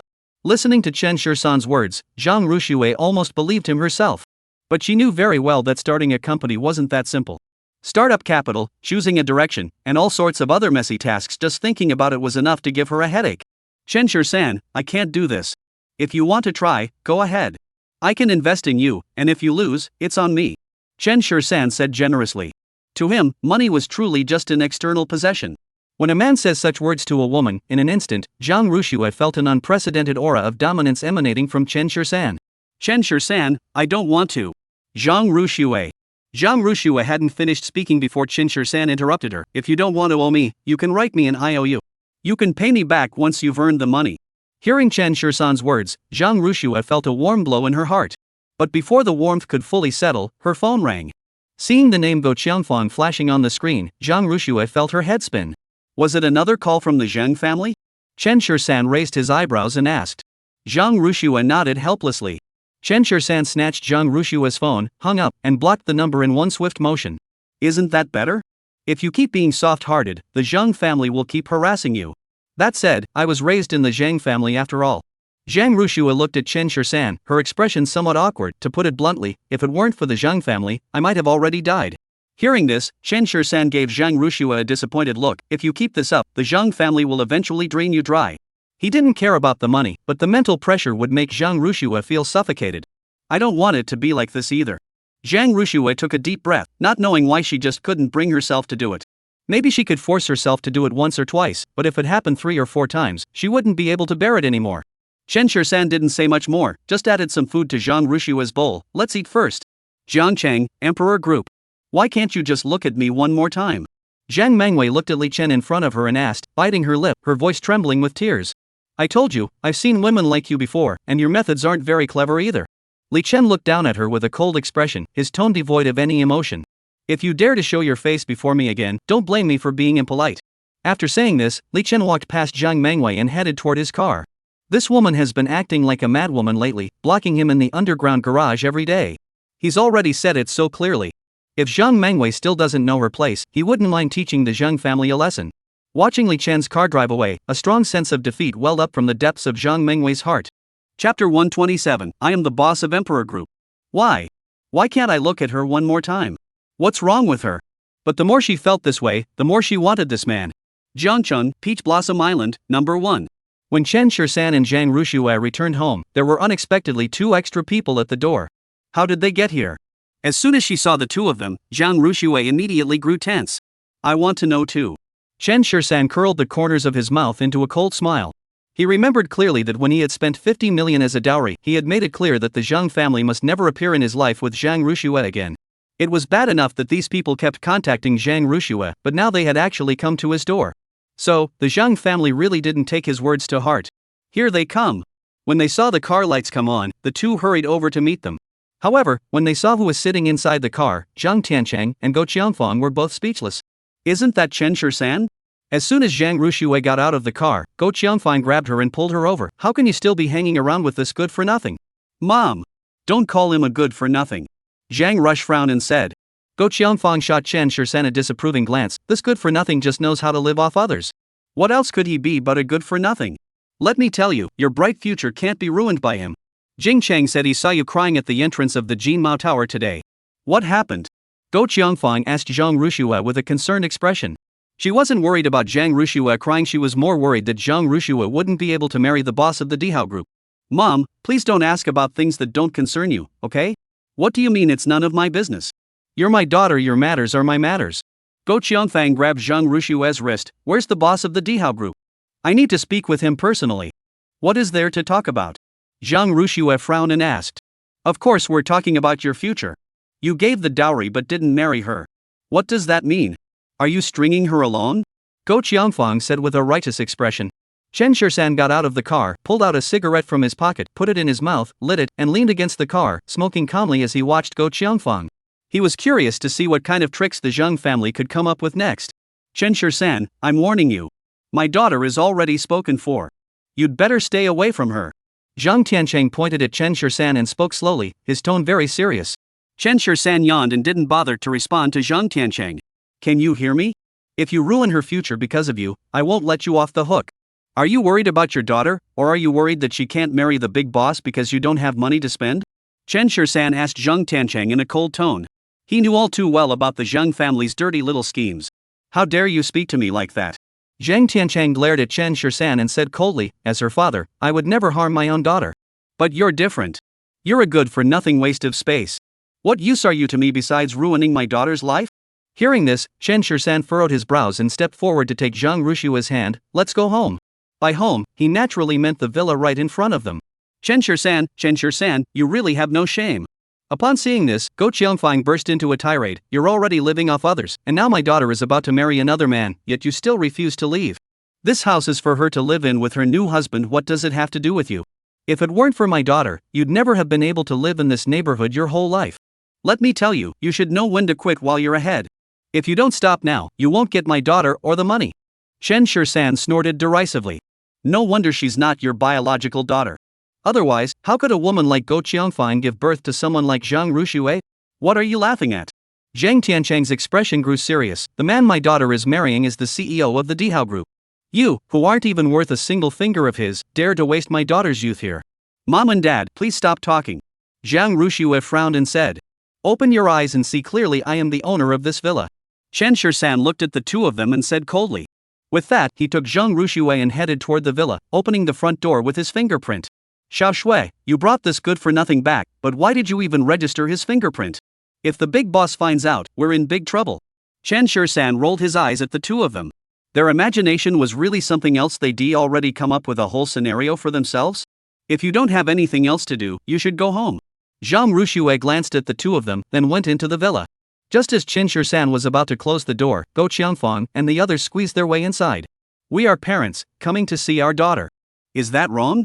Go Qiangfang said confidently, only to find Lin Yu playing with building blocks on the sofa. The entire room was littered with scattered building blocks, looking extremely messy.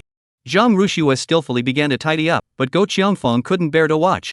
Chen Shisan, you really will eat anything, will you not? Before, you ate alone, but now you're dragging your entire family along to eat. Are you done? Chen Shisan asked calmly. I'm not finished. Go Qiangfang plopped down onto the sofa. Today, either you leave, or we're staying here. Let me tell you, the big boss of the Dihao group isn't someone you can afford to mess with. Zhang Tiancheng warned Chen Shisan, if you don't leave my daughter alone, you'll be killed by the big boss of the Dihao group.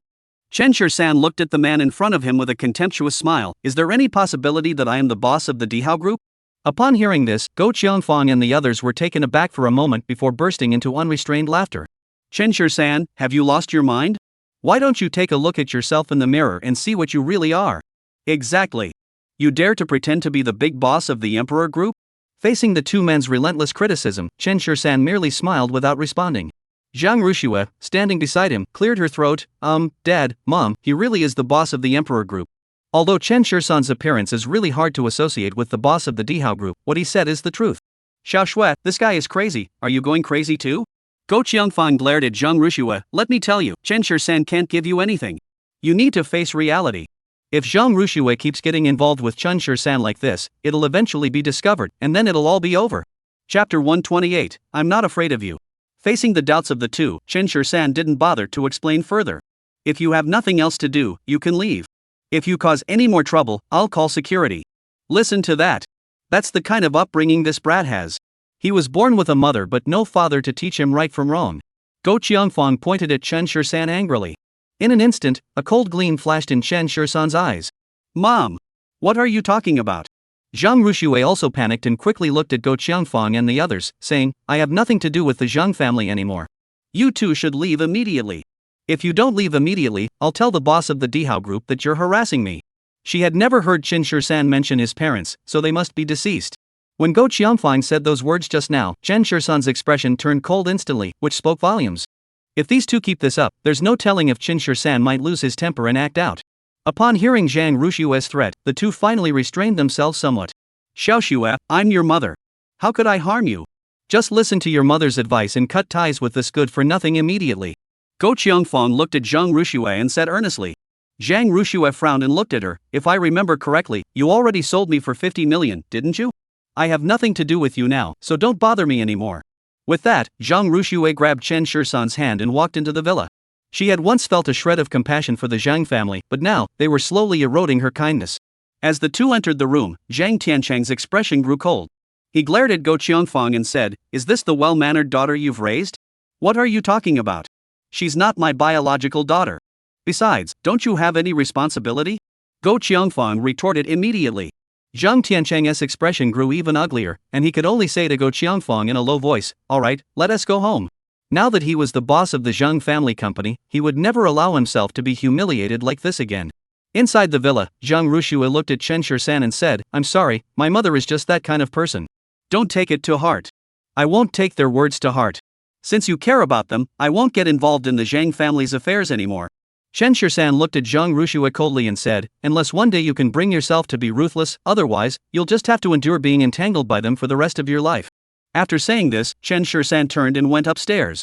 Watching his back, Zhang Rushue knew that Chen Shursan was angry, and she suddenly felt at a loss. At that moment, Lin Yu glanced at Zhang Rushue, then at Chen Shursan, and decisively chose to follow Chen Shursan upstairs. Daddy, pick me up.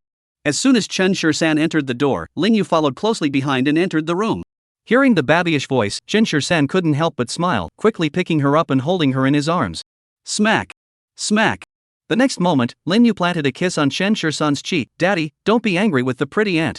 Hearing this, Chen Shursan smiled and looked at Lin Yu. How did you know Daddy was angry? Lin Yu shook her head innocently. I don't know either.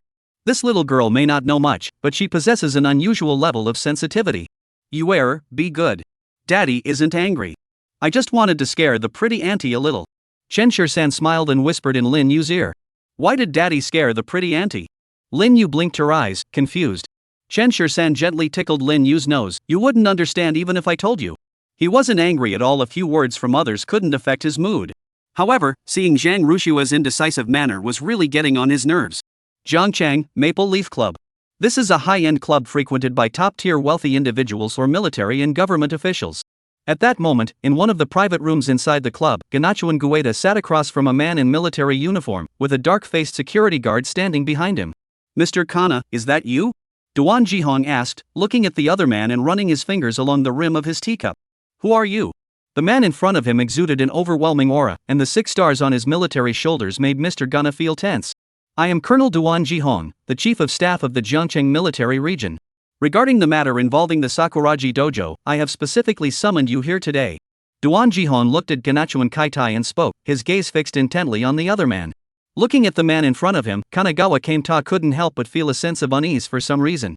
It felt as though the other person's piercing gaze could kill him at any moment. Since it's official business, why not discuss it at the embassy? Ganachuan asked cautiously. Duan Jihong calmly picked up his teacup and took a sip. Since we didn't discuss it at the embassy, you should know why, right? He knew that the Japanese man in front of him was determined to seek justice for the people of the Sakuraji Dojo, which was why he wanted to discuss the matter openly. However, he had received orders from his superiors to suppress the matter as much as possible. After all, this matter involved Chen Shur-san.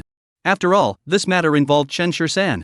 Even the 10 great war gods of Longyan Kingdom would bow before him. How dare these little upstarts provoke him? With just a single word from Chen Shur-san, it wouldn't just be a few Japanese, even the entire Japanese nation would likely suffer the consequences. I don't know. Gana Kawanuki said with a dark expression. Then I'll tell you plainly, you'd better not pursue this matter any further. Duan Jihon looked at Ganachuan Gueda and spoke slowly, not like someone negotiating, but more like issuing a warning. Is this how the Dragon Flame Kingdom treats its allies? Is this how you handle issues? Ganachuan Gueda immediately escalated the matter to an international level. Are you trying to provoke me? Duan Jihon sneered, don't try to intimidate me with your official nonsense. Let me make this clear, I'm not afraid of you. This incident itself started with you kidnapping our people first, and our men only defended themselves afterward. Moreover, you provoked someone you shouldn't have provoked. If you choose not to pursue this matter further, it will be settled here and now.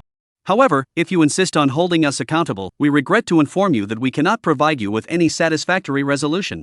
Instead, we can offer Japan a few cannonballs. Duan Jihon spoke calmly to the people across from him. Hearing this, Kana Kawakami's face turned red, and he slapped the table. Don't push your luck. You call that bullying? I'll bully you if I want to. If you're not afraid of dying, try me. Duan Jihon didn't give him the satisfaction, pointing directly at him and shouting angrily. Chapter 129, Female Bodyguard. Facing just a single ambassador from the Japanese embassy, he saw no need to give him too much face. He had already made his position clear earlier. If the other party didn't understand, that was their own fault. Seeing Duan Jihon's imposing demeanor, Ganachuan Keitai also felt intimidated and swallowed hard. Mr. Kana, I advise you not to cause trouble for yourself and Japan. Duan Jihon looked at Mr. Kana Kawakami and said slowly, if it weren't for the fact that we don't want to start a war and harm innocent civilians, you would already be dead. After saying this, Duan Jihon stood up decisively. Let's go. Watching Duan Jihon's departing figure, Ganachuan Gueda could no longer contain himself. His face flushed red as he suddenly grabbed the teacup on the table and smashed it on the ground, shouting angrily, you bastard. The Dragon Flame Kingdom has gone too far. However, he was also well aware that the Dragon Flame Kingdom of today was no longer the Dragon Flame Kingdom of the past. The words that Duan Jihon had just used to warn him were not merely empty threats. If pushed to the brink and a fight actually broke out, Japan wouldn't stand a chance. The next morning, the doorbell at Chen Shur-san's house rang early. Who could it be so early? Su Mingjun quickly took off her apron and opened the door, only to see a young girl standing there. Who are you looking for? Excuse me, does Mr. Chen Shur-san live here? The girl looked at Su Mingjun with a smile and asked. Yes, please come in. Su Mingjun ushered the girl inside and then called out upstairs, Mr. Chen, someone is looking for you. Chen Shur-san quickly threw on a shirt and came downstairs. Seeing the girl standing in the living room, he looked puzzled. Who are you? Mr. Chen, hello. I'm Li Qingxi, the bodyguard you hired. Li Qingxi extended her hand and looked at Chen Shur-san with a serious expression. Chen Shur-san looked at the young woman in front of him in surprise. She appeared to be in her early 20s, with slender arms and legs. Could she really protect you, heir? Mr. Chen, please rest assured. Although I am a girl, I have been trained professionally since childhood. If you don't believe me, I can show you my skills. Li Qingxi looked at Chen Shur-san and spoke confidently. Chen Shur-san raised his eyebrows slightly. This woman is interesting. He didn't hold back, delivering a powerful punch toward her. Li Qingxi's expression turned serious as she dodged Chen Shur-san's attack, grabbed his wrist, and lunged toward his lower body. Chen Shur-san's pupils contracted sharply. This woman was truly ruthless. He quickly planted his feet on the ground and leaped into the air, flipping over Li Qingxi's head. If she had kicked him, he would have been finished. Li Qingxi reacted swiftly, delivering a sweeping kick aimed at Chen Shur-san's lower body.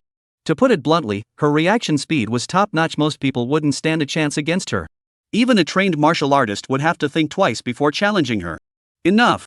Chen Shur-san dodged the other person's attack, stood his ground, and looked at her seriously, saying, You're the one. Li Qingxi smiled brightly, pulled out a crumpled piece of paper from her pocket, and handed it to Chen Shur-san, 5,000 a month. Here's the contract. If you have no objections, just sign it. Chen Shur-san opened the contract and gave it a quick glance. The contents were straightforward and clear. 24-hour close protection for 5,000 a month. The price wasn't exactly low, but the girl in front of him was certainly worth it. Chen Shur-san signed the contract decisively and said to Li Qingxi, I will transfer 50,000 yuan to your company's account every month, and I will give you an additional 50,000 yuan separately. Upon hearing this, Li Qingxi immediately furrowed her brows. Mr. Chen, I'm a bodyguard. I only provide protection services. I know. Chen Shur-san said with a light smile. Dad. Just then, Lin Yu ran down the stairs toward Chen Shur-san, with Zhang Rushua following closely behind. Seeing this, Li Qingxi realized she had misunderstood and quickly said, Mr. Chen holds me in such high regard. I won't hesitate then. Rest assured, as long as the money is in place, I'll make sure you're well protected. It's not me. Chen Shursan picked up Ling Yu from the ground and looked at Li Qingxi, saying, I want you to protect my daughter, the kind of protection that's with her 24/7. Looking at the little girl in Chen Shursan's arms, Li Qingxi's expression grew slightly awkward. Such a small child, how much protection does it need? Isn't this like using a crane to lift a feather? However, since Chen Shursan can afford it, she doesn't mind. After all, some wealthy people are like that. Perhaps they're afraid their daughter might be kidnapped or something. No problem, I'll make sure to protect Miss Chen's safety. My daughter, Ling Yu. Chen Shursan said with a smile. Li Qingxi was even more confused. Chen Shursan's surname was Chen, but his daughter's surname was Lin? However, after taking another look at Zhang Ruxue, she smiled and said, I know, she takes her mother's surname. This is my girlfriend, Zhang Ruxue. Listening to Chen Shursan's introduction, Li Qingxi felt like her brain was about to explode. What on earth is going on here? So this little girl has no connection whatsoever to Chen Shursan? However, Chen Shursan didn't explain much. Instead, he looked at Ling Yu and asked, Yuer, would you like this auntie to play with you every day and pick you up after school? Li Qingxi's lips twitched violently. Actually, you could also call her sister. Sister. Lin Yu's eyes lit up, and she uttered two words, sister, in a sweet voice, instantly melting Li Qingxi's heart. This little girl is just too adorable. Alright, you're just in time. Let's eat dinner, then take Yuer to school. Su Mingjun will go with you. Chen Shursan carried the child to the dining table. Li Qingxi didn't hesitate, found a seat, and sat down. The incident where Ling Yu was kidnapped earlier must have left Chen Shursan with some psychological trauma, which is why he hired a bodyguard. However, Zhang Ruxue didn't expect that Chen Shursan would hire a female bodyguard. From last night until now, she hasn't said a single word to Chen Shursan. It wasn't until after dinner, when Ling Yu and the others had left the house, that only she and Chen Shursan were left inside. Chen Shursan sat on the sofa with a stern expression, drinking tea. Zhang Ruxue glanced at him, hesitating to speak. She turned around, went upstairs to change into a business suit, applied some light makeup, and greeted Chen Shursan before leaving. Chen Shursan didn't stop her, but sighed softly. Why bother, Zhang Ruxue? As his woman, Zhang Ruxue wouldn't have to worry about food or shelter even if she did nothing. His money is so abundant that even if she were to spend it recklessly every day, it would never run out. However, Chen Shursan also knew that Zhang Ruxue wasn't that kind of person. If she really were, he wouldn't have liked her either. Chapter 130, The Blood of the Spirit Snake. At this thought, Chen Shursan couldn't help but curve his lips into a smile. People are truly amazing. Kyoto, the Feng family. Xianer, think of something quickly. Feng Hai grabbed Feng Yishuan's arm and said, no matter what, Zi Qian is your older brother. He shares a quarter of your blood. Feng Yishuan looked helpless. Uncle, if I had a way, wouldn't I have done it already? She knew that Feng Zihan had offended Song Tianyan, which was why she had ended up in such a predicament. Later, the Feng family forced Chen Shursan to drink, which made him unhappy, so now they can only watch helplessly as Feng Zihan goes through this every day. Only 2 days remain until the 7-day deadline mentioned earlier. If no solution is found by then, Feng Zihan may truly be lost. Xianer, please, I'm begging you. Can you call Chen Shursan again? Qin Shulan looked at Feng Yishuan, almost in tears. Seeing her son suffer so much, she, as his mother, felt the most heartbroken. Auntie, my father called earlier, but Chen Shursan said he and the Feng family are even now. Feng Yishuan said helplessly. Chen Shursan had already made it very clear to her last time. If she keeps calling him, what kind of person would she be? Yes, she does have feelings for Chen Shursan, but precisely because of those feelings, she finds it difficult to lower herself to do that. Xianer, you're engaged to Chen Shursan. If you were to make this call, he might just give in. Qin Shulan pleaded with Feng Yishuan. Fan Haud, standing nearby, spoke slowly, why not try again? Under the intense gaze of her family, Feng Yishuan had no choice but to pull out her phone. After the phone rang a few times, Chen Shursan finally answered. On the other end, a familiar yet slightly cold voice said, Miss Feng, is there something you need? Chen Shursan, I apologize for the disturbance. Feng Yishuan took a deep breath and said into the phone, my older brother, Feng Zihan, is possessed by a snake spirit and is suffering terribly. Could you please ask Master Song to come and help? Rest assured, the Feng family will never forget your kindness. At that moment, faced with Chen Shursan's cold demeanor, Feng Yishuan could only speak to him in this more formal tone. On the other end of the phone, Chen Shursan remained silent for a moment before asking, how many days has it been? It's the 5th day. We consulted a master earlier who said the person wouldn't survive past 7 days. Now there are only 2 days left. I really had no other options left, so I had to disturb you. Feng Yishuan said into the phone. I can help you. Chen Shursan said on the other end of the phone. Feng Yishuan had the speakerphone on, and upon hearing this, the entire Feng family grew excited but dared not speak. But I have a condition. What condition? Fong Yishuan hurriedly asked. From now on, I don't want the Fong family to interfere with my life anymore. Chen Shisan said solemnly on the other end of the phone. Don't mention the engagement from back then either. No problem. Fong Yishuan bit her lip and agreed. Since Chen Shisan had already said it to that extent, she naturally wouldn't bring up the engagement again. After all, she was the eldest daughter of the Fong family. She still had some dignity to uphold. Go back and get a drop of the spirit snake's blood, then drip it onto Fong Zihan's forehead, and he'll be fine. Chen Shisan revealed the method left by Song Tianyang. Fong Yishuan furrowed her brows slightly. So Chen Shisan had always known the method to break the spell, but he hadn't told them. The reason he had kept it until now was simply to use it as his final trump card, so he would no longer be bothered by the Fong family. Thinking of this, Fong Yishuan couldn't help but find it laughable. I understand. Thank you. Consider it a debt the Fong family owes you. I won't bother you again in the future, but if you ever need the Fong family's help, just give me a call. After saying this, without waiting for Chen Shisan to respond, Fong Yishuan hung up the phone. You all heard that. Just go get a drop of the spirit snake's blood. Fong Yishuan said to Fong Hai and the others. Fong Hai's expression betrayed a hint of reluctance. That's a spirit snake. If it bites you, wouldn't that be? Do you even want to save your son? Qin Shulan glared at Fong Hai and asked. I want to, but that spirit snake, though it has a spirit, is still just a snake. What if it bites me? Fong Hai said hesitantly. Fong Hao turned his gaze to Fong Lu. Big brother, you brought the spirit snake back. It seemed fairly friendly toward you earlier. Why don't you give it a try? For a moment, everyone's attention was focused on Fong Lu. Fong Lu nodded. I'll go. As the head of the Fong family, it was his duty to handle such matters. Fong Lu arrived at the entrance of the Lingxi temple with a needle and a stick of incense. After lighting the incense, he bowed toward the temple before inserting it. A small red snake emerged from a hidden corner and began to flick its tongue at Fong Lu. Oh serpent, my great-nephew needs your blood to save his life. Rest assured, just one drop will suffice. Fong Lu swallowed hard and looked at the little snake, saying, if you're willing, crawl onto my hand. After saying that, he placed his hand in front of the spirit snake and looked at it nervously. Fong Hai was right. Though this little creature had a spirit, it was still a cold-blooded animal, and a spirit snake at that. If it bit him, he'd probably be dead in an instant. The next moment, Fong Lu saw the little snake swing as it crawled onto his hand. He immediately widened his eyes. It seemed like the little creature had understood his words. Fong Lu was both surprised and delighted. He quickly took out the silver needles he had prepared and gently inserted them into the back of the spirit snake. The spirit snake's body suddenly arched, as if it had felt pain. Fong Lu quickly dipped his finger into the blood that had oozed out and said to the spirit snake, thank you. The spirit snake calmly slithered off Fong Lu's hand and returned to the corner. Fong Lu raised his arm and made his way back to Fong Zihan's room, pressing his fingers against his forehead. For a moment, it seemed as though a gust of wind swept past, causing everyone to shiver involuntarily. Will this work? Fong Hai and the others stared intently at the person on the bed. As soon as the words were spoken, the person on the bed slowly opened their eyes. The previously red eyes had returned to their normal state. Qin Shulan cautiously called out from the bedside, Ziqian? Mom, water. Fong Zihan felt as though his throat was on fire. He opened his mouth but could only manage to utter 2 words after a long pause. The entire family was both shocked and overjoyed. They never imagined that after being in such a state for several days, he could be cured by a single drop of blood. Fong Lu looked at the bloodstains on his hands and immediately realized that this snake was no ordinary creature. It seemed he should prepare some delicious food and drink to offer it as a token of gratitude. Chapter 131, Digging Up Someone Else's Grave. Jiangchang, Wunan Mountain. Chen Shisan was so bored that he drove up to Wunan Mountain to check on the progress of the construction of the Yuntian courtyard. From a distance, he could already see the construction site with temporary shelters in front of him.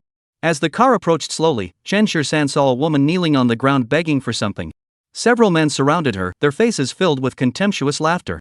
Chen Shisan furrowed his brows slightly, parked the car, and got out. What's going on?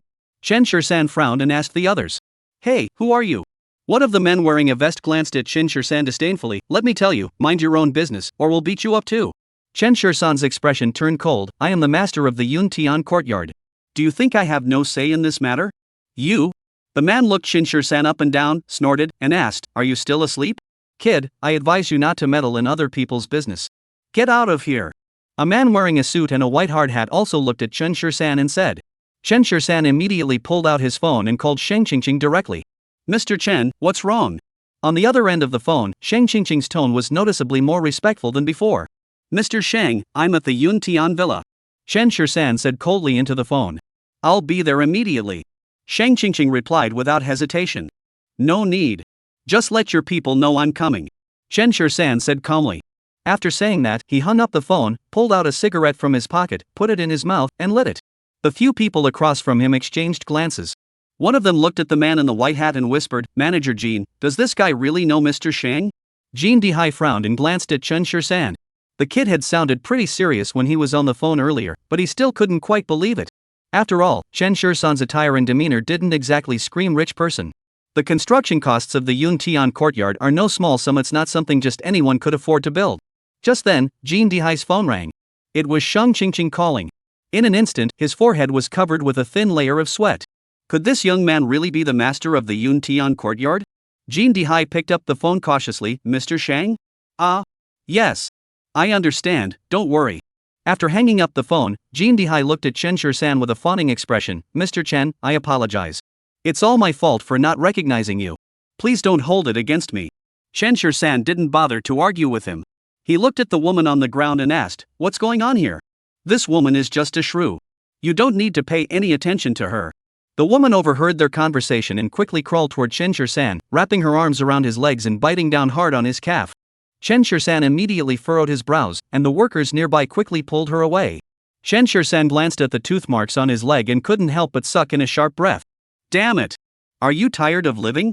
A worker raised his hand to slap a woman, but Chen Shirsan stopped him with a shout. "Big sister, why did you bite me?" Chen Shirsan asked the woman with a frown. "You dug up my husband's grave to fix that broken road. Why did you do that?" The woman gritted her teeth and glared at Chen Shirsan angrily. Upon hearing this, Chen Shirsan frowned and looked at Jean Dihai. "Is that true?" Jean Dihai gave an awkward smile. "The Yuntian courtyard is no ordinary place, and your design plans also show that a private pathway needs to be built. Her husband's grave just happens to be right on that path. We can't very well go out of our way to build a detour just for a grave, can we?" Chen Shirsan's brows furrowed even more deeply. "Have you compensated her?" In such cases, it's customary to discuss the matter with the family first, agree on a price, and then proceed with the seizure. Otherwise, it's easy to cause dissatisfaction. Jean Dihai quickly said, "We've already paid 5,000. Upon hearing this, Chen Shirsan took a deep breath. 5,000 yuan is enough to bury someone. No wonder the woman was so angry. "Put! Who wants your stinking money?" the woman said through gritted teeth. Just then, Chen Shirsan noticed the woman's slightly protruding abdomen and asked in astonishment, "Are you pregnant?" The woman clenched her teeth and glared at Chen Shirsan. "Don't act so fake here." Chen Shirsan stepped forward, had the workers release the woman, and helped her to her feet. "I'm sorry, I only just found out about this. The dead cannot be brought back to life. You are still carrying his child, so you should take care of yourself first." Hearing Chen Shirsan's words, the woman's tears began to flow freely. "He's gone, so what's the point of me still being alive? If it weren't for the child in my womb, I would have joined him long ago." Then, the woman began to tell Chen Shirsan the love story between her and her husband. The woman's name was Lan Xiaoqin. Her husband was a worker, honest and hardworking, but he had unfortunately died in a high-altitude accident. The company used various excuses to refuse compensation. Lan Xiaoqin wanted to seek justice for her husband, but she was no match for the company's power. Not only did she fail to obtain justice, but she nearly lost her own life in the process, being beaten and thrown out. When she went to the hospital, she discovered she was pregnant with the man's child. For the sake of this child, the woman had no choice but to grit her teeth and survive. Just after settling her husband, she encountered Jean Dihai and his gang. At first, they tried to negotiate with her, but when they saw she refused, they simply left 5,000 yuan and forcibly dug up the man's grave. No wonder the woman was so angry. Anyone would be angry in her situation. After hearing this, Chen Shirsan couldn't help but glance at Jean Dihai again. Jean Dihai laughed awkwardly. "Mr. Chen, you can't blame us for this. The road was supposed to be repaired anyway, and we discussed it. The woman didn't agree, and besides, didn't I give you the money?" Chen Shirsan didn't bother arguing with Jean Dihai and the others. He spoke in a low voice, "Go ahead." After saying that, he got into his car with the woman. The woman stopped crying and looked at Chen Shirsan with a guarded expression, saying, "I'm telling you, this isn't over. Sister-in-law, they've already dug up the grave. I have no other options. How about this, I'll give you some more money, and I'll arrange for someone to find a better feng shui location for your husband's reburial. What do you think?" This is the best solution Chen Shirsan could think of at the moment. This woman isn't alone now, and if she keeps causing trouble like this every day, who knows what might happen. He wasn't afraid of taking responsibility, but this involved 2 lives. Upon hearing this, the woman gave Chen Shirsan a few more glances. Chapter 132, The Interview. Now that the grave has been exhumed and the road repaired, it seems there are no other solutions left. "I'm not doing this for the money, I just want justice for my husband," the woman said tearfully to Chen Shirsan. Chen Shursan sighed. These days, for ordinary migrant workers, the word justice is so hard to come by. How many people have been injured on construction sites only to be ignored by those in authority? Even if they sue, they can't stand up to those with power and influence. I know. Chen Shursan looked at the woman and nodded, but the deceased is gone, and there's nothing else I can do. You're a good man. The woman suddenly looked at Chen Shursan and said, then tried to kneel before him. Chen Shursan quickly caught her and said, please don't do that. This is what I should do. After that, Chen Shursan called Li Chen and asked the woman for her contact information, then sent Li Chen to handle the matter. As he left, Chen Shursan felt a mix of emotions. As soon as he entered the city, Chen Shursan received a call from Shang Qingqing. Mr. Chen, this was my oversight. I've already dismissed Jin Dihai, and I'll arrange for a new project manager to go there shortly. Shang Qingqing said on the other end of the phone. Previously, she was unaware of Chen Shursan's identity, so it wasn't a big deal. However, now that she knows his identity, she naturally must ensure that every detail is handled properly. There's no need for that. Chen Shursan said into the phone, just handle such matters properly in the future. I promise it won't happen again. Shang Qingqing said on the other end of the phone. Chen Shursan chuckled, Mr. Shang speaking to me like this makes me feel a bit uneasy. Chen Shursan chuckled lightly, Miss Shang, speaking to me like this makes me feel a bit uneasy. Previously, Shang Qingqing wasn't like this at all. She had been going out of her way to get close to him. Now, however, Shang Qingqing seemed to regard him as some important figure, her tone brimming with flattery and respect. I was unaware of your status earlier, so I may have been disrespectful. Hearing this, Chen Shursan furrowed his brows slightly. Shang Qingqing, I considered you a friend, which is why I entrusted you with the construction of the Yun Tian Villa. On the other end of the phone, Shang Qingqing was taken aback for a moment. So Chen Shursan had already considered her a friend? After hanging up the phone, Chen Shursan drove to the kindergarten where Lin Yu was. At this time, the children should have been getting out of school. As soon as he arrived, he spotted a familiar figure. Chen Shursan. Bai Ruj also saw Chen Shursan and hurried over to him. What a coincidence, we meet again. Chen Shursan said with a smile. I heard from Lingling that Yuer was kidnapped 2 days ago. Is that true? Bai Ruj asked Chen Shursan. Chen Shursan nodded, it's true, but it's not a big deal. The child was found and returned the same day. Who is so arrogant? I have friends in the military. Do you need me to give them a call and have that group of people spend the rest of their lives in prison? Bai Ruj said angrily. No need, it's already taken care of. They'll never have the chance to kidnap Yuer again. Chen Shursan smiled nonchalantly. A bunch of dead people? How could they possibly resurface to kidnap his daughter? Mr. Chen, how did you get here? A voice rang out from behind him. Chen Shursan turned around to see Li Qingxi standing behind him. I'm on my way to pick up the kids. We can go back together, Chen Shursan said with a smile. Who is this? Bai Ruguo was slightly surprised. The last time she saw Chen Shursan, wasn't Zhang Rushue by his side? How come he's with someone else now? This is the bodyguard I hired for Yuer. He will be with her 24/7, so I can rest assured letting her go to school. Hearing this, Bai Ruj looked at Li Qingxi in surprise. A bodyguard? A female one? And so beautiful? Just then, the kindergarten bell rang, and a group of children came out led by their teacher. The others didn't bother to continue their conversation and hurried over to join them. From a distance, Chen Shursan saw Lin Yu and Su Tianling holding hands and looking at them with innocent expressions. Dad! Whenever Lin Yu saw Chen Shursan, she would become unusually excited and rush over to hug him. Chen Shursan quickly picked up the child. Did you have fun at kindergarten today? Lin Yu nodded. The teacher taught us how to make crafts. This is what I made for you. Lin Yu rummaged around in her pocket for a while and pulled out a crumpled piece of modeling clay. It was shaped like a maple leaf, with clear veins on it. You're so clever, thank you, Chen Shursan said with a smile, carefully putting the item into his bag. Seeing his gentle expression, Bai Ruguo couldn't help but think of Su Tianling's father. If he were still alive, he would probably be the same. I have to go back to the office to handle some things, so I won't be able to join you for dinner today. Let's get together another time when we have the chance. After saying goodbye to Chen Shursan, Bai Ruj left with Su Tianling. It was still early, and Chen Shursan hadn't seen Zhang Rushue all day, so he pulled out his phone and called her. After a few rings, the phone was answered. What's wrong? Zhang Rushue asked on the other end. Where are you? Chen Shursan asked naturally, as if last night had never happened. I'm at a company interview in the northern part of the city. I'll head back after it's done. How much longer? Chen Shursan hesitated before asking.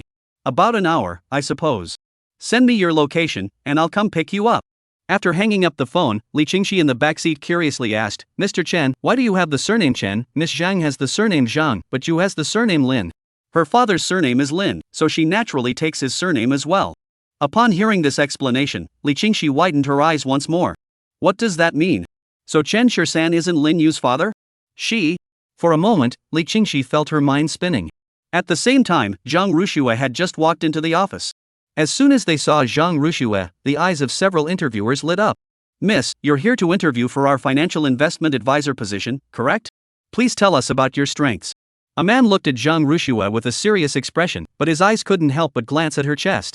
Zhang Rushue briefly outlined her strengths and educational background, but when asked about her work experience, she could only shake her head. No problem. Everyone has to start somewhere. A man looked at Zhang Rushue with a smile and asked, "Can you drink? Are you up for some fun?" Upon hearing this, a flash of disgust crossed Zhang Rushue's eyes. How could these people all be just like Wang Changwei? However, for the sake of the interview, Zhang Rushue suppressed her anger and said to the others, "I'm sorry, I'm here for an interview, not to sell myself." After saying this, she stood up and left the office immediately. Chapter 133, Promotion and Pay Raise. This was already the third company she had interviewed with today, and almost every company was the same. After asking a couple of random questions, the conversation started to veer off topic. Someone even went as far as to say that she was so pretty, she should go into sales. For a moment, Zhang Rushue felt a bit down. She just wanted to find a job on her own. Was that really so difficult? Just then, her phone rang. It was an unfamiliar number. Zhang Rushue hesitated for a moment before answering. A magnetic voice came from the other end. "Miss Zhang? This is Su Wei." "Mr. Su?" Zhang Rushue was a bit surprised. She had just left the company yesterday, and today Su Wei was already calling her. "Yes, it's me. Here's the situation. I've thoroughly investigated the matter you mentioned yesterday and have terminated Wang Qingwei's employment. I apologize on his behalf for his actions." Hearing this voice, Zhang Rushue's face was filled with astonishment. She was just a lowly employee. What had she done to deserve such treatment from the big boss? Now he's even calling her personally to inform her of the outcome. For a moment, Zhang Rushue didn't know what to say. "No, you don't need to apologize." Zhang Rushue nervously said into the phone, "Mr. Su, thank you. This is what I should do. Wang Changwei is a parasite in the company and has no place here." Su Wei complained over the phone, his voice dropping several degrees when he mentioned Wang Changwei. "Now, I sincerely invite you to return to work at the company. What are your thoughts on this?" Upon hearing this, Zhang Rushue felt her mind go blank, as if a piece of pie had fallen from the sky and landed squarely on her head. "Is that okay?" Zhang Rushue asked cautiously over the phone. "Of course it's okay. I've reviewed your resume. At such a young age, you already have 2 master's degrees. Although you've been working in the pharmaceutical field, I've gone through some of the materials you've worked on before. Our company needs someone with your skills," Su Wei said solemnly on the other end of the phone. Listening to his words, Zhang Rushue felt as though she had heard the voice of an angel. Because Su Wei had chosen her not for her appearance or figure, but for her abilities. The feeling of being recognized by someone was simply amazing. Zhang Rushue suddenly felt as though the entire world had become bathed in sunlight. "Miss Shen?" Su Wei called out from the other end of the phone. Zhang Rushue finally snapped out of her daze. "Mr. Su, what did you say?" "I asked when you could come back to work." "The position of investment department manager has just become available," Su Wei said calmly on the other end of the phone. "Investment department manager." At that moment, Zhang Rushue could no longer remain calm. "Mr. Su, I'm just a newcomer. I can't possibly take on such an important position, can I? I believe in your abilities," Su Wei said confidently. Zhang Rushue took several deep breaths before speaking into the phone. "Thank you for your trust, Mr. Su. I'll report to the company tomorrow." Since the other party had given her this opportunity, she was determined to cherish it. After hanging up the phone, Zhang Rushue couldn't help but curve her lips into a smile. At that moment, a voice rang out, "Pretty auntie." Zhang Rushue finally noticed Chen Shirsan and the others, quickly picking up Lin Yu. "What's so exciting? Did the interview go well?" Chen Shirsan raised his eyebrows and asked. "My former boss called and asked me to come back to work, and they even promoted me to department manager," Zhang Rushue said excitedly. Chen Shirsan furrowed his brows slightly. Could there really be such a good thing in this world? However, seeing Zhang Rushue so delighted, Chen Shirsan couldn't bear to dampen her spirits. He smiled and said, "Since that's the case, shouldn't we celebrate properly today?" "Of course. Let's go eat something delicious, it's on me," Zhang Rushue said generously. She then looked at the person in her arms and asked, "What would you like to eat, Yuer?" "I'll eat anything." Lin Yu blinked her eyes and smiled. Her big, sparkling eyes seemed to draw one in, causing Zhang Rushue to glance at her twice. Jiangcheng, Japanese Embassy. The ashes of Kimura and the others have already been returned to their home country. The man in front of him spoke respectfully to Kagawa Kame-ta. Kawakami Kame-ta nodded, "I understand." The man hesitated for a moment and looked at him. "Mr. Gana, we probably need to give their family some explanation, don't we?" An explanation? I'd be happy to give them one, but the Dragon Flame Kingdom won't give me one. Upon hearing this, Ganachuan Kame-ta exploded in anger. After being threatened by the military yesterday, he dared not do anything now. Are we just going to swallow this humiliation? The man asked in astonishment. Ganachuan Kita squinted his eyes. What else can we do? This matter can only be put on hold for now. Let's wait until the dust settles before discussing it further. Gana Kawaguchi said helplessly. The man nodded. All right. Jiangcheng, Xinyue Tower. This is a nice restaurant, chosen by Zhang Rushue. The restaurant has a traditional Chinese decor, which looks very nice. At first glance, it resembles a tower, with a total of 7 floors. As soon as we entered, someone greeted us warmly. How many people are dining? Do you have a reservation? No reservation, Zhang Rushue said politely. No appointment is necessary, but currently, the first 5 floors are fully occupied, and only the 6th and 7th floors are available. The man in the vest said politely. The 7th floor, then. The view is nice. Zhang Rushue said decisively. No problem. There are 2 private rooms on the 7th floor, but the price for the private rooms on the 7th floor might be a bit high. The man hesitated for a moment before saying. Zhang Rushue bit her lip and asked, how much higher? The private room fee is 50,000, with a minimum spend of 80,000. The man said, handing her a list from the side. Zhang Rushue's lips twitched violently. When she was a doctor, her monthly salary was only 8,000, and almost all of it went to Zhang Jingcheng. The little she had left was almost gone, and a meal costing over 10,000 yuan was something she could barely afford. Book a private room on the 7th floor and serve all your signature dishes, no alcohol. Chen Shirsan directly pulled out his premium black gold card and handed it to the man. The man's eyes widened in surprise as he looked at Chen Shirsan. He never expected that this ordinary-looking man could produce such a card. This card wasn't just rare in Jiangcheng, fewer than 10 people in the entire Longyan Kingdom possessed it. He had seen an image of this card during his training, which is why he was able to recognize it at a glance. Needless to say, the man before him must be no ordinary person. Chapter 134, The Mother Tree and the Great Red Robe. The man hurriedly had someone lead the group upstairs, while he went to instruct the kitchen to serve the meal. Sitting inside the observation elevator, Li Qingxi couldn't help but sigh. This is the life of the wealthy. A single meal costs more than a month's salary for me. You're not poor either. Chen Shirsan said calmly. Although Li Qingxi was dressed simply, Chen Shirsan couldn't help but feel that this woman wasn't short on money. That's all thanks to you, our benefactors. Li Qingxi said with a smile. After entering the private room, standing in front of the huge floor-to-ceiling windows, one could almost see the entire city's night view. How beautiful! Zhang Rushue couldn't help but exclaim. No wonder meals are so expensive here, this price is worth it. Chen Shirsan didn't feel much about it, but the city had indeed changed a lot in the years he'd been away. At that moment, he was mulling over whether he should find something to do. Life was too leisurely, and he was bored out of his mind. The food was served quickly, with a wide variety of dishes, including meat, vegetables, and seafood, all of which were quite expensive. A few minutes later, a man dressed in a long robe walked in, carrying a gift box. Good evening, sir. I am the owner of this restaurant. My surname is Yu Li. The man, in his 40s or 50s, smiled humbly at Chen Shirsan and returned his card. It is our honor to have you dine at our restaurant. This is a small token of our appreciation. Please do not refuse it. It was a traditional Chinese-style gift box, featuring illustrations of the entire process from tea leaves being picked to the final product. Li Qingxi looked at the box of tea and raised her eyebrows slightly, but didn't say anything. Mr. Yu is too kind. Chen Shirsan gave the other party enough face and smiled as he said. It's only proper. Please enjoy your meal. I won't disturb you any further. If you need anything, just let me know. Yuli finished speaking and stepped out. After he left, Li Qingxi said, that boss sure is generous. Chen Shirsan glanced at Li Qingxi and knew that this girl had seen the world. It's just a box of tea, isn't it? Zhang Rushue said with a confused expression. This is Da Hong Pao from the Mother Tree. It's something you can't buy even with money. It's tribute tea. A box like this is worth at least several 100,000 yuan. Li Qingxi said indifferently.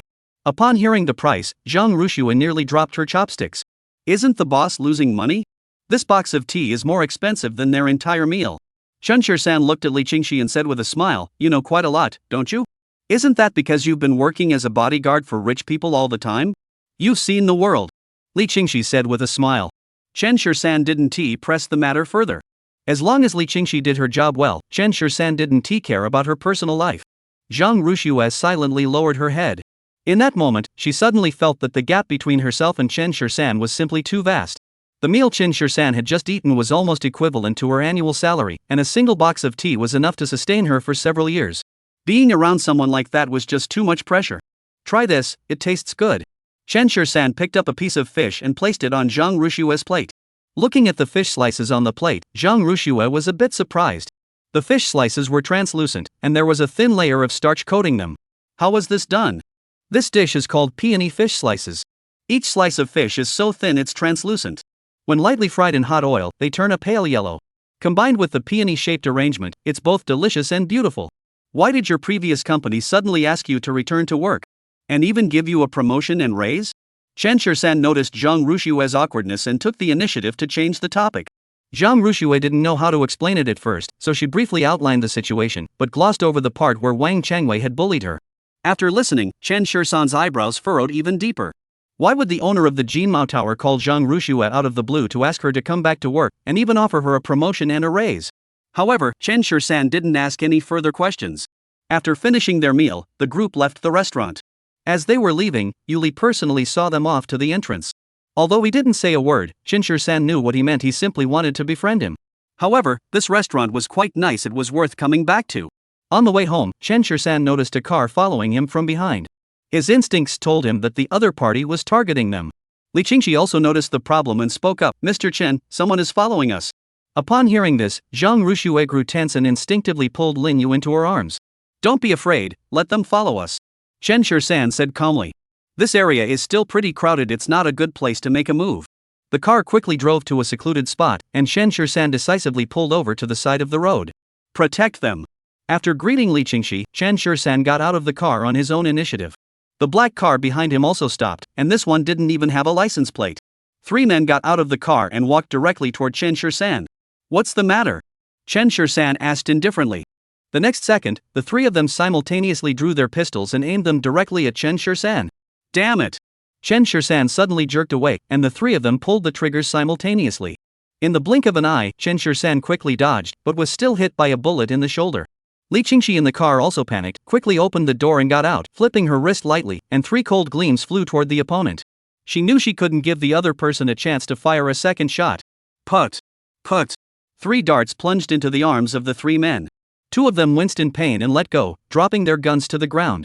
Chen Shur-san seized the wrist of one of them and kicked the 2 guns on the ground out of their reach. Li Qingxi also walked over, picked up the gun on the ground, and aimed it directly at the 2 men. Who sent you here? Chen Shur-san asked through gritted teeth. The previous assassins were bad enough, but now they were using guns? They were clearly trying to get themselves killed. The 3 of them never expected that the 3 of them, armed with 3 guns, couldn't take down 2 unarmed people. Kill us. The man controlled by Chen Shur-san said decisively. For them, mission failure meant certain death. Even in death, they cannot betray their employer. Otherwise, even if one manages to survive, one will be killed by one's peers. Chen Shur-san curled the corners of his mouth into a contemptuous smile. Why would I kill you? You don't have to say it. It's the one family again, isn't it? Upon hearing the words "one family," the man's expression clearly changed, and Chen Shur-san immediately understood the situation. Chapter 135, Going Too Far. Get lost. Chen Shur-san looked at the few people in front of him and said in a low voice. The others exchanged glances, feeling deeply insulted. 3 people with guns couldn't handle 2, and one of them was even a woman. If this gets out, how will they ever show their faces again? Damn it! The leader of the group cursed angrily and charged at Chen Shur-san first. Bang! Chen Shur-san kicked the man flying out with 1 kick. Before the other 2 could react, Li Qingxi had already fired her gun. Puff! The gun with the silencer didn't make much noise, but all 3 of them fell to the ground at the sound of the shot. Moreover, all 3 bullets had pierced straight through their chests, causing instant death. Seeing such skilled gunmanship, Chen Shur-san knew that this Li Qingxi was no ordinary person. Why did you kill them? Chen Shur-san frowned and asked. Even if you had spared them, they would have died at the hands of their own kind, or at our hands, but at least they would have died with some dignity. Li Qingxi said casually. In her eyes, Chen Shur-san saw no trace of emotion. To her, those 3 lives seemed no different from 3 scarecrows. Chen Shur-san glanced back at the car. Zhang Rushue was holding Lin Yu in the back seat, her head bowed. She didn't know if they had seen what had just happened. For most people, such a scene was too graphic, especially since Lin Yu was just a child. Don't kill anyone in front of Yuer in the future, she's too young. Chen Shur-san admonished.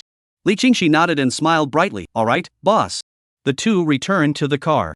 Chen Shur-san heard Zhang Rushue telling Lin Yu a fairy tale, while Lin Yu had already fallen asleep in her arms. Seeing this scene, Chen Shur-san smiled contentedly. Jiangcheng, when family residence.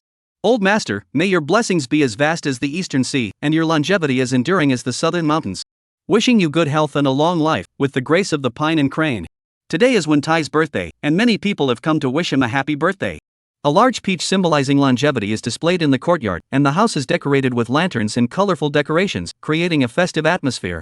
Wen Tai sat in the main seat, smiling and responding to everyone's blessings. However, in such a festive setting, he couldn't help but feel a touch of loneliness. Given his advanced age and the fact that Wen Jiaqing was no longer young, the sudden death of Wen Yifu left the Wen family with a sense of despair, as if the family line were about to come to an end. Although there is still Wen Bing, compared to Wen Yifu, this young man doesn't even amount to a tenth of him. However, everyone present knew that Wen Yifu was dead, so no one mentioned anything about having numerous descendants. Happy birthday, Mr. Wen. Shang Qingqing wore a professional smile on her face as her bodyguard handed her a beautifully wrapped box. When the box was opened, it contained a high-quality ginseng root. I didn't know what to bring you, but this 1,000-year-old ginseng is a highly nourishing tonic. You can use it to make soup to drink regularly. Shang Qingqing said with a smile. Since the incident involving Qin Shi-san and the Wen family, she had grown distant from the Wen family. She had only come here today because she had been forced by her elderly father. That's thoughtful of you. Wen Tai smiled and nodded. Once upon a time, the Wen family and the Shang family were almost on equal footing, but now the Wen family has a declining aura about it. Even though they have some grievances against Shang Qingqing, they dare not say a single unkind word about the Shang family at this moment. After delivering the gifts, Shang Qingqing found a spot to sit down. Once she finished her meal, she could return home. Mr. Wen was born at 11 p.m., so the main meal was served in the evening, and everyone had to wait until after 11 p.m. before they could leave. At that moment, a man rushed in, leaned close to Wen Jiaqing's ear, and whispered something.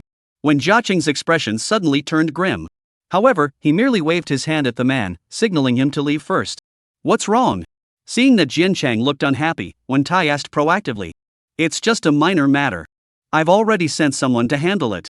Father, there's no need to worry. Wen Jiaqing hurriedly said. It's just a minor matter. I've already sent someone to handle it. Father, there's no need to worry. Wen Jiaqing hurriedly said. Wen Tai didn't press the matter further.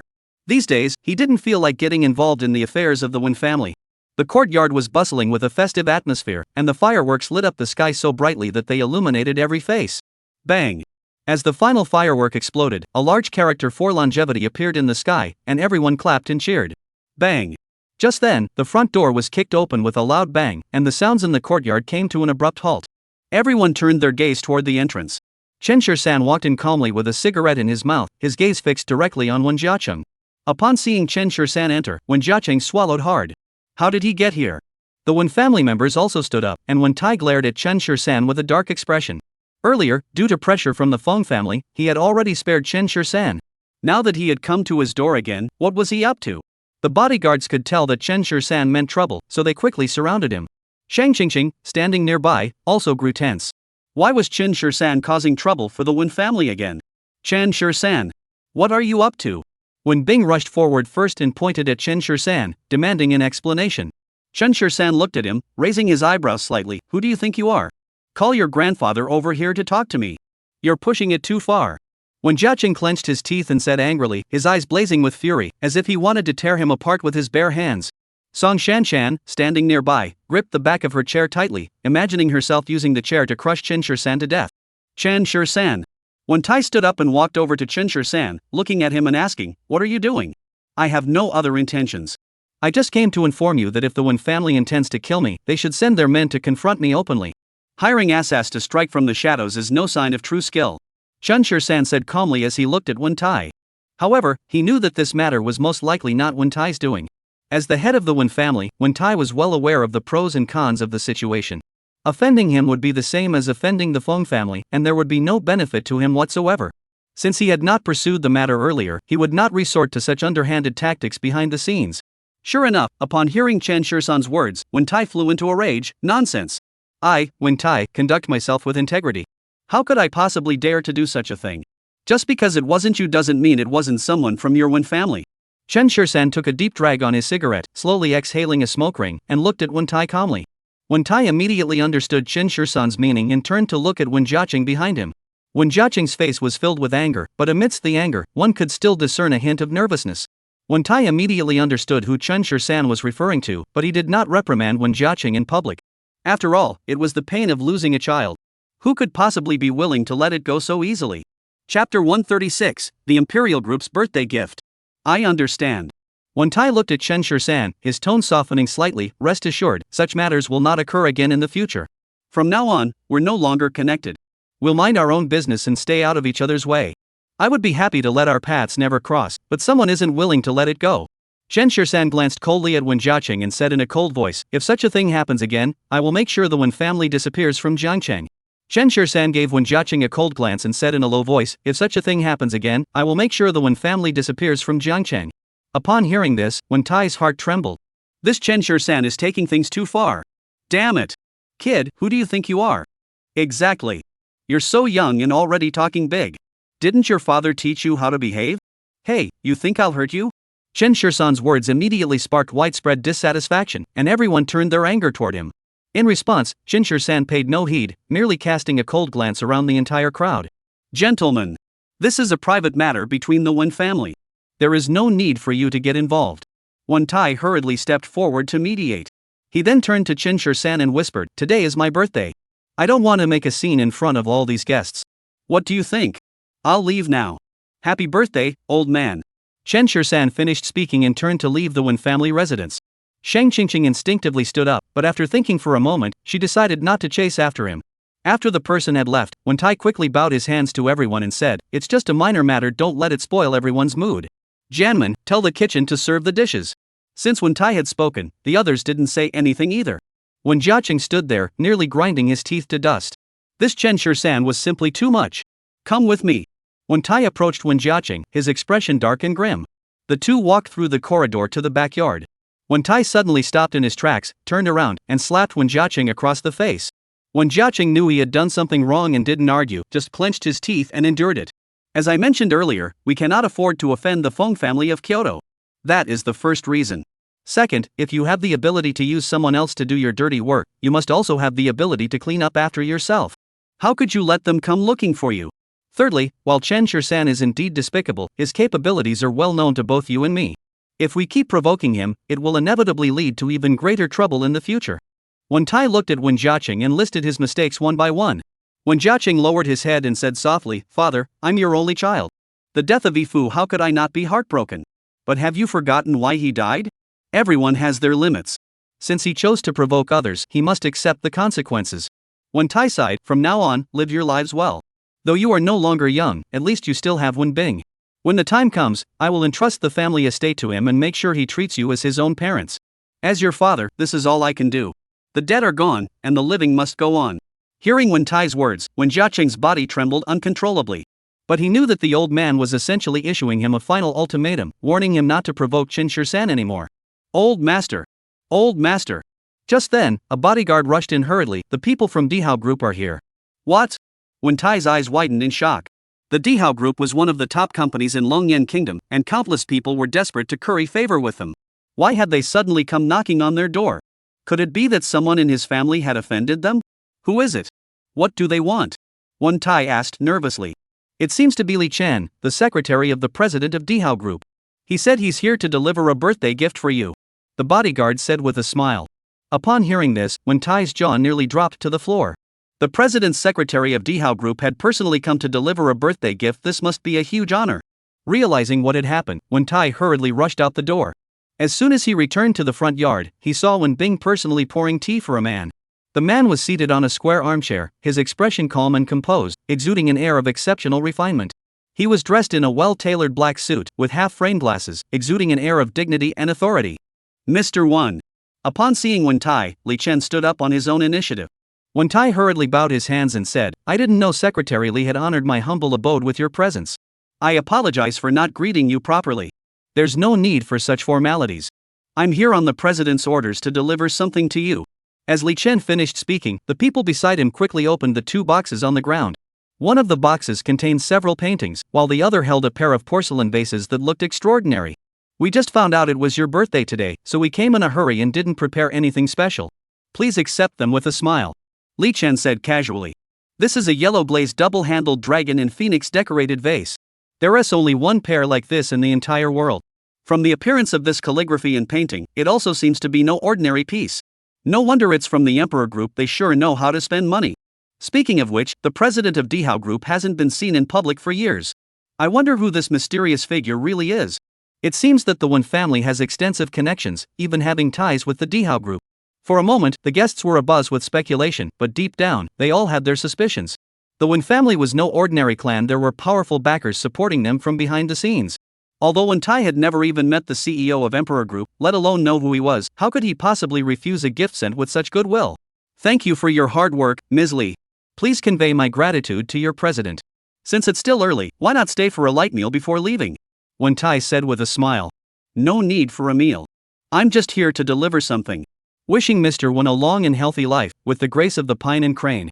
After saying this, Li Chen left the Wen residence with his men. Once they were gone, the others immediately surrounded Wen Tai. The Wen family members also grew excited, feeling that their faces were glowing with pride. Although they didn't even know who the president of the Dihao group was. Only Shang Qingqing, who was nearby, looked serious. This Chen Shisan was no ordinary person. First he comes to warn the other party, then he sends a gift. Such a person is bound to succeed. No wonder he became the president of God's Fortune Group at such a young age. This man's heart is truly vast. Recalling what Chen Shisan had said to her during their last phone call, Shang Qingqing's cheeks flushed slightly.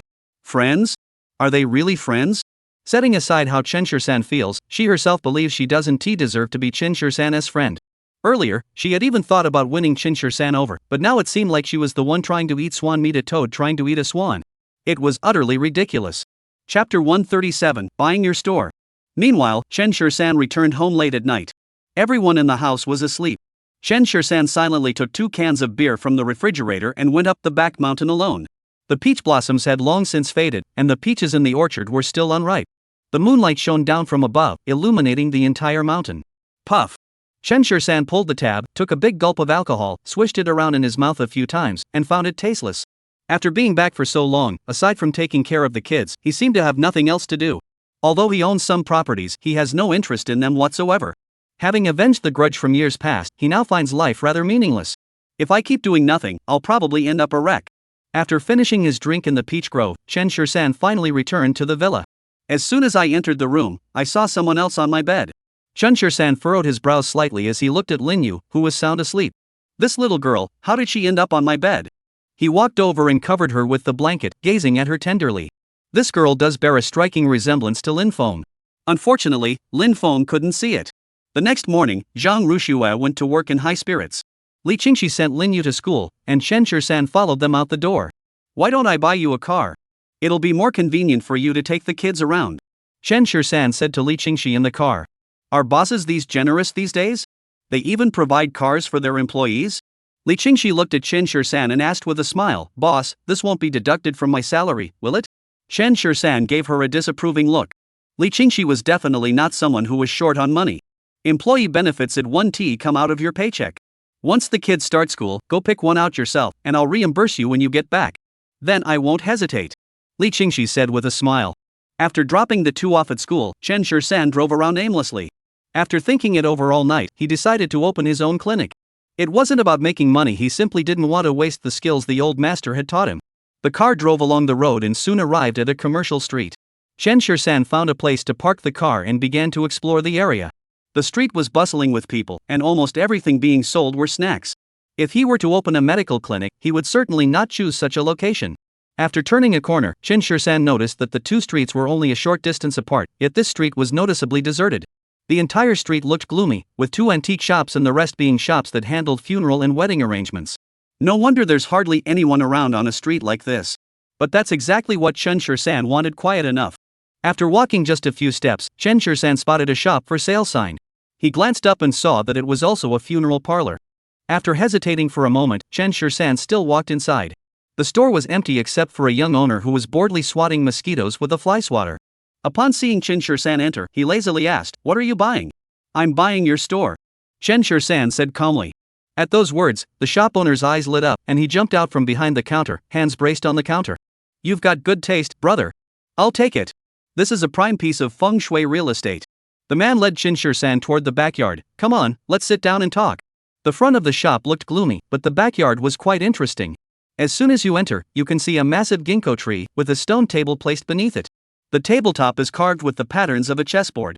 Please have a seat, I'll go make some tea. The man said with a smile. No need to trouble yourself. As Chen Shisan finished speaking, the boss had already darted into a room. Chen Shur-san walked over to the tree and looked at the green stone chessboard, finding it quite appealing. The ginkgo tree beside it also had a poetic charm. A few minutes later, the owner emerged carrying a set of bamboo tea utensils, which he carefully placed on the table. The purple clay teapot emitted a fragrant aroma, and Chen Shur-san glanced at the shopkeeper. The man looked to be around 25 or 26, wearing a rare light gray long robe made of ordinary fabric. "Come, have some tea." The man poured Chen Shur-san a cup of tea and said with a smile. Chen Shur-san picked up the teacup and drank it in one gulp. A fragrance that was indescribable spread throughout his mouth, like a peony in full bloom, instantly stunning his taste buds. Chen Shur-san picked up the teacup and drank it in one gulp. A fragrance that was hard to describe blossomed in his mouth, like a peony blooming fiercely, instantly stunning his taste buds. "What kind of tea is this? It tastes good." Chen Shur-san set down the teacup and asked casually. "You have good taste." The man immediately gave him a thumbs up and sipped his tea with satisfaction. "This is tea I picked myself from the mountain. I gave it a nice name, Springtide with Rain," the shop owner said with a smile, his expression betraying a touch of pride. Chen Shur-san didn't beat around the bush. He went straight to the point and asked, "How much are you planning to sell this shop for?" "Brother, let me tell you, this is a prime location. If you buy it..." The man hadn't finished speaking when Chen Shur-san interrupted him. "Don't try to impress me. If it's really such a blessed place, would you be willing to sell it? Just name your price." He really likes this place, and as long as the man's price isn't too unreasonable, he can accept it. The man pondered for a moment and held up one finger. 10 million? Chen Shur-san raised his eyebrows slightly. "Are you crazy? 10 million for this dilapidated mansion?"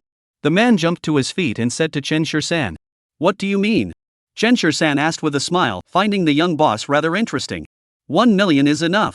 The man looked at Chen Shur-san and said generously, then pointed to a house, that tree, and that table are not for sale. Chen Shur-san frowned and looked in the direction he had pointed, but it was just an ordinary room. As for the tree, even if he didn't buy it, it was still in the courtyard. He couldn't very well move the books, could he? "You're an interesting person. I can agree to your terms, but can you tell me why?" Chen Shur-san looked at the man and asked with a smile. The man sighed, "If I sell that house, I won't have anywhere to live. As for this tree, it's a family heirloom passed down from my great-great-grandfather. It symbolizes the fortune of my family, so I can't sell it to you. As for this table..." "What's wrong with this table?" Chen Shur-san asked with a smile. "I need to keep it for eating." Listening to the man's words, Chen Shur-san couldn't help but laugh out loud. This man was too funny. "Alright, as you say. I'll add another million for you." Chen Shur-san looked at the man and said with a smile. For some reason, this man's humor was tinged with a touch of despair, and his despair was tinged with an indescribable aura. Chapter 138, Ill-gotten wealth must not be taken. No need. Just 1 million. Not a single penny more. The man hurriedly waved his hands and said. This action made Chen Shur-san laugh again. "Why not make money if you have it? Ill-gotten gains are not to be taken."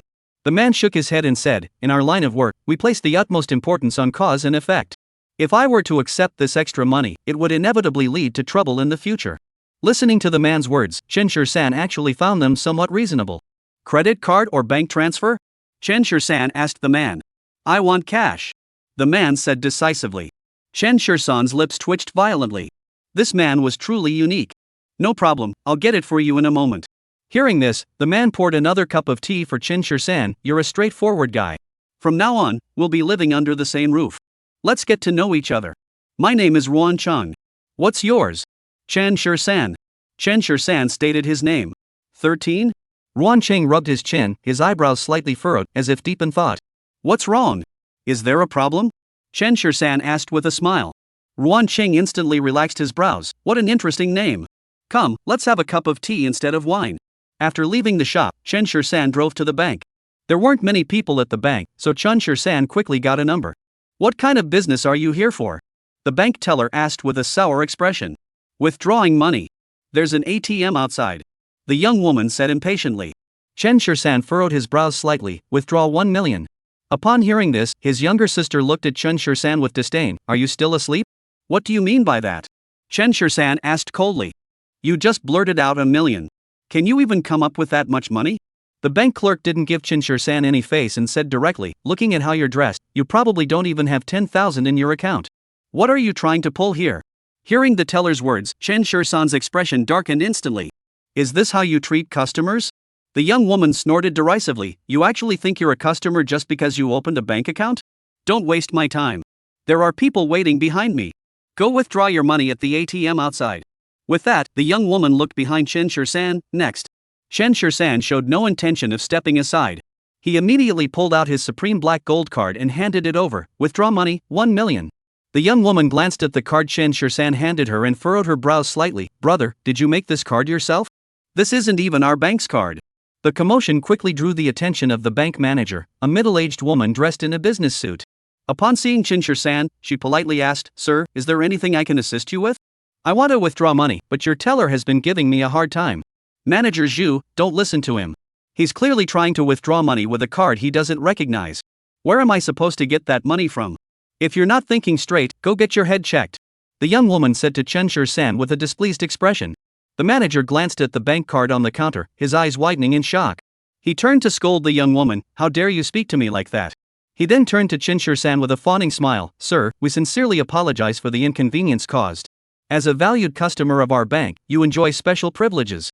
Please follow me, and I will assist you immediately. Seeing the manager's attitude do a complete 180-degree turn, the bank clerk was completely baffled.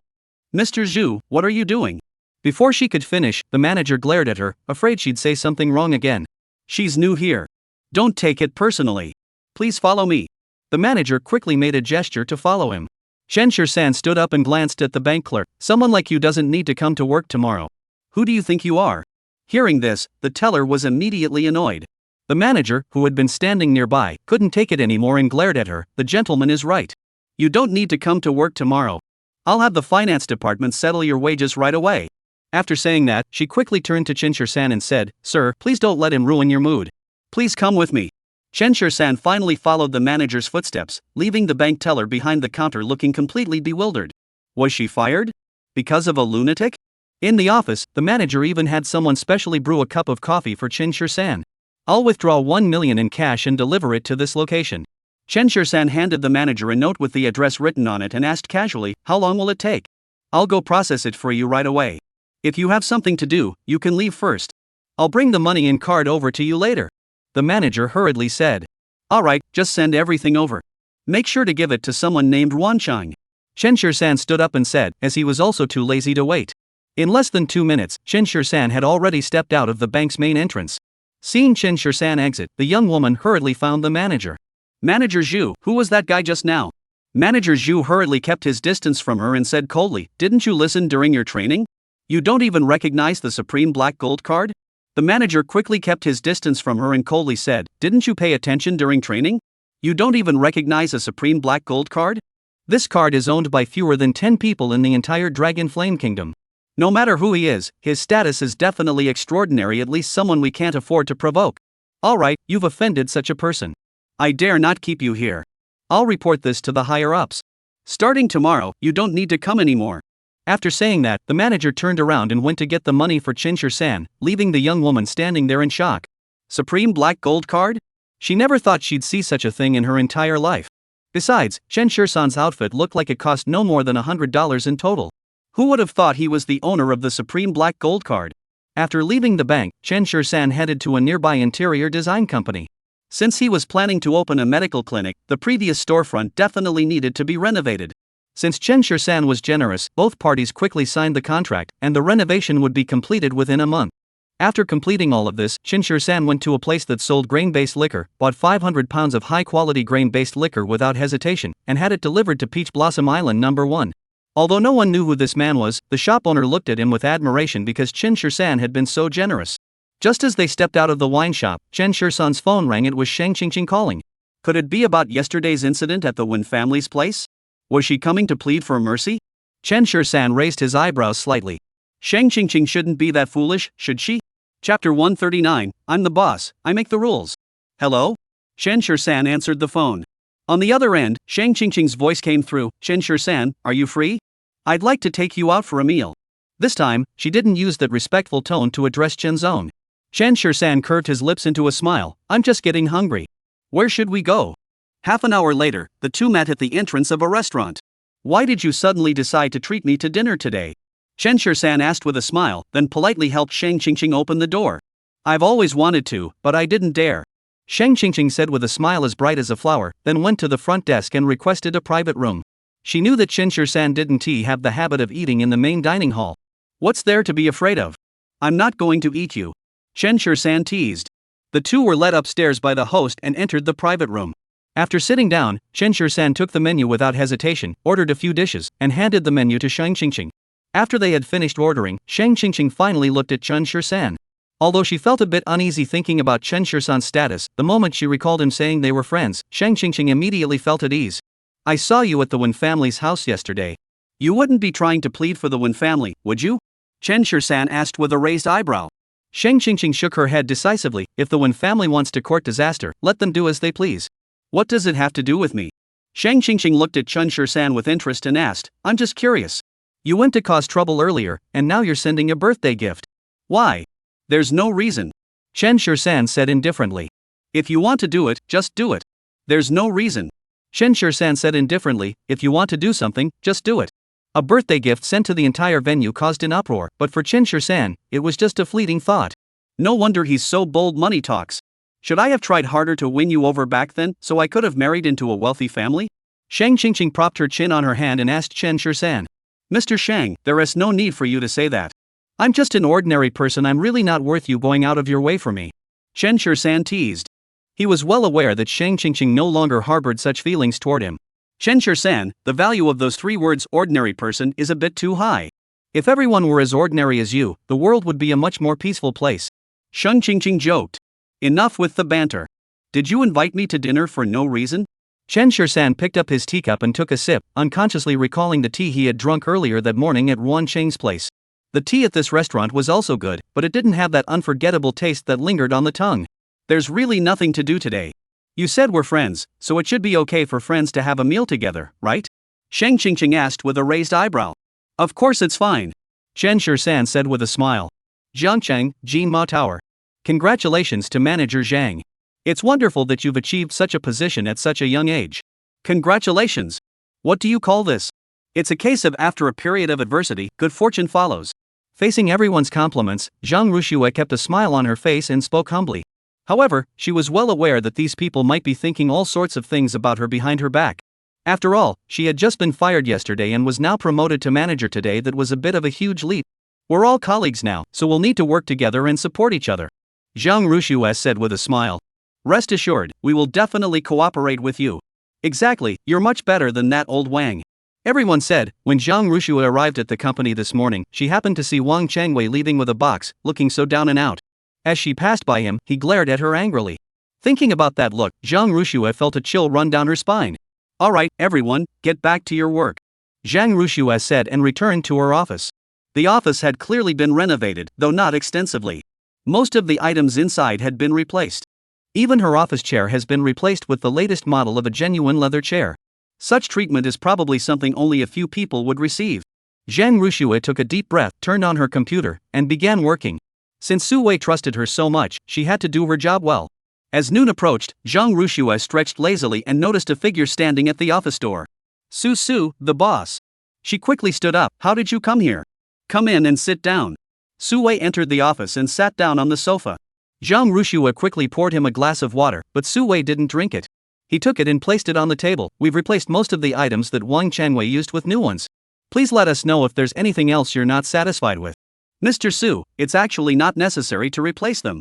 I don't mind. Zhang Rushue hurriedly said. Miss Shang, you're just being too polite. I'm the boss, and you're my employee.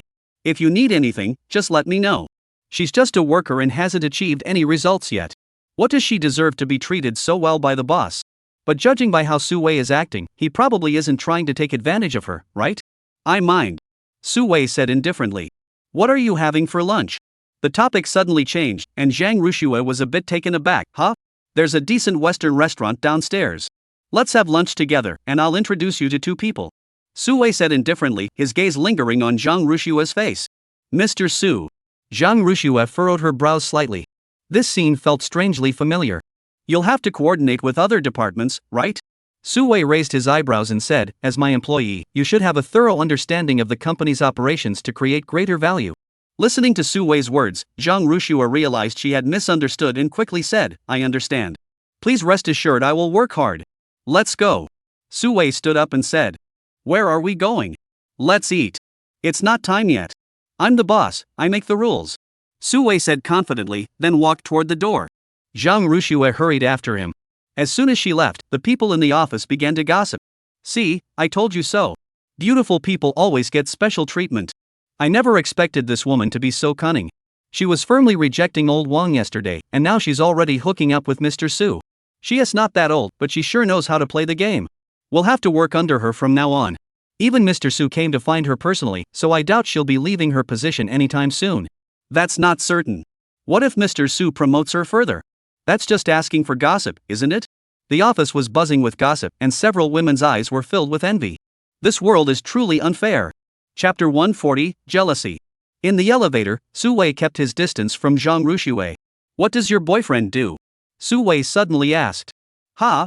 Zhang Ruxue paused for a moment and said, "He doesn't have a job." When Su Wei asked that, Zhang Ruxue really didn't know how to respond. In her impression, Chen Shisan hadn't done anything. Although he had companies under his name, he had entrusted them all to Li Chen to manage, and as for the rest, she had no idea. Upon hearing this, Su Wei nodded. "A second-generation rich kid? Not really. A man should have enough ambition. Otherwise, relying on his parents will eventually lead to starvation." Su Wei suddenly said out of the blue. Zhang Ruxue really wanted to tell Su Wei that Chen Shisan doesn't rely on his parents. But the words on her lips turned into, "Mr. Su is right." Soon the two of them arrived at the Western restaurant downstairs, and there were already two people waiting inside. "Let me introduce you. This is Wen Yu from the finance department, and this is Xia Qiuyang from the risk control department." Su Wei calmly led Zhang Ruxue over, and Zhang Ruxue, unlike her usual cautious self, greeted them warmly. At that moment, a pair of eyes were fixedly staring at her from a short distance away. A day's work was quickly finished, and when Zhang Ruxue stepped out of the elevator at the end of the day, she saw Su Wei standing at the door. Everyone who passed by greeted him with a low bow, but Su Wei only nodded slightly. Until he saw Zhang Ruxue, a hint of warmth finally appeared in his eyes. "Is your boyfriend coming to pick you up?" "Probably not." Zhang Ruxue hesitated for a moment before saying. Chen Shisan hadn't called her in advance today, so he probably wouldn't be picking her up. "I'll give you a ride then," Su Wei said immediately. Zhang Ruxue's eyes widened. "No need, Mr. Su. I'll take a taxi back on my own." She was just an ordinary employee at the company. If she got too close to Su Wei, it would inevitably attract unwanted attention. There's no need to be so polite. It's only natural for a boss to look out for their subordinates, Su Wei said calmly. He had already said it so plainly, and for a moment, Zhang Ruxue really didn't know how to refuse. Just then, her phone rang. It was Chen Shisan calling. Zhang Ruxue quickly answered it. "Get in the car." On the other end of the line, Chen Shisan coldly uttered two words. Zhang Ruxue looked around and noticed that Chen Shisan's car was parked nearby. After hanging up the phone, she hurriedly said to Su Wei, "Mr. Su, my boyfriend is here to pick me up." After saying that, she ran toward Chen Shisan's car. As she got into the car, Su Wei's eyes flashed with an unusual expression. In the car, Chen Shisan furrowed her brows slightly. "Was that your boss just now?" "Yes, he said he was going to take me home, but it's good you came," Zhang Ruxue said casually. Chen Shisan tightened his grip on the steering wheel and asked, "Does your boss treat everyone like this?" "Probably," Zhang Ruxue said nervously. But she knew deep down that Su Wei wasn't like that with everyone. When dealing with others, he always maintained the aloof, CEO-like demeanor. But when he's alone, he's a bit different. "Chen Shisan, you wouldn't be jealous, would you?" Suddenly, Zhang Ruxue asked as if she had thought of something. Chen Shisan didn't say anything, silently increasing the speed of the car. Zhang Ruxue quickly fastened her seatbelt and frowned, saying, "Why are you driving so fast?" "Going home," Chen Shisan said coldly. Seeing his expression, Zhang Ruxue couldn't help but find it amusing. "I'm just going to work like normal. You don't have to be like this, do you? I was just driving normally." Up to this point, everything went smoothly. Upon returning to the villa, the house was empty. Su Mingjun must have gone out to buy groceries, and Li Qingxi had called earlier to say she was taking the children to look at cars. As soon as he entered the door, Chen Shisan pressed one hand against the door, trapping Zhang Ruxue between himself and the door. Looking at Chen Shisan's face so close to hers, Zhang Ruxue's heartbeat quickened involuntarily. "What are you doing? I think your boss has improper intentions toward you," Chen Shisan said to Zhang Ruxue with a serious expression. "You still say you're not jealous?" Zhang Ruxue muttered. Chen Shisan raised his eyebrows slightly. "Yes, I'm jealous. I don't want to see other men having other thoughts about you." With that, he suddenly leaned in and kissed Zhang Ruxue passionately, covering her lips with his own. Zhang Ruxue was startled for a moment before closing her eyes naturally. Chen Shisan's mouth carried a faint scent of tobacco, making Zhang Ruxue feel a bit dizzy. "Why won't this door open?" After an unknown amount of time, the sound of Su Mingjuan's soft mutterings could be heard at the door. Chen Shisan finally let go of Zhang Ruxue and reached out to open the door. Seeing the two people standing at the door, Su Mingjun was startled. Mr. Chen, Miss Shang, you. I'm hungry. Let's go upstairs and take a shower first. Zhang Rushua blushed instantly and stammered. Chen Shirsan watched her retreating figure with a bright smile, then pulled out his phone and called Li Chen. Longyan Kingdom, Kyoto. Ling Xiaodao sat on the sofa, chain-smoking one cigarette after another. The third master was really good at making things difficult for people. First, he was told to find the parents of a woman who had been abandoned at someone else's doorstep decades ago, and now he's been tasked with finding a woman with a white cloud-shaped birthmark on her body.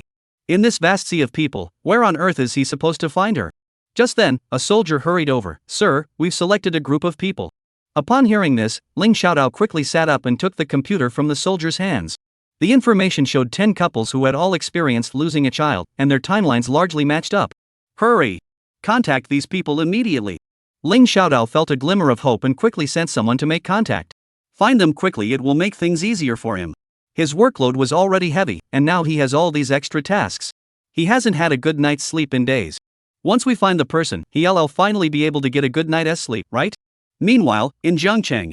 At the 4S store, Li Qingxi was looking at cars, while Lin Yu was crouched nearby playing with clay. Just then, a man and a woman walked in. The man wrapped his arm around the woman's shoulders and said confidently, "Honey, today you can buy any car you want." Oh my! Just then, the woman suddenly screamed, "Whose child is that? Why aren't you watching him properly?" Lin Yu lay on the ground, looking at the woman who had just kicked her over with a look of grievance, biting her lips stubbornly and refusing to make a sound. This scene was clearly witnessed by Li Qingxi, who was testing the car. She immediately opened the door and got out. As she approached the woman, she suddenly picked Lin Yu up from the ground and slapped the woman across the face with the back of her hand. Chapter 141. Who doesn't know a good thing when it's offered?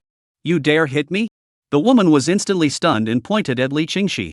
The man beside her also grew furious and immediately prepared to retaliate, but Li Qingxi grabbed his wrist with one hand and gave it a slight tug. The man winced in pain, clenching his teeth. Is there anyone who can stop this? The man shouted loudly, and several salespeople rushed over. Miss, please let go. Li Qingxi gave the man a cold glance before finally letting go. The man clenched his wrist and glared at Li Qingxi, then turned to the salesperson beside him and said, "How many cars have I bought from you? Don't you have any records? What are you standing there for? Hit her." At this, the salespeople looked at each other. They were all grown men. Was it really appropriate to beat up a woman? Besides, she was here to buy a car, after all. What? Can't you understand what I'm saying? The man suddenly furrowed his brows and glared at everyone angrily. Beat her up today, and I'll buy 10 cars from you. Upon hearing this, several salesmen immediately grew restless, their minds filled with thoughts of sales targets. What's going on? Just then, a man in a suit walked over, with a nameplate on his chest indicating his position. This man was the manager of the 4S store, named Wang Lei. As soon as he saw the man, Wang Lei's face lit up with a fawning smile. "Mr. Duan? What brings you here? Why didn't you give us a heads up beforehand? Go to hell." The man gritted his teeth and pointed at Li Qingxi across from him, speaking coldly. "Anyone can just walk in here now, can they? This little brat actually dared to lay a hand on me. Look at what she did to my wrist. It's all swollen." Wang Lei glanced at Duan Feiping's wrist and the finger marks on the woman's face beside him, immediately understanding what had happened. He turned to Li Qingxi and said, "Miss, in broad daylight, how could you just hit someone like that? Why didn't you ask me why I did it?" Li Qingxi asked with a cold laugh. She had seen people like him before.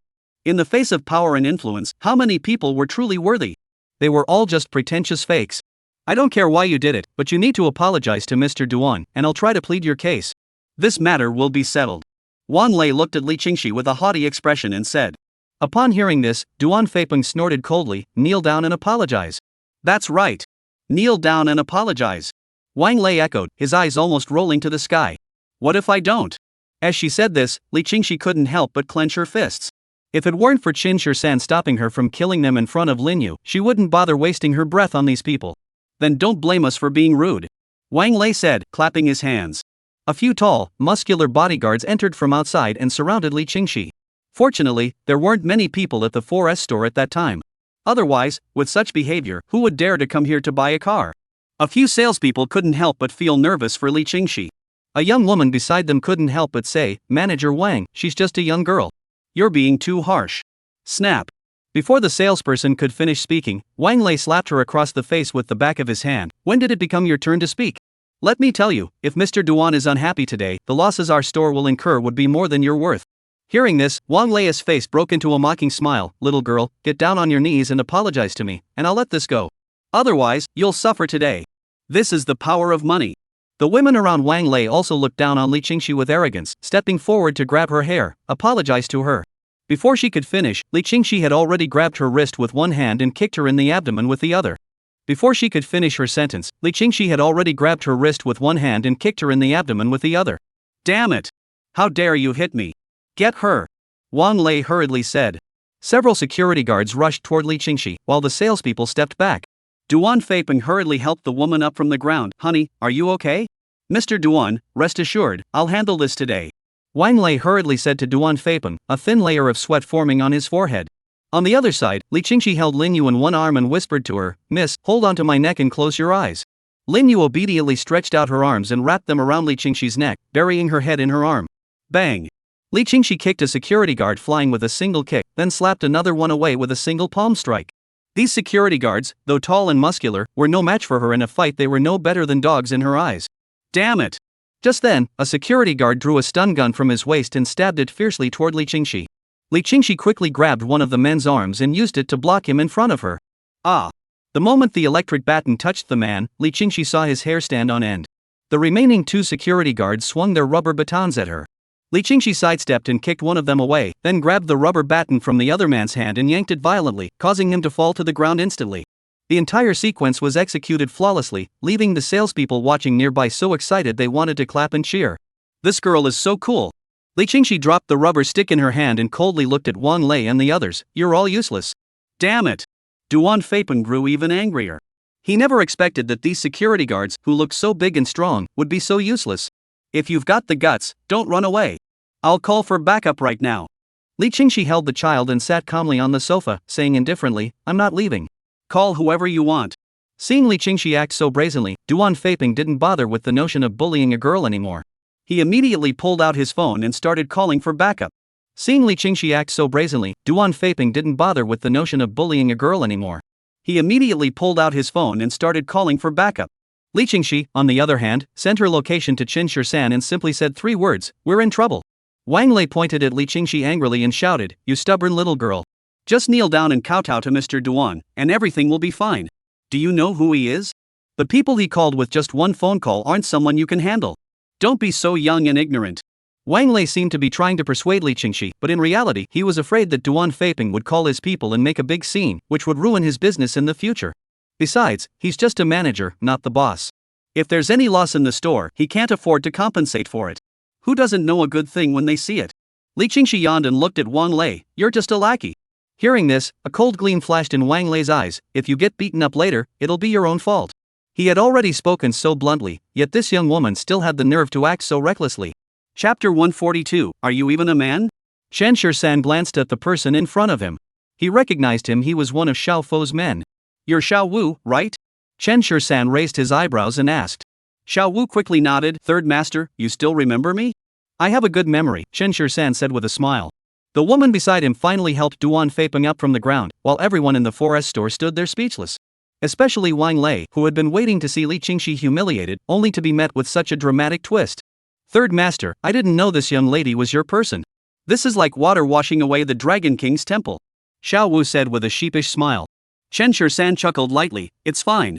Anyway, the few misfits under your command won't be able to harm her. The words weren't particularly hurtful, but they were extremely insulting. Duan Feipeng was beaten half to death, his eyes swollen shut, and his mind was in a complete daze. He never imagined that the person he had paid to hire would end up beating him so badly. The woman by his side dared not utter a sound, clinging tightly to him, her entire body trembling in fear that trouble would find her next. Since that's the case, these two are yours to handle. Chen Shisan patted Xiao Wu on the shoulder and said, then pulled out a cigarette and handed it to him. Xiao Wu took it with both hands. No problem, Mr. Chen. Take your time. Watching Xiao Wu fawn over Chen Shisan with a sycophantic expression, Wang Lei was completely dumbfounded. Seeing Chen Shisan leading Li Qingxi toward the store, he grew even more afraid. This is bad. Trouble is coming. As he pushed open the door of the 4S store, Chen Shisan immediately spotted Lin Yu in the woman's arms. Dad! Lin Yu hurriedly called out to him. The woman, who had some sense, quickly brought the person over. Yuer, are you hurt? Chen Shisan held Lin Yu in his arms and asked softly. Lin Yu shook her head. I'm fine, Dad. Li Qingxi looked at the girl who had been watching her child. I'll take that car. Go make the reservation. Hearing this, the girl looked at Li Qingxi in surprise. She had thought Li Qingxi was just joking around, but she never expected her to actually come back to buy the car from her. Meanwhile, Wang Lei was cautiously trying to hide behind the crowd. Li Qingxi grabbed him by the arm and pulled him out. "What are you hiding for?" Wang Lei immediately looked at her and said, "Auntie, you're so kind-hearted. Don't bother with me. I'm just a dog. I'm not worth your anger." Li Qingxi was amused by Wang Lei's words. There really are people in this world who don't care about their reputation at all. "I'm not going to bother getting angry with someone like you." Li Qingxi snorted derisively. "All right, kneel down and apologize to me, and this matter will be settled." Although he didn't know how this person had offended Li Qingxi, Chen Shisan knew that Li Qingxi wasn't the type to pick on someone for no reason. He gave Wang Lei a cold glance, and Wang Lei clenched his teeth before kneeling straight in front of Li Qingxi. "Little miss, it's all my fault. Please forgive me." Looking at the person on the ground, Li Qingxi shook her head slightly. "They say a man's knees are made of gold. Are you even a man?" After saying that, Li Qingxi didn't press the issue. Instead, she turned to the woman beside her and said, "What are you standing there for? Write the bill. The customer is ready to pay." Chen Shisan didn't mind and looked at Li Qingxi, asking, "Aren't you going to pick another one? We've already chosen." "I've already chosen." Li Qingxi gave Chen Shisan a bright smile. "I hope Mr. Chen won't feel too bad when it's time to pay the bill." "Don't worry, I won't," Chen Shisan said with a smile. The two men outside, Duan Feiping and the other, were quickly taken away by Xiao Wu and the others. As for their fate, that was not something Chen Shisan cared to know. He waited at home for a long time, wondering why Li Qingxi hadn't brought the child back yet, when he received her message and rushed over immediately. If he hadn't come, today would have just been a matter of a few more people dying. But this is still a society governed by the rule of law. Even though the other side started it, killing people like this isn't appropriate. Soon, the woman brought over the contract and other documents. After Li Qingxi signed, Chen Shisan promptly paid the bill. Li Qingxi didn't ask for an exorbitant price. She chose a small jeep costing over 800,000 yuan. Though this was several months' salary for her, it was still a mere sum for Chen Shisan. "Young lady, thank you for speaking up for me earlier. Please write down my phone number. If anyone ever bullies you, feel free to call me anytime." As she said this, Li Qingxi shot Wang Lei a warning glance. This young girl had been speaking up for her the entire time. Perhaps Wang Lei would take it out on her once they left the room. Therefore, she had to issue a warning to Wang Lei. "Miss Li, thank you," the young girl said gratefully. Without her words, today's order might have been her last one in the store, and she might not have even gotten paid. After seeing the two off, Wang Lei finally let out a sigh of relief. What kind of world is this? The big boss he had always looked up to turned out to be nothing but a coward when it mattered most. I was hoping to ride on Duan Feiping's coattails, but now look at me, I almost got dragged down with him. Peach Blossom Island number 1. The food on the table had grown cold, and Su Mingjun couldn't help but say, "Miss Xiang, why don't you eat first?" "Don't wait. It's okay, I'll wait for them to come back and eat together," Zhang Rushua said, her gaze fixed on the door. Chen Shisan glanced at his phone in the afternoon and hurried out the door. Li Qingxi and Lin Yu hadn't returned yet either. It was already dark, and no one knew where they had gone. Just then, the front door was opened, and 3 people appeared at the entrance. Chen Shisan held Lin Yu in his arms. The child rubbed his sleepy eyes and, upon seeing Zhang Rushua, broke into a smile. "Pretty auntie. How did you two come back together?" Zhang Rushua asked as she stepped forward and took Lin Yu into her arms. They had encountered some trouble earlier, but it had already been resolved. Chen Shisan explained casually, then said to everyone, "Let's eat quickly. I'll go get the soup from the pot." Su Mingjun said and walked into the kitchen. Zhang Rushua held Lin Yu and sat her in her special chair.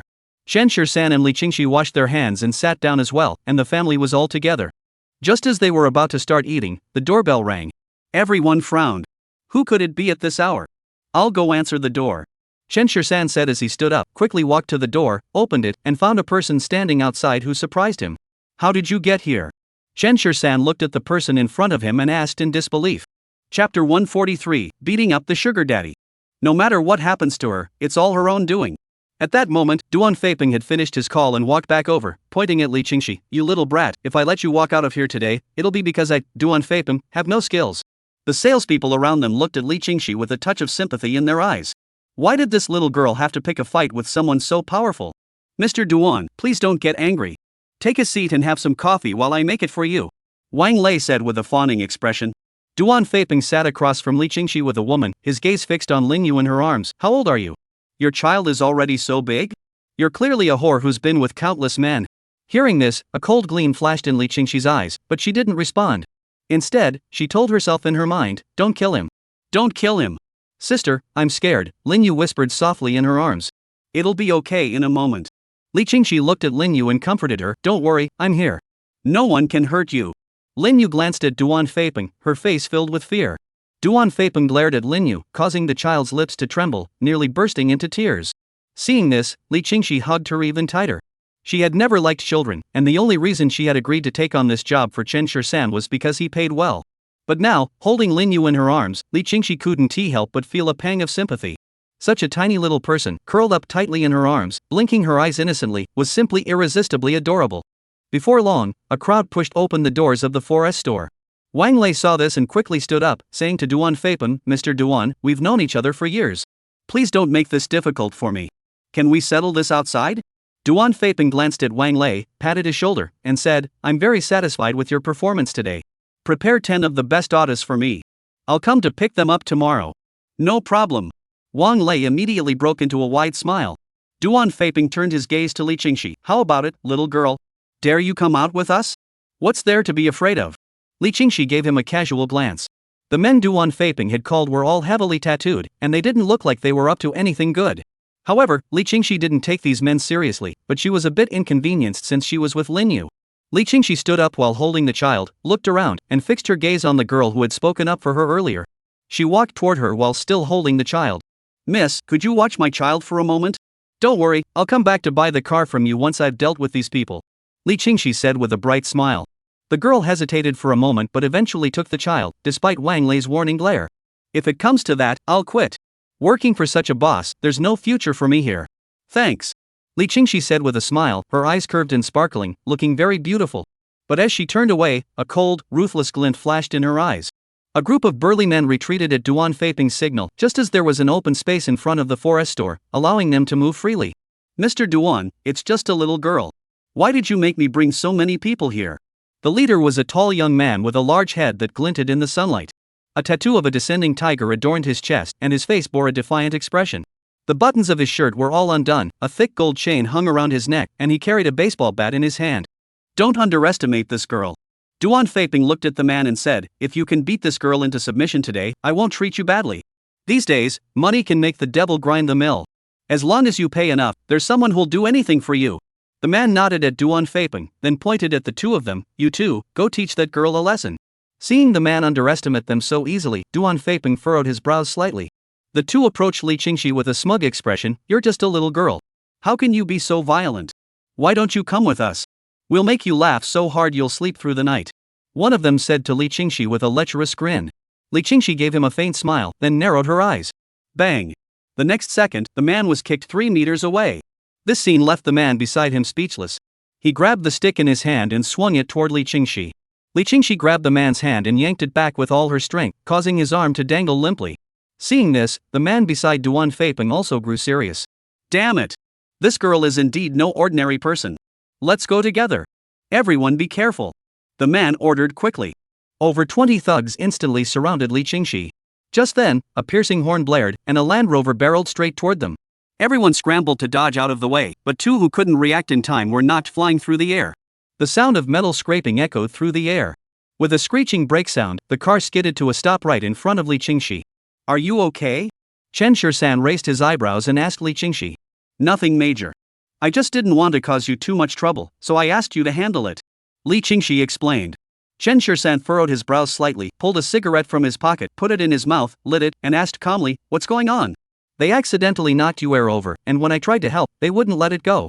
Li Qingxi gave a brief explanation, and Chen Shisan's eyes flashed with an intense look of murder. "Bullying you, air? Are you looking for trouble? Who dares to bully my daughter?" Chen Shisan asked, looking at the crowd. Duan Feipeng pointed at Chen Shisan. "Kid, you're driving a beat-up Land Rover and acting like a big shot? Let me tell you, I'm..." Before Duan Feipeng could finish his sentence, the man beside him kicked him in the knee, causing Duan Feipeng to collapse to his knees instantly. Before he could react, the man began punching and kicking him mercilessly. A woman nearby tried to step in to help but was slapped away by the man. "Damn it! You blind fool!" The man cursed as he hit the ground, while Chen Shisan enjoyed watching the spectacle. Li Qingxi, standing nearby, looked completely bewildered. What was going on? Just a moment ago, they were calling each other brothers. How did things turn out like this so quickly? The men he brought along were also confused. What the hell is going on here? Why is their boss attacking the one who's paying him? Only when Duan Feipeng beneath him stopped moving did the man stop his actions, hurriedly buttoning up his clothes, and walked toward Chen Shisan. "Third master. Chapter 144, Beware of Bloodshed. If he remembered correctly, he hadn't told Ruan Cheng his address, had he? I'll bring you something. Ruan Cheng said as he handed Chen Shursan the Supreme Black Gold card. The bank staff brought this along today. I was planning to give it to you next time we met, but I have to go out of town today, so I'm bringing it to you first.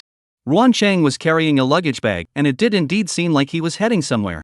It's so late at night, where are you going? Chen Shursan asked curiously. I have some things to take care of elsewhere. I'm not sure when I'll be back. When you're renovating, make sure not to touch the ginkgo tree in the backyard or my room. Ruan Cheng looked at Chen Shursan and instructed him. Have you eaten yet? Chen Shursan said, turning his head. Why don't you eat something before you go? No, I'll just eat something on the train. Ruan Cheng said and turned to go outside. Chen Shursan quickly said, let me take you to the station? That's great. Ruan Cheng stopped in her tracks and turned to him with a bright smile. Chen Shursan's lips twitched violently a few times. He was just being polite. However, since he had already spoken, he couldn't go back on his word. He turned to Zhang Ruxue and the others and said, I'll be right back. After speaking, he casually grabbed the car keys from the table. Once inside the car, Chen Shursan curiously asked, how did you know I live here? I'm a fortune teller. Ruan Cheng said with a smug expression, something this simple, I can still figure it out. Chen Shursan looked at him skeptically. If this kid really had the skills, would he have to sell his ancestral home? Don't look at me like that. I'm selling the ancestral home because I'm not capable. Ruan Cheng rolled his eyes at Chen Shursan. Chen Shursan looked at him in surprise. How did this kid know what he was thinking? Could he hear people as thoughts? Let me tell you, my family has been doing this for 9 generations. I started divination when I was 3 years old. Although I couldn't read back then, I had an extraordinary talent for it. Over the years, the predictions I've made have been almost flawless. Looking at Ruan Cheng's smug expression, Chen Shursan suddenly asked, if you already know everything that's going to happen in the future, what's the point of living? Upon hearing this, Ruan Cheng couldn't help but glance at Chen Shursan again. He rarely encountered someone so perceptive. Many people resorted to fortune-telling in order to ensure a smooth and trouble-free life. But few are as open-minded as Chen Shursan. No wonder he knew this young man was extraordinary at first glance. What sets him apart is not just his appearance and demeanor, but also his broad-mindedness and way of thinking. Most people hope to live a stable life, which is why there is a place for fortune-tellers in this world. Ruan Cheng spoke slowly, if you ever want to have your fortune told, feel free to come find me. I'll only charge you the lowest price. What's the lowest price? Chen Shursan asked, raising his eyebrows. Any amount is acceptable, even a single penny is fine. Ruan Cheng said with a smile. It was clear that this man was not the kind of money-grabbing con artist who would take advantage of others, as he refused to accept even a single extra penny. However, those con artists are different, they would stop at nothing to drain you of every last penny. As they spoke, the car had already arrived at the train station. Ruan Cheng placed one hand on the door handle and looked at Chen Shursan, saying, although you find the unknown more interesting, I still must remind you, within 7 days, beware of bloodshed. With that, Ruan Cheng opened the car door and stepped out, quickly disappearing into the crowd. As for Chen Shursan, he had long since grown accustomed to such bloodshed and disaster. Upon returning to the villa, almost everyone in the house was already asleep, with only Zhang Ruxue still waiting in the living room. Upon seeing Chen Shursan enter, Zhang Ruxue hurried into the kitchen and came out carrying the meal she had prepared for him. At that moment, Chen Shursan felt an overwhelming warmth and couldn't resist reaching out to touch Zhang Ruxue's head. Hurry up and eat. I'll go upstairs first. Zhang Ruxue recalled being forcefully kissed by Chen Shursan earlier that afternoon, and her face flushed with embarrassment. She quickly made an excuse and went upstairs. Chen Shursan had been hungry all afternoon and started eating as soon as he sat down. After finishing his meal and returning to his room, he couldn't fall asleep no matter how hard he tried. After much deliberation, Chen Shursan appeared at Zhang Ruxue's door. After knocking on the door, a cautious voice came from inside. Who is it? Can I come in? Chen Shursan asked from outside. The people inside remained silent for a moment before finally saying, come in. Chen Shursan opened the door. The room was dimly lit, with only a small nightlight glowing by Zhang Ruxue's bedside. She was sitting on the bed in a silk nightgown, looking at Chen Shursan. It's so late. What's the matter? I miss you a little. Chen Shursan looked at Zhang Ruxue and said slowly, one word at a time. Those few words left Zhang Ruxue speechless and at a loss for words. Seeing Zhang Ruxue's flushed face, Chen Shursan couldn't help but glance at her twice, then approached her bedside. But he didn't do anything inappropriate. Instead, he sat down on the edge of her bed and gently touched her head. Why aren't you asleep yet? Chen Shursan's actions made Zhang Ruxue's face turn red all the way to her ears. I'm going to sleep. Zhang Ruxue hurriedly said. Then I won't disturb your rest. After saying this, Chen Shursan stood up and walked out. Zhang Ruxue stood there dumbfounded as the door closed, feeling as though a flock of crows had flown over her head. Should she praise Qin-Shi-san for being a gentleman, or should she doubt her own personal charm? Why did he just leave like that? After returning to his room, Qin-Shi-san couldn't help but think of Yun Xining's figure. Although Zhang Ruxue bore a resemblance to her, the two seemed as different as night and day. Yun Xiling is always clinging to him like a piece of gum, as if she can't bear to be apart from him for even a moment, while Zhang Ruxue, on the other hand, often gives the impression that she doesn't need him at all. Qin-Shi-san sighed deeply. He knew he should start a new life, but he couldn't forget the past. Thinking of this, Qin-Shi-san felt deeply guilty toward Zhang Ruxue. To be honest, they had already set the date for their wedding, and there was still some awkwardness between them. Even kissing was only the second time today. The next morning, when Qin-Shi-san woke up, Zhang Ruxue had already left for work. Seeing how eager she was to go to work, Qin-Shi-san immediately thought of her big boss. How could a man suddenly start being nice to a woman out of the blue? It seems he needs to find an opportunity to meet this big boss and assert his authority. Chapter 145, Reunion with Jia Xin. Chapter 145, Reunion with Jia Xin. After breakfast, Qin-Shi-san drove straight to the funeral street. Upon arriving at the location, the people from the renovation company he had hired were already there. After making the necessary arrangements, Qin-Shi-san specifically instructed them not to touch the ginkgo tree in the backyard. The rest was left to them, and since Qin-Shi-san couldn't be of much help, he went to sit in the sun by the door. "Is that you?"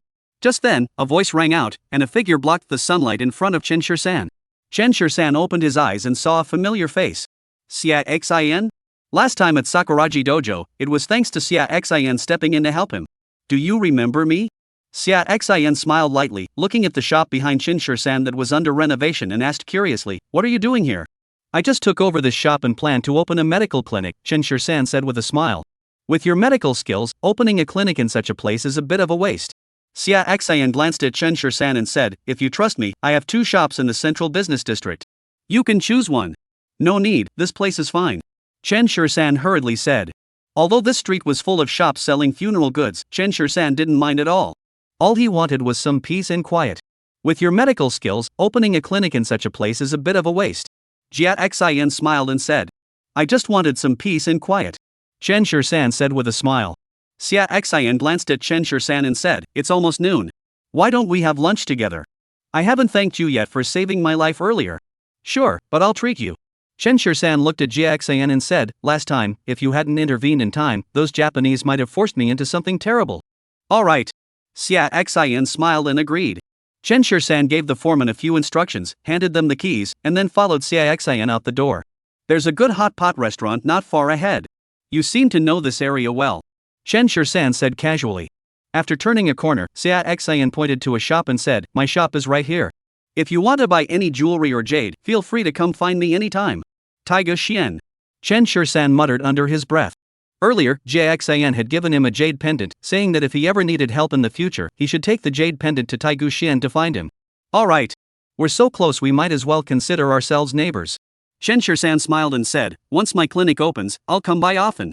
The backyard of that shop has a huge ginkgo tree perfect for sitting under to cool off and drink tea." "No problem." The two entered a hot pot restaurant, chatting and laughing.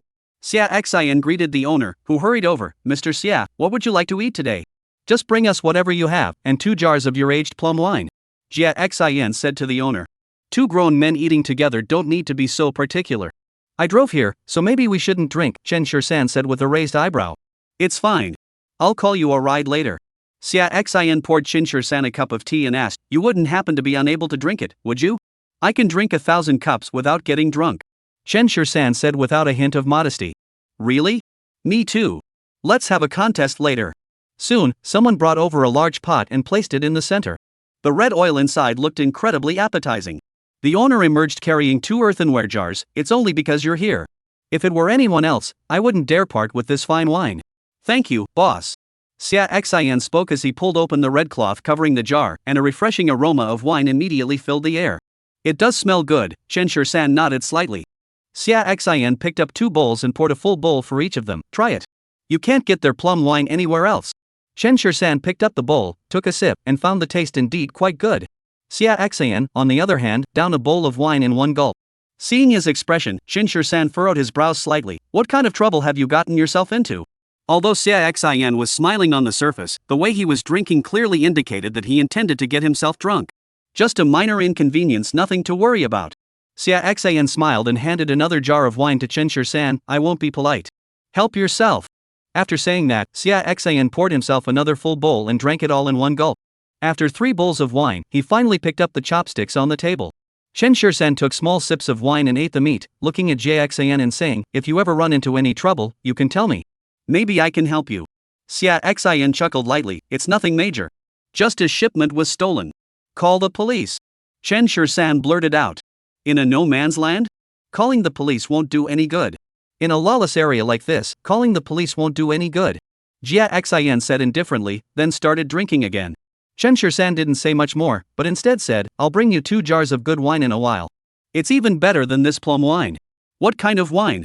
Xia Xian raised his eyebrows slightly. "Don't take my word for it, but I've tried almost every kind of wine in the entire Dragon Flame Kingdom. I brewed it myself." Chen Shisan said indifferently. "Then I'll have to give it a proper taste."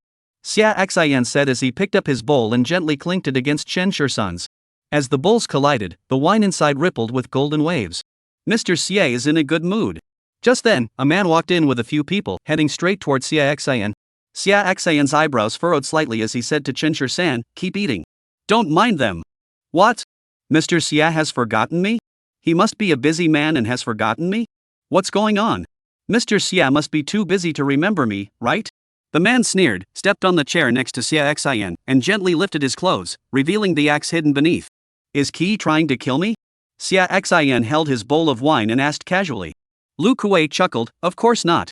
If Mr. Xia is willing to pay for his life, I can agree not to cause you any trouble."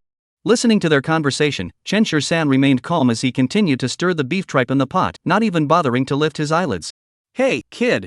Lu Kuei raised his chin at Chen Shisan, but Chen Shisan ignored him completely. "Hey, kid! I'm talking to you." Lu Kuei picked up the chopsticks on the table and threw them at Chen Shisan. The next second, a powerful gust of wind shot out, and the chopsticks were effortlessly deflected by Chen Shisan, flying past his cheek. "Damn it!" Lu Kuei was furious and immediately reached for his waist. Before Xia Xian could act, Chen Shisan calmly stuffed the beef tripe into his mouth, grabbed Lu Kuei's wrist, and slammed his palm onto the table. Put! The chopsticks instantly pierced his palm, pinning him to the table. Chapter 146, Fairness. Ah! Lu Kuei suddenly let out a piercing scream. At this time, the hot pot restaurant wasn't very crowded, so it didn't disturb the other diners. The hot pot restaurant owner, however, had taken his staff and hidden behind a screen. He knew Xia Xian well and was fully aware that if things escalated, he would bring reinforcements to confront him. "Boss!" The crowd behind Lu Kuei erupted in anger, reaching for their waists and glaring intently at Chen Shisan. "Boss, get me a new pair of chopsticks," Chen Shisan said calmly. "Coming right up." The boss agreed readily and quickly handed a pair of chopsticks to Chen Shisan. When the boss saw Lu Kuei's hand pinned to the table by a chopstick, he was completely stunned.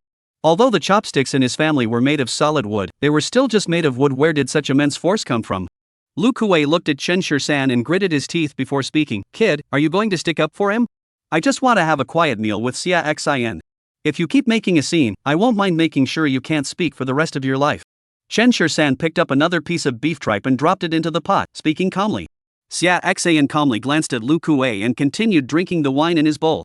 Listening to Chen Shisan's words, Lu Kuei dared not say another word, clenching his teeth as he stared at his own hands. Blood kept seeping out, and even the slightest movement caused an excruciating pain that felt like his heart was being torn apart. "If you people aren't going to eat, you can leave first. Don't delay others from doing business," Chen Shisan said to the people behind Lu Kuei. Lu Kuei quickly gave them a gesture, and although everyone was dissatisfied, they all walked out. Once everyone had left, Lu Kuei clenched his teeth and said to Chen Shisan, "Young man, I didn't recognize your true worth. Don't hold this against me. As long as you let me go, I promise I won't cause you any trouble in the future. I don't want to hear another word from you until I've finished eating." Chen Shisan didn't give him the slightest bit of face, and Xia Xian couldn't help but find it amusing. Lu Kuei felt humiliated, but he could only grit his teeth and sit on the stool, trying his best to stay awake. "Come on, drink."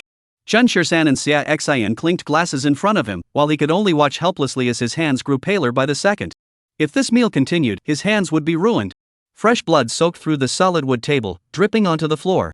Lu Kuei's forehead was covered in cold sweat, but he was a man of his word and gritted his teeth to stay silent. "Do you have a grudge against him?" Chen Shisan asked Xia Xian. "Did you have a grudge against him?" Chen Shisan asked Xia Xian. "Sort of."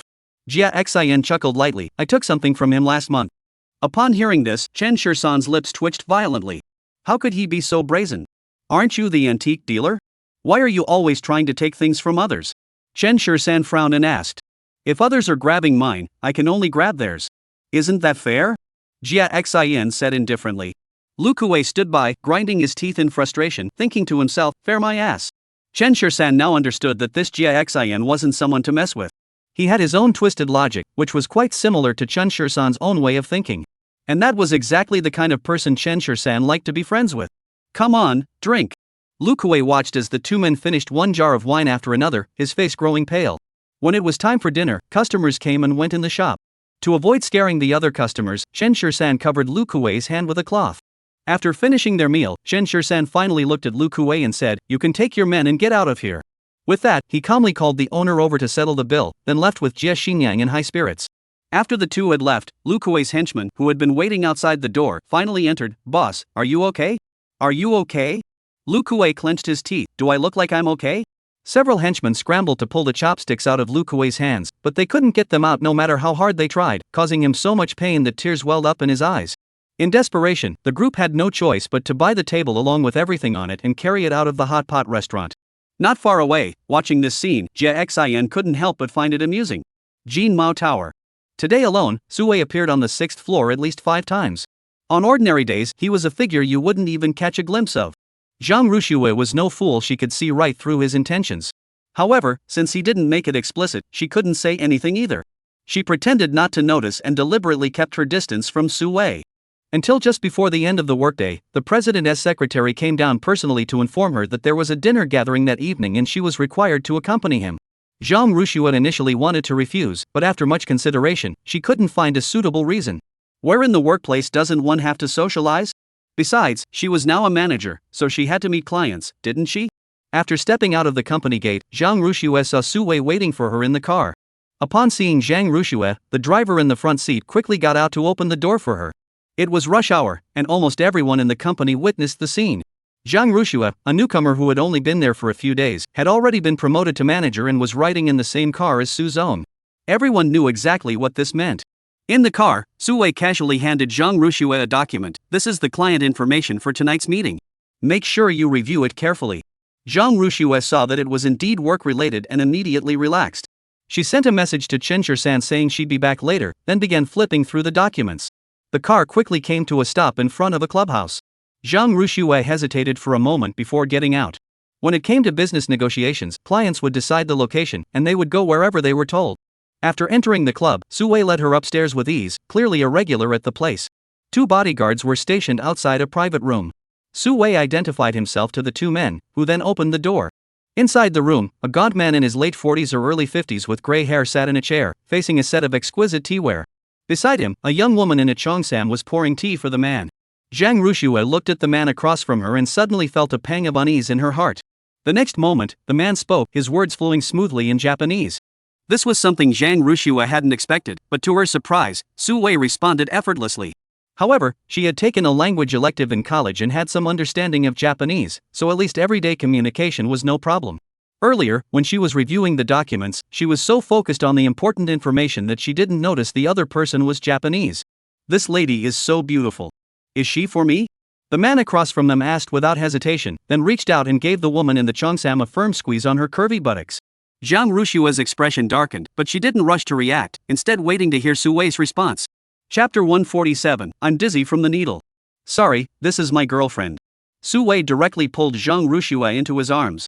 Zhang Ruxue froze instantly. She knew Sui was protecting her, but such an intimate gesture still made her feel uneasy. Upon hearing this, the man across from her chuckled lightly. "I never expected that Mr. Su would have a girlfriend so quickly. I thought someone like him was solely focused on his career." Sui, the gentleman, pulled out a chair for Zhang Ruxue and said to the man across from him, "Let's talk about the business collaboration, shall we?" "No rush, let's order first," the man said, looking at the woman in the cheongsam. The woman quickly picked up the menu nearby and handed it to him. The man casually flipped through it a few times, then placed the menu on the table and pushed it toward Sui. Sui then handed the menu to Zhang Ruxue. Zhang Ruxue looked completely confused. Sui whispered, "Order whatever you want." After saying that, Sui started chatting with the man about work, leaving Zhang Ruxue no choice but to reluctantly order a few dishes. Their conversation was indeed all about work. The other man had a promising project, and Sui wanted to secure investment for it. Zhang Ruxue, however, was well versed in the subject matter, so she listened without interrupting. However, she couldn't figure out why Su Wei had brought her along. Because this was entirely a matter between the two of them and had nothing to do with her. Although she was the manager of the company's investment department, Su Wei hadn't even given her a chance to speak. I doubt Su Wei even knows she can understand their conversation, does he? Zhang Ruxue was happy to play dumb, sitting by idly sipping tea, her face always smiling. The two quickly reached an agreement, and the contract could be signed tomorrow. At the man's gesture, the woman in the cheongsam walked out, and the door opened again. Someone entered carrying a tray. After the dishes were served, the man looked at Zhang Ruxue and smiled, speaking in the language of Longyan Kingdom. Miss Zhang, please eat more. You're too kind. Zhang Ruxue replied politely. The man across from her smiled brightly and said to Su Wei, if you ever get tired of her, introduce Miss Zhang to me. Click. As soon as the words left her mouth, Zhang Ruxue heard a sharp crack. Su Wei's porcelain cup shattered into two pieces in an instant, the sharp edges slicing through his fingers, and blood began to flow freely. Zhang Ruxue quickly grabbed a tissue nearby to wipe the blood off him. Mr. Su, should we go to the hospital? Seeing how worried Zhang Ruxue was about him, Su Wei couldn't help but smile, then looked at the Japanese man across from him with a challenging expression. Although we're business partners, some jokes shouldn't be taken too far. The man across from him chuckled lightly, said nothing more, and continued to savor the food. We're not staying for dinner. Let's go, Su Wei said with a smile, grabbing Zhang Ruxue's hand and heading out the door. Zhang Ruxue looked completely bewildered but still followed Su Wei's footsteps. Once they were outside, she quickly said to Su Wei, Mr. Su, your wound looks pretty deep. Maybe you should get it checked out? Zhang Ruxue? Just then, a person walked toward Zhang Ruxue. What are you doing here? Looking at the elaborately dressed Zhang Mengwei in front of her, Zhang Ruxue furrowed her brows slightly and said directly to Su Wei, Mr. Su, let's go. Mr. Su? Watching their backs, Zhang Mengwei furrowed her brows slightly. Isn't Zhang Ruxue supposed to marry the CEO of Dihao Group? Why is she now acting so intimate with some Mr. Su?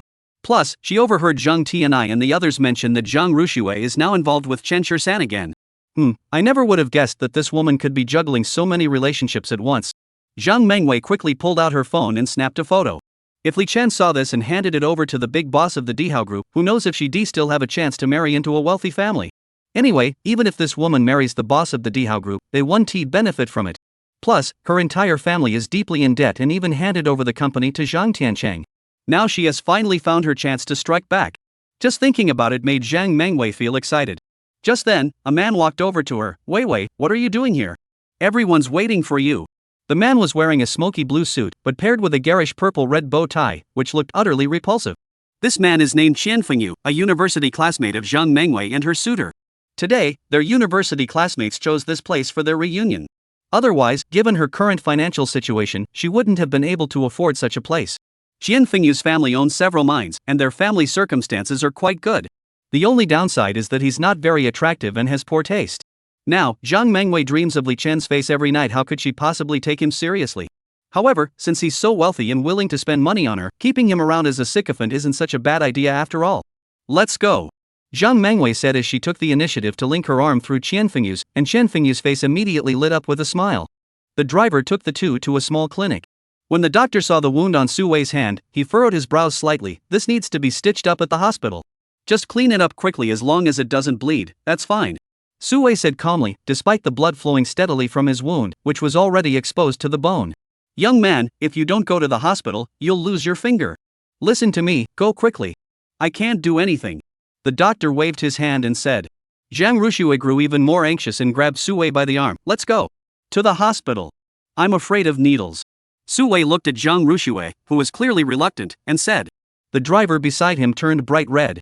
How could he not sense a hint of petulance in Su Wei's tone? Zhang Ruxue frowned, then I'll sew it for you.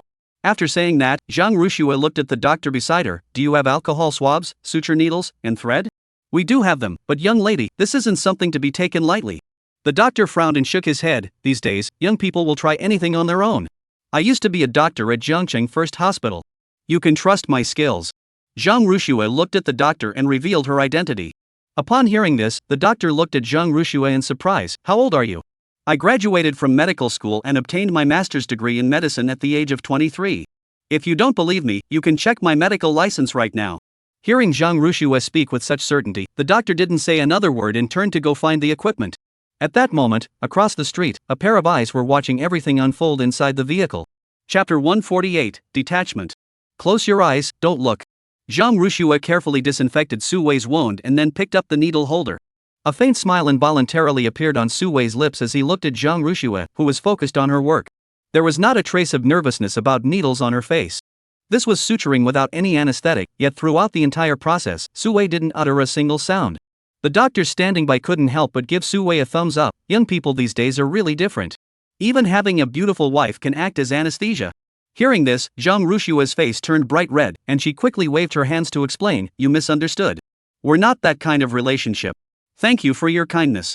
Su-wei reached into his pocket with one hand, pulled out his wallet, took out a few bills, and handed them to the doctor. The doctor took the money, smiled broadly at the two of them, and said, "These kinds of relationships are just a matter of time, aren't they? Young man, if you find a girl you like, you should confess your feelings right away, don't let someone else beat you to it." After saying that, the doctor began to pack up the equipment on the table. Zhang Ruxue wanted to explain further, but Su-wei had already grabbed her hand. "Let's go, I'll take you home." Zhang Ruxue felt even more uncomfortable, but she didn't know how to let go, so she silently pulled her hand away, silently praying that Su-wei wouldn't notice. Su-wei sensed Zhang Ruxue's resistance but didn't say much. He opened the car door for her. At that moment, Zhang Ruxue spotted a familiar-looking car speeding past, leaving behind only a blur of black and white. She furrowed her brows slightly but didn't think much of it, getting into Su-wei's car. It was so late it wouldn't be safe for her to go home alone. "Where do you live?" Su-wei asked. "Peach Blossom Island."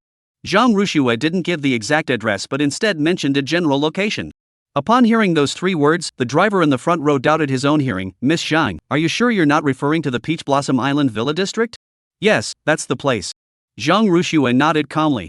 Su-wei also frowned and glanced at Zhang Ruxue. "Is she that wealthy? That doesn't make sense. If she can afford a villa on Peach Blossom Island, why would she need to work?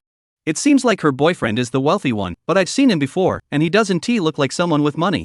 The car he drives is just a $1 million Land Rover, which isn't exactly high-end. Could it be that Zhang Ruxue's family is wealthy?" However, the first time he met Zhang Ruxue, he seemed to have encountered her unreasonable younger brother, and he didn't look like the son of a wealthy family either. Su-wei was puzzled but didn't ask. The driver drove the car and soon arrived at the Peach Blossom Island Villa area. "Miss Zhang, which one exactly?" the driver asked cautiously. "No need, just drop me off at the main gate. I'll go in on my own," Zhang Ruxue said politely. Su-wei furrowed his brows slightly. Was she not wanting him to know where she lived? Or was she afraid of being seen by her boyfriend? But regardless of the reason, it was clear that Zhang Ruxue felt distant from him. Su-wei didn't press her on the matter and instructed the driver to pull over and stop the car. Watching Zhang Ruxue's back, Su-wei felt a bit dazed. "Mr. Su, shall I drive you home?" the driver asked cautiously. He had observed the situation along the way and realized that the company president had developed feelings for Miss Zhang, but she had consistently maintained a polite yet distant demeanor, clearly showing no interest. To put it bluntly, all of this was just Su-wei's one-sided infatuation. "Go home." Su-wei's voice grew colder, clearly lacking the tenderness he had shown when speaking to Zhang Ruxue earlier. The driver didn't dare to delay and immediately stepped on the gas. On the other side, Zhang Ruxue arrived home and saw Chen Shisan's car parked safely in the garage, so she didn't think much of it. Upon opening the door, the house was dimly lit, and Chen Shisan was watching a movie with Lin Yu in the living room. "Pretty auntie." Upon seeing Zhang Ruxue, Lin Yu immediately called out sweetly. Zhang Ruxue smiled, changed her shoes, and came to Lin Yu's side, gently pinching her cheek. "Where did you go?" Chen Shisan asked without looking away. "There was a business dinner with a client at the company," Zhang Ruxue said, but she couldn't help feeling a little guilty. It was supposed to be a business dinner, but she hadn't been given any tasks throughout the entire event. After a busy day, go take a shower and rest. Seeing that Chen Shisan didn't suspect anything, Zhang Ruxue turned around and went upstairs. Watching her retreating figure, Chen Shisan's expression grew somber. "Dad, why are you upset?" Lin Yu suddenly looked at Chen Shisan and asked. "Dad isn't upset," Chen Shisan hurriedly said. Lin Yu blinked her eyes and looked at Chen Shisan. "Dad is lying. Dad's expression has changed." Hearing this, Chen Shisan was a bit surprised. This little girl, despite her young age, was quite skilled at reading people's expressions. The next moment, Lin Yu suddenly wrapped her arms around his neck and planted a kiss on Chen Shisan's face. "Dad, don't be upset." Feeling Lin Yu's tenderness, Chen Shisan couldn't help but curve his lips into a smile. This little girl really knows how to flatter someone. "Shall we rest early today and watch it tomorrow instead?" Chen Shisan asked, taking advantage of the moment. Lin Yu reluctantly glanced at the screen showing the ongoing performance, then nodded in agreement. "All right." Chen Shisan smiled, picked up the child, and went upstairs to rest. Lin Yu was currently in a critical phase of growth and development, so she couldn't stay up late at night. Chen Shisan sometimes feels that he is overly indulgent toward his child, but he doesn't mind. As long as Yuer has a sound moral compass, there's nothing wrong with spoiling her a little. If Lin Feng were here, he'd probably spoil his daughter even more than he does. After all, Yuer is so adorable. After soothing the child, Chen Shisan prepared to return to his room to rest. Seeing that light was still coming from under Zhang Rushua's door, Chen Shisan frowned and walked over to knock on the door. The door wasn't locked. Zhang Rushua replied from inside the room. Chen Shisan hesitated for a moment before opening the door. He saw Zhang Rushua sitting at the vanity table, drying her hair. Her long strands of hair fell down both sides of her body. Zhang Rushua was wearing a thin nightgown that highlighted her figure to the extreme. Chen Shisan stared at her exposed collarbone and couldn't help but swallow hard. Is something wrong? Zhang Rushua turned around and asked Chen Shisan. Nothing, I just saw you hadn't gone to sleep yet, so I wanted to check on you. Chen Shisan held back the words that were about to come out of his mouth. I just finished showering and blow drying my hair before going to sleep. Zhang Rushua explained. Chen Shisan nodded, get some rest. After saying that, he walked out of Zhang Rushua's room and politely closed the door behind him. At that moment, Zhang Rushua's lips twitched violently several times. She couldn't understand it. She remembered Chen Shisan as a normal man. Could it really be that she wasn't attractive enough? Chapter 149, she doesn't deserve him who does? But she couldn't just take the initiative herself, could she? That's not right, Zhang Rushua shook her head vigorously. Why would she think that?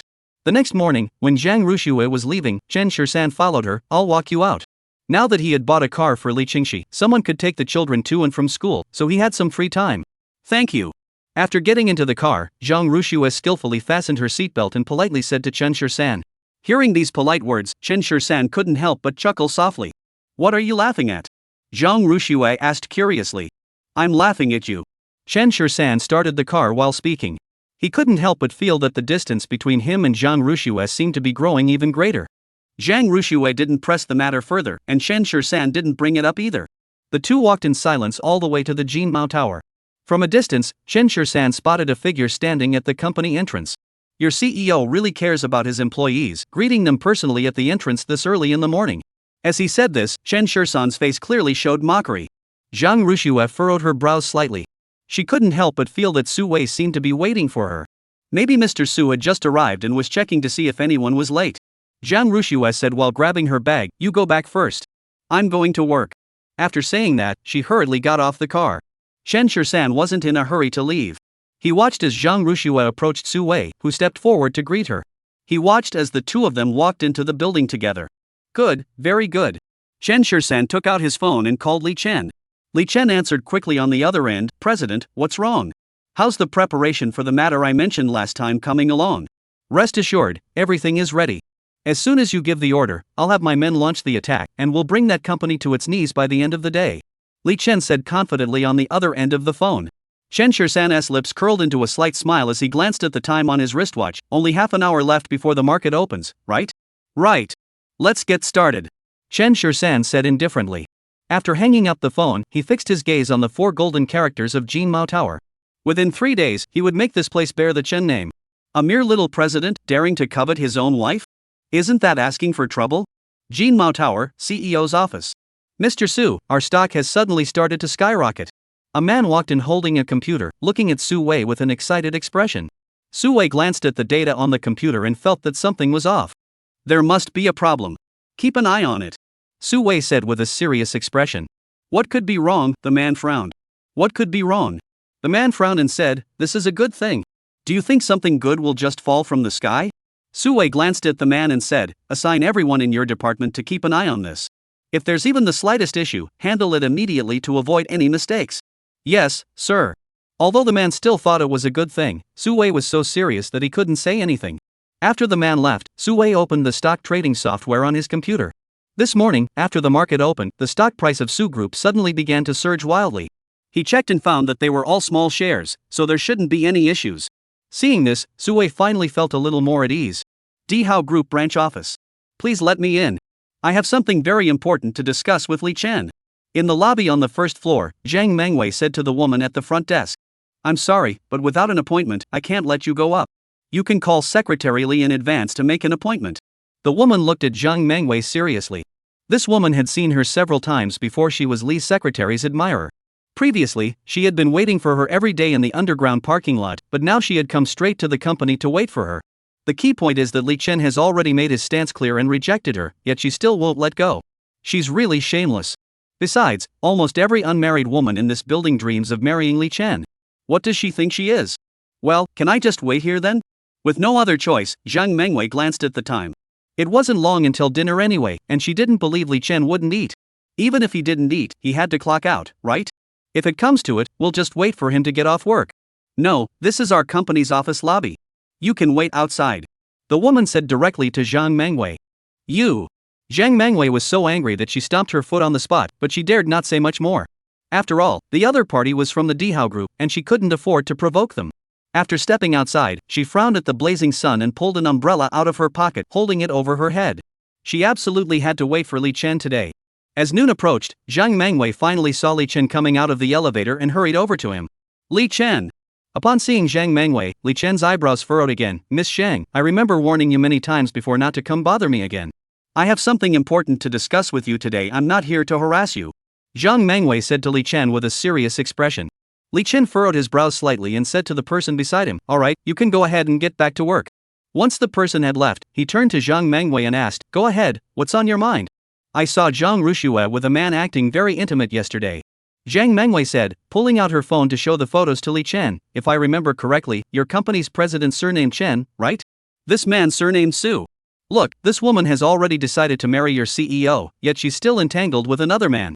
By the way, she also has a boyfriend named Qin Shisan, and they've been entangled for quite some time. I think I should tell you about this. We can't let Mr. Chen get deceived.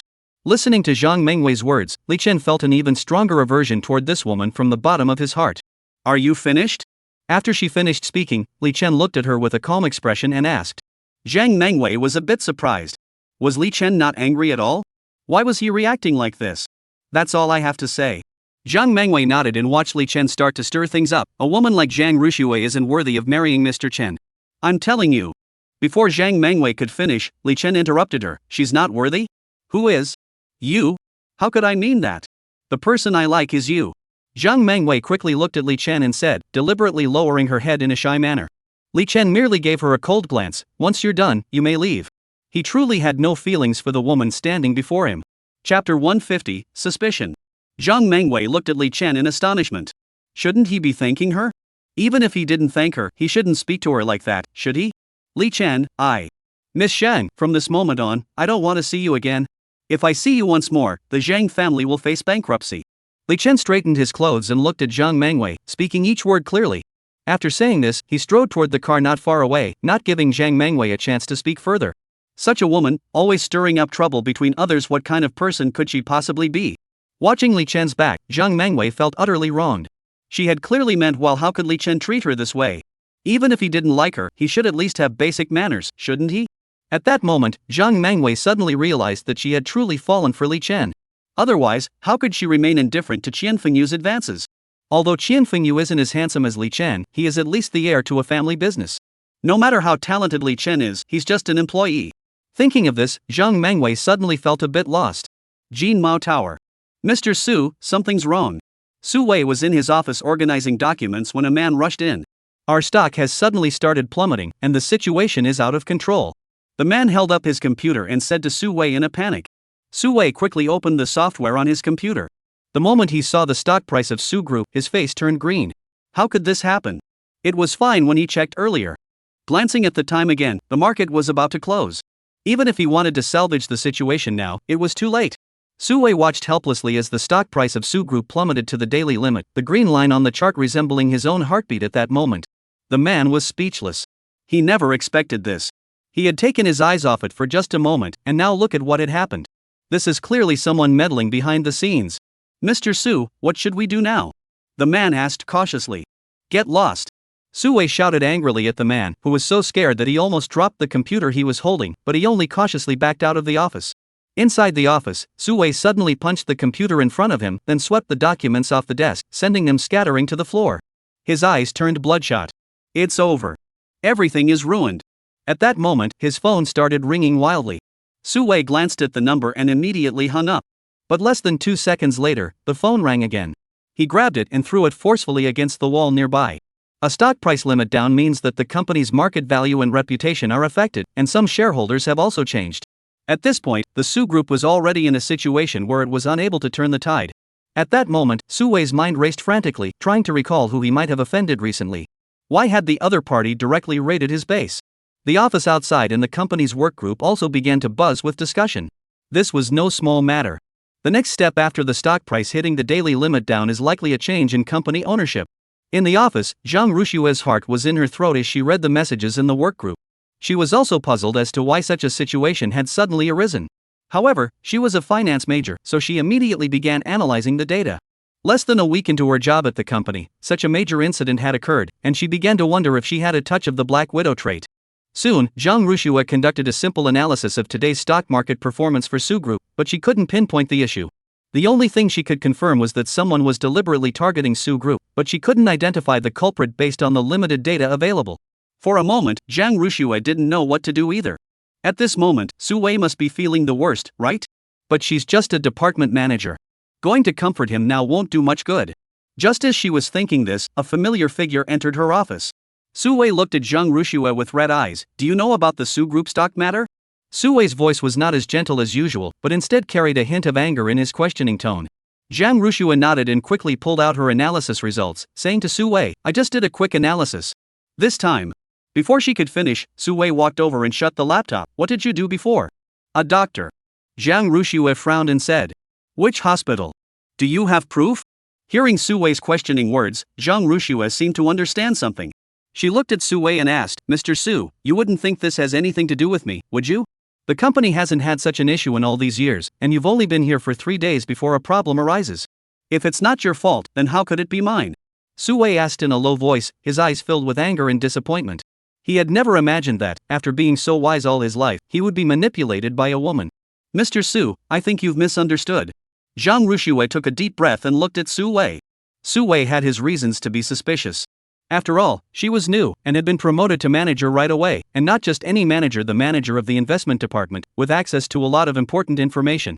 Before she arrived, the company had never encountered such issues. Facing Su Wei's questioning, Zhang Rushue felt very uncomfortable inside, but she still explained, this has nothing to do with me. Before coming to Su's company, I worked at a hospital.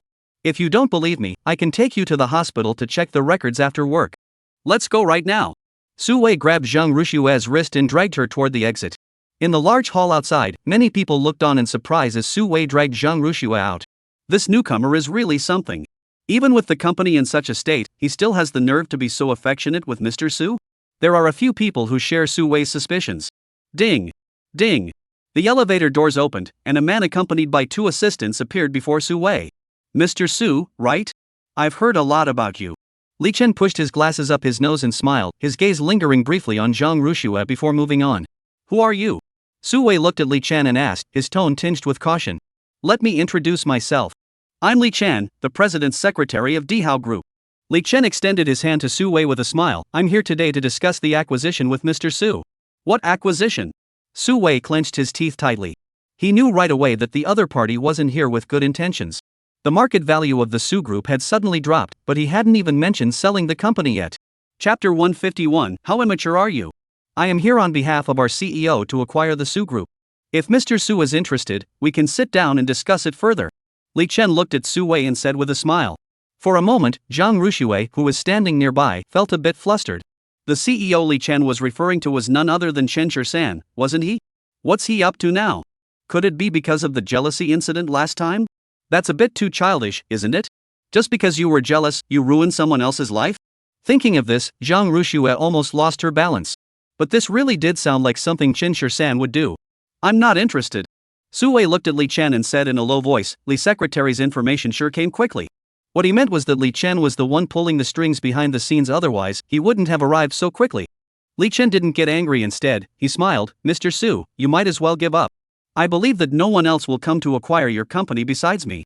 Should you take this opportunity to sell the company, or wait until the end and be forced to declare bankruptcy? That will depend on your own decision. Hearing Li Chen's words, Su Wei realized he was the one behind the schemes. He immediately pointed at him angrily and shouted, We have no grudge against you. Why are you doing this to me? I have no grudge against Mr. Su, but he offended someone he shouldn't have, and this is the consequence, Li Chen said calmly. Until just now, he had seen Li Chen holding Zhang Rushue's hand. If the president were here, he'd probably break his arm. Right now, they're only taking his company. If this happens again, they might even take his life. Su Wei's mind raced, but he couldn't figure out who he might have offended. As far as he could recall, he hadn't done anything to anyone. I don't understand what you're talking about, Su Wei said through gritted teeth. Even though he knew the other party was sabotaging him, Su Wei couldn't do a thing about it. After all, he was Li Chen. After all, he was from the Dihao group. With just a single word from him, the downfall of the Su group would be as swift as the blink of an eye. If you don't understand, Mr. Su, we can find a place to sit down and talk it over slowly, Li Chen said with a smile. Su Wei glanced at Li Chen but followed him into the elevator anyway. Watching the elevator depart, Zhang Rushua quickly pulled out her phone and returned to the office. The call connected, and Chen Shursan's voice came through. What's wrong? Are you off work? Chen Shursan. What's going on? Did you cause the stock price of Su Group to plummet? Zhang Rushua demanded over the phone. It was me. Is there a problem? Chen Shursan admitted boldly. Why did you do that? Zhang Rushua asked in confusion. Could it be that Chen Shursan was supporting her on the surface to find a job, but deep down he wanted her to stay dependent on him, which is why he did such a thing? If you want to do it, just do it. Chen Shursan replied calmly, his tone showing no emotion, but in his mind, he couldn't help but recall the image of Zhang Rushua sewing stitches for Su Wei. Their heads were almost touching, a posture of such intimacy that neither he nor Zhang Rushua had ever shared. Coincidentally, he happened to see the entire scene clearly. Chen Shursan, are you being childish? Zhang Rushua asked over the phone. Childish? Chen Shursan chuckled lightly. Xiao Shui, the adult world is brutal. If Su Wei has the ability, let him handle it himself. After saying that, Chen Shursan hung up the phone without giving Zhang Rushua a chance to speak. Zhang Rushua listened to the busy tone on the other end of the line, furious to the point of trembling all over. This Chen Shursan is really out of line. I finally managed to find this job, and he came along and ruined it for me. Isn't that intentional? Zhang Rushua glanced at the time. There was only half an hour left before the end of the workday. She hesitated for a moment before picking up her things and stepping out of the office door. She was going to confront Chen Shursan face to face and get to the bottom of this. Jiangchang, Wunan Mountain. It's just a matter of feng shui. Why can't you just ask someone else? Why did you have to call me? Song Tianyang said impatiently. Chen Shursan had traveled all the way from Nandu to fetch him, thinking there must be something important, only to find out it was just to look at a gravesite. Chen Shursan had gone all the way from Nandu to call him over, and he had thought it was something important, but it turned out to be just looking at a gravesite. I don't even know the other person, and besides, I don't trust just anyone, Chen Shursan said, handing Song Tianyang a cigarette. This Song Tianyang was indeed no ordinary person. The matter involving you earlier, as well as the incident with the Feng family last time, had completely shattered Chen Shursan's understanding of the world. After several encounters, he now considers Song Tianyang to be his friend. Song Tianyang took the cigarette, lit it, exhaled a puff of smoke, and said to Chen Shursan, I'll give you his contact information later. If you need anything, contact him first. If he can't handle it, then come find me. I told you, I don't trust just anyone, Chen Shursan said while driving. Don't worry, this guy is pretty capable, Song Tianyang said confidently. Chen Shursan hummed thoughtfully and said nothing more. Song Tianyang knew his identity, but he had never helped Chen Shursan out of fear of his status. It's just that Chen Shursan keeps causing trouble for him every other day, and he gets tired of it too. Although Chen Shursan has never treated him unfairly, he has his own matters to attend to and is not a retainer of Chen Shursan's household. After this, I shouldn't have anything that needs your help for a while, Chen Shursan said calmly. At that moment, Song Tianyang, standing nearby, furrowed his brows slightly. Have you offended someone recently? Or, have you killed someone? I did kill a few people, Chen Shursan said casually. For him, killing people was nothing out of the ordinary. Song Tianyang furrowed his brows, calculated with one hand, and after a few seconds, looked at Chen Shursan and said, You will face bloodshed in the near future. Be cautious recently. I'll draw you a talisman later, it will be beneficial for you. Bloodshed? Chen Shursan furrowed his brows slightly. Where had he heard those words before? Right. Before Ruan Qing left, he seemed to have said something similar to him. However, Chen Shursan didn't pay much attention to it at the time. Now that Song Tianyang mentioned it, he started to take it seriously. What kind of bloodshed is this? Is it life-threatening? I've told you before, your destiny is unique. Ordinary matters won't take your life, but you're not far from it either. Song Tianyang hesitated for a moment before speaking. Chen Shursan's lips curled into a cold smile. As long as I don't die, nothing else matters. What if you're left disabled for life? Song Tianyang joked. Then it's better to die, Chen Shursan said with a smile. Hearing this, Song Tianyang couldn't help but glance at him again. Chapter 152, Are you a good person or a bad person? The car drove on and soon came to a stop in front of a small farmhouse. Lan Deseo. After getting off the car, Chen Shursan shouted toward the courtyard. As soon as he finished speaking, a loud bark echoed through the air, and a large black dog suddenly charged out, looking as though it intended to attack the two men with deadly force. However, the moment it spotted Chen Shur-san, it stopped barking, lowered its head submissively, and even backed into the corner. "It's Mr. Chen. Come in and sit down." Upon seeing Chen Shur-san, Lan Xiaoqin immediately became enthusiastic and hurriedly opened the courtyard gate to let the two inside. Song Tianyang's gaze was fixed on Lan Xiaoqin's stomach and his eyebrows furrowed. "Lan Deseo, I've brought someone here today to visit your husband's grave," Chen Shur-san hurriedly explained. "That's wonderful." Lan Xiaoqin smiled brightly. After not seeing her for a few days, her face had gained a healthy glow, and she looked vibrant and full of energy. "Then I'll go with you," Lan Xiaoqin said as she was about to leave with them, but Chen Shur-san quickly said, "You'd better stay inside and rest. It's steep and uneven, you might trip and fall." "I'm fine. I grew up in the countryside. Walking uphill and downhill is nothing new to me. I won't fall." Lan Xiaoqin smiled and said, "I heard from the villagers that there's a nice spot on the back mountain. Let me take you there to have a look?" "All right." Song Tianyang nodded. Lan Xiaoqin couldn't help but glance at him again. "Mr. Chen, is this the master you invited? He's so young." "Though he is young, he is highly skilled. Rest assured, I will ensure your husband is properly buried and that you and your unborn child remain safe and healthy," Chen Shur-san said to her. Lan Xiaoqin is also a tragic woman, and Chen Shur-san intended to help her. "Well, I'll thank you in advance. After we're done here, come over to my place for dinner. I'll cook something delicious for you," Lan Xiaoqin said enthusiastically. Chen Shur-san neither agreed nor refused, but simply urged Lan Xiaoqin to go and check out the place. Lan Xiaoqin led the two of them to the back mountain, taking a narrow path up the slope. The mountain was gloomy and foreboding, and it didn't look like a place of good fortune in the slightest. However, after exiting the path, there was an open area with several graves scattered around. "This is the place the village elders said was good." Lan Xiaoqin looked at Song Tianyang and asked, "Master, what do you think?" Song Tianyang furrowed his brows. "Average." These two words instantly dampened Lan Xiaoqin's enthusiasm, but she still smiled and said, "I don't understand this either. I just heard it from others. You are a master. Could you take a look and see where it would be suitable?" "How did your husband die?" Song Tianyang suddenly asked. "He was working in the city and fell to his death."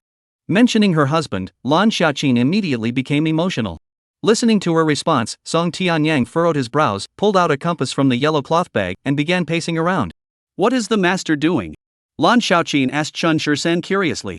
Chen Shur-san shrugged his shoulders, indicating that he didn't know either. Soon, Song Tianyang stopped at a spot, squatted down, picked up a bit of dirt from the ground with his fingers, sniffed it near his nose, then beckoned to the two of them. "How is it?" Chen Shur-san hurried over and asked Song Tianyang. "This place is great, perfect." Song Tianyang pointed at the ground under his feet and said. Chen Shur-san glanced around and furrowed his brows slightly. The area in front was a barren wasteland, with a large mountain behind them, and more mountains in front, blocking almost all the sunlight. With such a vast open area around him, this was the only spot not exposed to sunlight. Additionally, there was a small ditch behind him, giving the place a gloomy and eerie feel. It certainly didn't seem like a good place to be. Chen Shur-san couldn't help but whisper, "Are you sure?" Song Tianyang nodded firmly. "This place is surrounded by mountains to the north and water to the south, with an open expanse before us. Burying him here will undoubtedly bring benefits to future generations." Lan Xiaoqin hesitated for a moment before saying, "Master, you were hired by Mr. Chen. I trust you." Upon hearing this, Song Tianyang merely frowned and glanced at Lan Xiaoqin before remaining silent. Having chosen the location, Chen Shur-san entrusted the remaining tasks to the newly arrived foreman at Yun Tianbiyuan. After descending the mountain, Lan Xiaoqin insisted that the two of them come to her house for dinner, but Song Tianyang refused. "No dinner for me. I have things to do. Chen Shur-san, take me back to the city." Chen Shur-san had originally intended to accept the kind invitation, but since Song Tianyang had something to do, he decided to prioritize him first. After the car had driven a short distance, Song Tianyang asked Chen Shur-san, "Chen Shur-san, are you a good person or a bad person?" Upon hearing this, Chen Shur-san smiled. "Isn't that something others decide? You kill people on one hand and save them on the other, treating human life as worthless while trying to change others' destinies." Song Tianyang smiled and said, "Perhaps good and evil in this world are simply beyond definition. A good person who does one bad thing becomes a bad person, and a bad person who does one good deed becomes a good person. The good and bad in this world are merely words spoken by people." Chen Shur-san said indifferently. He didn't care whether he was a good person or a bad person. Chen Shur-san said indifferently he didn't care whether he was a good person or a bad one. "The baby in that pregnant woman's womb couldn't be saved," Song Tianyang suddenly said. Upon hearing this, Chen Shur-san slammed on the brakes and looked at Song Tianyang in astonishment, asking, "What did you say?" "The child in her womb cannot be saved." Song Tianyang repeated, looking at Chen Shursan and said, some things are predestined. No matter what you do, you cannot change them. But we can't just do nothing. Chen Shursan said immediately, his voice tinged with anger, and turned the car around to head back. But we can't just do nothing. Chen Shursan immediately said, his voice tinged with anger, and turned the car around to head back. As soon as he pushed open the gate, he saw Lan Xiaoqin lying on the steps. Mr. Chen, save me. Lan Xiaoqin, barely clinging to life, raised her hand toward Chen Shursan. Chen Shursan rushed forward, sealed her heart meridians with 2 silver needles, and then quickly picked her up and carried her into his car. Blood continued to flow from Lan Xiaoqin's body. Chen Shursan knew exactly what this meant. He got into the car and drove as fast as he could toward the city hospital. Song Tianyang glanced at the woman in the backseat and merely shook his head slightly. This scene was clearly observed by Chen Shursan. At that moment, he couldn't tell if Song Tianyang was a good person or not. He simply felt a sense of helplessness in that instant. The car quickly arrived at the city hospital. Upon arrival, Chen Shursan hurriedly carried the person into the emergency room. Upon seeing that the pregnant woman was showing signs of a miscarriage, the hospital staff immediately arranged treatment for Lan Xiaoqin. Chen Shursan waited impatiently outside the ward, unable to resist the urge to take matters into his own hands several times. Chapter 153, Why are you here? Watching Chen Shursan pacing back and forth in front of him, Song Tianyang felt a bit exasperated. Stop fidgeting around. You're making me dizzy. Do you think they can handle it? If not, I'll go up. Chen Shursan frowned and said. Although Ghost Master had taught him some of these medical techniques, he had never practiced them before. Otherwise, Chen Shursan would have tried it himself. What I calculated was spot on. Song Tianyang suddenly spoke up, causing Chen Shursan's heart to skip a beat. Just then, the emergency room door swung open, and a doctor in a white coat emerged, who is the patient's family member. Chen Shursan hurried forward, Doctor, I'm her friend. How is she? The doctor looked at Chen Shursan and shook his head, she's alive, but unfortunately, the baby couldn't be saved. If she wants to have children in the future, it will likely be quite challenging. Hearing the doctor's words, Chen Shursan furrowed his brows. Should he say that Song Tianyang had predicted it accurately? Or should he say that he was a harbinger of bad luck? Lan Xiaoqin, a woman with no one to rely on, had lost her husband and was counting on the child in her womb to be her companion in the future. Now the child is gone too. What kind of situation is this? I understand. Thank you for your help. Chen Shursan said softly to the doctor. Contact the patient's family immediately. The patient needs to be hospitalized for observation for a while, and someone will have to cover the surgery and hospitalization costs, the doctor said to Chen Shursan. I'll go pay the fees. Chen Shursan said without hesitation he could afford this small amount. After saying that, he looked at Song Tianyang. You go with them and make sure my sister-in-law is taken care of. Song Tianyang didn't say much, just nodded, and watched Chen Shursan's back as he walked away. His mind was a bit fuzzy. To call this man a good person is difficult, for his hands are stained with the blood of countless others. Yet to label him as evil is equally challenging, for he possesses such kindness. So, perhaps the concept of good and evil in this world cannot be defined, can it? Jiangcheng, Jinma Tower. Mr. Su, I will transfer the money to your account shortly. I will come to take over the company in 3 days. Li Chen looked at Su Wei as he stood up and said, given the current state of Su Group, no one else dares to take over except him. Su Wei looked at Li Chen and asked reluctantly, if I must die, can I at least die knowing the truth? Zhang Ruxue is our president's fiancé. Li Chen looked at Su Wei and raised an eyebrow. Your actions have threatened their relationship. Boom. Upon hearing this, Su Weiru was struck as if by lightning. How could this be? Isn't Zhang Rushue's boyfriend the guy who drives the Land Rover? That guy doesn't look like the president of the Dihao Group at all. Could it be that Zhang Rushue has 2 boyfriends? But looking at her, she doesn't seem like the type. Impossible. I've met her boyfriend. How could he be the president of Dihao Group? Su Wei asked reluctantly. Our president is indeed low-key in his daily life, which is precisely why so many people covet Miss Zhang's beauty. When faced with such individuals, our president would never show mercy. Li Chen said to Su Wei, emphasizing each word. Hearing him say that, Li Chen finally believed him. But he never would have guessed that Zhang Rushue's little boyfriend was actually the president of the Dihao Group. The president of the Dihao Group never attends any events. He is a very mysterious person, and there is no information about him on any website in the entire Longyan Kingdom. I never would have guessed it was that guy. This is way too low-key, isn't it? Watching Li Chen lead his men away, Su Wei felt a mix of emotions. He never imagined that the business the Su family had worked so hard to build over the years would be destroyed by him. And it was all because of a woman. However, he couldn't bring himself to resent Zhang Rushue at all. He truly loved her, in a pure and simple way. Although he had previously considered trying to steal her boyfriend away, and had even taken action, hadn't he failed in the end? Thinking about it, Su Wei felt a bit frustrated. He didn't know how to explain things to his family back home. Zhangcheng First Hospital, Obstetrics and Gynecology Department. When Zhang Rushue saw Chen Shursan at the hospital, she was completely stunned. Chen Shursan? Xiaoxue, why are you here? Chen Shursan looked at Zhang Rushue in surprise and walked toward her. I'm here to see a doctor. Why are you here? Zhang Rushue frowned at Chen Shursan. This is the Obstetrics and Gynecology Department. What is he doing here as a man? Today, after leaving the company, she had planned to go find Chen Shursan, but as soon as she got into the car, she felt a sharp pain in her abdomen, so she came to the hospital. By the time she arrived at the hospital, the pain had subsided, but she decided to undergo a series of tests just to be safe. She never expected to run into Chen Shursan here. At that moment, Zhang Rushue's mind was spinning. Are you sick? Where does it hurt? Chen Shursan asked hurriedly. I don't know. I just had the checkup done, and the results aren't out yet. You haven't answered my question yet. Zhang Rushue looked at Chen Shursan with a serious expression. This is a long story. How should I explain it to you?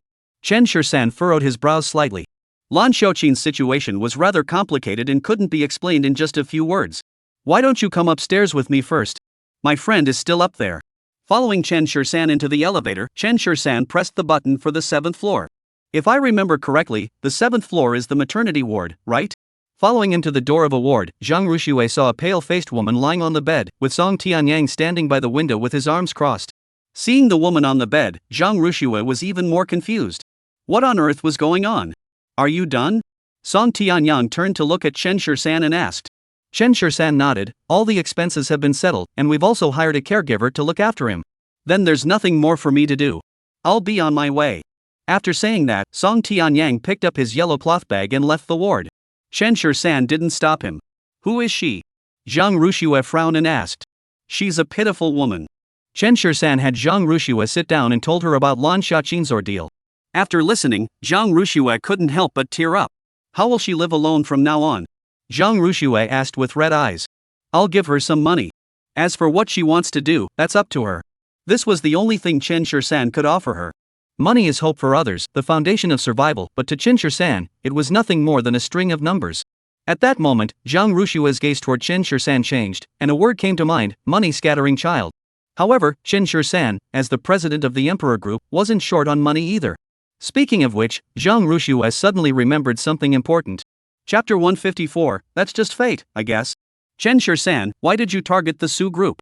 Zhang Rushue looked at Chen Shursan, her expression growing serious. She had finally found such a good job and was just about to roll up her sleeves and get to work when Chen Shursan ruined everything. How could she not be angry? Besides, Su Wei is a decent person. Why target him? Why? Chen Shursan curved the corners of his mouth into a smile. That night when you were sewing his wound, I saw everything. Hearing this, Zhang Rushue was a bit surprised. How could Chen Shursan have seen that? That night, she had seen a car that looked familiar, but she hadn't paid much attention to it. She never expected it to be Chen Shursan. Just because of that? Zhang Rushue furrowed her brows slightly. Just because of such a minor issue, a company goes bankrupt? That's a bit too trivial, isn't it? Don't you see what Su Wei is up to? Chen Shursan asked Zhang Rushue. A flash of guilt crossed Zhang Rushue's eyes, but she quickly composed herself and looked at Chen Shursan with a confident expression. Yes, I can tell. But I've already made it clear to him that I have a boyfriend.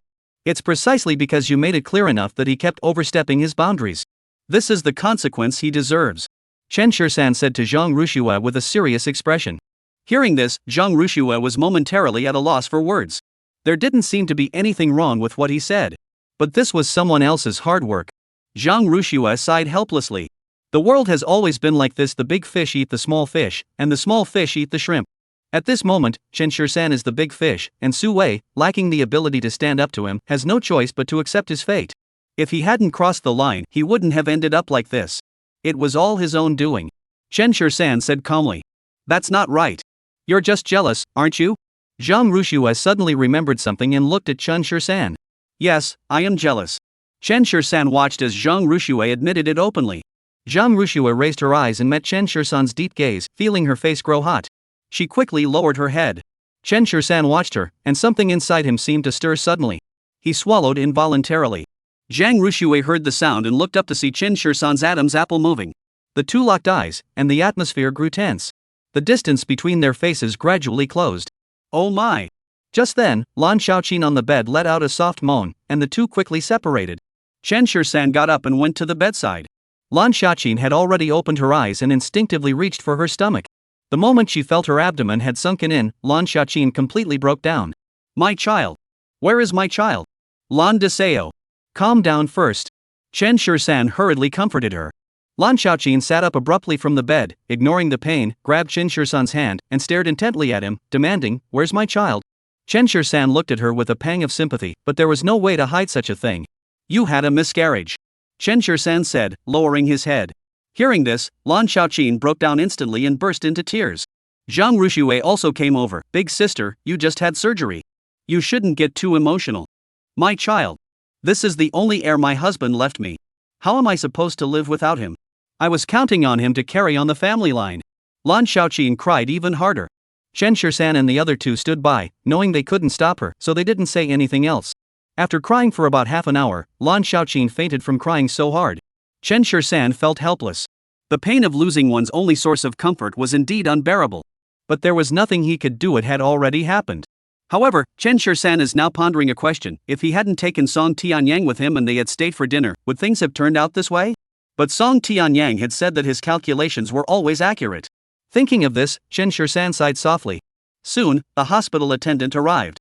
After giving the attendant some instructions, Chen Shisan left with Zhang Ruxue. Back in the car, Zhang Ruxue sighed, How am I supposed to live on my own now? First, her husband had died in an accident, then she had been oppressed by capitalists, and even her husband's grave had been desecrated. Finally, she had met Chen Shisan, and it seemed like her life was starting to improve, but now this had happened. In just a few short months, it felt like she had experienced the highs and lows of a lifetime. If it were her, she probably wouldn't be able to handle it. That's just how life is. Chen Shisan said softly. On the way back in the car, Chen Shisan received a call from Li Chen, who said that everything had been taken care of. After hanging up, Chen Shisan noticed that Zhang Ruxue was looking at him, but he didn't say anything. Can't we give Su Wei another chance? Zhang Ruxue frowned and asked. In the business world, there aren't that many opportunities. One wrong move could mean ruin. Chen Shisan said indifferently, but at least Su Wei has the Su family behind him. He won't end up completely destitute. Let's just consider this a lesson learned. When mentioning these things, Chen Shisan's tone was quite casual. I finally found such a suitable job. Zhang Ruxue said with a touch of melancholy. You can continue working at the company, and I can even hand over the company to you to manage. Chen Shisan said with a serious expression. Upon hearing this, Zhang Ruxue hesitated for a moment. Forget it. What's the difference between this and you supporting me? I hired you to manage the company. You work for me, and I pay you. This is an equal employment arrangement. How can you say I'm supporting you? Chen Shisan said with a serious expression. That may be true, but which employer would hire someone with no experience to manage their company? Zhang Ruxue frowned and said. Me. Chen Shisan admitted generously. Upon hearing this, Zhang Ruxue couldn't help but burst into laughter. How about it? Interested? Chen Shisan asked with a smile. To be honest, Chen Shisan was right. She knew he wasn't short on money, and even if she ran the company into the ground, he wouldn't say a single word against her. However, she still wanted to achieve success through her own efforts rather than rely on Chen Shisan's connections. Forget it, I'd rather rely on myself. Zhang Ruxue refused. Listening to Zhang Ruxue's words, Chen Shisan didn't say anything. Zhang Ruxue had a strong personality, which was actually a good thing. Zila. Just then, the car body suddenly shook violently. The front tire collapsed instantly, and the wheel screeched against the ground. Chapter 155, Just a Car. Chen Shisan quickly slammed on the brakes and pulled Zhang Ruxue into his arms. Bang! The car collided violently with the roadside flower bed, shattering the car windows instantly, and debris rained down on the two people inside. Hiding in Chen Shisan's arms, Zhang Ruxue could barely breathe. Bang! The sound of bullets hitting the car echoed outside. Chen Shisan felt a chill on his back as a bullet whizzed past his spine. Damn it! These people are really ruthless, just shooting them with guns. After an unknown amount of time, the noise outside finally ceased, and Chen Shisan finally raised his head to glance outside. The onlookers had already gathered around, and those hiding in the shadows dared not make a move. Chen Shisan finally let go of the person in his arms and looked at her anxiously, asking, Are you okay? Are you hurt anywhere? Zhang Ruxue shook her head, her eyes filled with fear and daze. Chen Shisan sighed in relief, kicked open the car door, and got out. After getting out, he violently ripped off the other side of the door and finally pulled Zhang Ruxue out. People around them pointed at Chen Shisan and whispered among themselves. An elderly woman couldn't help but say, Young man, you're bleeding on your back. Chen Shisan wiped his hand and found it covered in blood, but it wasn't a big deal, just a minor scrape. Zhang Rushua quickly moved behind Chen Shirsan, looking at the torn clothing and exposed skin on his body with a pang of sympathy. Let's go to the hospital. It's okay, it's not a big deal, Chen Shirsan said with a smile. At that moment, the security personnel also arrived on the scene. To his surprise, the leader was Wang Jigua. Upon seeing Chen Shirsan, Wang Jigua's heart skipped a beat, and he hurriedly quickened his pace and ran over. 3.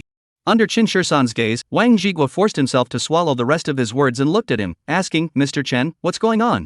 Are you hurt? Chen Shirsan raised an eyebrow and glanced at him. I was just shot. The car is riddled with bullet holes and bullet marks. I should be the one asking you what's going on. Hearing Chen Shirsan's words, Wang Jigua was instantly drenched in cold sweat. To attack the third master in broad daylight, and with a gun at that, it's over. As the head of security, his career is likely finished.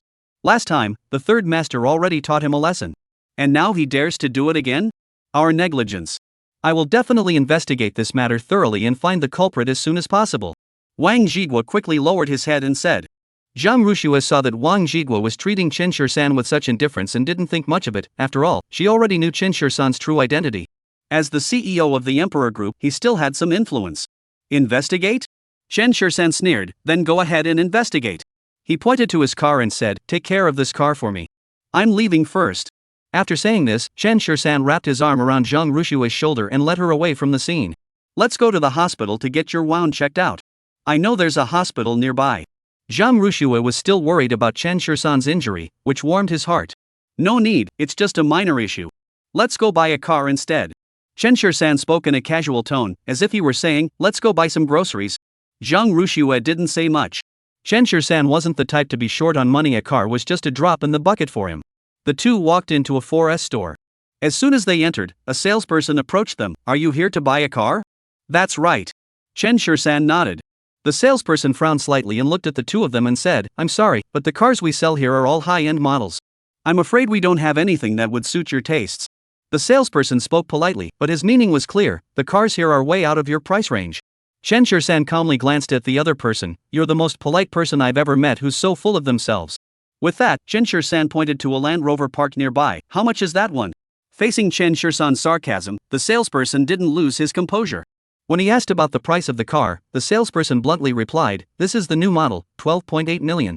It's not that I'm being snobby, the prices in this store are indeed a bit higher. Swipe your card. Chen Shirsan directly pulled out his supreme black gold card and handed it to the salesperson, who was so stunned that he couldn't even blink.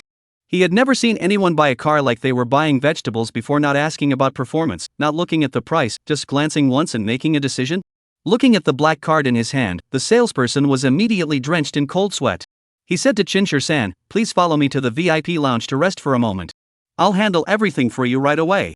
Facing the salesperson's complete change in attitude, Chen Shirsan was used to it and followed him into the VIP room. Soon, the salesperson walked in with 2 cups of coffee. Please have a seat. I'll show you the contract. Too much trouble. I don't feel like looking at it. Just sign it and give me the keys, Chen Shirsan said calmly. The salesperson swallowed hard and quickly handed over the contract and pen. Chen Shirsan scribbled his name and pressed his fingerprint. The salesperson quickly swiped the card and handed the ultimate black gold card to Chen Shirsan with both hands. Would you like me to clean it for you? No need. After saying that, Chen Shirsan wrapped his arm around Zhang Rushua's shoulders and walked toward the exit.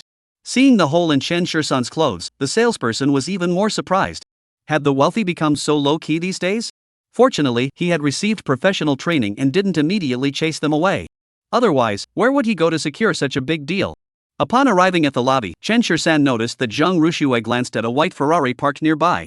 He immediately stopped and asked, do you like it? Zhang Rushua quickly shook her head.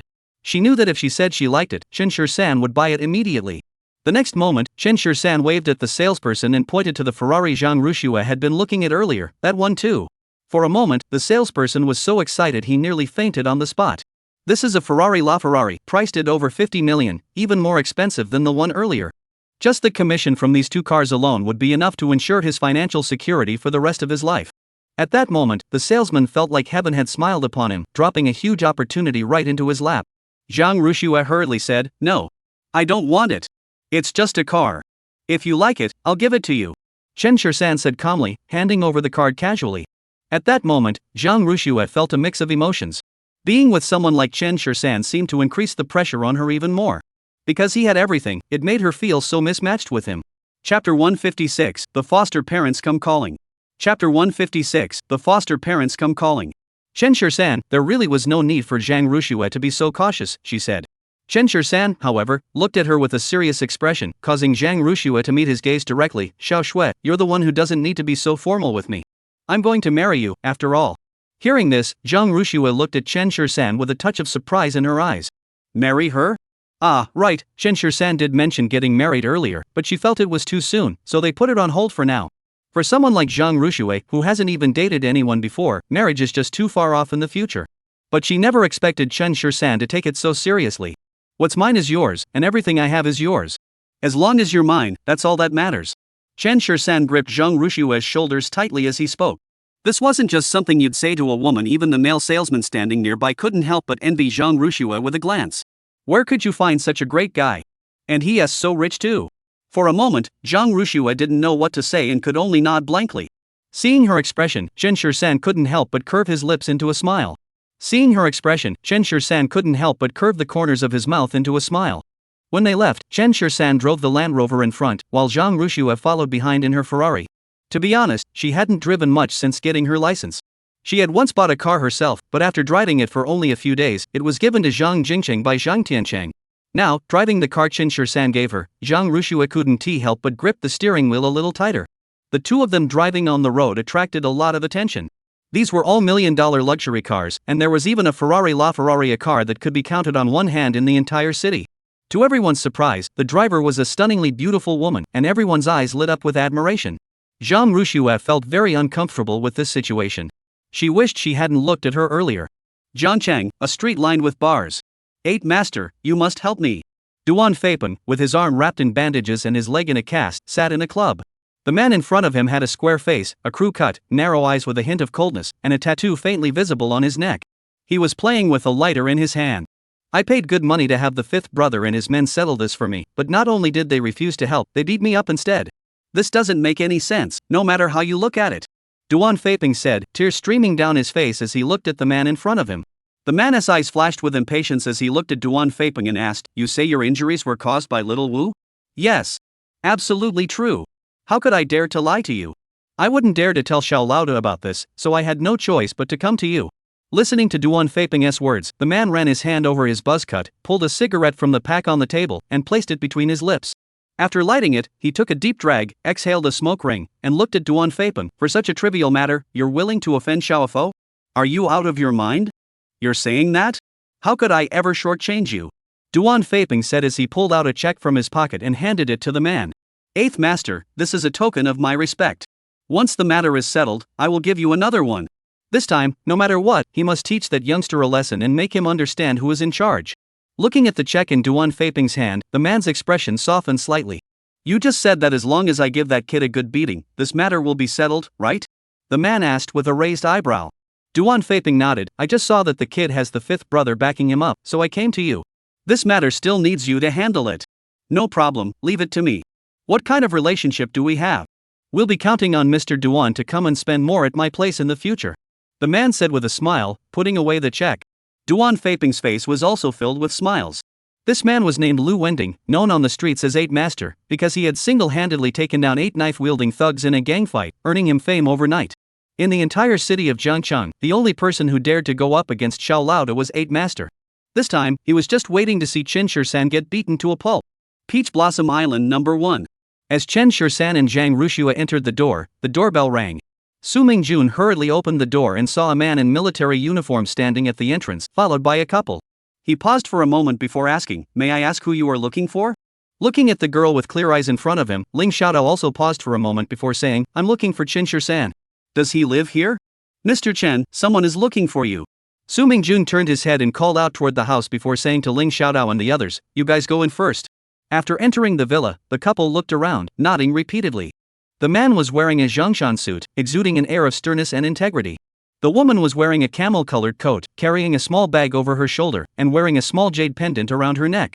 Though their appearance was simple, their demeanor clearly marked them as not ordinary people. Upon entering the house, the woman kept sizing up Su Mingjun, then shook her head. No, it couldn't be her. Who is it? Chen Shir-san brought Zhang Rushue downstairs. The moment he saw Chen Shisan, Ling Xiaodao almost rushed over, but he maintained his composure and smiled, saying, "Big brother, I found the person you were looking for. These two are the most likely candidates to be Miss Zhang's parents after all my screening." Upon hearing this, Zhang Rushue looked at Chen Shisan in astonishment. So Chen Shisan had been searching for her biological parents behind her back? Chen Shisan hadn't expected Ling Xiaodao to act so quickly, showing up without even a word and bringing someone along. Looking at Zhang Rushue standing on the stairs, the couple couldn't help but tear up. 25 years, a full 25 years. However, they also knew that some things were still uncertain at this point, so they couldn't reveal their identities just yet. "Sit down quickly." Chen Shisan strode over to the group and led them to sit down on the sofa. Ling Xiaodao sat beside them and introduced, "This is Mr. Ji Mingxian, and this is his wife, Wang Ruihua. Ladies and gentlemen, this is Miss Zhang, and this is her fiancé, Chen Shisan." Chen Shisan asked Su Mingjun to pour water for everyone, then looked at the two and asked, "You two, why did you abandon your child back then?" Upon hearing this, the two lowered their heads. After a moment of silence, Ji Mingxian raised his head. "Back then, we encountered some troubles and were being chased by people. At the time, our child was still an infant. To prevent her from dying at their hands, my wife and I had no choice but to leave her behind. If we hadn't left her behind, not only would we not have been able to escape, but she would have been killed by those people as well. Later, we did come back to look for her, but we couldn't find her." Chapter 157, Are They Not Treating You Well? Hearing this, Zhang Rushue couldn't help but tear up. If that was the explanation, she could barely accept it. Chen Shisan carefully observed the appearance of the couple. Ji Mingxuan's eyebrows bore a slight resemblance to Zhang Rushue's, while Zhang Rushue's eyes were strikingly similar to Wang Ruihua's. However, he couldn't shake the feeling that they weren't the ones he was looking for. "Do you remember where you left the child back then?" Chen Shisan continued to ask. "It was a snowy night, and we had no choice but to find a random house and leave the child there before running away.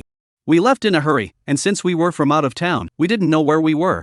If we had known, we would have found them long ago," Ji Mingxian said helplessly. Hearing this, Chen Shisan furrowed his brows slightly, looked at the two of them, and raised his eyebrows, saying, "Judging by your expressions, your family must be pretty well off, right? I just retired this year.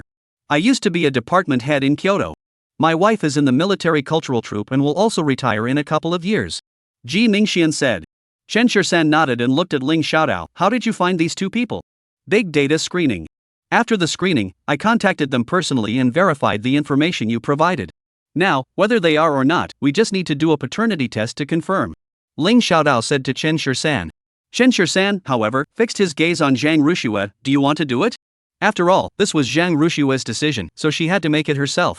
Zhang Rushue wasn't sure whether she should undergo the paternity test. Before these two people appeared, she still harbored some resentment toward her parents. However, after hearing their reasons, she felt somewhat relieved. However, looking at the two people in front of her, she didn't feel much warmth toward them. She didn't know if it was because they were strangers or because these two people weren't her biological parents at all. For a moment, Zhang Rushue felt torn. "Child, have one. To be honest, we haven't had a second child yet, and we've been living like this all these years. We've never given up searching, always hoping that one day we'll find our daughter. My health isn't very good now. My final wish is to find my daughter and bring her home to reunite our family." Ji Mingxian looked at Zhang Rushue and said, his eyes filled with longing. Hearing this, Zhang Rushue couldn't help but nod. "Go ahead." "All right," the two of them said in unison, tears welling up in their eyes. Chen Shisan couldn't help but glance at Zhang Rushue again. If the paternity test came back negative, Zhang Rushue would likely be disappointed once again. It was all Ling Xiaodao's fault for bringing her here without even saying a word. "Brother, it's been ages since we last met. Shouldn't you treat me to dinner tonight?" Ling Xiaodao asked Chen Shisan. "Brother, it's been a while since we last met. Shouldn't you treat me to dinner tonight?" Ling Xiaodao asked Chen Shisan. Chen Shisan chuckled lightly. He and Ling Xiaodao had indeed not seen each other for some time. "Let's skip dinner. I'll treat you to a drink," Chen Shisan said with a smile, looking at Ling Xiaodao. "Just drink it?" Ling Xiaodao frowned and asked. He didn't have Chen Shisan's tolerance for alcohol. "Just kidding. Let's find a street stall later and have a proper drink." Chen Shisan looked at Ling Xiaodao and said with a smile. Although he was wearing a military uniform, he had removed the insignia and five-pointed star on his shoulders to maintain a low profile. Therefore, in the eyes of these people, Ling Xiaodao was just an ordinary soldier. "Since you two have come, why not stay here tonight? There's no need to go to a hotel. I'll take you to the hospital first thing tomorrow morning for a checkup," Chen Shisan said to Ji Mingxian and the other. Ji Mingxian quickly replied, "That would be too much trouble. We've already booked a hotel. We can just call a car and head over there. Tomorrow morning, just tell us which hospital, and we'll go straight there." The two stood up, ready to leave, while Wang Ruihua glanced at Zhang Rushue with a reluctant look. Shua, why don't you send them back to the hotel? I'll go out for a drink with my friend. Chen Shirsan looked at Zhang Rushue and asked. Zhang Rushue was taken aback, not expecting Chen Shirsan to say that, but it was convenient she also wanted to get to know the two of them. I'd like to take them out for dinner first, but my car isn't big enough. Zhang Rushue said to Chen Shirsan. You take mine, and I'll take yours. Chen Shirsan said without hesitation. Zhang Rushue nodded. Chen Shirsan seemed to remember something and pulled out the purple diamond VIP card for the Jiangcheng Grand Hotel, handing it to Zhang Rushue. Take uncle and aunt out for a nice meal. Just swipe the card. Zhang Rushue knew the purpose of the card and didn't hesitate to take it. When Su Mingjun came out of the kitchen again, everyone had already left the house, and the living room suddenly felt empty. Looking at the stir-fried dishes in the kitchen, Su Mingjun felt a bit helpless. But it wasn't too bad. Lin Yu and Li Qingxi would be eating soon. After stepping outside, upon seeing the luxury cars before them, Ji Mingxian and the others didn't say much and naturally got inside. Once inside the car, Zhang Rushue reminded the two to fasten their seatbelts before saying to them, I'll take you out to eat first, then I'll drive you back. She really didn't know how to address these two unfamiliar people. How old are you this year? Wang Ruihua in the back seat asked proactively. In addition to his age, he also asked about Zhang Rushue's birthday, which happened to match the day they lost their child, giving Wang Ruihua a glimmer of hope. However, over the years, she had encountered many people claiming to be her daughter, and after so many disappointments, she couldn't help but be cautious. Have you already married Chen Shirsan? Ji Mingxian asked curiously. Not yet. We've just started dating, so I guess you could say we're engaged. Zhang Rushue said with a blush on her face. Chen Shirsan had given the Zhang family a dowry, and on that night, so in a strict sense, she was already Chen Shirsan's. Why are you living together so soon? Don't your foster parents care? Ji Mingxian frowned and asked. Wang Ruihua quickly pulled on his sleeve, signaling him not to say such things, then turned to Zhang Rushue in the front row and asked, Where are your adoptive parents? Why don't you bring them out to meet us? Them? Let's just forget it. When it came to the Zhang family, Zhang Rushue couldn't help but feel a headache coming on. If it weren't for Chen Shirsan's firm stance, she wouldn't know how much longer she would have been harassed by those people. If they found out she had found her biological parents, they would definitely try every means to demand child support from them. Thinking of this, Zhang Rushue felt a chill run down her spine. What's wrong? Are they not treating you well? Ji Mingxian seemed to sense something and quickly asked. What's wrong? Are they treating you badly? Ji Mingxian seemed to sense something and asked quickly. Zhang Rushue gave a wry smile. Were they being good to her or not? Chapter 158, A Troublemaker. It's hard to say. They raised her themselves and never let her go hungry or cold. On the bright side, they restricted her in every way and took advantage of her. It's okay. Zhang Rushue found an empty spot and parked the car, then said to the two of them, Let's eat first, and we can talk while we eat. Looking at the brightly lit words, Jiangcheng Grand Hotel, in front of him, Ji Mingxian knew that this place must be expensive. The villa and luxury cars he had seen earlier were all signs that Zhang Rushue was living a very comfortable life. However, it seemed like all of these things belonged to Chen Shirsan. Zhang Rushue led the two of them inside, but as soon as they entered the door, someone grabbed her shoulder, Xiao Shui. Zhang Rushue nearly fell to the ground from the sudden grab, but Wang Ruihua quickly caught her and slapped the man's hand away, shouting angrily, What are you doing? Go Qiangfang glanced at the two of them, frowned at Zhang Rush, and said, Xiao Shui, come home with mom. Zhang Rushue frowned and took a step back, looking at Go Qiangfang and said, Didn't I tell you not to come bother me anymore? Ji Mingxian and the others standing nearby finally understood this woman was Zhang Rush's adoptive mother, wasn't she? At that moment, Zhang Jingqing also walked over with a woman. Sister, what are you doing here? Who are these two people? Don't shout like that, I'm not your sister. Zhang Rushue said coldly to Zhang Jingqing. Ever since they were kids, whenever Zhang Jingqing called her sister, it never meant anything good. You grew up in the Zhang family. How can you not be my sister? Now that you've hooked up with a rich guy, you don't recognize us anymore, do you? Zhang Jingqing said bluntly to Zhang Rushue. Their voices quickly drew a crowd, and Zhang Jingqing took the opportunity to shout, Everyone, come and see. This is the person who grew up in our family, ate our food, and used our things. Now that she's hooked up with a rich guy, she doesn't even recognize us anymore. In an instant, the people around began to point and whisper about Zhang Rushue. Who is she? I never would have thought that a pretty young girl like her could be such a person. Exactly. That's way too much. In my opinion, she's beautiful but has a dirty mind. Zhang Rushue felt wronged, her eyes instantly reddening as she angrily retorted to Go Qiangfang, Wasn't it you who sold me for 50 million? As soon as she spoke, everyone's gaze turned toward Go Qiangfang and the others. Is that even possible? Are there still people selling their daughters these days? This is going to be quite a spectacle. At that moment, Ji Mingxian stepped in to smooth things over. With so many people watching, why don't we book a private room and find a place to talk alone? Who do you think you are? Do you have any right to interfere in our family affairs? Go Qiangfang glared at Ji Mingxian and demanded. We are very likely Xiao Shue's biological parents. Wang Ruihua said to the group, speaking with conviction, shielding Zhang Rushua behind him. If what she just said about selling her daughter is true, we will definitely hold you accountable. Upon hearing the words biological parents, Go Qiangfang was speechless. What was going on?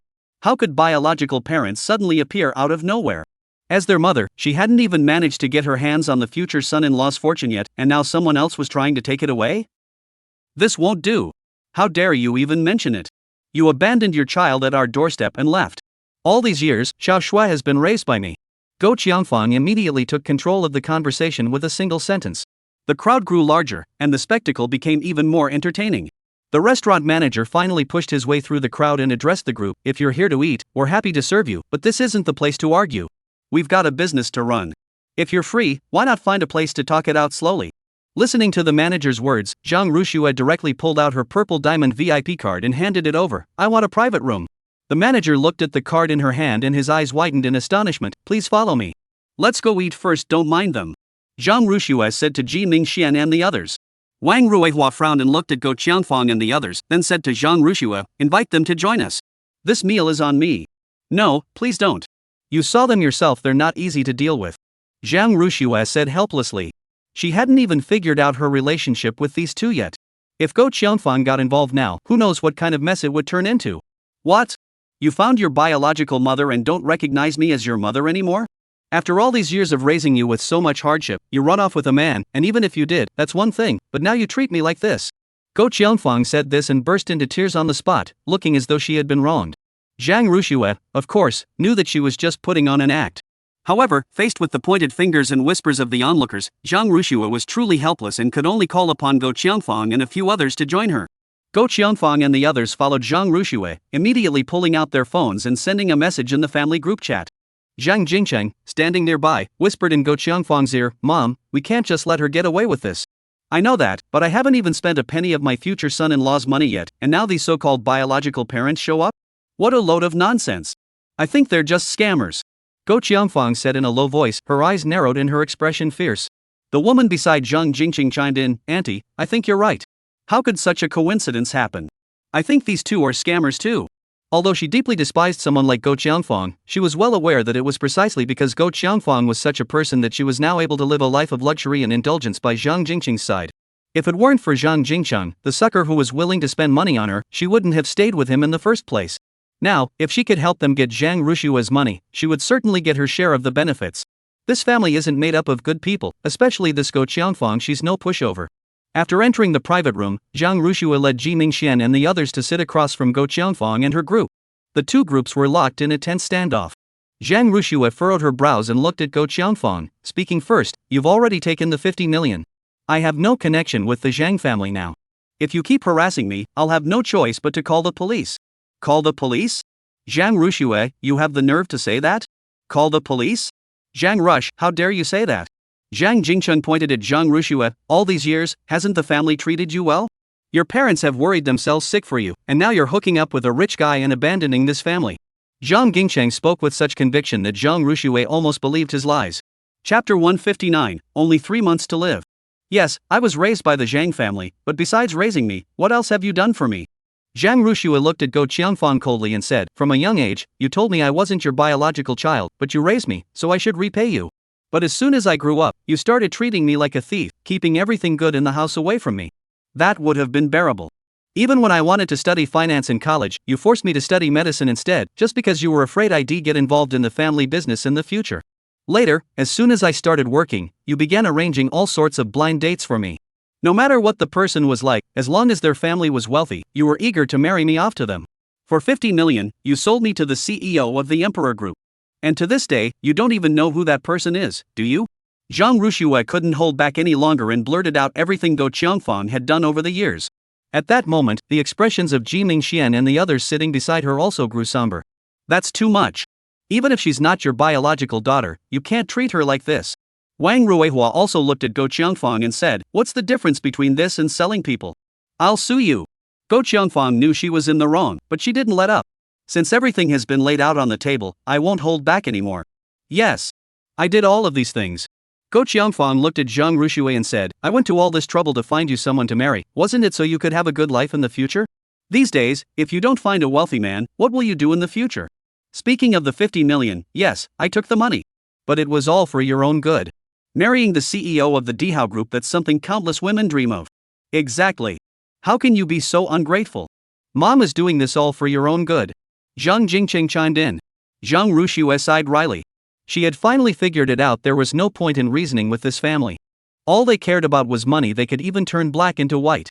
As parents, they don't consider their children's feelings at all. They can even claim it's for her own good. Can't you have some decency? Wang Ruihua couldn't hold back any longer and pointed at Go Qiangfang angrily. She had always been a gentle person her entire life and had never been this angry before. Even though Zhang Ruxue wasn't their biological daughter, she couldn't bear to watch anymore. This family was simply too much. Since you are their biological parents, I have to ask, if you abandoned the child, why did you go to the trouble of finding them again? Go Qiangfang glared at the two of them. Could it be that you know Xiao Shui married the CEO of the Dihao Group, so you're here to get a piece of the pie? You people are truly despicable. You. Ji Mingxian pointed at Go Qiangfang with one finger, so angry that he plopped down onto the chair and couldn't catch his breath for half a minute. Mingxian. Wang Ruihua quickly pulled out a small medicine bottle from his pocket, poured out a pill, and stuffed it into Ji Mingxian's mouth, then fed him some water. Zhang Ruxue recognized the medicine immediately and said to Go Qiangfang and the others, don't go anywhere. He has heart disease. If anything happens to him, you won't be able to escape. Upon hearing this and glancing at Ji Mingxuan's condition, Go Qiangfang stood up immediately. He has a heart condition, what does that have to do with me? I didn't cause it. After saying this, she walked toward the exit, and Zhang Jingcheng and the others quickly followed. Heart disease is no joke. If something were to happen to someone, they might even end up in jail. Don't go. Zhang Ruxue shouted at their retreating backs. However, the group had already descended the stairs at an incredible speed, showing no intention of looking back. After confirming that the others had left, Zhang Ruxue returned to the table. Uncle, are you okay? Do you need to go to the hospital? It's just his old condition. Going to the hospital won't help. He just got a little upset earlier. He'll be fine after resting for a while, Wang Ruihua explained. Zhang Ruxue frowned. From the symptoms, is uncle's heart failing?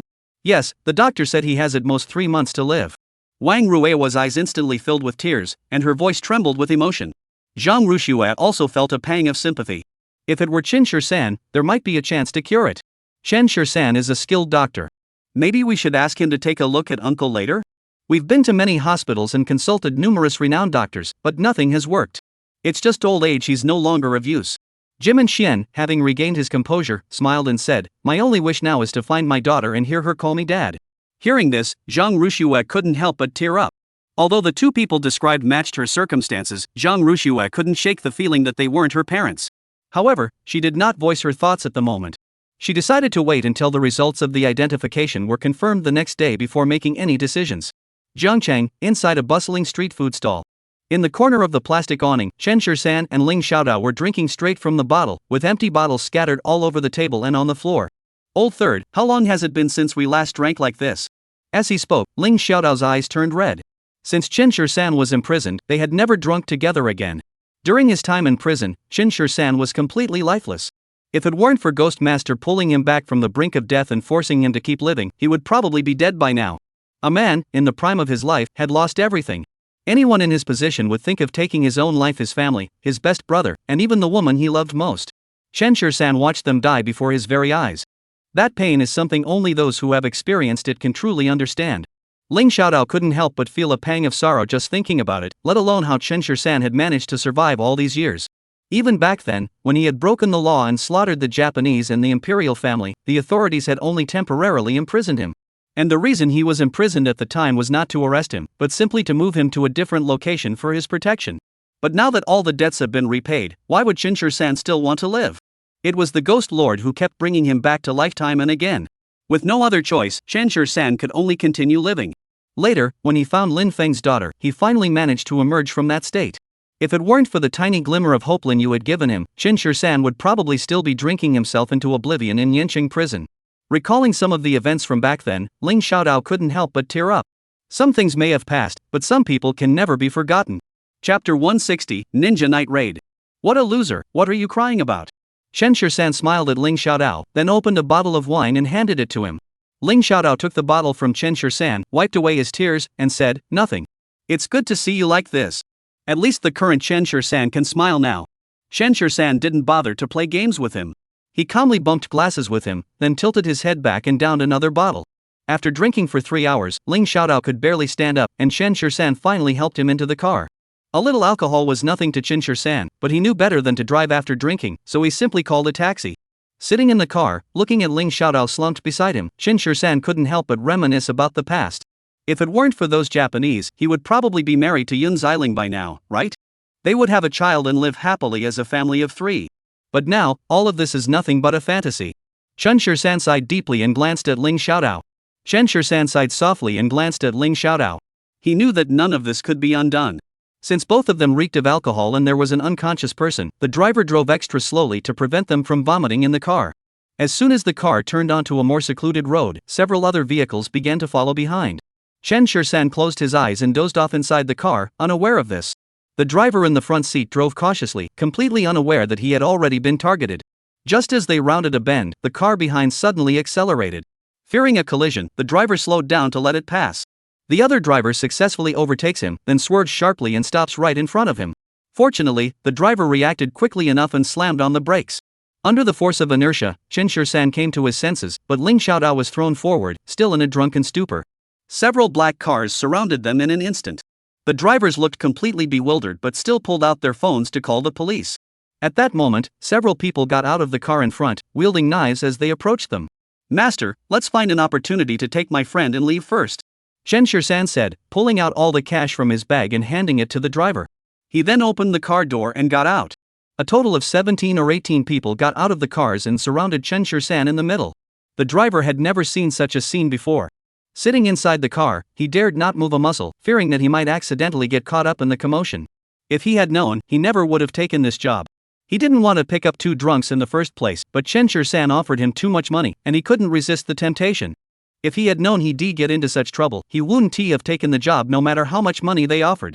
A man with a ponytail looked at Chen Shur-san and said in broken Longyan language, "You're Chen Shur-san? You've been following me all this time.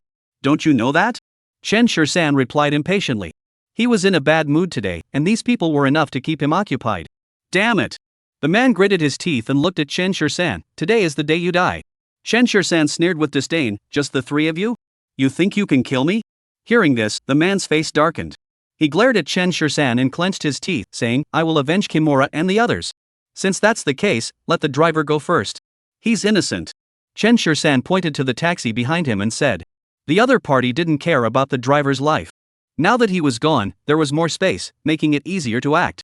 He waved his hand at the driver. Seeing that the other party was letting him go, the driver immediately reversed out of the encirclement and sped away from the scene without hesitation. It was probably the best driving he'd ever done in his life. After the person had left, Chen Shur-san finally felt at ease. Looking at the man, he said, "Stop wasting time. Let's go together." He wasn't drunk, but his mind was a bit fuzzy.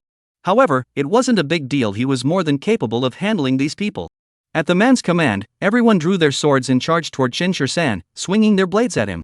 Their speed was remarkable, differing significantly from the Japanese soldiers they had encountered earlier. Chen Shur-san planted his feet on the ground, leaped lightly, and kicked one of them over. As he landed, several knives were thrust toward him. Chen Shur-san spun in mid-air and pressed the knives beneath him. However, the opponent's reaction was swift.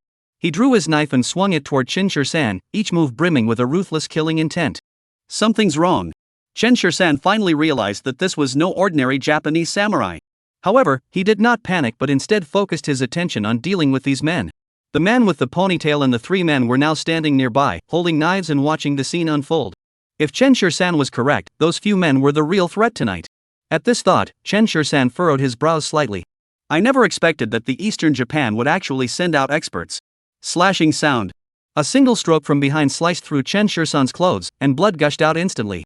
Chen Shur-san, without hesitation, grabbed one of the attacker's wrists, kicked him away, seized the knife from his hand, and swung it around, severing the attacker's arm in one clean stroke. Blood spurted out, splattering Chen Shur-san's face.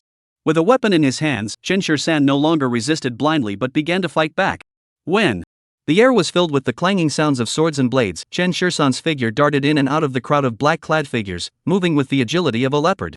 After several rounds, only 5 men remained surrounding Chen Shur-san, while the rest lay on the ground, either dead or with broken limbs, unable to fight. Chen Shur-san's arms and back were covered in cuts of varying severity. The pain was sharp and distinct, but Chen Shirsan merely furrowed his brows slightly, clenched his teeth, and couldn't help but recall the words of bloodshed and disaster that Wan Chang and Song Tianyang had mentioned earlier. Damn it! Those two jinxes! Thinking of this, Chen Shirsan's lips curled into a smile. Ah! Just then, the man across from him charged toward him again, swinging the knife in his hand viciously toward Chen Shirsan's head. Chen Shirsan dodged the fatal blow to the throat, swiftly dispatching his opponent, then quickly raised his knife to block the attacks from the remaining men. After fighting for so long, his stamina was severely depleted, and he was now relying solely on sheer willpower to keep going. Chen Shirsan gritted his teeth to block a blow and kicked one of them in the chest. At that moment, the four men finally moved. The leader caught the man who had been kicked away by Chen Shirsan, then charged toward him at lightning speed, his hand gripping the knife handle, his eyes filled with a ruthless intent to kill. Before Chen Shirsan could react, a flash of cold steel cut through the air, followed by the sound of metal clashing. Chapter 161, You Must Survive. Chen Shirsan's knife was severed cleanly in two by the blow, clearly indicating that the opponent's strength and the weapon he wielded were no ordinary ones. The few people who had retreated earlier now surrounded Chen Shirsan, with four black-clad figures closing in around him. Chen Shirsan, I've told you, today is the day you die. The man looked at Chen Shirsan and spoke each word slowly, a cold gleam flashing in his eyes. Chen Shirsan panted heavily as he looked at the others, a sneer curling at the corners of his mouth. A dozen ninjas against one man, and you have the nerve to show your faces?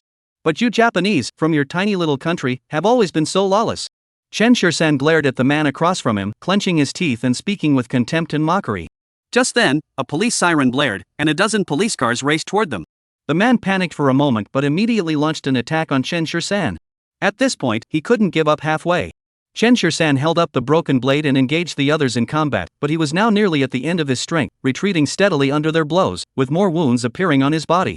The deepest wound was so deep that the white bone inside was clearly visible. Don't move! Drop your weapons! As the voice from the police car echoed, the man stabbed Chen Shirsan in the chest with a knife, quickly pulled it out, and shouted, "Retreat!" This time, he didn't believe Chen Shirsan could survive. Chen Shirsan watched the police lights flashing, and in his daze, he seemed to see many familiar figures rushing toward him. Lin Feng, Jun Xiling, Ao Gang, Ling Xiaodao. One by one, the familiar faces flashed before him. Chen Shirsan's lips curled into a smile as his body collapsed heavily onto the ground. Third Master. Wang Zhiguo rushed forward and saw the person on the ground clearly. In that instant, he wished it were himself who had died. Hurry! Contact the nearest hospital and get him into the car. At that moment, Chen Shirsan was covered in blood, his entire body seemed to be soaked in blood. The wound on his chest was still bleeding profusely. Wang Zhiguo was so anxious that tears welled up in his eyes. He sat in the car, pressing down on Chen Shirsan's wound with all his strength. Master Chen, please don't let anything happen to you. You must stay alive. Wang Zhiguo said tremblingly. This was a figure capable of causing an uproar throughout the entire Longyan kingdom. If he were to die, the consequences would be dire. Damn it! He hadn't even figured out the daytime assassination yet, and now this had happened again at night. He can't keep his job as head of security anymore. His life is probably as good as over. Xincheng Grand Hotel. As soon as she stepped out of the hotel, Zhang Rushua's phone rang. What? Hearing the voice on the other end of the phone, she stumbled and grabbed the door handle beside her, tears welling up in her eyes. Which hospital? Zhang Rushua's heart raced uncontrollably. After hanging up, she said to Ji Mingxian and the others, "I'm sorry, something happened to Chen Shirsan. I need to go to the hospital. Please take a taxi back on your own." Upon hearing this, Ji Mingxian and the others also grew concerned. What happened? Let's go with you. That's right, you can't drive now. Wang Ruihua hurriedly said, let's go. We'll hurry over there, and I'll drive.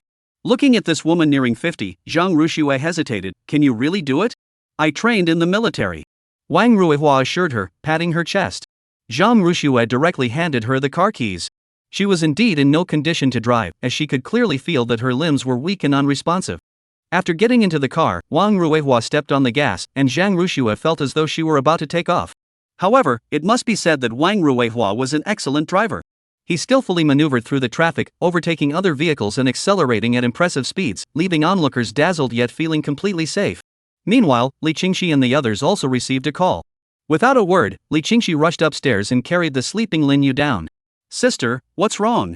Lin Yu rubbed her sleepy eyes and was shoved into the back seat by Li Qingxi. Su Mingjun quickly got in and held Lin Yu in his arms. Sit tight. As soon as the words left his mouth, the car shot forward, and the intense force of the acceleration left Su Mingjun momentarily dazed. However, there was no time to dwell on that now.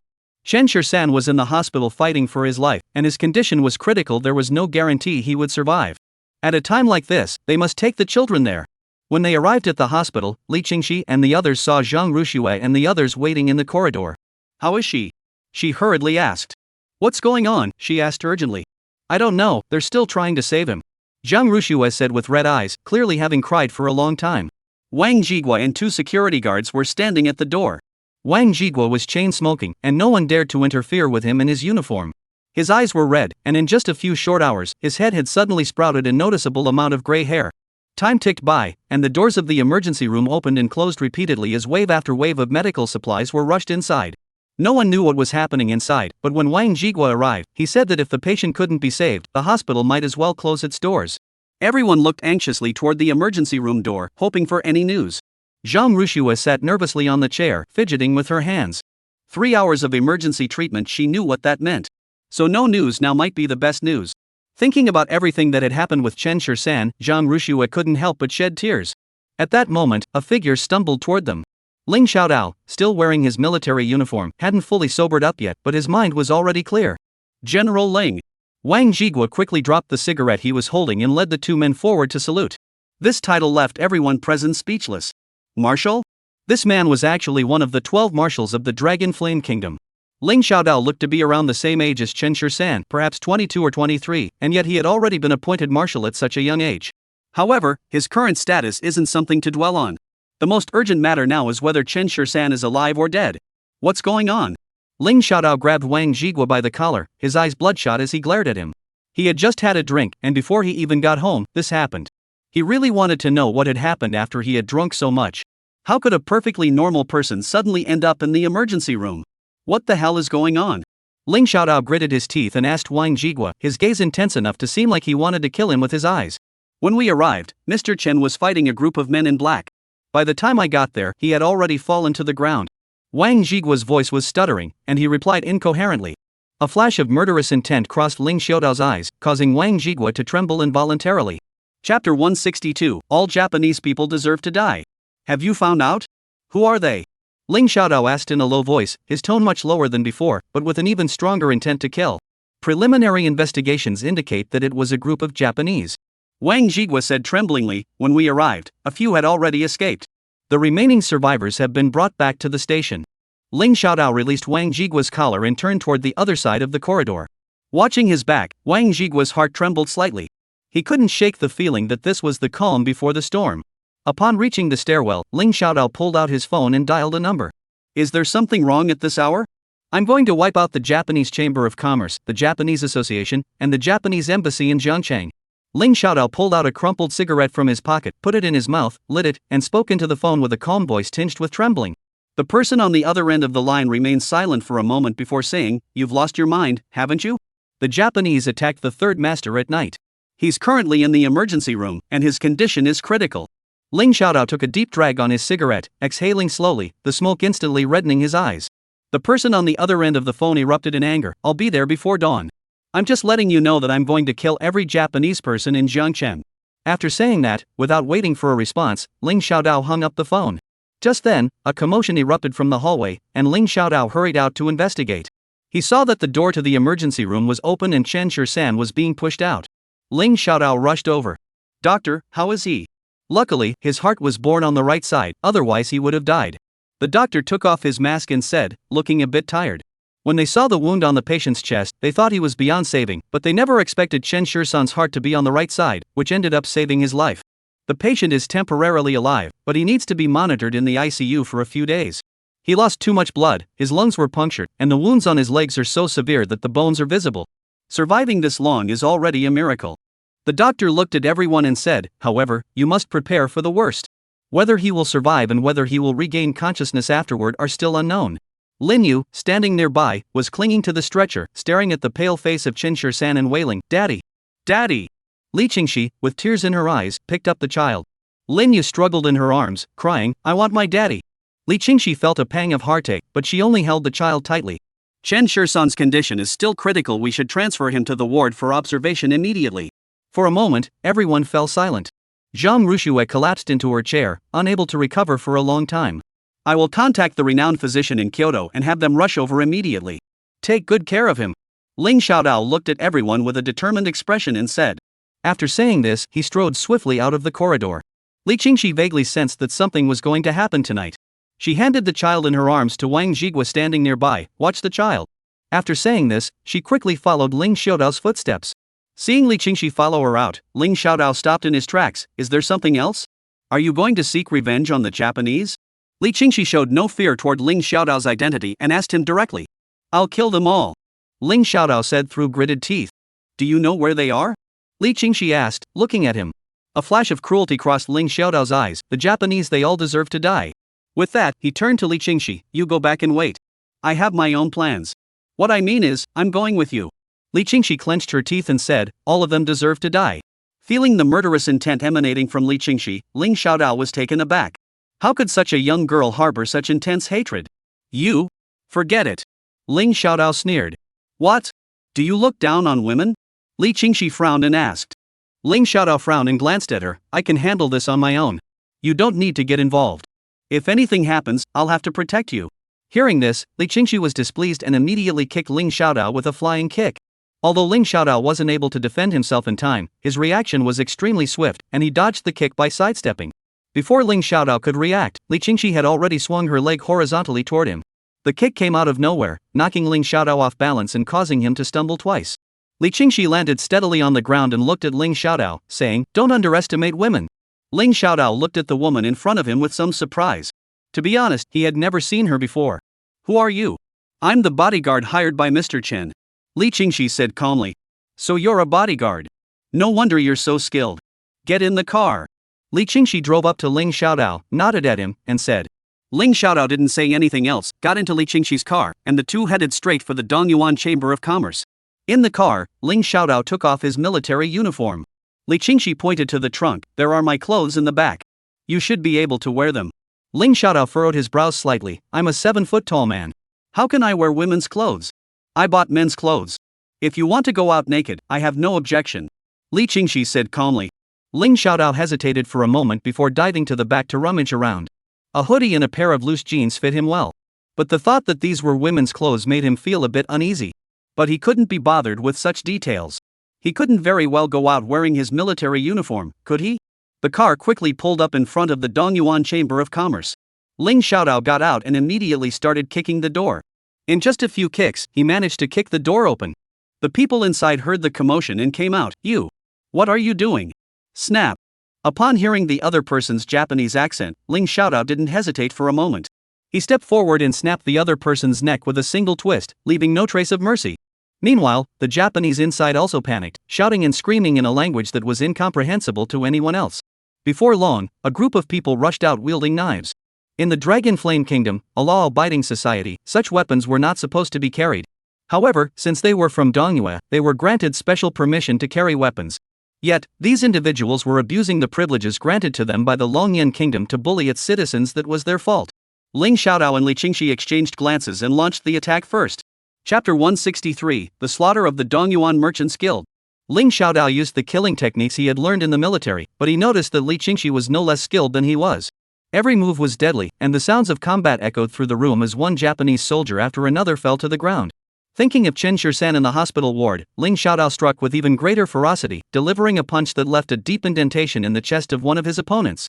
Just then, a man rushed out and shouted to everyone, "Stop!" A group of Japanese men quickly stopped what they were doing and looked at the man with respect, greeting him. The man approached Ling Xiaodao and the others, looking at the bodies littering the ground with deep sorrow. Who are you? Why are you causing trouble for us? The man asked Ling Xiaodao with red eyes. Because you all deserve to die. The two replied in unison. The Japanese man in front of them flashed a cold look in his eyes and reached for his waist. Ling Xiaodao acted quickly, grabbing the other man's wrist. Bang! A gunshot rang out. Ling Xiaodao didn't hesitate, instantly snatching the gun from the other man's hands and aiming it directly at his forehead. Bang! As the man fell to the ground, the remaining Japanese men grew enraged. Chairman! Kill them and avenge the president! Bang! Ling Xiaodao held a gun in one hand, shooting one Japanese soldier after another. After running out of bullets, he once again engaged in close combat with the remaining enemies. In just half an hour, the two emerged from the Japanese Merchant Guild. Behind the tightly shut doors, not a single soul remained alive. Let's go! Next location. After getting on the vehicle, Ling Xiaodao said without hesitation. His mind was consumed by a single thought: kill them all, every last one of those Japanese. Jiangcheng First Hospital. On the hospital bed, Lin Yu fainted from crying, with Zhang Rushue holding her, tears flowing uncontrollably down her face. Beside them, Ji Mingxian and his wife looked worried, while security guards stood guard at the door. Xiaoxue, don't be like this. The doctor said there's still hope. Wang Ruihua tried to persuade her. Zhang Rushue looked at the two of them and said with a choked voice, Uncle and Auntie, it's late. Why don't you go back to the hotel first? We can discuss the identification matter later. Ji Mingxian knew their identities hadn't been confirmed yet, so staying here wasn't appropriate. He didn't say much and left the hospital. Lying in bed, Zhang Rushue couldn't fall asleep no matter how hard she tried, her mind filled with thoughts of Chen Shirsan. But he was in the ICU, and she couldn't get in. He was fine when he left home today, arm in arm with Ling Xiaodao, going out for a drink. How did things turn out like this? Zhang Rushue stood up and went to the window, making a wish to the moon. If Chen Shirsan could wake up, she would give up anything, even her life. She was willing to give her life in exchange for his. In the ICU ward on the other side, Chen Shirsan lay on the bed, his face pale and bloodless. A crimson liquid slowly seeped into his body. Chen Shirsan kept his eyes tightly closed, while the machines beside him continuously monitored his vital signs. At that moment, Chen Shirsan seemed to hear a series of thudding sounds, resembling heartbeats. The scenes from the past years kept replaying in his mind, like a slideshow, looping endlessly. But what haunted him even more were the images of his dearest loved ones dying one by one right before his eyes. Each and every one of them died for him. At this thought, Chen Shirsan lost all desire to live. Just then, he seemed to hear a faint, childlike voice, Daddy. You are. Chen Shirsan struggled to open his eyes, but all he saw was darkness. The sensation of pain was unusually sharp, yet he couldn't wake up, hearing only the thudding of his own heartbeat. Qingcheng, Zhang family. How did it go last night? Are they really Shue's biological parents? If they really are Xiao Shue's biological parents, they'll have to pay for all the years they've been raising her. Exactly, Zhang Rushue can't just eat and drink for free in our family for all these years. I think that even if they really are her biological parents, she might not acknowledge them. She's just an ungrateful person. Early in the morning, the Zhang family group chat was already buzzing with activity. As she read the messages in the group, Go Qiangfang's lips twitched slightly. We can't just let this go. Go Qiangfang said to Zhang Tiancheng. Zhang Tiancheng glanced at her, that's your problem. I don't care. You handle it yourself. He was now the chairman of the company and had no other ambitions. As long as the company could keep running smoothly, that was enough for him. He doesn't bother with other matters. Since Go Qiangfang has nothing better to do all day, he'll just let her handle it. Go Qiangfang frowned and glanced at Zhang Tiancheng. Since taking over the company, he really did think of himself as the big boss, spending his days either entertaining clients outside or lying around at home. He didn't bother with any household matters. When asked about them, he did just say he was busy at work and too tired to handle anything else. However, Go Qiangfang didn't say much either. After all, Zhang Tiancheng had at least inherited the family business. Alright, you go ahead and get busy. Go Qiangfang muttered under her breath before heading out the door. She was determined to find Zhang Rushue's biological parents and make them pay for the past decades of raising her. Since there's no money to be had from Zhang Rushue now, she can only turn her attention to her parents. Jiangcheng First Hospital. A night passed, and Chen Shirsan showed no signs of waking up. Lin Yu was crying with red eyes, clinging to the glass outside the door, repeatedly calling out for her father. Zhang Rushue was also in a bad state, staring blankly at Chen Shirsan through the glass. At that moment, Ling Xiaodao returned with Li Qingxi. The two of them had changed their clothes and found a hotel to wash off the bloodstains. Last night, no one knew where they had gone, and Zhang Rushue didn't want to ask. Are they still asleep? Ling Xiaodao frowned and asked. He hadn't slept all night, his eyes were bloodshot, and he looked utterly exhausted. Zhang Rushue shook her head. The doctor said there's little hope. Upon hearing those 4 words, Ling Xiaodao felt his vision blur before his eyes. It was all his fault. If only he hadn't drunk so much last night, if only he had fought alongside Chen Shirsan, things wouldn't have turned out this way. But now it's too late to say anything. The person is already down. Eat something. Just then, a crisp voice rang out, and Su Mingjun appeared before everyone, carrying several thermoses. She had rushed home early to cook for everyone. People need to eat to stay strong. You can't go without food. I know you don't feel like eating right now, but you have to eat. Mr. Chen has already collapsed. We can't let you all break down too. Su Mingjun said as she brought out the food from the kitchen. Ling Xiaodao couldn't help but glance at her twice, then looked over at Li Qingxi beside him. Her eyes were filled with innocence. Chapter 164, What is a Marshal? Just then, several men in military uniforms approached Ling Xiaodao and the others. After confirming the photos on their phones, they looked at Ling Xiaodao and Li Qingxi. You two are connected to last night's murders. Please come with us for questioning. Upon hearing this, Zhang Rushue and the others looked at the two in astonishment. Murder? So the two of them didn't come back all night last night, they went to kill someone? Su Mingjun bit her lip and didn't say a word, while Zhang Rushua's expression grew complicated. However, they all knew that Ling Xiaodao was no ordinary person, and he should be able to handle this matter appropriately. Listening to their words, Ling Xiaodao put down the bowl he had just picked up and looked at the group, asking directly, "Which department are you from?" He had changed into civilian clothes today and wasn't wearing his military uniform. "This matter involves Japanese nationals, so it will be handled directly by our military region," the leader said solemnly. "Is your general name Xiao Jian?" Ling Xiaodao raised his eyebrows and asked. "So what if he is?" The man looked at Ling Xiaodao with a slight frown. "Sorry, no matter who you know, you have to come with us to cooperate with the investigation." "No need for an investigation, we did it," Ling Xiaodao admitted boldly. He then looked at the others and said, "If you want to arrest me, have Xiao Jiang come personally to request it. I'll take the opportunity to ask him how he's been governing Jiangcheng." "You killed someone and still talk so boldly?" A soldier stared at Ling Xiaodao and pulled out his handcuffs. "Who do you think you are? You want our general to come and arrest you personally? I advise you to be sensible and come back with us quietly." After saying this, the soldier stepped forward to handcuff the two men. However, before his hand could reach them, the man was already flying through the air. Bang! The soldier's body crashed heavily onto the ground 3 meters away, immediately coughing up a mouthful of blood. The remaining few immediately drew their guns and aimed at them. "Everyone, raise your hands, put your heads down, and get on your knees," the leader shouted harshly.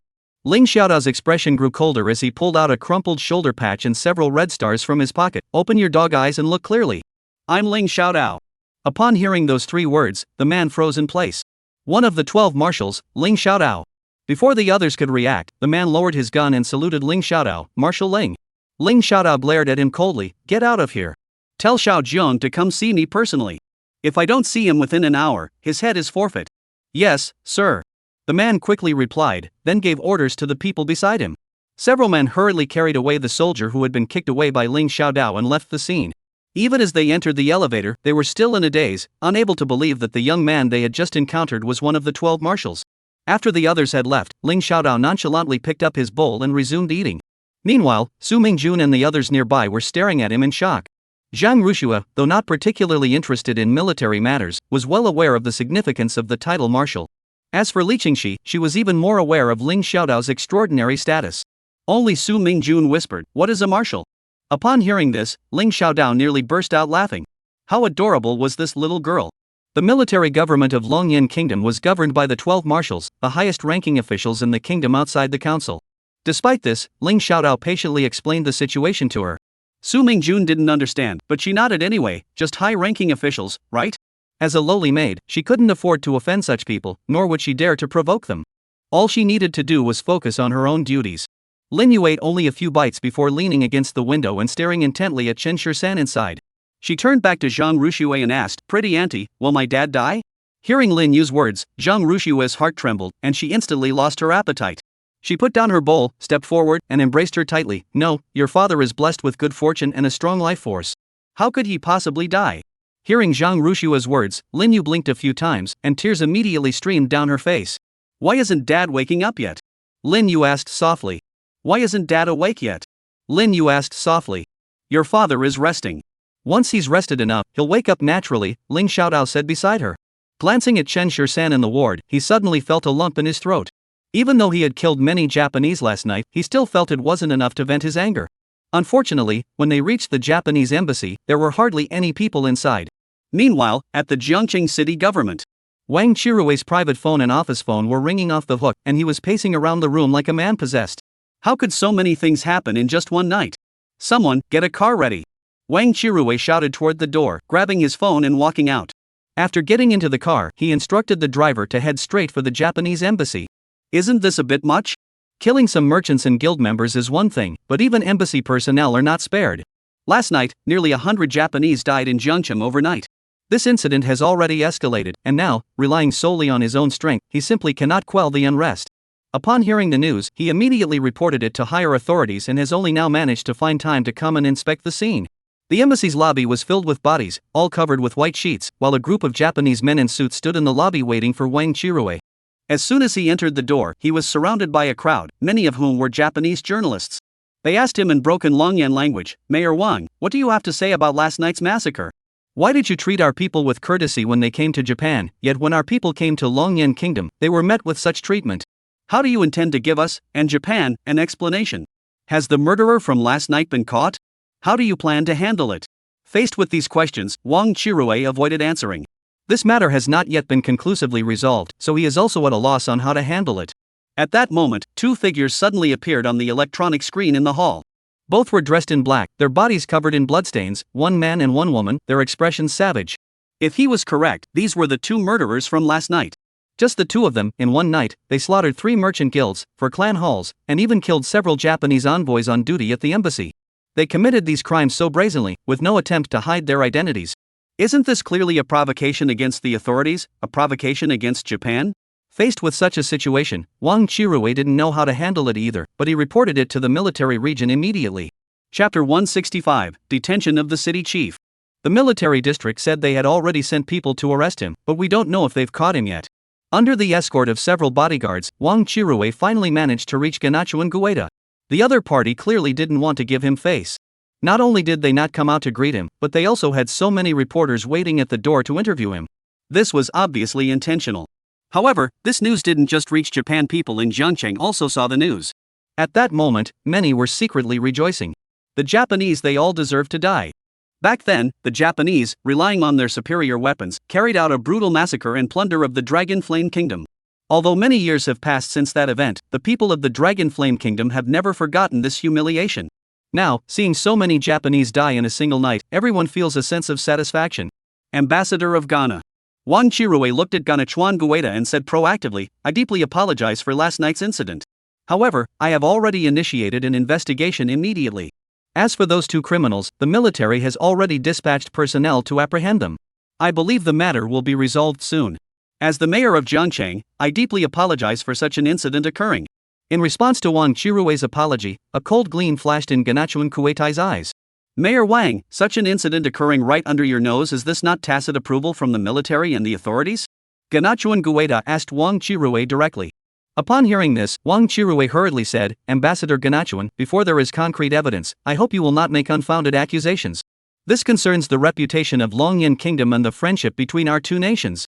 Ganachuanka sneered coldly, "The previous massacre can be overlooked, but how much time has passed since then? Does the mayor of Wang City really not think it's his own fault?" Facing Ganachuan Gueta's accusations, Wang Chirue could only respond cautiously, "There was indeed some negligence on our part, but the truth of the matter must be determined through an investigation." Hearing these official words, Ganachuan Gueta completely lost his patience. "Mayor Wang, by the end of today, you must give us an explanation regarding this matter. Otherwise, you won't be leaving this place."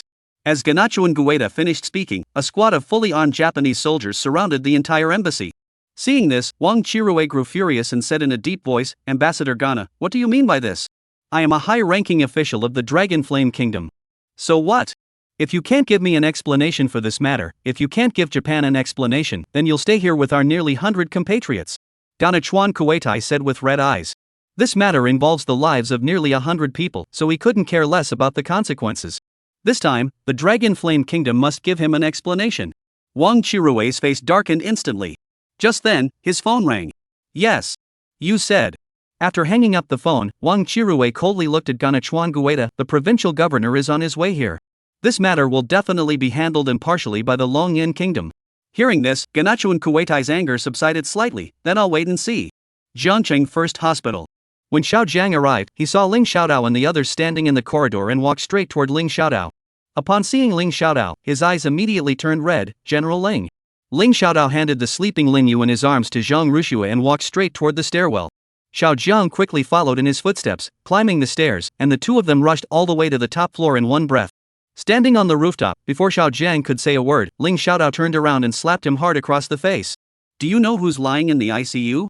Xiao Jiang shook his head. He had just arrived and was immediately brought up there. Who would know who was in the ICU? He only knew about last night's massacre, which was carried out by Ling Xiaodao and his men. It was the third master. Ling Xiaodao gritted his teeth and said to Xiao Jiang, "I warned you before when those Japanese infiltrated Jiangcheng, didn't I?" Upon hearing this, Xiao Jiang immediately grew tense. "What's wrong with the third master?" Last night, the third master was assassinated and was clinging to life by a thread. They spent the entire night trying to save him, but his condition remains critical, and his life is still hanging in the balance. Ling Xiaodao coldly looked at Xiao Jiang and asked, "Is this how you protect the third master's safety?" "I mentioned before that I had arranged for someone to protect the third master, but he refused, saying, Before Xiao Jiang could finish, Ling Xiaodao interrupted. Can't you protect him secretly instead of openly? Yes. Third Master doesn't have an official military rank right now, but even the 12 of us have to address him as Master. If he were to order us to slaughter the entire eastern Japan, we would follow him without hesitation. But now, he has nearly been killed by a group of Japanese. Ling Xiaodao gritted his teeth and looked at Xiao Jiang. If the Third Master doesn't wake up this time, I'll hold you personally responsible. Xiao Jiang immediately knelt on one knee before Ling Xiaodao. It was my failure to protect him properly. If the Third Master dies, I will take my own life to atone for my sins. Ling Xiaodao glanced down at the man on the ground. Last night's incident was my doing. They were merely a few dozen Japanese soldiers. If they died, so be it. Don't worry too much about this. I'll have someone handle it. Ling Xiaodao took a deep breath and looked at Xiao Jiang as he spoke. From last night until now, his phone hadn't rung once because he had turned on Do Not Disturb mode, so even if someone wanted to find him, they wouldn't be able to. Before leaving last night, he had already considered the consequences. Even if he were forced to hand him over to confess, he would do so without a single complaint. But the one who assassinated the Third Master must be brought to justice, and each of them must be tortured to death. Last night's incident spread like wildfire, and the entire Jiangqing city knew about it. Moreover, the Japanese embassy's representative, Xiao Jiang, cautiously glanced at Ling Xiaodao. What's going on with the Japanese embassy? Ling Xiaodao asked coldly. The mayor has been detained. Upon hearing this, a surge of anger flashed in Ling Xiaodao's eyes. Then what are you still doing here? Take your men and surround the Japanese embassy immediately. If they dare to resist, execute them on the spot. Ling Xiaodao said without hesitation. Ling Xiaodao was the marshal of Longyan Kingdom, while Xiao Jiang was merely a general, so he naturally had to obey Ling Xiaodao's orders. Military orders are as unyielding as mountains. Whatever he says, one must do. However, at this moment, Xiao Jiang knew that Ling Xiaodao was somewhat impulsive, so he looked at him and said, General Ling, once I take my men there, the nature of this matter will be entirely different. Originally, it was just a murder case that could be resolved with a confession. But if Xiao Jiang goes there with military personnel, it would escalate into a war between the two countries. Chapter 166, Survived. Ling Xiaodao grabbed Xiao Jiang by the collar and said in a low voice, Do as I say. If anything goes wrong, it's on me. Seeing Ling Xiaodao so enraged, Xiao Jiang could only nod reluctantly. He knew that Ling Xiaodao was so angry because Qin Shisan's life was still in jeopardy. However, this was no trivial matter, so he had tried to reason with him. But since Ling Xiaodao was so insistent, he had no choice but to comply. After all, military orders were absolute. Watching Xiao Jiang's departing figure, Ling Xiaodao reached into his pocket, pulled out a cigarette, placed it between his lips, and lit it. This time, even if the emperor himself came, he would make these Japanese know that the Dragon Flame Kingdom wasn't so easy to bully. Ling Xiaodao pulled out his phone. Just as he turned off the Do Not Disturb mode, a call came in. Glancing at the caller ID, Ling Xiaodao took a deep breath and answered the call. Ling Xiaodao. Are you out of your mind? The phone rang, and A.O. Gang's furious voice blared on the other end. A.O. Gang had already lost his temper upon receiving the news. Killing nearly 100 Japanese in a single night was indeed a satisfying act, but since it occurred on the territory of the Dragon Flame Kingdom, it was their responsibility. The crucial point was that the moment he saw the perpetrator, he completely lost control. As a soldier who knows the law, is Ling Xiaodao this kid looking for trouble? He immediately called him to confirm the situation, but couldn't get in touch with Ling Xiaodao. Now that he had finally managed to get in touch, A.O. Gang's anger had reached its peak. The Third Master was assassinated by the Japanese, and his fate is unknown. Ling Xiaodao's brief statement left A.O. Gang on the other end of the phone speechless. After a brief silence, his voice came through again. I'm on my way over. You'd better not cause any more trouble. The Japanese embassy has detained the mayor of Jiangqing City. I just instructed Xiao Jiang to gather men and surround the embassy. Ling Xiaodao took a drag on his cigarette and said casually. On the other end of the phone, A.O. Gang nearly ground his molars to dust. Ling Xiaodao. Do you have any idea what you're doing? I know exactly what I'm doing, and I'll take full responsibility for any consequences. It has nothing to do with you. Ling Xiaodao spoke coldly into the phone. This time, the Japanese started the trouble. I must make them understand that the Dragon Flame Kingdom is not to be trifled with. If they persist in their ways, I'll follow in the footsteps of the Third Master and fight my way all the way to the Japanese imperial family. You're crazy. You're absolutely mad. Bring Xiao Jiang and the others back immediately. A.O. Gang ordered over the phone. If Xiao Jiang really brings people to surround the Japanese embassy, the nature of this incident will escalate to a whole new level. A.O. Gang, Longyan Kingdom is no longer the Longyan Kingdom of the past. I've been itching to take on Japan for years. Ling Xiaodao said over the phone with authority. Don't you know that Japan is backed by several other countries? Do you want to start a world war? A.O. Gang shouted on the other end of the phone. Ling Xiaodao. You're not a child anymore. You can't just think about yourself. You need to learn to consider the bigger picture. With that, AO Gang hung up the phone. If Ling Xiaodao was correct, he must have gone to give orders to Xiao Zheng and the others. Meanwhile, downstairs in the ICU, Chen Shisan's body once again showed signs of failure. The alarms in the entire ICU sounded simultaneously, and a group of doctors and nurses rushed inside. Zhang Ruxue and the others stood at the door, their faces filled with anxiety. However, they pulled the curtains closed, and no one knew what was happening inside. Dad! Lin Yu was pressed against the glass door, calling out repeatedly, her tiny voice hoarse. Zhang Rushue's eyes were red, and Su Mingjun beside her looked worried. In the hospital room, several doctors were performing CPR on Chen Shisan. The patient has fallen into a deep coma. Charge 200 joules. 200 joules of charging complete. Several doctors administered electric shocks and CPR, but the person on the bed showed no signs of life, and the machines beside him continued to beep. The patient's blood pressure was dropping. He wasn't going to make it. Should we let the family come in? Try again. This person has a special status. If he dies, we're all finished. The young doctor said as he raised the defibrillator in his hand once more. The resuscitation process lasted nearly half an hour. When Ling Xiaodao came down, he saw everyone gathered around the glass door, and he immediately grew tense. What was going on? The person is almost gone, they're still trying to save him inside. Li Qingxi said in a low voice. She had always thought that Chen Shisan was a decent person, and if he were to die like this, it would be a bit of a shame. Upon hearing this, Ling Xiaodao, a man of iron will, instantly turned red-eyed. At that moment, he silently prayed in his heart, Third Master, you must not come to harm. If anything were to happen to Chen Shisan, he would not spare a single Japanese person. Even if it means death, he will avenge Chen Shisan. At the same time, Chen Shisan felt as though he were surrounded by complete darkness. He couldn't see or touch anything around him, but in the depths of his mind, it seemed as though a voice was calling out to him, 13. This familiar voice made Chen Shisan's eyes instantly redden. Mother! Such a voice, he hadn't heard in many years. 13. Stay alive. His father's voice also rang out. Chen Shisan, you must stay strong. Third Master. Take good care of my daughter. Grandpa, Grandma, Auntie, Ziling, Lin Feng. One familiar voice after another rang out, and Chen Shisan couldn't help but shed tears. The patient is responding. He's crying.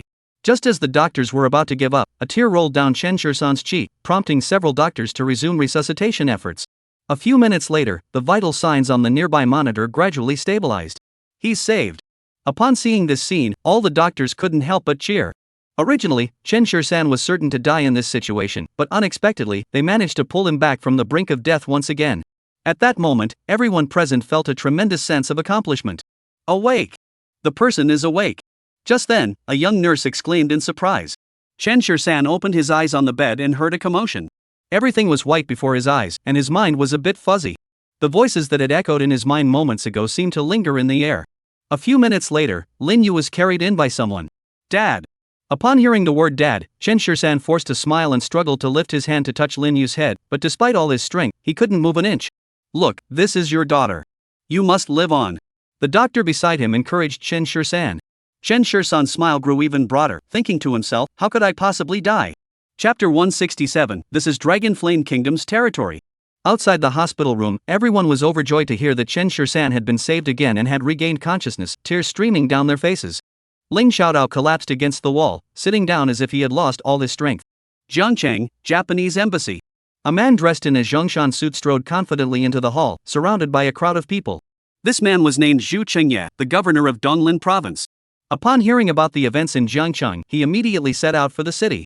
Along the way, he received word that the Japanese embassy had detained the mayor of Jiangcheng, so he proceeded directly to the scene. Zhu, the provincial governor. Upon seeing Zhu Chengye, Wang Qirui hurried over, followed by Ganachuan Gueda and his men. Governor Zhu, let me introduce you. This is Kana Kawakami, the head of the Japanese embassy. Wang Qirui hurriedly said. Upon hearing this, Zhu Chengye shot a cold glance at Ganachuan Gueda and his voice dropped sharply, a high-ranking official from the Dragon Flame Kingdom, and you, a mere embassy official, dare to detain him? In just a few words, he immediately displayed the might of the Dragon Flame Kingdom. Wang Qirui immediately gave Ganachuan Kaitai a mental thumbs up. No wonder he's the provincial governor, his presence was immediately commanding. Ganachuan Gueda was currently in a rage and didn't bother with formalities.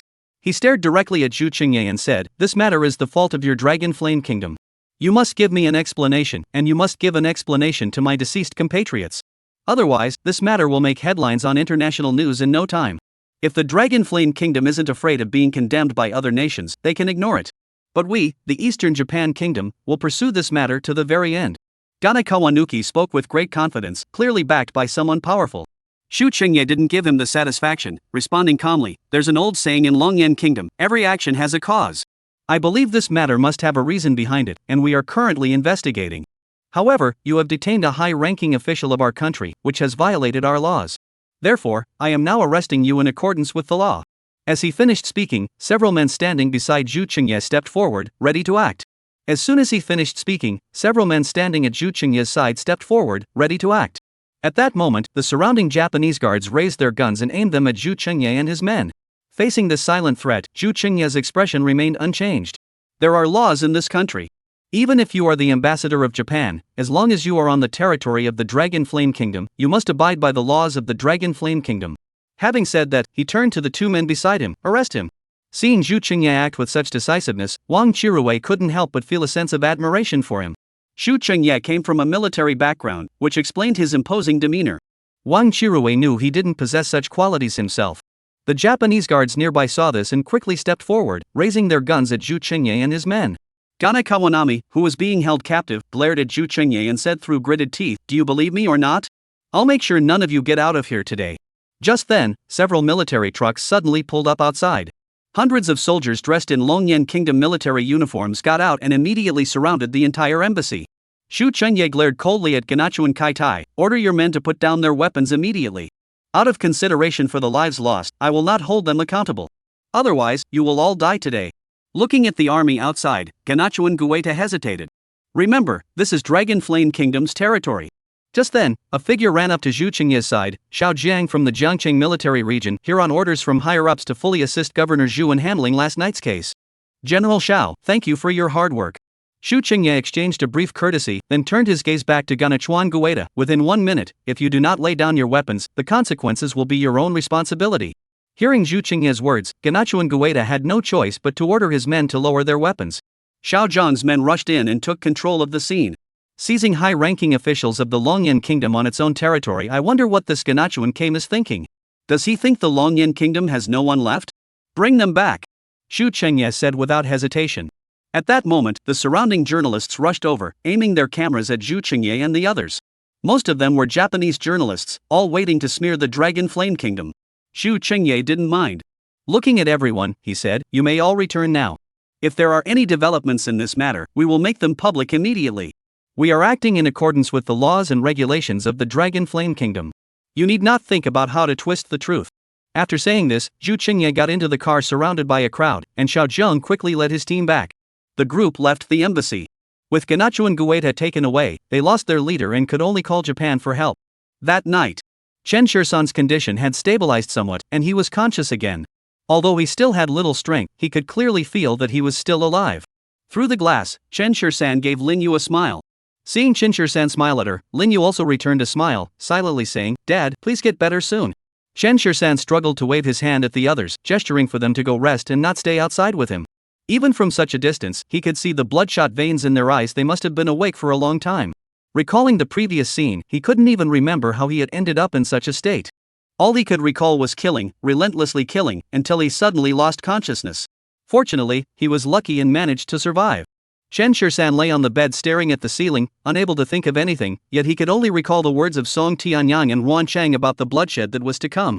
This story made him realize that there were still many things in this world that could be foretold in advance. If he had known how accurate it was, he should have asked for clarification at the time. Now that he thinks about it, Chen Shirsan finds it somewhat amusing. However, those Japanese had taken advantage of him by making him drink so much. Next time, he would kill every last one of them. Outside the door, Zhang Rushua hugged Lin Yu and said to the others, "You all go back and rest. Take the children home. I'll stay here and keep watch." As Chen Shirsan's girlfriend, Zhang Rushua naturally had to stay with him at such a time. "Sister-in-law, you all go back. I'll stay here and keep watch." Ling Xiaodao quickly stood up and said to the others.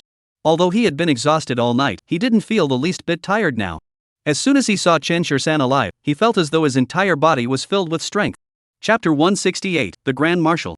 "How can that be? You didn't sleep at all last night, did you?" Li Qingxi frowned and said. Li Qingxi's sudden concern caught Ling Xiaodao off guard, but he still said to the others, "It's okay, I'm used to it. Besides, the person is awake now. I'll feel more at ease staying here. If anyone comes looking for trouble, I can help. You girls should go back and rest first." At a time like this, as a man, Ling Xiaodao should stay behind and let them go back to rest. Zhang Rushue wanted to persist a little longer, but Ling Xiaodao pushed her away. After sending the others to the elevator, Ling Xiaodao went alone to the stairwell. He lit a cigarette, took a deep drag, and felt a tear welling up in his eyes. Thank goodness, as long as no one was hurt. After finishing his cigarette, Ling Xiaodao returned to the corridor and saw several figures in military uniforms. Xiaodao. As soon as he saw Ling Xiaodao, AO Gang hurriedly shouted. Ling Xiaodao hurried over. Big brother. Where's third master? What's the situation? AO Gang asked urgently. He came straight to the hospital as soon as he landed. He hasn't even dealt with the military matters yet. The third master has already regained consciousness and is in the ward ahead. I'll take you there. Ling Xiaodao said as he started walking forward, but was suddenly pulled back by AO Gang. Do you have any idea how much trouble you've caused this time?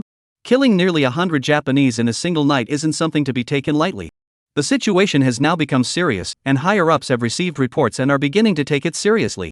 If this matter is not handled properly, it will lead to war between the two countries, which could very well escalate into a world war. Ling Xiaodao pursed his lips and said, I will take full responsibility for this matter. If it comes to that, I'll give up my position and live as an ordinary person. Hand me over to Japan. Upon hearing this, AO Gang immediately raised his hand. Ling Xiaodao's eyes sharpened instantly, but he stubbornly refused to dodge.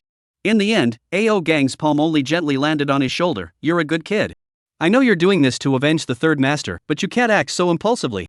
Don't worry, if anything happens, I'll do my best to protect you. AO Gang looked at Ling Xiaodao helplessly and said, this matter really can't be blamed on Ling Xiaodao. Ling Xiaodao led the group to the ICU entrance. Seeing Chen Shirsan lying on the bed, AO Gang's eyes immediately turned red. Damn it! These people have reduced the third master to this state. Even Ling Xiaodao couldn't stand it, let alone him. Just then, Chen Shirsan on the bed seemed to sense the gaze from outside and suddenly opened his eyes, looking in the direction of the group. Upon seeing AO Gang and the others, Chen Shirsan smiled and waved at them in greeting. Seeing Chen Shirsan like this, AO Gang couldn't help but tear up. The last time he saw Chen Shirsan, he had just been released from prison, looking lifeless and devoid of any vitality. Now, seeing him smile and greet him, AO Gang felt a bit dazed, as if the old master from years ago had suddenly returned. Can we go inside? AO Gang couldn't help but ask. This is the ICU. It's a sterile environment, and you can't just go in. Ling Xiaodao looked at AO Gang and said, but as long as the third master wakes up, he should be able to be transferred to a regular ward tomorrow. Just then, AO Gang's phone rang. Hello? He immediately answered the phone. When he hung up, his expression grew serious. He looked at Ling Xiaodao and instructed, take care of the third master first. I'll head to the Jiangcheng military region. Don't worry. You're my brother. Without my orders, no one will dare to hand you over. Listening to AO Gang's words, Ling Xiaodao smiled and waved his hand at him. Although AO Gang spoke harshly, he still wanted to protect him in his heart. Jiangcheng military region. Xu Shou, the Japanese side is putting pressure on us, demanding that we release the hostages immediately. Wang Qirui had just finished the call and, upon entering the office, said to Zhu Chengye. Xu Chengye's expression darkened, release them? They detained a high-ranking official of the Longyan Kingdom, and now they say to release them just like that? People who don't know any better will think the Longyan Kingdom is easy to bully. But they said that if we don't release them immediately, they will take the matter to the International Court of Justice. Wang Qirui said anxiously. This matter itself isn't that big of a deal. Once it's investigated, it'll be over. But the other party detained him, and now Zhu Chengye is also refusing to let it go. As the situation escalated, Wang Qirui had no idea what to do. Let them sue. Zhu Chengye isn't one to shy away from trouble. Since they want to play this game, he'll play along until the end. Well said. Just then, the office door was pushed open, and AO Gang, dressed in military uniform, entered with his men. Upon seeing his rank, Zhu Chengye instinctively stood up from his chair. Grand Marshal. Xu Xingshou, as a former soldier, spoke with conviction. We're not afraid of the Japanese. If it comes to war, we've got millions of brothers to fight alongside us. If no other countries get involved, we could easily wipe out that little Japanese country. Of course. Xu Chengye said nervously. The man in front of him, in his 30s, was none other than AO Gang, the great marshal who had struck fear into the hearts of many border nations. Nearly the entire military force of the Dragon Flame Kingdom was under his command. With a single word from him, the Eastern Japan Kingdom could be annihilated in an instant. However, Zhu Chengye was well aware that this matter involved far more than just the Eastern Japan and the Dragon Flame Kingdom. Once the two countries go to war, other nations will inevitably get involved. If it escalates into an international war, that would be problematic. Where is the Japanese ambassador who was captured? AO Gang asked the two men. In the interrogation room. Xu Qingye hurriedly said, leading the way for the others, while Wang Qirue followed cautiously behind. I never expected such a trivial matter would require the Grand Marshal to make a personal visit. Soon, Ao Gang and the others arrived at the interrogation room. As soon as they reached the door, they heard the roaring voices inside. Wait for me outside. Ao Gang gave a quick reminder before opening the door and stepping inside. As soon as he saw Ao Gang, Ganachuan Gueda fell silent as if someone had turned off his microphone. It wasn't because of the badge on Ao Gang's shoulder, but because of the aura he exuded. No matter how you looked at him, he didn't seem like someone you'd want to mess with. Upon entering the room, the first thing Ao Gang did was turn off the cameras and recording devices inside. This way, whatever they said or did inside would remain known only to the two of them. Chapter 169, Don't Use Japan to Pressure Me. Upon seeing Ao Gang's actions, Ganachuan Kame grew anxious. Who are you? What do you want? My name is Ao Gang, the Grand Marshal of the Dragon Flame Kingdom. Ao Gang sat down directly across from Ganachuan Gueda. You dare to arrest a high-ranking official of the Dragon Flame Kingdom? Upon hearing Ao Gang's identity, Ganachuan Gueda's expression grew cautious. But he was the Marshal of the Dragon Flame Kingdom, he shouldn't cause trouble, right? Gana Kawanuki took a deep breath and looked at Ao Gang, saying, in a single night, nearly 100 of our compatriots were killed. Don't you owe us an explanation for this? Has the official government of Longyan Kingdom ever said they wouldn't give you an explanation?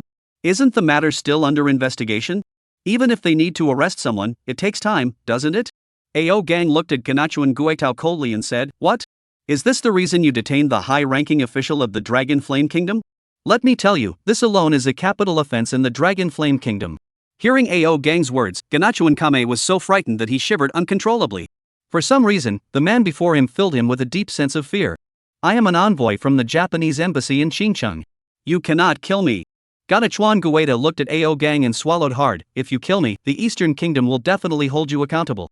Even if I kill you, so what? Ao Gang sneered, don't try to intimidate me with Japan. Even if you die here, Japan wouldn't dare touch me.